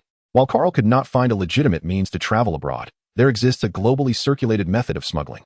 Logically speaking, such clandestine routes could be even more costly than legitimate ones. This route is tailored for those who cannot obtain a visa yet yearn to earn money in foreign lands. Should one be apprehended by customs, all would face dire consequences. The captains of these vessels have amassed their wealth through years of experience and reputation. Yet Carl was rather impressive. He had no intention of spending a dime on smuggling. Are you looking down on me? He thought. His modus operandi has always been to achieve without investment. However, he did not seek out the established smuggling crews, as they too earned their living through hard work. If a vessel capsized, they would also face the music, and he felt it would be inappropriate to exploit them through sheer combat prowess. Although he often operated in the shadows, he still maintained a baseline of morality. Utilizing his experience gained from 3 years of navigating London's underworld, oh no, he preferred to think of it as redistributing wealth. He effortlessly found a group at the docks that bore a striking resemblance to human traffickers. In his eyes, this group shared a nature akin to that of Chilo, which was damn it. Thus, he proceeded without any psychological burden or guilt. Just as Voldemort did not regard Chilo as human, Carl similarly did not view the traffickers as people. While existence confers a form of legitimacy, the profession of human trafficking is born from the market's demands. Yet, some things are better left to be obliterated, as this would add a glimmer of light to an already dark world. After identifying his target, Carl ventured into a shadowy corner. Undergoing a dramatic transformation from a charming British lad to a refugee in the depths of Black Africa. With a flourish reminiscent of the dark god Gunalara, he underwent a metamorphosis. The elegant white shirt and tailored shorts, conjured from the fabric of starry robes, instantly morphed into tattered, stained, and trendy ripped attire. His splendid purple boots transformed into nearly broken flip-flops. Thanks to his exquisite shape-shifting skills, his youthful face bore bruises of purple and green, and combined with his ragged clothing, he perfectly embodied a child who had run away from home due to unbearable mistreatment. Carl glanced at his disheveled reflection in the mirror and smirked with an air of malevolence. Would he truly deceive any human traffickers in such a state? He then bit his lip and innocently approached the prey he had meticulously chosen. The traffickers, blinded by greed, were immediately entranced by Carl. Their years of experience led them to conclude that he was indeed a prime specimen. Their eyes sparkled with interest, and with a few persuasive words, they slowly led him away from the dock, traversing through a maze of narrow alleys, until they arrived at a place reminiscent of a slum. There, they provided Carl, clad in tattered clothes yet possessing an extraordinarily handsome visage, with seemingly adequate accommodations and sustenance, even thoughtfully preparing new garments for him. With a fitting persona complemented by suitable attire, he could seamlessly embody a character. The traffickers were thoroughly convinced of Carl's appearance, which aligned perfectly with the narrative of a boy who had fled an orphanage to escape abuse, seeking employment to sustain himself. They had encountered such scenarios numerous times before, each yielding a bountiful return, never once failing. They had mastered the art of deception, specifically targeting unfortunate runaways, confident that none of their chosen merchandise would escape their grasp. However, this time, they had bitten off more than they could chew. For Carl, the notion of working was utterly inconceivable. he would never resort to such means. Instead, he relied on theft and cunningly exploiting the vulnerabilities of others to barely sustain his existence. Moreover, it was not merely his own ambition that precluded the idea of honest labor. Even his would-be employers had no intention of employing him for work. Selling him off was far more expedient and beneficial. In their quest for authenticity, the traffickers even presented Carl with a contract to sign, which evoked memories of his earlier schemes against Snape. Yet, his methods were far gentler compared to these ruthless brigands. At least he had adhered to a semblance of integrity. Despite having taken advantage of Snape, he had delivered Lily safely into his hands. Conversely, these traffickers operated without scruples. They were part of a well-established multinational syndicate that specialized in abducting children from across Europe. They meticulously assessed the varying demands of their clientele through numerous contacts, categorizing the abducted children into tiers with clear pricing, and facilitating the delivery of these children to their customers. As for Carl being a boy, apologies, dear friend. But in the twisted market of depravity, boys often fetch a higher price than girls, a fact dictated by the specific nature of human infancy. Now the question arises, with both parties viewing each other as prey, who will emerge victorious in this dark battle of wits? Chapter 135. The times have changed, devil. No, the times remain unchanged. After languishing comfortably in a small room prepared by the human traffickers for several days, Carl finally awaited a favorable weather condition for sailing. Thus, these malevolent devils revealed their true intentions. They demanded that Carl accompany them aboard as an apprentice crew member, to which Carl readily acquiesced. This marked the commencement of his journey. A few days prior, he had gleaned through his extraordinary perception that their destination was America. This was fortuitous in England. Carl struggled to find any leads on procuring the blood of formidable creatures. Perhaps in America, fortune might favor him. Ultimately, he discovered a clue. But it came at a perilous cost, even requiring him to sacrifice a portion of his own blood. Carl and several other well-dressed children appeared to be brimming with excitement as they made their way toward the dock. However, unlike the bustling port where they had previously met, this time the vessel was moored in an exceedingly desolate place, a veritable wasteland devoid of any vegetation. In the thriving port, the legitimate transport of goods was merely a sideline, a fade to obscure their nefarious primary activities, which thrived in the shadows. The small boat, though seemingly antiquated, was remarkably sturdy. For those who made their living at sea, the quality of a vessel was nearly synonymous with the quality of life itself. Covering over 70% of Blue Star's surface, the ocean harbored dangers beyond imagination. Even the notorious pirates depicted in films like Pirates of the Caribbean held a superstitious reverence for the sea goddess Calypso, praying for safe passage home. In comparison, these unscrupulous individuals were light years away from such fierce adversaries. The perils of the sea, whirlpools, torrential storms, and towering waves could easily lead to a fate of no survivors. One need only recall that even the Grand Titanic, emblematic of love, succumbed to the icy embrace of an iceberg. Undertaking clandestine crossings was fraught with significant risks. Smugglers, in their pursuit of profit and evasion of customs detection, often confined their passengers in airless environments, subjecting them to relentless jostling and a lack of ventilation. This, coupled with the collective need to address physiological issues and the potential for deadly infectious diseases, resulted in a horrifying mortality rate. Nearly every smuggling attempt claimed a few souls, leaving them forever stranded in foreign lands. In a past life, Carl had watched a foreign film called Contagion, which ultimately swept across the nation due to a lethal virus that emerged during such crossings. However, due to Carl's strikingly handsome visage, their conditions were not as dire as the legendary tales of smuggling vessels would suggest. After all, a good price could only be fetched for those who did not appear frail and on the brink of death. After drifting at sea for several days, as they neared their destination, these traffickers finally discarded the last vestiges of pretense, revealing their vile nature. To ensure a smooth passage, they laced the children's food with a potent sedative and bound them tightly, sealing their mouths shut. Carl gazed at his companions, one after another, succumbing in his room. He smacked his lips and, to calm his nerves, indulged in a handmade cake by Celia. Having already embarked on this treacherous journey, he knew he ought not to indulge recklessly, especially since the weekly sign-in rewards rarely yielded anything of value. Merely items akin to Celia's artisanal cakes and Kanina's secret burgers, which were merely restorative in nature. These items accumulated in abundance, serving little purpose for Carl other than as casual snacks. Before long, the traffickers entered, and upon seeing Carl smiling at them, they locked the door and erupted into boisterous laughter. This little brat hasn't he eaten yet? Perhaps he is still daydreaming about the wonderful life that awaits him after his promotion. All right, enough of the laughter. Let us show this kid what the real world is like. The burly leader of the trio approached Carl with a menacing grin. Carl subtly shook his head, his eyes filled with a murderous intent. This was not the way to court death.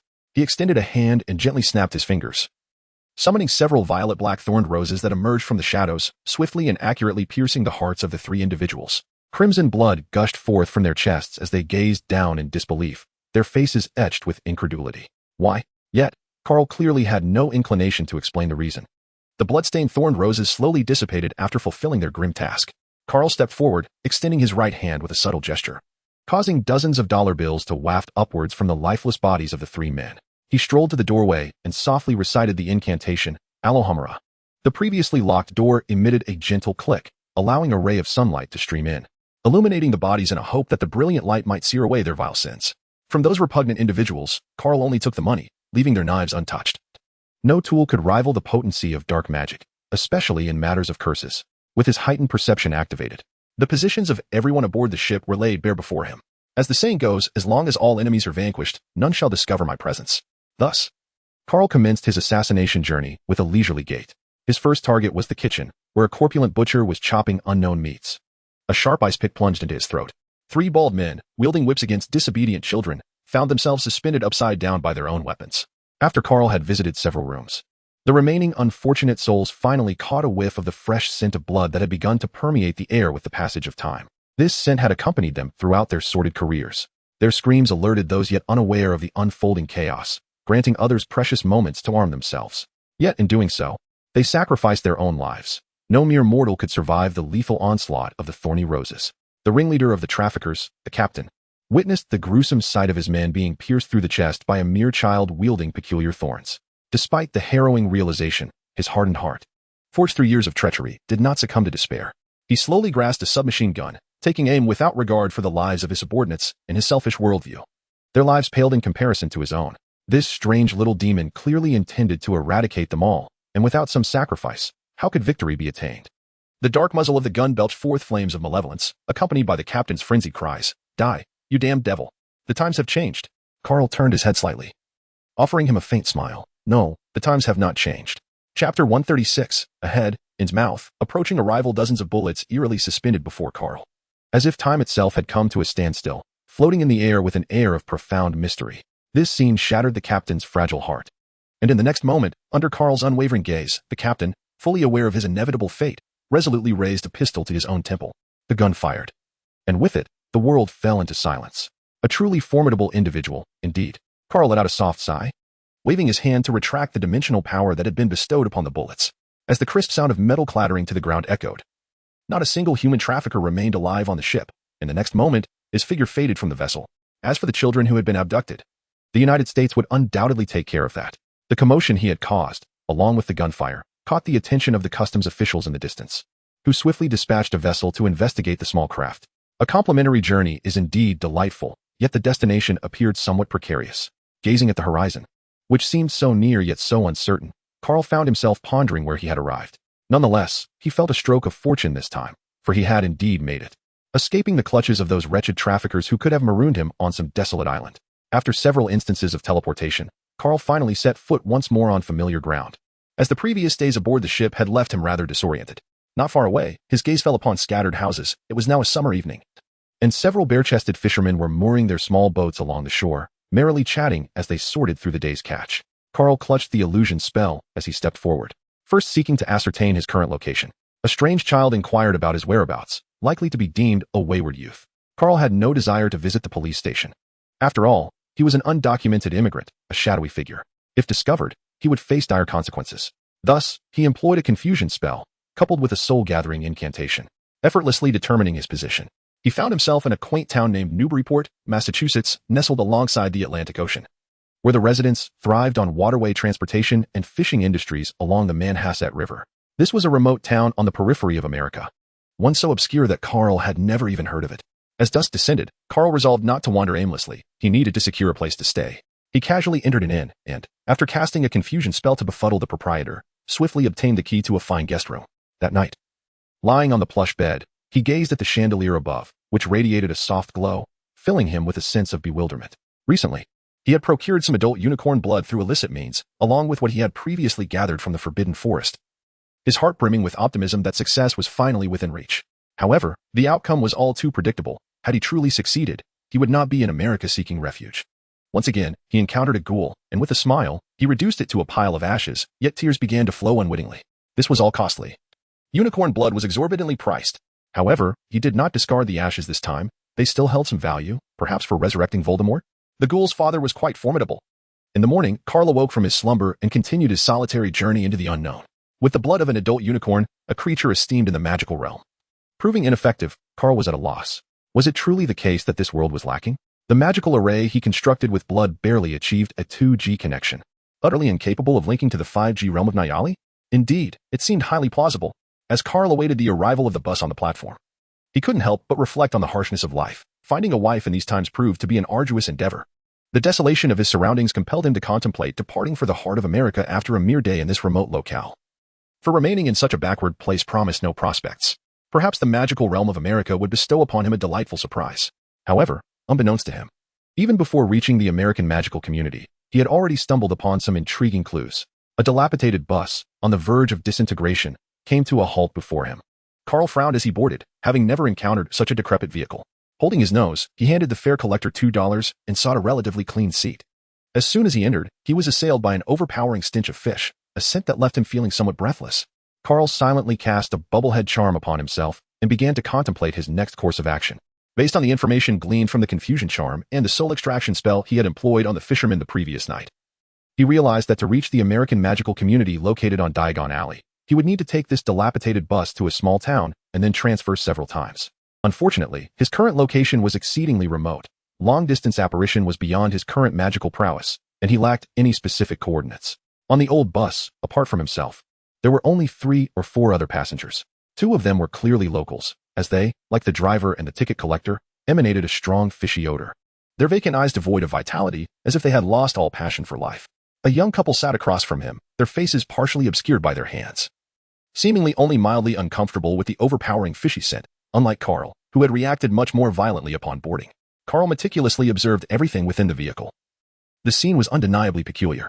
A beautiful day had only just begun, and it was improbable that the fisherman would venture out to sea so early. Moreover, he faintly sensed a familiarity with this unsettling aura, as if he had encountered it before. This sensation, though subtle, lingered as he pressed his forehead, delving into his memories.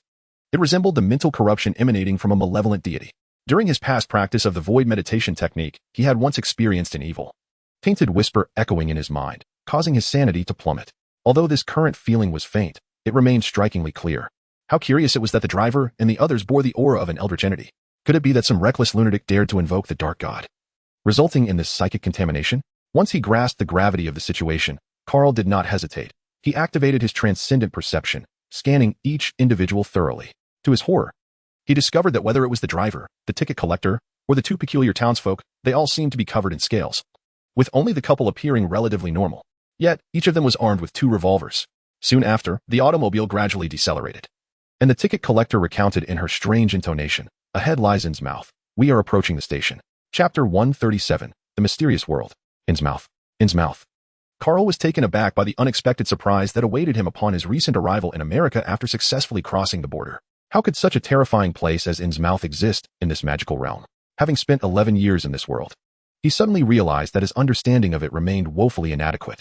Yet, one cannot blame him. It was, after all, his first time venturing far from the confines of the orphanage. Remain calm. Remain calm. Unbeknownst to him, Carl began to unveil a layer of the unknown world, simultaneously whispering to himself not to panic.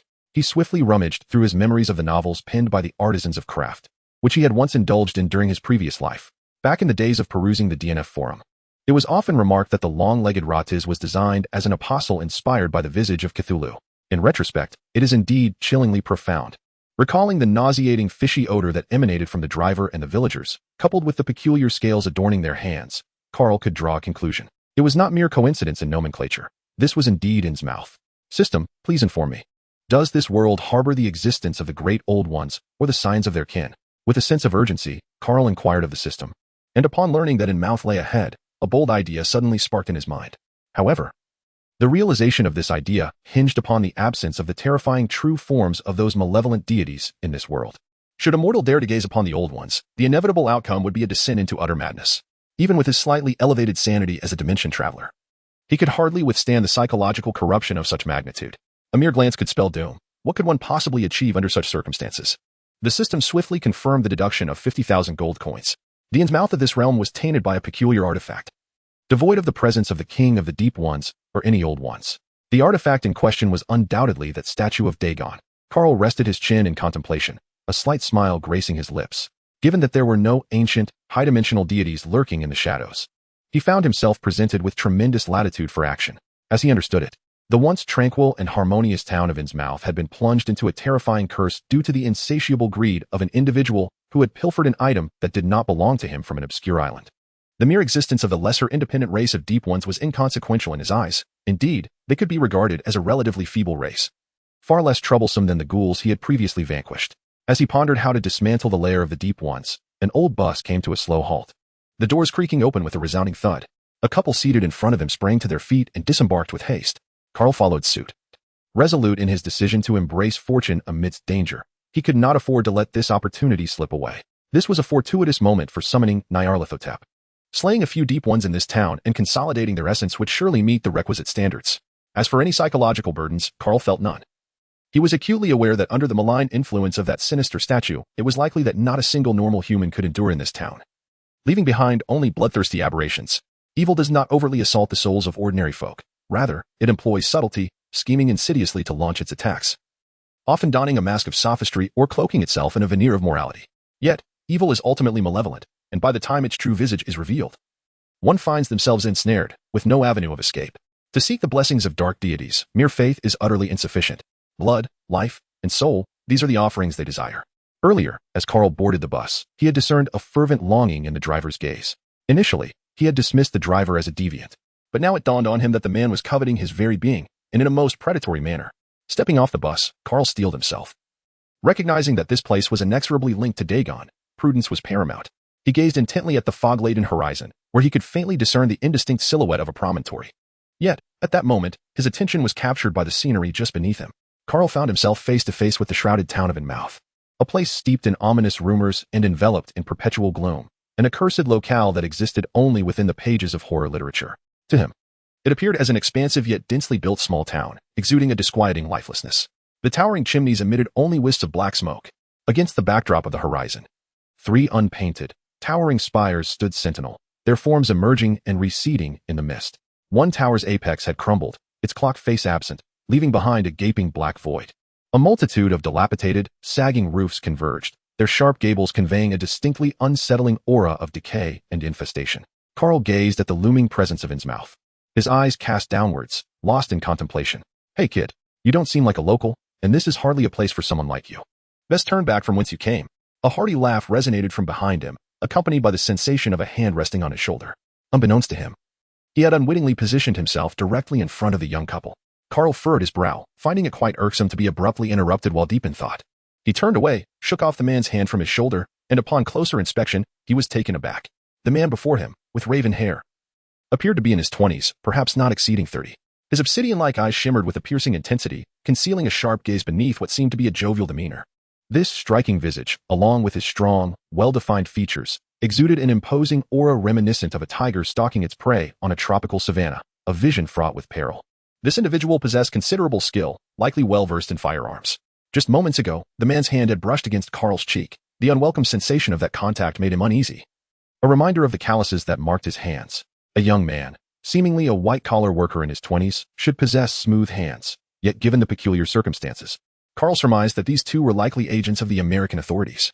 The situation was becoming increasingly intriguing, perhaps due to the alarming number of missing persons in Insmouth. The higher-ups had dispatched 2 investigators. However, it was likely that once they set foot in Insmouth, they would meet with a silent demise, leaving not even a trace behind.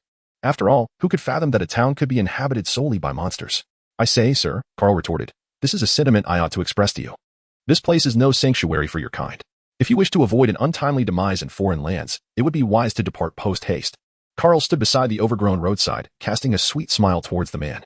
His voice was soft and silky, yet the words that escaped his lips pierced the air with an unbearable sharpness. "Uncle, dying far from home." What kind of heartless parent had instilled such vocabulary in this young lad? Nicholas O'Connor was merely 30 years of age, and typically, the young women would address him as handsome with every utterance. How was it that this little scamp had turned him into an uncle? "Hey kid, meals can be devoured haphazardly, but words must be chosen wisely," the handsome man remarked, his expression betraying a hint of displeasure. "Do you not have a sense of your own age?" Carl wore an expression of disdain, refusing to relent. "Well, Nick, why argue with a child? Besides, I believe he has a point. You are 30 this year, yet you still play the part of a youth." Beside Nick, a woman in a crimson dress stifled a giggle as she began to tease him. Her long, golden hair cascaded down to her waist, and a string of diamonds adorned her alabaster neck. glimmering softly in the sunlight. She possessed emerald green eyes, strikingly similar to Carl's, though they were set within a reserved visage. Yet, those eyes, alive with mischief and vitality, seemed to contradict her carefully curated appearance. Look, even this lady beside you cannot bear to watch. Carl chuckled softly, finding the lively duo quite amusing. Auntie.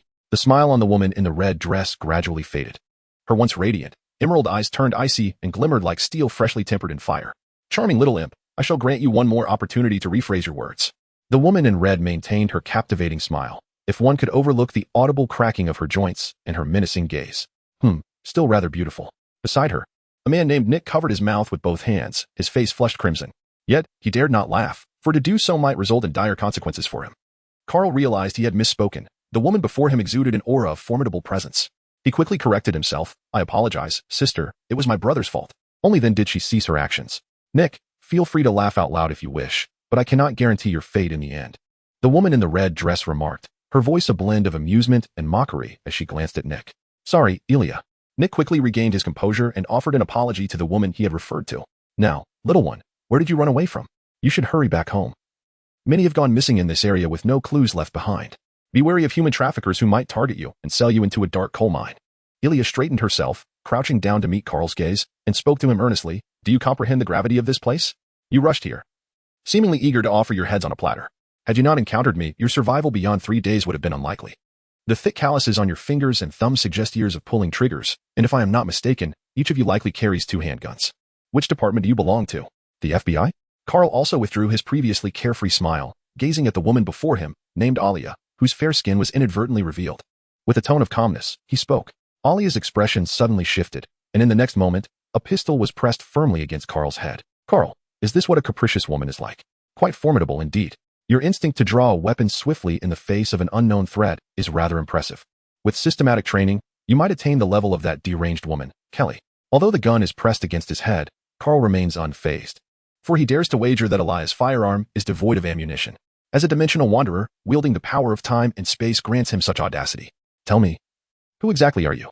Which organization do you belong to? What is your objective? And who is Kelly?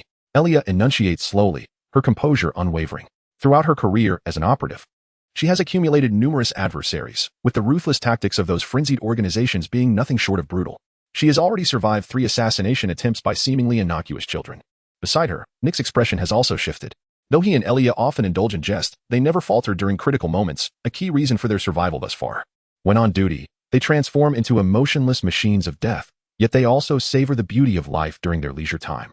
Their last assignment involved investigating the inexplicable disappearance of a large number of people near Insmouth.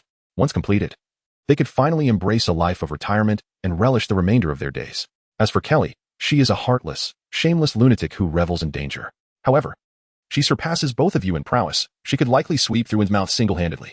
Upon mentioning Kelly, Carl clicks his tongue, his gaze drifting as if reminiscing about his shattered Night Rain Black-Eye wand. While he concedes that both individuals may excel in firearms and combat, this world favors magic over science. What audacity drives 2 ordinary individuals, unversed in the arcane, to venture into Insmouth? It is akin to an old man consuming arsenic in search of longevity. They are not teaming up with the Winged Tyrant or the Crimson Rose to raid the maritime train. Despite both being fish-headed creatures, the inherent disparity is significant. At least those fishmen pirates are not as grotesque as the deep ones and lack the accompanying curse of mental pollution. Yet, these 2 are not merely upgraded gunslingers either. Among the COC investigators, how many manage to live out their natural lives? The majority fall victim to blood sacrifices by cultists, while a minority succumb to the ravages of mental corruption, becoming mad themselves. It is likely that less than 1% achieve a peaceful retirement. Carl himself felt that this perilous journey to Insmouth could lead to his downfall with just a single misstep. The thought of being relentlessly pursued by the town's deep ones sent shivers down his spine. Chapter 139, Carl Double Eagle Harris. I said to the lady, must you be so impulsive? Do I really appear to be a villain? Carl remained utterly unfazed by the situation at hand, still smiling as he spoke. That accent. Are you British? Elia furrowed her brow. Upon reflection, she realized that Carl's English bore a resemblance to the dialect from London. During her missions a few years prior, she had indeed devoted considerable effort to mastering the language. You guessed it? Well, since you've uncovered my secret, I shall no longer pretend. I am indeed from Britain. Carl expressed his surprise, remarking that the 2 individuals before him, resembling agents, indeed possessed some substance. Pray tell, what is your true purpose for being here? Alia's face betrayed no emotion, yet the sudden appearance of Carl, an uncertain variable in the enigmatic Insmouth, compelled her to regard him with seriousness. Had an adult stood before her, she might have already taken action. My intentions align closely with yours. I have come to Insmouth to accomplish a certain task, to retrieve an object. If my assumptions are correct, it is the very reason this place has become a forbidden realm. Carl replied nonchalantly, suggesting that by concentrating the blood of hundreds, if not thousands, of deep divers, one might summon Nyarlathotep, the Forbidden Land. Although many have gone missing here recently, it hardly qualifies as a forbidden realm. Nick, who stood quietly listening to their exchange, inquired with a hint of confusion. To venture into Insmouth for the sake of offering oneself as a sacrifice without any knowledge is either a testament to your bravery or a fool's errand. Carl scoffed disdainfully. Had it not been for the prior kindness of the two individuals before him and their current semblance of combat prowess, he would have cared little to engage in further banter, opting instead to succumb to unconsciousness. Do you comprehend the causes of all these anomalous occurrences? Elia inquired, her tone laced with uncertainty. This quaint town is cursed by a horrific malevolent deity. Any ordinary person who steps within its bounds is doomed to be tainted, transforming into an inhabitant of Insmouth. Carl answered methodically, a scheme brewing in his mind to ensnare these two individuals onto his treacherous vessel. He realized that confronting the deep ones alone would undoubtedly lead to chaos, but with the addition of a male and female sharpshooter, the dynamics would shift. He could easily expend gold from the system to procure weapons from skilled gunners, and coupled with his ability to create personal space, he could very well facilitate their transformation into marksmen of extraordinary caliber. The fusion of technology and magic promised an unparalleled and illustrious existence. Dark God? Nick and Elia simultaneously furrowed their brows, hesitating to voice their immediate dissent. Their profession involved prolonged exposure to the shadowy facets of this world, dealing with an array of bizarre and anomalous occurrences. Numerous predecessors had perished in the wake of such events, and supernatural forces had long been acknowledged as tangible within their headquarters. Indeed, it was the Dark God. Had they not observed the peculiar behavior of the passengers and driver in the vehicle mere moments ago? In truth, they were corrupted monstrosities, their minds assailed by malevolence, rendering them deranged and bloodthirsty. The individuals they encountered were merely prototypes. Should the transformation reach its conclusion, even the last vestige of rationality would be obliterated, leaving only the relentless minions of the Dark God, driven solely by slaughter. I suspect that those who have vanished in this place are likely reduced to mere ashes, having been wholly offered as sacrificial blood. Carl smacked his lips, calmly and slowly revealing the truth behind it all. Elia gradually lowered her firearm, having already believed Carl's words to a considerable extent. The terrifying incident that transpired 2 years ago in Plamtown still haunted her thoughts, a lingering specter. The federal government expended immense resources, deploying a formidable military force to suppress the chaos, even unleashing supersonic jets and tanks. In the end, the losses were catastrophic. Many had perished, while those who survived were mostly driven to madness, with some undergoing grotesque mutations, transforming into monstrous beings. How could you so readily accept this? Have you perhaps experienced a similar event in the past? Carl observed her as she lowered her weapon, a flicker of uncertainty crossing his features. Noticing the pained expression on Elia's face, he realized that this world was perhaps more ferocious than he had anticipated. Are you familiar with Plumtown? Elia did not respond to Carl's inquiry. Instead, she softly posed a question to him. Plumtown? I haven't heard of it. I only know of Arkham and Dunwich. Have you heard of them? Carl meticulously recalled in his mind, yet he could not remember any incidents that had transpired in the town of Plam. It's nothing, Alia remarked, sensing his ignorance, and she was reluctant to elaborate, for it was a pain that would haunt her for eternity. Since you are aware of the perils that Insmouth harbors, why do you still choose to venture here? Nick's keen, hawk-like gaze fixated on Carl, his handsome visage marred by a stern expression. Did I not mention before? I have a matter to attend to. Moreover, danger manifests differently for each individual. What constitutes a grave threat to you may merely be a trifling risk to me. Even in the worst-case scenario, I can extricate myself unscathed. Yet, once you cross the threshold of Insmouth, even if fortune allows you to escape with your life, you are fated to become a monster. Carl, undeterred by their unsightly expressions, began to speak with a disheartening frankness. Since you boast of your prowess so confidently, why then am I able to hold a gun to your head? Having resolved the misunderstanding, Elia promptly reverted to her previous playful demeanor, displaying a hint of defiance as she spoke. A gun? Sister Elia is certainly jesting. How about this? Let us engage in a wager. I bet that there are no bullets in your gun. Go ahead and fire a shot into the sky. If it discharges, I shall gift you this bracelet. However, if it remains silent, you owe me $100. What do you say? Carl removed the exquisite ice and fire bracelet from his wrist, gazing at the woman before him with a beaming smile. What?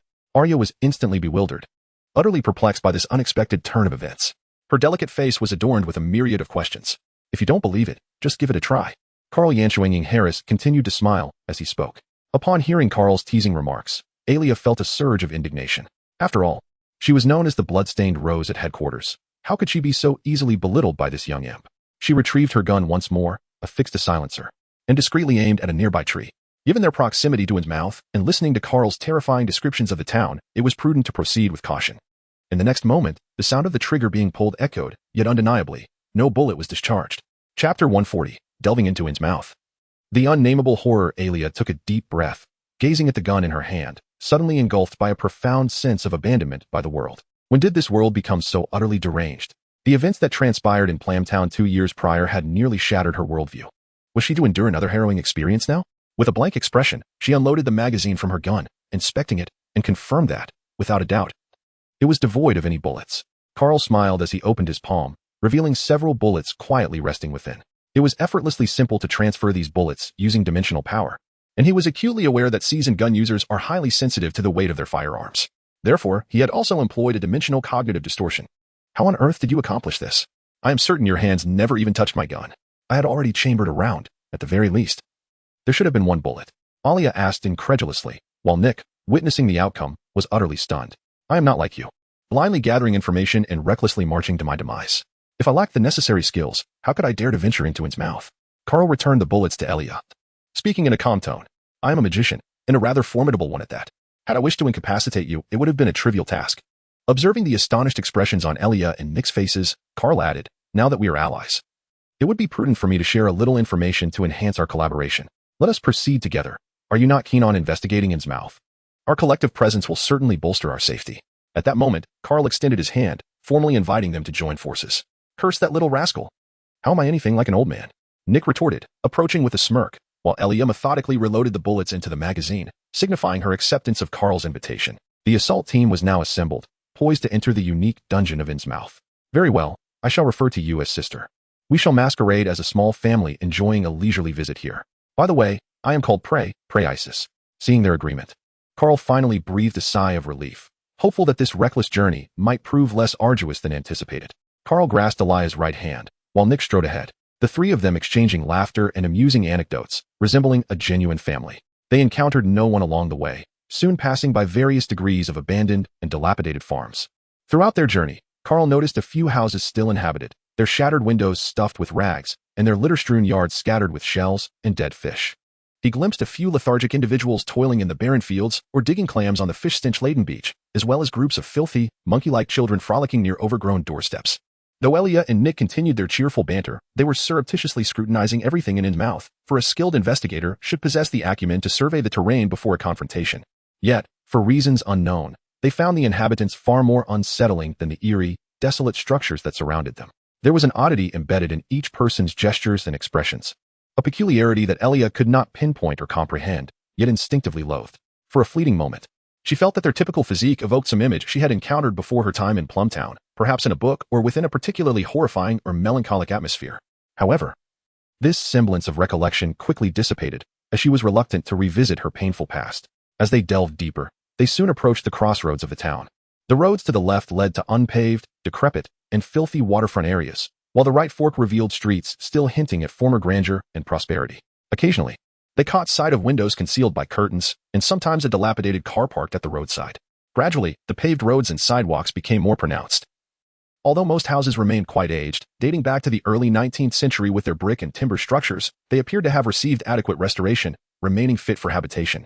As they traversed the center of the street, a chaotic relic of a circular green space emerged at the intersection of the right fork.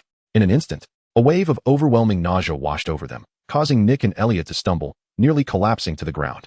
Fortunately, at that critical moment, Carl, holding onto Alia's hand, exerted a subtle force, stabilizing them with his dimensional power. Otherwise, they might have fallen in a most undignified manner.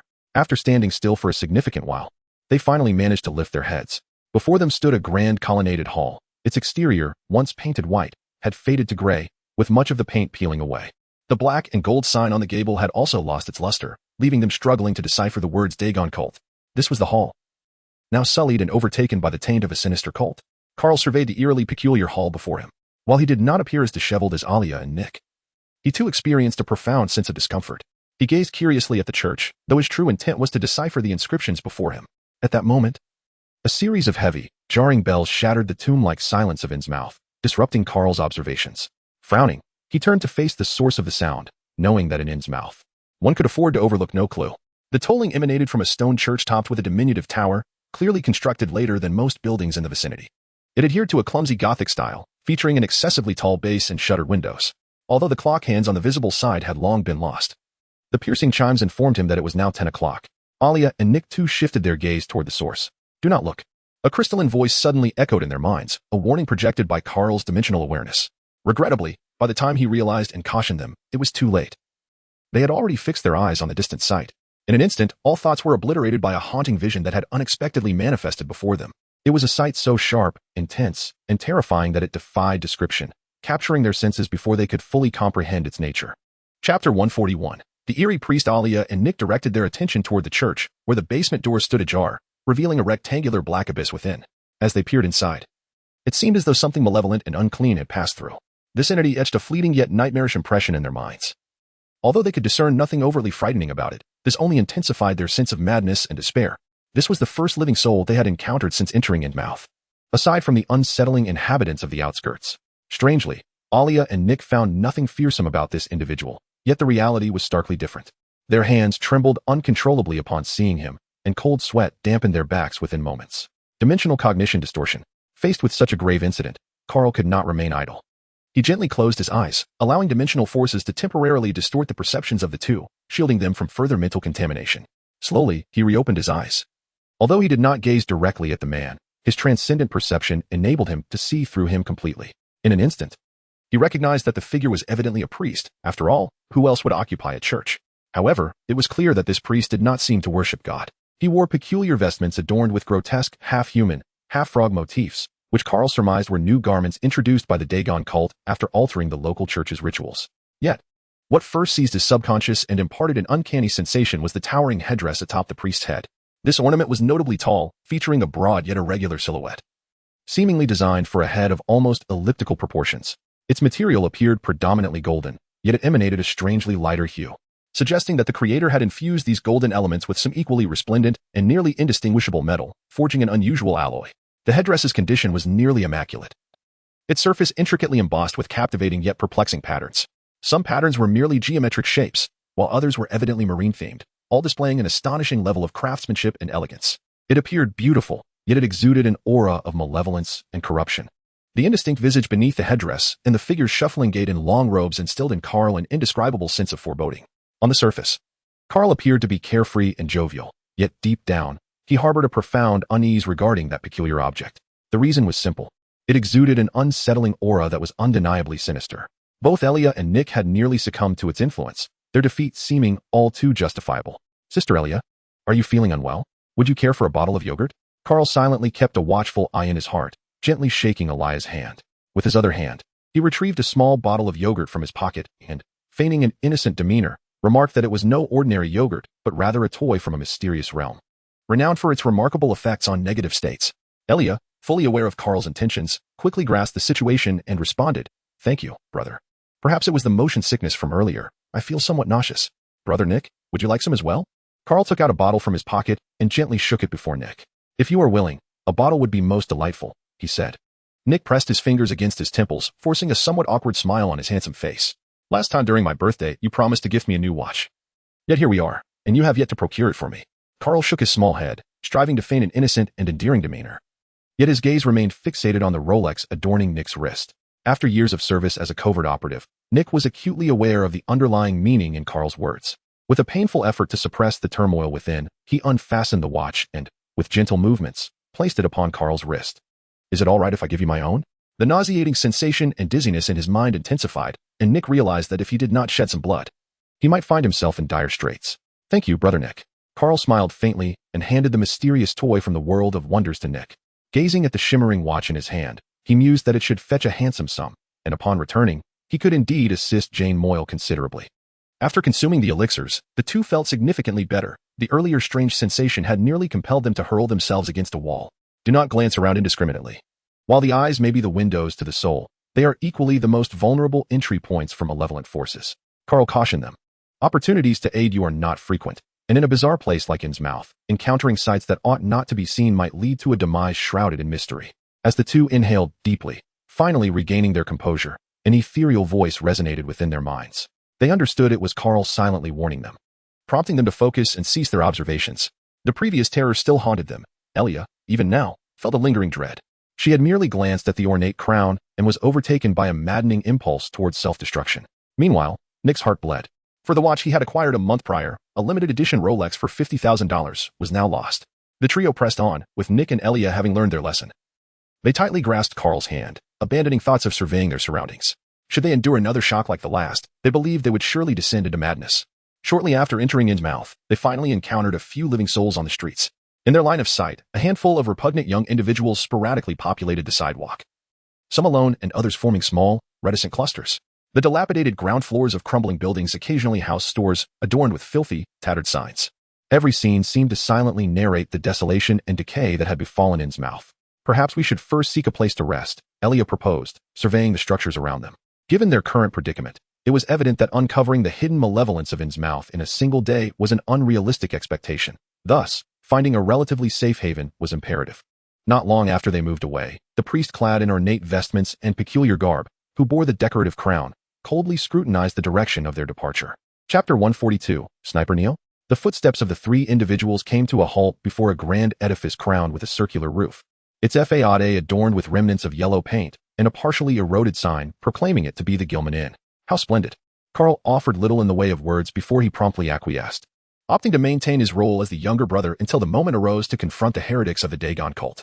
It is often the seemingly innocuous that proves to be the most lethal. Noticing Carl's silence, Elia and Nick finally breathed a sigh of relief. The recent mental contamination had nearly driven them both to madness, thus, it was prudent to consult Carl, the professional, before making any concrete decisions. Nick hastened to push open the door of the inn, and a wave of damp wood and sawdust scent immediately enveloped him. He wrinkled his brow, fanning the air in front of him, clearly unsettled by the atmosphere. "3 guests, are you here to stay?" A somber, raspy voice drifted from the reception desk. The voice belonged to a gaunt man, stooped and nearly 6 feet tall, clad in tattered, shabby attire, topped with a slightly frayed gray cap. He appeared to be around 35 years of age. However, if one disregarded his grim and expressionless visage, the peculiar, deeply sunken wrinkles on either side of his neck could easily lead one to overestimate his years. His head was narrow, and a pair of bulging, dull blue eyes, lacking the vibrancy of life, seemed to remain perpetually unblinking. His nose was flat, and both his forehead and chin receded, complemented by a pair of seemingly underdeveloped ears. The thick, elongated lips on his face, alongside the pale gray cheeks marred by coarse pores, bore little trace of facial hair, save for a few sparse tufts of yellow hair that curled in an irregular fashion. In certain lights, his countenance appeared oddly irregular, as if the skin had been ravaged by some ailment. The impression he left on Carl was one of utter repulsiveness, compared to this man. Even old Tom from the Broken Kettle Tavern could be considered handsome, a near-complete transformation into a deep-sea dweller. Carl silently reached a conclusion, simultaneously heightening his vigilance. "Do you have a triple room available?" Nick inquired, placing a $100 bill on the somewhat decayed old counter. Thanks to the mysterious world of toys, he had developed a certain resistance to these heretics. "Indeed, we do," the man replied with a chuckle, seemingly pleased to have finally secured a deal after a lengthy period. He slowly extended his hand into the drawer, beginning to rummage. The clattering sound of metal keys from within the drawer struck Nick as particularly grating. "Here you are, esteemed guest, room 423. Allow me to offer you a piece of advice, courtesy of old Jim. Do not linger here. It would be wise to depart by morning, lest you find yourselves regretting it."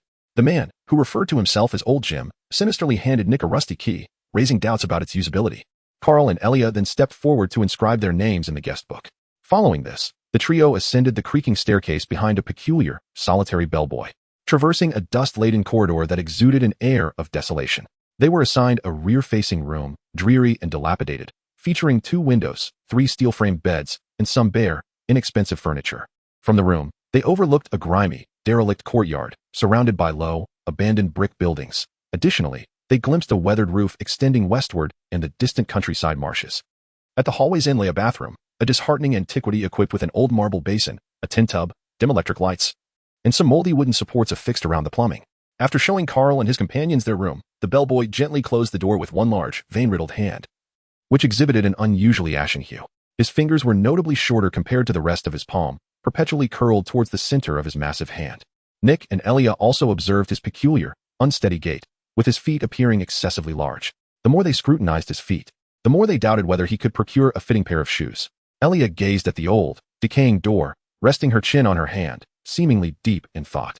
Did you notice the way that bellboy closed the door in his peculiar walk? Nick approached slowly, tenderly embracing Elia, his expression somewhat grim. In his arms, Elia nodded gently. The events they had encountered along the way had profoundly reshaped their worldview. The occurrences in Plumtown from years past seemed trivial compared to the mere fragments of revelations they had uncovered here. Guard the peace. Drive out the foe. Silence reigns. Carl had no opportunity to witness the fervent display of affection and the indulgent sweetness shared between the two. Nevertheless, it is likely that Nayali will soon locate him. The purple radiance, emblematic of dimensional power, flickered in his hands as he silently cast several protective spells within the confines of the room. You can now genuinely feel the terror that resides here. I trust one was not merely boasting moments ago.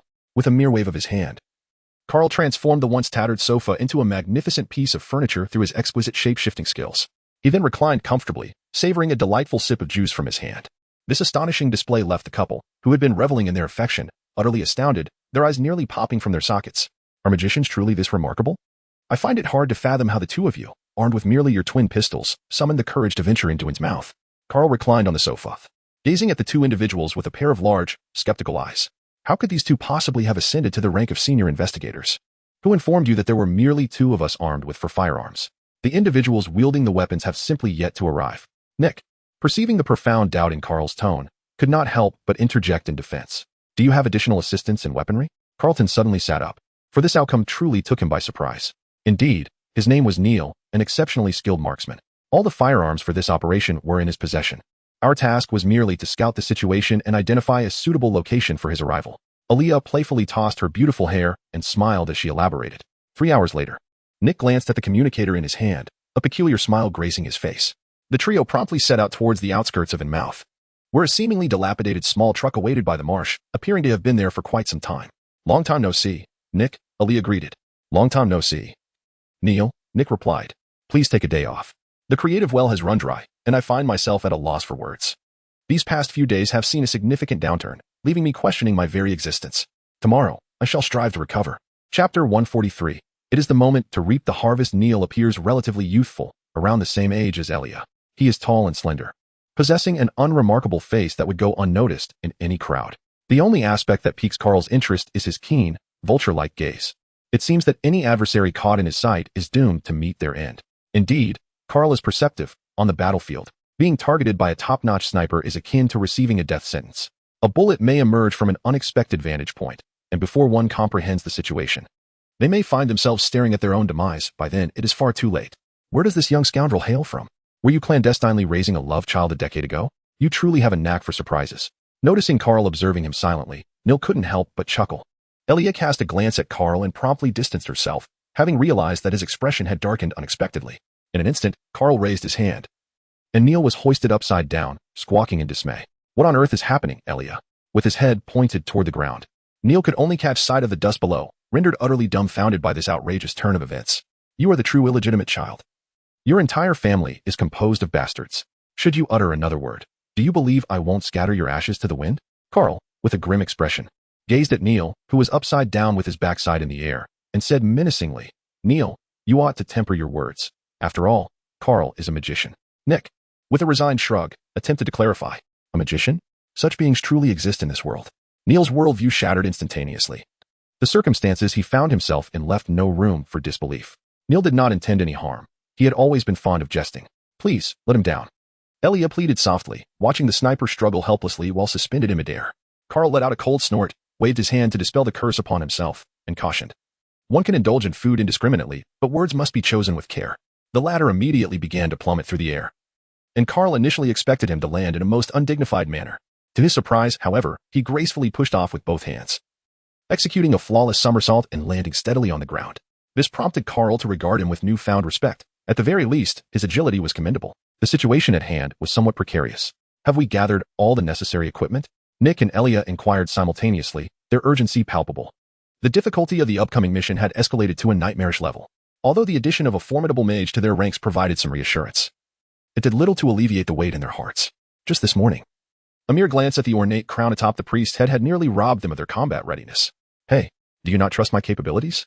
Everything is secured in the vehicle, Neil remarked, brushing off the dust from his hands with a casual grin, exuding an air of confidence that suggested everything was under control.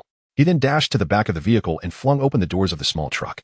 Inside, an array of weaponry dazzled Carl's eyes. AK-47s. A six-barreled Gatling gun, several light machine guns, and various types of grenade launchers were meticulously stacked within, alongside some weapons whose purposes Carl could not discern. Admittedly, he was no military enthusiast, and this ventured into the realm of his ignorance. Impressive, indeed. You have finally proven yourselves worthy to be my comrades. Carl stepped forward and touched the menacing heavy firearms that glinted ominously, feeling relieved that he had not misjudged the situation. Initially, he had considered spending some money to rent advanced technology from the celestial realm. However, upon beholding the array of weaponry before him, he joyfully abandoned that notion. When one is out in the world, it is wise to save whenever possible, for his wallet, though sizable, was not easily filled, having been amassed through considerable peril. Each gold gallon painstakingly earned. After all, both Voldemort and Snape were formidable adversaries. What lay before him now was the perfect option: a heavy artillery commander, a berserker, and a sharp-tongued wanderer. Coupled with his own abilities as a dimensional traveler, although lacking healing capabilities, this ensemble should suffice for a raid. Let us proceed, let us return. That accursed priest has likely set his sights on us. Tonight presents an opportune moment for action. Carl turned around, his expression evidently cheerful as he gazed upon the array of weaponry, and then flashed a smile at the three individuals. A priest? What priest? Neil appeared utterly bewildered at that moment. We'll discuss it further on the road. Nick, caressing his machine gun with an affection reminiscent of a lover, interjected. These weapons are rather substantial. To avoid detection, might you assist us in carrying them? Elia pursed her lips and proposed this suggestion, considering that the entire town was hostile. It would be prudent to exercise caution. Why would you assume that I possess the capability to assist you in transporting your equipment? Carl asked with a beaming smile. Your shirt lacks pockets, and the only shorts pockets available are rather shallow, incapable of holding the 2 bottles you provided us to drink this morning. Nick turned around and eloquently elucidated everything to Carl. Quite perceptive, indeed, to have thought of such details amidst the severe mental turmoil encountered. Quite impressive. Carl was not at all stingy with his praise. As long as these 3 individuals possessed sufficient intellect, the probability of success for this endeavor would significantly increase. Very well. I shall cease the pretense and lay my cards on the table. I possess the ability to create a dimensional space within an object, approximately the size of half a room. Coupled with mental magic, it will enable you to manipulate it effortlessly with your thoughts. Carl shook the ice and fire bracelet on his wrist, its meaning self-evident. Of course, it would not come without a cost. The effort involved was considerable. Therefore, do hand over your dollars willingly. After informing the trio of his ability to create spatial equipment, Carl's tone shifted, and a mischievous smile graced his lips. If not now, when should one seize such an opportunity? It was a splendid chance. How much do you require? Undoubtedly, such wondrous spatial items stirred the hearts of the 3. Elia was particularly eager. Previously, she had to carry an array of weapons during missions, which was exceedingly inconvenient and did not align with her persona as the bloodstained rose. Women, indeed, are often so concerned about their image. Well, I had initially planned to sell each of you one for $100,000. However, since we are now considered teammates, I shall offer a discount. Let's set it at $80,000 apiece. Carl rested his chin on his hand, as if he beheld a multitude of fragrant dollar bills fluttering their wings and beckoning to him. The notion of cutting leaks pertains to a disparity in information. During his vacation, he sold 3 spatial bags to Alex and his companions, all of which were nearly identical in both function and size, for the modest price of merely 8 golden gallons each. Chapter 144, Awakening, the Berserker and the Master of Heavy Artillery. At this moment, Carl's heart was brimming with joy. Lucen truly did not deceive me, for knowledge indeed is power. Ilya listened to Carl's words, casting a glance at Nick, who remained silent, yet the meaning in her eyes conveyed everything to him. Nick managed a wry smile, retrieving a bank card from within his leather jacket. With both hands, he offered it to Carl, saying, "This card contains $200,000. The password is." Carl stepped forward and grasped the card firmly. Yet Nick on the opposite side remained resolute, refusing to relinquish his hold. "Are you Grantaire? Let go." Carl gazed at Nick, who appeared distressed across from him, and, feeling somewhat impatient, urged him on. With a sudden surge of strength, he yanked the card from his hand. Nick, with a woeful expression, was taken aback by the abruptness of the situation. 200,000 had vanished just like that. "You mentioned a 20% discount. Refund me 40,000. As his heart ached at the loss, Nick, fearing that Carl might go back on his word, immediately pressed him for the money. "Do not panic just yet. Have you forgotten the mental pollution we encountered this morning? If you wish to avoid becoming a monster, I suggest you keep quiet." Initially, Carl was preoccupied with examining the bank card in his hand, but upon hearing those words, he lifted his head, a smile illuminating his face. "Do not accuse me of taking advantage of you. I cannot retrieve the remaining funds either. Take these 2 talismans. Possessing them will significantly diminish the horrifying pollution in this place." With a swift flick of his wrist, Carl conjured 2 talismans that emanated a faint blue glow, appearing seemingly out of thin air. These were the fruits of the devout faith of the clergy from the Remedia Cathedral, materialized through their sacred prayers, the spirits of supplication. Although the talismans Carl procured were not of the highest quality, Priced at a mere 10,000 gold coins each, they were certainly capable of dispelling some mental pollution. I want one too. That costs 100,000. Meanwhile, our sniper, Mr. Neal, despite his current bewilderment, grasped the significance of this mission and hastily retrieved a card from his bag, presenting it to Carl. I'm afraid it's 150,000. However, Carl was not inclined to accept it. He was known for holding grudges. Why don't you just steal it? Are you really that petty? Carl's words nearly provoked Neal to leap up in fury. Mr. Neal, are you still oblivious to the situation? I am, in fact, usurping your position. Yet what recourse do you possess at this moment? You might as well adopt a more favorable stance for my torment.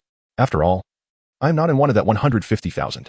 However, should you refuse to comply, brace yourself to transform into a grotesque hybrid of fish and frog.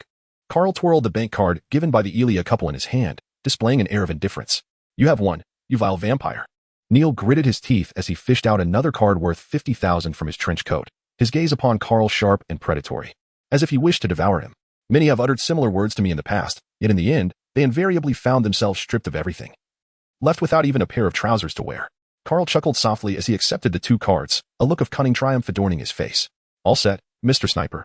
Should you drop or damage them, I shall not take responsibility. A charm drifted slowly toward Neal, who swiftly grasped it and tucked it away, choosing not to regard Carl any longer, lest he succumb to the urge to shoot him. Now, hand over your belongings. I require items imbued with spatial attributes, preferably jewels or gemstones, as they tend to be more stable. Once he had avenged Neal's grievances, Carl promptly urged the trio to relinquish their possessions. Despite his dark nature, he was committed to honoring the terms of their agreement. Is this acceptable? Elia removed the necklace from around her neck, while Nick took off his wedding ring.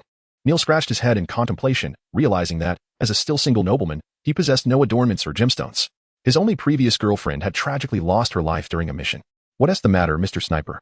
Lacking in jewelry? It's quite simple. I have some here. How about I sell you a piece for $50,000? Carl observed Neal as he fidgeted, unable to suppress a smile. For him, crafting jewelry was a task of utmost simplicity. A few gold gallons melted with the illusory flames, reshaped and voil. A handful of gold gallons could be exchanged for tens of thousands of dollars. A lucrative endeavor indeed. Do not peddle your wares, you bloodsucker. Carl had initially inquired with good intentions, yet Neal, ungrateful as he was, responded with a harsh refusal. Finally, as if resolved, he retrieved a small box from his pocket. After peeling away layers of packaging, it revealed merely a modest copper ring. However, judging by Neal's serious demeanor, this object seemed to hold significant importance. Caroline, this time. I shall fight alongside you once more, he murmured tenderly, gazing at the simple copper ring. From the actions of Elia and Nick, as well as the enigmatic mage Carl, Neal understood the perilous nature of this mission. He might well be facing dire consequences. You little imp. If you damage it, I shall not spare you. Neal handed the ring to Carl, seemingly filled with resentment. Yet, would Carl truly be concerned? Having been deceived by him, who, apart from that lunatic Voldemort, had not ultimately come to grovel at his feet? Understood. My craftsmanship is exceptional. You need not worry in the slightest. Carl accepted the ring, surprisingly refraining from any scornful remarks. The look in Neal's eyes was reminiscent of the moment Snape first acquired the Resurrection Stone. This wanderer appeared so audacious. It was unexpected that he shared a fate akin to Snape's. Carl silently mused within as his hands began to move. 3 distinct pieces of jewelry gracefully ascended into the air, while a shard of purple dimensional stone materialized in his grasp, subsequently shattering into myriad glowing specks that melted into it. Carl held his breath as incantation after incantation erupted forth, imbuing them with attributes of mental control. At last, the resplendent purple glow dissipated. 3 pieces of jewelry descended, appearing unremarkable, yet they had transformed into dimensional equipment brimming with latent space. Give it a try. With a mere gesture, Carl summoned 3 pieces of jewelry, each soaring towards its rightful owner. A satisfied smile graced Elia's lips as she mused that she would no longer have to carry a machine gun everywhere, a notion that was utterly incongruous with her refined demeanor.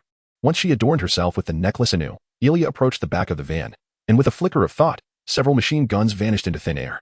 In that instant, she distinctly perceived a projection of an unknown space in her mind, roughly the size of half her bedroom, where the firearms lay quietly in repose. The next moment, an AK-47 materialized in her hand, perfectly poised for action. Observing his wife, Elia, deftly maneuvering the weapon, Nick hastened to join her in practice. One heavy firearm after another transitioned between their hands, emanating a dark sheen that seemed to exude their formidable presence. In that fleeting moment, Carl sensed the awakening of a potent force within the duo. Chapter 145. Rise and join the battle. First update. Vote please. On their way back to the hotel, Elia divulged everything to Neal. Upon grasping the gravity of the situation, Neal's expression was beyond words. He was utterly aghast. This was atrocious. This cursed place was intertwined with the malevolent deity. Neal took a drag from his cigarette, releasing a thick plume of black smoke, and remarked heavily, If this place were not connected to the dark god, I wouldn't even consider coming here. Listening to the sniper's grievances, Carl shrugged indifferently. After all, he was virtually invincible. There were few entities in this world capable of extinguishing his life. A band of deep divers seeking his demise would scarcely qualify. You're quite the masochist. When we encounter such entities, we strive to evade them. Yet here you are, traveling thousands of miles from England to court danger, Nick retorted, rolling his eyes in disbelief at Carl's mindset. Fortune favors the bold. Carl uttered a few words with a calm demeanor before closing his eyes to meditate. For a fierce battle was surely on the horizon in the coming days, it was essential to conserve his energy. When the three returned to the inn, darkness had already enveloped the surroundings. Carl retrieved some cake and jerky from his inventory to serve as their dinner. The fare of Insmouth was not to be taken lightly. One could never know what sinister substances might lurk within. Let us rest for now. Rest assured, I have cast numerous protective charms within this room. Even if that enigmatic priest were to come in person, it would not be so easily breached.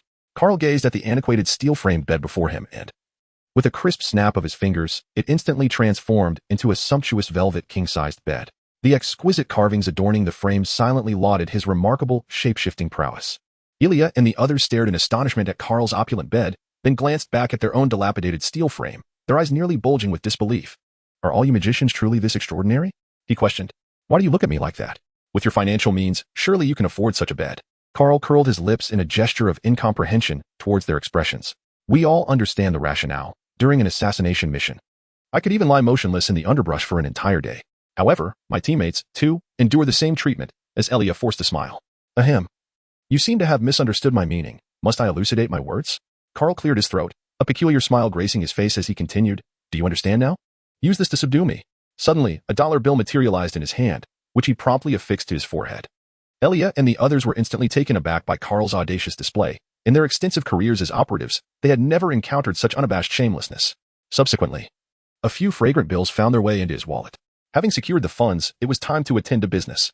With a flick of his wrist, the other two beds transformed to match the exquisite quality of his own, though the already limited space now felt even more cramped. Once these matters were settled, Carl reclined comfortably on his bed, awaiting the dawn's first light. Elia and the others hastily tidied their belongings and climbed into bed, utterly exhausted from the day's events.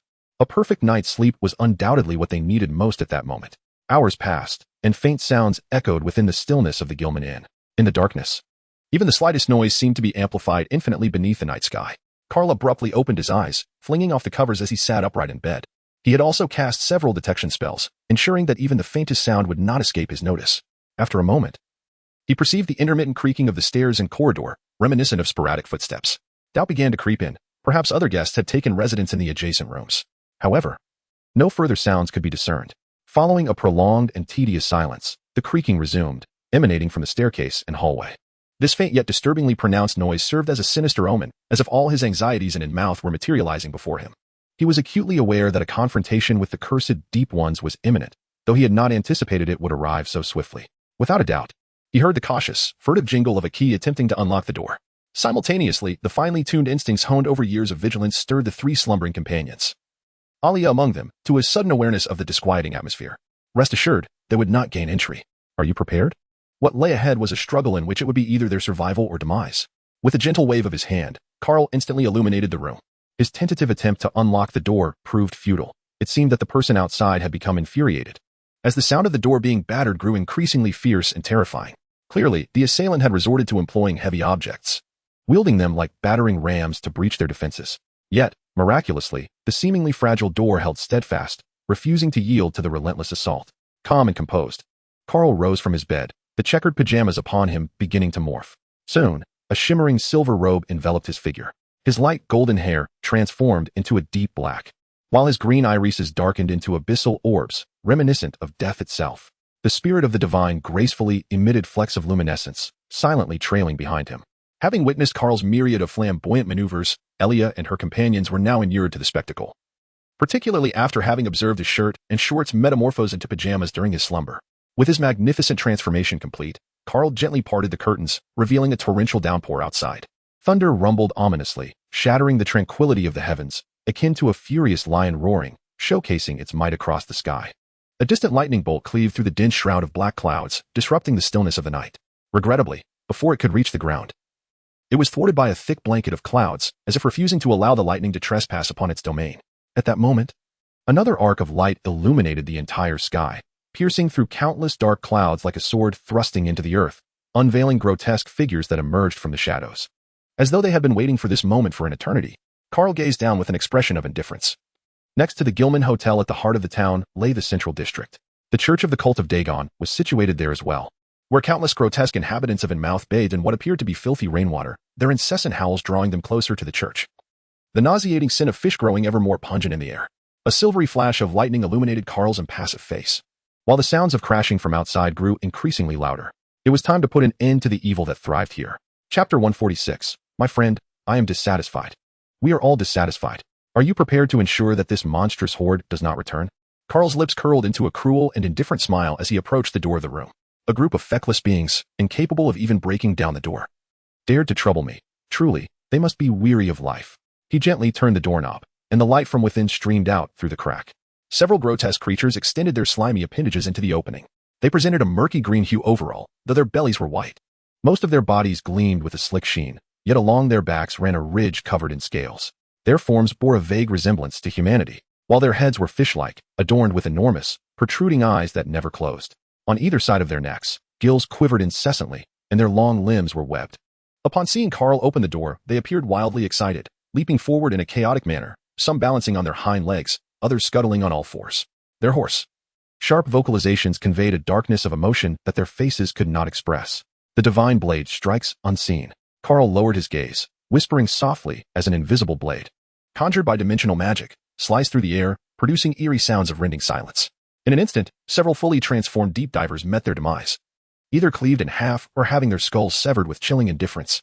The repulsive, dark green blood pooled upon the ground, gradually seeping into the wooden floorboards, resonating with a rhythmic dripping sound.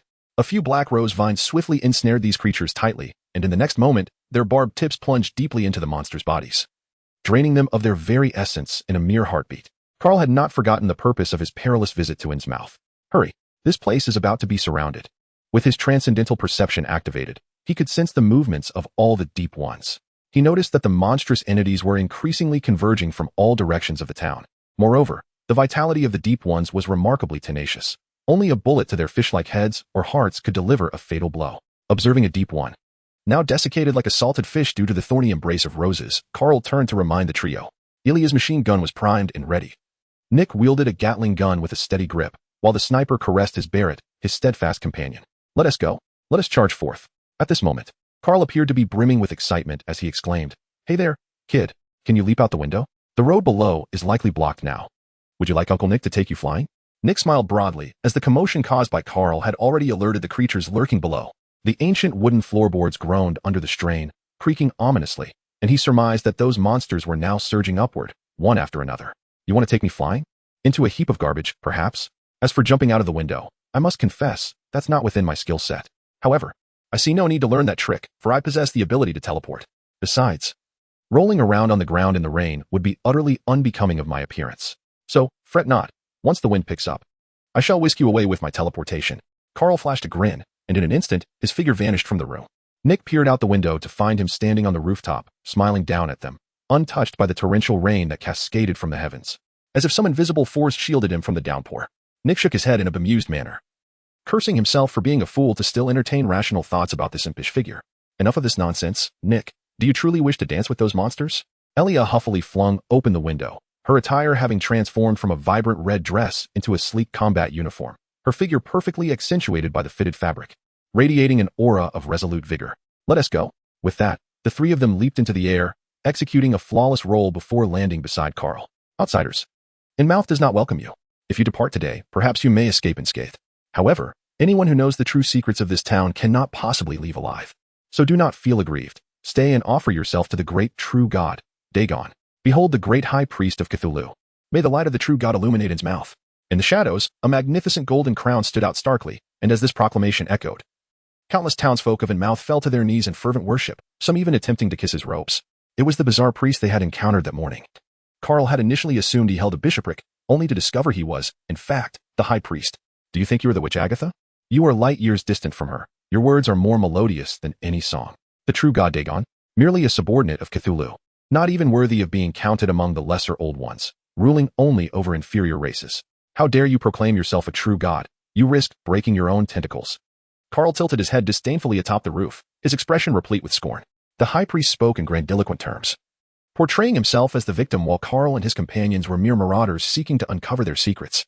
Little did he realize that they were merely a band of avaricious scoundrels who, in their lust for gold, had chosen to worship a malevolent deity like Diagon. Year after year, they captured living sacrifices from all corners of the earth, even forsaking their own ancestral beliefs to become the wretched Deep Ones, loyal to Cthulhu. Heretics. To dare to desecrate the great true God, one must kneel before the statue of my lord and bleed out the last drop of life in penance. As Carl's derisive words echoed, the high priest erupted in fury. Under his command, countless Insmouth denizens tore apart their tattered garments, their anguished cries transforming them into Deep Ones. They clambered up the aged, grayish walls with their repulsive, slime-covered webbed appendages, hastening towards Carl and his companions. Neil seized the opportunity to shoot that old wretch. Aim for its fish-like head. Do not fret about being discovered. I shall employ magic to distort your presence in this dimension. The brutish Deep Ones will find it exceedingly difficult to detect you. Carl's voice suddenly resonated within Neil's mind, who promptly understood and began to set up his Barrett. My friend, I find you lacking. Nick raised his 6-barreled Gatling gun, a hint of cruel amusement etched upon his handsome visage. We are all dissatisfied, Ilya remarked, her demeanor terse as she swiftly pulled the trigger, unleashing a barrage of bullets that roared towards the Deep Ones scaling the walls. Chapter 147, The Sweep of Insmouth, third update. A hail of bullets struck the grotesque Deep Ones, producing a series of dull thuds. As countless blossoms of green blood erupted in the rain-drenched night, merging with the ground and the falling rain, enveloping Central Park in a verdant deluge. Unfortunately, the high priest remained oblivious to the dozen or so purple-black thorny roses taking root in inconspicuous corners, fervently siphoning the green blood. The high priest gazed upon his brethren as they fell into pools of blood, his eyes aflame with unquenchable fury. It had always been the Insmouth folk who offered sacrifices of living souls. When had it come to these outsiders to behave so audaciously? In the next moment, his bizarrely ornate crown ignited with a golden radiance, the summer storm providing him with an exquisite battlefield. Dagon, the malevolent deity dwelling beneath the waves, could rise half his form above the South Pacific upon awakening from the ocean, and as his high priest in this other world, water had become ingrained in his very essence. Giant columns of water surged forth from the manhole covers, accompanied by a torrent of foul refuse, charging menacingly towards Nick and his companions. Although he had discerned Carl's extraordinary prowess from his adornments, realizing he was likely an immensely powerful sorcerer, it was still the heavy firepower of Nick and his companion that posed a greater threat to them. Permafrost. Carl could not remain idle in the face of the approaching water columns. With an elevated chant, he transformed the foul, dark torrents into black ice pillars. These Deep One minions were perfectly suited for Ilya and her allies. He could not allow this repugnant high priest to assault the two primary characters of their team. Deep Ones, unlike ghouls, possessed relatively low defensive capabilities. Their semi-aquatic, amphibious skin was easily perforated by bullets, yet the primary threat emanated from the mental pollution they exuded. However, this issue had been flawlessly resolved by the Spirit of Wishes. Carl squinted his eyes, realizing that the formidable strength of Insmouth could not possibly be attributed to merely a single high priest. He needed to resolve this matter swiftly. Carl prepared himself. And in the next moment, a fierce temporal magnetic field surged forward. It was the same formula, the same essence. However, unlike the previous all-out assault, this time, the magic was directed solely at the high priest. Countless raindrops were inexplicably suspended in midair, refusing to fall, as the high priest's distorted visage darkened. He immediately sensed the overwhelming force barreling towards him. You think you can kill me like this?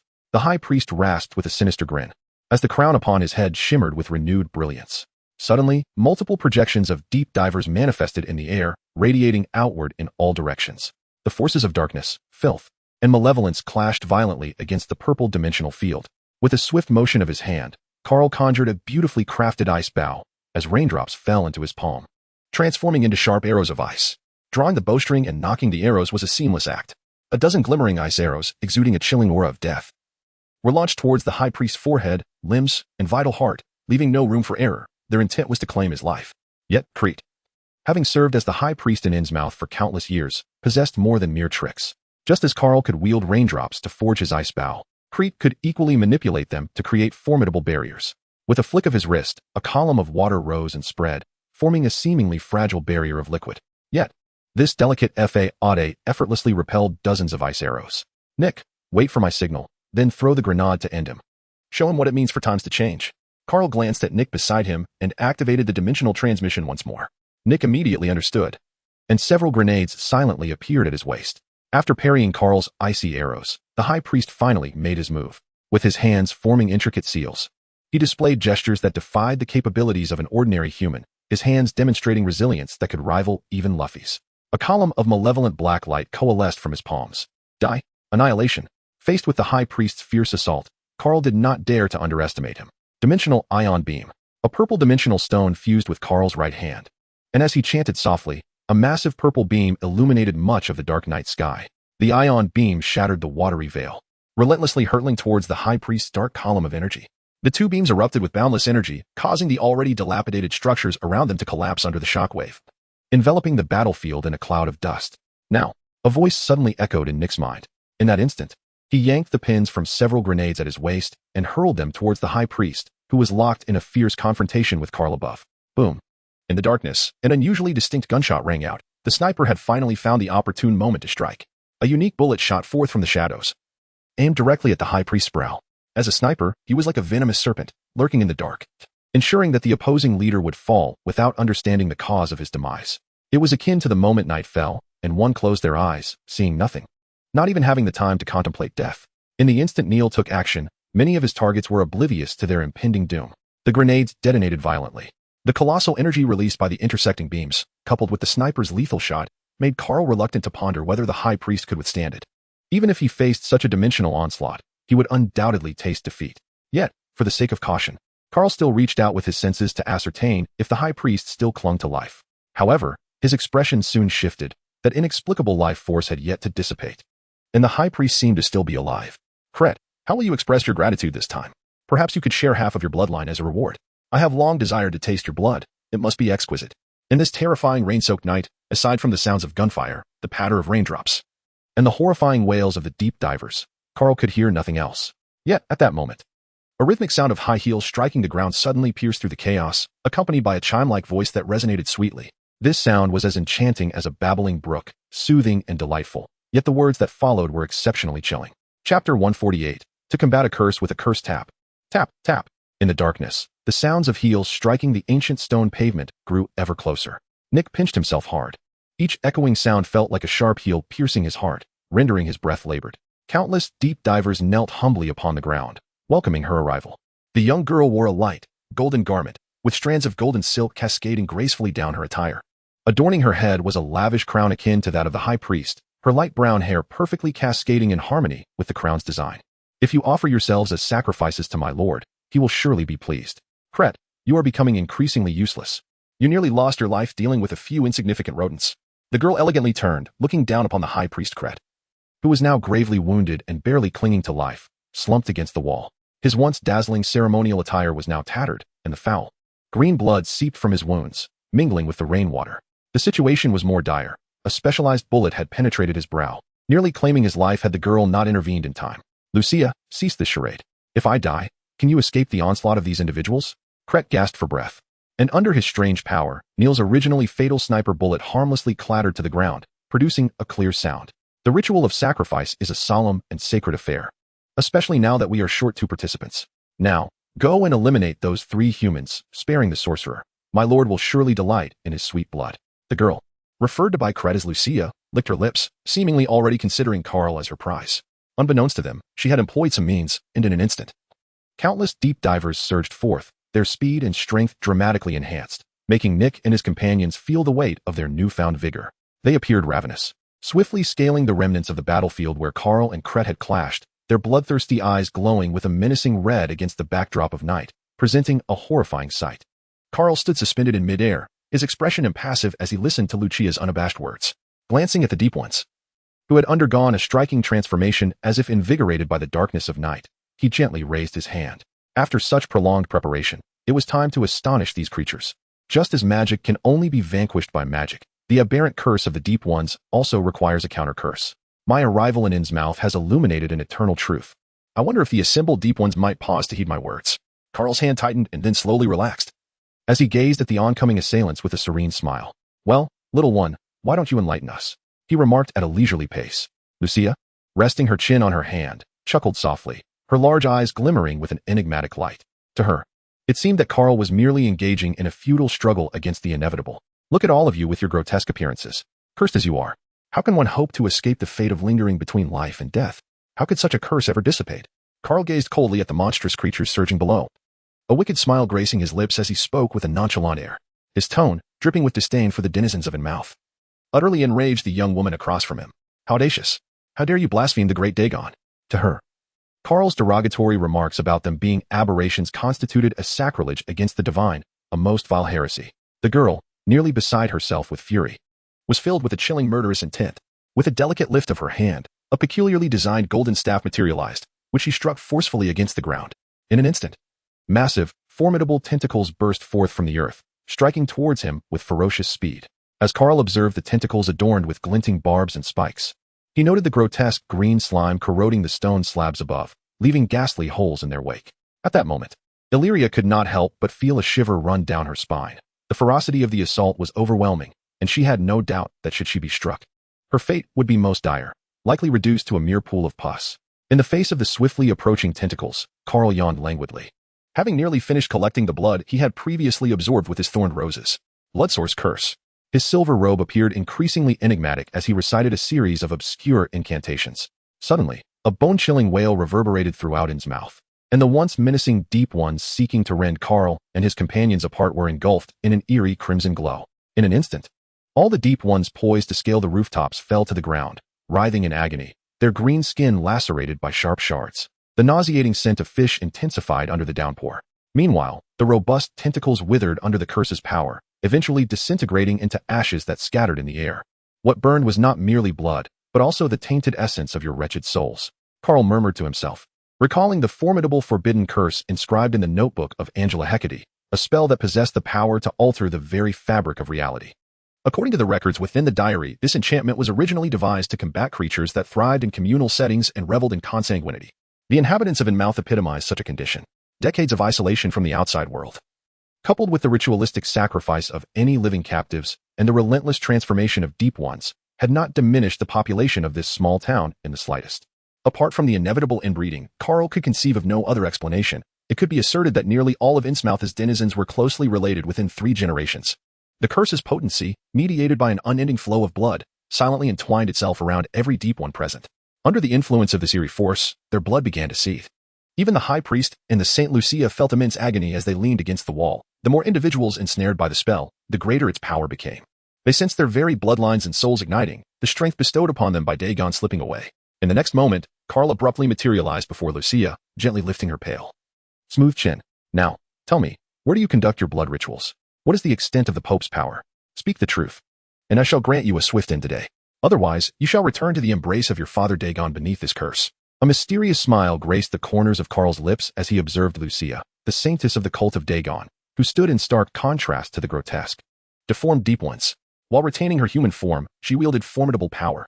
Her situation mirrored that of Queen Maya of the Dark Elf Kingdom, cursed by the goddess Venus in the continent of Erised. Truly a miraculous phenomenon, justifying her veneration as a saintess. This train of thought led Carl to ponder that across the lands of Erised, whether in the Duchy of Belmar or the Seventh Empire of the Celestial Realm, it seemed that all were ruled by queens, save for the Delos Empire, which was governed by an emperor. It was no wonder the empire was so formidable, drawing interest from both the celestial and demonic realms. We merely seek to survive. This has been our plea for decades, both then and now. Why can't you grant us a chance to live? The saintess Lucia, enduring the immense pain inflicted by her curse, straightened herself and vociferously berated Carl, as if she were the true victim. Her astounding inversion of truth nearly led Carl to question his own existence. Ah, wicked woman. Let me reiterate. Your name is Lucia, not Ogaloo. Do you not possess any self-awareness regarding your true nature? Are you unaware of the unspeakable deeds you committed in Insmouth? Carl let out a cold laugh, perceiving Crete and Lucia as no different from a pair of lifeless fish. Once their mouths were pried open, they would be sent to meet the great, true god Diagon. Lucia, upon witnessing this, displayed remarkable fortitude. She abruptly tilted her head, opting to endure the torment wrought by the curse alone, firmly believing that her devout faith would surely move the true god to resurrect her once more. As long as Marsh succeeded, the divine would undoubtedly descend. Everything would fade, and I too would ultimately be reborn. Ultimately, Lucia bore the weight alone, as the power of the blood curse began to spread throughout her body, intensifying her suffering with each passing moment. Carl furrowed his brow. Faith truly is a toxic force. The sheer resilience of such a ruthless woman, enduring torment beyond human capacity, filled him with a sense of irritation. He then turned his gaze toward the high priest Crite, who was on the brink of utter defeat, his expression unmistakable. This pretentious creature had recently been reduced to a mere fraction of his health by a concerted assault from Carl and his companions, and before he could even recover, A curse powerful enough to claim his life ensnared him once more. Aware that survival was a futile hope, Krite chose to take matters into his own hands and return to the embrace of Diagon, willingly meeting his demise. At this moment, Carl was on the verge of rolling his eyes in exasperation. He had just attempted to delve into the depths of the mind. Yet he found himself unable to penetrate the malevolent spirit that Lucia, blessed by Diagon, possessed. Nevertheless, it was understandable when it came to the realm of the psyche. He was still considerably lacking. Who lurks there in the shadows? Step forward. Just as he was at a loss, a rustling sound reached his ears. He turned around, gazing into the darkness of the alley behind him, and called out loudly. The figure in the darkness seemed startled, stumbling slightly, causing the broken bricks on the ground to clatter noisily. I might know that place, came a frail and quavering voice from within the shadows.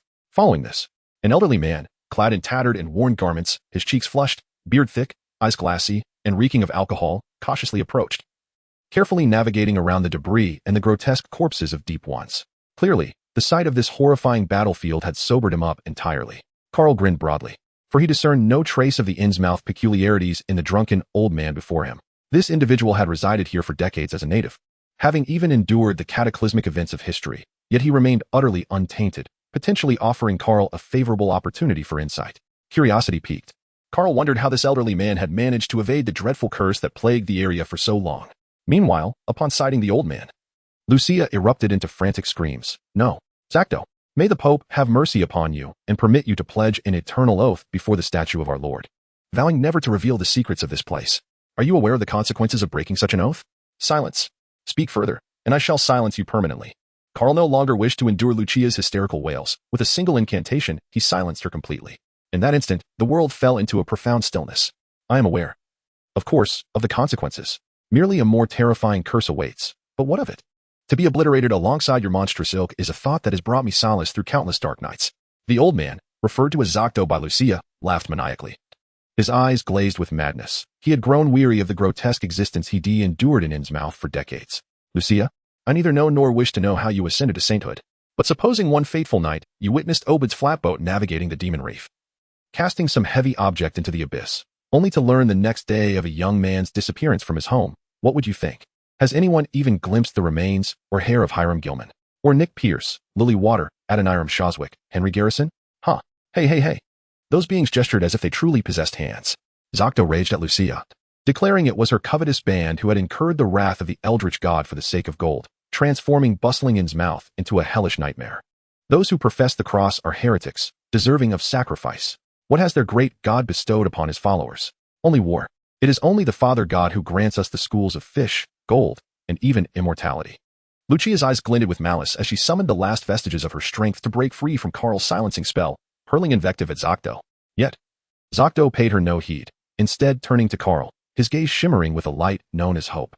Come, child, do you see that accursed demon reef? Indeed. It is where all wickedness first took root, the cursed place where malevolence coalesces, the depths beginning. It is the steep gate of hell, plunging into a seabed untouched by any sane soul. It was the old captain Obed Marsh who transgressed, encountering those horrors from the abyss and returning with that dreadfully evil effigy. With that idol and its horrific curse, he swiftly dominated Insmouth. And now he reigns as the Pope of the Diagon cult, presiding over the grand sacrificial rite held once every decade. Zacto gestured into the distance, from which a mournful wail echoed. Chapter 150, The Souls of Sin. Upon finishing his words, old Zacto collapsed to the ground, howling in anguish as his body underwent a grotesque transformation at an unnatural pace. Gills sprouted from the back of his neck, his azure eyes bulged grotesquely, resembling those of a dead fish, and his fingers began to conjoin uncontrollably, ultimately forming webbed appendages, while claws pierced through the soles of his worn shoes. Observing the wretched Zacto, who lay in a state worse than death, Carl lowered his gaze, his abyss-like eyes betraying no emotion. Avada Kedavra! In the next moment, he raised his palm, a green light emanating from his fingertips, and the cursed spell struck him down. In his final moments, old Zacto gazed at Carl with gratitude, gradually closing his eyes. The root curse born of the vow made in Dagon's name was beyond Carl's capacity to resolve. The only course left for him was to honor Zacto's wish, reducing the sinful Insmouth to ashes amid flames. After all, he had nearly extinguished 8/10 of Insmouth's deep ones, and his fate was already intertwined with that of the Pope Marsh in an unending cycle. There could only be two outcomes between them. Carl would vanquish him, or he would offer Carl as a blood sacrifice. No third fate awaited. Zacto, you are truly mad. Just wait. Beneath the glory of the Father God, I shall rise again. Lucia's breathtaking visage bore a look of deep resentment as she gazed upon Zacto's corpse. Her once golden attire now shrouded in an eerie crimson glow, beads of sweat cascading down her forehead. Are you finished? If so, prepare for your journey. Moreover, you are unworthy of the name Lucia. Avada Kedavra. Another flash of green light sealed her fate, and Lucia ultimately crumpled to the rain-soaked ruins. Her face a mask of unwilling resignation. Carl reached out with an ethereal grasp, and the exquisitely ornate crowns atop Cret and Lucia's heads were drawn into his hands, along with Lucia's resplendent staff of gilded coral. System, initiate identification. Carl curiously toyed with his spoils, which appeared rather impressive. A sum of 10,000 gold coins was successfully deducted. Once the system processed the transaction, it promptly displayed his attributes.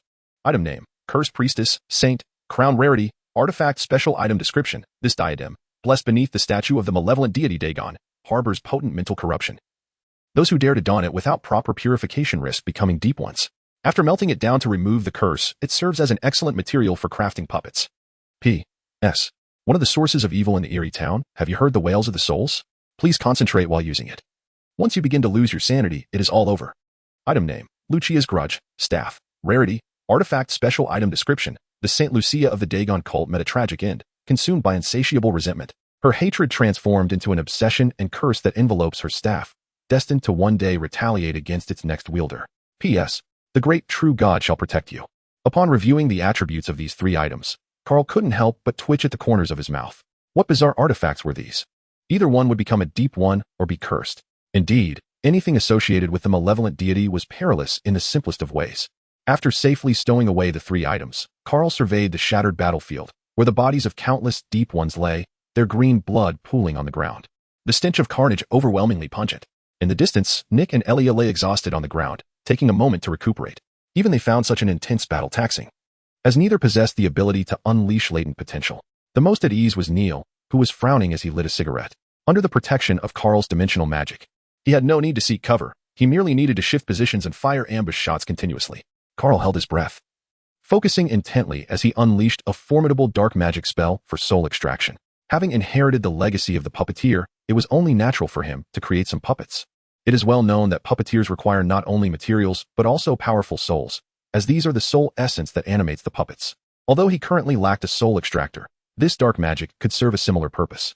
Under the cloak of night, one after another, souls of the deep dwellers, shimmering with a black luminescence, rose from the ground, their fierce visages tinged with a hint of fear. Two souls also floated from Lucia and Cret, their brilliance and size far surpassing that of ordinary deep dwellers. Item name: Ordinary, Resilient, Deep Dweller Soul Rarity, Advanced, Rare, Special Item Description. This malevolent soul was extracted from the wicked deep dwellers and can be utilized in the creation of puppets. Many entities within the Boundless Mysteries are particularly fond of such tainted souls. The souls extracted from Lucia and Cret are of rare quality and can be used for sacrificial purposes, which brought considerable joy to him, as it enhanced the success rate of summoning Nirali. After cleansing the battlefield of Insmouth and tallying his spoils, a satisfied smile blossomed on Carl's small face. His arduous journey to the free states of America had been driven by his desire for Nirali, and the unexpected abundance of rewards he had garnered was truly astonishing. Carl gazed upon the lifeless forms of Cret and Lucia, as if a thought had struck him. A dark purple thorn from a rose burst forth from the earth, piercing their skin. In an instant, he teleported to the side of Elia and her companions, startling them with his sudden appearance. "Oh, my God! Couldn't you have walked this short distance?" Elia exclaimed, clutching her chest in a state of fright upon seeing Carl materialize before her. In this serene place, even the slightest disturbance could set off her sensitive nerves. She was genuinely afraid that the accursed Pope had completed his sacrificial rites and returned with the remaining deep divers, offering them no respite. "I apologize. We sorcerers are accustomed to traversing distances through the magic of shadow shifting." Carl shrugged, blinking his large, innocent eyes as he apologized to Elia. "What should we do next? The entire Insmouth seems to pose no threat now." Neil, with a flamboyant puff of smoke, leaned against a wall that had yet to collapse and remarked, "Of course, we must find the Pope and eliminate him.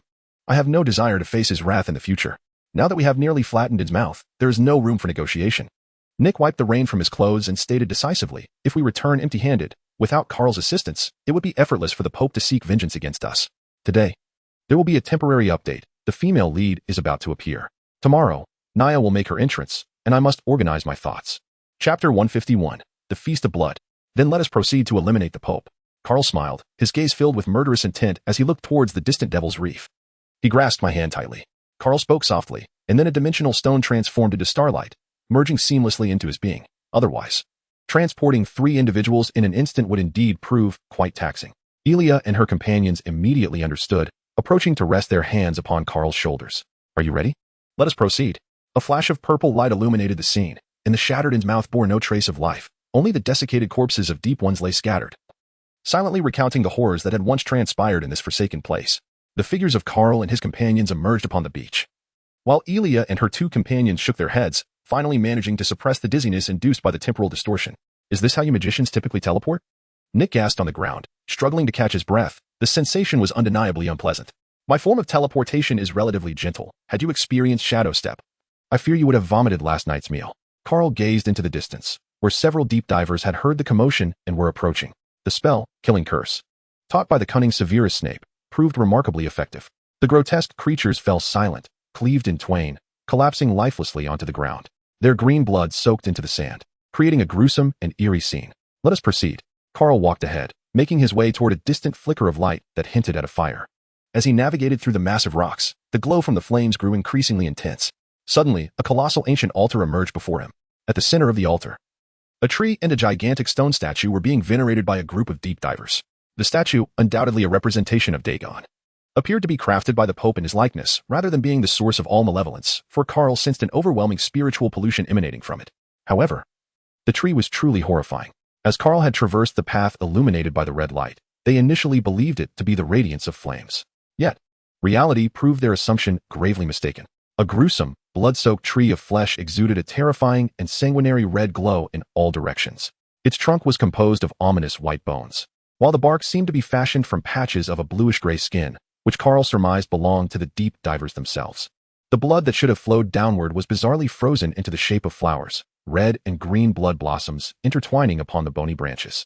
Moreover, grotesque fish heads, resembling the same bluish-gray hue, adorned the tree like fruits, their bulging eyes instilling dread. Blood vines pierced through several corpses, grotesquely suspended 3 feet above the ground. With missing person notices plastered across the distant city, this tree was a macabre amalgamation of deep divers and human bodies.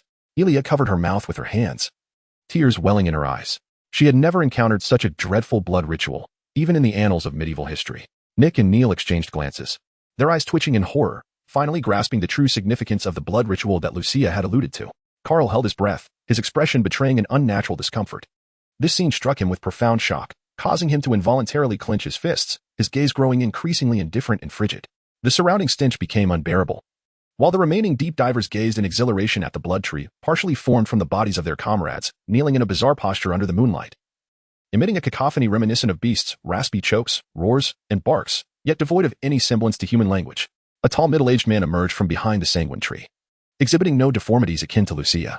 His figure was draped in a robe seemingly soaked in blood, intricately embroidered with the symbols of the true god Dagon, worshipped by the deep divers. Adorning his head was a crown far more ornate than those of the saint or high priest. Numerous reliefs flickered in and out of visibility beneath the crimson glow of the blood tree. Among these reliefs were legendary grotesques, grotesque and repulsive, embodying a nightmarish hybrid of fish and giant frog, evoking an unsettling, lingering sense of memory that one could not shake off. The outlines of these blasphemous fish-frog monstrosities overflowed with unclean essence, perfectly symbolizing an unknown, alien evil beyond human comprehension. Once the old captain, now the Pope of the cult of Dagon, Obenmarsh. According to Zocdo's accounts, this fiend was nearing a century in age, yet through the worship of the dark deity, he had achieved a state akin to immortality from decades past. However, death awaited all, even those who long lived. This was a night of silence, yet equally a night of desecration. Pope Marsh spread his arms wide, as if to embrace the blood tree. In the next moment, a monotonous yet enchanting chant flowed from his lips. Look to the heavens, high above. When the stars align, the past has vanished, the end is nigh, the seal has been shattered, the ancient rulers awaken, they shall return. And humanity shall tremble. When they arrive, hope shall return to darkness. Ignorance and folly shall become the new sovereigns. Where they dwell, they are the laws. Madness shall reign over fear and pain. In their domain shall be endless sorrow. They shall ultimately return. Within that hollow and lethal chant, the blood tree began to unfurl its branches, and the corpses hanging upon them began to wither. The 4 of them exchanged glances, understanding that the moment had arrived. In the next instant, they simultaneously launched their assault. First, eliminate those minions before coming to assist me. Carl took the lead, raising his hand to unleash a dimensional cannon, targeting not the Pope, but the flesh and blood tree. Observing the grand scale of the blood sacrifice, he understood that this tree was the focal point. If he did not destroy it, it might conjure unforeseen troubles for him later. The Pope, startled by Carl's sudden appearance, quickly regained his composure. A splendid crown atop his head radiated a brilliant golden light, and a crimson barrier abruptly materialized before the tree. Under the bombardment of the Carl Dimension Cannon, the barrier merely rippled slightly.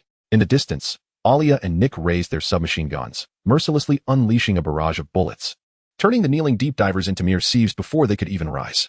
Meanwhile, the cunning Neil had taken refuge behind a rock, preparing to ambush. With a talisman in hand that melded into his body, his figure vanished in an instant.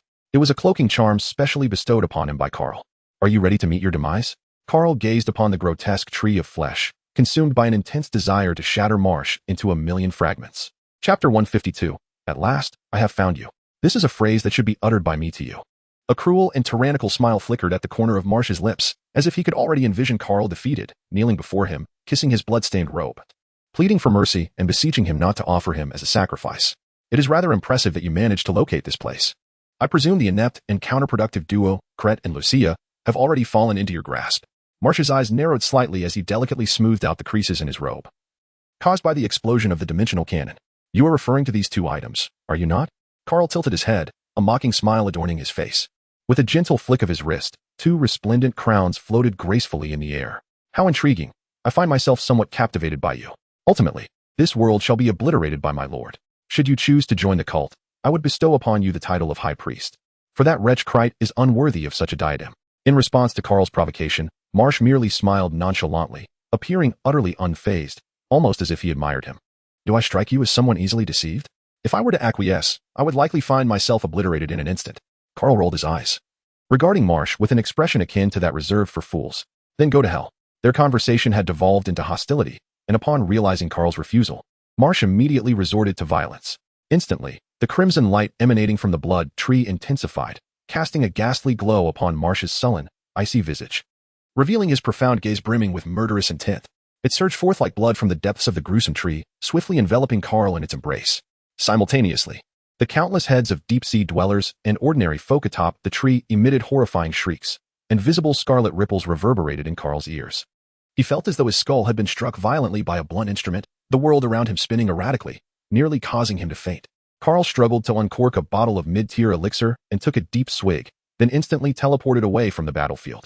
His once pitch-black eyes were now veined with crimson. The earlier sound wave had been utterly terrifying.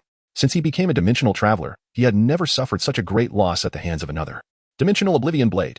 After consuming the potion and regaining a semblance of his strength, Carl immediately launched his counterattack. A surge of dimensional magic coalesced in his hand, transforming into a colossal blade of time and space, which tore through the layers of reality and descended fiercely upon the Pope's head. The power of space? Crite and Lucia did not die in vain. The Pope, observing the approaching blade of space, furrowed his brow, reflecting on the situation, appearing utterly unperturbed. As the representative of Diagon in this alternate world, he possessed the authority to remain calm. With a mere gesture of his hand, he summoned the tumultuous waves crashing against the Devil's Reef, which seemed to morph into an immense sword, meeting Carl's dimensional blade head-on. The two colossal swords clashed, and the seemingly feeble water sword incessantly eroded the dimensional force. Rosevine Whip. Realizing his attack had been completely thwarted, Carl unleashed gigantic whips woven from purple-black rose vines, shimmering ominously under the moonlight, accompanied by the menacing sound of cutting through the air as they lashed mercilessly towards the Pope. Dimensional Descent. Dimensional Illusion. Simultaneously, a series of dimensional spells were conjured. Carl understood that this Pope was far more formidable than Lucia and Crite combined. Without giving it his all, he risked a catastrophic defeat. When he emerged from the depths of the ocean, the waves bowed to his will, while the shores trembled in fear, fleeing from his presence. They would be devoured by the rising tide and lulled to sleep by the retreating waters. The Pope coldly regarded the dimensional spells unleashed by Carl. With his gravelly incantation, a single wave rose, effortlessly obliterating these spells. In the inky depths of the sea, the eerie chant summoned countless half-human, half-fish and half-human, half-frog monstrosities, which howled as they began to crawl up the Devil's Reef. Witnessing this scene, Carl suddenly burst into laughter. The Pope had summoned so many deep-sea dwellers. Was this not a chance created just for him? Dimensional time-space gambit.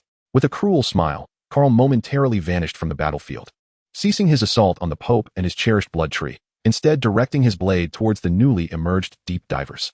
In the night sky, radiant purple nodes ignited, swiftly intertwining to form a vast chessboard, where the shimmering light of the dimensions erupted with boundless murderous intent.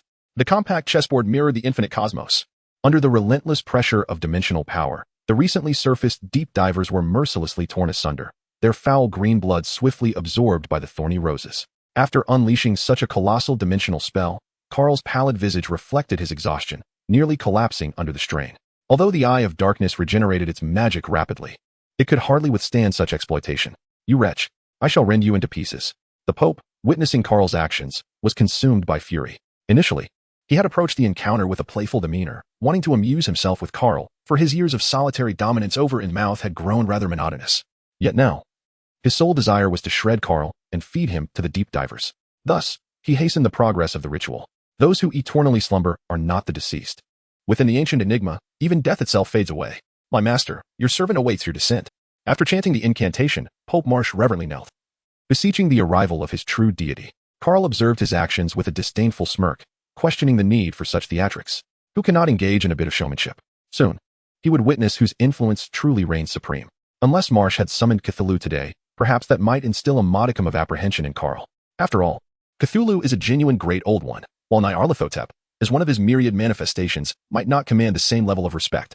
Indeed, with countless incarnations at his disposal, Nyarlathotep pales in comparison to the singular presence of Cthulhu. Yet Dagon, merely a king of a lesser race, who, upon encountering one of the avatars of the lurking chaos, one of the three pillars of the original gods, would likely cower and submit. At this moment, Karl and the Pope are both engaged in their respective ceremonies, each eager to witness the astonished expression of the other. The arcane power of the dimensions transforms into a brush, and all the thorny roses suddenly burst forth as the world is instantly stained red with green blood.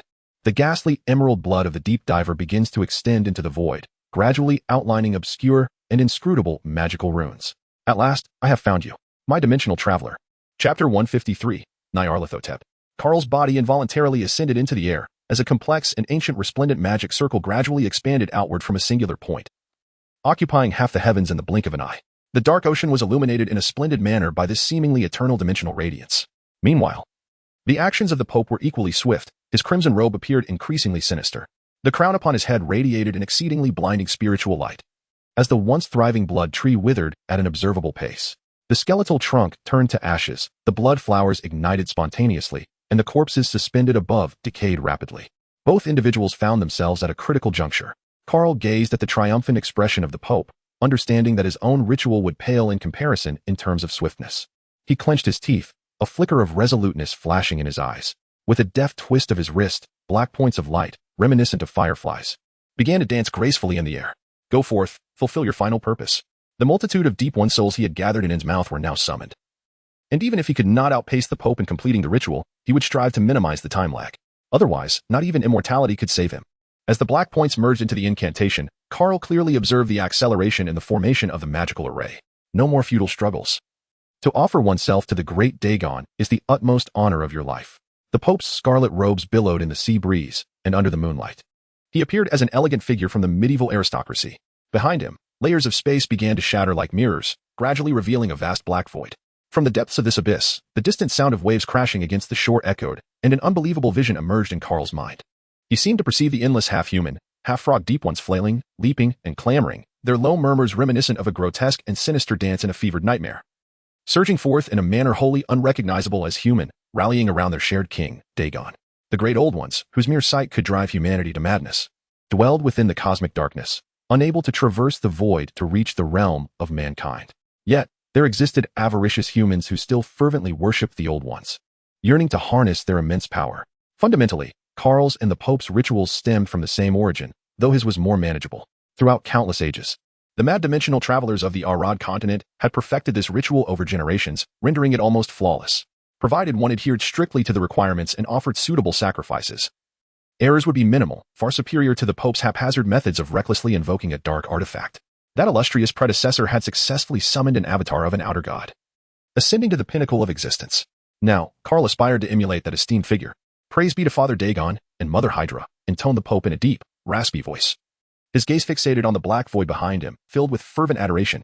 Karl scoffed disdainfully, a glimmer of pity gradually appearing in his gaze. If the Pope were to behold Nyarlathotep later, he might well contemplate suicide. The veneration, immersed in the tragicomedy, the great messenger of the primordial chaos, the insidious chaos, Nyarlathotep. Karl followed the Pope's movements, his chant oscillating between lofty and somber tones. In the realm of incantation, he had yet to encounter defeat. Nyarlathotep? How could that be? In the next moment, the Pope, upon hearing Karl's cryptic incantation, abruptly opened his eyes, an expression of indescribable terror and shock etched across his face. In this desperate juncture, he would not be foolish enough to believe that Karl was deceiving him. The name Nyarlathotep had long been ingrained in his mind through the knowledge bestowed upon him by Diagon, revealing the magnitude of such an entity. The essence of this being appeared increasingly enigmatic due to its frequent interaction with sentient life, akin to how ancient humans, gazing at the celestial expanse, could behold the luminous moon, yet remained oblivious to the spherical nature of their own planet. Humanity often fails to comprehend that which lies in close proximity. And Nyarlathotep embodies this very notion, existing within every society that has birthed intelligent life. The wise, the valiant, the heroes spoken of by mankind are manifestations of him. The demons and death that instill fear are also manifestations of him. No one knows whether he embodies benevolence or malevolence. None can discern the role he plays. He frequently bestows hope upon the growth of civilizations, fostering prosperity amongst races, and yet, just as life reaches for that very hope, he constricts the throats of civilizations, plunging them back into an abyss of unending despair and madness. Nyarlathotep possesses countless avatars, existing within the myriad civilizations of infinite parallel worlds, guiding their ascension and decline. He revels in the manipulation of life, deriving supreme joy from instilling despair. The state of life, whether it be death or vitality, is of no consequence to Nyarlathotep. What he seeks is merely the delight derived from toying with sentient beings, nothing more. He is indeed an embodiment of absolute malevolence. There exists nothing beyond his capabilities. Only the unimaginable lies beyond his reach. Thus, as the Pope grasped Karl's true intentions, his composure faltered, and a sense of dread enveloped him.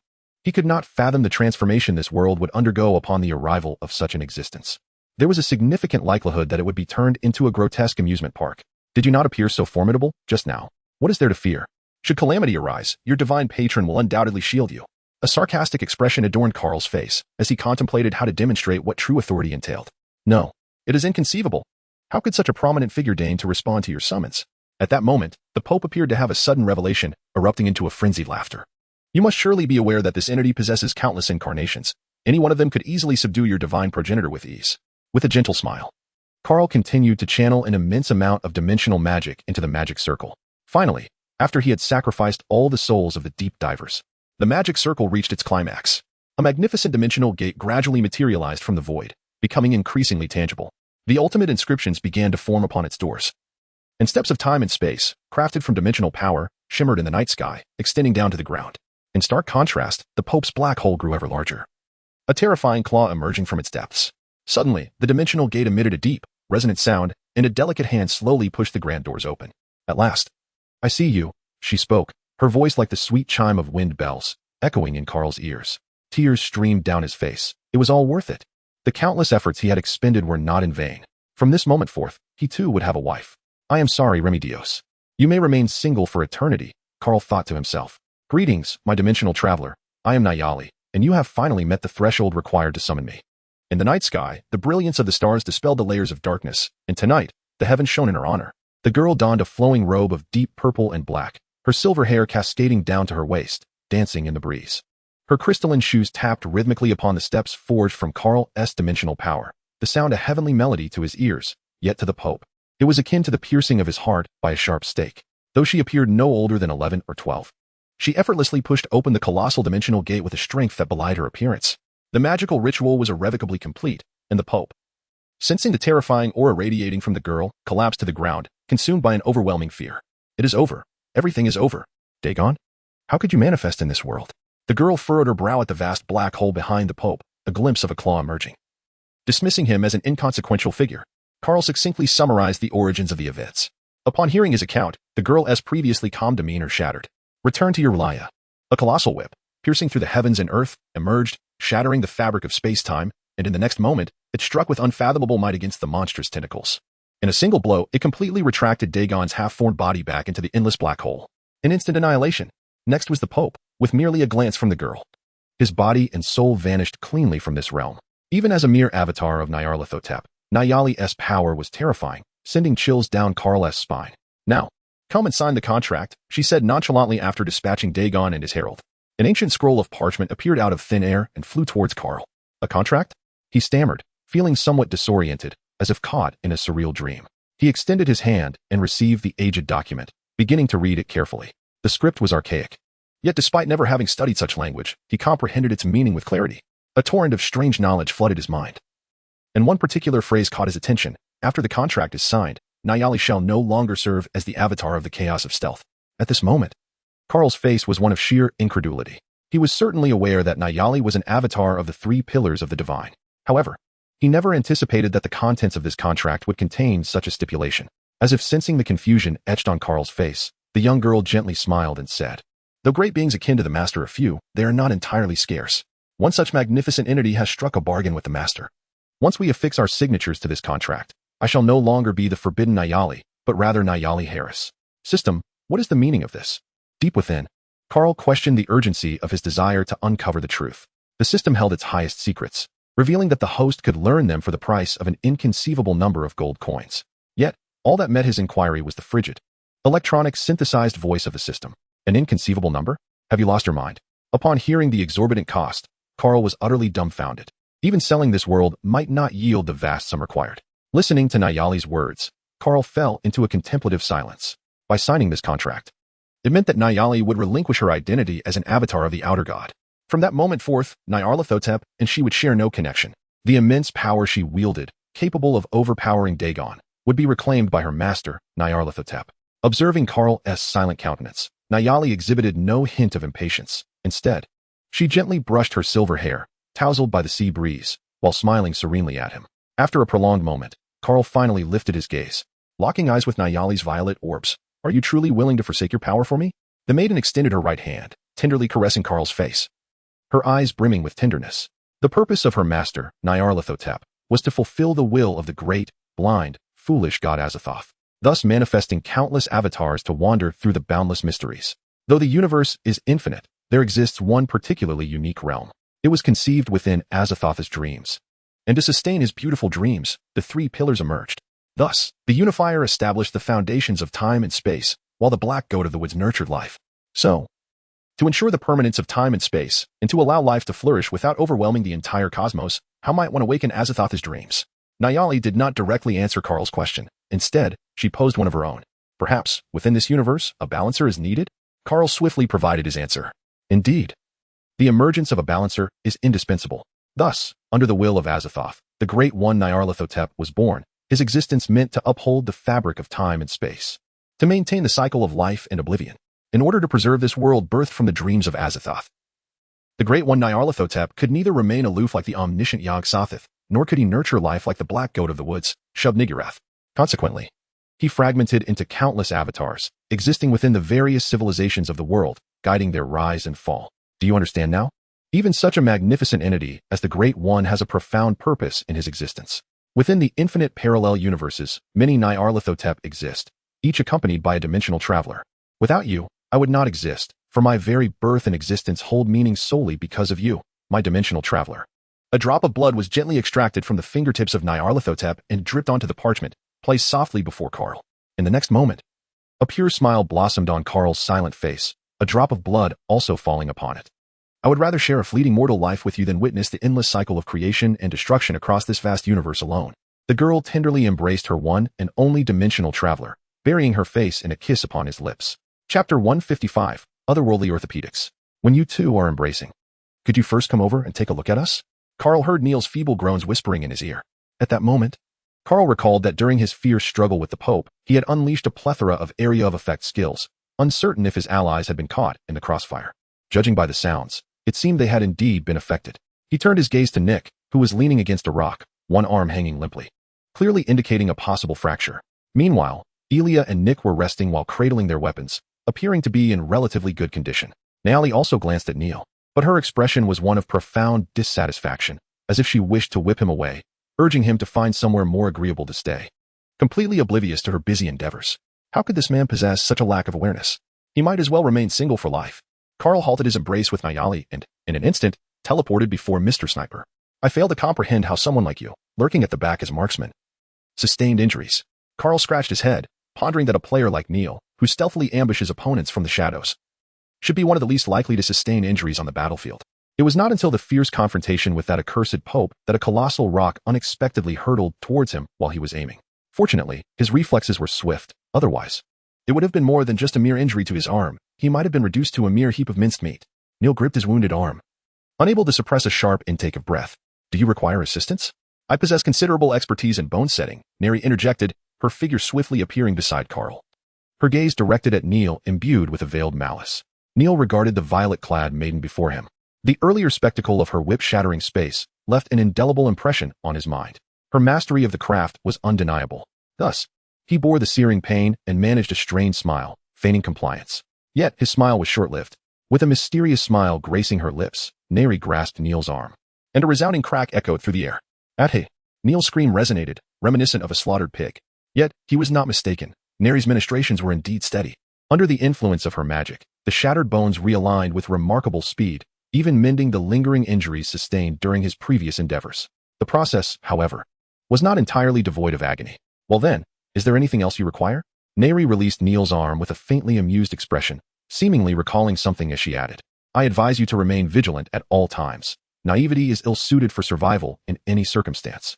Internally, Neil cursed vehemently, yet he maintained a facade of cordiality. He was no fool. He understood that he had disrupted Neri's tranquil moment and was now subjected to her reprisal. But what could he do? He dared not provoke this formidable lady, so he swallowed his grievances and bore the pain silently. I feel rather unjustly treated, but I shall remain silent, he thought. No. It's nothing. I feel quite well now, he replied, swallowing hard and offering a smile. Carl covered his mouth, desperately stifling a laugh, his small face slightly flushed. Moments ago, he had been perplexed. In his memories, Nirali did not strike him as the kind-hearted individual she appeared to be now. Reflecting on it, he found it indeed to be true. How delightful.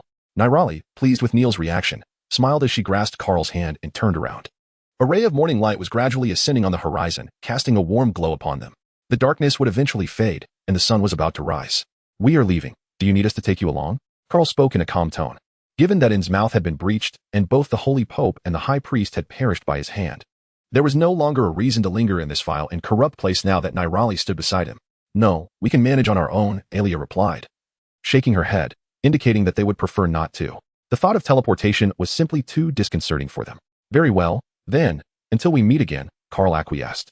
Not wishing to impose, he exchanged a glance with Nirali, and in the next moment, a flash of purple light enveloped them, their figures vanishing from the fish-scented coastline. The summer vacation had only just begun, and it stretched ahead of them, ample time for Carl and Nirali to traverse the globe together. On July 31st, within a hotel in America, a beam of sunlight filtered through the window, illuminating Carl's face. Hoot, hoot, came the sound of an owl, accompanied by a tapping on the window, rousing Carl from his sweet dreams. Observing Nirali still lost in slumber beside him, he hesitated to disturb her, gently lifting the covers. He made his way to the window. A pure white owl obediently placed 2 letters down and then gently pecked at his finger. Carl smiled knowingly, gently stroking the owl's head, as several nuts materialized in his hand to offer it. Satisfied with the treat, the owl hooted contentedly twice before flapping its wings and soaring away. Carl, what are you up to? What about the perfect weekend you promised me yesterday? Just as Carl had received 2 letters and was about to examine them closely, a languorous voice chimed in. Nayali playfully embraced him from behind. The owl had delivered 2 letters, both from Hogwarts, one for me and one for you. Shall we take a look? Carl smiled as he raised the letter in his hand, feeling no surprise that Nayari had received her acceptance letter from Hogwarts. Due to the constraints of the contract, she had lost her identity as the avatar of Nyarlathotep, and her once 15 or 16-year-old appearance had transformed into that of an 11 or 12-year-old girl. Is that the magical school where Carl resides? It sounds like quite an intriguing place. Nayari gazed at the letter in Carl's hand with keen interest for her. As long as she had her dimensional traveler by her side, the location mattered little. She gently took the weighty letter crafted from fine parchment from Carl's grasp, her eyes drawn to the signature on it. Hogwarts School of Witchcraft and Wizardry Headmaster, Albus Dumbledore, President of the International Wizarding Federation, First-Class Sorcerer of the Order of Merlin, Chief Wizard of Wisingamot, Dear Miss Nayari Harris. Carl also opened the letter addressed to him, the contents of which were quite straightforward. He was instructed to arrive punctually at King's Cross Station on September 1st to board the train for school, with a reminder not to be late. Additionally, it included a list of essential magical textbooks for second-year students. Chapter 156, Nirali's Wand. Carl glanced over the reading list with casual indifference. Aside from a few essential textbooks required for his major, a lengthy array of titles pertaining to the defense against the dark arts immediately captured his attention. There were precisely 7 works authored by Lockhart listed, each more exorbitantly priced than the last.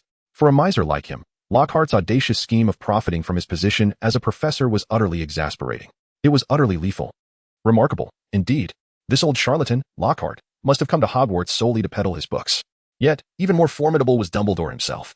Although Carl was aware that Lockhart was nothing more than a Fade, possessing merely a single spell for forgetting that he could actually perform, his true combat prowess likely paled in comparison to that of a mere husky. Nonetheless, the sheer audacity of his shamelessness left Carl in awe.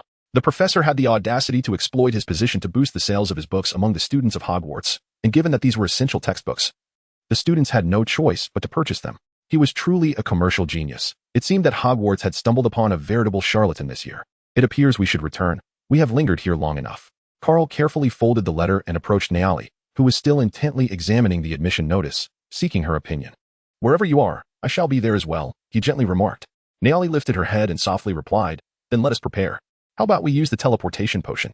With a flick of his wrist, Carl conjured 2 vials of golden elixir into his grasp. This substance was far more sophisticated than the common teleportation powder, enabling one to pinpoint a target with sheer mental intent. The distance between America and England was far too great, rendering their instantaneous travel improbable. Moreover, both of them were undocumented in the United States, making conventional methods unfeasible. While he could certainly execute a clever maneuver reminiscent of the White Wolf's time-space gloves alone, Neri was still by his side. Thus, it was time to depart. Neri nodded in agreement. Her sleepwear transforming into a flowing white dress as her silvery hair was elegantly styled. Carl donned a short-sleeved white shirt paired with tailored trousers, while the sunlight streamed through the window, enveloping the two of them in a glow reminiscent of a fairy tale moment, where a prince and princess embark on their blissful journey. Hand in hand, they consumed the teleportation potion, exchanging a knowing smile. In the blink of an eye, they vanished from the room, across the vast ocean, in England. At the Wooten Orphanage, their figures materialized on the lush lawn outside. Is this the place where Carl once resided? Nirali tightened her grip on Carl's hand. For in the moment they signed the contract, their hearts had already intertwined. Indeed, for the past 11 years, I have lived here, a child overlooked by all. Carl smiled somewhat nonchalantly. Do not utter such words. Naya gently pressed a finger against Carl's lips. From this moment forth, you shall no longer be alone. Let us, hand in hand, share joy and alleviate sorrow together as we traverse the years. The girl embraced the boy once more, whispering softly in his ear, wherever we may go. You are my eternal sanctuary in this life. My heart beats for you, and I shall be with you always. The boy similarly whispered his vows into the girl's ear. In Diagon Alley, Carl and Naya walked side by side, observing the bustling crowd and the myriad of fascinating magical artifacts. Now, we are to procure a wand, though we may have no need for it. It is essential to blend in. Carl gazed at the essential items list for new students in his hand, clicking his tongue in exasperation. He yearned to hasten the conclusion of this excursion to Diagon Alley, lest his wallet succumb to the strain. As they strolled along, anything peculiar or enchanting that caught Naya's eye compelled her to consider its purchase. Naturally, it was Carl who would bear the financial burden. Despite Naya's former existence as an avatar of an outer god, possessing formidable powers, she was now merely a girl. The allure of shopping, an irresistible pursuit for young women, brought them a joy that could even eclipse the delight of sipping bubble tea. Having traversed less than 2 streets, Carl's dimensional space had already accumulated numerous items, including an ancient talisman of luck, several plush and fluffy creatures, and an array of legendary counterfeit rings from the ruins of Merlin, among countless other treasures.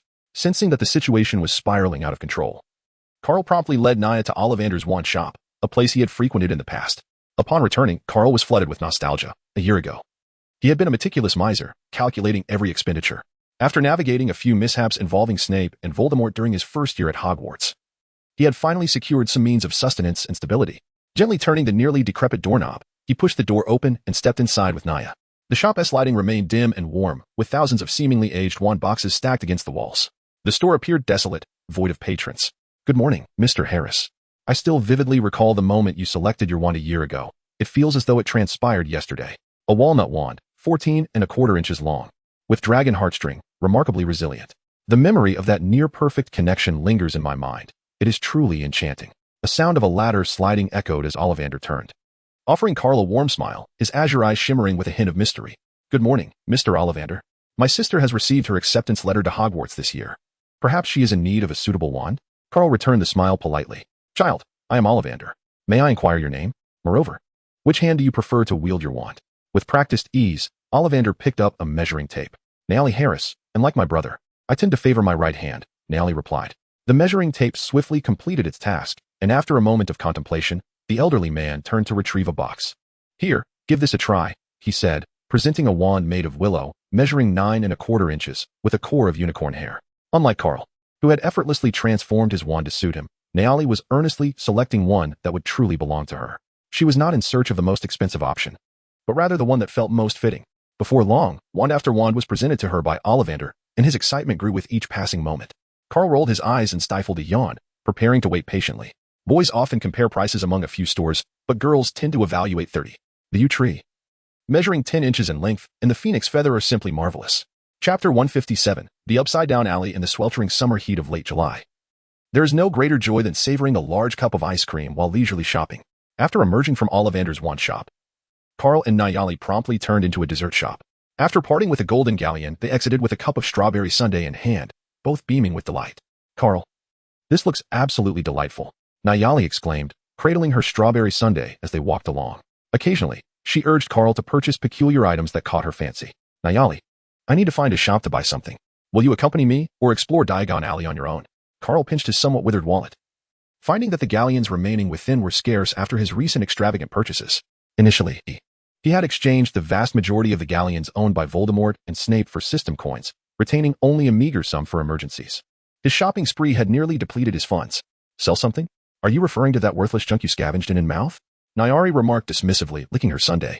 From her perspective as an avatar of an ancient deity, those trinkets were utterly beneath her notice, lacking even the charm of the lesser curiosities from the magical realm. Indeed. Otherwise I might struggle to support you, he replied. Carl raised his hands in a gesture of resignation, appearing quite helpless. You go ahead. I shall wander about alone for a while. Suddenly, Nayali's eyes sparkled with excitement as she eagerly made her way toward a stall. Clearly having set her sights on yet another enticing item, Carl gently shook his head, reflecting inwardly on the undeniable allure that shopping holds for any young woman. After parting ways with Nayali, he made his way through Diagon Alley towards Nocturnal Alley, the darker recesses of the magical world. The items he had acquired in Insmouth were either lethally dangerous or steeped in potent curses.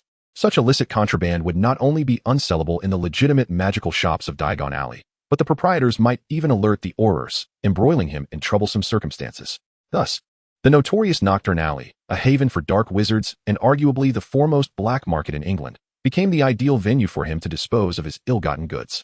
As Carl ventured deeper, the bustling throngs gradually thinned, leaving him to encounter only the occasional shadowy figure cloaked in black robes, their eyes the only visible feature. He understood that his destination was near. His casual attire had morphed into a full-length robe, enveloping him entirely, with a grand purple hood draping over his head. Given that this was the largest black market in all of England, incidents of dark dealings were inevitable. If he did not don clothing befitting the fashion of dark wizards, he would surely attract unwanted attention. When Harry Potter, that Na'vi youth, first traversed Nocturnal Alley in his second year, he narrowly escaped abduction by an old witch. All thanks to Hagrid's timely arrival. This place was perpetually shrouded in darkness, a realm where sunlight dared not penetrate. Walking alone along the streets of Nocturnal Alley, Carl experienced an unsettling ambience, as if a palpable malevolence surrounded him, intent on devouring him whole. Throughout his journey, he cautiously sidestepped the refuse scattered about in the foul-smelling gutters. He encountered several strangers attempting to engage him. Their yellowed teeth and tattered black robes were a common sight, some peddling various wares, while others invited him to partake in dubious diversions. However, their audacity seemed limited to mere conversation. None dared to take further action. Clad in an opulent purple robe adorned with a voluminous hood, accompanied by the ethereal presence of his mysterious golden wand, Lucia, Carl exuded an air of formidable authority. From that enigmatic wand, they could almost hear the anguished wails of countless tormented souls, echoing with palpable discontent. Carl lowered his head and remained silent as he walked, until a dark magic shop caught his eye. The dilapidated sign bore the name Borgin and Burkes. The fact that Voldemort, freshly graduated, had forsaken a promising position at the Ministry of Magic to work here attests to the esteemed reputation of Borgin and Burkes within the confines of Nocturnal Alley.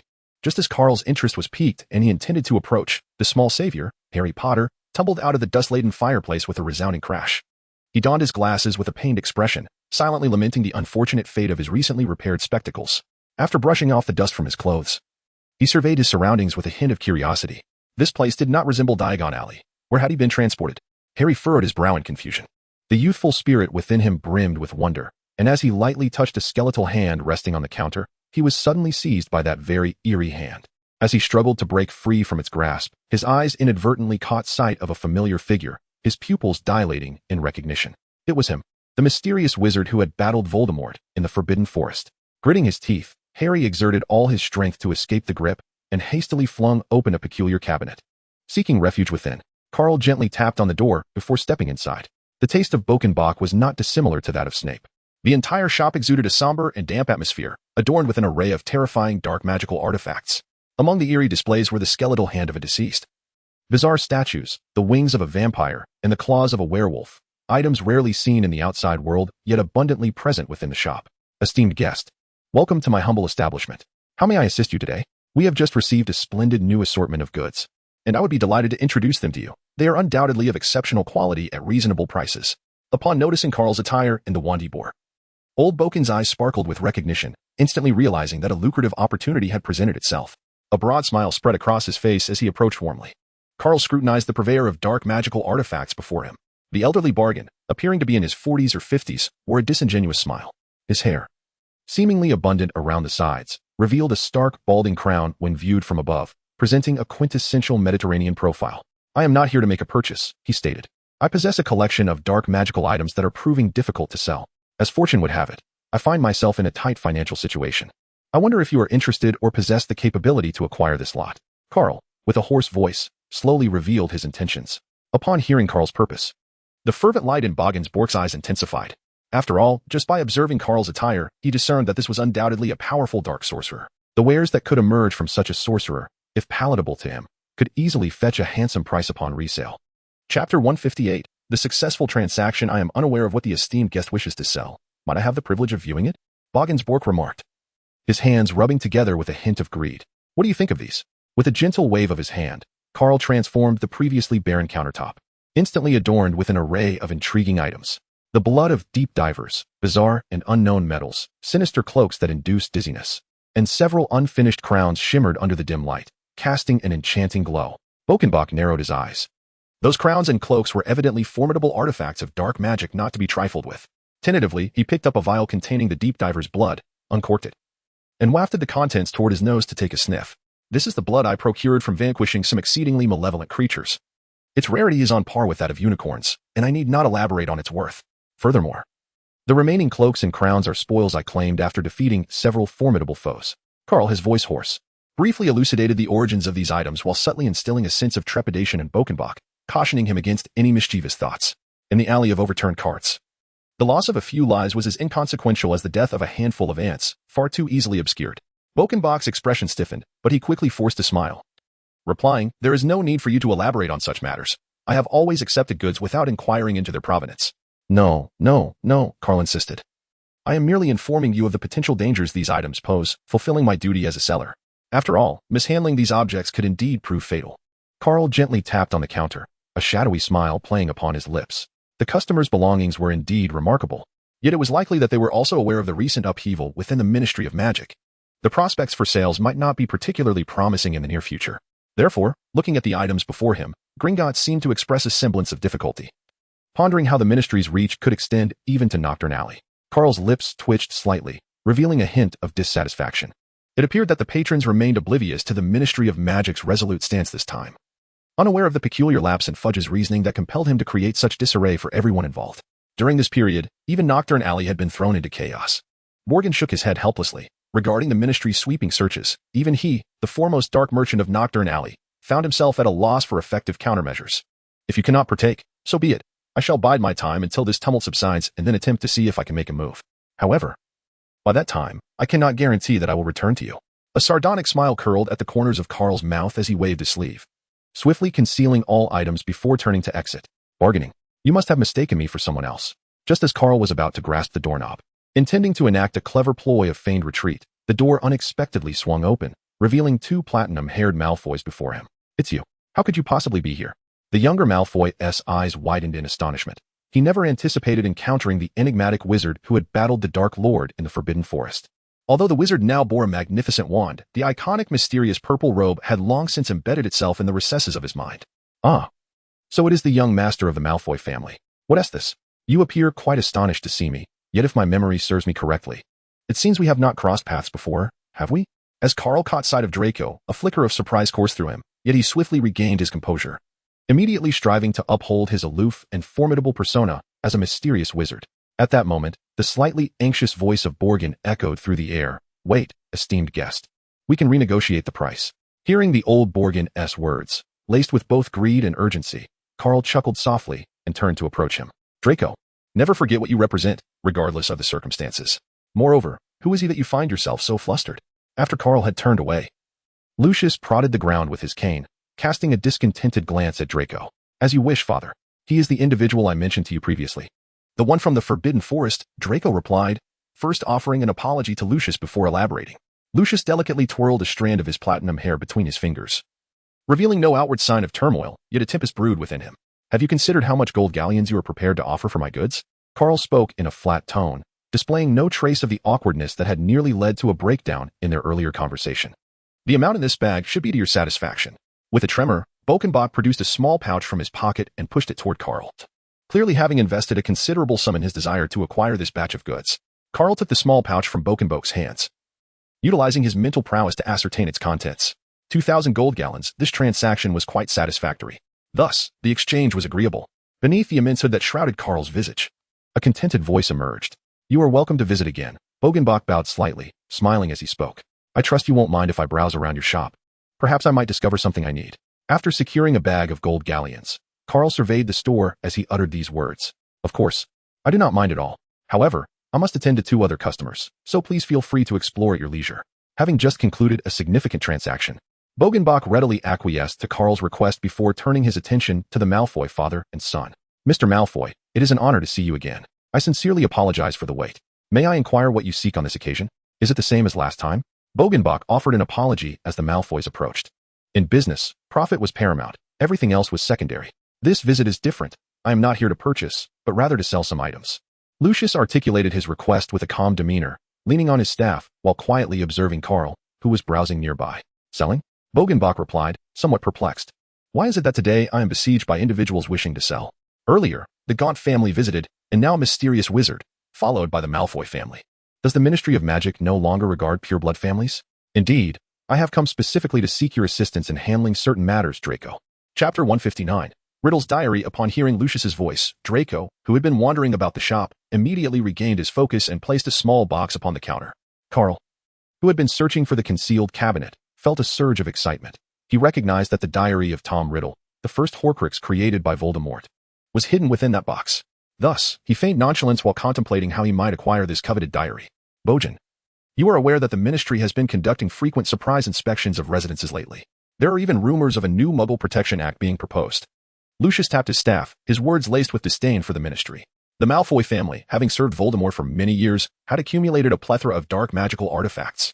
The Ministry's abrupt and unannounced searches had left him overwhelmed, scrambling to deal with the illicit items in his home, even causing him to lose some hair in the process. After this incident, it seems the status of pure bloods will continue to decline. My business has suffered considerably due to this. Bojan chuckled wryly, shaking his head as he opened the box to inspect its contents. The dark magical items spilling from the Malfoy family, while perhaps not as high in quality as those Carl had brought, could still be considered fine goods on the market. By accumulating some stock, he hoped to sell them at a good price once the uproar subsided. Bojan, I cannot entirely agree with that sentiment, Lucius remarked, his gaze shifting coldly. He then began to extract peculiar items from the box, seemingly reflecting on their significance. In any case, I trust that the Ministry will not come to discover these items. You understand my implication. Bang. The golden staff that floated behind Carl had mysteriously found its way into his grasp. He gently used the staff to block Malfoy from striking a peculiar totem cabinet.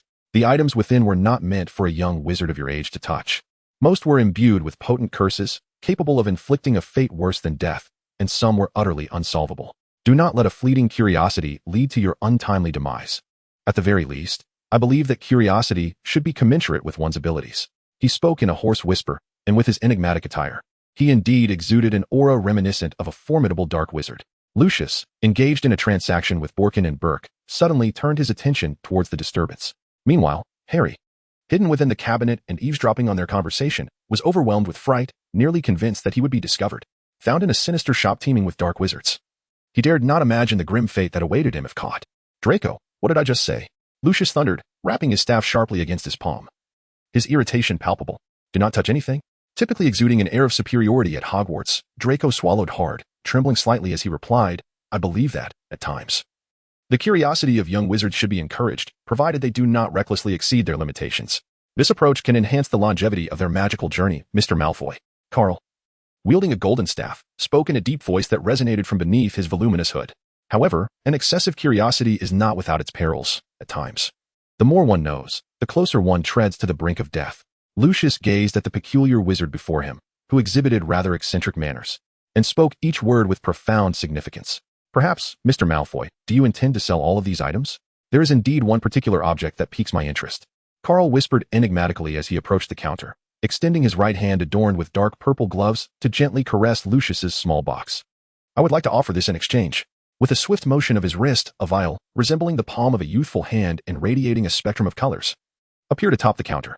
This is the assistance of the solitary Remy. Consume this, and may it facilitate your divorce from Narcissa. He continued. It is an ancient potion I discovered within an exceedingly perilous ruin. Its contents possess remarkable healing properties, both mental and physical. Might I request one item from within? Carl produced an item and subsequently elaborated on its effects. Lucius lightly furrowed his brow, taken aback that this peculiar wizard had set his sights on his possessions. After all, they were all adults. Anyone who had ascended to such heights within the magical realm possessed a keen intellect, each a cunning fox in their own right. The potion derived from ancient ruins was indeed a remarkable asset, and Lucius found it hard to believe that there was no ulterior motive behind such an exchange. Might I inquire which item within this box has captured your interest? He asked, adhering to the fundamental respect and decorum that nobles ought to extend to one another, especially when not adversaries. Lucius and Carl faced each other, both adorned with a signature smile. It is this diary, Carl remarked.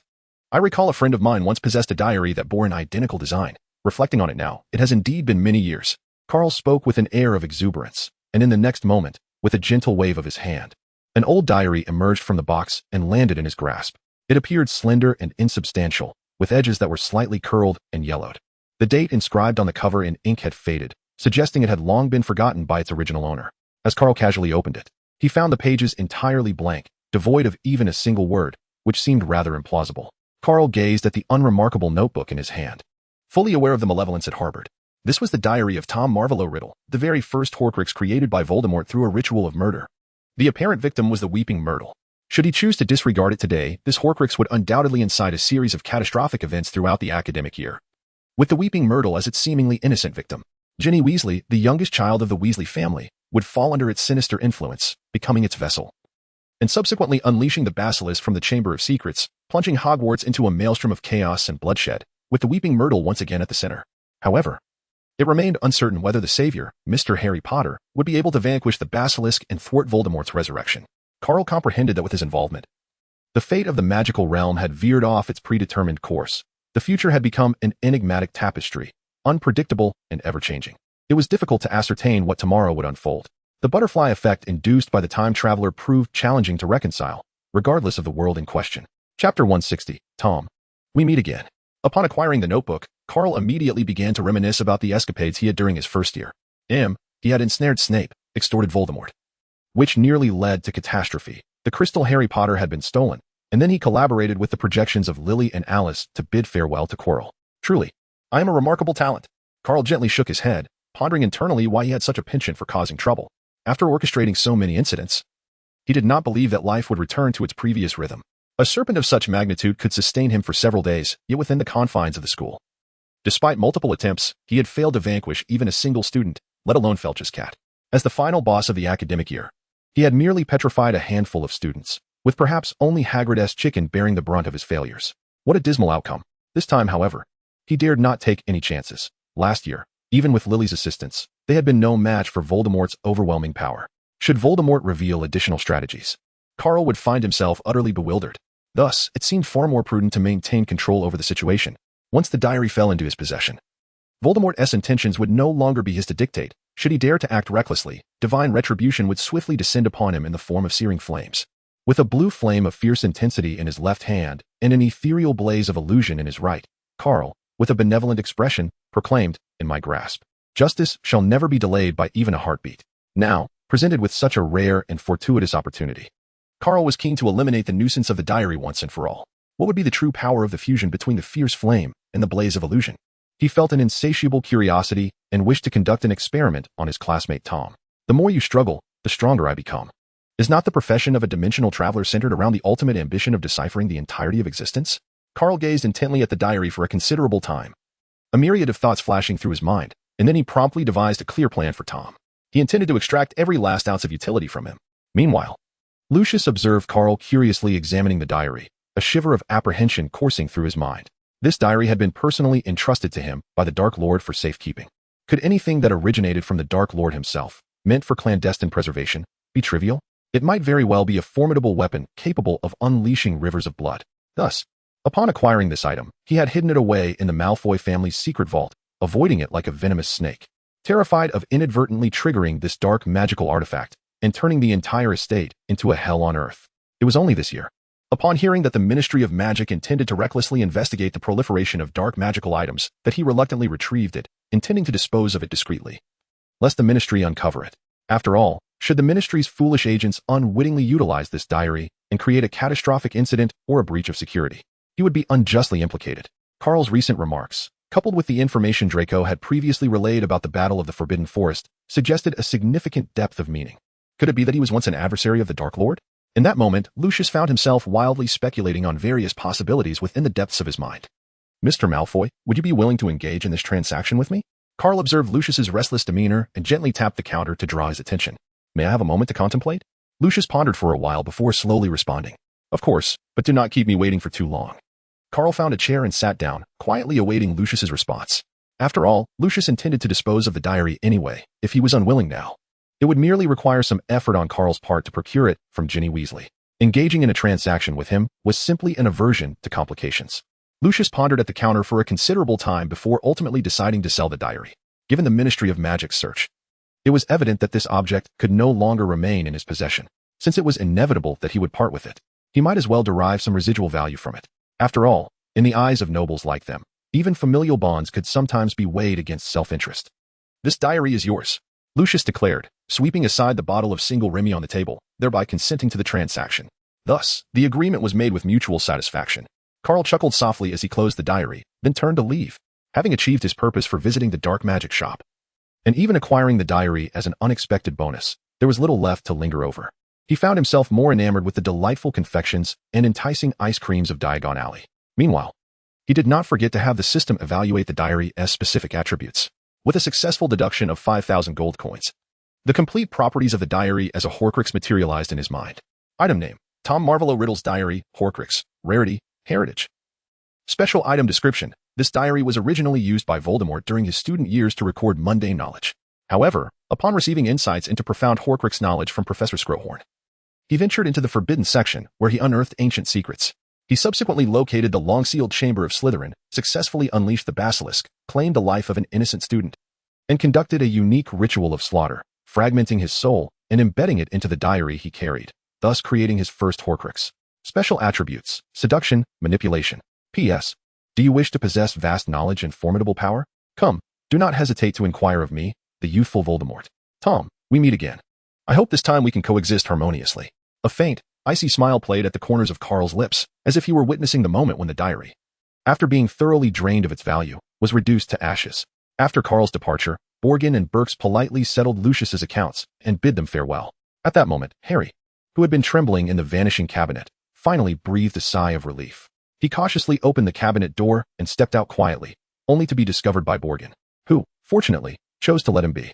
Just as the poor little savior believed he had escaped the clutches of danger, trouble emerged once more.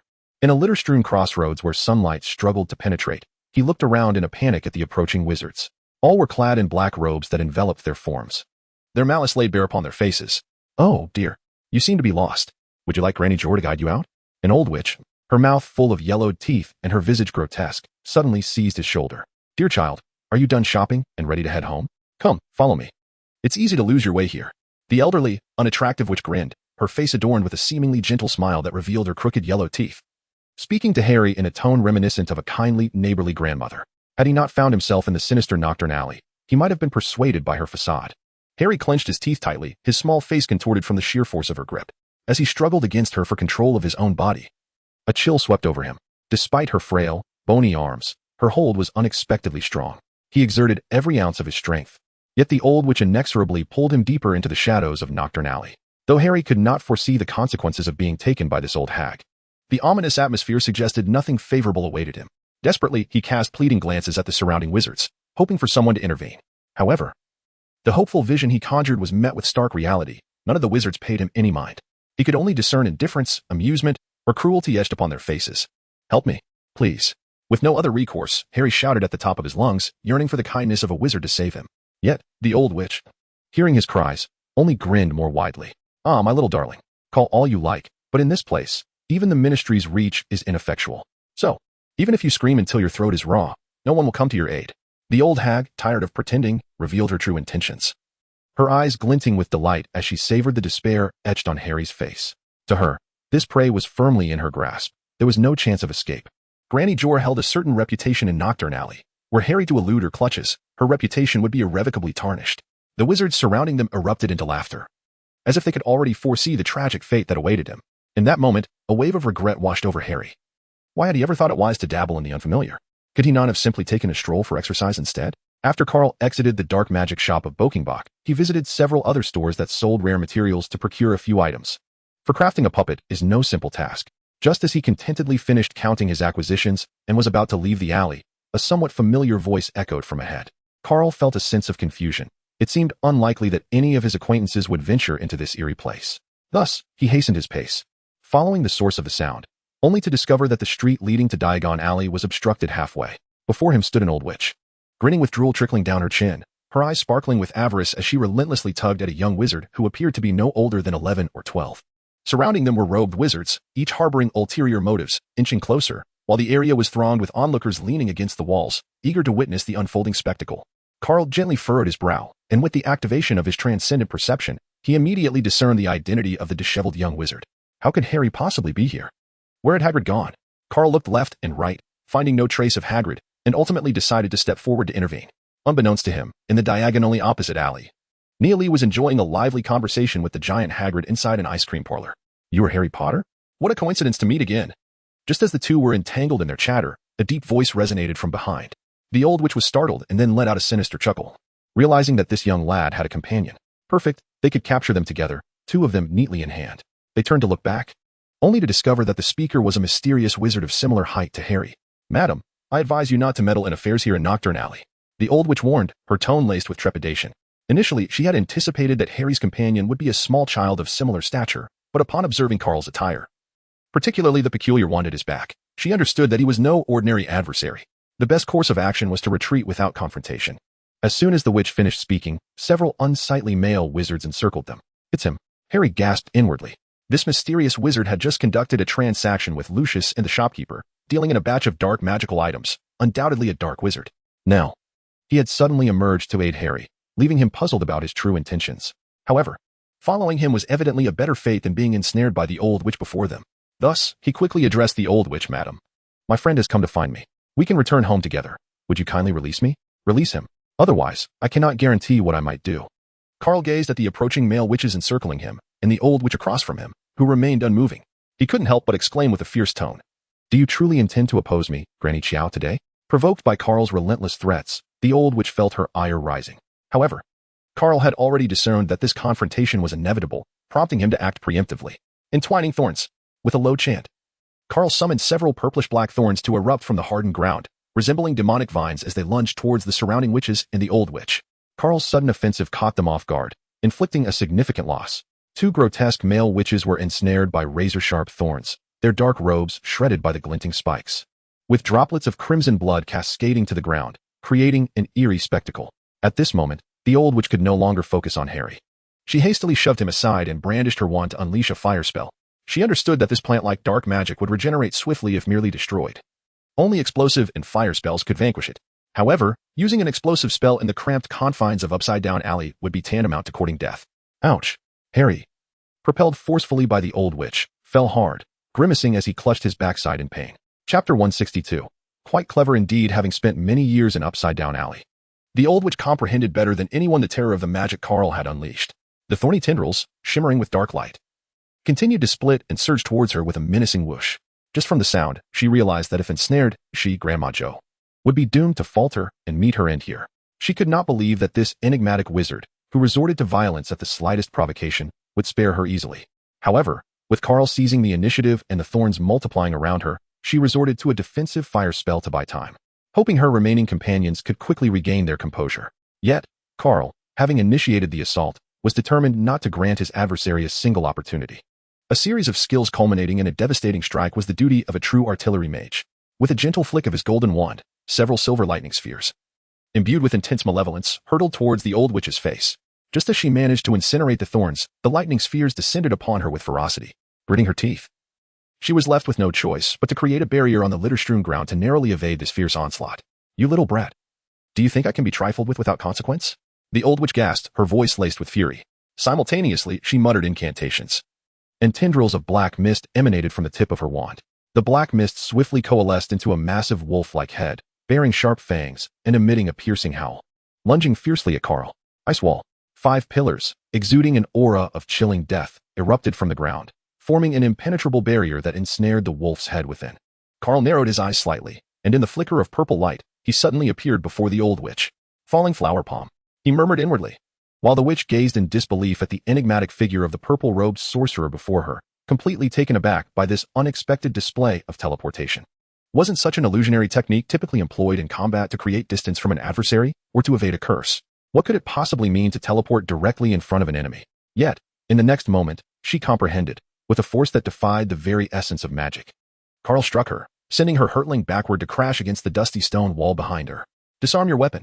A spell ensued, and her tightly gripped wand slipped uncontrollably from her grasp, spinning through the air as it fell into Carl's hands, glowing with a crimson hue. Harry watched in sheer terror at the spectacle unfolding between the two, paralyzed by fear and unable to flee. This was his first experience of being transported to the upside-down alley, and he had no idea where the exit lay. That old witch had likely targeted him precisely because he was aimlessly wandering in search of a way out. One misstep could lead him deeper into the alley, a fate he could scarcely imagine, thanks to the limited yet meticulously crafted melee magic developed by the Demon Realm's young sorceresses. The old witch was nearly shattered by the impact, her very bones feeling as though they might disintegrate. With her wand now in Carl's possession, she found herself at an utterly disadvantageous state. There was no choice left. She resolved to feign weakness, pretending to groan as if she had lost her combat strength, all the while surreptitiously searching within her robe for something. In a place like the upside-down alley, possessing even a handful of dark magical artifacts capable of dragging an enemy down with oneself was a point of pride for any dark wizard residing there. In this perpetually shadowy wasteland, the wars among dark wizards often equated defeat with death, and these forbidden magical tools represented their last bastion of survival. If you dare make another move, I shall scatter your ashes. Carl executed another impressive teleportation, his gaze piercing through the vast hood, fixating intently on the old witch's restless hands, issuing a stern warning. The witch glared at Carl with a venomous hatred, yet she dared not make any further movements. Having witnessed Carl's merciless strike, she had no doubt he was not jesting. Do you desire the wand, or perhaps the lives of those few individuals? Carl toyed with the peculiar wand he had just seized from the old witch, his voice low and somber. What is it that you wish to obtain from me? The old witch, her expression rife with fury, retorted, in the realm of Nocturnal Alley, another rule prevails. Life can be measured by value and profit. Hand over the key to your vault at Gringotts, and surrender all your galleons. Then, this matter shall be considered resolved. Otherwise, I can graciously provide you with a few urns for your ashes. Carl's gaze flickered uncertainly as he spoke in a subdued tone. To him, the individuals before him were nothing short of splendid fodder, ripe for the taking. Here you go. Upon hearing Carl's terms, the old witch steeled herself and swiftly produced a key and a pouch of coins, which glimmered with golden light in the dimly lit alley. You are quite astute. At least far more so than that fool Chilo, he chuckled softly. Then with a casual gesture, he released the unfortunate souls from their entangling thorns, casually discarding the old witch's wand into a corner as he approached Harry. Now, kindly remove yourselves from my sight. Thank you. Listening to Carl's icy words, the old witch sluggishly crawled from the corner, retrieving her wand as she led her incompetent minions away, having been rather severely knocked down moments ago. Sir, thank you for your assistance. Harry observed the scene of the old witch retreating in humiliation with her lackeys, feeling a sense of satisfaction and relief. However, amidst his excitement, he did not forget to express his gratitude to the enigmatic wizard who had come to his aid. Without his intervention, he likely would have been whisked away by the old witch. Young lad, this place, the upside-down alley, is not a realm for a wizard of your age to wander freely. Each morning, it is not uncommon to encounter 1 or 2 corpses, unrecognizable even to their own mothers. The dark magic wielded by the wizards residing here is not to be trifled with. Carl gently shook his head, casting a dark smile towards Harry, a boy who perpetually brought him trouble. Simultaneously, he pondered which aspect had faltered, resulting in Hagrid's absence. Had he not fortuitously passed by today, Harry, despite the protective magic bestowed by Lily, would have found himself in dire straits. At that moment, Naomi had just emerged from the confectionery with Hagrid, engaged in cheerful conversation, her arms laden with an assortment of cakes and pastries. Come along, little one. Keep close to me, unless you wish to remain here. Carl gazed at the necklace that had just appeared in his hand. With this exquisite piece, perhaps Naya would no longer hold it against me for having delayed for so long. Chapter 163, Naya and Hermione. Item name: Radiant Sunstone Necklace. Rarity: Rare Light Attribute Enhancement. Resistance: 3. It can automatically absorb sunlight to form a protective shield. P.S. It serves as a splendid gift for a beloved one who has been kept waiting. After vanquishing the old witch and her entourage, acquiring this necklace could be considered a rather rewarding outcome. Carl walked ahead, with Harry closely trailing behind him. Along the way, he observed the tattered-clad dark wizards, who exhibited their malevolence without the slightest attempt at concealment. He could not help but feel relieved that he had not fled immediately. Otherwise, He might have barely escaped from one danger only to stumble into another. Although the enigmatic wizard in the purple robe before him appeared shrouded in mystery, Harry recalled witnessing him engage in battle with Voldemort in the Forbidden Forest. Moreover, the wizard had actively intervened to deflect several spells, preventing the conflict from escalating towards him. Thus, he surmised that this individual would not pose a threat to him. "Come, my friend, would you care to visit us for a while? We have recently acquired a new batch of goods." A malevolent-looking wizard approached them, casually placing his hand on Carl's shoulder and unabashedly casting a greedy gaze upon Harry behind him. Avada Kedavra. In response, Carl unleashed a powerful spell. An invisible blade of void cleaved through the air, tearing the wizard's robe asunder, revealing his ludicrous red undergarments. "If you do not leave at once, the next thing to be severed will be your head. I dare say you would not wish to witness the spectacle of your own brain splattering." Carl's voice, heavy and frigid, penetrated the ears of the warlock, who, in a state of panic, stumbled away without even taking the time to adjust his trousers.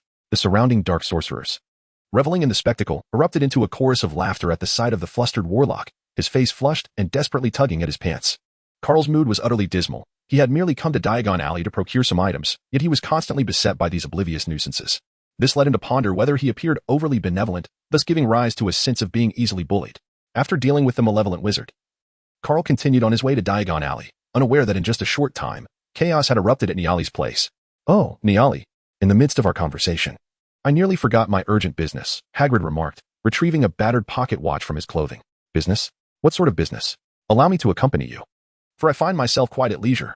Carl just told me he would be back shortly after buying something, but I've waited for so long. And he still hasn't returned," Niali remarked, a bit irked after having consumed a cotton candy. "I need to find an insecticide for carnivorous slugs. Those creatures are devouring the cabbages in the school." Hagrid shook his head, looking quite distressed. "Niali, carnivorous slugs will eat all the cabbages? What a perplexing world I find myself in. I searched for that insecticide in Diagon Alley for quite a while, but couldn't locate it. I suppose I must explore elsewhere, though that place may not be suitable for a young lady like you." Hagrid chuckled amiably, indicating that he could not take Niali along. "Is it Nocturnal?" Niali retorted with a slight pout, maintaining her composure. Although her powers had been diminished significantly, she remained formidable. At least she could navigate Nocturnal without issue. Hearing Niali's somewhat discontented remarks, Hagrid managed a helpless smile. He felt that if he brought Niali, Carl would undoubtedly have something to say about it. "Hagrid," just as the two were about to part ways, a young witch with brown hair donned in Hogwarts robes waved excitedly at Hagrid. "Ah, it's Hermione. Long time no see. How are you?" Upon encountering an old friend, Hagrid greeted her with a smile. "Hermione? So, this is the girl who wrote so many letters to Carl during the summer? How intriguing." Niali. Upon hearing Hagrid mention the young witch's name, couldn't he help but smile mysteriously. Only one person can accompany a dimension traveler for a lifetime, and that is Niali. "It's wonderful to see you again. And who might this be?" Hermione approached, greeted Hagrid, then looked curiously at Niali, who was adorned in a purple gown with light brown hair. "I am Niali Harris, Carl's sister. You must be the Miss Granger my brother frequently mentions." Without waiting for Hagrid to introduce her, Niali smiled gently and extended her hand. "Oh, so you are Carl's sister. But why has he never mentioned you? And why? Despite my numerous letters over the summer, did he never respond?" Hermione was somewhat dazed by Niali's formidable presence. Yet she quickly regained her composure and reached out to shake hands with the girl before her. "The answers to those questions may require you to inquire directly with my brother," Niali replied with a smirk, retracting her hand. In truth, she had long since discovered those letters when she and Carl returned to the orphanage, having read each one before consigning them to the depths of mystery.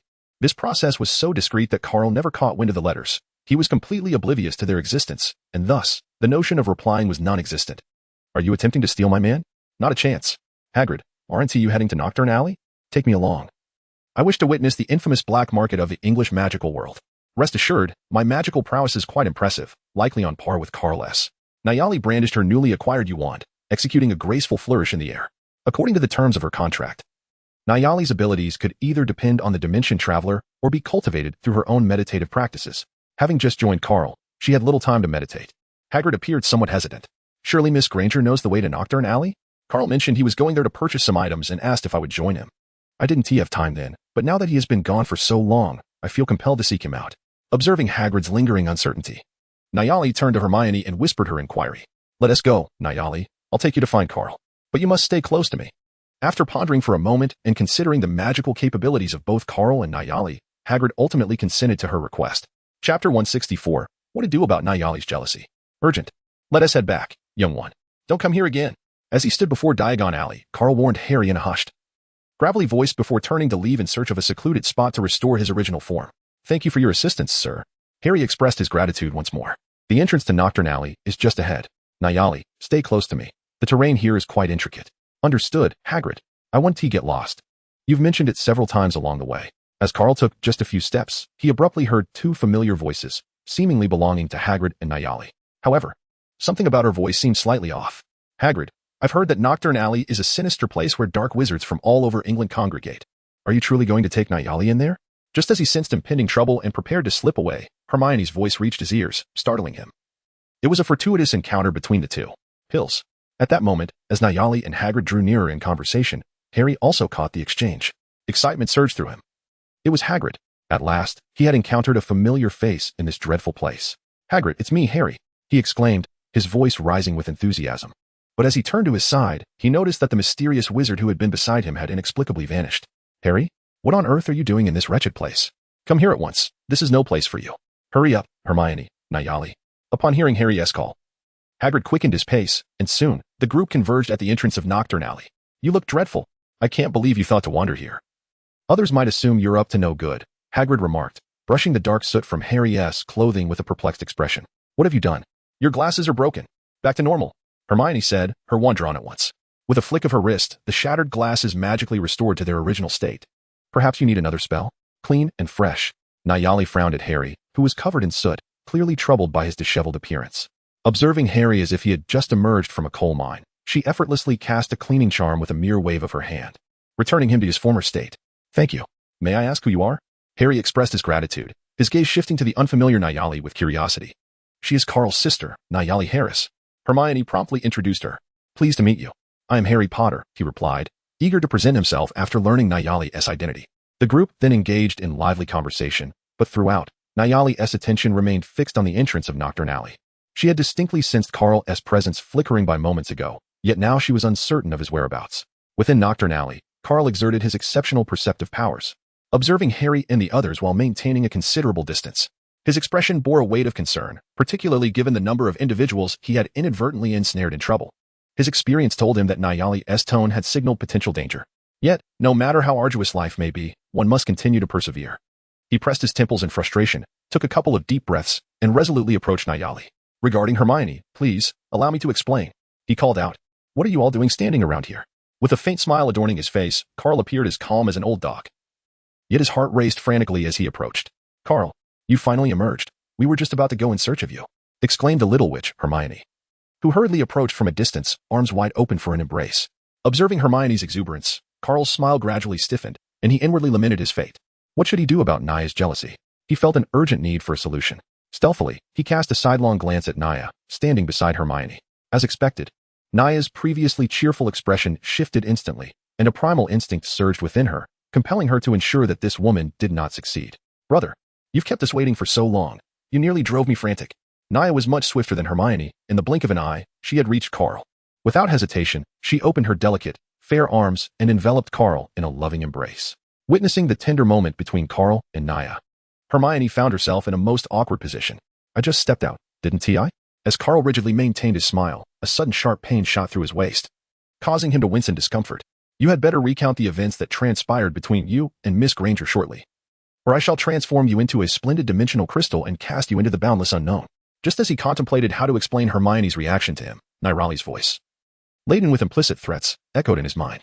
After completing her admonition, she naturally withdrew her hands, and recalling the plethora of letters she had penned during the summer. Imbued with her affections, her gaze towards Hermione became tinged with an inexplicable nuance. How about it, Nirite group? She exclaimed. I wrote you countless letters throughout the summer. Yet not a single one received a response. I wrote to Harry as well, but he too failed to reply. Do you boys not check your mailboxes? Hermione quickly regained her composure, though a hint of irritation laced her words. She felt an overwhelming sense of disappointment for having sent so many letters without receiving even one reply. At that moment, Harry, listening to the young witch's grievances, hastily revealed how Dobby had intercepted his correspondence, which provided Hermione with a modicum of solace. Meanwhile, Carl appeared utterly bewildered. Did you really write to me? I never received a single one. Is this some sort of deception? Could it be her? Upon this realization, he glanced at Nirali, who seemed indifferent to the unfolding drama. And suddenly it all made sense. However, observing Hermione's furious demeanor, Carl had no choice but to frantically concoct a fib to placate her. Well, Hermione, the truth is, during the summer, Nirali and I traveled to America. We only just returned today and went straight to Diagon Alley, never having checked the mailbox. Carl took a deep breath and immediately unleashed the carefully woven web of deceit he had just crafted. Chapter 165. Hermione and Nealie are at odds again. With a slight huff, Hermione grasped the reason behind the commotion and chose to refrain from further comment. Very well. Ladies and gentlemen, now that Carl has joined us, it would be prudent for you to return to Diagon Alley. It appears that Flourish and Blots is rather crowded today. And I must attend to my own matters, Hagrid said with a jovial pat on Carl's shoulder. The mere mention of Flourish and Blot stirred thoughts of Lockhart within Carl. The notion of Lockhart spending such an extravagant sum of galleons on that complete set of his own frivolous works filled him with discomfort. With such a wealth at his disposal, how could one extract a share from him? Perhaps an outright robbery would suffice. Considering that the blundering fool's combat prowess was inferior to that of a mere husky, a swift knockdown, followed by a thorough disrobing, seemed a fitting course of action. As Carl pondered how to swiftly acquire a sum of money from Lowart, he found himself, quite unconsciously, at the Lehan bookstore. Perhaps due to the impending commencement of the school year, the place buzzed with activity. A throng of parents and children gathered outside, clogging half the street in their quest for books. Carl focused his gaze and soon realized that the majority of the crowd consisted of witches, ranging from young sorceresses in their teens to elderly crones well over 100 years old. Their expressions could only be described as fervent, each face alight with excitement as they pressed eagerly into the bookstore. Carl gazed at the legion of wildly enthusiastic female admirers surrounding Lockhart, his lips twitching involuntarily. How on earth was he to navigate through this throng? Just as Carl grappled with the dilemma of squeezing in, the Weasley family, in their quest to locate Harry, arrived on the scene, instantly alleviating his predicament. Oh, Harry, thank Merlin, you haven't been transported too far. Come, follow me, exclaimed Molly Weasley, bustling forth in her pale, yellow wizarding robe. After ensuring that Harry had sustained no injuries, she finally exhaled in relief. Behind Mrs. Weasley, Ron and Fred, along with others, approached, exchanging greetings with friends they hadn't seen since summer. Seizing the opportunity during their amiable banter, Harry recounted the tale of his accidental venture into Nocturnal, nearly falling prey to an old witch, and how he had been mysteriously rescued by a stranger in the Forbidden Forest that very day. Ron gasped in disbelief at the perilous adventure Harry had undertaken in Nocturnal. Carl listened silently to their excited conversation, unable to suppress a roll of his eyes. He never anticipated that Nirali would encounter Hagrid in Diagon Alley, let alone stroll through the streets with him in such exuberance, leading to a significant divergence in their schedules. Fortunately, Harry's luck prevailed, allowing him to cross paths with Nirali. Otherwise, the savior of the wizarding world might have been whisked away by that old Mrs. Joe, resulting in a rather anticlimactic end. If that were the case, old Voldemort would likely be chuckling to himself. Ah, the smile of Lord Voldemort is ours to guard. Just as he indulged in these whimsical thoughts, a sudden scream erupted from the crowd. Then, through the wondrous effects of magic, a grand banner elegantly unfurled above Flourish and Blots, Gilderoy Lockhart's 8 teeth shining brilliantly in the sunlight. My goodness. Harry, Carl, did you see that? Mr. Lockhart's signing event is about to commence, Hermione exclaimed, her voice brimming with excitement as she gazed at the banner adorning the bookstore's sign. As Carl slightly raised his head, he caught sight of the enormous banner proclaiming the release of Gilderoy Lockhart's autobiographical book, Magical Me, signed by the illustrious author himself. The frenzied and crowded scene evoked memories of his past life, reminiscent of the day he spent queuing for hours at AJ's. Once, he too had been swept up in the madness akin to these witches, but now those days felt like mere wisps of smoke. Who was Gilderoy Lockhart? Is he significant? Harry inquired with a hint of confusion, for the name did not ring any bells. He glanced at the throng outside the bookstore, realizing that squeezing through the crowd would be no easy feat. What? Harry, you don't know him? He's a renowned wizard. Even this year's Defense Against the Dark Arts professor seems to hold his experiences in high regard, as all 7 books on the required reading list are monumental works penned by him, Hermione exclaimed, astonished by Harry's ignorance of Lockhart. She quickly began to elaborate on the illustrious feats of Gilderoy Lockhart during his adventures. For instance, he had won the Most Charming Smile Award from the Wizarding Weekly 5 times, outsmarted trolls, banished the infamous Banshee, and most importantly, he had been awarded the 3rd-class Order of Merlin.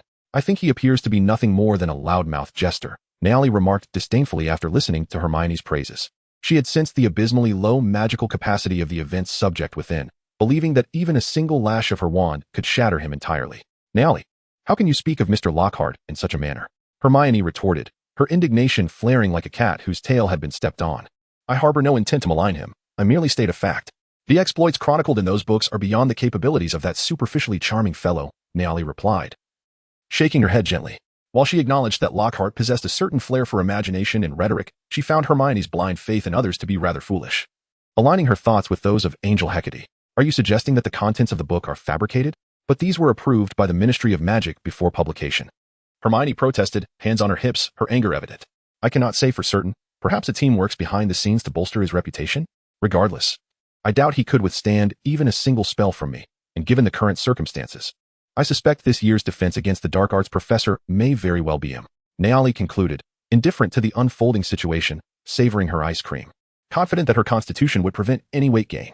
Chapter 166, Lockhart is also worth learning from just as Hermione prepared to defend her idol further. The throng surrounding the leaky cauldron gradually dispersed.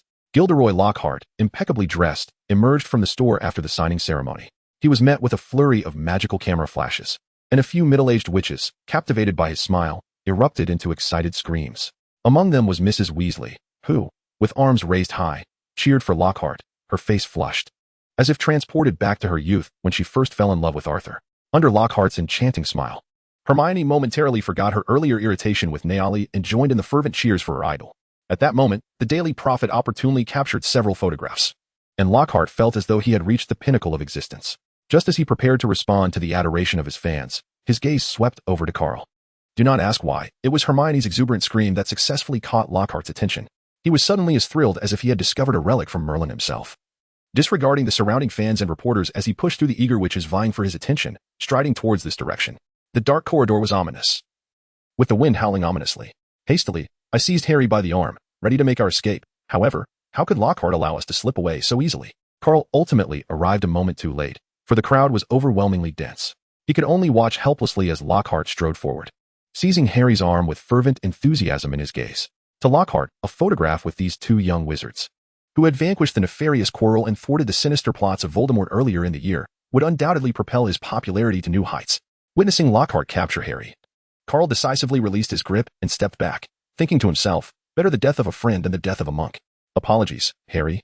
He had just seen the intensity of Lockhart's stare. The thought alone sent shivers down his spine. Look who I see. Oh, it's the boy who lived, Harry Potter. Lockhart exclaimed, gripping Harry's robe with fervor. Harry inwardly cursed, wondering where the promised solidarity had gone. How could Carl have so easily abandoned him? He struggled to free himself from Lockhart's grasp, reminiscent of his earlier encounter with the formidable Mrs. Fig. Alas, Lockhart's grip was as strong as the elderly woman's, resembling a vice that held Harry firmly in place. With no other recourse, Harry cast a pleading glance toward Hermione and Carl, hoping they might come to his aid. Carl helplessly shrugged his shoulders, realizing he had no way out of the situation. He could only cast a sympathetic glance at Harry, an unspoken gesture meant to comfort his forlorn spirit. As for Hermione, she was utterly oblivious to Harry's pleading gaze, for all her attention was fixated on Lockhart. Upon witnessing her idol in the flesh, she was nearly overcome with excitement. Akin to how Voldemort and Snape might react upon encountering Carl, she could barely contain herself. Eagerly, she navigated through the throngs of people, yearning to exchange a few words with her beloved Lockhart. The mere thought of obtaining his autograph sent her into a state of ecstatic anticipation that would surely rob her of sleep. However, with Harry Potter, the famed savior, by her side, Lockhart had little time to spare for a mere young witch. He had initially contemplated acknowledging the girl who had called out so fervently, but now he found her presence somewhat obstructive, impeding his plans. Thus, he instinctively nudged her aside in the crowd. Carl, observing Lockhart's maneuvering to bask in Harry's glory, was left speechless, utterly impressed. Nearby, Nirali, who had been watching the scene unfold, couldn't help but smile. To her, given Hermione's current starstruck demeanor, her chances of competing for Carl's attention seemed less than 1 in 1,000. Lockhart, noticing Carl's retreating figure, felt a twinge of regret. He should have hastened his pace moments earlier. Yet, he quickly adjusted his attitude, firmly pulling Harry toward the podium. Relax, Harry. We are about to make the front page of the Daily Prophet together. With that, Lockhart flashed his signature charming smile and struck a pose for the cameras. The reporters gathered before him instantly snapped into action, and the air was filled with the sound of shutters clicking. Lockhart effortlessly changed his poses amidst the relentless barrage of flashes, clearly accustomed to such attention. In stark contrast, Harry, who had scarcely been photographed in his life, was nearly brought to tears by the blinding lights. What troubled him most was Lockhart's firm grip on his arm, leaving him no chance of escape. After concluding their photo op, Lockhart promptly announced that he would be taking on the role of Professor of Defense against the Dark Arts at Hogwarts. In an instant, the applause and cheers from the crowd reached a fever pitch. Hermione was so overwhelmed with joy that she nearly shed tears, firmly believing that Lockhart would break the curse left by the mysterious figure and succeed in his tenure as the Professor of Dark Arts. Carl silently observed Lockhart's every move amidst the crowd. This charlatan, despite his prowess in magic, possessed numerous qualities worthy of emulation. For instance, the art of deceiving young women, the ability to elicit emotions from those around him, and the skill to leave a lasting impression in others' hearts. In Carl's eyes, Lockhart was nothing short of a living manual for the quintessential rogue. While Carl contemplated these observations, Lockhart's book signing event approached its conclusion. As a golden ray of sunlight illuminated him, he flicked his cape, leaving the many witches with what they believed to be an indelible memory. Subsequently, he departed amidst a cacophony of cheers and applause. I am certain his tenure as the instructor for next year's defense against the dark arts class will be utterly disastrous. Harry gently bit his lip, watching Lockhart's retreating figure, radiating an aura of discontent. Although he had interacted with Lockhart for only a few minutes, it was apparent that the latter's fervent attempts to engage him were merely a guise to promote his own image. To Harry, this was no different from the antics of a clown. Both shared an essence of absurdity and farce. Rest assured, the curse that Voldemort placed upon the defense against the dark arts course has remained unbroken for decades, and naturally, Lockhart will be gone by next year. Carl, with a disgruntled expression, clutched the 7 novels authored by Lockhart that he had just purchased, expressing his displeasure. Although this individual possessed numerous qualities worthy of emulation, his preferred method remained the art of deception. Chapter 167. Lucius's change of attitude. How can you speak of Mr. Lockhart in such a manner? He demonstrated remarkable prowess in his books. Perhaps he was merely a bit too animated due to the press conference. Despite having been rebuffed by Lockhart moments ago, Hermione softly came to his defense, and Carl noticed that the young witch's eyes were slightly puffy. Indeed, Lockhart was a quintessential scoundrel. Carl found himself in a state of utter exasperation, uncertain of how to convey to Hermione the unsettling truth that Lockhart was, in fact, a charlatan. After all, merely relying on words to unveil a person's true nature proved insufficient. Evidence was often required. He believed it prudent to await the day when this impostor would inevitably reveal himself next academic year. One could only wonder if Lockhart, having deceived so many wizards, had become a victim of his own trickery, daring to challenge the curse of Voldemort. Carl suspected that perhaps he had grown overly arrogant. Among those who shared Hermione's misguided admiration for Lockhart was Mrs. Weasley, who had rushed to procure an autograph from Lockhart using the book Harry had lent her, only to be ensnared by the frenzied crowd within the bookstore. Now, having finally extricated herself, she incessantly extolled Lockhart's eloquent discourse and unique charisma, leaving Mr. Weasley questioning whether she had fallen under some form of enchantment. Carl, do you have any plans after purchasing those books? If time permits, why not join us at the Burrow? Ron seems eager for your company, and Harry has been with us these past few days, Mr. Weasley cheerfully suggested, dusting off a set of old books he had acquired from a shopkeeper. Ron, upon hearing his father's words, felt his face flush with embarrassment. I apologize, but I have a sister to look after. Carl hesitated before ultimately declining. Though he longed to witness the legendary fusion of Muggle life and magic at the Burrow, he had to consider Nayali's feelings. Moreover, it was imperative for him to devote time to studying Voldemort's first Horcrux. Any mishap involving the diary at the Burrow could lead to catastrophic consequences. Very well, Ron and Mr. Weasley remarked, their faces betraying a hint of disappointment, though they did not press him further. Next time for sure. In response, Carl could only offer an apologetic smile. Just as their conversation blossomed, an untimely sneer echoed from nearby. Is that not the illustrious savior of the wizarding world, Potter? How remarkable that even a visit to a bookstore can make the headlines. And that insufferable muggle, the red-headed Weasley, today is truly not a good day. As all the wretched souls have gathered together. From the second floor of Flourish and Blots, Draco leaned over the railing, launching a barrage of scornful remarks at their group, his words dripping with derision. Carl immediately recognized the familiar tone of the perennial troublemaker. I've already intercepted the diary. What mischief are this father and son duo attempting now? The sight of Draco's platinum hair filled Carl with a sense of dread. He dreaded the prospect of engaging with Malfoy once more. No matter the circumstances, it's certainly preferable to dealing with a devious scoundrel like you, who only resorts to underhanded tactics, Harry interjected, lowering his book slightly to behold the face he despised most from school. Are you coming down on your own? Or shall I assist you? Carl, with an air of indifference, revolved the wand in his hand, embodying a demeanor of quiet intensity. Observing Carl's readiness to engage at the slightest provocation, Draco's previously arrogant demeanor faltered somewhat. However, it was not long before he recalled the support of his father behind him, which bolstered his confidence as he spoke with renewed bravado. What do you mean by what? I grant you 3 seconds to descend on your own, otherwise I shall employ magic to facilitate your descent. Fear not, I shall be gentle, for we are in a public setting, and I would not wish to embarrass you unduly. Carl chuckled sinisterly, for in his eyes, Draco had become a classic example of the adage once bitten, twice shy, having been so thoroughly tormented by him last semester. Draco now, emboldened by the support of his father, eagerly reemerged. 3, 2, 1. Carl began to count down, and noticing Draco's calm demeanor and lack of movement, he couldn't help but feel a twinge of confusion. Has Draco become arrogant, or have I, Carl, grown too feeble to wield my wand? Hand of the Void. A layer of purple ethereal mist surged forth from his wand, transforming into a colossal hand that descended from above with an aura potent enough to obliterate anything in its path, reaching for young Malfoy's head. Dispel the invisible. The incantation resonated, and a crimson beam struck the colossal hand, shattering it instantaneously, which then dissipated back into purple mist, vanishing without a trace. A commendable vanishing spell. I hope that when you utter that phrase next, your father will still be by your side. Carl observed Lucius, who entered the shop at the perfect moment, and softly made a remark before sheathing his wand. Upon seeing Lucius arrive, he realized that his intention to reprimand Draco today was unlikely to come to fruition. Should a confrontation arise between the two, it would likely spell the end for the Lehan bookstore. Engaging in a baseless conflict with Lucius, devoid of any tangible benefit, would be exceedingly unwise. Surely, this gentleman is Mr. Harris, the one who, alongside the esteemed savior of the wizarding world last year, vanquished Quirrell and utterly dismantled the schemes of the Dark Lord? Lucius, with his platinum hair flowing in the breeze, strode in, leaning upon his serpentine staff, each step resonating with a heavy thud against the floor. I am Lucius Malfoy, and it is a pleasure to make your acquaintance. Indeed, he was a promising youth. Upon hearing this news, I initially thought that Oldby had taken leave of his senses and was spreading baseless rumors. In retrospect, a glimmer flickered in Lucius's gray-green eyes. He advanced swiftly, reaching Carl in an instant. Perhaps you should teach your son the virtues of humility and discretion, to refrain from speaking recklessly. Otherwise, one day he may provoke the wrong individual or encounter something he ought not to touch, and by then, it may be too late. Sooner or later, he shall face the future alone, unable to evade the consequences.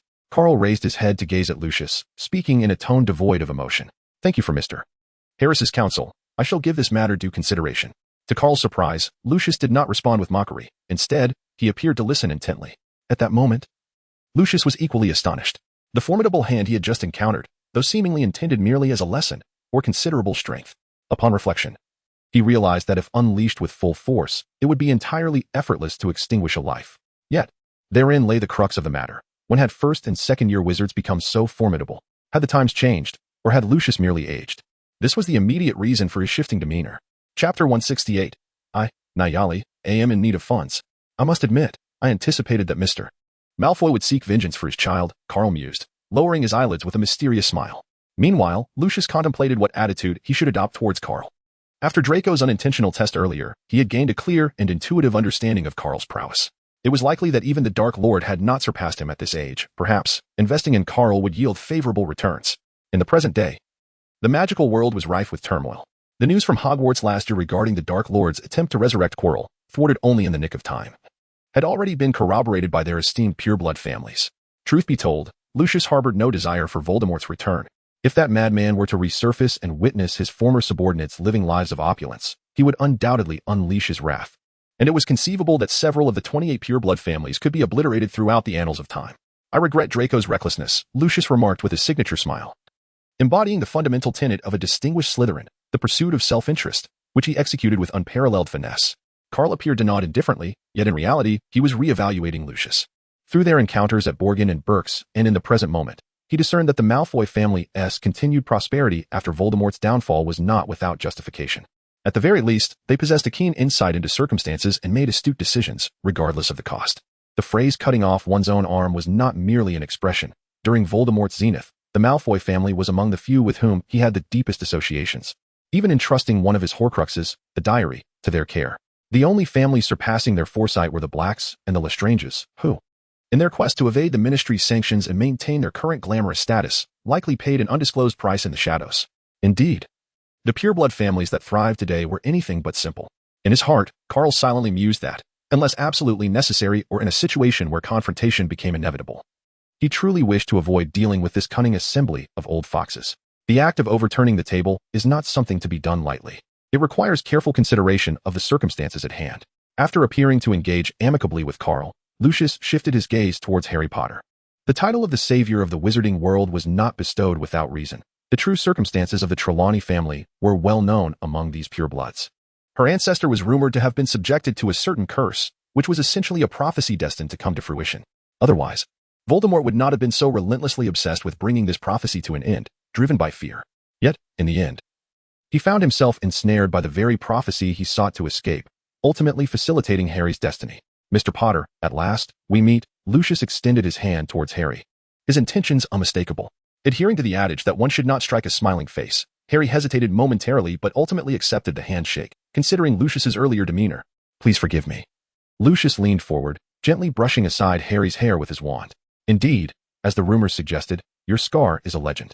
Witnessing the scar upon Harry's forehead, a mysterious smile flickered across Lucius's lips, his gaze momentarily distant, as if he were reminiscing about those dark times. The very individual who forged this legend was likely unaware of his current plight in some shadowy corner, struggling to survive. Carl mockingly remarked to Harry that it was quite enough for Voldemort to have lived in such a humble state. The unpredictability of life necessitates that one be well prepared rather than caught unawares. Furthermore, Mr. Harris, you are always welcome to visit Malfoy Manor.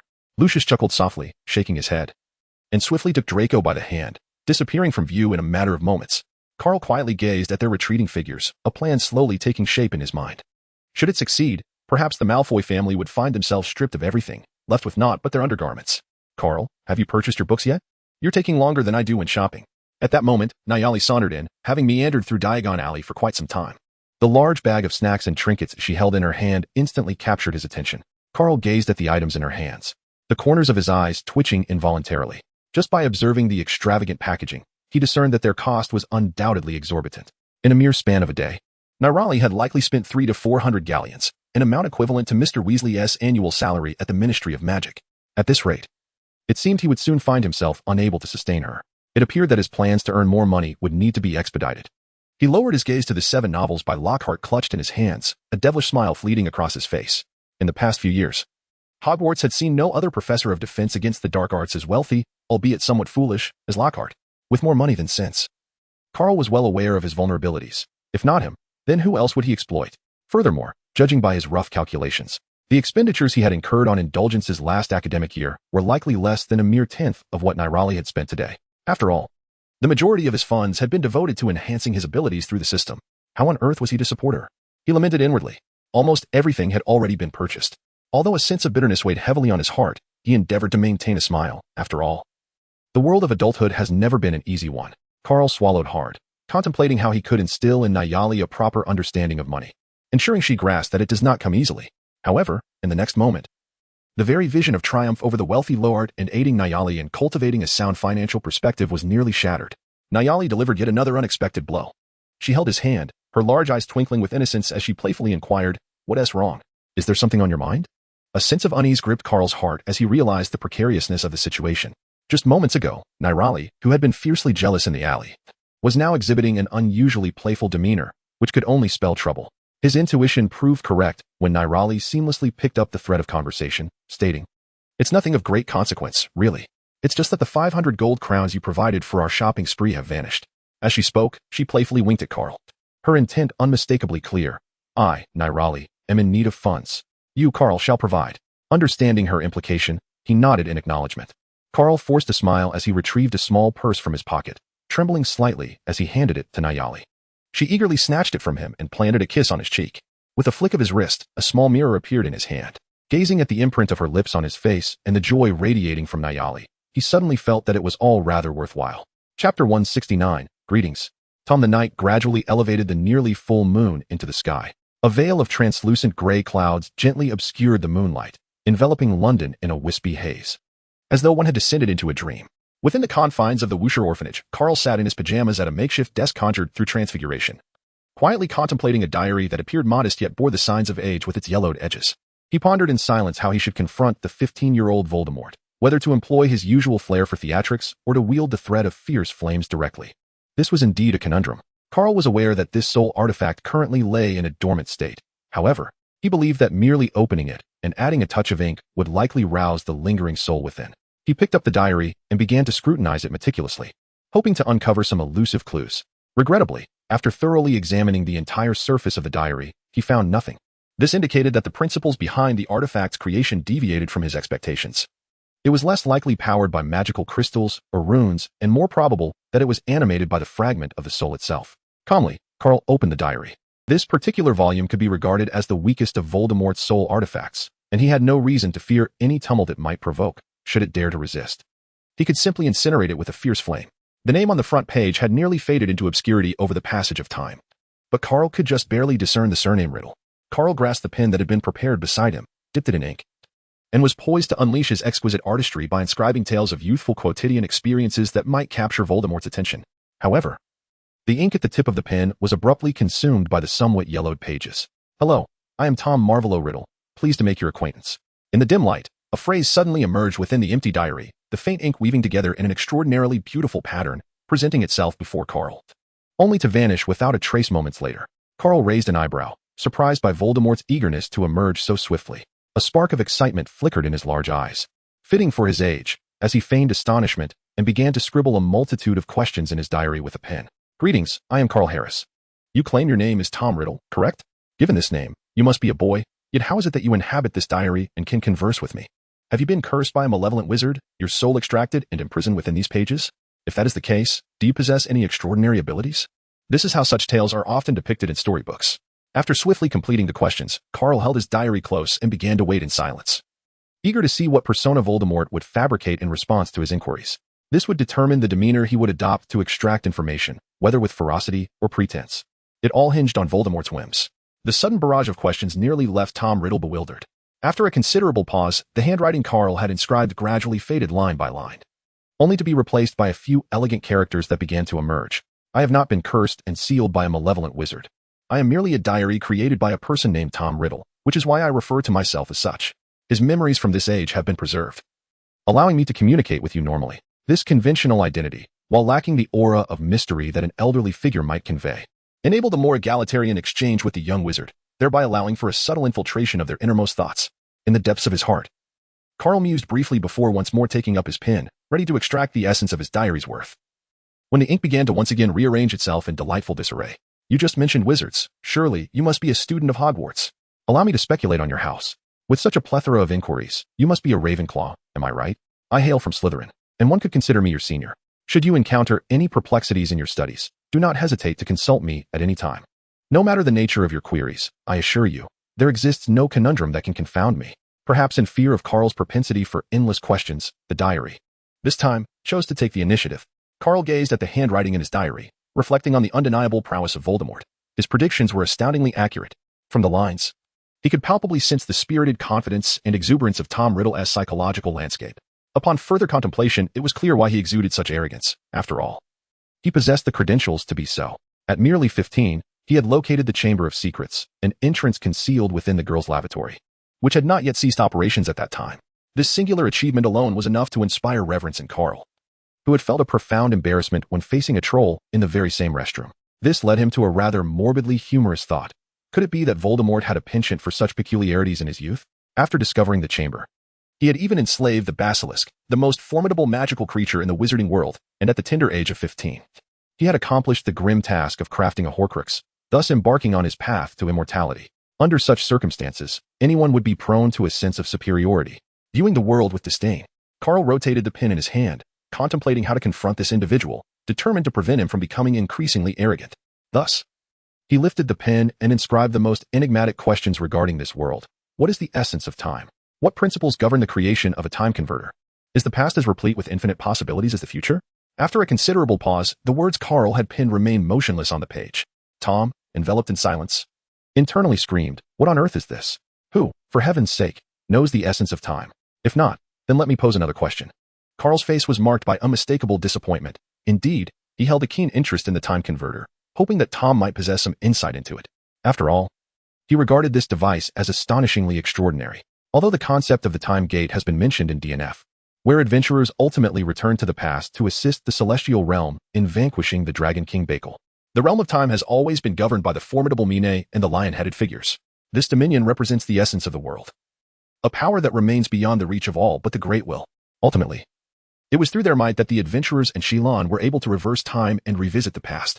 Chapter 170, I will play your role, Tom. Carl gazed silently at the diary, yet the inscribed words remained unchanged. At last, he lifted his pen to pose a question. Do you comprehend the essence of wizard's magical power? How is it that we can rely on the magic within us to accomplish extraordinary feats? However, after a prolonged wait, Tom Riddle offered him no response. How vexing. Wasn't he supposed to possess all knowledge? Tom Riddle, in exasperation, muttered, "Can you hear me?" In truth, the inquiries posed to Tom left him utterly bewildered. After all, he had only been conjured into existence by Voldemort when he was in 5th grade. How could he possibly fathom the nature of magic and time? Moreover, considering his current level of understanding, he surmised that even his own original form or that ancient being, Nicholas Flamel, who had lived for over 6 centuries, might also be baffled by such questions. Oh, you still do not know? Then allow me to rephrase my inquiry. Why does the magical realm harbor legendary artifacts such as the Philosopher's Stone? What is the composition of Felix Felicis? How did the dark magic, which permeates the history of the wizarding world, come into being? Tom Riddle was left speechless. Subsequently, Carl continued to inscribe questions in the diary without pause, and undoubtedly, these queries would stump even Dumbledore himself.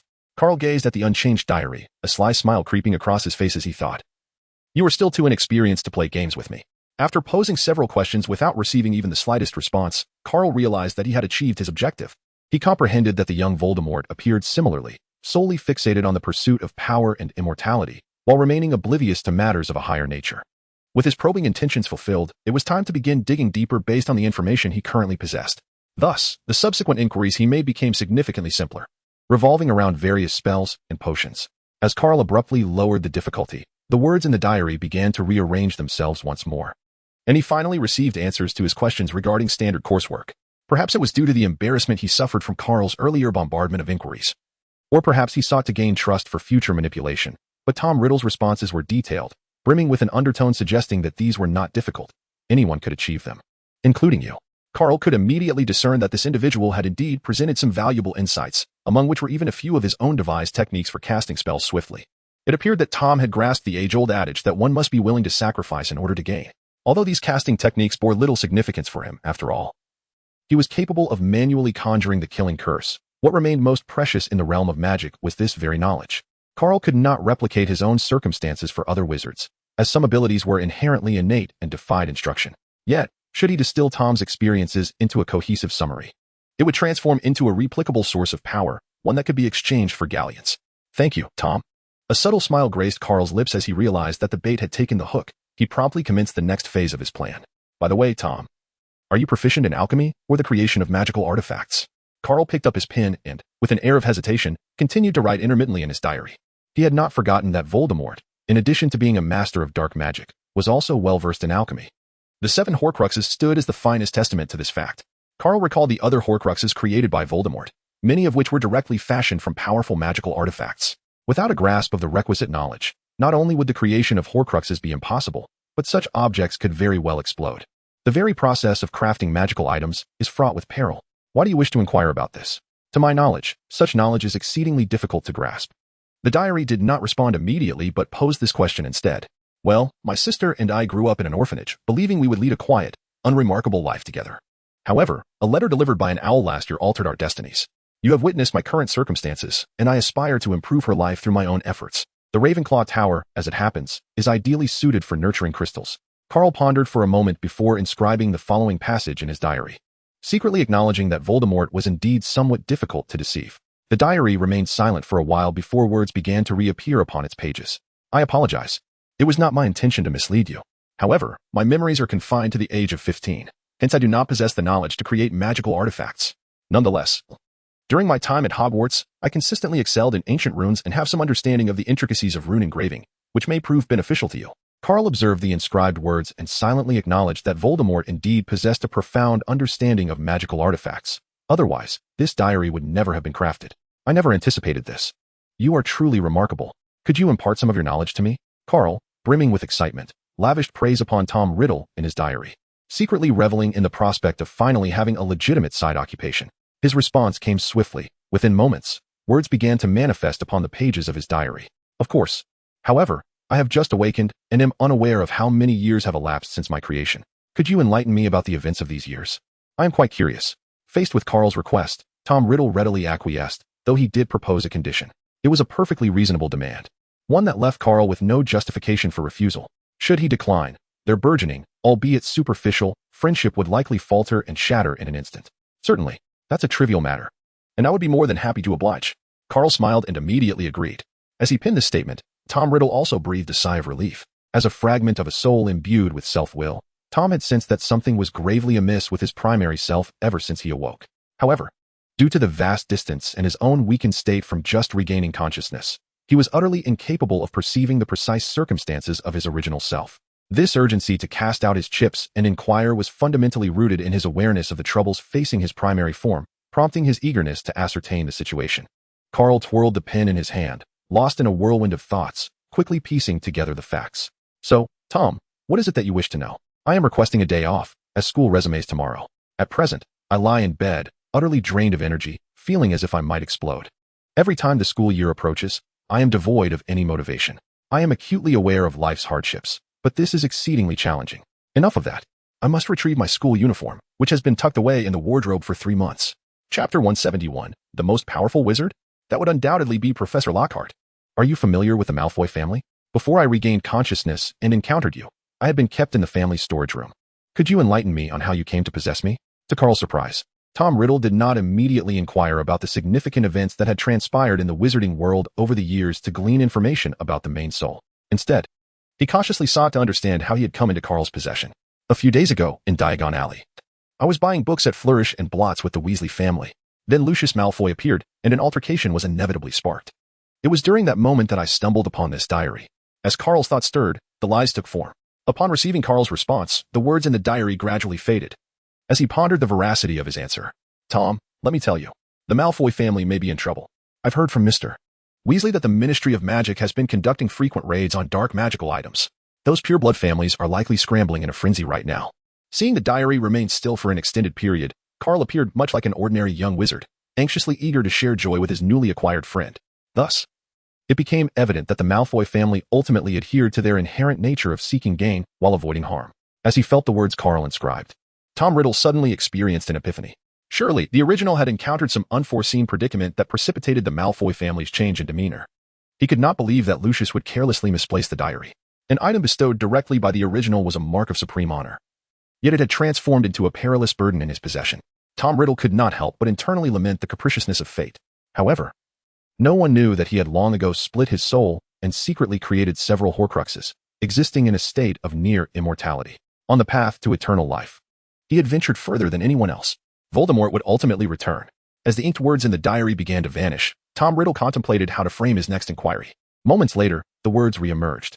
I have been dormant for many years, almost entirely oblivious to the current wizarding world. Could you enlighten me about the significant events that have transpired in recent years? Furthermore, who is the most renowned and powerful wizard in the present magical realm? Convinced that Carl was merely an ordinary young wizard, Tom Riddle finally felt reassured, preparing to meticulously advance his resurrection scheme. Carl chuckled inwardly, aware that the memories of the soul fragment did not connect with his original self. When Tom Riddle posed his question, Carl immediately discerned his intentions, merely a desire to glean information about his own true self. Presently, the most renowned and formidable wizard in the magical realm was undoubtedly the venerable Albus Dumbledore. Who else could it be, if not you, Voldemort? You have sunk so low as to scavenge for rats in the Albanian underbrush, yet still entertain delusions of grandeur. Despite his internal derision, Carl maintained an expression of deep contemplation, hesitating momentarily before seizing a pen to inscribe his thoughts in the diary. This disparity between appearance and reality epitomized his actions. In the past 2 years, nothing of great significance has occurred. I wonder if Nicodemus's announcement last year to forsake immortality and destroy the Philosopher's Stone qualifies as a momentous event. Furthermore, I believe the most powerful wizard in the magical world is none other than Albus Dumbledore, the headmaster of Hogwarts. As soon as Carl completed his writing, the script on the page transformed instantaneously, prompting a sense of urgency in Tom Riddle. What? Nicodemus relinquished immortality and destroyed the Philosopher's Stone. Indeed, that was the promise of eternal life and boundless wealth. To abandon it so readily seems a profound waste, Carl replied, a hint of longing evident on his face as he recalled the matter. The Philosopher's Stone was merely a stone. What fault did it possess to warrant its destruction? Upon receiving the news of Nicodemus's impending mortality, Tom Riddle experienced a tumultuous mix of emotions, melancholy intertwined with a sense of clandestine triumph. The joy stemmed from his profoundly selfish nature, which dictated that immortality should belong solely to him. Conversely, he felt sorrowful at the thought of yet another individual, like himself, inching closer to the threshold of imperfect immortality. However, this revelation merely left him momentarily astonished. What he truly yearned to uncover was the fate of his original self, Voldemort. Is there no one else besides Dumbledore? After a considerable pause to digest the implications of the Philosopher's Stone incident, Tom Riddle interjected once more. Aside from the 600-year-old Nicodemus, who is on the brink of death, I suppose the only other contender would be Gilderoy Lockhart.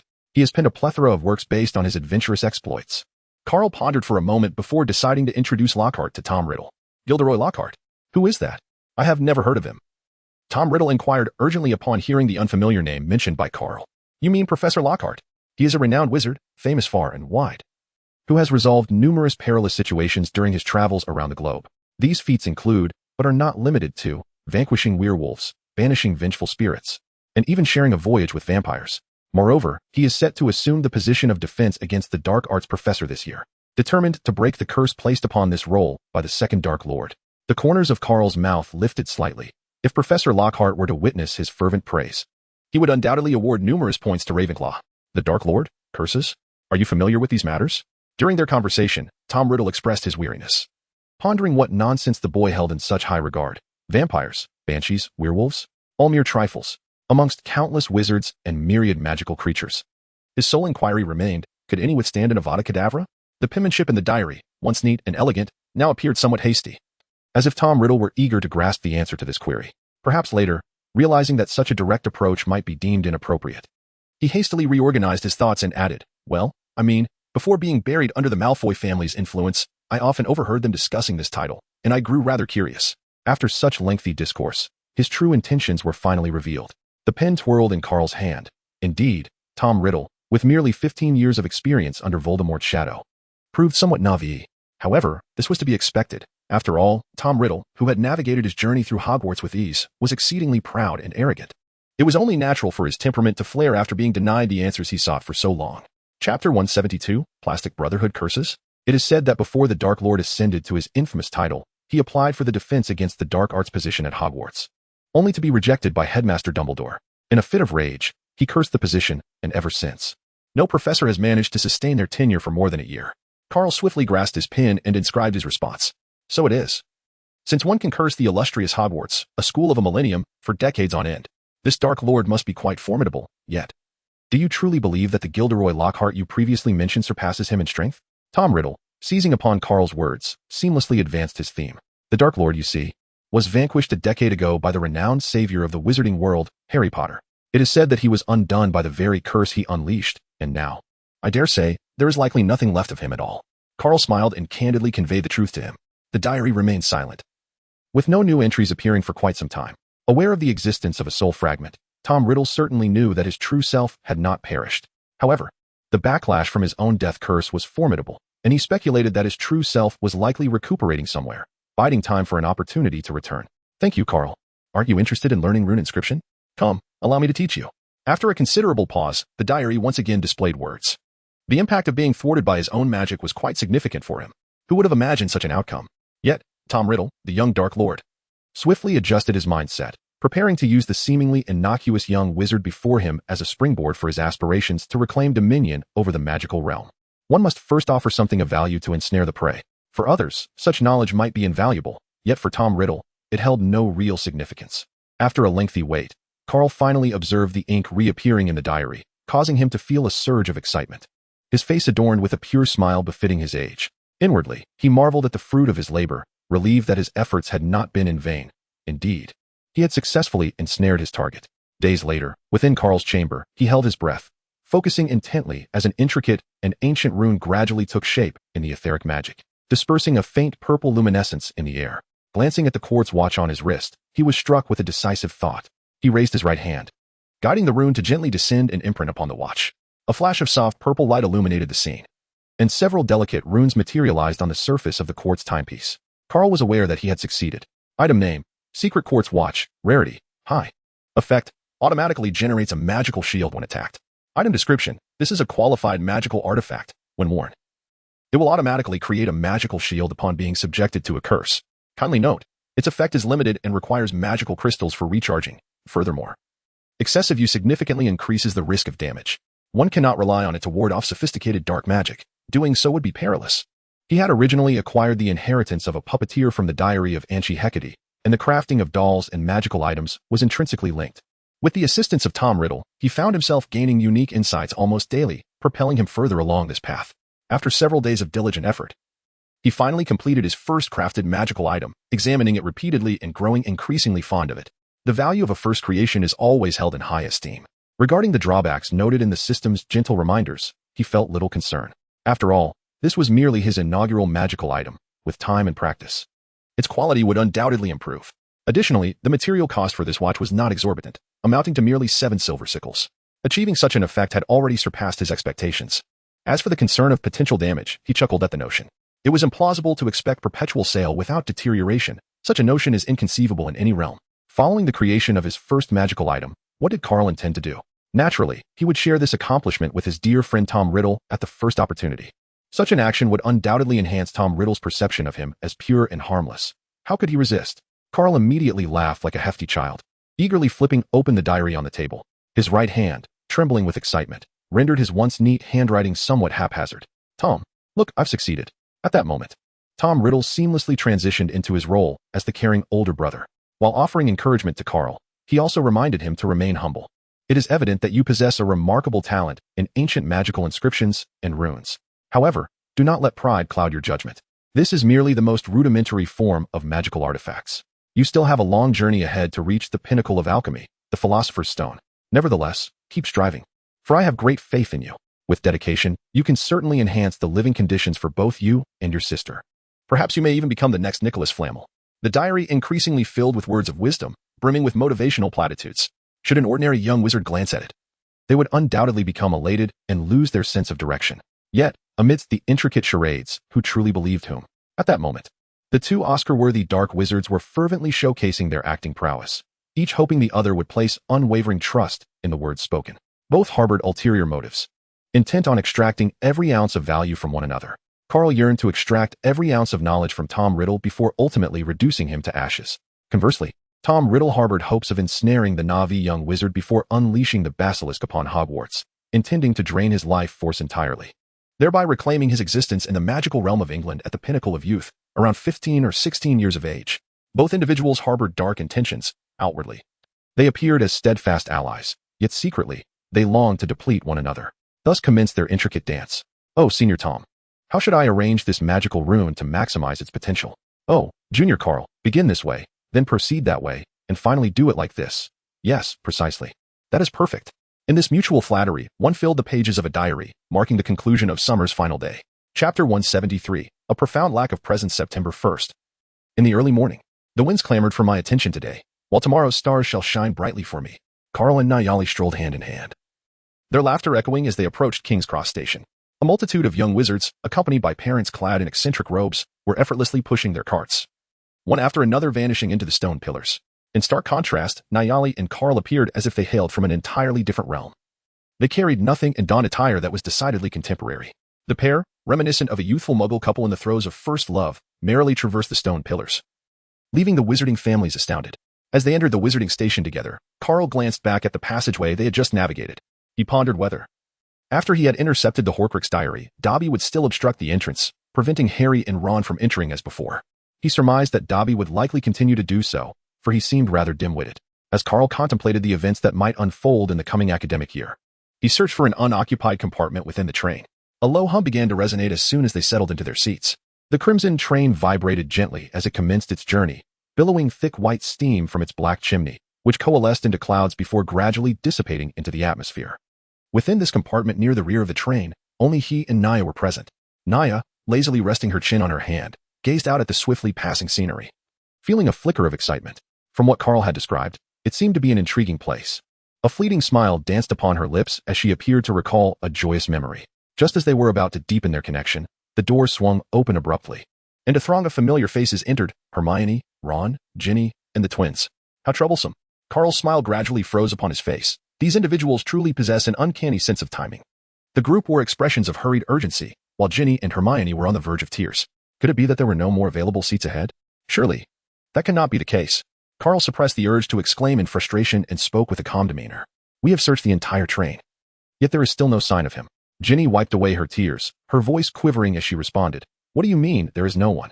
Nirali, visibly displeased, expressed her dissatisfaction with their intrusive behavior of barging in without knocking. At that moment, Carl had formed a hypothesis, suspecting that the clueless Dobby had likely caused the obstruction. It is just that Harry has gone missing. We have scoured the entire train, and this compartment is the last one. But we still cannot find him. Ginny took the tissue offered by Fred, dabbing at her tear-streaked face as she continued, her voice trembling.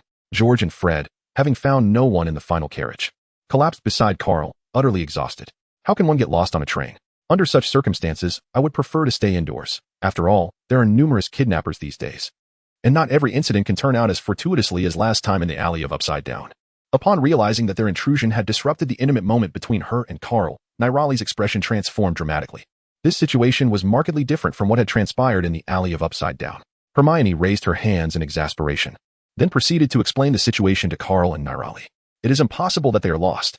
Ginny claimed she was the third to last to pass through the barrier, with Harry right behind her. The notion of being lost is utterly implausible. How could you not notice someone missing?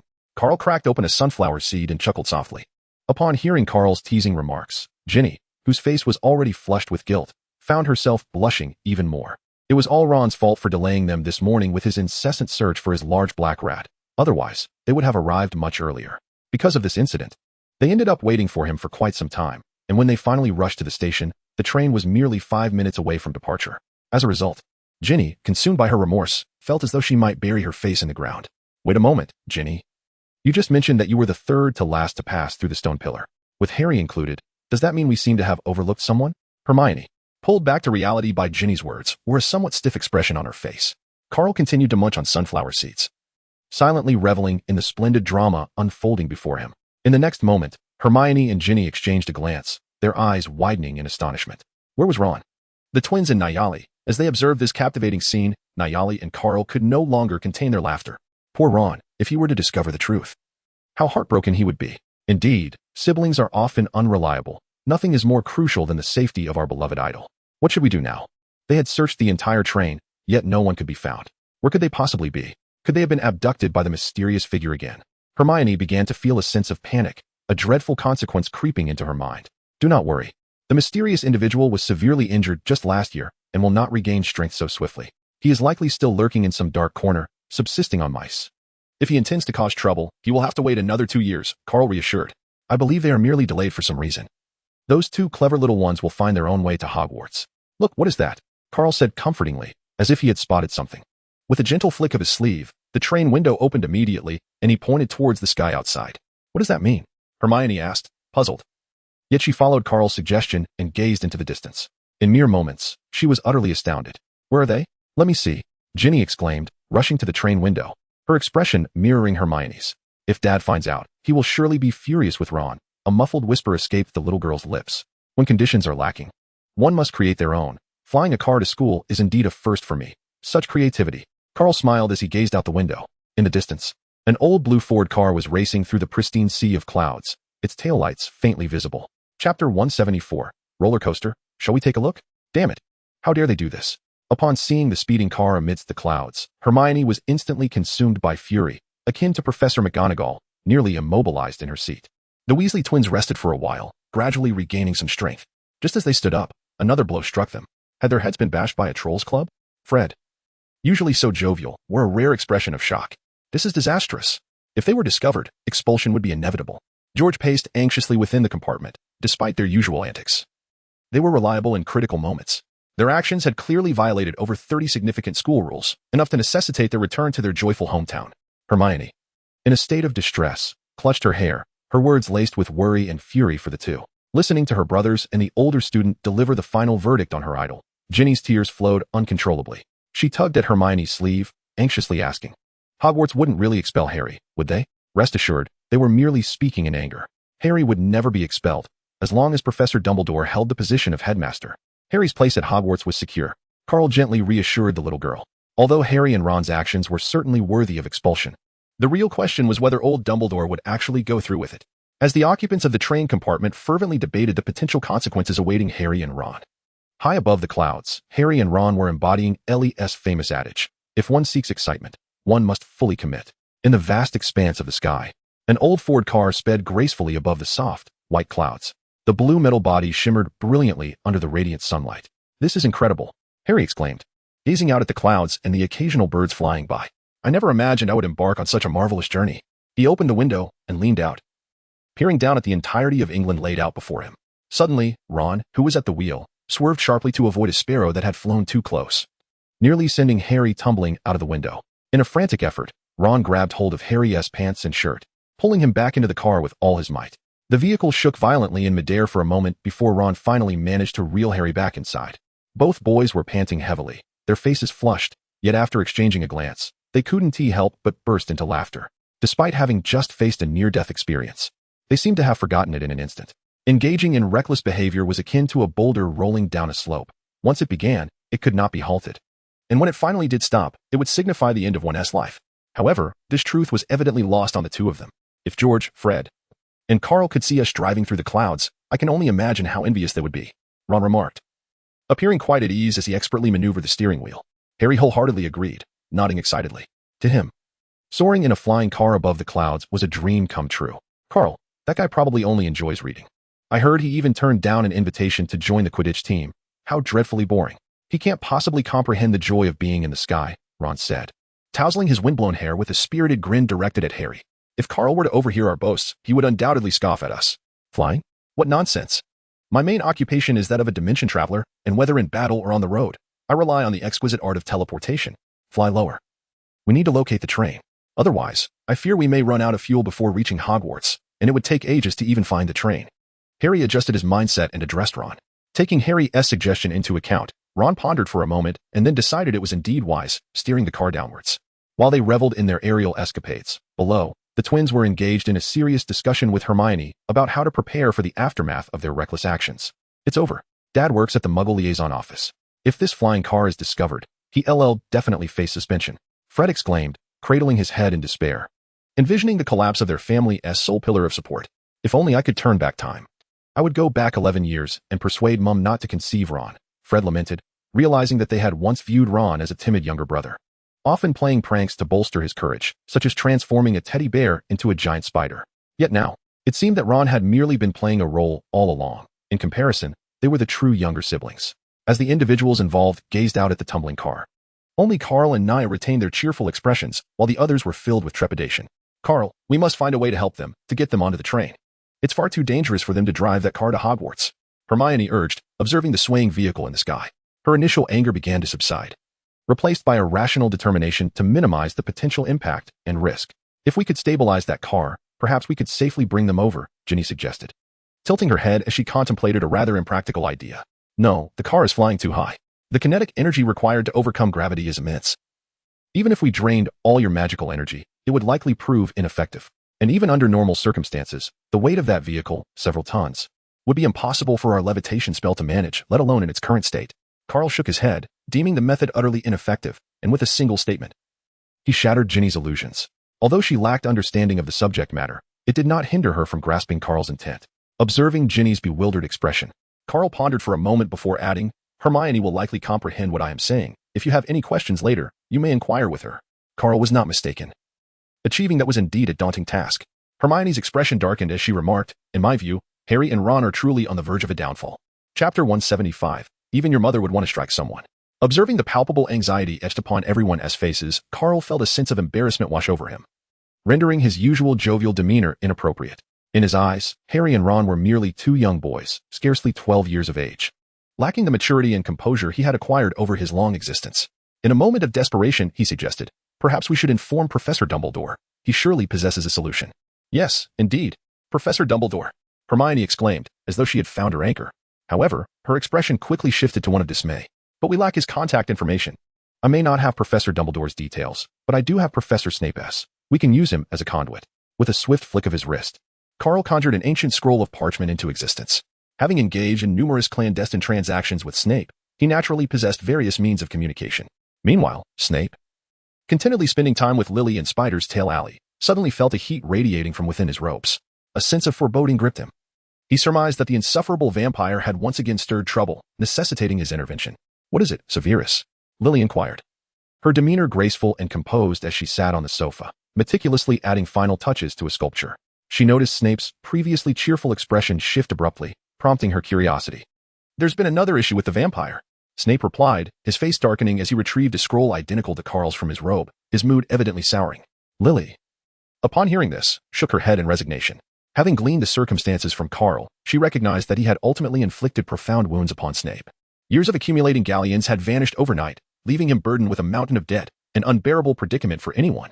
Let us open it and see, Lily suggested lightly. Perhaps that little rascal has devised yet another money-making scheme. Snape unfurled the parchment, and as the familiar handwriting emerged, his expression darkened further. How dare he?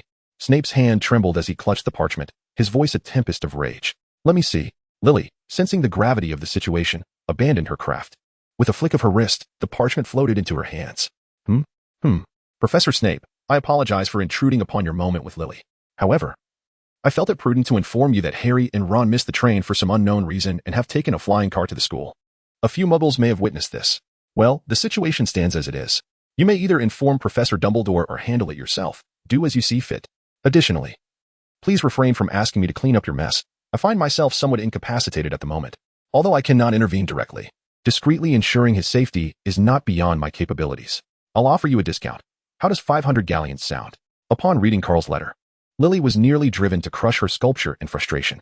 How could such a serene individual give rise to such a mischievous son? He was far more unruly than his father ever was. I must notify Professor Dumbledore. The ramifications of this incident could be significant. A considerable number of muggles may take notice, and I doubt we can contain it. After a moment of composure, Snape too recognized the seriousness of the situation. He rose abruptly from the sofa, disregarding the warmth of the moment. That insufferable fool. Has Potter's brain been devoured by a niffler? With Lily present, Snape refrained from uttering his thoughts aloud, maintaining a stern expression while inwardly cursing Harry's entire family. In a flash of green flames, he vanished without a trace. Lily took a deep breath, adjusting her crown that had become askew in her agitation, repeatedly reminding herself, "He is my son. He belongs to me." In the fireplace of the headmaster's office, Snape emerged, shaking off the dark folds of his robe, his expression impassive. "Oh, Severus. Why? You typically arrive just as the opening feast begins. What brings you here so early today?" Dumbledore, adjusting his half-moon spectacles, regarded him with surprise and curiosity. "Come now. Do not be hasty. Would you care for a treat from the cockroach cluster?" Seeing Snape, whom he had not encountered in some time, Dumbledore excitedly invited him to partake in the sweetness of the confections. Our venerable headmaster appeared quite pleased, but I hope you can still maintain your mirth after reading this. Snape interjected, forcefully slamming the scroll onto Dumbledore's desk. "Is this the latest installment of your whimsical antics?" Dumbledore cheerfully picked up the parchment, but after a mere glance, the smile faded, hardening into a stony expression akin to Lily's sculpture. "Ah." The trademark sardonic smile returned to Snape's lips as he regarded the great savior of the wizarding world, Harry Potter, and his newly acquainted companion, Weasley, who deemed the steam train outdated and sought something more thrilling. "Tell me, Dumbledore, do you think a flying car is sufficiently thrilling?" I suspect that even a niffler with any semblance of intelligence would not desire to feast upon their brains. Indeed, Snape's remarks revealed a profound understanding of the situation. He maintained his reputation as a master of eloquence, his words dripping with sarcasm. As Dumbledore perused the parchment, his face darkened further, much to Snape's satisfaction. The content had been subtly revised, yet it was evident that Dumbledore had not been this incensed in quite some time, even during the darkest of days. "I shall make a trip to Wizengamot. You inform Carl to keep an eye on their safety. Let them experience a modicum of hardship." Dumbledore, ever the composed figure, quickly regained his composure and prepared to mitigate the fallout from Harry's escapade, pondering that perhaps there was an educational lesson to be gleaned from this incident. Knowing that only he could absorb the repercussions at Hogwarts, "Oldby, you had best pray that our brave savior does not conjure up any more chaos in the future." With a flick of his dark robe, Snape turned, his voice laced with a biting sarcasm that relentlessly bombarded Dumbledore's ears. Chapter 176. Staring death in the face on the train, everyone fixated on the parchment in Carl's hands, eagerly anticipating Professor Dumbledore's timely intervention. "Here it comes," Ginny exclaimed, her eyes widening as the ink began to materialize on the scroll. "I have already informed Professor Dumbledore. He is addressing the situation," she relayed. Though Carl's perspective on the message starkly contrasted with theirs. After all, it was he who had set this in motion. "Damn that vampire. 500 galleons is yours. Just ensure Potter doesn't lose an arm or a leg. The rest is up to you." A faint smile appeared at the corner of Carl's mouth as he casually tucked away the parchment. Another 500 gold galleons added to his coffers. "Very well. Professor Dumbledore is already preparing. There should not be any significant issues arising." Carl smiled and then, no longer gazing at the anxious faces around him, turned his attention to the scenery outside the window. The expressions of those people filled him with an unsettling feeling. The train emitted white steam, accompanied by a continuous hum, forging ahead amidst this somewhat tense atmosphere. Hours swiftly passed, and the sun soon dipped below the horizon, rendering Hogwarts increasingly mysterious under the cloak of night. As the train finally came to a halt, Hermione eagerly disembarked, anxious to see how Dumbledore was managing matters. Knowing Harry and Ron as she did, she feared that they might take a flying car and encounter some unforeseen trouble along the way. Second-year students did not cross the lake. Instead, they followed older students on carriages to the castle. Thus, before parting ways with Carl, Nirali affectionately embraced him and then joined Hagrid's stride. Amidst the bustling crowd, Carl watched as Nirali gradually faded into the distance, while Hagrid began directing the first-year students to board the small boats for the lake crossing. Slowly, the shimmering expanse of the lake in the distance revealed only dim lights flickering in the darkness. Carl took a few steps forward but could not resist glancing back, his gaze occasionally drifting towards the small boat where Hagrid sat. He was genuinely concerned that the frail vessel might not withstand Hagrid's immense weight, fearing it would capsize mid-journey, sending him to dance with the merfolk beneath the lake. Stepping off the platform and traversing a narrow path, he soon beheld a multitude of dark gray carriages lined along the road leading to the castle. Strangely, these carriages were devoid of horses, standing upright by the roadside. Carl and Hermione chose a rather appealing carriage and climbed aboard. It was Hermione's first experience in such a carriage. and her curiosity led her to gently trace the contours of the vehicle, scrutinizing it closely. She soon realized that these carriages did not appear to be enchanted artifacts. The absence of ancient magical runes indicated that they were indeed devoid of any magical properties. How then shall we make it move? The young witch inquired, glancing curiously at Carl beside her. It seems that it might move on its own once it is filled to capacity. At that moment, Carl was intently gazing at the peculiar creature before the carriage, casually responding to Hermione's inquiry. The being before them possessed no flesh. Its black fur clung tightly to its skeletal frame, every bone distinctly visible. Its head bore a striking resemblance to that of a dragon, with eyes devoid of pupils. Glaring intently, from the pronounced area between its shoulder blades sprouted large, robust wings, seemingly befitting a colossal bat. As Carl spoke, Hermione found herself temporarily suppressing her concerns for Harry and Ron, patiently awaiting the carriage to fill. With Professor Dumbledore's intervention, everything should be fine, one would hope. However, observing Carl's rapt expression as he fixated on the front of the carriage piqued Hermione's curiosity. What could possibly hold his attention so thoroughly? Driven by the innate human desire to unravel the unknown, the young witch noted Carl's unwavering gaze and finally inquired, "Carl, is there something ahead that has captivated you for so long?" "It's nothing," he replied. "I am merely observing a wondrous creature. The carriage they are pulling will move on its own once filled with passengers." Carl withdrew his gaze and spoke softly. "Are you suggesting that these carriages are actually drawn by magical creatures? Yet, why can I not see them? Could it be the Thestrals?" Hermione's eyes widened, but before her, the space in front of the carriages remained devoid of any presence. "No, that cannot be right. Thestrals' hides can produce invisibility cloaks, and they are exceedingly rare. Hogwarts would never employ them to draw carriages." She quickly dismissed her initial conjecture. "It must be the nightmares," Carl replied with a nonchalant demeanor. "What a remarkable creature this is. How have I never heard of it before? Can it also become invisible? How did you manage to see it?" Hermione furrowed her brow, perplexed, and bombarded him with a plethora of inquiries. "It's quite understandable. The magical realm is teeming with extraordinary beings, and one can only take the care of magical creatures course in their third year," Carl stated leisurely. "To witness such a creature requires specific conditions. Furthermore, believe me, there are individuals who might wish to never encounter this creature in their entire lives." "Why do you say that? Are they truly frightening?" Hermione frowned, struggling to comprehend Carl's words, while her curiosity was fervently piqued. "No, they are not particularly terrifying. In fact, in my opinion, they are far more endearing than the three-headed dog we encountered last year. Their unpopularity does not stem from fear." "But do you know the alternate name for the nightmare?" Carl explained with a smile. "Alias? The Black Devil Star." A deep and chilling voice emanated from Carl's lips as he held his wand like a flashlight against his chest, casting a ghastly green glow that illuminated the surrounding darkness. "Ah!" The little witch was instantly terrified by Carl's midnight ghost story tone, erupting into a piercing scream. "Ouch!" Carl, with a slight headache, clasped his ears. The surrounding young wizards gradually gathered, intrigued by the piercing scream that had emanated from the girl, eager to uncover the cause of such a terrifying outcry. "What is it? Hermione, what has happened?" Her two roommates, noticing the commotion, hurried over to inquire. "No, it's nothing," the latter replied, casting a resentful gaze at Carl, clearly still shaken from the earlier fright. "I mentioned it before. You wouldn't want to know, yet you just wouldn't listen." Carl muttered helplessly. The young witch angrily turned away, refusing to look at Carl any longer. All right, I won't frighten you anymore. I shall reveal to you that only those who gaze directly upon death and possess a profound understanding of it can perceive such creatures." Chapter 177. Shall we take a ride? The kind where one pays with their life. Directly gaze upon death, Hermione exclaimed, her eyes widening in astonishment. The revelation struck her with overwhelming force.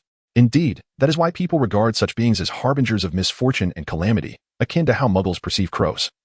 Though the truth is far from such notions. Carl continued to observe the nightmare, then spoke eloquently. Does this not imply that Hermione's expression was somewhat intricate? Since the previous semester, when Carl had effortlessly guided her and Ron through the trials of safeguarding the Philosopher's Stone, she realized that her acquaintance with this friend, whom she had met on the train at the onset of their studies, remained rather superficial. "Last year, I watched alongside Harry as Quirrell was reduced to ashes," Carl softly elucidated, yet the truth lay elsewhere. The nightmare was not easily encountered. A profound understanding of the essence of death was requisite, and the insights imparted by Quirrell alone were woefully insufficient. In the original timeline, Harry had not only witnessed the demise of his parents, but had also been the instrument of Quirrell's death. Ultimately, it was only after bearing witness to Cedric's passing that he could truly perceive such a being. In comparison to Harry, Carl's experiences were decidedly more intense. In those bygone days, he had traversed from Insmouth, accompanied by 3 sharpshooters, cutting a swath through the Devil's Reef, leaving countless deep divers torn asunder by potent dimensional magic. He had vanquished the 3 formidable leaders of the Diagon cult, and this was the genuine reason for his current state. Before long, 2 upperclassmen, unknown to Carl, boarded the carriage. Once all 4 seats were occupied, the carriage, which had lingered by the roadside for what felt like an eternity, finally began to move slowly. indicating that they had met the requisite number of passengers. The carriage, drawn by the night mare, did not travel swiftly, at least. Carl thought it paled in comparison to a small boat. It creaked incessantly, swaying and causing him a mild discomfort, yet it was bearable. Approximately half an hour later, the carriage came to a gradual halt beside the stone steps leading to the oak gate. By the time they arrived at the castle, dusk had settled in, and a crescent moon hung high in the firmament above the magnificent Hogwarts. The gentle glow of the stars illuminated their path forward. At that moment, a series of whistling sounds emerged from the distance, reminiscent of seasoned drivers from Swan encountering a rival. Carl curled his lips, aware that business had arrived. He raised his gaze to the heavens, and indeed, a vintage Ford car was gliding through the sky, trailing a plume of black exhaust. Thick smoke billowed from the engine hood, and a faint acrid scent permeated the air. Under the reckless antics of the mischievous Harry and Ron, Mr. Weasley's meticulously modified vehicle had spiraled into chaos, plummeting from the sky and skimming across the dark lake, sending up a tremendous splash. In an instant, it was as if a torrential downpour had descended, drenching the young wizards beneath. Fortunately, Nia realized the unusual occurrence, and with a gentle wave of her hand, an invisible shield enveloped the small boat, ensuring not a single drop of water touched her. Meanwhile, the other young wizards, unable to conjure even 2 complete spells, were left in dismay, fretting over how the sorting would unfold.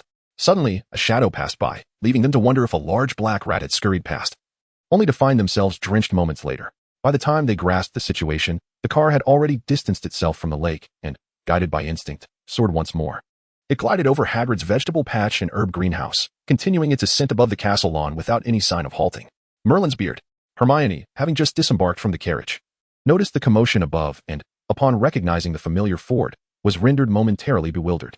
The Weasley twins, secretly plotting their next prank, paused in astonishment at the sight of the wild car above. "George, pinch me to see if I'm still dreaming," Fred exclaimed, licking his lips which had grown parched from excessive chatter.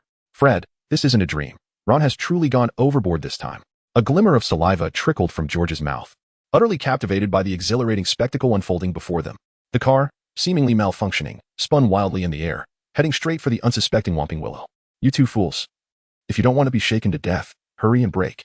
Carl brandished his wand and pointed it at his throat, instantly amplifying his voice to command the two to bring the car to a halt.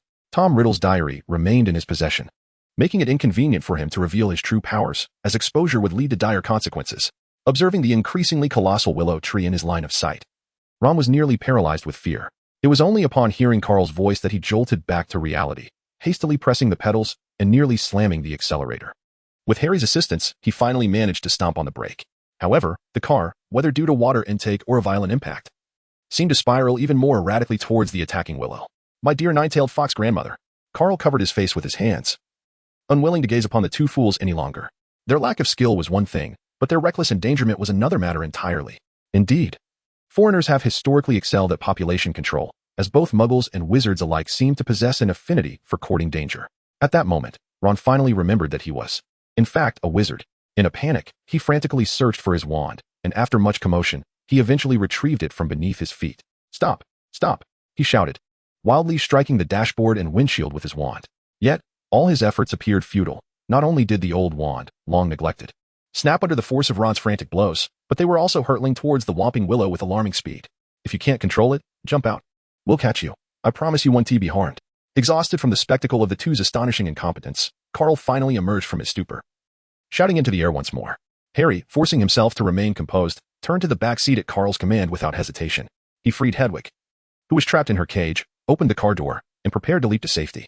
"Ron, let us go. Carl is down there. He will catch us." After finally managing to open the door, Harry turned anxiously to Ron, who clung desperately to the steering wheel. "The car is about to crash into that willow. If we stay here any longer, our chances of survival plummet to over 90%. Harry's face reflected a mixture of urgency, seriousness, and fear. "But what about Dada's car?" Ron exclaimed, nearly in tears. He realized the gravity of his mistake. If his family found out, they would never let him off the hook. A broken car can be repaired, or even replaced with a new one. But if you're gone, can Mrs. Weasley conjure another one? Harry retorted, pulling Ron's arm and taking a leap of faith through the open door. He had witnessed Carl's prowess firsthand when he had decisively dealt with Quirrell, thus he was entirely confident that Carl would ensure their safety. Shock absorption. Meanwhile, Carl had been intently observing the situation in the vehicle. As the two boys leaped out hand in hand, a spell was cast instantaneously. Under his meticulous control, the two young boys landed safely, albeit breathless and flushed, still reeling from the adrenaline of their recent escapade. However, the Whomping Willow did not fare as well. As an esteemed asset of Hogwarts, and to safeguard Remus Lupin's secret, The Whomping Willow had lived a life of privilege since Dumbledore had transplanted it to the school over a decade ago. The soil surrounding it was enriched with high-quality nutrients, sourced by Hagrid from deep within the Forbidden Forest, abundant in nitrogen, phosphorus, and potassium, elements essential for plant growth.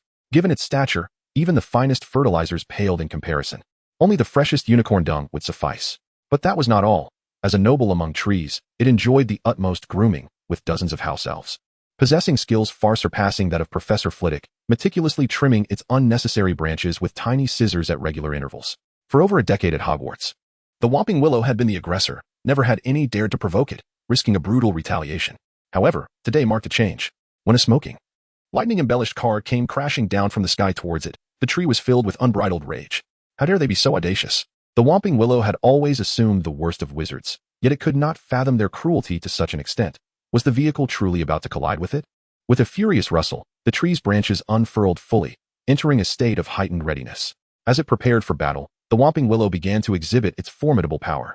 With a whoosh, the emerald green branches lashed out, producing a series of sharp, slicing sounds. With a single strike, the ground beside it shattered, fissures radiating outward like a spider's web. Dust was kicked up into the air, causing everyone to cough. As the dust settled, the cracked earth bore testimony to the tremendous force of that blow. Had it struck a person, broken bones and long recuperation would have been inevitable. Carl gently raised his hand, dispersing the surrounding dust before retreating. The frenzied attack of the Whomping Willow was indeed quite formidable. A single blow could easily spell doom. He had no desire to suffer an unnecessary hit out of mere curiosity. As he observed the chaotic tree, Harry and Ron performed an impromptu Sichuan opera face-changing act, their anxious faces transforming from a flushed hue to a pallid shade. Particularly, Ron appeared nearly paralyzed with fear, having contemplated staying in the car to regain control. In hindsight, that would have been a perilous choice.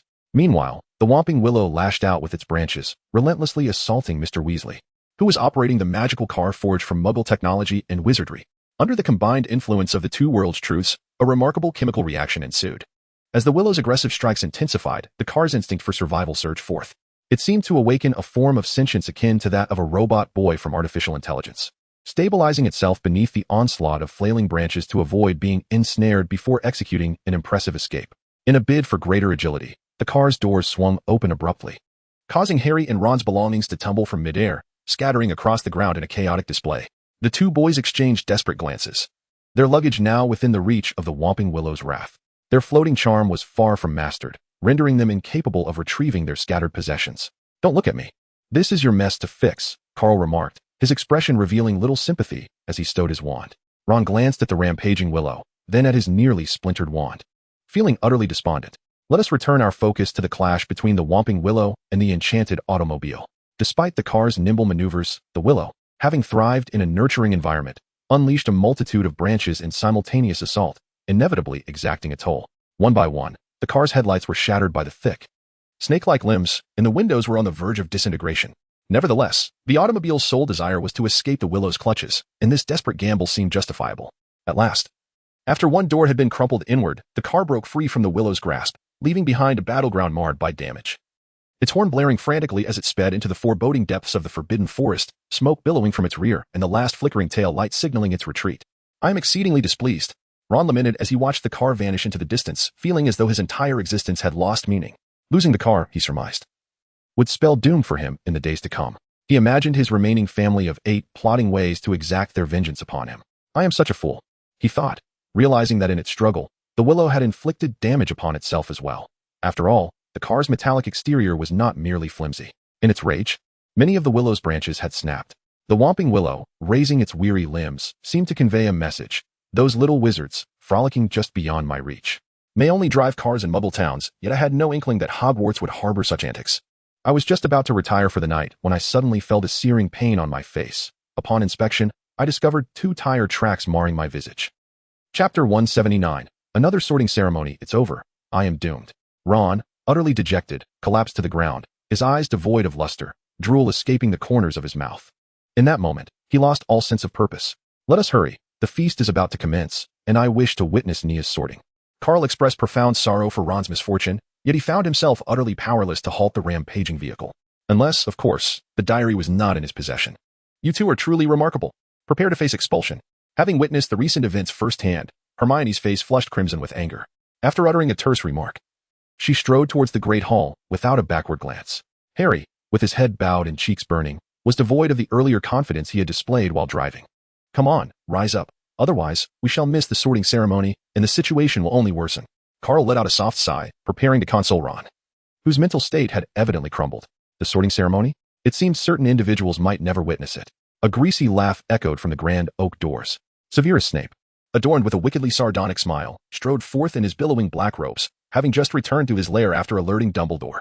To Carl's astonishment, after a summer apart, Snape appeared remarkably rejuvenated, a stark contrast to his sallow complexion from the previous semester. He could not help but marvel at the formidable power of love, which even the old bat could not withstand. Ron Weasley, if memory serves, your father is employed in the Department for the Regulation and Control of Magical Creatures. Is he not? Snape mused, casting a glance at Ron, who lay crumpled on the ground, his amusement growing. Ah, not long ago.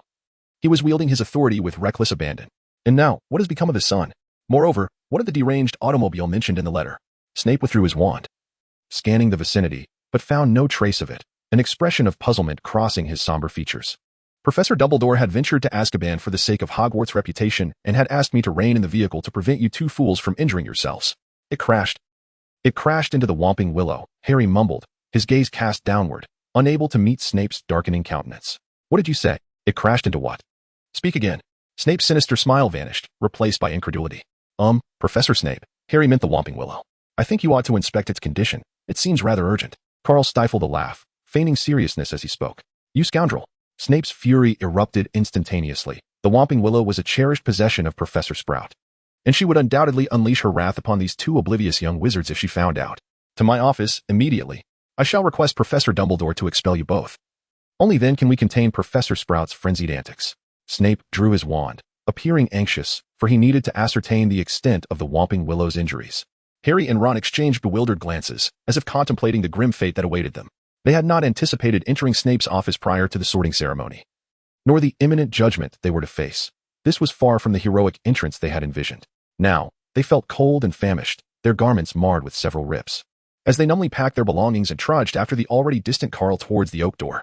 At that moment, Professor McGonagall, who was expected to preside over the sorting ceremony, emerged. Harry had glimpsed her anger on a few occasions, yet he had never seen her lips pressed so thinly together. This indicated that her ire was likely greater than in previous instances. McGonagall merely cast a glance at him, and the frigid intensity of her gaze sent shivers down Harry's spine, raising goosebumps all over him. Mr. Harris, I appreciate your intervention to prevent Potter and Weasley from suffering severe injury at the hands of the Whomping Willow. I suggest you hasten to the Great Hall. Missing Miss Niari's sorting ceremony would surely sadden her. I must now attend to Potter and Weasley, those two troublesome imbeciles who constantly embroil me in chaos. McGonagall struggled to suppress her anger, striving for a semblance of cordiality, yet her slightly trembling form betrayed her. Weasley, Potter, I believe we should proceed to Professor Snape's office to await his return rather than loitering here idly. However, her demeanor towards Harry and Ron was far from cordial. She nearly pointed an accusatory finger at them in reprimand. Carl observed the two individuals trailing behind Professor McGonagall, hesitant to utter a word, and shrugged in exasperation. Utterly inept at everything, they were the undisputed champions of self-sabotage. Carl entered the hall alone, where Professor Flitwick was temporarily assuming the duties of Professor McGonagall, presiding over the sorting ceremony. Countless candles flickered atop 4 long tables, their golden plates and goblets shimmering in the warm glow of the candlelight. Above, an enchanted ceiling reflected the night sky, adorned with twinkling stars. Missing the singing, dancing, and rapping of the sorting hat provided him with a measure of solace. At least he was spared from the brainwashing allure of that bewitching melody. Through a thicket of pointed wizard hats, Carl observed the anxious first-year witches and wizards lined up in a lengthy queue, embodying a blend of nervousness and anticipation. Professor Flitwick's sorting ceremony was quite intriguing.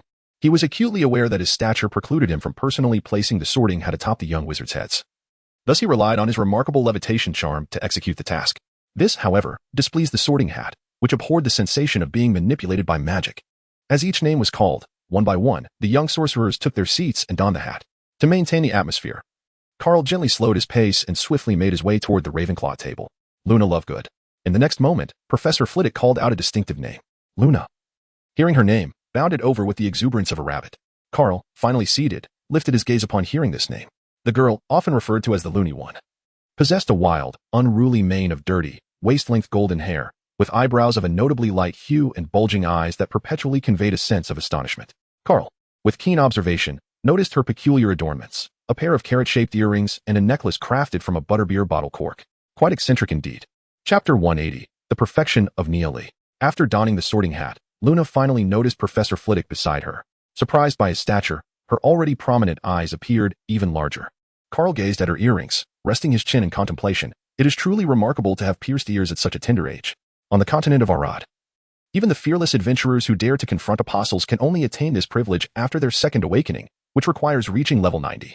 While Carl was still deep in thought, the sorting hat, adhering to the laws of time and historical inertia, proclaimed Ravenclaw with a loud exclamation the moment it made contact with Luna's hair. Carl and the students of Ravenclaw erupted into applause, warmly welcoming the new first-year student. Luna found a seat beside Penelope, her large eyes shimmering with curiosity as she began to observe the remaining young witches and wizards. At this moment, the sorting ceremony was well underway. Professor Flitwick, holding the roster, continued to call out names. Soon, Ginny Weasley approached with slightly trembling steps, taking her place on the somewhat wobbly stool, anxiously awaiting her destiny. However, her apprehensions were unfounded, for it was a certainty that every red-headed Weasley would undoubtedly be sorted into Gryffindor.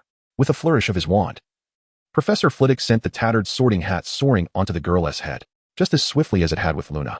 The hat barely grazed her crimson hair before exclaiming loudly, "Ah, another Weasley, without a doubt. Gryffindor." Upon hearing the name of her house, Ginny finally breathed a sigh of relief and, with a flushed face, hurriedly dashed toward the Gryffindor table. The twins joyously pounded on the table, erupting into cheers. And in no time, the long table of Gryffindor was filled with thunderous applause, the young lion's energy seemingly boundless. Compared to her brother Ron, who was not particularly favored by Percy, Ginny had it much better. He proudly shouted to the Gryffindor crowd, "Did you see that? That girl is my sister." In contrast, the applause Luna received was rather muted compared to Ginny S., as the raucous cheers from Ginny S. brothers could easily drown out half of Ravenclaw. Soon after, Professor Flitwick called out the names of about 10 more young wizards. In a daze, the sorting ceremony approached its conclusion. Flitwick glanced at the end of the roster and read the final name, Nealy Harris. The hall fell abruptly silent, followed by a murmur. That surname? Could this be Carla's sister? How come he had never mentioned her? She is truly beautiful. Thanks to the tumultuous events Carl had orchestrated last school year, culminating in the destruction of Quirrell's scheme alongside the Savior just before the summer break, anything related to him had garnered significant attention. Malfoy couldn't help but stand on his toes, peering curiously. He had not forgotten the few times Carl had put him in his place last semester. However, Pansy Parkinson was also by his side, and seeing her beloved man gaze at another woman was intolerable. Consequently, her fingers instinctively reached out to gently touch Malfoy's slim waist, twisting as if she were truly a Parkinson. "Draco, what are you looking at? Why not share it with me?" Pansy asked with a smirk, though her grip remained firm. Malfoy's initially curious expression instantly turned to one of irritation as he stiffly turned to face Pansy. "And nothing. I was just looking at the entrance. That idiot made quite a mess of things this time, and now it's in the headmaster's hands. I wonder if he will be expelled?" Malfoy lied, suppressing the pain in his waist. "That is good." Although Pansy still held some doubt after hearing Malfoy's explanation, she ultimately released her grip, turning her attention to the girl who had piqued the curiosity of the entire Hogwarts. Nealy approached with a calm smile, her Hogwarts black robes gradually transforming into a flowing, ethereal white gown. As she walked, a delicate crackling sound accompanied her steps, and the path leading to the hall blossomed with countless tiny green shoots. The tender sprouts grew remarkably fast, soon covering the entire pathway, followed by an array of colors as flowers bloomed in abundance, turning the platform into a veritable sea of blossoms, filling the air with a gentle fragrance. Carl smiled softly, not expecting Nealy to be so audacious. However, since that was the case, how could he refrain from lending her a helping hand? After all, she was his one and only.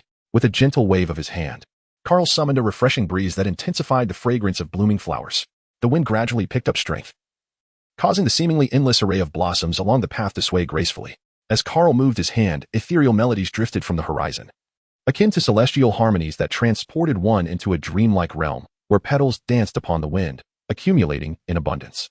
Nealy's silvery hair flowed freely, her enigmatic white gown, the fabric of which remained a mystery, became adorned with the petals that fell from the air, transforming it into a floral masterpiece. Her lustrous hair cascaded down to her waist, while vibrant petals nestled amidst her locks and upon her alabaster neck, where the sunstone necklace Carl had gifted her shimmered subtly. As Nealy twirled, the petals encircling her gracefully dispersed, fluttering like colorful butterflies. Upon reaching the slightly swaying chair, Nealy had completed her enchanting performance. Professor Flitwick, the head of Ravenclaw, stood astonished. It was evident that such a troublemaking figure's sister could not be underestimated. Nealy delicately picked up the nearly faded sorting hat, and as her fingers brushed against it, the centuries-old patches, dirt, and wear began to mend and restore to perfection at an astonishing pace. Turning to Carl, she offered a playful smile and donned the hat, now seemingly freshly crafted. This flawless display captivated the attention of all the young witches and wizards at Hogwarts. as well as the professors. Particularly, Gilderoy Lockhart, seated in Professor Quirrell's former place, sparkled with excitement in his eyes. New material, he mused. Perhaps it is time for you to commence your work, Hat. Nayali gently reminded the Sorting Hat, which had been momentarily stunned, as she gracefully settled into the slightly unstable chair. Chapter 181. Nayali in the Sorting Hat. As Nayali placed the hat upon her head, she softly prompted it, allowing it to regain its composure from the previous spectacle. Dear lady, you astound me, it remarked. Since my inception, you stand as the most perfect which I have encountered. Who imparted such magical prowess to you? Your brother, perhaps? I have heard from Dumbledore that he possesses considerable strength. A whispering voice reached Nayali's ears. How could Carl possibly surpass me, Nayali? Have you ever encountered a small whip that cracks with a sharp sound? Although the girl thought this in her heart, her response to the Sorting Hat was entirely different. Carl only knows those ostentatious attack spells. How could he possibly teach me anything? This is something I have devised on my own. I have named this magic separation, Rain of Fallen Flowers. With a sly smile, the girl thought to herself that such a name was merely a fabrication. This conjured magic was not something that warranted extensive study. She could simply wave her hand and summon it, couldn't she? Indeed, you are quite worn out. Shouldn't you express your gratitude to me for cleaning and mending you? At this moment, Nayali found herself intrigued by the Sorting Hat and couldn't resist the urge to engage it in conversation. After probing into its magical essence, she discovered that the hat seemed devoid of a soul yet possessed remarkable intelligence. Wait, how do you know I am so tattered? Carl would never disclose my secrets to you. The tradition of not revealing to first-year witches and wizards how the sorting works, even misleading them with tales of great terrors, has long been a custom at Hogwarts. Do you think 10 galleons will suffice? Nayali, tilting her head with disdain while donning the Sorting Hat, remarked. If Carl won't tell me, do I not have other channels? For instance, what about the fairies who are greedy for gold and possess vast amounts of information? That little Hermione even tried to deceive me, insisting I confront werewolves head-on. Upon hearing Nayali's response, the Sorting Hat nearly gasped in surprise. Was this truly a viable tactic? Yet, Nayali harbored another thought. Even if they were werewolves, what of it? A well-placed lash would leave them utterly disoriented. You are indeed remarkable.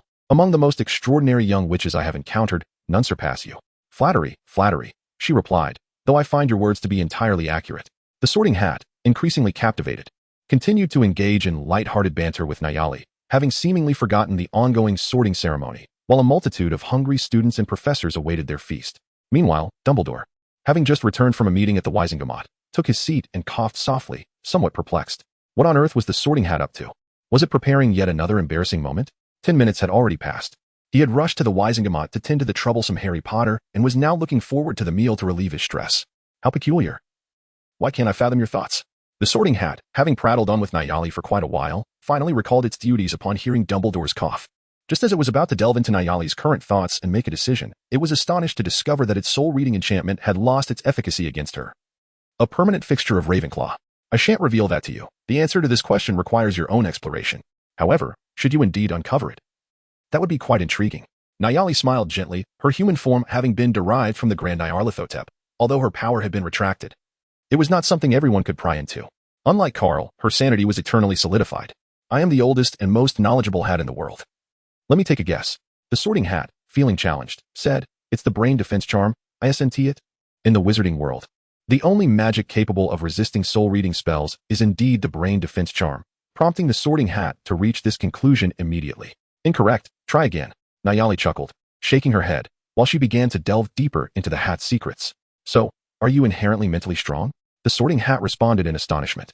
The latter scenario being significantly more formidable than the former. Though still incorrect, it was edging closer, wasn't it, Mr. Hat? Would you like to keep guessing? Nayali inquired. Powerful magical artifacts? Incorrect. The Sorting Hat made several attempts, yet it barely grazed the threshold of understanding, leaving it feeling somewhat embarrassed after its earlier confidence. Very well, Nayali. You are indeed impressive. So, which house do you wish to join? The Sorting Hat sighed, as it had always sorted young witches and wizards based on their most genuine desires. However, today it faced a challenge it could not comprehend, leaving it feeling somewhat flustered. May I choose for myself? The fairies have informed me that the final decision rests with you. A mysterious smile graced Nayali's lips. She had achieved her objective. If I could see through you, I would certainly decide for myself. But the issue is, the Sorting Hat mused internally, yet to preserve a shred of dignity. It responded, generally speaking, that is not permitted. However, as the most exceptional young witch in a millennium, you are entitled to certain privileges. The Sorting Hat spoke its fib with such finesse that no signs of deceit were evident. Then I shall accompany Carl to Ravenclaw. Ravenclaw it is. The Sorting Hat proclaimed loudly, declaring Nayali's house. At the moment the sorting concluded, Ravenclaw erupted in a thunderous applause. Nayali approached the jubilant Ravenclaw table and took a seat beside him. You've arrived? I have. Carl and Nirali exchanged a knowing smile, their unspoken understanding palpable. With Nirali's arrival, the sorting ceremony swiftly came to a close. Dumbledore rose, the passage of another year evident upon his visage. Yet he radiated an invigorating vitality that defied his age. His silver hair and beard were elegantly tied with ribbons, and a flicker of wisdom shone through his half-moon spectacles. Welcome, Dumbledore proclaimed, arms outstretched, the candlelight casting a warm glow upon his face. Welcome to the new students arriving at Hogwarts. Now, the feast officially commences. At his final utterance, the smooth golden plates and goblets before the young wizards brimmed suddenly with an array of delectable dishes and beverages. The inaugural dinner of the new academic year was always exceptionally lavish. Chapter 182. A cycle renewed after a prolonged wait for Nirali to conclude her sorting. The young wizards were ravenous. As Dumbledore announced the commencement of the feast, the hall erupted with laughter and the clatter of cutlery. Dumbledore swiftly devoured several pumpkin pasties before rising once more, heading towards Professor Snape's office. The troubles instigated by Harry and Ron had been resolved. Now he aimed to address the troublemakers themselves. Moments later, Dumbledore returned to the head table, accompanied by a glum-faced Professor Snape and a stern Professor McGonagall. Meanwhile, Harry and Ron sheepishly approached the Gryffindor table, their expressions laden with disappointment. Although they had narrowly escaped expulsion and Gryffindor had not incurred any penalties due to the term not yet commencing, they still faced the unavoidable consequence of a month's confinement. The joyous dining experience concluded swiftly, and as the headmaster, Dumbledore felt compelled to deliver a few ceremonial remarks. With a gentle wave of his hand, the remnants of the feast vanished from the long tables, and the polished cutlery disappeared into the tabletop. Observing the satisfied faces of the young wizards, Dumbledore smiled warmly. I trust everyone has had their fill. Allow me, an old friend, to indulge in a few more words. As the students noted their headmaster's gesture, silence enveloped the hall. They could not disregard Dumbledore's presence. I believe you have all noticed. Indeed, following the unfortunate incident involving Professor Quirrell last year, I am honored to announce that Professor Lockhart has graciously accepted the role of filling the vacancy for the Defense Against the Dark Arts class. Gilderoy Lockhart tapped his golden goblet lightly with a spoon, revealing a dazzling smile that showcased his 8 pristine teeth. He stood eagerly, brimming with anticipation to showcase his talents before the entire Hogwarts community. Carl let out a resigned sigh, fully anticipating the events that were about to unfold. He took out his wand and gently murmured to his ear, "Close your ears and listen." Lockhart's immense charisma instantly transformed into the enthusiasm of the young witches, whose excited screams and cheers from the 4 houses nearly threatened to lift the starry dome of the hall. Among them, the loudest cheer came from the ever-knowledgeable Miss Granger, whose voice outshone the others as she nearly overwhelmed her classmates. Carl perused a few of Lockhart's books, and, surprisingly, despite the man's lack of practical skills, his theoretical knowledge was quite commendable. The narrative was filled with twists and turns, brilliantly captivating, with well-placed excerpts. There was indeed a reason for his popularity. Observing the fervent support from his house's young witches, the 4 heads of houses wore somewhat stiff expressions, clearly not fond of their new colleague, due to the students' exuberant reactions. Dumbledore could not help but amplify his voice with a spell, declaring, "Silence. It is evident that you are quite excited. So please cooperate with Professor Lockhart in your future studies, channeling this enthusiasm into genuine knowledge to enrich your minds. Now, let us invite Professor Lockhart to share a few words with us." As soon as Dumbledore finished speaking, thunderous applause erupted throughout the hall, interspersed with the frenzied screams of the young witches. Lockhart was thoroughly pleased with the attention he was receiving and gently tapped the table to signal for silence. Once the hall was quieted, he ostentatiously cleared his throat and said, "I am Gilderoy Lockhart, and I trust you have heard of me to some degree. I have been awarded the 3rd-class Order of Merlin, served as an honorary member of the Society for the Protection of Magical Creatures, and have won the Most Charming Smile Award from Witch Weekly 5 times. However, I do not boast. I do not rely on my smile to vanquish the Banshee.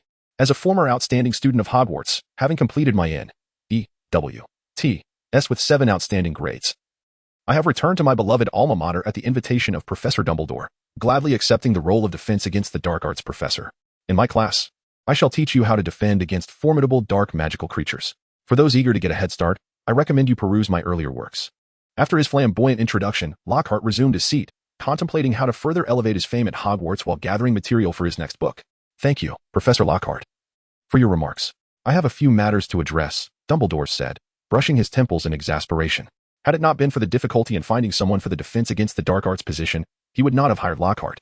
Silently, he mourned for the 5th and 7th year students who faced the daunting O.W.L.S. and N.E.W.T.S. exams this year, burdened with such an unreliable instructor. Recently, I received news that a precious whomping willow in our grounds was damaged by some mischievous students. The school has instituted appropriate disciplinary measures. Therefore, first-year students are reminded that the Forbidden Forest is strictly off-limits, a topic reiterated every year. Additionally, the Whomping Willow near the greenhouse has become particularly irritable due to the damage. So it is best to steer clear if you wish to avoid a lengthy stay in the hospital wing. As Dumbledore announced this precaution, his gaze fell upon Harry and Ron, who immediately lowered their heads, avoiding Dumbledore's piercing eyes. Snape could not suppress a cold chuckle, believing Dumbledore's punishment to be far too lenient. He felt expulsion was the appropriate consequence for the Weasley and Potter boys. Meanwhile, Professor McGonagall appeared somewhat embarrassed for not having managed Harry and Ron better. The herbology professor, Professor Sprout, was nearly overwhelmed upon hearing that her beloved Whomping Willow had been struck by a car that had fallen from the sky. She had nurtured that tree for over a decade and was reluctant to prune even a branch from it, yet now she had nearly lost half of it. Now, it is time for Hogwarts' annual tradition of singing the school song. Please choose your favorite tune and sing, Dumbledore announced cheerfully. After handling so many matters, he felt quite fatigued and eagerly anticipated completing this final procedure before resting. The professors, upon hearing this segment, were somewhat displeased expressions, yet felt it improper to voice their discontent. For ribbons, representing the colors of each house, fluttered in the air, their lettering shimmering like stars. I'm still that same young boy. Chapter 183, The Withdrawn Tom. The nights at Hogwarts were always exceptionally tranquil. Clad in his pajamas, Carl sat at his desk, preparing the materials needed for the following day's lessons. After arranging a stack of books neatly, he smiled in satisfaction. Just as he was about to retire for the night, he suddenly felt the book in his hands begin to tremble violently. What's this? Carl gently furrowed his brow as he extracted a worn diary from the stack of books. Could it be that Tom was up to his mischievous antics once more? Carl smiled faintly before opening his diary, curious to discover what mischief Tom was up to this time. You finally noticed me. The handwriting in the diary appeared somewhat melancholic. At that moment, Carl recalled that he had conveniently placed the book in a small pouch that had been enchanted with a concealment charm, leaving him entirely unaware of Tom's sentiments. After all, while the diary possessed intelligence, it lacked the means to vocalize its thoughts. I apologize, Tom. I was rather preoccupied today and nearly forgot about you. But we are the best of friends, and I trust you will forgive me, won't you? Glancing at the diary, which resembled a lamenting maiden, Carl felt a twinge of embarrassment and offered an apology with a feather quill he picked up from the table. By the way, today, while riding the broom, I accidentally collided with that bespectacled little rascal, the so-called great savior of the wizarding world, Harry Potter, as you mentioned. The black ink on the pages began to swirl and rearrange, reflecting the tumultuous emotions that the owner could scarcely conceal. Carl suddenly realized that the excitement stemmed from Tom's encounter with his old friend, Harry Potter. It was no wonder he was so agitated. Merely by observing the hasty scribbles in the diary, Carl could sense the profound despair within Tom, who found himself reduced to a mere shadow of his former self by such an intellectually challenged child. After a brief, secretive chuckle, Carl pondered for a moment and then took up his quill with a serious demeanor, deciding to compose a more formal message in the diary. When addressing a dear friend, one ought to adopt a more ceremonious tone. Indeed, the arrival of the savior is quite a sensational occurrence, isn't it? Tom fell silent, utterly baffled as to how his formidable self, who had once triumphed over all of England, could be so thoroughly undermined by a mere child. This was hardly magical. Oh, it seems the treatment afforded to the savior is indeed extraordinary. He commits such a grave mistake, is witnessed by a throng of muggles, and even graces their newspapers. Yet, he suffers no real consequence, merely a month of confinement. Had it been any other young wizard, expulsion would have been inevitable. As Carl noted Tom's response, he began to display his acting skills. He feigned a weary shake of his head and sighed dramatically, chronicling his grievances in the diary with an expression reminiscent of one who had just tasted sour lemons. The raw, gaping wounds of his emotions left Tom in a state of utter turmoil. He yearned to burst forth and confront Harry Potter, his lifelong adversary, with a fierce vengeance. However, constrained by the current circumstances, he stifled the raging fire of revenge within, opting instead to feign comfort towards Carl, the envious young wizard. You and your sister have already achieved considerable recognition at Hogwarts. There is no need to covet the hollow accolades of the savior. The cost of that title, as you've mentioned before, is far from insignificant. With this realization, Tom seemed to find some solace, and the handwriting in the diary once again became neat and orderly as he reflected on his return to Hogwarts, evidently recalling the sorting ceremony. Good night, Tom. We shall meet again tomorrow. Carl stifled a yawn, closed his diary, and gently placed it in the drawer. He stealthily opened the door and departed from the Ravenclaw Tower, making his way directly to the room of requirement, where Naya was awaiting him. The following morning, Carl and Naya strolled into the great hall side by side, engaged in cheerful conversation, as though nothing had transpired the previous night. A few minutes later, Hermione arrived promptly, adhering to her routine of rising early to review her studies before breakfast in the hall, once again alone. Miss Granger scanned the room and, to her surprise, spotted a familiar face. Had the sun risen from the west today? Carl, of all people, was up so early. The young witch neatly arranged her books and made her way toward the Ravenclaw table. In her recollection, Carl typically arrived just in the nick of time for his morning classes. On several occasions, she had overheard others mention that Carl had become increasingly nonchalant in Snape's potions class, often arriving halfway through the lesson. However, Snape seemed unperturbed by such provocations, almost as if he were oblivious to Carl's antics. At this thought, Hermione let out a small chuckle. Upon hearing this, the Weasley twins, upon confirmation, believed that Snape had undergone a change of heart, seemingly indifferent to those who were disinterested in potions. And then, there was nothing more to say. The two of them had joyfully spent a fortnight with Filch, vowing never to provoke the old bat again. Across the table, the Gryffindor children appeared too young and too naive. Upon learning of this from Ron, Carl nearly burst into laughter, realizing that the old bat preferred not to see him, wishing for him to vanish from his potions class. He could afford to be reckless in potions due to his unique connection. For others to attempt the same would indeed be folly. I truly did not misjudge. Hermione rubbed her eyes, her expression one of disbelief. What did you not misjudge? Naya inquired, noticing Hermione's surprise. Seeing you both at this moment is somewhat unexpected, Hermione replied, finding an empty seat before revealing her reason. Upon hearing this, a hint of embarrassment crossed Carl's face. Was it truly the case that he appeared so indolent in Hermione's eyes? It seemed that when Carl first arrived at Hogwarts, he was quite the rascal. One might wonder, would he have slept until noon had he not been awakened? Meanwhile, Nirali couldn't help but chuckle at the tales of Carl's less-than-stellar past recounted by Hermione. Carl felt a bit embarrassed and quickly shifted the topic, asking, by the way, how are Harry and Ron doing? I heard Ron's wand was broken due to yesterday's incident. As soon as he mentioned it, Hermione couldn't help but feel angry. Those two fellows initially bore a heavy mood, but after returning to the Gryffindor common room, the other young wizards cheered them on, even heralding them as heroes who had defied the archaic rules. They immediately swelled with pride, reveling in the celebration. Hermione remarked irritably, but if we were to take these significant breaches of school rules seriously and enforce them, I wouldn't be the least bit surprised if Harry and Ron were expelled. Chapter 184. Nirali's tea break all right. There's no need to be upset about this. At that moment, it was time for breakfast, and a sumptuous spread rose from the table. Carl grabbed a sandwich and stuffed it into his mouth. Having spent the entire night in the room of requirement with Nirali, he was famished. If they continue down this path, they will inevitably violate even more serious school rules and face expulsion. Miss Know-It-All pursed her lips, her face still displaying traces of indignation.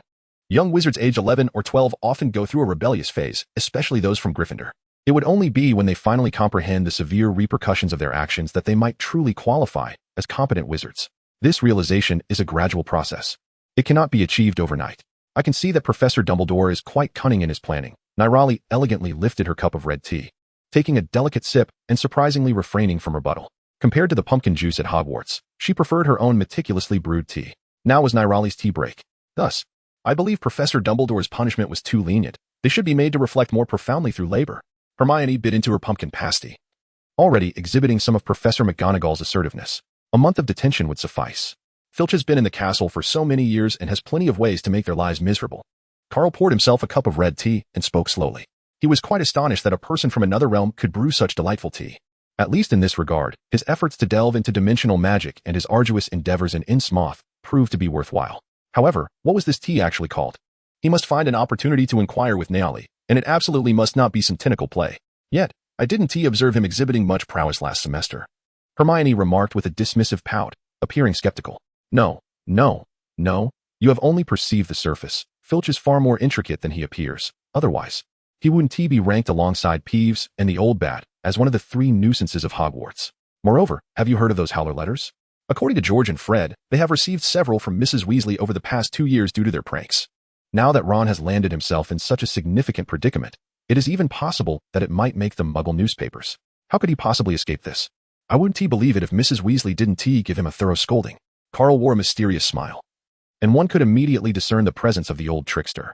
Just yesterday, as I returned to the Ravenclaw dormitory, I caught a glimpse of Filch, lurking under the dim glow of the lights, insidiously polishing his array of torture devices, ensuring they remained perpetually gleaming.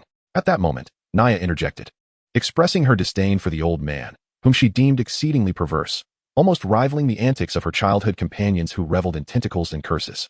As the 3 engaged in their light-hearted banter, the number of young wizards flocking to the hall for breakfast began to swell. Just as the room filled, a faint rustling of wings echoed from outside. Carl glanced upwards to witness a multitude of owls pouring in from the castle's exterior, each expertly navigating toward their designated recipients, delivering letters and parcels with remarkable precision to the long tables of the 4 houses. Once the majority of the owls had fulfilled their duties, a particularly unsteady and weary-looking owl approached, its beak grasping a crimson letter. With labored wing beats, it soared sluggishly, causing Carl to worry that it might inadvertently plunge into one of the young wizard's bowls. Fortunately, despite its apparent disorientation, the elderly owl ultimately accomplished its assigned task, albeit not without mishap, as it tumbled headfirst into Ron's bowl of oatmeal. This spectacle elicited laughter from the young wizards at the table, while the conspicuous red letter, even when partially submerged in the oatmeal, remained strikingly visible. Naya, meanwhile, acquired a copy of the most authoritative publication in the magical realm, the Daily Prophet. Prior to her arrival at Hogwarts, this newspaper and various chronicle-style histories of magic had served as her primary sources of information about the wizarding world. A mere glance at the front page revealed Harry and Ron's flying car occupying the spotlight. "See, familiar faces," Naya remarked. Her interest in the newspaper swiftly waning as she tossed it onto the long table, directing it toward Hermione. The ever-inquisitive Miss Granger, upon witnessing the sensationalized headlines, could not help but cover her head in disbelief. While Harry and Ron were indeed mischievous, the portrayal was undeniably exaggerated. Carl cast a glance at Rita Skeeter, the writer, and instantly grasped the situation. She was the female equivalent of Lockhart, relying on deception for her livelihood. While their methods differed, Lockhart adeptly used flowery rhetoric to ensnare wizards into forgetfulness. Skeeter relied on her animagus form to eavesdrop and weave extensive fabrications. They were both formidable adversaries. Hermione rose from her seat, preparing to return to Gryffindor, when a commotion erupted. "Look, Harry and Ron are in the newspaper, and it's the front page." The boisterous voice of Mr. Seamus Finnegan echoed throughout the hall. Evidently, some of the young Gryffindors had subscribed to this publication, and by sheer misfortune, Finnegan had spotted it. "Ron, it seems we've become quite famous." Harry swallowed hard, attempting to suppress the shock that surged within him. Although he had seen their likeness in the Muggle papers the previous day, he never imagined they would make the front page of the wizarding world so soon. "Harry, let me see."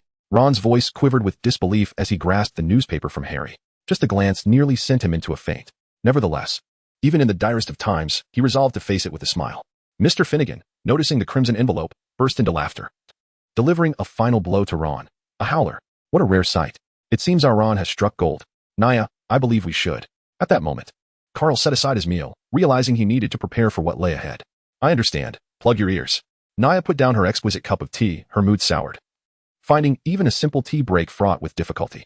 Having perused numerous magical texts, she was well aware of what a howler entailed, an unrestrained auditory magic that could cause considerable chaos.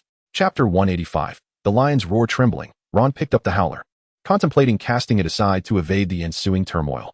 Luckily, Neville intervened, preventing him from making an unwise decision. Otherwise, matters might have escalated further.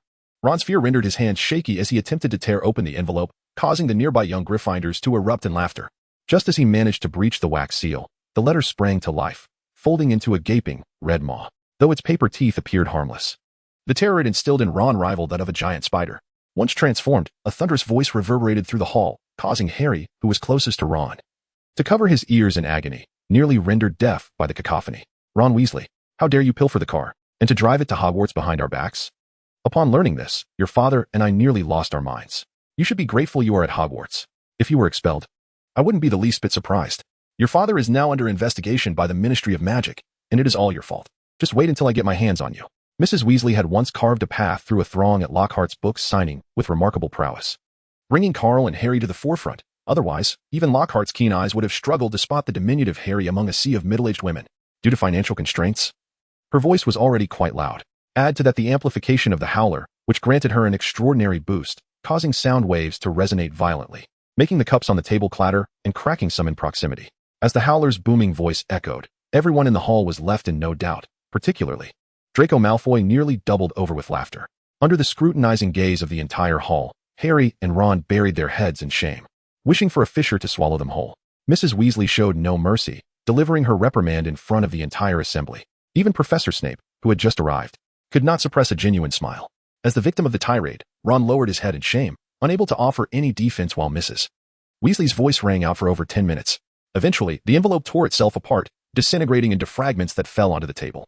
Meanwhile, Colin Creevey seized the perfect opportunity to capture his final photograph of the savior of the wizarding world for the day. Once the uproar subsided, Carl lifted his wand, dispelling the enchantments from himself, Naya, and Hermione. Hermione cast a grateful glance at Carl, observing the pallid faces of the young Gryffindors at the long table. She had never imagined the usually amiable Mrs. Weasley could unleash such fury. The fiery wrath had nearly consumed Ron entirely. Perhaps the young wizards were still reeling from the shock, as a brief silence enveloped the hall. Only Harry and Ron appeared awkward, unsure of how to navigate the gazes of their peers. Naturally, such an opportune moment for mockery could not escape Malfoy. heir to the long-standing rivalry between the Malfoy and Weasley families. Suddenly, taunts from the Slytherin table shattered the silence. "Ah, the great Savior Potter. You must be relishing this moment." Malfoy sauntered over, flanked by his two hulking sidekicks. "Not only did you make the headlines for a bookstore escapade, but now you've stirred quite the commotion at Hogwarts." Malfoy, ever the master of sarcasm, feigned disdain as he eyed Harry and then Ron, his contempt palpable. In his view, ridiculing Ron was far more entertaining than confronting Harry. "Poor Ron Weasley, I imagine your father must be seething with rage right now. You've not only graced the front page of the Daily Prophet but have also landed him in an inquiry. He might even lose his job." Cornelius Fudge is known for his unforgiving nature towards mistakes.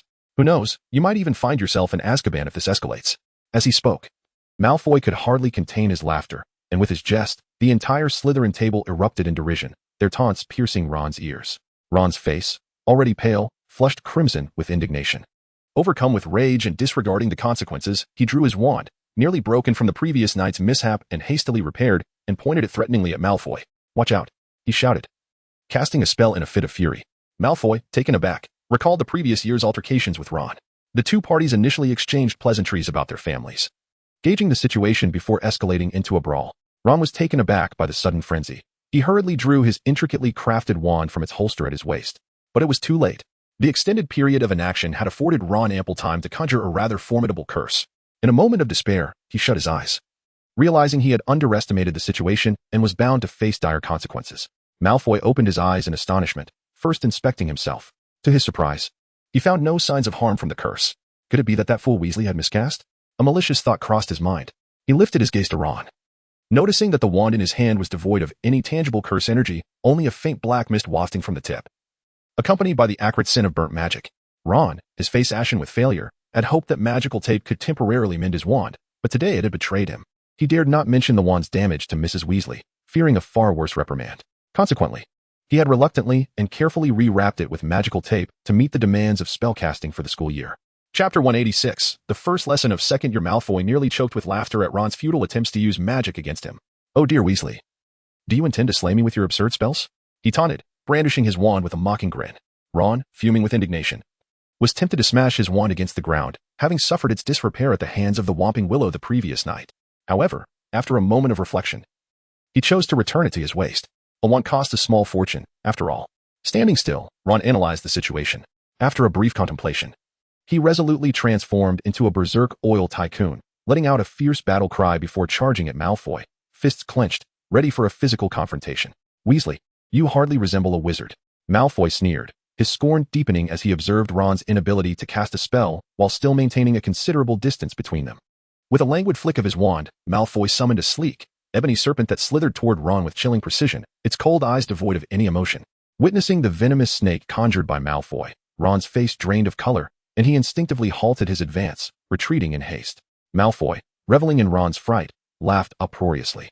Hermione, unable to bear the scene any longer, stepped forward with her wand drawn, incanting words of power. Evanesco, a deft vanishing spell struck the serpent, reducing it to a pile of ashes in an instant. Well, Miss Know-It-All, why do you so relish meddling in others' affairs?" Malfoy scoffed, watching his conjured creature dissipate. His mood soured. Yet, seeing Ron's panicked expression brought him a modicum of satisfaction. After all, Know-It-All was a fitting title for her. Perhaps Mudblood would sound more pleasing? The two locked eyes, the air thick with tension, yet neither dared to strike, for class was soon to commence. Carl smacked his lips, conveying a sense of ennui. Yet, he relished the prospect of witnessing a fierce altercation between Ron and Malfoy, eagerly anticipating the spectacle. It had been 12 long years since he last beheld the fervent dance of the Bulgarian Yule Ball and the thrilling wrestling matches of the King of Beasts.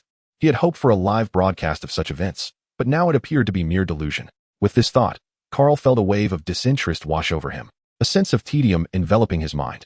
After finishing his meal and tidying up the textbooks he would need later, the Hogwarts uniform he wore began to transform, adopting a rugged, earthy-toned protective attire. His first class at Hogwarts was Professor Sprout's herbology. One could only wonder what the poor Professor Sprout felt upon encountering that Whomping Willow. Carl consumed the last morsel of pudding, deep in contemplation. Around him, his fellow Ravenclaw students gazed at him with evident envy, captivated by his effortless transformation. After Nirali had made quite an impression during the sorting ceremony the previous evening, he decided to abandon any pretense. He could hardly endure the indignity of being known as the brother who was outshone by his sister. After exchanging sweet farewells with Nirali, Carl, accompanied by a few of his lemon-faced roommates, began to make their way to the third greenhouse. It was likely that the industrious Professor Sprout had been awaiting their arrival for some time. They strode purposefully across the lawn. The grand entrance to the third greenhouse already ajar, revealing that nearly half the students were already present inside. For the diligent Hufflepuffs and the knowledge-hungry Ravenclaws, tardiness was simply unacceptable. Of course, Carl was an exception to this rule. Professor Sprout, who taught herbology, was a stout witch. Her hair adorned with a patched hat and her garments perpetually speckled with soil. It was evident that she possessed a profound passion for her work. As Carl stepped into the third greenhouse, a potent blend of moist earth and the fragrant aroma of fresh dragon dung assaulted his senses. Amidst this pungent concoction, a rich floral fragrance mingled, alleviating the harshness of the odors and preventing him from feeling overwhelmed. Clearly, Professor Sprout understood that the young wizards would not wish to linger in such an environment for long. To address this, she had thoughtfully transplanted some delightful blossoms. Welcome to the third greenhouse. Come, step a little closer, Professor Sprout cheerfully beckoned, her demeanor perpetually warm and inviting, her face adorned with a gentle smile. Even though her beloved Mandrake had suffered significant damage just the day before, she steadfastly adhered to her principles, resolutely refusing to let her distress taint her teaching. Yet, Carl mused, Harry and Ron, those troublesome boys, had likely found themselves on Professor Sprout's blacklist. The greenhouses were arranged in ascending numerical order, with larger numbers indicating increasingly fascinating yet perilous plants. Carl had heard from the upperclassmen of Ravenclaw that in the final and seventh greenhouse, nestled within Professor Sprout's true treasure trove, one could even glimpse the likes of Dragon's Claw and the majestic Phoenix's roosting tree, exotic flora of the highest caliber. Just as Carl's mind swirled with thoughts, the stout, plump witch had already positioned herself behind a stool in the center of the greenhouse, a platform adorned with approximately 20 pairs of ear protection in various hues. Today, we will learn how to repot mandrakes. Please put on your earmuffs. Can anyone tell me why we need to wear them?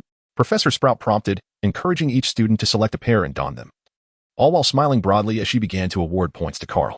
The mandrake, an exceedingly dangerous plant, emits a lethal scream upon being uprooted. However, this deadly effect is only potent in mature specimens, and within the confines of the greenhouse, it was merely capable of rendering one unconscious for a brief period. Carl raised his hand and responded, one cannot refuse free points. A perfect answer. Ravenclaw was awarded 10 points. Professor Sprout was quite pleased with Carl's response and promptly granted him additional points. Subsequently, Professor Sprout surveyed the young wizards and, upon seeing that they had all donned their earmuffs, personally demonstrated how to repot the mandrake. These humanoid plants, resembling ginseng, were growing at an astonishing rate, and their original pots were becoming inadequate, necessitating a transfer to larger containers to ensure their nourishment kept pace with their growth. Chapter 187, The Seven Deadly Sins. Greed. The little badgers and eagles appeared to be somewhat intrigued by the mandrake, and under Professor Sprout's guidance, they eagerly began to participate. Herbology lessons are typically grounded in hands-on experience. When the mandrake is buried in the soil, its exposed leaves occasionally quiver, as if gently caressed by the wind. Yet, do not be deceived by its outward appearance. Once you unearth it, a shocking sight awaits. The reason is simple. Not only is this creature grotesque, but its cries can indeed be fatal. Carl gazed in astonishment at the pot of mandragora before him, his eyes brimming with the avarice of the 7 deadly sins. These were indeed living treasures of gold. The leaves appeared lush and vibrant, exuding an extraordinary plumpness, reminiscent of the leaf umbrella from the game Plants vs. Zombies, enveloping the entire pot. Carl grasped the leaf firmly and yanked it from the pot, revealing an extraordinarily grotesque infant dangling beneath the foliage. Its skin was a pale green, speckled with irregular spots.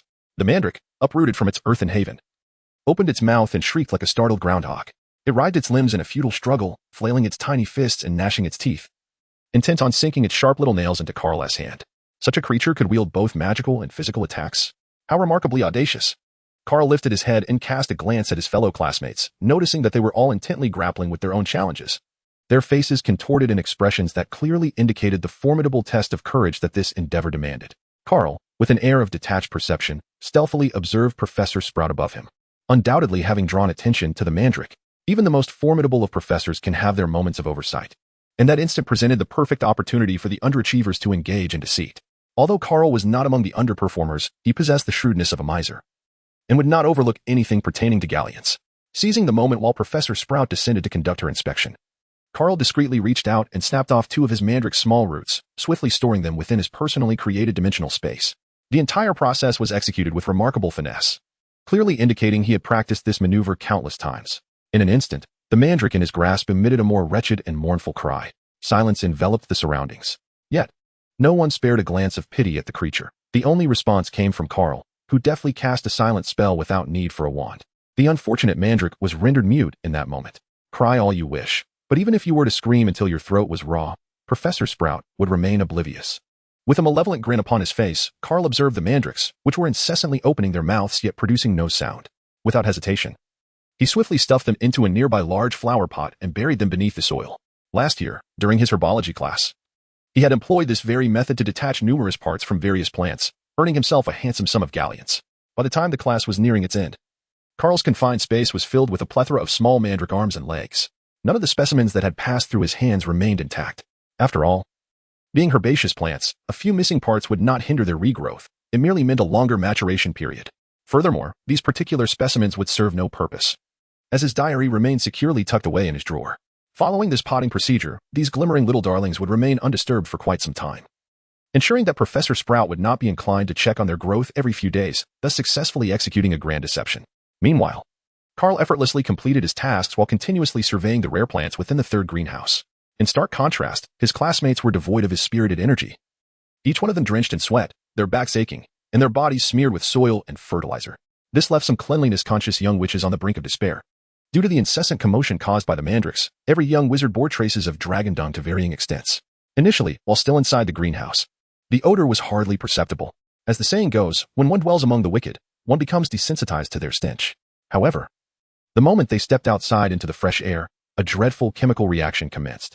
Human biochemical weapons, one might inquire? After several of Carl's roommates employed a series of cleansing and odor-eliminating spells upon him, they resolutely decided to band together and return to the Ravenclaw Tower for a shower before attending their transfiguration class. Undeterred by the possibility that the time spent traveling might result in tardiness, wizards are indeed peculiar beings. Despite the fact that the power of magic is far more extraordinary than that of the physical realm, they still. Carl shook his head, gazing helplessly at his roommate, who was rushing frantically towards their dormitory. Time was of the essence, for the imposing eagle-beak door knocker was not a benevolent entity. Inside the transfiguration classroom, Carl idly fiddled with his wand, feeling utterly disinterested in the daze lessons, which he deemed excessively simplistic.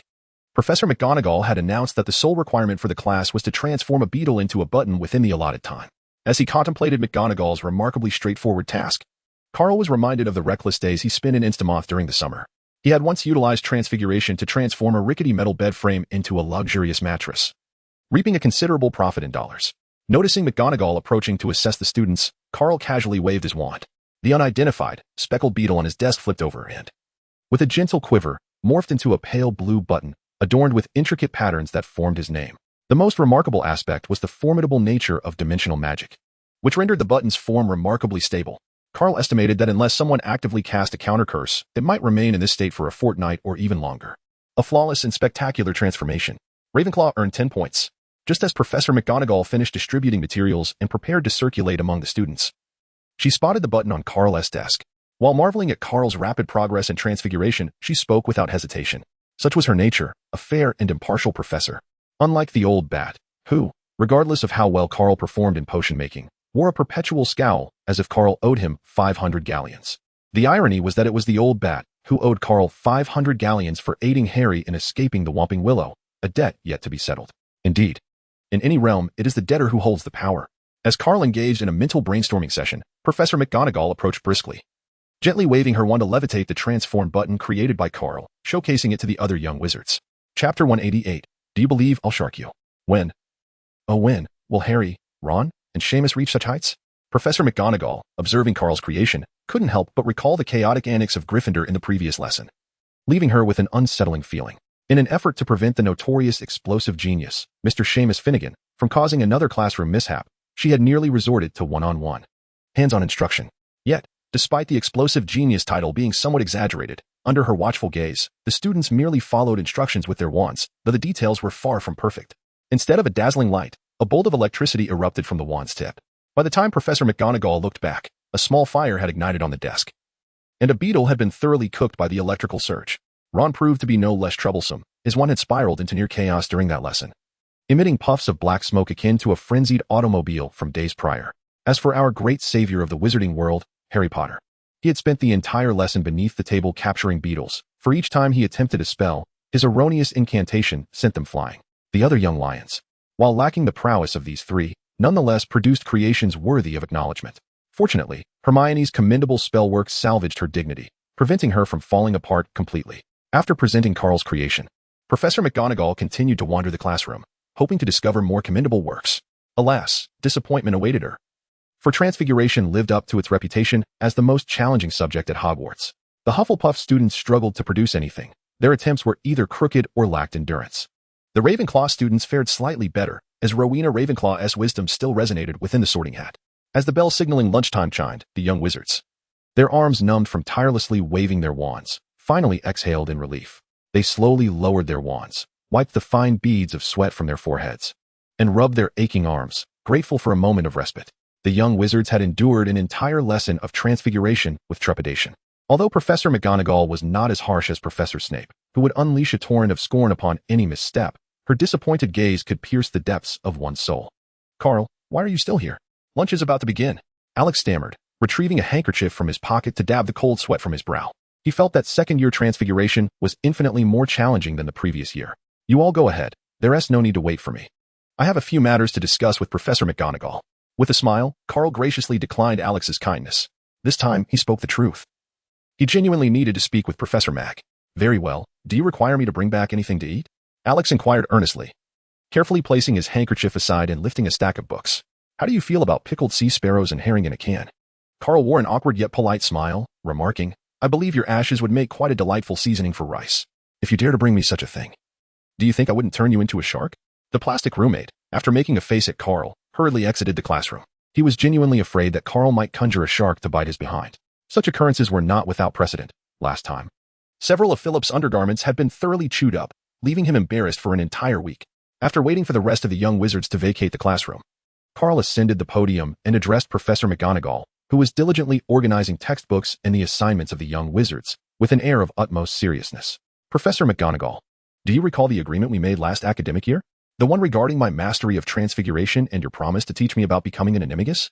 With that, Carl waved his wand, transforming the podium into a formidable great white shark, the very species notorious for biting his roommate's posterior. Carl evidently possessed a profound understanding of Transfiguration.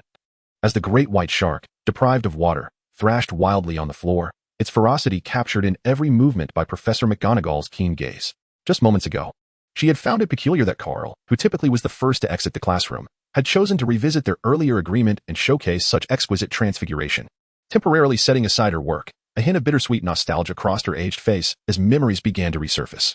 It was not long ago, perhaps a decade, that three young wizards, much like Carl, sought her guidance on mastering this enigmatic magic. However, time's inexorable march and the onset of a dark era transformed everything. One among them betrayed the others, leading to a tragic conclusion. "I would never forget the words I once uttered. Yet, there is much preparation required before one can embark on the path of an animagus. Moreover, as the school year has only just commenced, I find myself burdened with numerous responsibilities. Thus, how does next weekend sound?" After a moment of contemplation, Professor McGonagall responded, clearly pondering how to allocate her forthcoming time. Of course, Carl immediately nodded in agreement, expressing his complete acquiescence to her arrangement. Having spent a year at Hogwarts, he was well aware of the heavy academic load borne by the professors, each responsible for teaching 7 years of students, with Professor McGonagall also serving as deputy headmistress. The fact that she could spare time from her busy schedule to fulfill this agreement was commendable, especially since she did not share Carl's penchant for contract making in every endeavor. Acknowledging this circumstance, Carl quickly conveyed his gratitude to Professor McGonagall. Although his demeanor could be somewhat dark, he never overlooked the importance of decorum in such situations. Within the hallowed halls of academia, polite and gifted students have always been favored by professors. Despite Carl's occasional mischievous tendencies, these two admirable qualities could easily overshadow any transgressions. Carl's demeanor significantly uplifted Professor McGonagall, who had just endured the ravages inflicted by the Little Lions. A hint of a smile could not help but grace her typically stern countenance. However, the practice of animagus transformation is an intricate and perilous form of magic that allows no room for carelessness. History is replete with tales of exceptionally gifted wizards whose promising paths were tragically derailed by this very magic. Their harrowing experiences inscribed upon the pages of the Magical Creature's Handbook, adding new chapters of caution. During this period, I hope you will reconsider whether you genuinely wish to pursue the study of animagus transformation. You must have already realized the inherent dangers that lie within this magic. Take heed. Once one embarks on this journey, there is no turning back. Chapter 189. Professor Lockhart, is it worth the investment? I have given it considerable thought, and I believe that animagus transformation may not be as daunting for me as I once thought. Carl lifted his face, brimming with confidence. He had long since delved into the profound intricacies of this arcane magic at the library, understanding that life itself is the most intricate of instruments. The challenge of transitioning from one form of life to another, radically distinct in essence, lies in the transformation of consciousness during the initial metamorphosis. Should one fail to retain their sanity, they risk losing their identity, existing instead in a grotesque state. Akin to the irreversible nature of the Avada Kedavra curse, an agony that surpasses even death itself.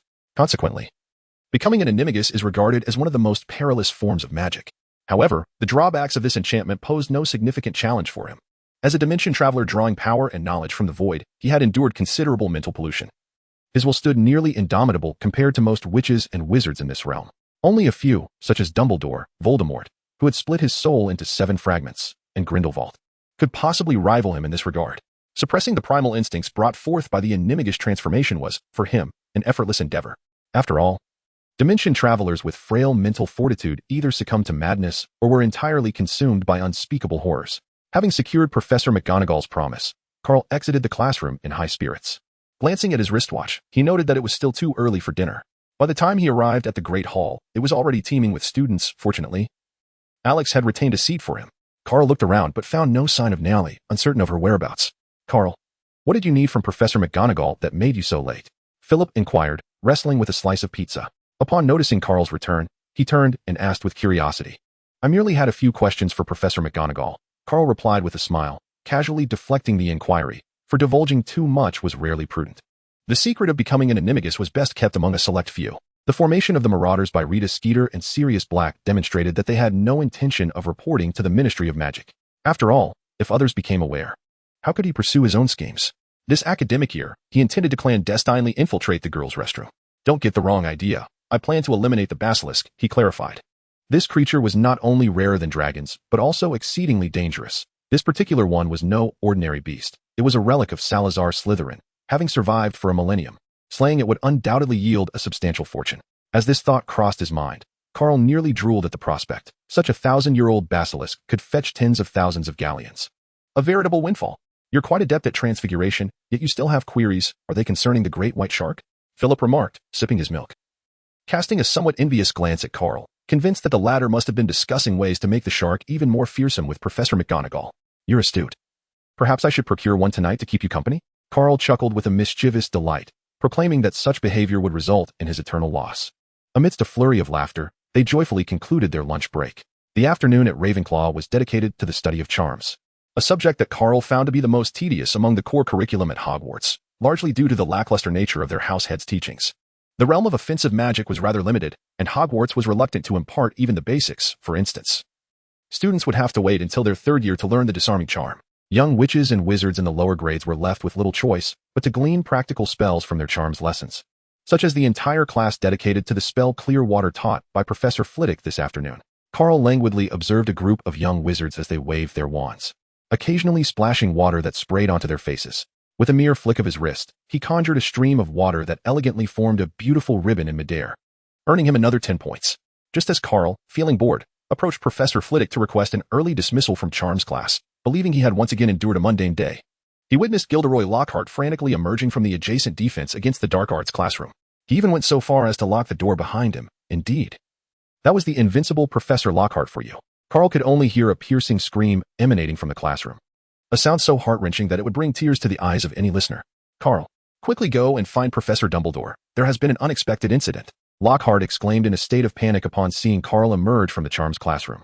His meticulously styled golden hair was now a disheveled mess, clearly indicating that his attempt to impress had spiraled out of control. Carl's expression became exceedingly peculiar. Although he was already aware of the incident that would transpire during Lockhart's first class, witnessing Lockhart's predicament firsthand left him somewhat incredulous. This individual had once graduated with flying colors, achieving 7 outstanding grades in the N.E.W.T.S. examinations. Yet now, a few Cornish pixies rendered him utterly helpless, which was simply unfathomable. Knowledge and spellcasting skills are not easily forgotten. Nevertheless, the undeniable truth lay before Carl. Reality was indeed far more bizarre than fiction. "Professor Lockhart, are you encountering difficulties? I believe we need not consult Dumbledore. I have a solution. Please come here for a moment." A mysterious smile played upon Carl's lips as he addressed the visibly alarmed Lockhart. Though Lockhart may have lacked prowess, his intellect was undeniably sharp. He comprehended that the repercussions of this mishap would undoubtedly tarnish his reputation. Should several newspapers choose to sensationalize the incident, the outcome would be nothing short of catastrophic. Social demise would be a mild consequence, and should the truth come to light, Azkaban might very well reserve a room for him. As these thoughts swirled in his mind, regret began to seep in.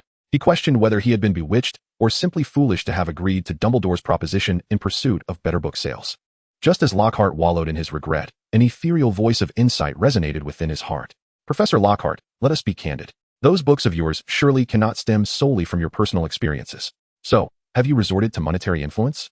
Carl playfully winked at him, fully aware that Lockhart was far wealthier than Snape. Moreover, he held all the leverage over him, rendering him unafraid of noncompliance. Chapter 190. The best of the day. Gilderoy Lockhart. Lockhart's expression suddenly shifted. This was his greatest secret. He glanced around, relieved that there were no others present due to the ongoing class. Mr. Harris. What are you talking about? I do not quite understand your meaning. Lockhart's face darkened, yet in the next moment, he blossomed into a dazzling smile. Is it too much to ask for a little more sincerity between people? Carl let out a resigned sigh. One cannot rouse a person feigning slumber. He gently drew his wand and waved it in the air, prepared to unleash something formidable upon Lockhart. The silhouette of an unsightly old wizard gradually took shape, only to dissipate, revealing instead a Scottish hag with a gaping mouth. Shall I continue? The illustrious Professor Lockhart. Carl smiled and spoke each word with deliberation. Lockhart's previously composed demeanor suddenly turned pale. Despite his carefulness in these matters, how could this information have been leaked? Do not fret. For I am not the sort of scoundrel who idly roams about, seeking to expose others. In fact, there exists a potential for a mutually beneficial arrangement between us. Carl profoundly comprehended the principle of exchanging a blow for a sweet treat in his dealings with Snape, understanding that only through such an approach could one ensure a steady stream of benefits. With the facade of civility shattered, Lockhart no longer pretended to be a paragon of virtue. Reflecting on Carl's earlier remarks, he, who fancied himself exceptionally clever, suddenly grasped the essence of Carl's words. Can you assist me with my current predicament, with the price being a galleon? Lockhart inquired in a subdued tone. Truly, Professor Lockhart was a distinguished graduate of Ravenclaw, demonstrating an astute understanding with just a single hint. Carl cast a glance of approval at Loart, pondering to himself how surprisingly astute this fellow was. Loart, no longer hesitating, promptly retrieved a quill from his pocket and swiftly pinned a receipt from Gringotts, handing it to Carl. He was perplexed as to why his most profound secret had been uncovered by this young wizard before him, at present. Stabilizing the situation was the only prudent course of action. A wise decision indeed. Take it inside. It shall resolve everything for you. Carl received the check from Lockhart, glanced at the figures inscribed upon it, and with a smile, extended his wand. Using your wand? Surely, nothing untoward will occur? Lockhart hesitated, eyeing the wand presented by Carl, uncertain whether to accept it. A wand can only have one true master. Using it otherwise may lead to unforeseen complications. Fear not, it is entirely secure. If you harbor any doubts, how about an unbreakable vow? With a gentle flourish of his wand, a cascade of words materialized in the air, shimmering with starlight. Upon witnessing this, Lockhart instinctively raised his hand to touch the ethereal script. The binding of the contract provided him with a semblance of reassurance. The pact was immediately established, and Lockhart grasped Carl's wand, feeling a residual warmth. To his astonishment, the wand exhibited an unexpected compliance to this unfamiliar wielder. Carl raised an eyebrow and extended his hand towards the locked classroom of defense against the dark arts, gesturing in a polite invitation. Alohamara. Having not wielded magic for quite some time, he found himself exceedingly unfamiliar with the proper incantations. Yet, this time, he merely recited the spell verbatim, perhaps without even the correct gestures or tone, and miraculously, the door clicked open. This rekindled a flicker of hope within him. Carl slowly turned and made his way toward the Ravenclaw Tower. Having achieved his objective, there was little reason for him to linger. It would be far more amusing to seek out Nayali for some playful diversion. Do not panic. Classmates, remain composed, for I have returned. Gilderoy Lockhart, now infused with a renewed vigor, forcefully pushed open the door to the defense against the dark arts classroom. He then elegantly pivoted, his light lavender cloak billowing dramatically behind him. Had the young wizards not witnessed his earlier hasty retreat, many would undoubtedly be enamored by his charm. Damn it! What on earth is this imbecile spouting? I shall have my father expel him. Malfoy, struggling with a hefty tome, grit his teeth as he swatted away a pesky pixie. Unbeknownst to him, another pixie stealthily wielded a quill and jabbed it sharply into his side. Achievement unlocked. Despicable kidney striker. Effect achieved. Meanwhile, Harry and Ron were on the brink of despair upon seeing Lockhart return. They had only just managed to shake off a few bothersome pixies and reach the classroom door, only to discover that Lockhart had maliciously locked them out after making his own escape, leaving them with no means of retreat. What I did was merely to test how you would respond to danger in my absence. I must say, your performance has left me thoroughly disappointed. These were merely a group of Cornish pixies. Should you encounter werewolves or vampires in the future, your current display would lead you to certain demise. However, you were fortunate to have encountered me. In the days to come, I shall instruct you on how to combat the most nefarious dark creatures. Now, let us bring this to a close. Lockhart, brimming with flair, tousled his disheveled hair as he stood at the lectern, shaking his head in dismay at the students' earlier antics. Pescapixie pesternami. May all annoying pests vanish. observing the chaos within the classroom as the Cornish pixies wreaked havoc. Lockhart sighed dramatically, reciting the incantation he had previously failed to execute. Armed with a different wand, the outcome was markedly improved. The frenzied pixies were instantly immobilized by the spell, their wide eyes expressing helplessness as they floated in midair, unable to make a sound. With a gentle flick, Lockhart beckoned the suspended pixies towards him. As he opened the cage, the pixies darted in like moths to a flame, and with a crisp click, the cage was securely locked, an impeccable conclusion. Lockhart erupted into laughter, gently stroking Carl's wand, thoroughly pleased with the outcome. Carl cast a special blessing on the wand using the art of curses, enabling Lockhart to briefly wield his wand and attain an ideal state. The young wizards, who had just been embroiled in a fierce battle with the house elves, momentarily paused, sensing an inexplicable dissonance in the air, though they could not articulate it. Yet, this did not hinder the young witches from offering their wildest cheers and exuberant enthusiasm for their perfect Professor Lockhart. The best of the moment, the MVP, Gilderoy Lockhart. Chapter 191, You Should Know My Needs. There must be something amiss. How could Lockhart emerge transformed in just a few minutes? Ron was tidying up his textbooks, which had been thrown into disarray by the house elf from Cornwall, when he inadvertently caught sight of his irreparable wand, which only fueled his frustration. Amidst the earlier chaos, a house elf had completely snapped his wand, which had been clumsily glued with magical adhesive, into. This utterly soured his mood. How can you speak ill of Professor Lockhart? He was merely assessing our true abilities. Hermione could not allow Ron to disparage Lockhart behind his back, especially after he had just managed to stabilize the situation. This heightened Hermione's admiration for him to its peak. Wait, that one in Professor Lockhart's hand, does it not resemble Carl's? Harry sighed, gazing vacantly at Lockhart, perplexed. A casual glance revealed a clue. Hermione, upon hearing this, also noted the similarity. She was intimately familiar with Carl's wand, made of walnut, measuring 10¼ inches, with a dragon heartstring core. How could Carl's wand possibly be in Lockhart's possession? Ron was fiddling with his magical adhesive, struggling to reattach his wand, which had once again been broken. Hearing the conversation between Harry and Hermione, he looked up, equally bewildered. According to Ravenclaw's schedule, Carl should be practicing spells in the adjacent class. There was no conceivable way his wand could have found its way into Lockhart's hands. For a wizard's wand is their most vital companion. If Carl were to hear their innermost thoughts, he would surely chuckle. For all his magic could be conjured with mere hand movements. The wand, in truth, holds little significance for him. Far less useful than Lucia's ire or the spirit of the divine.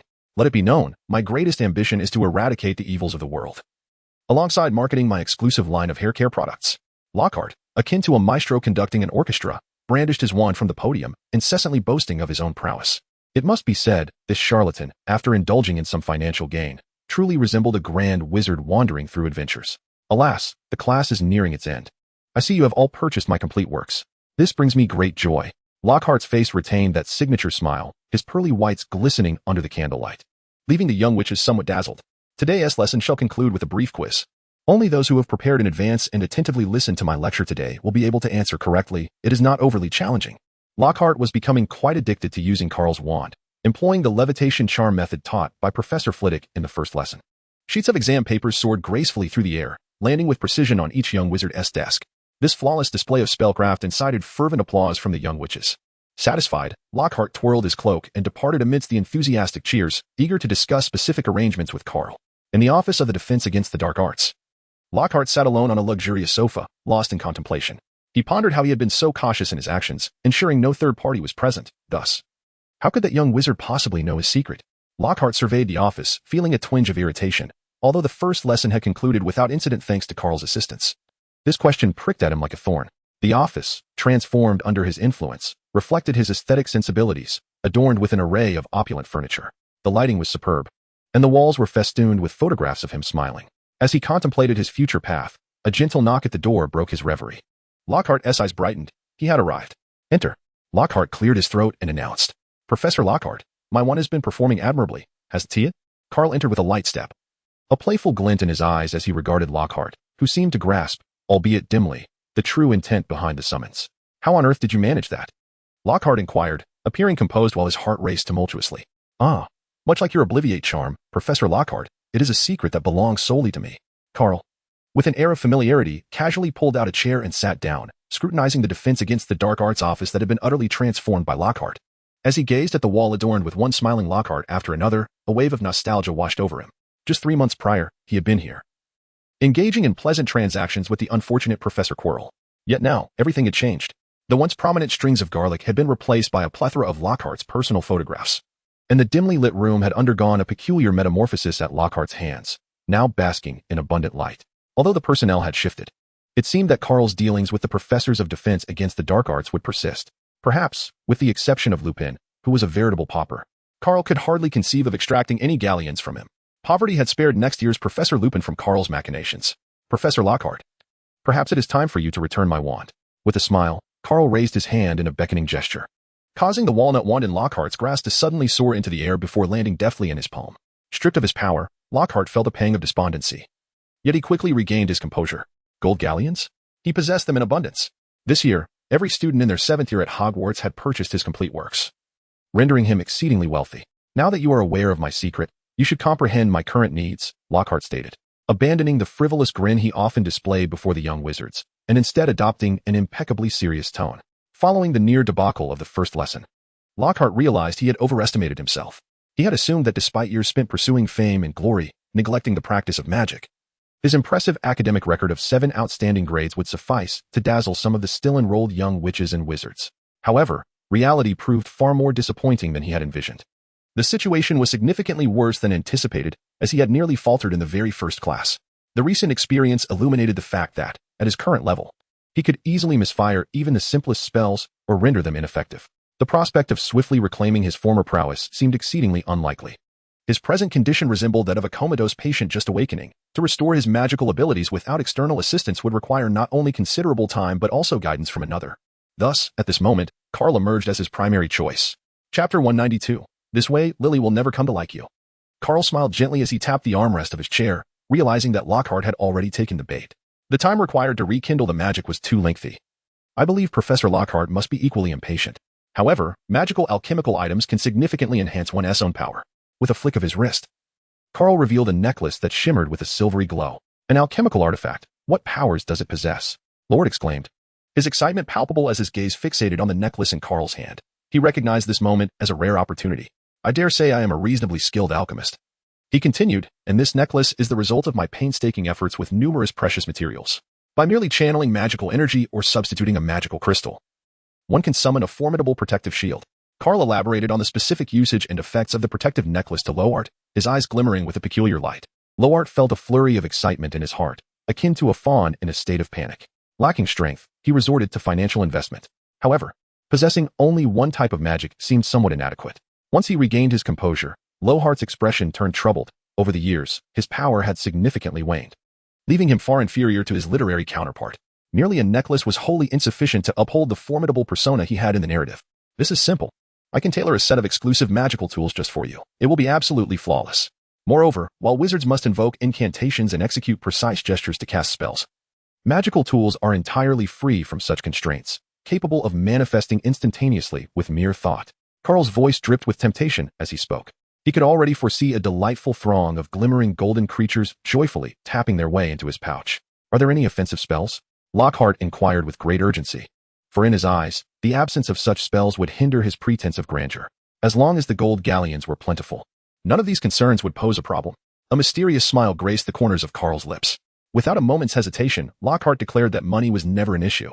As long as he could amplify his reputation at Hogwarts, the lost galleons would be regained through the publication of a new book recounting his days as a professor. With the belief that fortunes lost could be restored, Lockhart flashed a toothy grin, revealing 8 gleaming teeth, and shook hands with Carl. A wise choice indeed. May our collaboration be fruitful. After negotiating a custom prop valued at 5,000 galleons, Carl twirled his wand like a pin in his hand, leaving the office with a sense of fulfillment. 5,000 galleons was no trifling sum. It equated to several years' salary of a senior official at the Ministry of Magic. Carl estimated that, apart from Dumbledore, who could utilize public funds with the backing of 12 board members, the only other individual at Hogwarts capable of easily procuring such funds was Lockhart. A year prior, one might have included Snape in this estimation. But the poor potions professor was still laboriously brewing potions to repay his debts, likely left with nothing to spare. The initial step of enticing Lockhart into spending extravagantly had been accomplished, yet this was merely the beginning. Much like purchasing a vehicle, a one-time investment was an illusion. The subsequent maintenance and care of magical items would yield a substantial profit, and although he informed Lockhart that his own magical abilities and enchanted crystals could power the items, Carl suspected that Lockhart's dwindling magical prowess, due to years of neglect, would be insufficient to meet the demands. Ultimately, it was likely that Lockhart would be compelled to seek Carl's assistance again. The first day of the school year brimmed with the promise of 70,000 galleons. A moment that made Carl feel as though he had reached the pinnacle of existence. It was truly exhilarating. Departing from the Defense Against the Dark Arts office, Carl hurried toward the dungeons, intending to borrow the fireplace from Snape to procure some raw materials for crafting magical items, while also reminding him of the debt owed, especially the payment for dealing with the Whomping Willow on Harry's behalf, which had yet to be settled. After all, he had already collected his fee, and it was imperative to assist Lockhart in his endeavors. Otherwise, it would tarnish his reputation. Bang, bang, bang. Carl knocked forcefully on Snape's door. Moments later, the irritable potions professor, towel in hand to dry his damp hair, opened the door. Oh, it appears I have arrived at an inopportune moment, Professor Snape. Shall I presume you are off to spend time with Lily once more? Carl tilted his head, making a concerted effort to suppress his laughter. Snape's appearance was simply too comical. Water dripped from his long, parted hair onto his aquiline nose, and clad in his dark, flowing robes, he resembled a drenched bat. It was quite unexpected that Mr. Harris would come to visit him. A potions professor burdened with debts and of little use to him now. Snape spoke with irritation, still wearing that expression as though Carl owed him money. After uttering this remark, Snape silently turned away, yet did not fully close the door behind him. What a stubbornly proud individual. Carl helplessly shook his head and followed. Casually closing the door behind him, Snape silently approached the desk and gestured towards the chair opposite him. Carl plopped down into a seat, and Snape followed suit, his cold, dark eyes fixed unwaveringly upon him, devoid of any discernible expression. What trickery brings you to me this time? After a prolonged silence, Snape finally spoke. Professor, there is a matter I am uncertain whether I should address. Carl crossed his arms before him, his expression grave as he spoke. If you have something to say, then speak swiftly. Do not squander my time. Snape replied harshly, his impatience palpable as Carl had approached him without a clear purpose. He was already feeling a sense of irritation, especially since Lily was waiting for him to return home for dinner. Why such a temper? He continued. By the way, Professor Snape, does that cloud in the sky not resemble the 500 galleons you owe me? Carl grinned mischievously, provoking Snape's sensitive nerves. You despicable scoundrel. I shall not spare you a single penny that you owe me.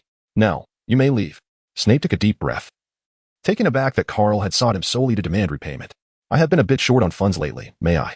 Before Carl could finish his words, Snape viciously waved his hand. The door behind the boy burst open, and in an instant, both he and his chair were forcefully propelled through the air, soaring in a parabolic arc towards the outside of the office.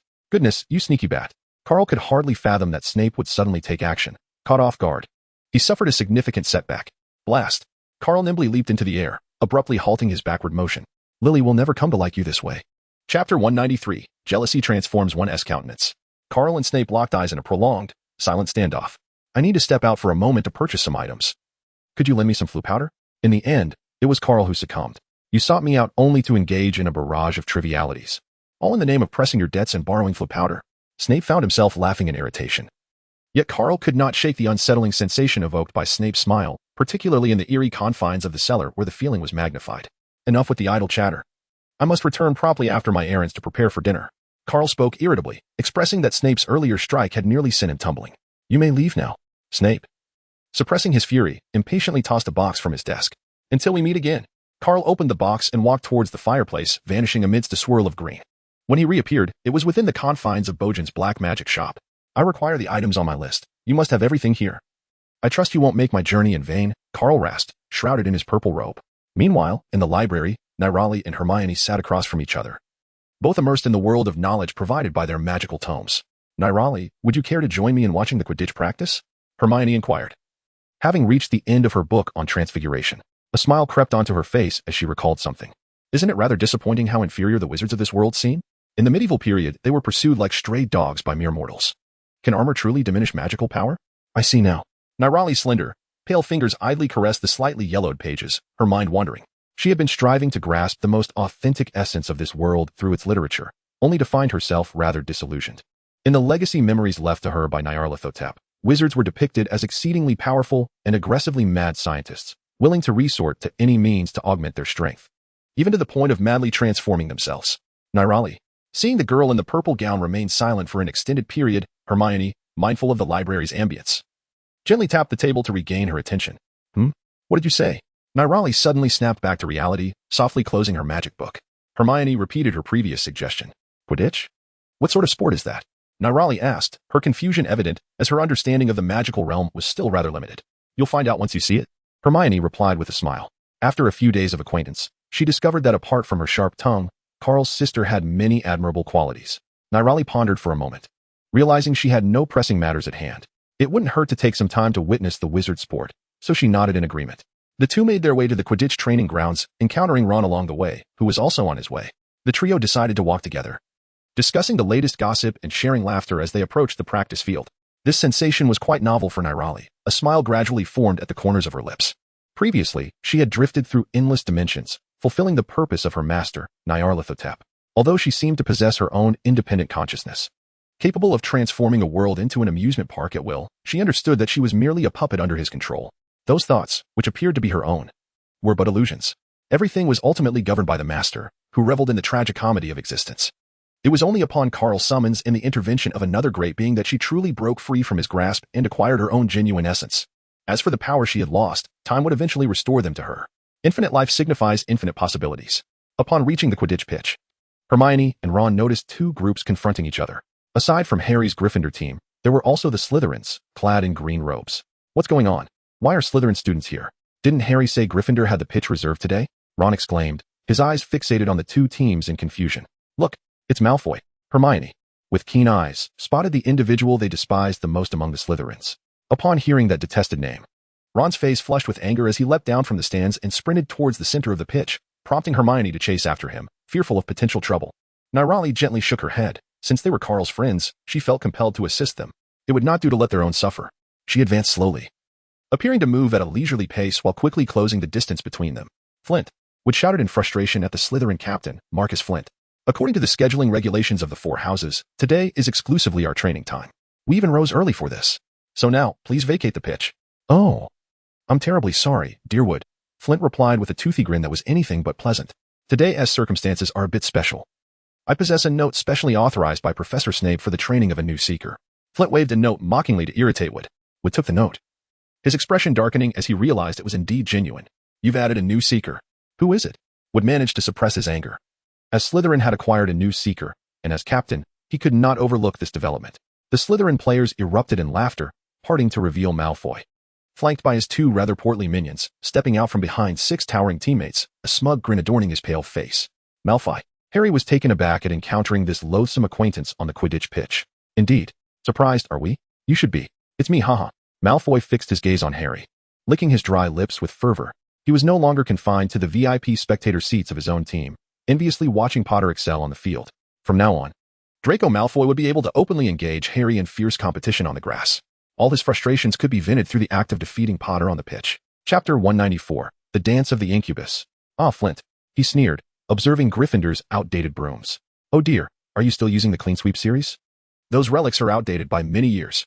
Only you poor Gryffindors would cling to such rubbish as if it were treasure. The Slytherin players laughed heartily, showcasing their new brooms, 7 of the latest Firebolt 2001 models. The gleaming gold of the brooms nearly blinded the Gryffindors. The latest Firebolt 2001? How did you acquire those? Ron exclaimed, rubbing his eyes in disbelief, his face a mask of shock. Of course, they were a gift from Draco's father. You lot can't even begin to compare. Flint retorted disdainfully. Hey, Weasley, you wouldn't understand. You use a second-hand wand. Malfoy seized the opportunity to chime in with his team captain, laughing with unrestrained delight as he swayed his latest model, the Nimbus 2001, dismissively regarding the uniform lineup of Clean Sweep series brooms across from him, his expression dripping with scorn. Only Harry's Nimbus 2000 caught his eye, yet it was merely last year's model, far inferior in both performance and aesthetics to his own. Moreover, their brooms were not just ordinary. They were custom-made directly from the manufacturers, a privilege afforded by the Malfoy family's connections. Niali furrowed her brow slightly. Even with her seemingly endless wealth, she could not deny that the Malfoys were indeed affluent. She had read in magazines that the Nimbus 2001 had only recently been released and was outrageously expensive, especially since they possessed 7 of them. At least our Gryffindor team has made it through sheer skill. We don't need to throw money around to join. Hermione couldn't help but retort at Malfoy's smug grin. This comment struck a nerve with Malfoy. Despite his abilities not being enough to secure the seeker position, his jealousy of Potter had compelled Lucius to lend him a hand. The smug smile vanished from Malfoy's face, replaced by a shadowy scowl as he leaned towards Hermione like a vengeful bat. No one asked for your opinion here. You filthy little mudblood. His cold, venomous words pierced through Hermione's heart like a sharp arrow, causing her body to tremble uncontrollably as a chill washed over her. You vile bastard. How dare you say that? Angelina, the Gryffindor chaser, stared at Malfoy in shock, her voice rising in indignation. After her exclamation, an eerie silence enveloped the scene. Yet, in the next moment, chaos erupted. Ron, filled with fury, drew his wand, forgetting that it had nearly been rendered useless during Lockhart's class. Fred and George rolled up their sleeves, opting to forego wands altogether. eager to experience the thrill of a physical confrontation. Angelina raised her bat, her gaze filled with lethal intent. Niali, who had been watching the unfolding drama with a smile, now wore a serious expression, clearly understanding the gravity of the situation. You have no idea what you're provoking. Marcus cursed inwardly before forcefully pulling Malfoy back. The world of adults was never easy. Despite his deep dissatisfaction with Malfoy's actions, as the major sponsor of the Slytherin team, Marcus had no choice but to shield him for the sake of Slytherin's reputation and the team's sponsorship. Faced with the ferocious stance of the Gryffindors, Malfoy felt a flicker of fear and regret for his words. Yet, there was no remedy for regret in this world. If there were, it surely lay with the dark forces. The remaining Slytherins drew their wands, standing poised for confrontation against the Gryffindor team. The tension on the pitch escalated to a fever pitch. Will you surrender him, or shall I bring him out after knocking you all down? Niali's tone was as frigid as an unyielding glacier. You are determined to provoke us today? Flint spat, his teeth clenched, sensing that this conflict would not end amicably. Everyone must pay for their mistakes. No one can escape. Niali replied with unwavering firmness. Divergence, dance of the succubus. Seeing that the Slytherins had not taken her words to heart, Niali opted for action over further dialogue. Like Carl, she preferred to resolve matters with decisive force. A long whip emanating a violet glow split into several segments in the air, striking at the Slytherins with the precision of a venomous serpent. Disarm. Obstruct. Bind them all. As the whip continued to divide, the Slytherins were taken aback. Spells shot forth in a desperate attempt to counter these attacks. Yet Niali's true combat prowess was likely beyond even Carl's capabilities. It had been said that dimensional travelers were mere nuisances. Niali was the true force to be reckoned with. The difficulty of the violet glowing whip surpassed the Slytherins' expectations. Their spells managed to shatter only a few whip shadows before new ones emerged. Within 2 to 3 minutes, Niali breached their defenses. The captain, Marcus, was the first to bear the brunt of the explosive onslaught. A barrage of whip shadows struck him, tearing his green uniform into tatters that hung limply from his form. Armored shield. A teammate, witnessing their captain's plight, hastily conjured a protective barrier. However, it proved futile. A robust whip shadow struck him, producing a sharp crack as he was flung backward, crashing into a tree, unconscious. The other Slytherins screamed as the whip slashed at them.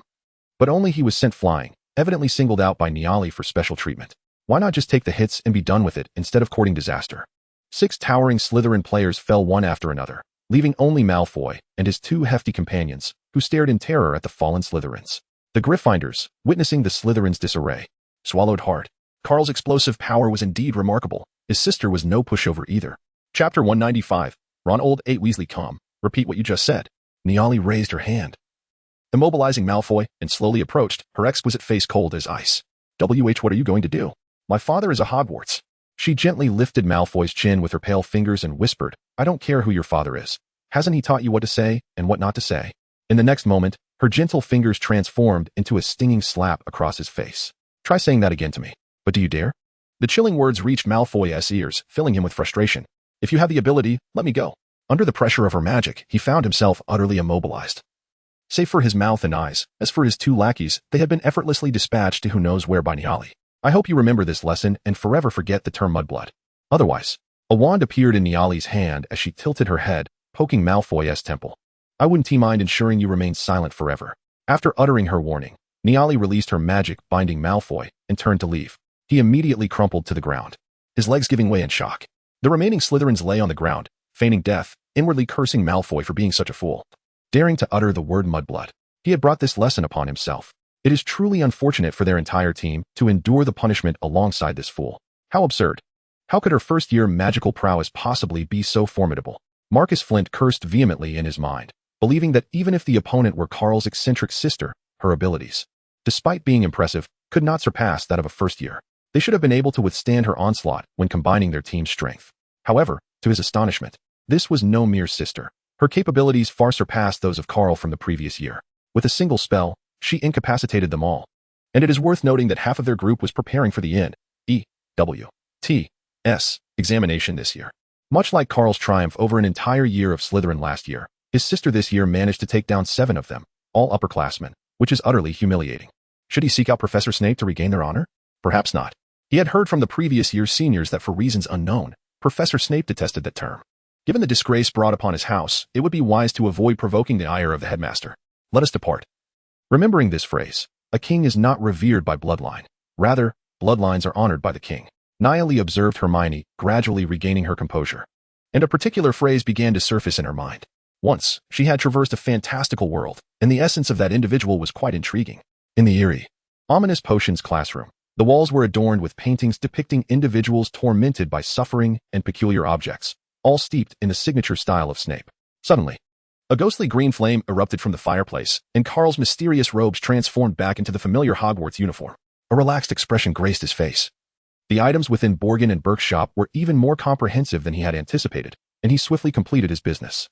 Just as he was about to open the door and step outside, a knock resounded from the other side. Is it the old bat returning without a key? Or perhaps a student seeking him out? With a hint of confusion, Carl gently turned the doorknob. Professor Snape, you must help me. A voice tinged with a hint of tears reached his ears. Carl's expression turned peculiar as he recognized the speaker. Why is it you? Where is Professor Snape? Malfoy exclaimed, covering half of his face with his right hand, his shock and anger palpable upon seeing who had entered. Hey, why couldn't it be me? Carl was amused to the point of laughter. He could come and go from Snape's office at his whim. Why are you covering your face? Have you been struck by someone? Carl noticed the embarrassment etched on Malfoy's face and inquired with a hint of curiosity. None of your business. Malfoy retorted, his tears welling in his eyes as he struggled to hold back his emotions. After uttering those words, he hurriedly fled the scene. TSK, TSK. It seems even the heir of the Malfoy family can be confronted. How should I put it? Well done. Carl felt somewhat perplexed. Yet this did not deter him from mocking Malfoy. The latter, upon hearing these words, stumbled slightly, nearly losing his balance. Alas, this unfortunate child must have provoked someone and faced the consequences. Carl endeavored to manifest a look of compassion. Yet the smile at the corners of his mouth proved impossible to suppress. Nayali, where have you been? It has nearly been a day since I last saw you. Stepping out of the dim cellar, Carl unfurled a scroll of parchment. As he concentrated, elegant lines of script gradually materialized upon its surface. I am with Hagrid. Well, there seems to be a bit of trouble with Ron.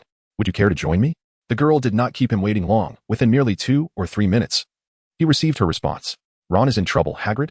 The second-hand wand is causing chaos. Carl vaguely recalled the events, his thoughts drifting to the unfortunate predicament in which Malfoy found himself, his expression turning somewhat peculiar. He understood the reason behind Malfoy's earlier demeanor. He must have provoked Neri and received a harsh reprimand for his troubles. However, a question lingered in his mind. If Neri was present, how did Ron manage to find himself in such a predicament?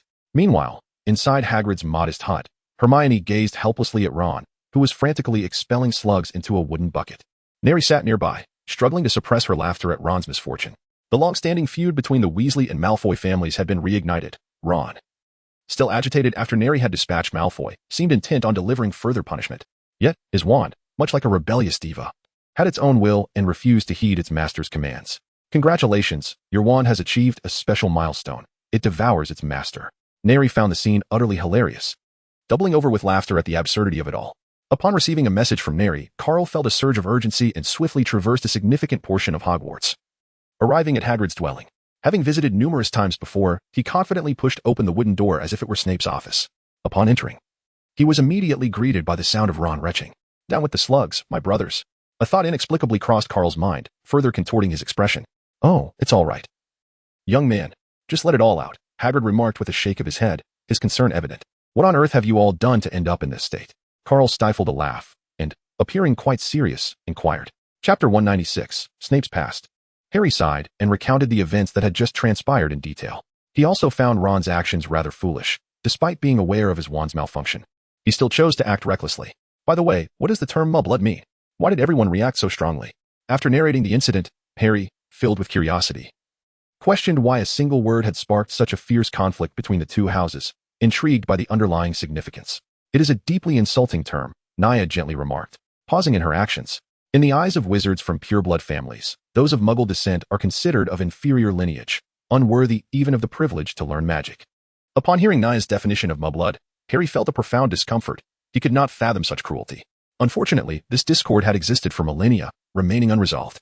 Thus, there is no need to dwell on these details. It is all born of jealousy. Carl spoke soothingly. Indeed, you have made the right choice. Hagrid cast a worried glance at Neri and Hermione, adding, however, it would be wise for you to seek out Professor Dumbledore swiftly to address the matter, for Malfoy's father, Lucius, is a member of the board. Carl sat down and poured himself a cup of the freshly brewed black tea made by Nirali, calmly asserting, it's nothing. Lucius won't be able to trouble us, and I suspect that Malfoy and his ilk wouldn't dare to inform Snape, lest they face dire consequences. This time, it's only a matter of swallowing their pride along with the bitter taste of defeat. How could he possibly retaliate against Malfoy? Hermione and the others echoed in unison, their youthful faces adorned with profound confusion. He is merely a scoundrel who targets Gryffindor, especially me, Harry exclaimed, his frustration palpable. As he recalled the incident during last year's potions final exam when Snape had singled him out, Carl gently shook his head. His gaze filled with concern and compassion as he looked at the young savior. He spoke softly, to be honest, Harry, every cause has its effect. Your repercussions may never have been severest. Hatred does not arise without reason. You ought to ponder why Snape has consistently targeted you. If you remain so oblivious, believe me, it will be difficult for you not only at Hogwarts but even as an adult. Harry exclaimed. What kind of absurd prophecy is this? Why does it seem as though he owes Snape something? Why say such things? Harry stifled his inner turmoil. Carl had piqued his curiosity, and he was eager to uncover the truth. Clearing his throat, Carl continued, Since you have sincerely inquired, I shall generously enlighten you. Carl's lips curved into a subtle smile as he spoke with an air of mystery. Ah, old bat, you ought to express your gratitude towards me this time. Otherwise, next time, he mused to himself, feeling somewhat alleviated of the guilt for having tricked Snape out of so many galleons. Enough with the suspense. I often see you scurrying to the old bat's office, so I know your relationship is rather peculiar, Harry interjected, a line of frustration forming on his forehead as he eagerly pressed on. This tale must begin over 30 years ago, Carl elongated his words, dragging out the sentence for half a minute, tantalizing Harry and the others. Suddenly, he touched his nose, feigning a moment of difficulty. I've just remembered a crucial factor. Why don't you all pretend I never uttered a word? This involves the privacy of many individuals, and revealing their secrets might be a tad inappropriate. After all, there's a saying that rings true. The less one knows, the safer one is. Moreover, if one of you, particularly Hagrid, were to inadvertently spill the beans, and the parties involved came storming to me, I fear I would find myself in quite a predicament. Carl pondered deeply, finding the issue rather intricate. Lily had been inadvertently entangled in his schemes, and to recklessly delve into the past of the old bat could unleash a veritable butterfly effect of unforeseen consequences. Yet, the entire room, including Nia Lee, was left in suspense, eagerly awaiting his next words. Suddenly falling silent, he left them all in a state of anticipation that was almost unbearable. In the next moment, 5 pairs of eyes silently shifted their focus to him. Nia Lee, in a display of regal authority, removed her silver hairpin, taking a deep breath as she set it aside, sharpening it with increasing intent. Speak swiftly. What is this half-told tale? Harry urged without reservation. Indeed, do not dawdle, just say it. Hermione, unusually aligned with Harry's sentiments, chimed in. You have successfully captured my attention, Nia Lee declared, her demeanor commanding as she waved the exquisitely sharpened hairpin before Carl, hinting at deeper implications. Carl cast a gaze of profound pity upon the little savior and pondered, No, I must deliberate carefully on whether you can truly withstand this. To echo Snape's sentiments, I fear that should I articulate my thoughts, your underdeveloped intellect, scarcely more astute than that of a troll, might become so bewildered by the complexities that it could lead to cerebral failure and result in your immediate demise. When you utter such words, does your conscience not feel the sting? Harry was on the verge of losing his composure. I apologize, but without a heart, there can be no pain. Moreover, I speak nothing but the truth, even in this very moment. Carl remained utterly indifferent to Harry's feelings, continuing to deliver his cutting remarks. All right, enough of this diversion.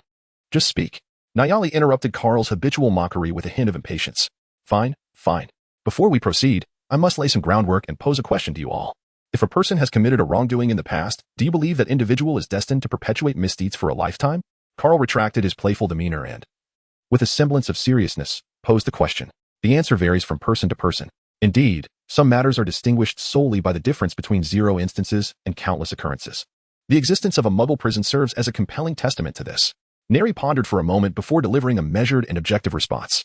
In her past, she traversed the boundless dimensions, guiding the ebb and flow of prosperity and desolation, witnessing the capriciousness of human nature, and beholding both the radiant brilliance of humanity and the depths of unspeakable malevolence. Next, Carl nodded with satisfaction and remarked that Snape must indeed be that kind of person. Harry, filled with indignation, recounted how mercilessly Snape had treated him upon his arrival at Hogwarts the previous year, nitpicking to the point of absurdity, and imposing detentions at the slightest provocation. I concur with Nirali, Ron, having finally expelled the remnants of his previous discomfort, weakly interjected. Well then, let us commence. Chapter 197. The Life of Professor McGonagall in order to preempt a certain unnamed old bat from seeking me out. Carl pondered for a moment before slowly stating. I shall speak freely, and you may listen just as casually. Do not take my words too seriously. If the actual individual happens to confront you, you shall face the consequences alone, but please refrain from revealing my involvement. Harry, the young savior, grimaced and rolled his eyes, thinking whether this was even coherent speech.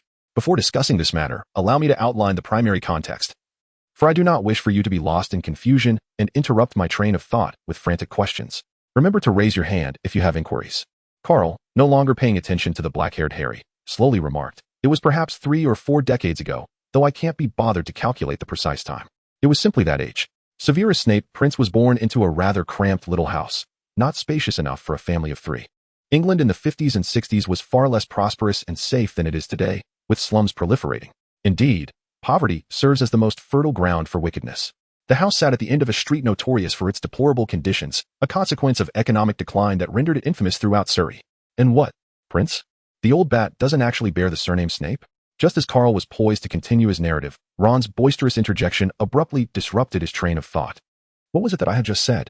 Carl wore a somewhat distorted smile as he glared at Ron with evident displeasure. "I apologize. I merely became a bit overly excited," Ron said. His cheeks flushed as he scratched his head. Snape was the surname of his Muggle father. But in the realm of magic, his true lineage, which he acknowledged, should rightfully be Prince. This name is steeped in the rich heritage of a pure-blooded family renowned for their mastery of potions. Although it does not feature among the 28 esteemed pureblood families, and has now dwindled to just Snape as the last remaining prince. It once enjoyed an illustrious reputation and even shared a distant familial connection with your Potter lineage. Carl took a deep breath and then elucidated that the first contract with Snape nearly fell through for this very reason. Wait. May I inquire if it is customary for pureblood families to intermarry? Are they not aware of the consequences of consanguinity? In contrast to the reckless Ron, Hermione is decidedly more agreeable. The fundamental power of wizards originates from the bloodline of magical creatures, although the true essence of magic remains shrouded in mystery. It is indeed harbored within the bloodline. Thus, the practice of intermarriage among pureblood wizards, aimed at preserving the purity of their lineage, is arguably valid. Marrying muggles would undoubtedly taint their blood, rendering it increasingly diluted, which over time could lead to more detriments than benefits, significantly heightening the likelihood of producing squibs. A squib is a considerable disgrace in any wizarding family. Ancient wizards predominantly hailed from pure bloodlines, such as Gryffindor and Slytherin, while the Muggle-born Hufflepuff, despite being one of the 4 founders, pales in comparison to these 2 in terms of practical prowess, likely having faced severe defeats. It is impossible to conjure something from nothing. A Muggle-born wizard must have had true wizards in their ancestry. They merely possess a diluted bloodline, which has only recently awakened ancestral traits in this generation. If this trend continues, the outcome is, I believe, all too clear to you by now. In truth, a significant number of witches who marry muggles bear squib offspring, but due to the secrecy laws, as long as they remain within that family, the truth will be forever buried in their hearts, and their magical rights will be greatly restricted, which is why you remain unaware of these matters. Harry and Ron listened to Carl's exposition with incredulity, having previously believed that Slytherin's pureblood ideology was merely a ruse, unaware that the underlying reality was so brutal. Hermione's query was indeed astute. Additionally, it may be hard for you to believe, but Professor McGonagall once renounced her innate magical abilities and declined the proposal of her beloved Muggle husband, enduring countless hardships over the years until she finally found her path and arrived at Hogwarts. Carl was utterly indifferent to their endurance, launching yet another bombshell. Subsequently, he gazed at Hermione with eyes brimming with pity. "So, Hermione, do take heed. Never fall in love with a Muggle. Otherwise, I fear that all the tribulations Professor McGonagall once endured will inevitably resurface in your own life, for you bear an uncanny resemblance to her as a child." At this moment, a vivid recollection of Professor McGonagall's past suddenly emerged in Carl's mind, prompting him to feel a deep sense of pity for her, while simultaneously advising Hermione that with his butterfly, who could predict the future? The young witch felt her cheeks flush at Carl's words, for she understood that much of what he said bore a significant truth. Some classmates referred to her as Miss Know-It-All, and occasionally even as Little McGonagall. It is said that while one may mistakenly call someone by the wrong name, nicknames seldom err. Professor McGonagall, what trials had she endured to become so formidable? Upon hearing Carl begin to discuss Professor McGonagall once more, Ron couldn't help but shiver. "Quickly, tell us more," Nirali urged, her interest piqued. Professor McGonagall's mother, Isabel Ross, had graduated from Hogwarts with top honors and charms. However, driven by love, she chose to marry a Muggle, severing ties with her own family in the process. Subsequently, Professor McGonagall faced a similar dilemma after her own graduation from Hogwarts. She fell in love with a Muggle, but as you all surely know, the outcome led her to become the deputy headmistress of the college. Carl shrugged, his expression speaking volumes. Hermione's countenance reflected a tangle of emotions, as Professor McGonagall had once remarked that she bore a striking resemblance to him in her youth. What transpired next? Such sensational gossip was a rarity, and Harry's curiosity was piqued regarding the transformation of Professor McGonagall into someone so stern. Meanwhile, the onlookers, Hagrid and Ron, remained silent, yet their eyes were fixated on Carl with an unspoken intensity. Carl took a sip of the red tea to soothe his parched throat and continued recounting the past, unlike Isabel, who chose love over magic. The proud Professor McGonagall opted for magic, despite the profound anguish it caused her. Because of her allegiance to magic, she rejected her beloved Muggle husband, Doug McGregor, hoping to forget him through her work at the Ministry of Magic, thus shutting her heart away, though she still cherished Doug in her heart. She also turned down the proposal of her superior, Elphinstone Court. Tragically, during the dark times brought on by Voldemort, Doug was murdered by Death Eaters, and it was Elphinstone who had steadfastly supported her through the shadows, who ultimately won her heart. The couple purchased a cozy little cottage in Hogsmeade and naturally wed. Although they had no children of their own, Elphinstone's niece and nephew often visited to play with them. This brought great satisfaction to Professor McGonagall, who thought that, having weathered the storm, she and Elphinstone could enjoy a blissful life together. Alas, Chapter 198, A Gloomy World. Alas what? Do tell us quickly. Nia bit her lip. Speaking fiercely, just when the story reached its climax, Carl was dragging it out, teasing the audience. Oh, could you please allow me a moment to reorganize my thoughts? Carl sighed and shook his head, as if mourning something lost. After several minutes of silence, he finally spoke again. Alas, fate can be cruel. Just 3 years after they entered the sacred institution of marriage, in the year 1985, Elphinstone was bitten by a magical plant known as the venomous tentacula. Minerva, riding her broom, attempted to transport him to St. Mungo's, but he succumbed before they could arrive. Witnessing her beloved's death in her arms plunged Minerva into a state of profound despair. It took her a long time, with Professor Dumbledore's guidance, to emerge from that shadow. A person of her pride could not endure the solitude of staying alone in her cottage. Thus, after the funeral of Elphinstone, she packed all her belongings, carrying with her the cherished memories of their time together, and returned to the second floor of Hogwarts Castle, which served as both her office and residence. It was from that point onward that she became the esteemed Professor McGonagall we know today. Carl's voice, deep and somber, slowly concluded his final sentence. At this moment, Hermione's eyes glistened with unshed tears, her heart aching profoundly for the tragic fate of Professor McGonagall. Ron and Harry, too, were enveloped in a cloud of discomfort. They had previously assumed that Elphinstone had merely found a new love and abandoned his old one. Little did they expect the convoluted tale that lay behind it. Wait. If Elphinstone was injured by the venomous tentacles, why did Professor McGonagall choose to ride a broom instead of using apparition or flue powder? At that moment, McGonagall's actions struck a blind spot in Harry's understanding, prompting him to ask with an urgent tone. Carl regarded him with a look of incredulity, a reflection of his disdain for ignorance. Both apparition and flue powder represent advanced applications of spatial manipulation, particularly apparition, which, if not executed with precision, could lead to catastrophic results. Imagine one's upper body teleporting while the lower half remains behind. The venomous tentacles, as a highly toxic magical plant, could swiftly spread their lethal effects throughout the body under the influence of dimensional forces during spatial travel, leaving one oblivious to their demise. Nia's tone was tinged with complexity.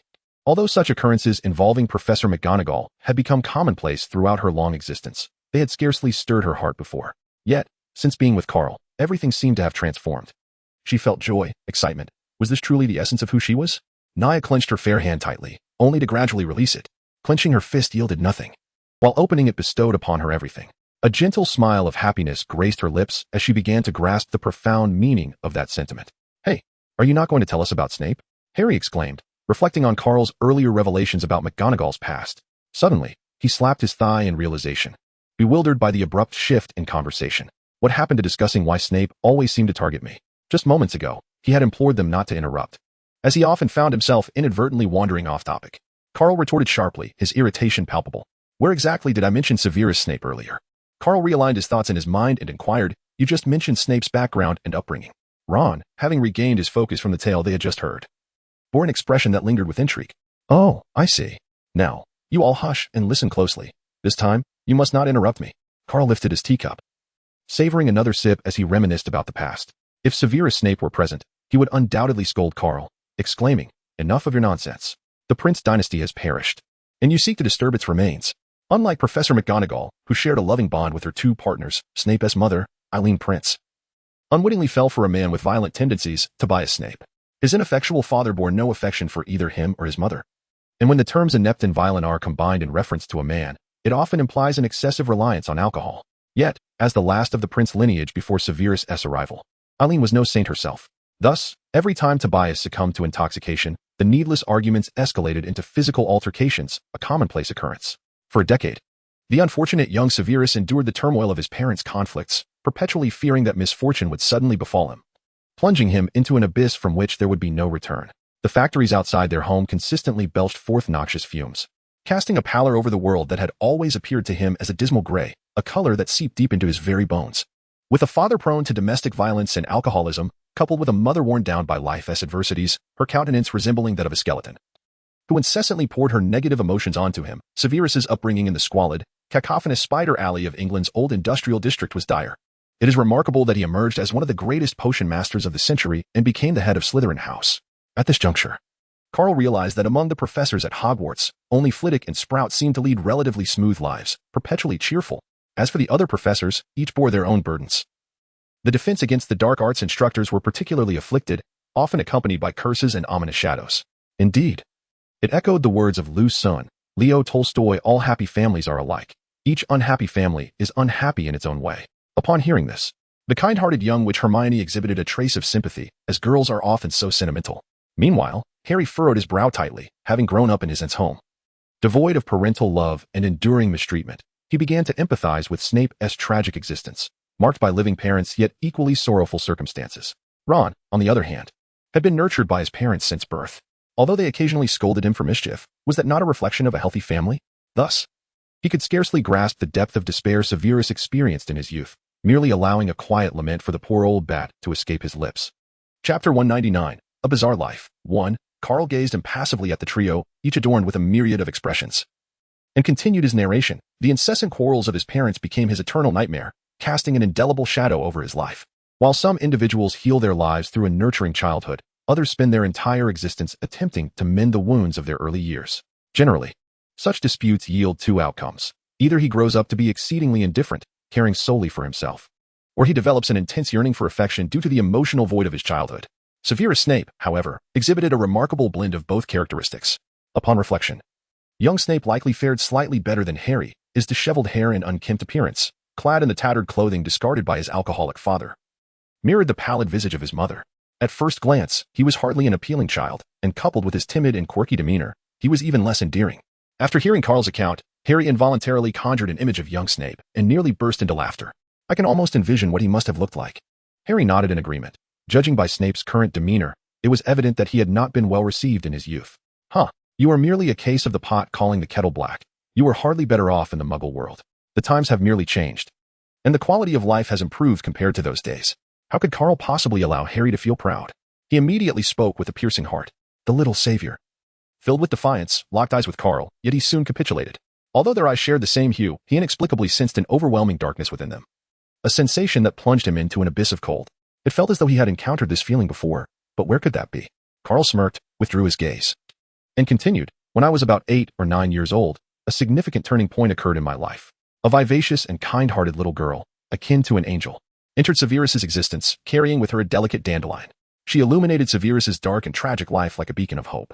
Much like Severus, she belonged to the same extraordinary realm, wielding incredible powers of magic. Before long, the two young wizards, sharing both age and a deep bond, became inseparable friends, sharing secrets and dreams, but alas, fate had other plans. At this juncture, Carl could not help but let out a melancholic sigh.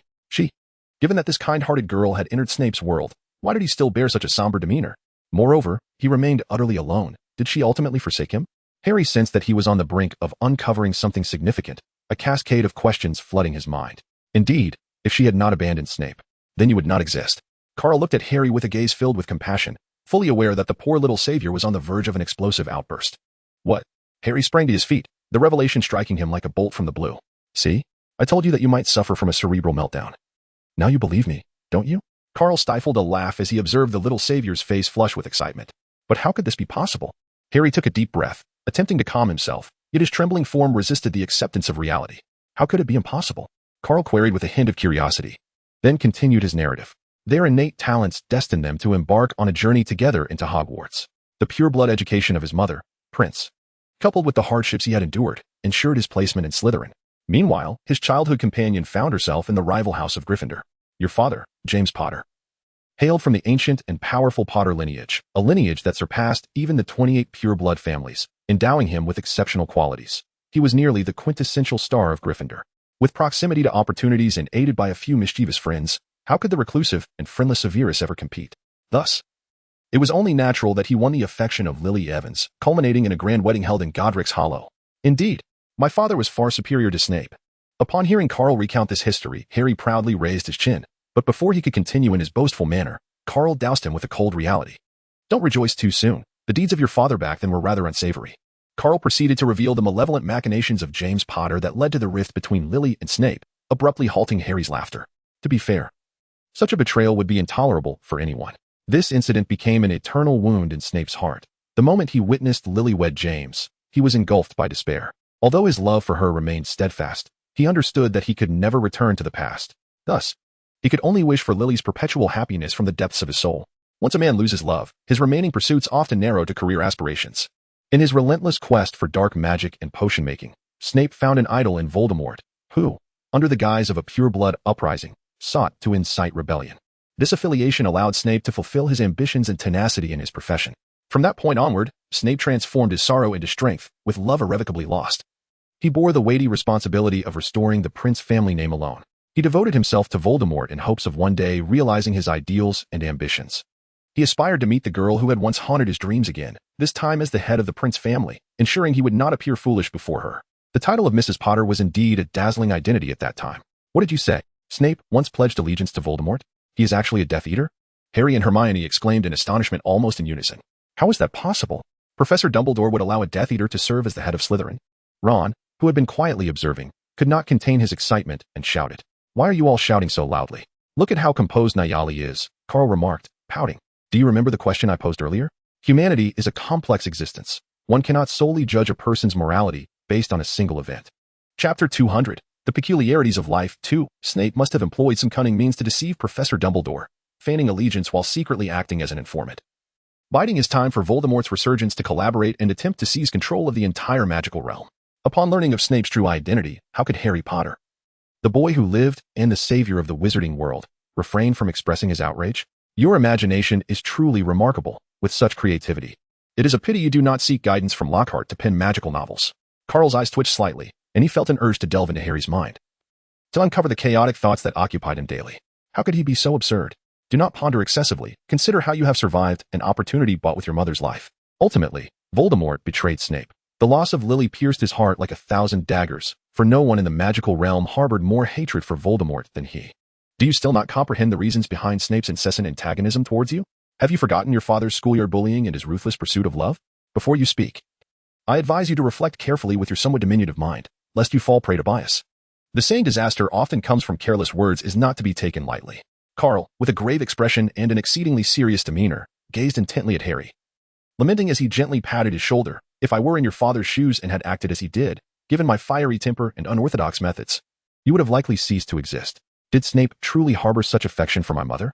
Harry, chewing on his lip, recalled how this very individual had obliterated Voldemort into nothingness last semester. He was undoubtedly aware of the formidable prowess. When you eventually find someone you cherish, you will come to understand. You are still too young to grasp the profound power encapsulated in the word love. Carl sighed softly, recognizing that love indeed possesses a venomous quality. Have you not observed the illustrious predecessors of our kind, such as the formidable master of the chaotic universe, the supreme swordsmanship Grandmaster Ji-Ning? He endeavored desperately to reclaim a love lost to the abyss, while the actions of the martial ancestor Lin Dong, traversing both the azure skies and the depths of the Yellow Springs, appeared mere trifles to him. Wait, did you just mention that Voldemort reneged on his word? Is there some clandestine transaction between them? What sacrifice did Snape make to secure Voldemort's promise? At this moment, Harry regained his composure, realizing that Carl had left certain statements inadequately elucidated. What's the rush? Listen closely. The interruption had unsettled Carl, who shot Harry an irritable glare. After a contemplative pause of 2 minutes, he continued. After graduation, Snape, in his pursuit of a career, diligently and anxiously served Voldemort, striving to develop formidable dark magic and brew unique potions. His intellect and exceptional abilities quickly earned Voldemort's trust, establishing him as one of the few core figures Voldemort genuinely relied upon. However, due to an inexplicable prophecy that surfaced, your entire family became Voldemort's target. The one he cherished most was now in the crosshairs of his employer. The comparison was painfully evident. If the employer desired the life of his beloved, then not only must he sever ties, but he must also devise means to eliminate the threat entirely. Thus, Snape resolutely defected to Dumbledore, motivated by his desire to save her. Concurrently, fearing that Dumbledore might not be able to protect her without fail, Snape became a double agent, imploring Dumbledore for her safety while simultaneously beseeching Voldemort to spare her life. After becoming a double agent, Snape even knelt before Voldemort, beseeching him to spare her. An act that was beneath his status, yet he deemed his dignity inconsequential in the face of her salvation. Voldemort, witnessing Snape's unwavering loyalty, acquiesced. Remarkably, Voldemort, in his madness, nearly declared, Snape, I choose you, a sentiment unimaginable to other Death Eaters. Bellatrix Lestrange, the deranged woman who tormented the Longbottoms after Voldemort's downfall, had long envied Snape, underscoring his significance in Voldemort's eyes. Harry fell silent, unable to voice anything further. Hermione was already in tears, while Hagrid promptly produced his grimy handkerchief, offering it to Hermione. Though tears brimmed in his own eyes, he selflessly extended it to someone in greater need. Yet, Hermione was not inclined to accept his gesture. Instead, she tremblingly retrieved a large roll of tissues from her robe, tearing off a generous length without reservation. The subsequent outcome is likely known to you.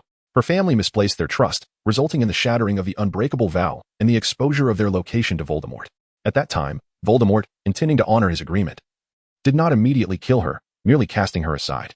However, in a bid to protect her family, she chose to sacrifice her own life, transforming it into ancient magic, erecting an unyielding barrier between Voldemort's lethal curse and her loved ones. Hermione and Harry embraced, while Hagrid held Ron tightly, occasionally sniffling, reflecting on the untold past of Snape. He was rendered speechless. Ron struggled in Hagrid's embrace, nearly gasping for air, for how could a mere boy escape the grasp of a giant nearly 5 meters tall?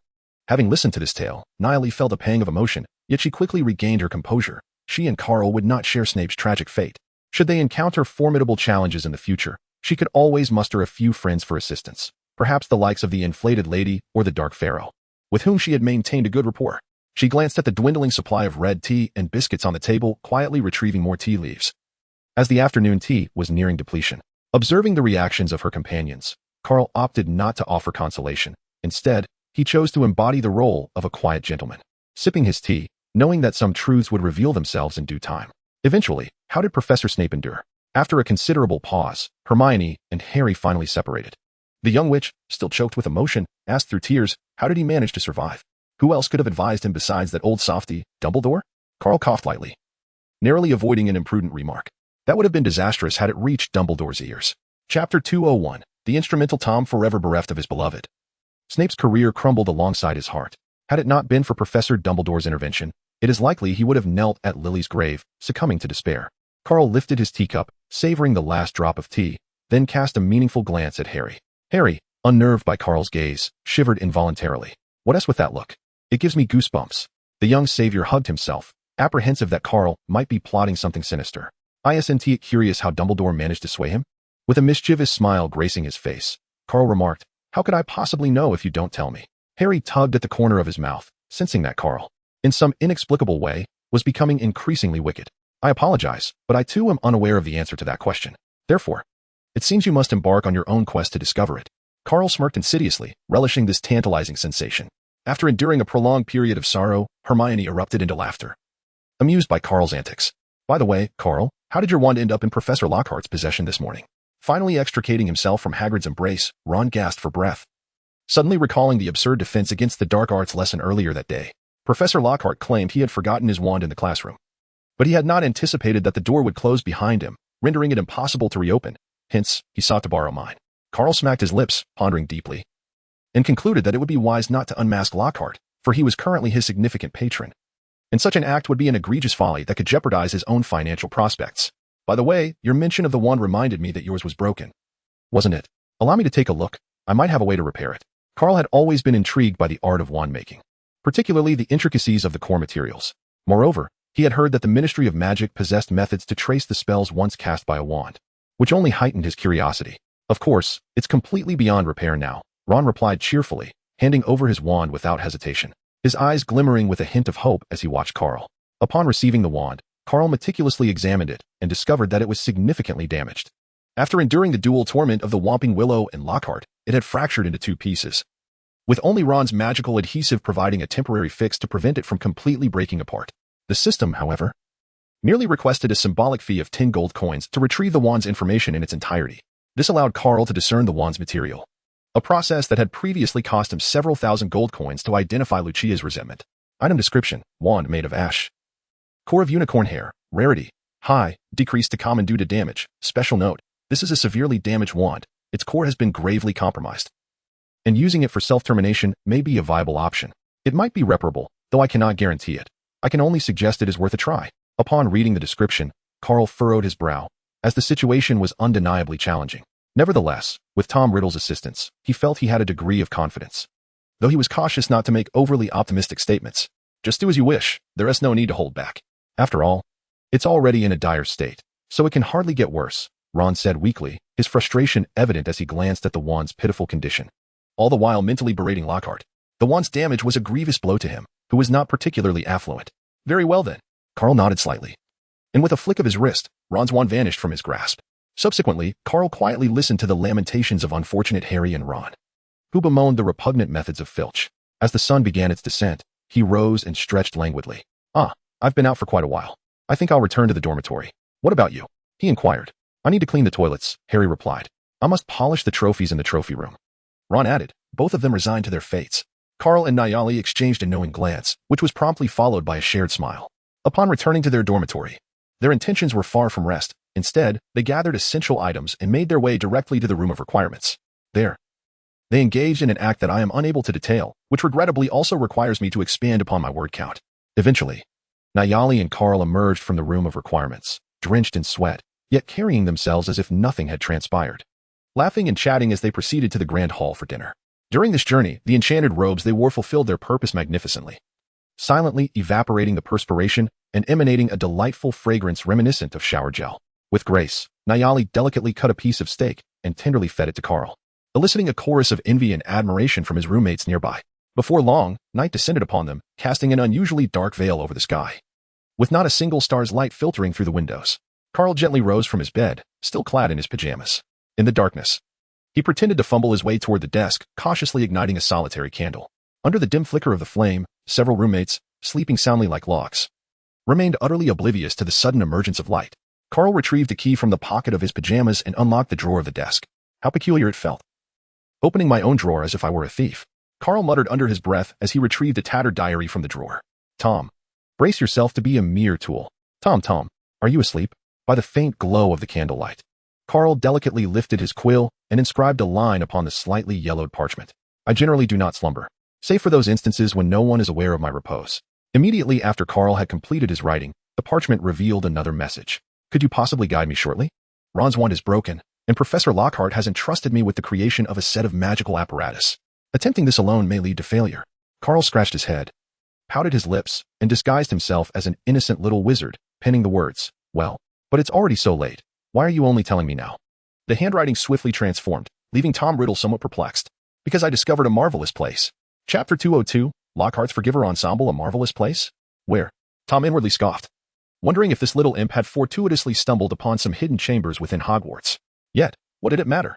He dared to assert that no one understood the secrets of Hogwarts better than he did. It's a magical room that changes with one's thoughts. It's simply astonishing. In an effort to evoke the unique excitement of a young wizard encountering something novel, Carl's hand trembled as he held the quill, his expression brimming with exhilaration. Recalling the delightful events that transpired in the room of requirement that afternoon, Carl sweetly licked his lips, savoring the moment. Are you referring to the room located behind the portrait of the foolish Barnabas on the 8th floor of the main castle of Hogwarts? Upon reading Carl's description, Tom immediately recognized it as the room of requirement. How did you know? Carl feigned surprise as he inscribed the words, I have stumbled in there before. His handwriting swiftly morphed, and Tom inwardly scoffed, thinking that not only had his elder ventured inside, but he had also concealed a remarkable treasure within, leaving it to fate whether one could seize it. How utterly cool. That place is simply an extraordinary chamber meticulously designed for the crafting of magical artifacts. We must hurry. For tomorrow we have charms class, and my dear friend cannot afford to be without a wand for such an occasion. Upon finishing this sentence, Carl disregarded Tom's agreement. Seizing his notebook, donning his slippers, and stealthily slipped out of the dormitory.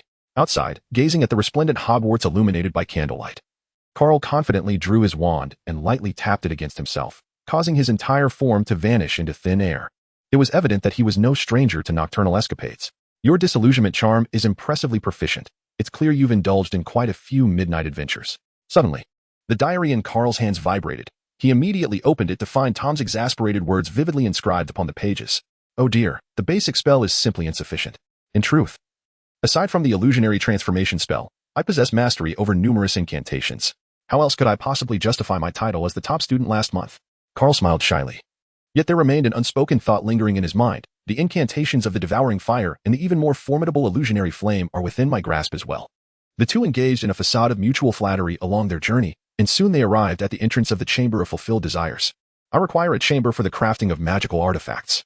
Carl closed his eyes and immersed himself in meditation, pacing back and forth in his mind as I along the corridor 3 times. Suddenly, a doorknob materialized before him. With a subtle smile, Carl pushed the door open and stepped inside.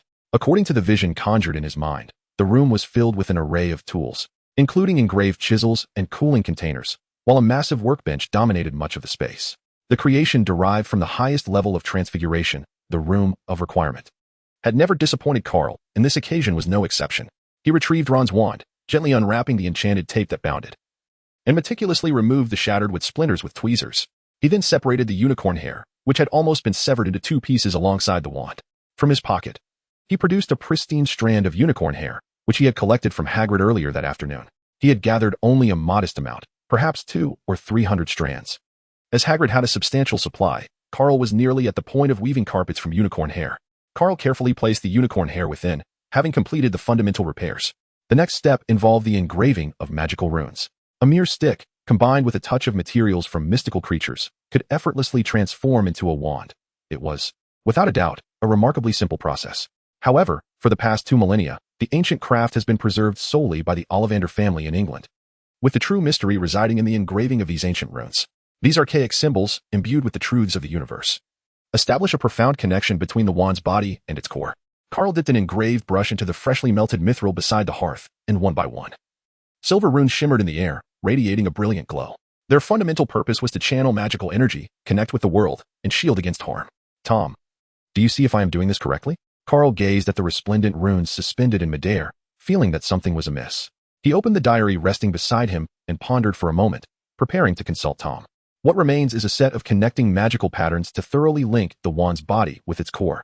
The magical essence must traverse through the core to be accurately unleashed. Without these patterns, the spell's potency would be significantly diminished. Tom Riddle finally replied after a long contemplation. It was, after all, his first experience in repairing a wand, and he couldn't afford to be proven wrong.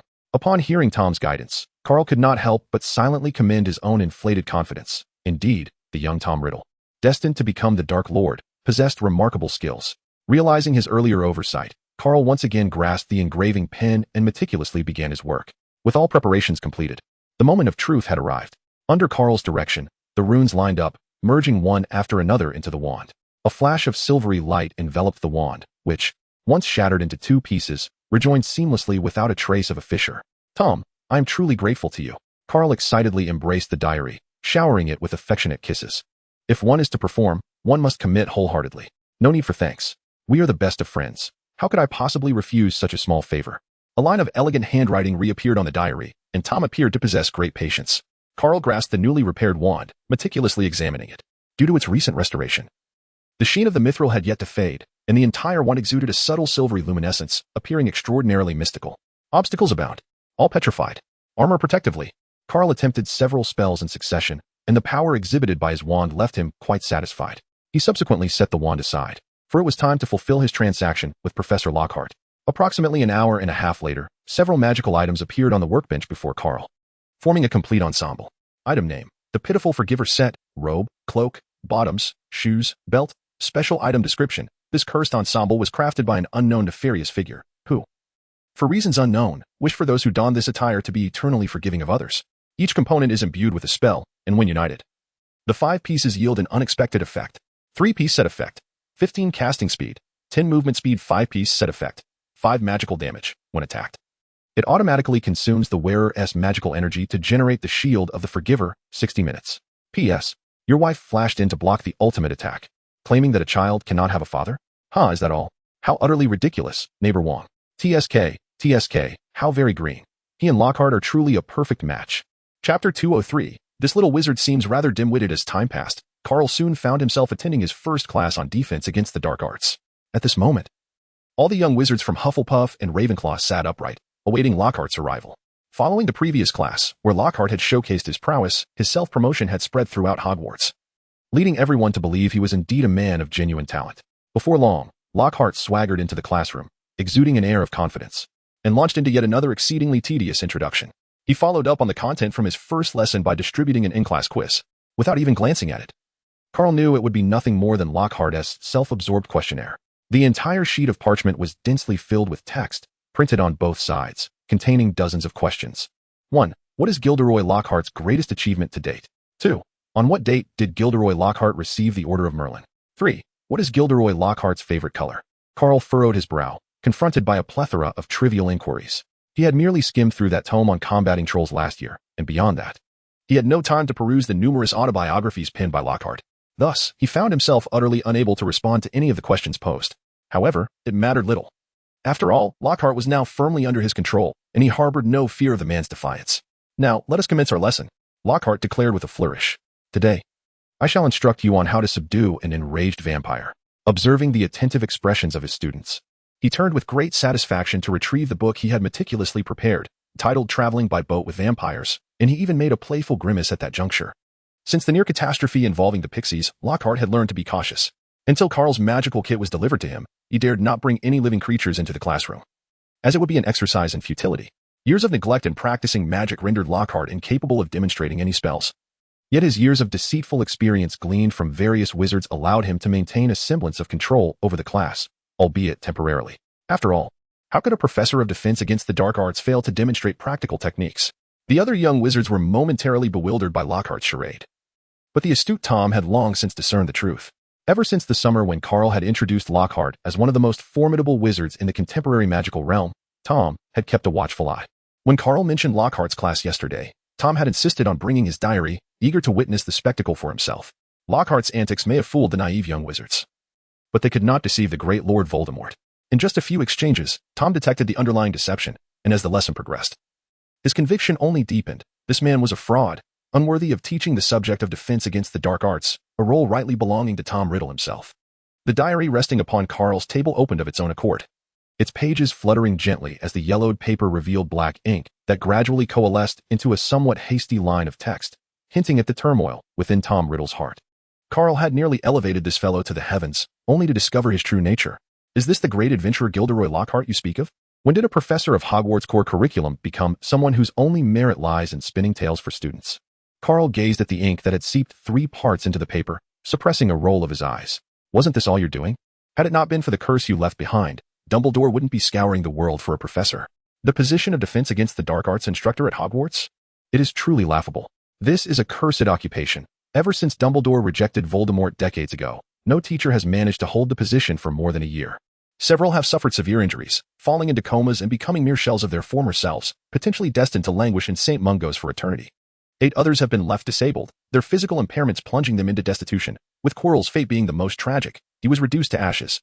Among those in the magical community capable of assuming this role, those who have previously attempted it have either met with misfortune, emerging with various physical deficiencies that instill terror, or have learned of the grim truths and outright declined. It is no jest. While foreigners have historically excelled in population control, self-destruction is hardly the method. Consequently, the wizards who ultimately received invitations from old Dumbledore were left to believe at one point that he harbored ill will towards them, wishing to eliminate them. Carl pressed his forehead, inwardly voicing his disdain, while Tom Riddle's unexpected concern for the defense against the dark arts class took him by surprise. The prolonged silence from Carl would have driven others to impatience, yet Tom Riddle remained unfazed, lost in his own world, pouring his grievances onto his diary. Decades have passed. Could it be that Dumbledore has truly lost his faculties? How could he appoint such a person to teach defense against the dark arts? One of the most crucial assessment criteria in NETWS? Tom opined that even if the dim-witted Filch were to instruct the students, it could hardly be worse. At least Filch had been persistently attempting to transcend his limitations in magic despite his advanced age. With a discerning gaze as sharp as that of Nayali, he saw through Lockhart's facade during the very first lesson. Not only was Lockhart superficial, he was also consumed by a thirst for fame and fortune, indulging in self-deception. He was nothing more than an inflated fool, utterly oblivious to his own appearance. At this juncture, Tom encountered a conundrum akin to the one faced by Nayali. How on earth did the charlatan manage to pin those flashy bestsellers? Logically speaking, given his level of magical prowess, he would be nothing more than fodder, instantly obliterated upon confronting those terrifying dark magical creatures, thus creating a paradox that left Tom utterly bewildered. Do not be deceived by his superficiality, Tom Riddle wrote at the conclusion of his diary entry. Carlton felt a mixture of amusement and indignation. He recognized that Loart, much like Tom, was far from virtuous and was now feigning benevolence. Do not misunderstand Professor Loart. He is quite formidable. It is merely that he cannot find vampires to use as subjects, which is why he speaks to us in this manner. In this moment, Carl hurriedly began to play the role of a captivated admirer ensnared by Lockhart's charm, striving to defend and justify him. Tom Riddle suddenly perceived that this young wizard before him seemed rather lacking in intelligence. Chapter 204. It is quite challenging for me to assist you with such a meager sum. The class bell rang punctually, and Lockhart, visibly relieved, announced the end of the lesson. Externally, he appeared composed, yet internally he was drenched in cold sweat. Ever since the expiration of yesterday's experience card, He had been in a state of anxiety, fearing that some unruly young wizard would cause a commotion in class, compelling him to demonstrate the formidable magic depicted in his books, a scenario he could not easily navigate. He could no longer endure this life fraught with fear, yearning instead to reclaim his former magical prowess. Thus, after the class concluded, he hastily concocted a pretext to summon Carl to his office for a discussion about the particulars. He was impatient to inquire when Carl's magical equipment would finally be ready. "Well, Alex, could you kindly return the books to the dormitory for me?" Carl lowered his gaze and handed several novels, along with a diary, to Alex, hoping he would take them back for him. He knew that the conversation with Lockhart must remain a secret from Tom, otherwise, his carefully crafted persona would be utterly shattered. In such a case, Carl would be left with no choice but to tearfully bid farewell to Tom Riddle, consigning him to the flames, thus bringing closure to this tumultuous relationship. Following Lockhart back to the opulent office of the Defense Against the Dark Arts class, Carl had barely crossed the threshold when Lockhart slammed the door shut with a resounding thud. At that moment, he could no longer maintain his facade of nonchalance. Seizing Carl's arm, he urged him to sit on the lavish sofa, his voice tinged with urgency.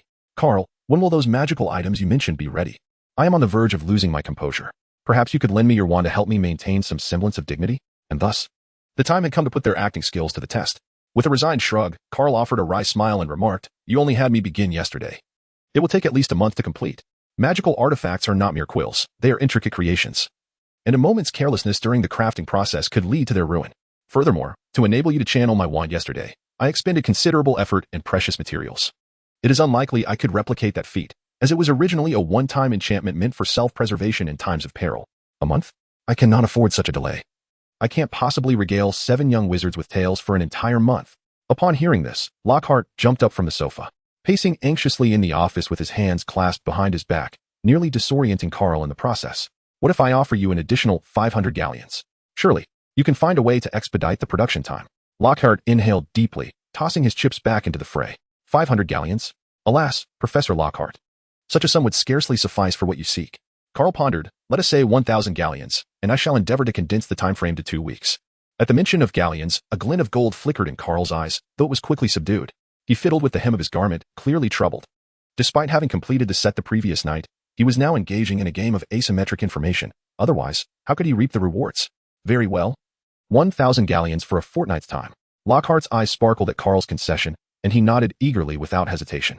Observing Lockhart's quick agreement, Carl's lips twitched in a subtle grimace. He ought not to have compared himself to Voldemort, who had been left utterly deflated, nor to Snape, who was now scraping by. It seemed he had underestimated Lockhart's knack for accumulating wealth. Had he known, he would have demanded more. Judging by Lockhart's reaction, it appeared he felt little remorse. Truly, he had sunk to disreputable depths in his mercantile pursuits. Each time he swindled someone, Carl took a moment to reflect on his experiences. This time, he suddenly recognized that the individual he had presumed to be the easiest to manipulate, the rather foolish Lockhart, had instead become the most irksome of all. The reason was clear. Both Voldemort and Snape had been driven to furious exasperation by his schemes, yet with Lockhart, the dynamic had shifted. It seemed he must continue to refine his approach in future encounters. Carl gently shook his head, rose to his feet, and unlocked the door, stepping outside. It was nearly time for dinner. As he entered the hall, he could already see numerous young wizards joyfully partaking in their meal. Nirali stood up from her chair and warmly waved to him, beckoning him to sit beside her, a spot she had long since claimed. "Alex, where have you placed my book?" As Carl was eating, he suddenly recalled the diary. Earlier, in order to keep Tom unaware of his secret, he had no choice but to ask Alex to take it back. "You doubt my capabilities? It's safely tucked away in your drawer." Alex mumbled through a mouthful of chicken leg. That's reassuring. Although Alex spoke with confidence, an inexplicable sense of unease lingered within him. The powers of the dimension had always granted him sharp intuition and insight. Could something be amiss? Carl hastily finished his lunch, preparing to head straight to the Ravenclaw Tower to assess the situation. "Nayali, I must return briefly. Please wait for me at our usual spot." Carl wiped the grease from the corner of his mouth and, with a hint of remorse, addressed Nayali. "Very well, do ensure you depart early and return promptly." Nayali, gracefully sipping her orange juice, replied, "Indeed. Where could it be? I distinctly saw that little sorcerer retrieve the item. Within Carl's dormitory, a diminutive house elf named Dobby, clad only in a tattered pillowcase, was fervently employing magic to search for a particular item. With elongated elfin ears, a visage marred by an unsightly gray hue, and a body adorned with numerous scars, his 10 fingers were intricately wrapped in bandages. At that moment, Carl was anxiously making his way back to the dormitory. No, still nothing," Dobby exclaimed, his agitation palpable as he continued his search in vain. He frantically wielded his magic, yet, in an effort to avoid drawing attention, he simultaneously restored the disarray he had caused. What, after all, is the essence of void? Outside. The ethereal eagle-clawed door knocker posed its enigmatic question. Carl's brows furrowed deeply, resembling a complex knot, as he pondered for a moment before tentatively offering his response. An emptiness enveloped him, devoid of the constructs of time and space, a chaotic disorder. May your future not descend into an eternal void. The doorbell responded, and the bronze door gradually creaked open. So, you were here all along. Dobby's eyes widened in astonishment as he beheld the ancient diary lying quietly within the drawer, which had just been uncovered from its profound concealment. Overwhelmed with excitement, he immediately reached inside. Stop right there. Lei Xian. Chapter 205. A severe beating of Dobby. Carl laughed coldly, his hands swift and ruthless, as silvery arcs of electricity rippled through the air, striking fiercely towards Dobby. Sir, please allow me to explain. This diary is exceedingly dangerous. You must hand it over to Dobby. Dobby's already enormous eyes widened even further, and he stumbled over his words in a desperate plea for Carl to cease his assault. However, this pitiable display did nothing to soften Carl's resolve. I refuse to listen. Tom Riddle is my closest friend. I will not allow anyone to take him from me. At that moment, Carl appeared as if ensnared by some delusion, compelling Dobby to conjure magic in a bid to withstand the oncoming electric strike. As a house elf, his combat prowess was not to be underestimated. Dobby extended his slender fingers and snapped them lightly, summoning a massive fireball that surged to meet the electric energy, exploding upon contact and consuming it entirely. With unwavering determination, Dobby absorbed Carl's assault, his slate-gray visage paling slightly, clearly indicating the formidable power of that electric vortex. Shattered and scattered, Carl's expression shifted dramatically as he abruptly drew his wand, unleashing a shattering spell that erupted from its tip. A violet radiance surged forth with an unstoppable momentum, intent on preventing the approach of any intruder. Obstacles loomed ahead. At Dobby's gesture, a barrier wall suddenly ascended before him. The violet curse detonated upon contact with this wall, resulting in a violent explosion. As the wall crumbled, a cloud of dust and debris filled the air, rendering the scene chaotic and disordered. Dobby lamented internally while serving. He had overheard Lucius's original plan to secretly deliver the diary to the Weasley family. He never anticipated it would unexpectedly manifest in front of Carl. With the intention of stealthily absconding with the diary, he found that the young wizard's intuition and combat prowess far exceeded his expectations. It was no longer merely a matter of seizing the diary. Escaping unscathed had become a pressing concern. The diary soared towards him, gritting his teeth. Dobby attempted a summoning charm to grasp the diary and then disapparate away. However, Carl was not about to make it so simple for him. Hand of the Void. The violet mist erupting from the tip of his wand gradually solidified in the air, transforming into a large hand that seized the diary as it flew toward Dobby. Return to me. The formidable nature of the dimensional magic exerted a suppressive effect, rendering Dobby's summoning charm utterly ineffective. The scales of victory began to tip increasingly in Carl's favor. Vines of the rose, black tendrils burst forth from the floor of the dormitory, their sharp thorns glinting ominously as they rapidly entwined around Dobby's feet. As Carl's attacks intensified, Dobby was truly alarmed. He realized that if he did not flee immediately, he would inevitably be captured by this young wizard, and his master would surely make him pay dearly for it. With another snap of his fingers, Dobby's form gradually became translucent before vanishing completely into thin air. Remarkable. A disapparition? Carl's expression was as still as water. He now sought to transcend the spatial limitations of Hogwarts, yet his current mastery of dimensional magic was still somewhat lacking. Though it was conceivable to force a trace, it would likely yield unsatisfactory results. By next year, he anticipated being able to overcome this constraint. Tom, are you all right? That little creature didn't harm you, did it? Feeling the familiar sensation of the diary, Carl let out a sigh of relief. Tom Riddle was still of immense utility to him, and he could not afford to risk damaging their connection. As long as Tom remained in his possession, Carl felt an unwavering confidence that he could weather any storm. Typically, Tom Riddle would respond to messages almost instantaneously, yet now he was unusually silent.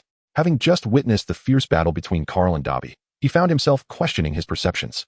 He realized that he had previously underestimated this young wizard, whose magical prowess could easily overshadow that of the entire Hogwarts student body. Driving away an adult house elf from the battlefield was a feat that even some seasoned wizards would find challenging. Why are you silent, Tom? Did that ugly creature do something dreadful to you? Noticing the absence of any writing in the diary, Carl inwardly cursed Dobby for stirring up trouble, as it had exposed a significant portion of his strength. It would not be a simple task to regain Tom Riddle's trust. No, I'm fine. Thank you, Carl. You truly are my best friend. After a prolonged silence, the diary finally revealed these words. Upon witnessing Carl's true capabilities, Tom Riddle understood that his inherent charm would likely hold little sway over him. The only source of comfort for him was the apparent trust that this young wizard now had in him, allowing for future strategies to be devised for mutual benefit. You had me frightened there with your prolonged silence. I thought that little creature had cast some vile spell on you. By the way, do you know what that creature was? Why did it seek to claim you for itself? As soon as Tom Riddle responded, Carl quickly adopted a theatrical demeanor. feigning concern and inquiring about the circumstances surrounding the incident.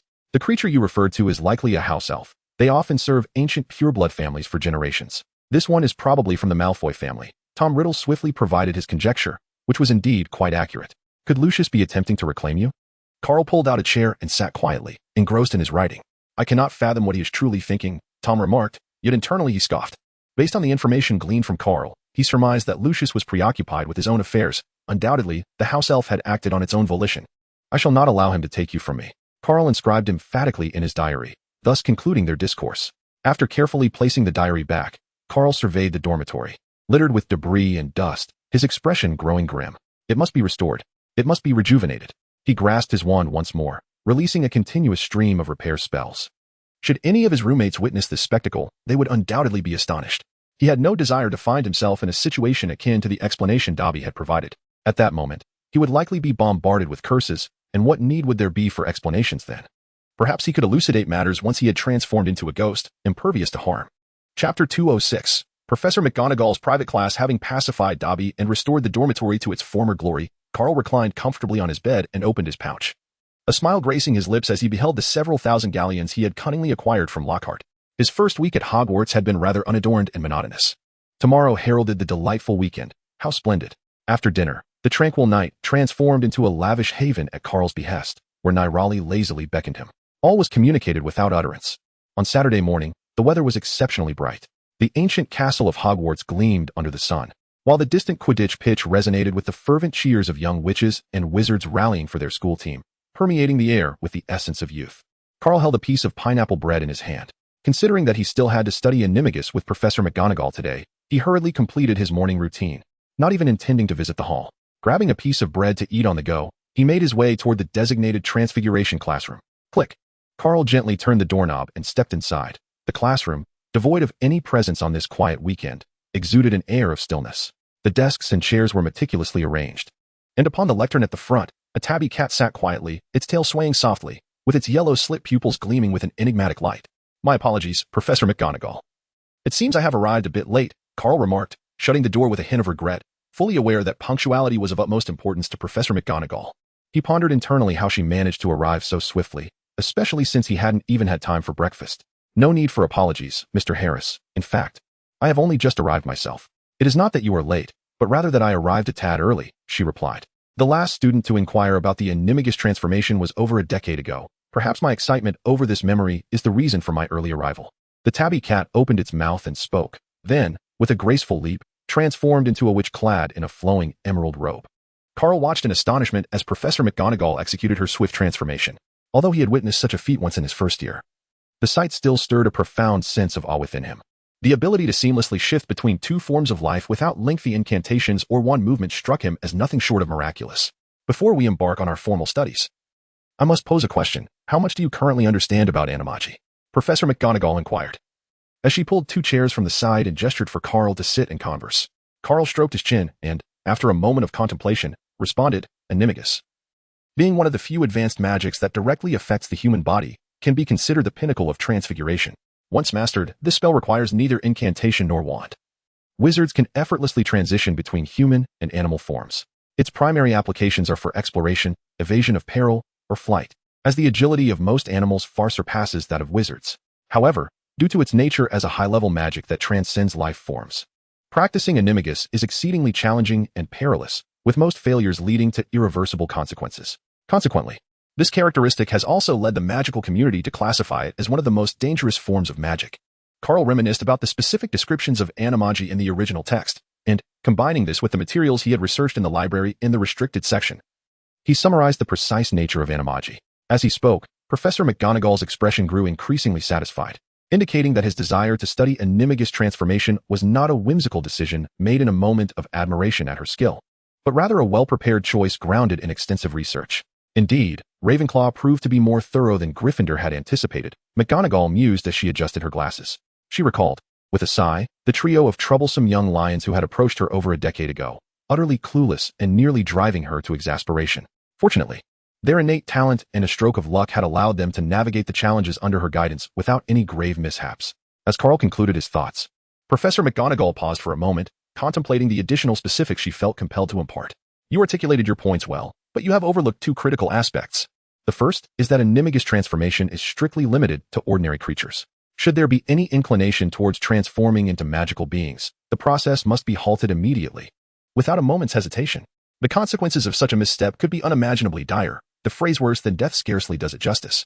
This magic has been refined over generations of powerful wizards, and even in the face of death, they were unable to transcend this limitation.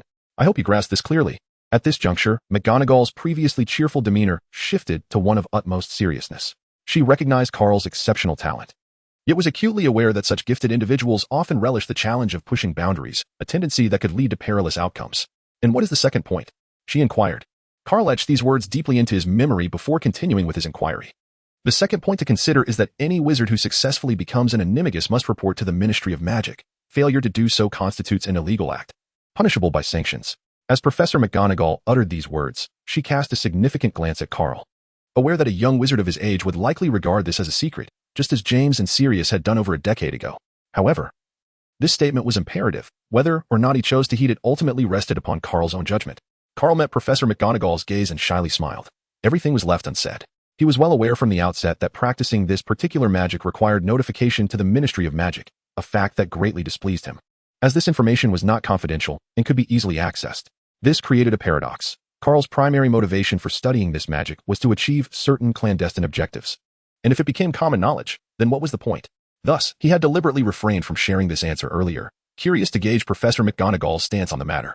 It now appeared that she likely would not concern herself with this issue. It was entirely up to him whether to register it. Furthermore, it is worth noting that the degree of danger associated with becoming an animagus varies among individuals. This depends on one's specific understanding and mastery of the intricate art of transfiguration. The higher the proficiency, the lower the risk. Every animagus is undoubtedly a master in the field of transfiguration. After taking a sip from the teacup on the podium, Professor McGonagall continued. Feeling somewhat parched after her lengthy discourse, Carl attentively listened to the myriad of precautions she articulated, yet he remained unfazed by the inherent dangers. While this particular magic posed significant risks for other wizards, for him, it presented no challenge whatsoever. Chapter 207. The unconventional harbinger of the apocalypse. After Professor McGonagall had enumerated a plethora of warnings, she finally rose to address the core subject. With a flick of her wand, she gently tapped the empty blackboard, and elegant chalk letters began to manifest gradually upon its surface. Subsequently, she commenced an intricate explanation of the secrets behind this magic, patiently guiding Carl through its complexities. The expansive transfiguration classroom was now sealed, with doors and windows closed, leaving only the two of them inside. Carl, seated below, took out his notebook, occasionally jotting down notes and sketches, fully engrossed in every detail. The practical application of animagus transformation was not merely a matter of mastering transfiguration techniques, as Carl had initially presumed. It also required the aid of potions and atmospheric conditions, both of which were indispensable. Professor McGonagall retrieved a transparent glass vial from within her emerald green robes, containing several vibrant leaves that appeared as though they had been freshly plucked. She posed a question. Do you know what plant these leaves are from? I believe Professor Sprout has discussed this particular plant. With a levitation charm, she guided the glass vial to float gently before Carl, who promptly extended his right hand to grasp it eagerly. Carl opened the glass bottle and tentatively picked up a leaf, examining it closely. He quickly concluded the identity of the plant. Is this mandrake? But isn't the purpose of mandrake to counteract petrification spells? Carl placed the leaves back into the bottle and tightened the lid, his small face illuminated with profound bewilderment.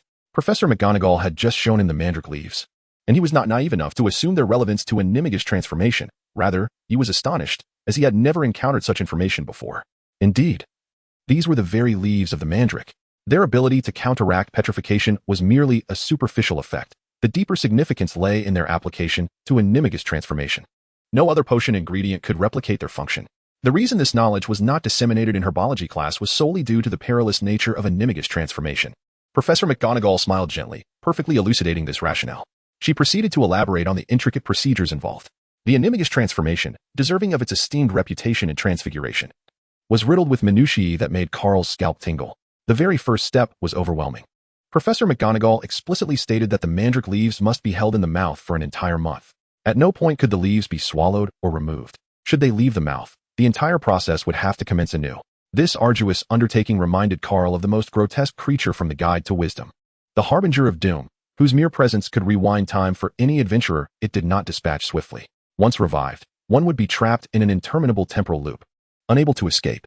Dormammu, let us make a deal, he thought. Hearing this from Professor McGonagall, Carl's expression soured. The notion of keeping a leaf in his mouth for an entire month raised pressing concerns about meals. The throat, at times, operates independently of the brain's commands. The dimension traveler is iron. Food is steel. He lamented, pondering the discomfort that awaited him. Professor McGonagall, noticing Carl's distress, couldn't help but chuckle softly. She recalled how James and his companions had reacted similarly. While Carl exhibited a greater composure than they had, he still seemed overwhelmed at this moment. Yet, this was merely the beginning. The subsequent potion-making would prove to be exceedingly challenging. On the night of the full moon, one must extract the leaves. Fill a crystal vial with saliva, and immerse the leaves within, allowing them to absorb the pure moonlight. Pay close attention. Professor McGonagall interrupted Carl, who was diligently taking notes, and spoke with a certain sternness. If the mandrake leaves were removed from the mouth on a night that was overcast, it would signify that one must procure a new mandrake leaf and start the process anew. Upon hearing these words, Carl felt a slight twitch at the corner of his eye, and he couldn't help but sigh. This is truly arduous. The subsequent steps were equally convoluted. You must add a strand of your hair and a silver teaspoon of dew to a crystal vial illuminated by moonlight. The dew must be collected from a place untouched by sunlight or human contact for a full 7 days. This, too, is the most challenging aspect. Then, you must incorporate a cocoon of a ghastly moth. After completing all the preceding steps, the final task is significantly simpler. You merely need to wait in silence. Place this concoction in a tranquil, dark space, and do not look at it or disturb it until the next thunderstorm arrives. If, at that time, the potion has transformed into a blood-red hue reminiscent of fresh blood, it signifies that all your efforts have been correct. Indicating you are merely one step away from success, simply drink the potion to commence your first animagus transformation. Once Carl fully comprehended the prerequisites for becoming an animagus, he realized why so few achieved this status. The workload was utterly outrageous. Professor McGonagall, is the concoction of this potion absolutely necessary? Are there alternative methods? Carl could not refrain from inquiring, as he was reluctant to expend such an extensive amount of time and energy to fulfill this prerequisite. Goodness. When he transitioned from an ordinary male wizard to a dimensional traveler, it was not nearly as complicated. Moreover, requiring a thunderstorm was even more absurd. After all, it was the deep autumn season. Where could he possibly find a night of tumultuous storms? There are indeed other methods aside from potion making. Professor McGonagall replied with a knowing smile, as she had anticipated Carl's question, having traversed a similar path herself. In her early days, it took her over 6 months to master potion making. She often found herself either accidentally swallowing a leaf of mandrake or encountering other mishaps that necessitated starting over. What other shortcuts exist? Carl suddenly became exhilarated.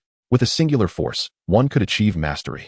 As long as you possess the level of transfiguration prowess akin to Professor Dumbledore, I can impart to you a swift and efficient method for mastering animagus transformation. However, Professor McGonagall regarded Carl with a faint, enigmatic smile, her response tinged with irony. The boy's previously elated visage instantly morphed into one of despair, for her words were as good as meaningless. If he had possessed Dumbledore's level of skill at this moment, he would have already soared to the heavens, standing shoulder to shoulder with the sun. Observing the sorrow etched upon Carl's face, Professor McGonagall gently waved her wand. A silvery luminescence swirled in the air, transforming into 3 silver cats.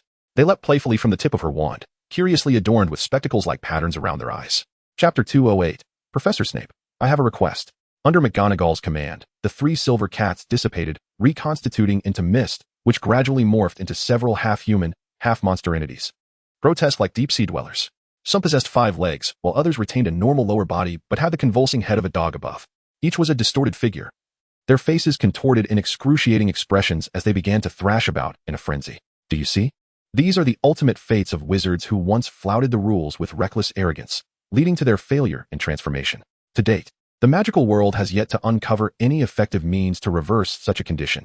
Even the most wondrous magic cannot conjure a potion of regret. Professor McGonagall spoke with utmost seriousness, devoid of jest, delivering a stern warning to Carl. If he wished to avoid such a fate, it would be prudent to refrain from reckless behavior in secret. She understood that, at times, the adventurous spirit of young wizards could cloud their judgment. Carlton instantly agreed with a facade of utmost seriousness, yet secretly devised a plan. Was it not merely the preparation of a potion? Although he was disinclined to undertake the task himself, he realized he had a ready-made assistant at his disposal. Professor Snape, I dare say I shall trouble you once more. I trust this minor matter will not prove too burdensome for you, will it? Carl silently contemplated. Well, I have nearly conveyed all I wish to express. Please hold this bottle. The leaves of the mandrake within should suffice for your needs. Professor Sprout's timely introduction of the mandrake truly offered you an unexpected advantage. Professor McGonagall left the bottle with Carl and, as if struck by a sudden thought, retrieved a pristine diary from the lectern and handed it to him, continuing. Perhaps you should pay more attention to the Muggle weather forecasts. They can be quite accurate. By the way, this is for you. My reflections on animagi over the years. Carl took the diary from her hand, noting that Professor McGonagall showed no surprise at the mention of Muggle weather forecasts. After all, he was well aware of her background. Thank you for your guidance. The instruction had nearly concluded, and as Professor McGonagall descended from the podium, Carl hastily rose from his chair, bowing in gratitude. The professor smiled warmly, expressing that guiding talented and polite students was one of the greatest joys of a professor's life. Carl need not thank her, for the sense of achievement and fulfillment she derived from him was already ample. You may first review your notes to prepare yourself, and when the time is right, you can complete this magic in one decisive effort. Of course, should you encounter any uncertainties during your practice, feel free to seek my assistance at any time. Professor McGonagall gently remarked as she turned the doorknob, preparing to leave, only to glance back at Carl once more. After Professor McGonagall departed, Carl sat alone in the empty Transfiguration classroom, tenderly caressing the notebook she had handed him. It was new, exceedingly new. This notebook felt far superior to Tom Riddle's diary, and the faint scent of ink it emitted was quite soothing. He cautiously opened the notebook and flipped through several pages, discovering that it contained Professor McGonagall's insights and annotations regarding the study of animagus transformation. The entire notebook was meticulously detailed, with certain perilous concepts notably highlighted, revealing the previous owner's dedication. Truly, it was no wonder she was the second most esteemed figure at Hogwarts. What an impressive duplication spell. Carl whispered to himself as he carefully tucked away his notebook, estimating that Professor McGonagall had been composing it for quite some time. Whenever she encountered a gifted student whom she admired, she would craft a copy to guide them along the path of becoming a master of transfiguration. Having summarized the lessons of the day, Carl exited the Transfiguration classroom with a jar of mandrake leaves and a notebook on studying animagus skills, both graciously gifted by Professor McGonagall. Instead of heading directly to his dormitory, he made his way towards the dimly lit dungeon. Bang, bang, bang, bang, bang. Outside Snape's office, Carl pounded on the door with the fervor of a drummer.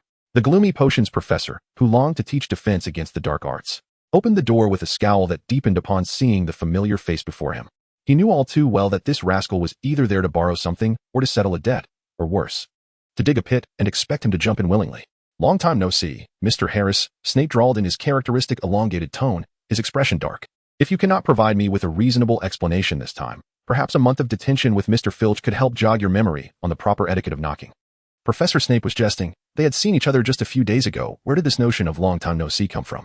Carl squeezed past Snape as if returning home, nonchalantly entering the office and stretching out comfortably in a chair. After all, they had known each other for quite a while, having completed numerous transactions. They were practically old acquaintances. You didn't even invite me in for a seat. To think you would try to keep me at the door is truly disheartening. I believe, Professor, it's high time you revisited the art of hospitality. Aren't you always boasting about being the half-blood prince? Should I enroll you in a noble etiquette course in the Muggle world? Of course, it would come with a fee. By the way, doesn't he that cloud up there resemble the 500 galleons you owe me? Carl responded to Snape's grim demeanor with a grin, casually informing him of the current course of action.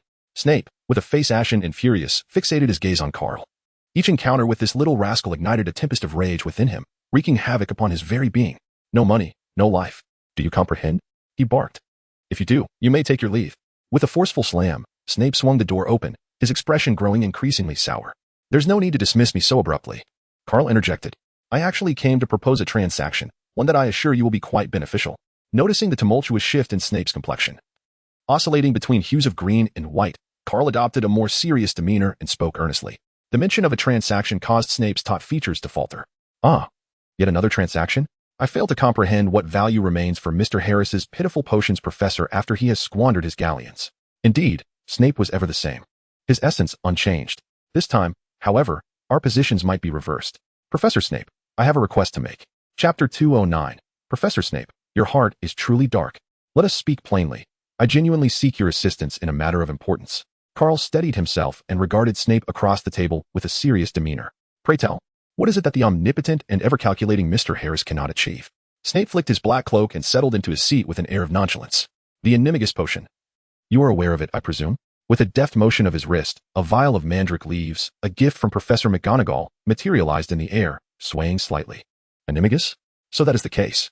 I did not expect Mr. Harris to harbor an interest in this, Snape remarked, a subtle smirk playing at the corners of his mouth, fully cognizant that the initiative had finally shifted into his favor. How about you forfeit the 500 galleons you owe me? Carl crossed his arms over his chest and spoke in a flat tone. Not enough. The cocoons of the grimace moth are currently fetching 300 galleons on the market. And even then, they are priceless. Snape shook his head, a bemused expression gracing his face. So, what do you propose? Carl, with a hint of discomfort, remarked that he had often taken advantage of Snape, and now he feared he might face the consequences. I can forego the 500 galleons. But I require a promise from you. Snape rose from his chair and approached the cabinet, retrieving a small brown vial.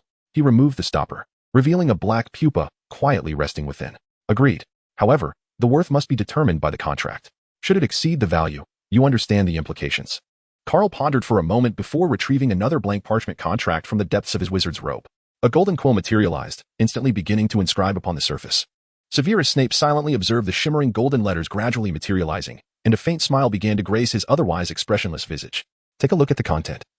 If you have no objections, we shall proceed. Moments later, Carl seized the quill and swiftly signed his name, then pushed the parchment toward Snape. The old bat meticulously read through it 3 times, ensuring Carl was not engaging in any linguistic trickery, before he finally felt assured enough to affix his own signature. After resolving the complexities of the enigmagus potion, Carl felt a sense of relief wash over him. Asking him to concoct such a convoluted elixir was tantamount to asking for his demise. The professor certainly knows how to conduct business. I am now rather curious about how you shall utilize this promise in the future, Carl said with a playful grin, his eyes darting amongst the various vials and jars. An old acquaintance arrives here, and there isn't even a drink to be had?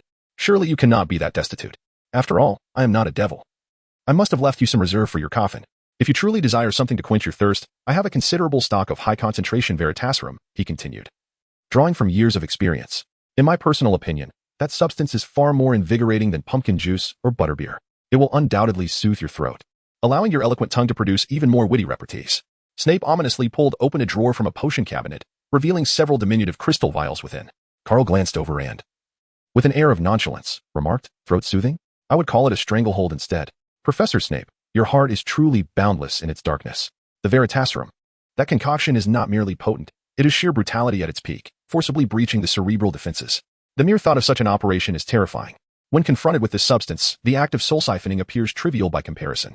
For an ordinary wizard, 3 drops are the absolute limit. Exceeding this dosage could yield effects akin to the excessive use of the Cruciatus Curse, as exemplified by the Lombardons, whose fate remains etched in the annals of St. Mungo's Hospital. In the original timeline, Snape confidently declared to Harry during the Triwizard Tournament that merely 3 drops would compel even Voldemort to divulge his darkest secrets, illustrating the formidable power of the potion. Though Carl surmised that Voldemort could withstand the effects of such a potion, he believed that relying solely on his mental fortitude to resist it would require at least another 2 years. Snape sneered internally, contemplating that within the vast expanse of Hogwarts, only Dumbledore, the old fool who pretended to be mad, could rival him in malevolence. Having lost interest in idle banter, Carl stood, his disdain evident in his gaze as he cast a final glance at Snape before storming out, leaving the professor seething in silence, veins bulging on his forehead. Damn that vampire. One day, I shall make you regurgitate every drop of my blood. Snape resolved to employ his mental defenses, striving to banish thoughts of Carl from his mind, before quietly retreating. It was increasingly difficult to find Dew, which had not seen sunlight or human contact for a full 7 days, and he had no reserves at his disposal. On a night 10 days later, the brilliance of the full moon illuminated Hogwarts, while countless stars adorned the sky beside it. Deep within the forbidden forest, distant howls of excitement from wolves echoed intermittently. Carl gently rose from his bed, gazing intently at the round moon outside his window. With a flick of his wrist, the vial of mandrake leaves gifted by Professor McGonagall appeared in his hand. He uncorked it, inspecting the fresh green leaves with a look of hesitation. There was a moment of uncertainty, but ultimately he closed his eyes, plucked a leaf, and placed it in his mouth. Not bad. It was quite refreshing, reminiscent of mint. This was Carl's initial impression of the mandrake leaves, but he soon discovered their potency. On the first day during a meal, he nearly swallowed the leaf along with his food. Afterward, he learned to be more cautious, discreetly hiding the mandrake leaf beneath his tongue, close to his jaw, carefully chewing and savoring it, fearful of inadvertently swallowing both the food and the leaf. Carl, what is the matter with you? Are you unwell? Alex inquired, puzzled by Carl's peculiar behavior during meals. No, it's nothing. I've just been feeling a bit overheated these past few days. Probably just a minor issue with an oral ulcer. It's nothing serious. Carl struggled to swallow a piece of steak, mumbling indistinctly, with a leaf lodged in his mouth. Even his usually quick-witted tongue, which even the sarcastic Professor Snape would commend for its sharpness and sweetness, seemed to stutter. Chapter 210. Are you still holding on? Mouth ulcers? Yet I haven't seen you consume anything spicy lately, Alex remarked, setting down his chicken leg. Though the house elf's cuisine did not belong to the grand culinary repertoire of the Empire, it was generally not too spicy. Perhaps we should pay Madame Pomfrey a visit. A few vials of potions would surely remedy the situation, Philip suggested with a sinister chuckle. The power of potions was no trifling matter. It could easily be likened to a biochemical weapon. At this mention, Carl shuddered. He vividly recalled the inhumane torment endured at the school hospital at the end of the last academic year, as fresh in his memory as if it were yesterday. No need for the hospital. It's best not to disturb Madame Pomfrey if we can avoid it, Carl replied with a hollow laugh. Declining the well-meaning offers of his companions, ultimately he resolved to bear all burdens alone. With painstaking care, he cut the steak into minuscule pieces, each morsel requiring immense effort to chew and swallow. A leaf had been languishing in his mouth for nearly a month, reminiscent of pickled herring in a can. By now, his saliva must have infused it with flavor. The fact that such ingredients could be utilized in potion making was a testament to the wonders of the world, revealing the intricate depths of potion making that he had previously underestimated. It made one ponder how the old bat, Snape, had become so enamored with this discipline. The thought was perplexing. Was the lineage of the Prince family truly that formidable? Carl was inwardly lamenting the inhumanity of potion making. Beside him, Gnarly stifled her laughter at his discomfort, fully aware that his distress had nothing to do with any oral ulcer. Just a few days prior, he had inquired if she wished to study this particular magic with him, only to be met with her refusal. Did the proud Princess Naya truly need to master this art to achieve her transformation goals? Once her powers returned, she would be free to transform at will, not to mention the suffocating nature of the potion itself. Ah, why did you initially decline the Quidditch team's invitation? I heard from the seniors that you possess considerable talent. And even Professor Flitwick sought you out several times, yet you remained unwilling. The seniors mentioned that our Ravenclaw house has not secured a Quidditch trophy in several years. Philip bit into the corn on the cob in his hand, inadvertently bringing this up. Ahem, if I were to participate, I suspect I would find myself on the assassination list of the other three houses. The reason is simple. Even with my formidable waterproofing, they likely would not prevail, even if their little cosmic energies were unleashed. Moreover, my time is exceedingly limited. I cannot spare much to harmonize with the other 6 players. You are well aware of our team's capabilities, let alone the already formidable Slytherin and Gryffindor, with Harry's prowess being a significant factor. Even Hufflepuff could likely match us evenly. Carrying 1 star and 6 burdens is far too exhausting, and I have no desire to undertake such a task. Carl struggled to take a sip of apple juice, remarking that he had exerted considerable effort to prevent the leaves of the Mandela grass from being swallowed along with the juice. You can boast all you want, but when have you ever truly triumphed over them? Alex retorted with a hint of disdain, recalling how Carl often bragged in their presence. While most of Carl's claims held a grain of truth, they remained skeptical. Why is it that every time I speak the truth, you all assume I'm boasting? Just because Slytherin's 7 Nimbus 2001s soar impressively, those flashy trinkets are mere trifles when compared to the divine prowess of the gods. Carl smirked, his heart brimming with emotions as he spoke. Upon hearing Carl's pretentious remarks, Alex's lips involuntarily twitched. To be fair, Carl's magnificent spirit of the divine was indeed a sight to behold. When he first revealed it, it nearly blinded Alex's discerning eyes. Since Slytherin is about to face Gryffindor in a match, shall we go and witness it together? I am quite curious to see how you intend to analyze their strategies. Despite the truth of the matter, Philip, unwilling to concede, immediately retorted. Very well, let us go, and I shall demonstrate how a true expert dissects their lackluster maneuvers. In the face of Philip's skepticism, Carl, undaunted, readily agreed, considering it merely a post-meal activity. Then we must depart early, otherwise, we will surely struggle to find seats. I've heard this match is generating quite a buzz, with George and Fred already placing bets, Slytherin at 1.5, Gryffindor at 2. Alex let out a belch and wiped the corner of his mouth.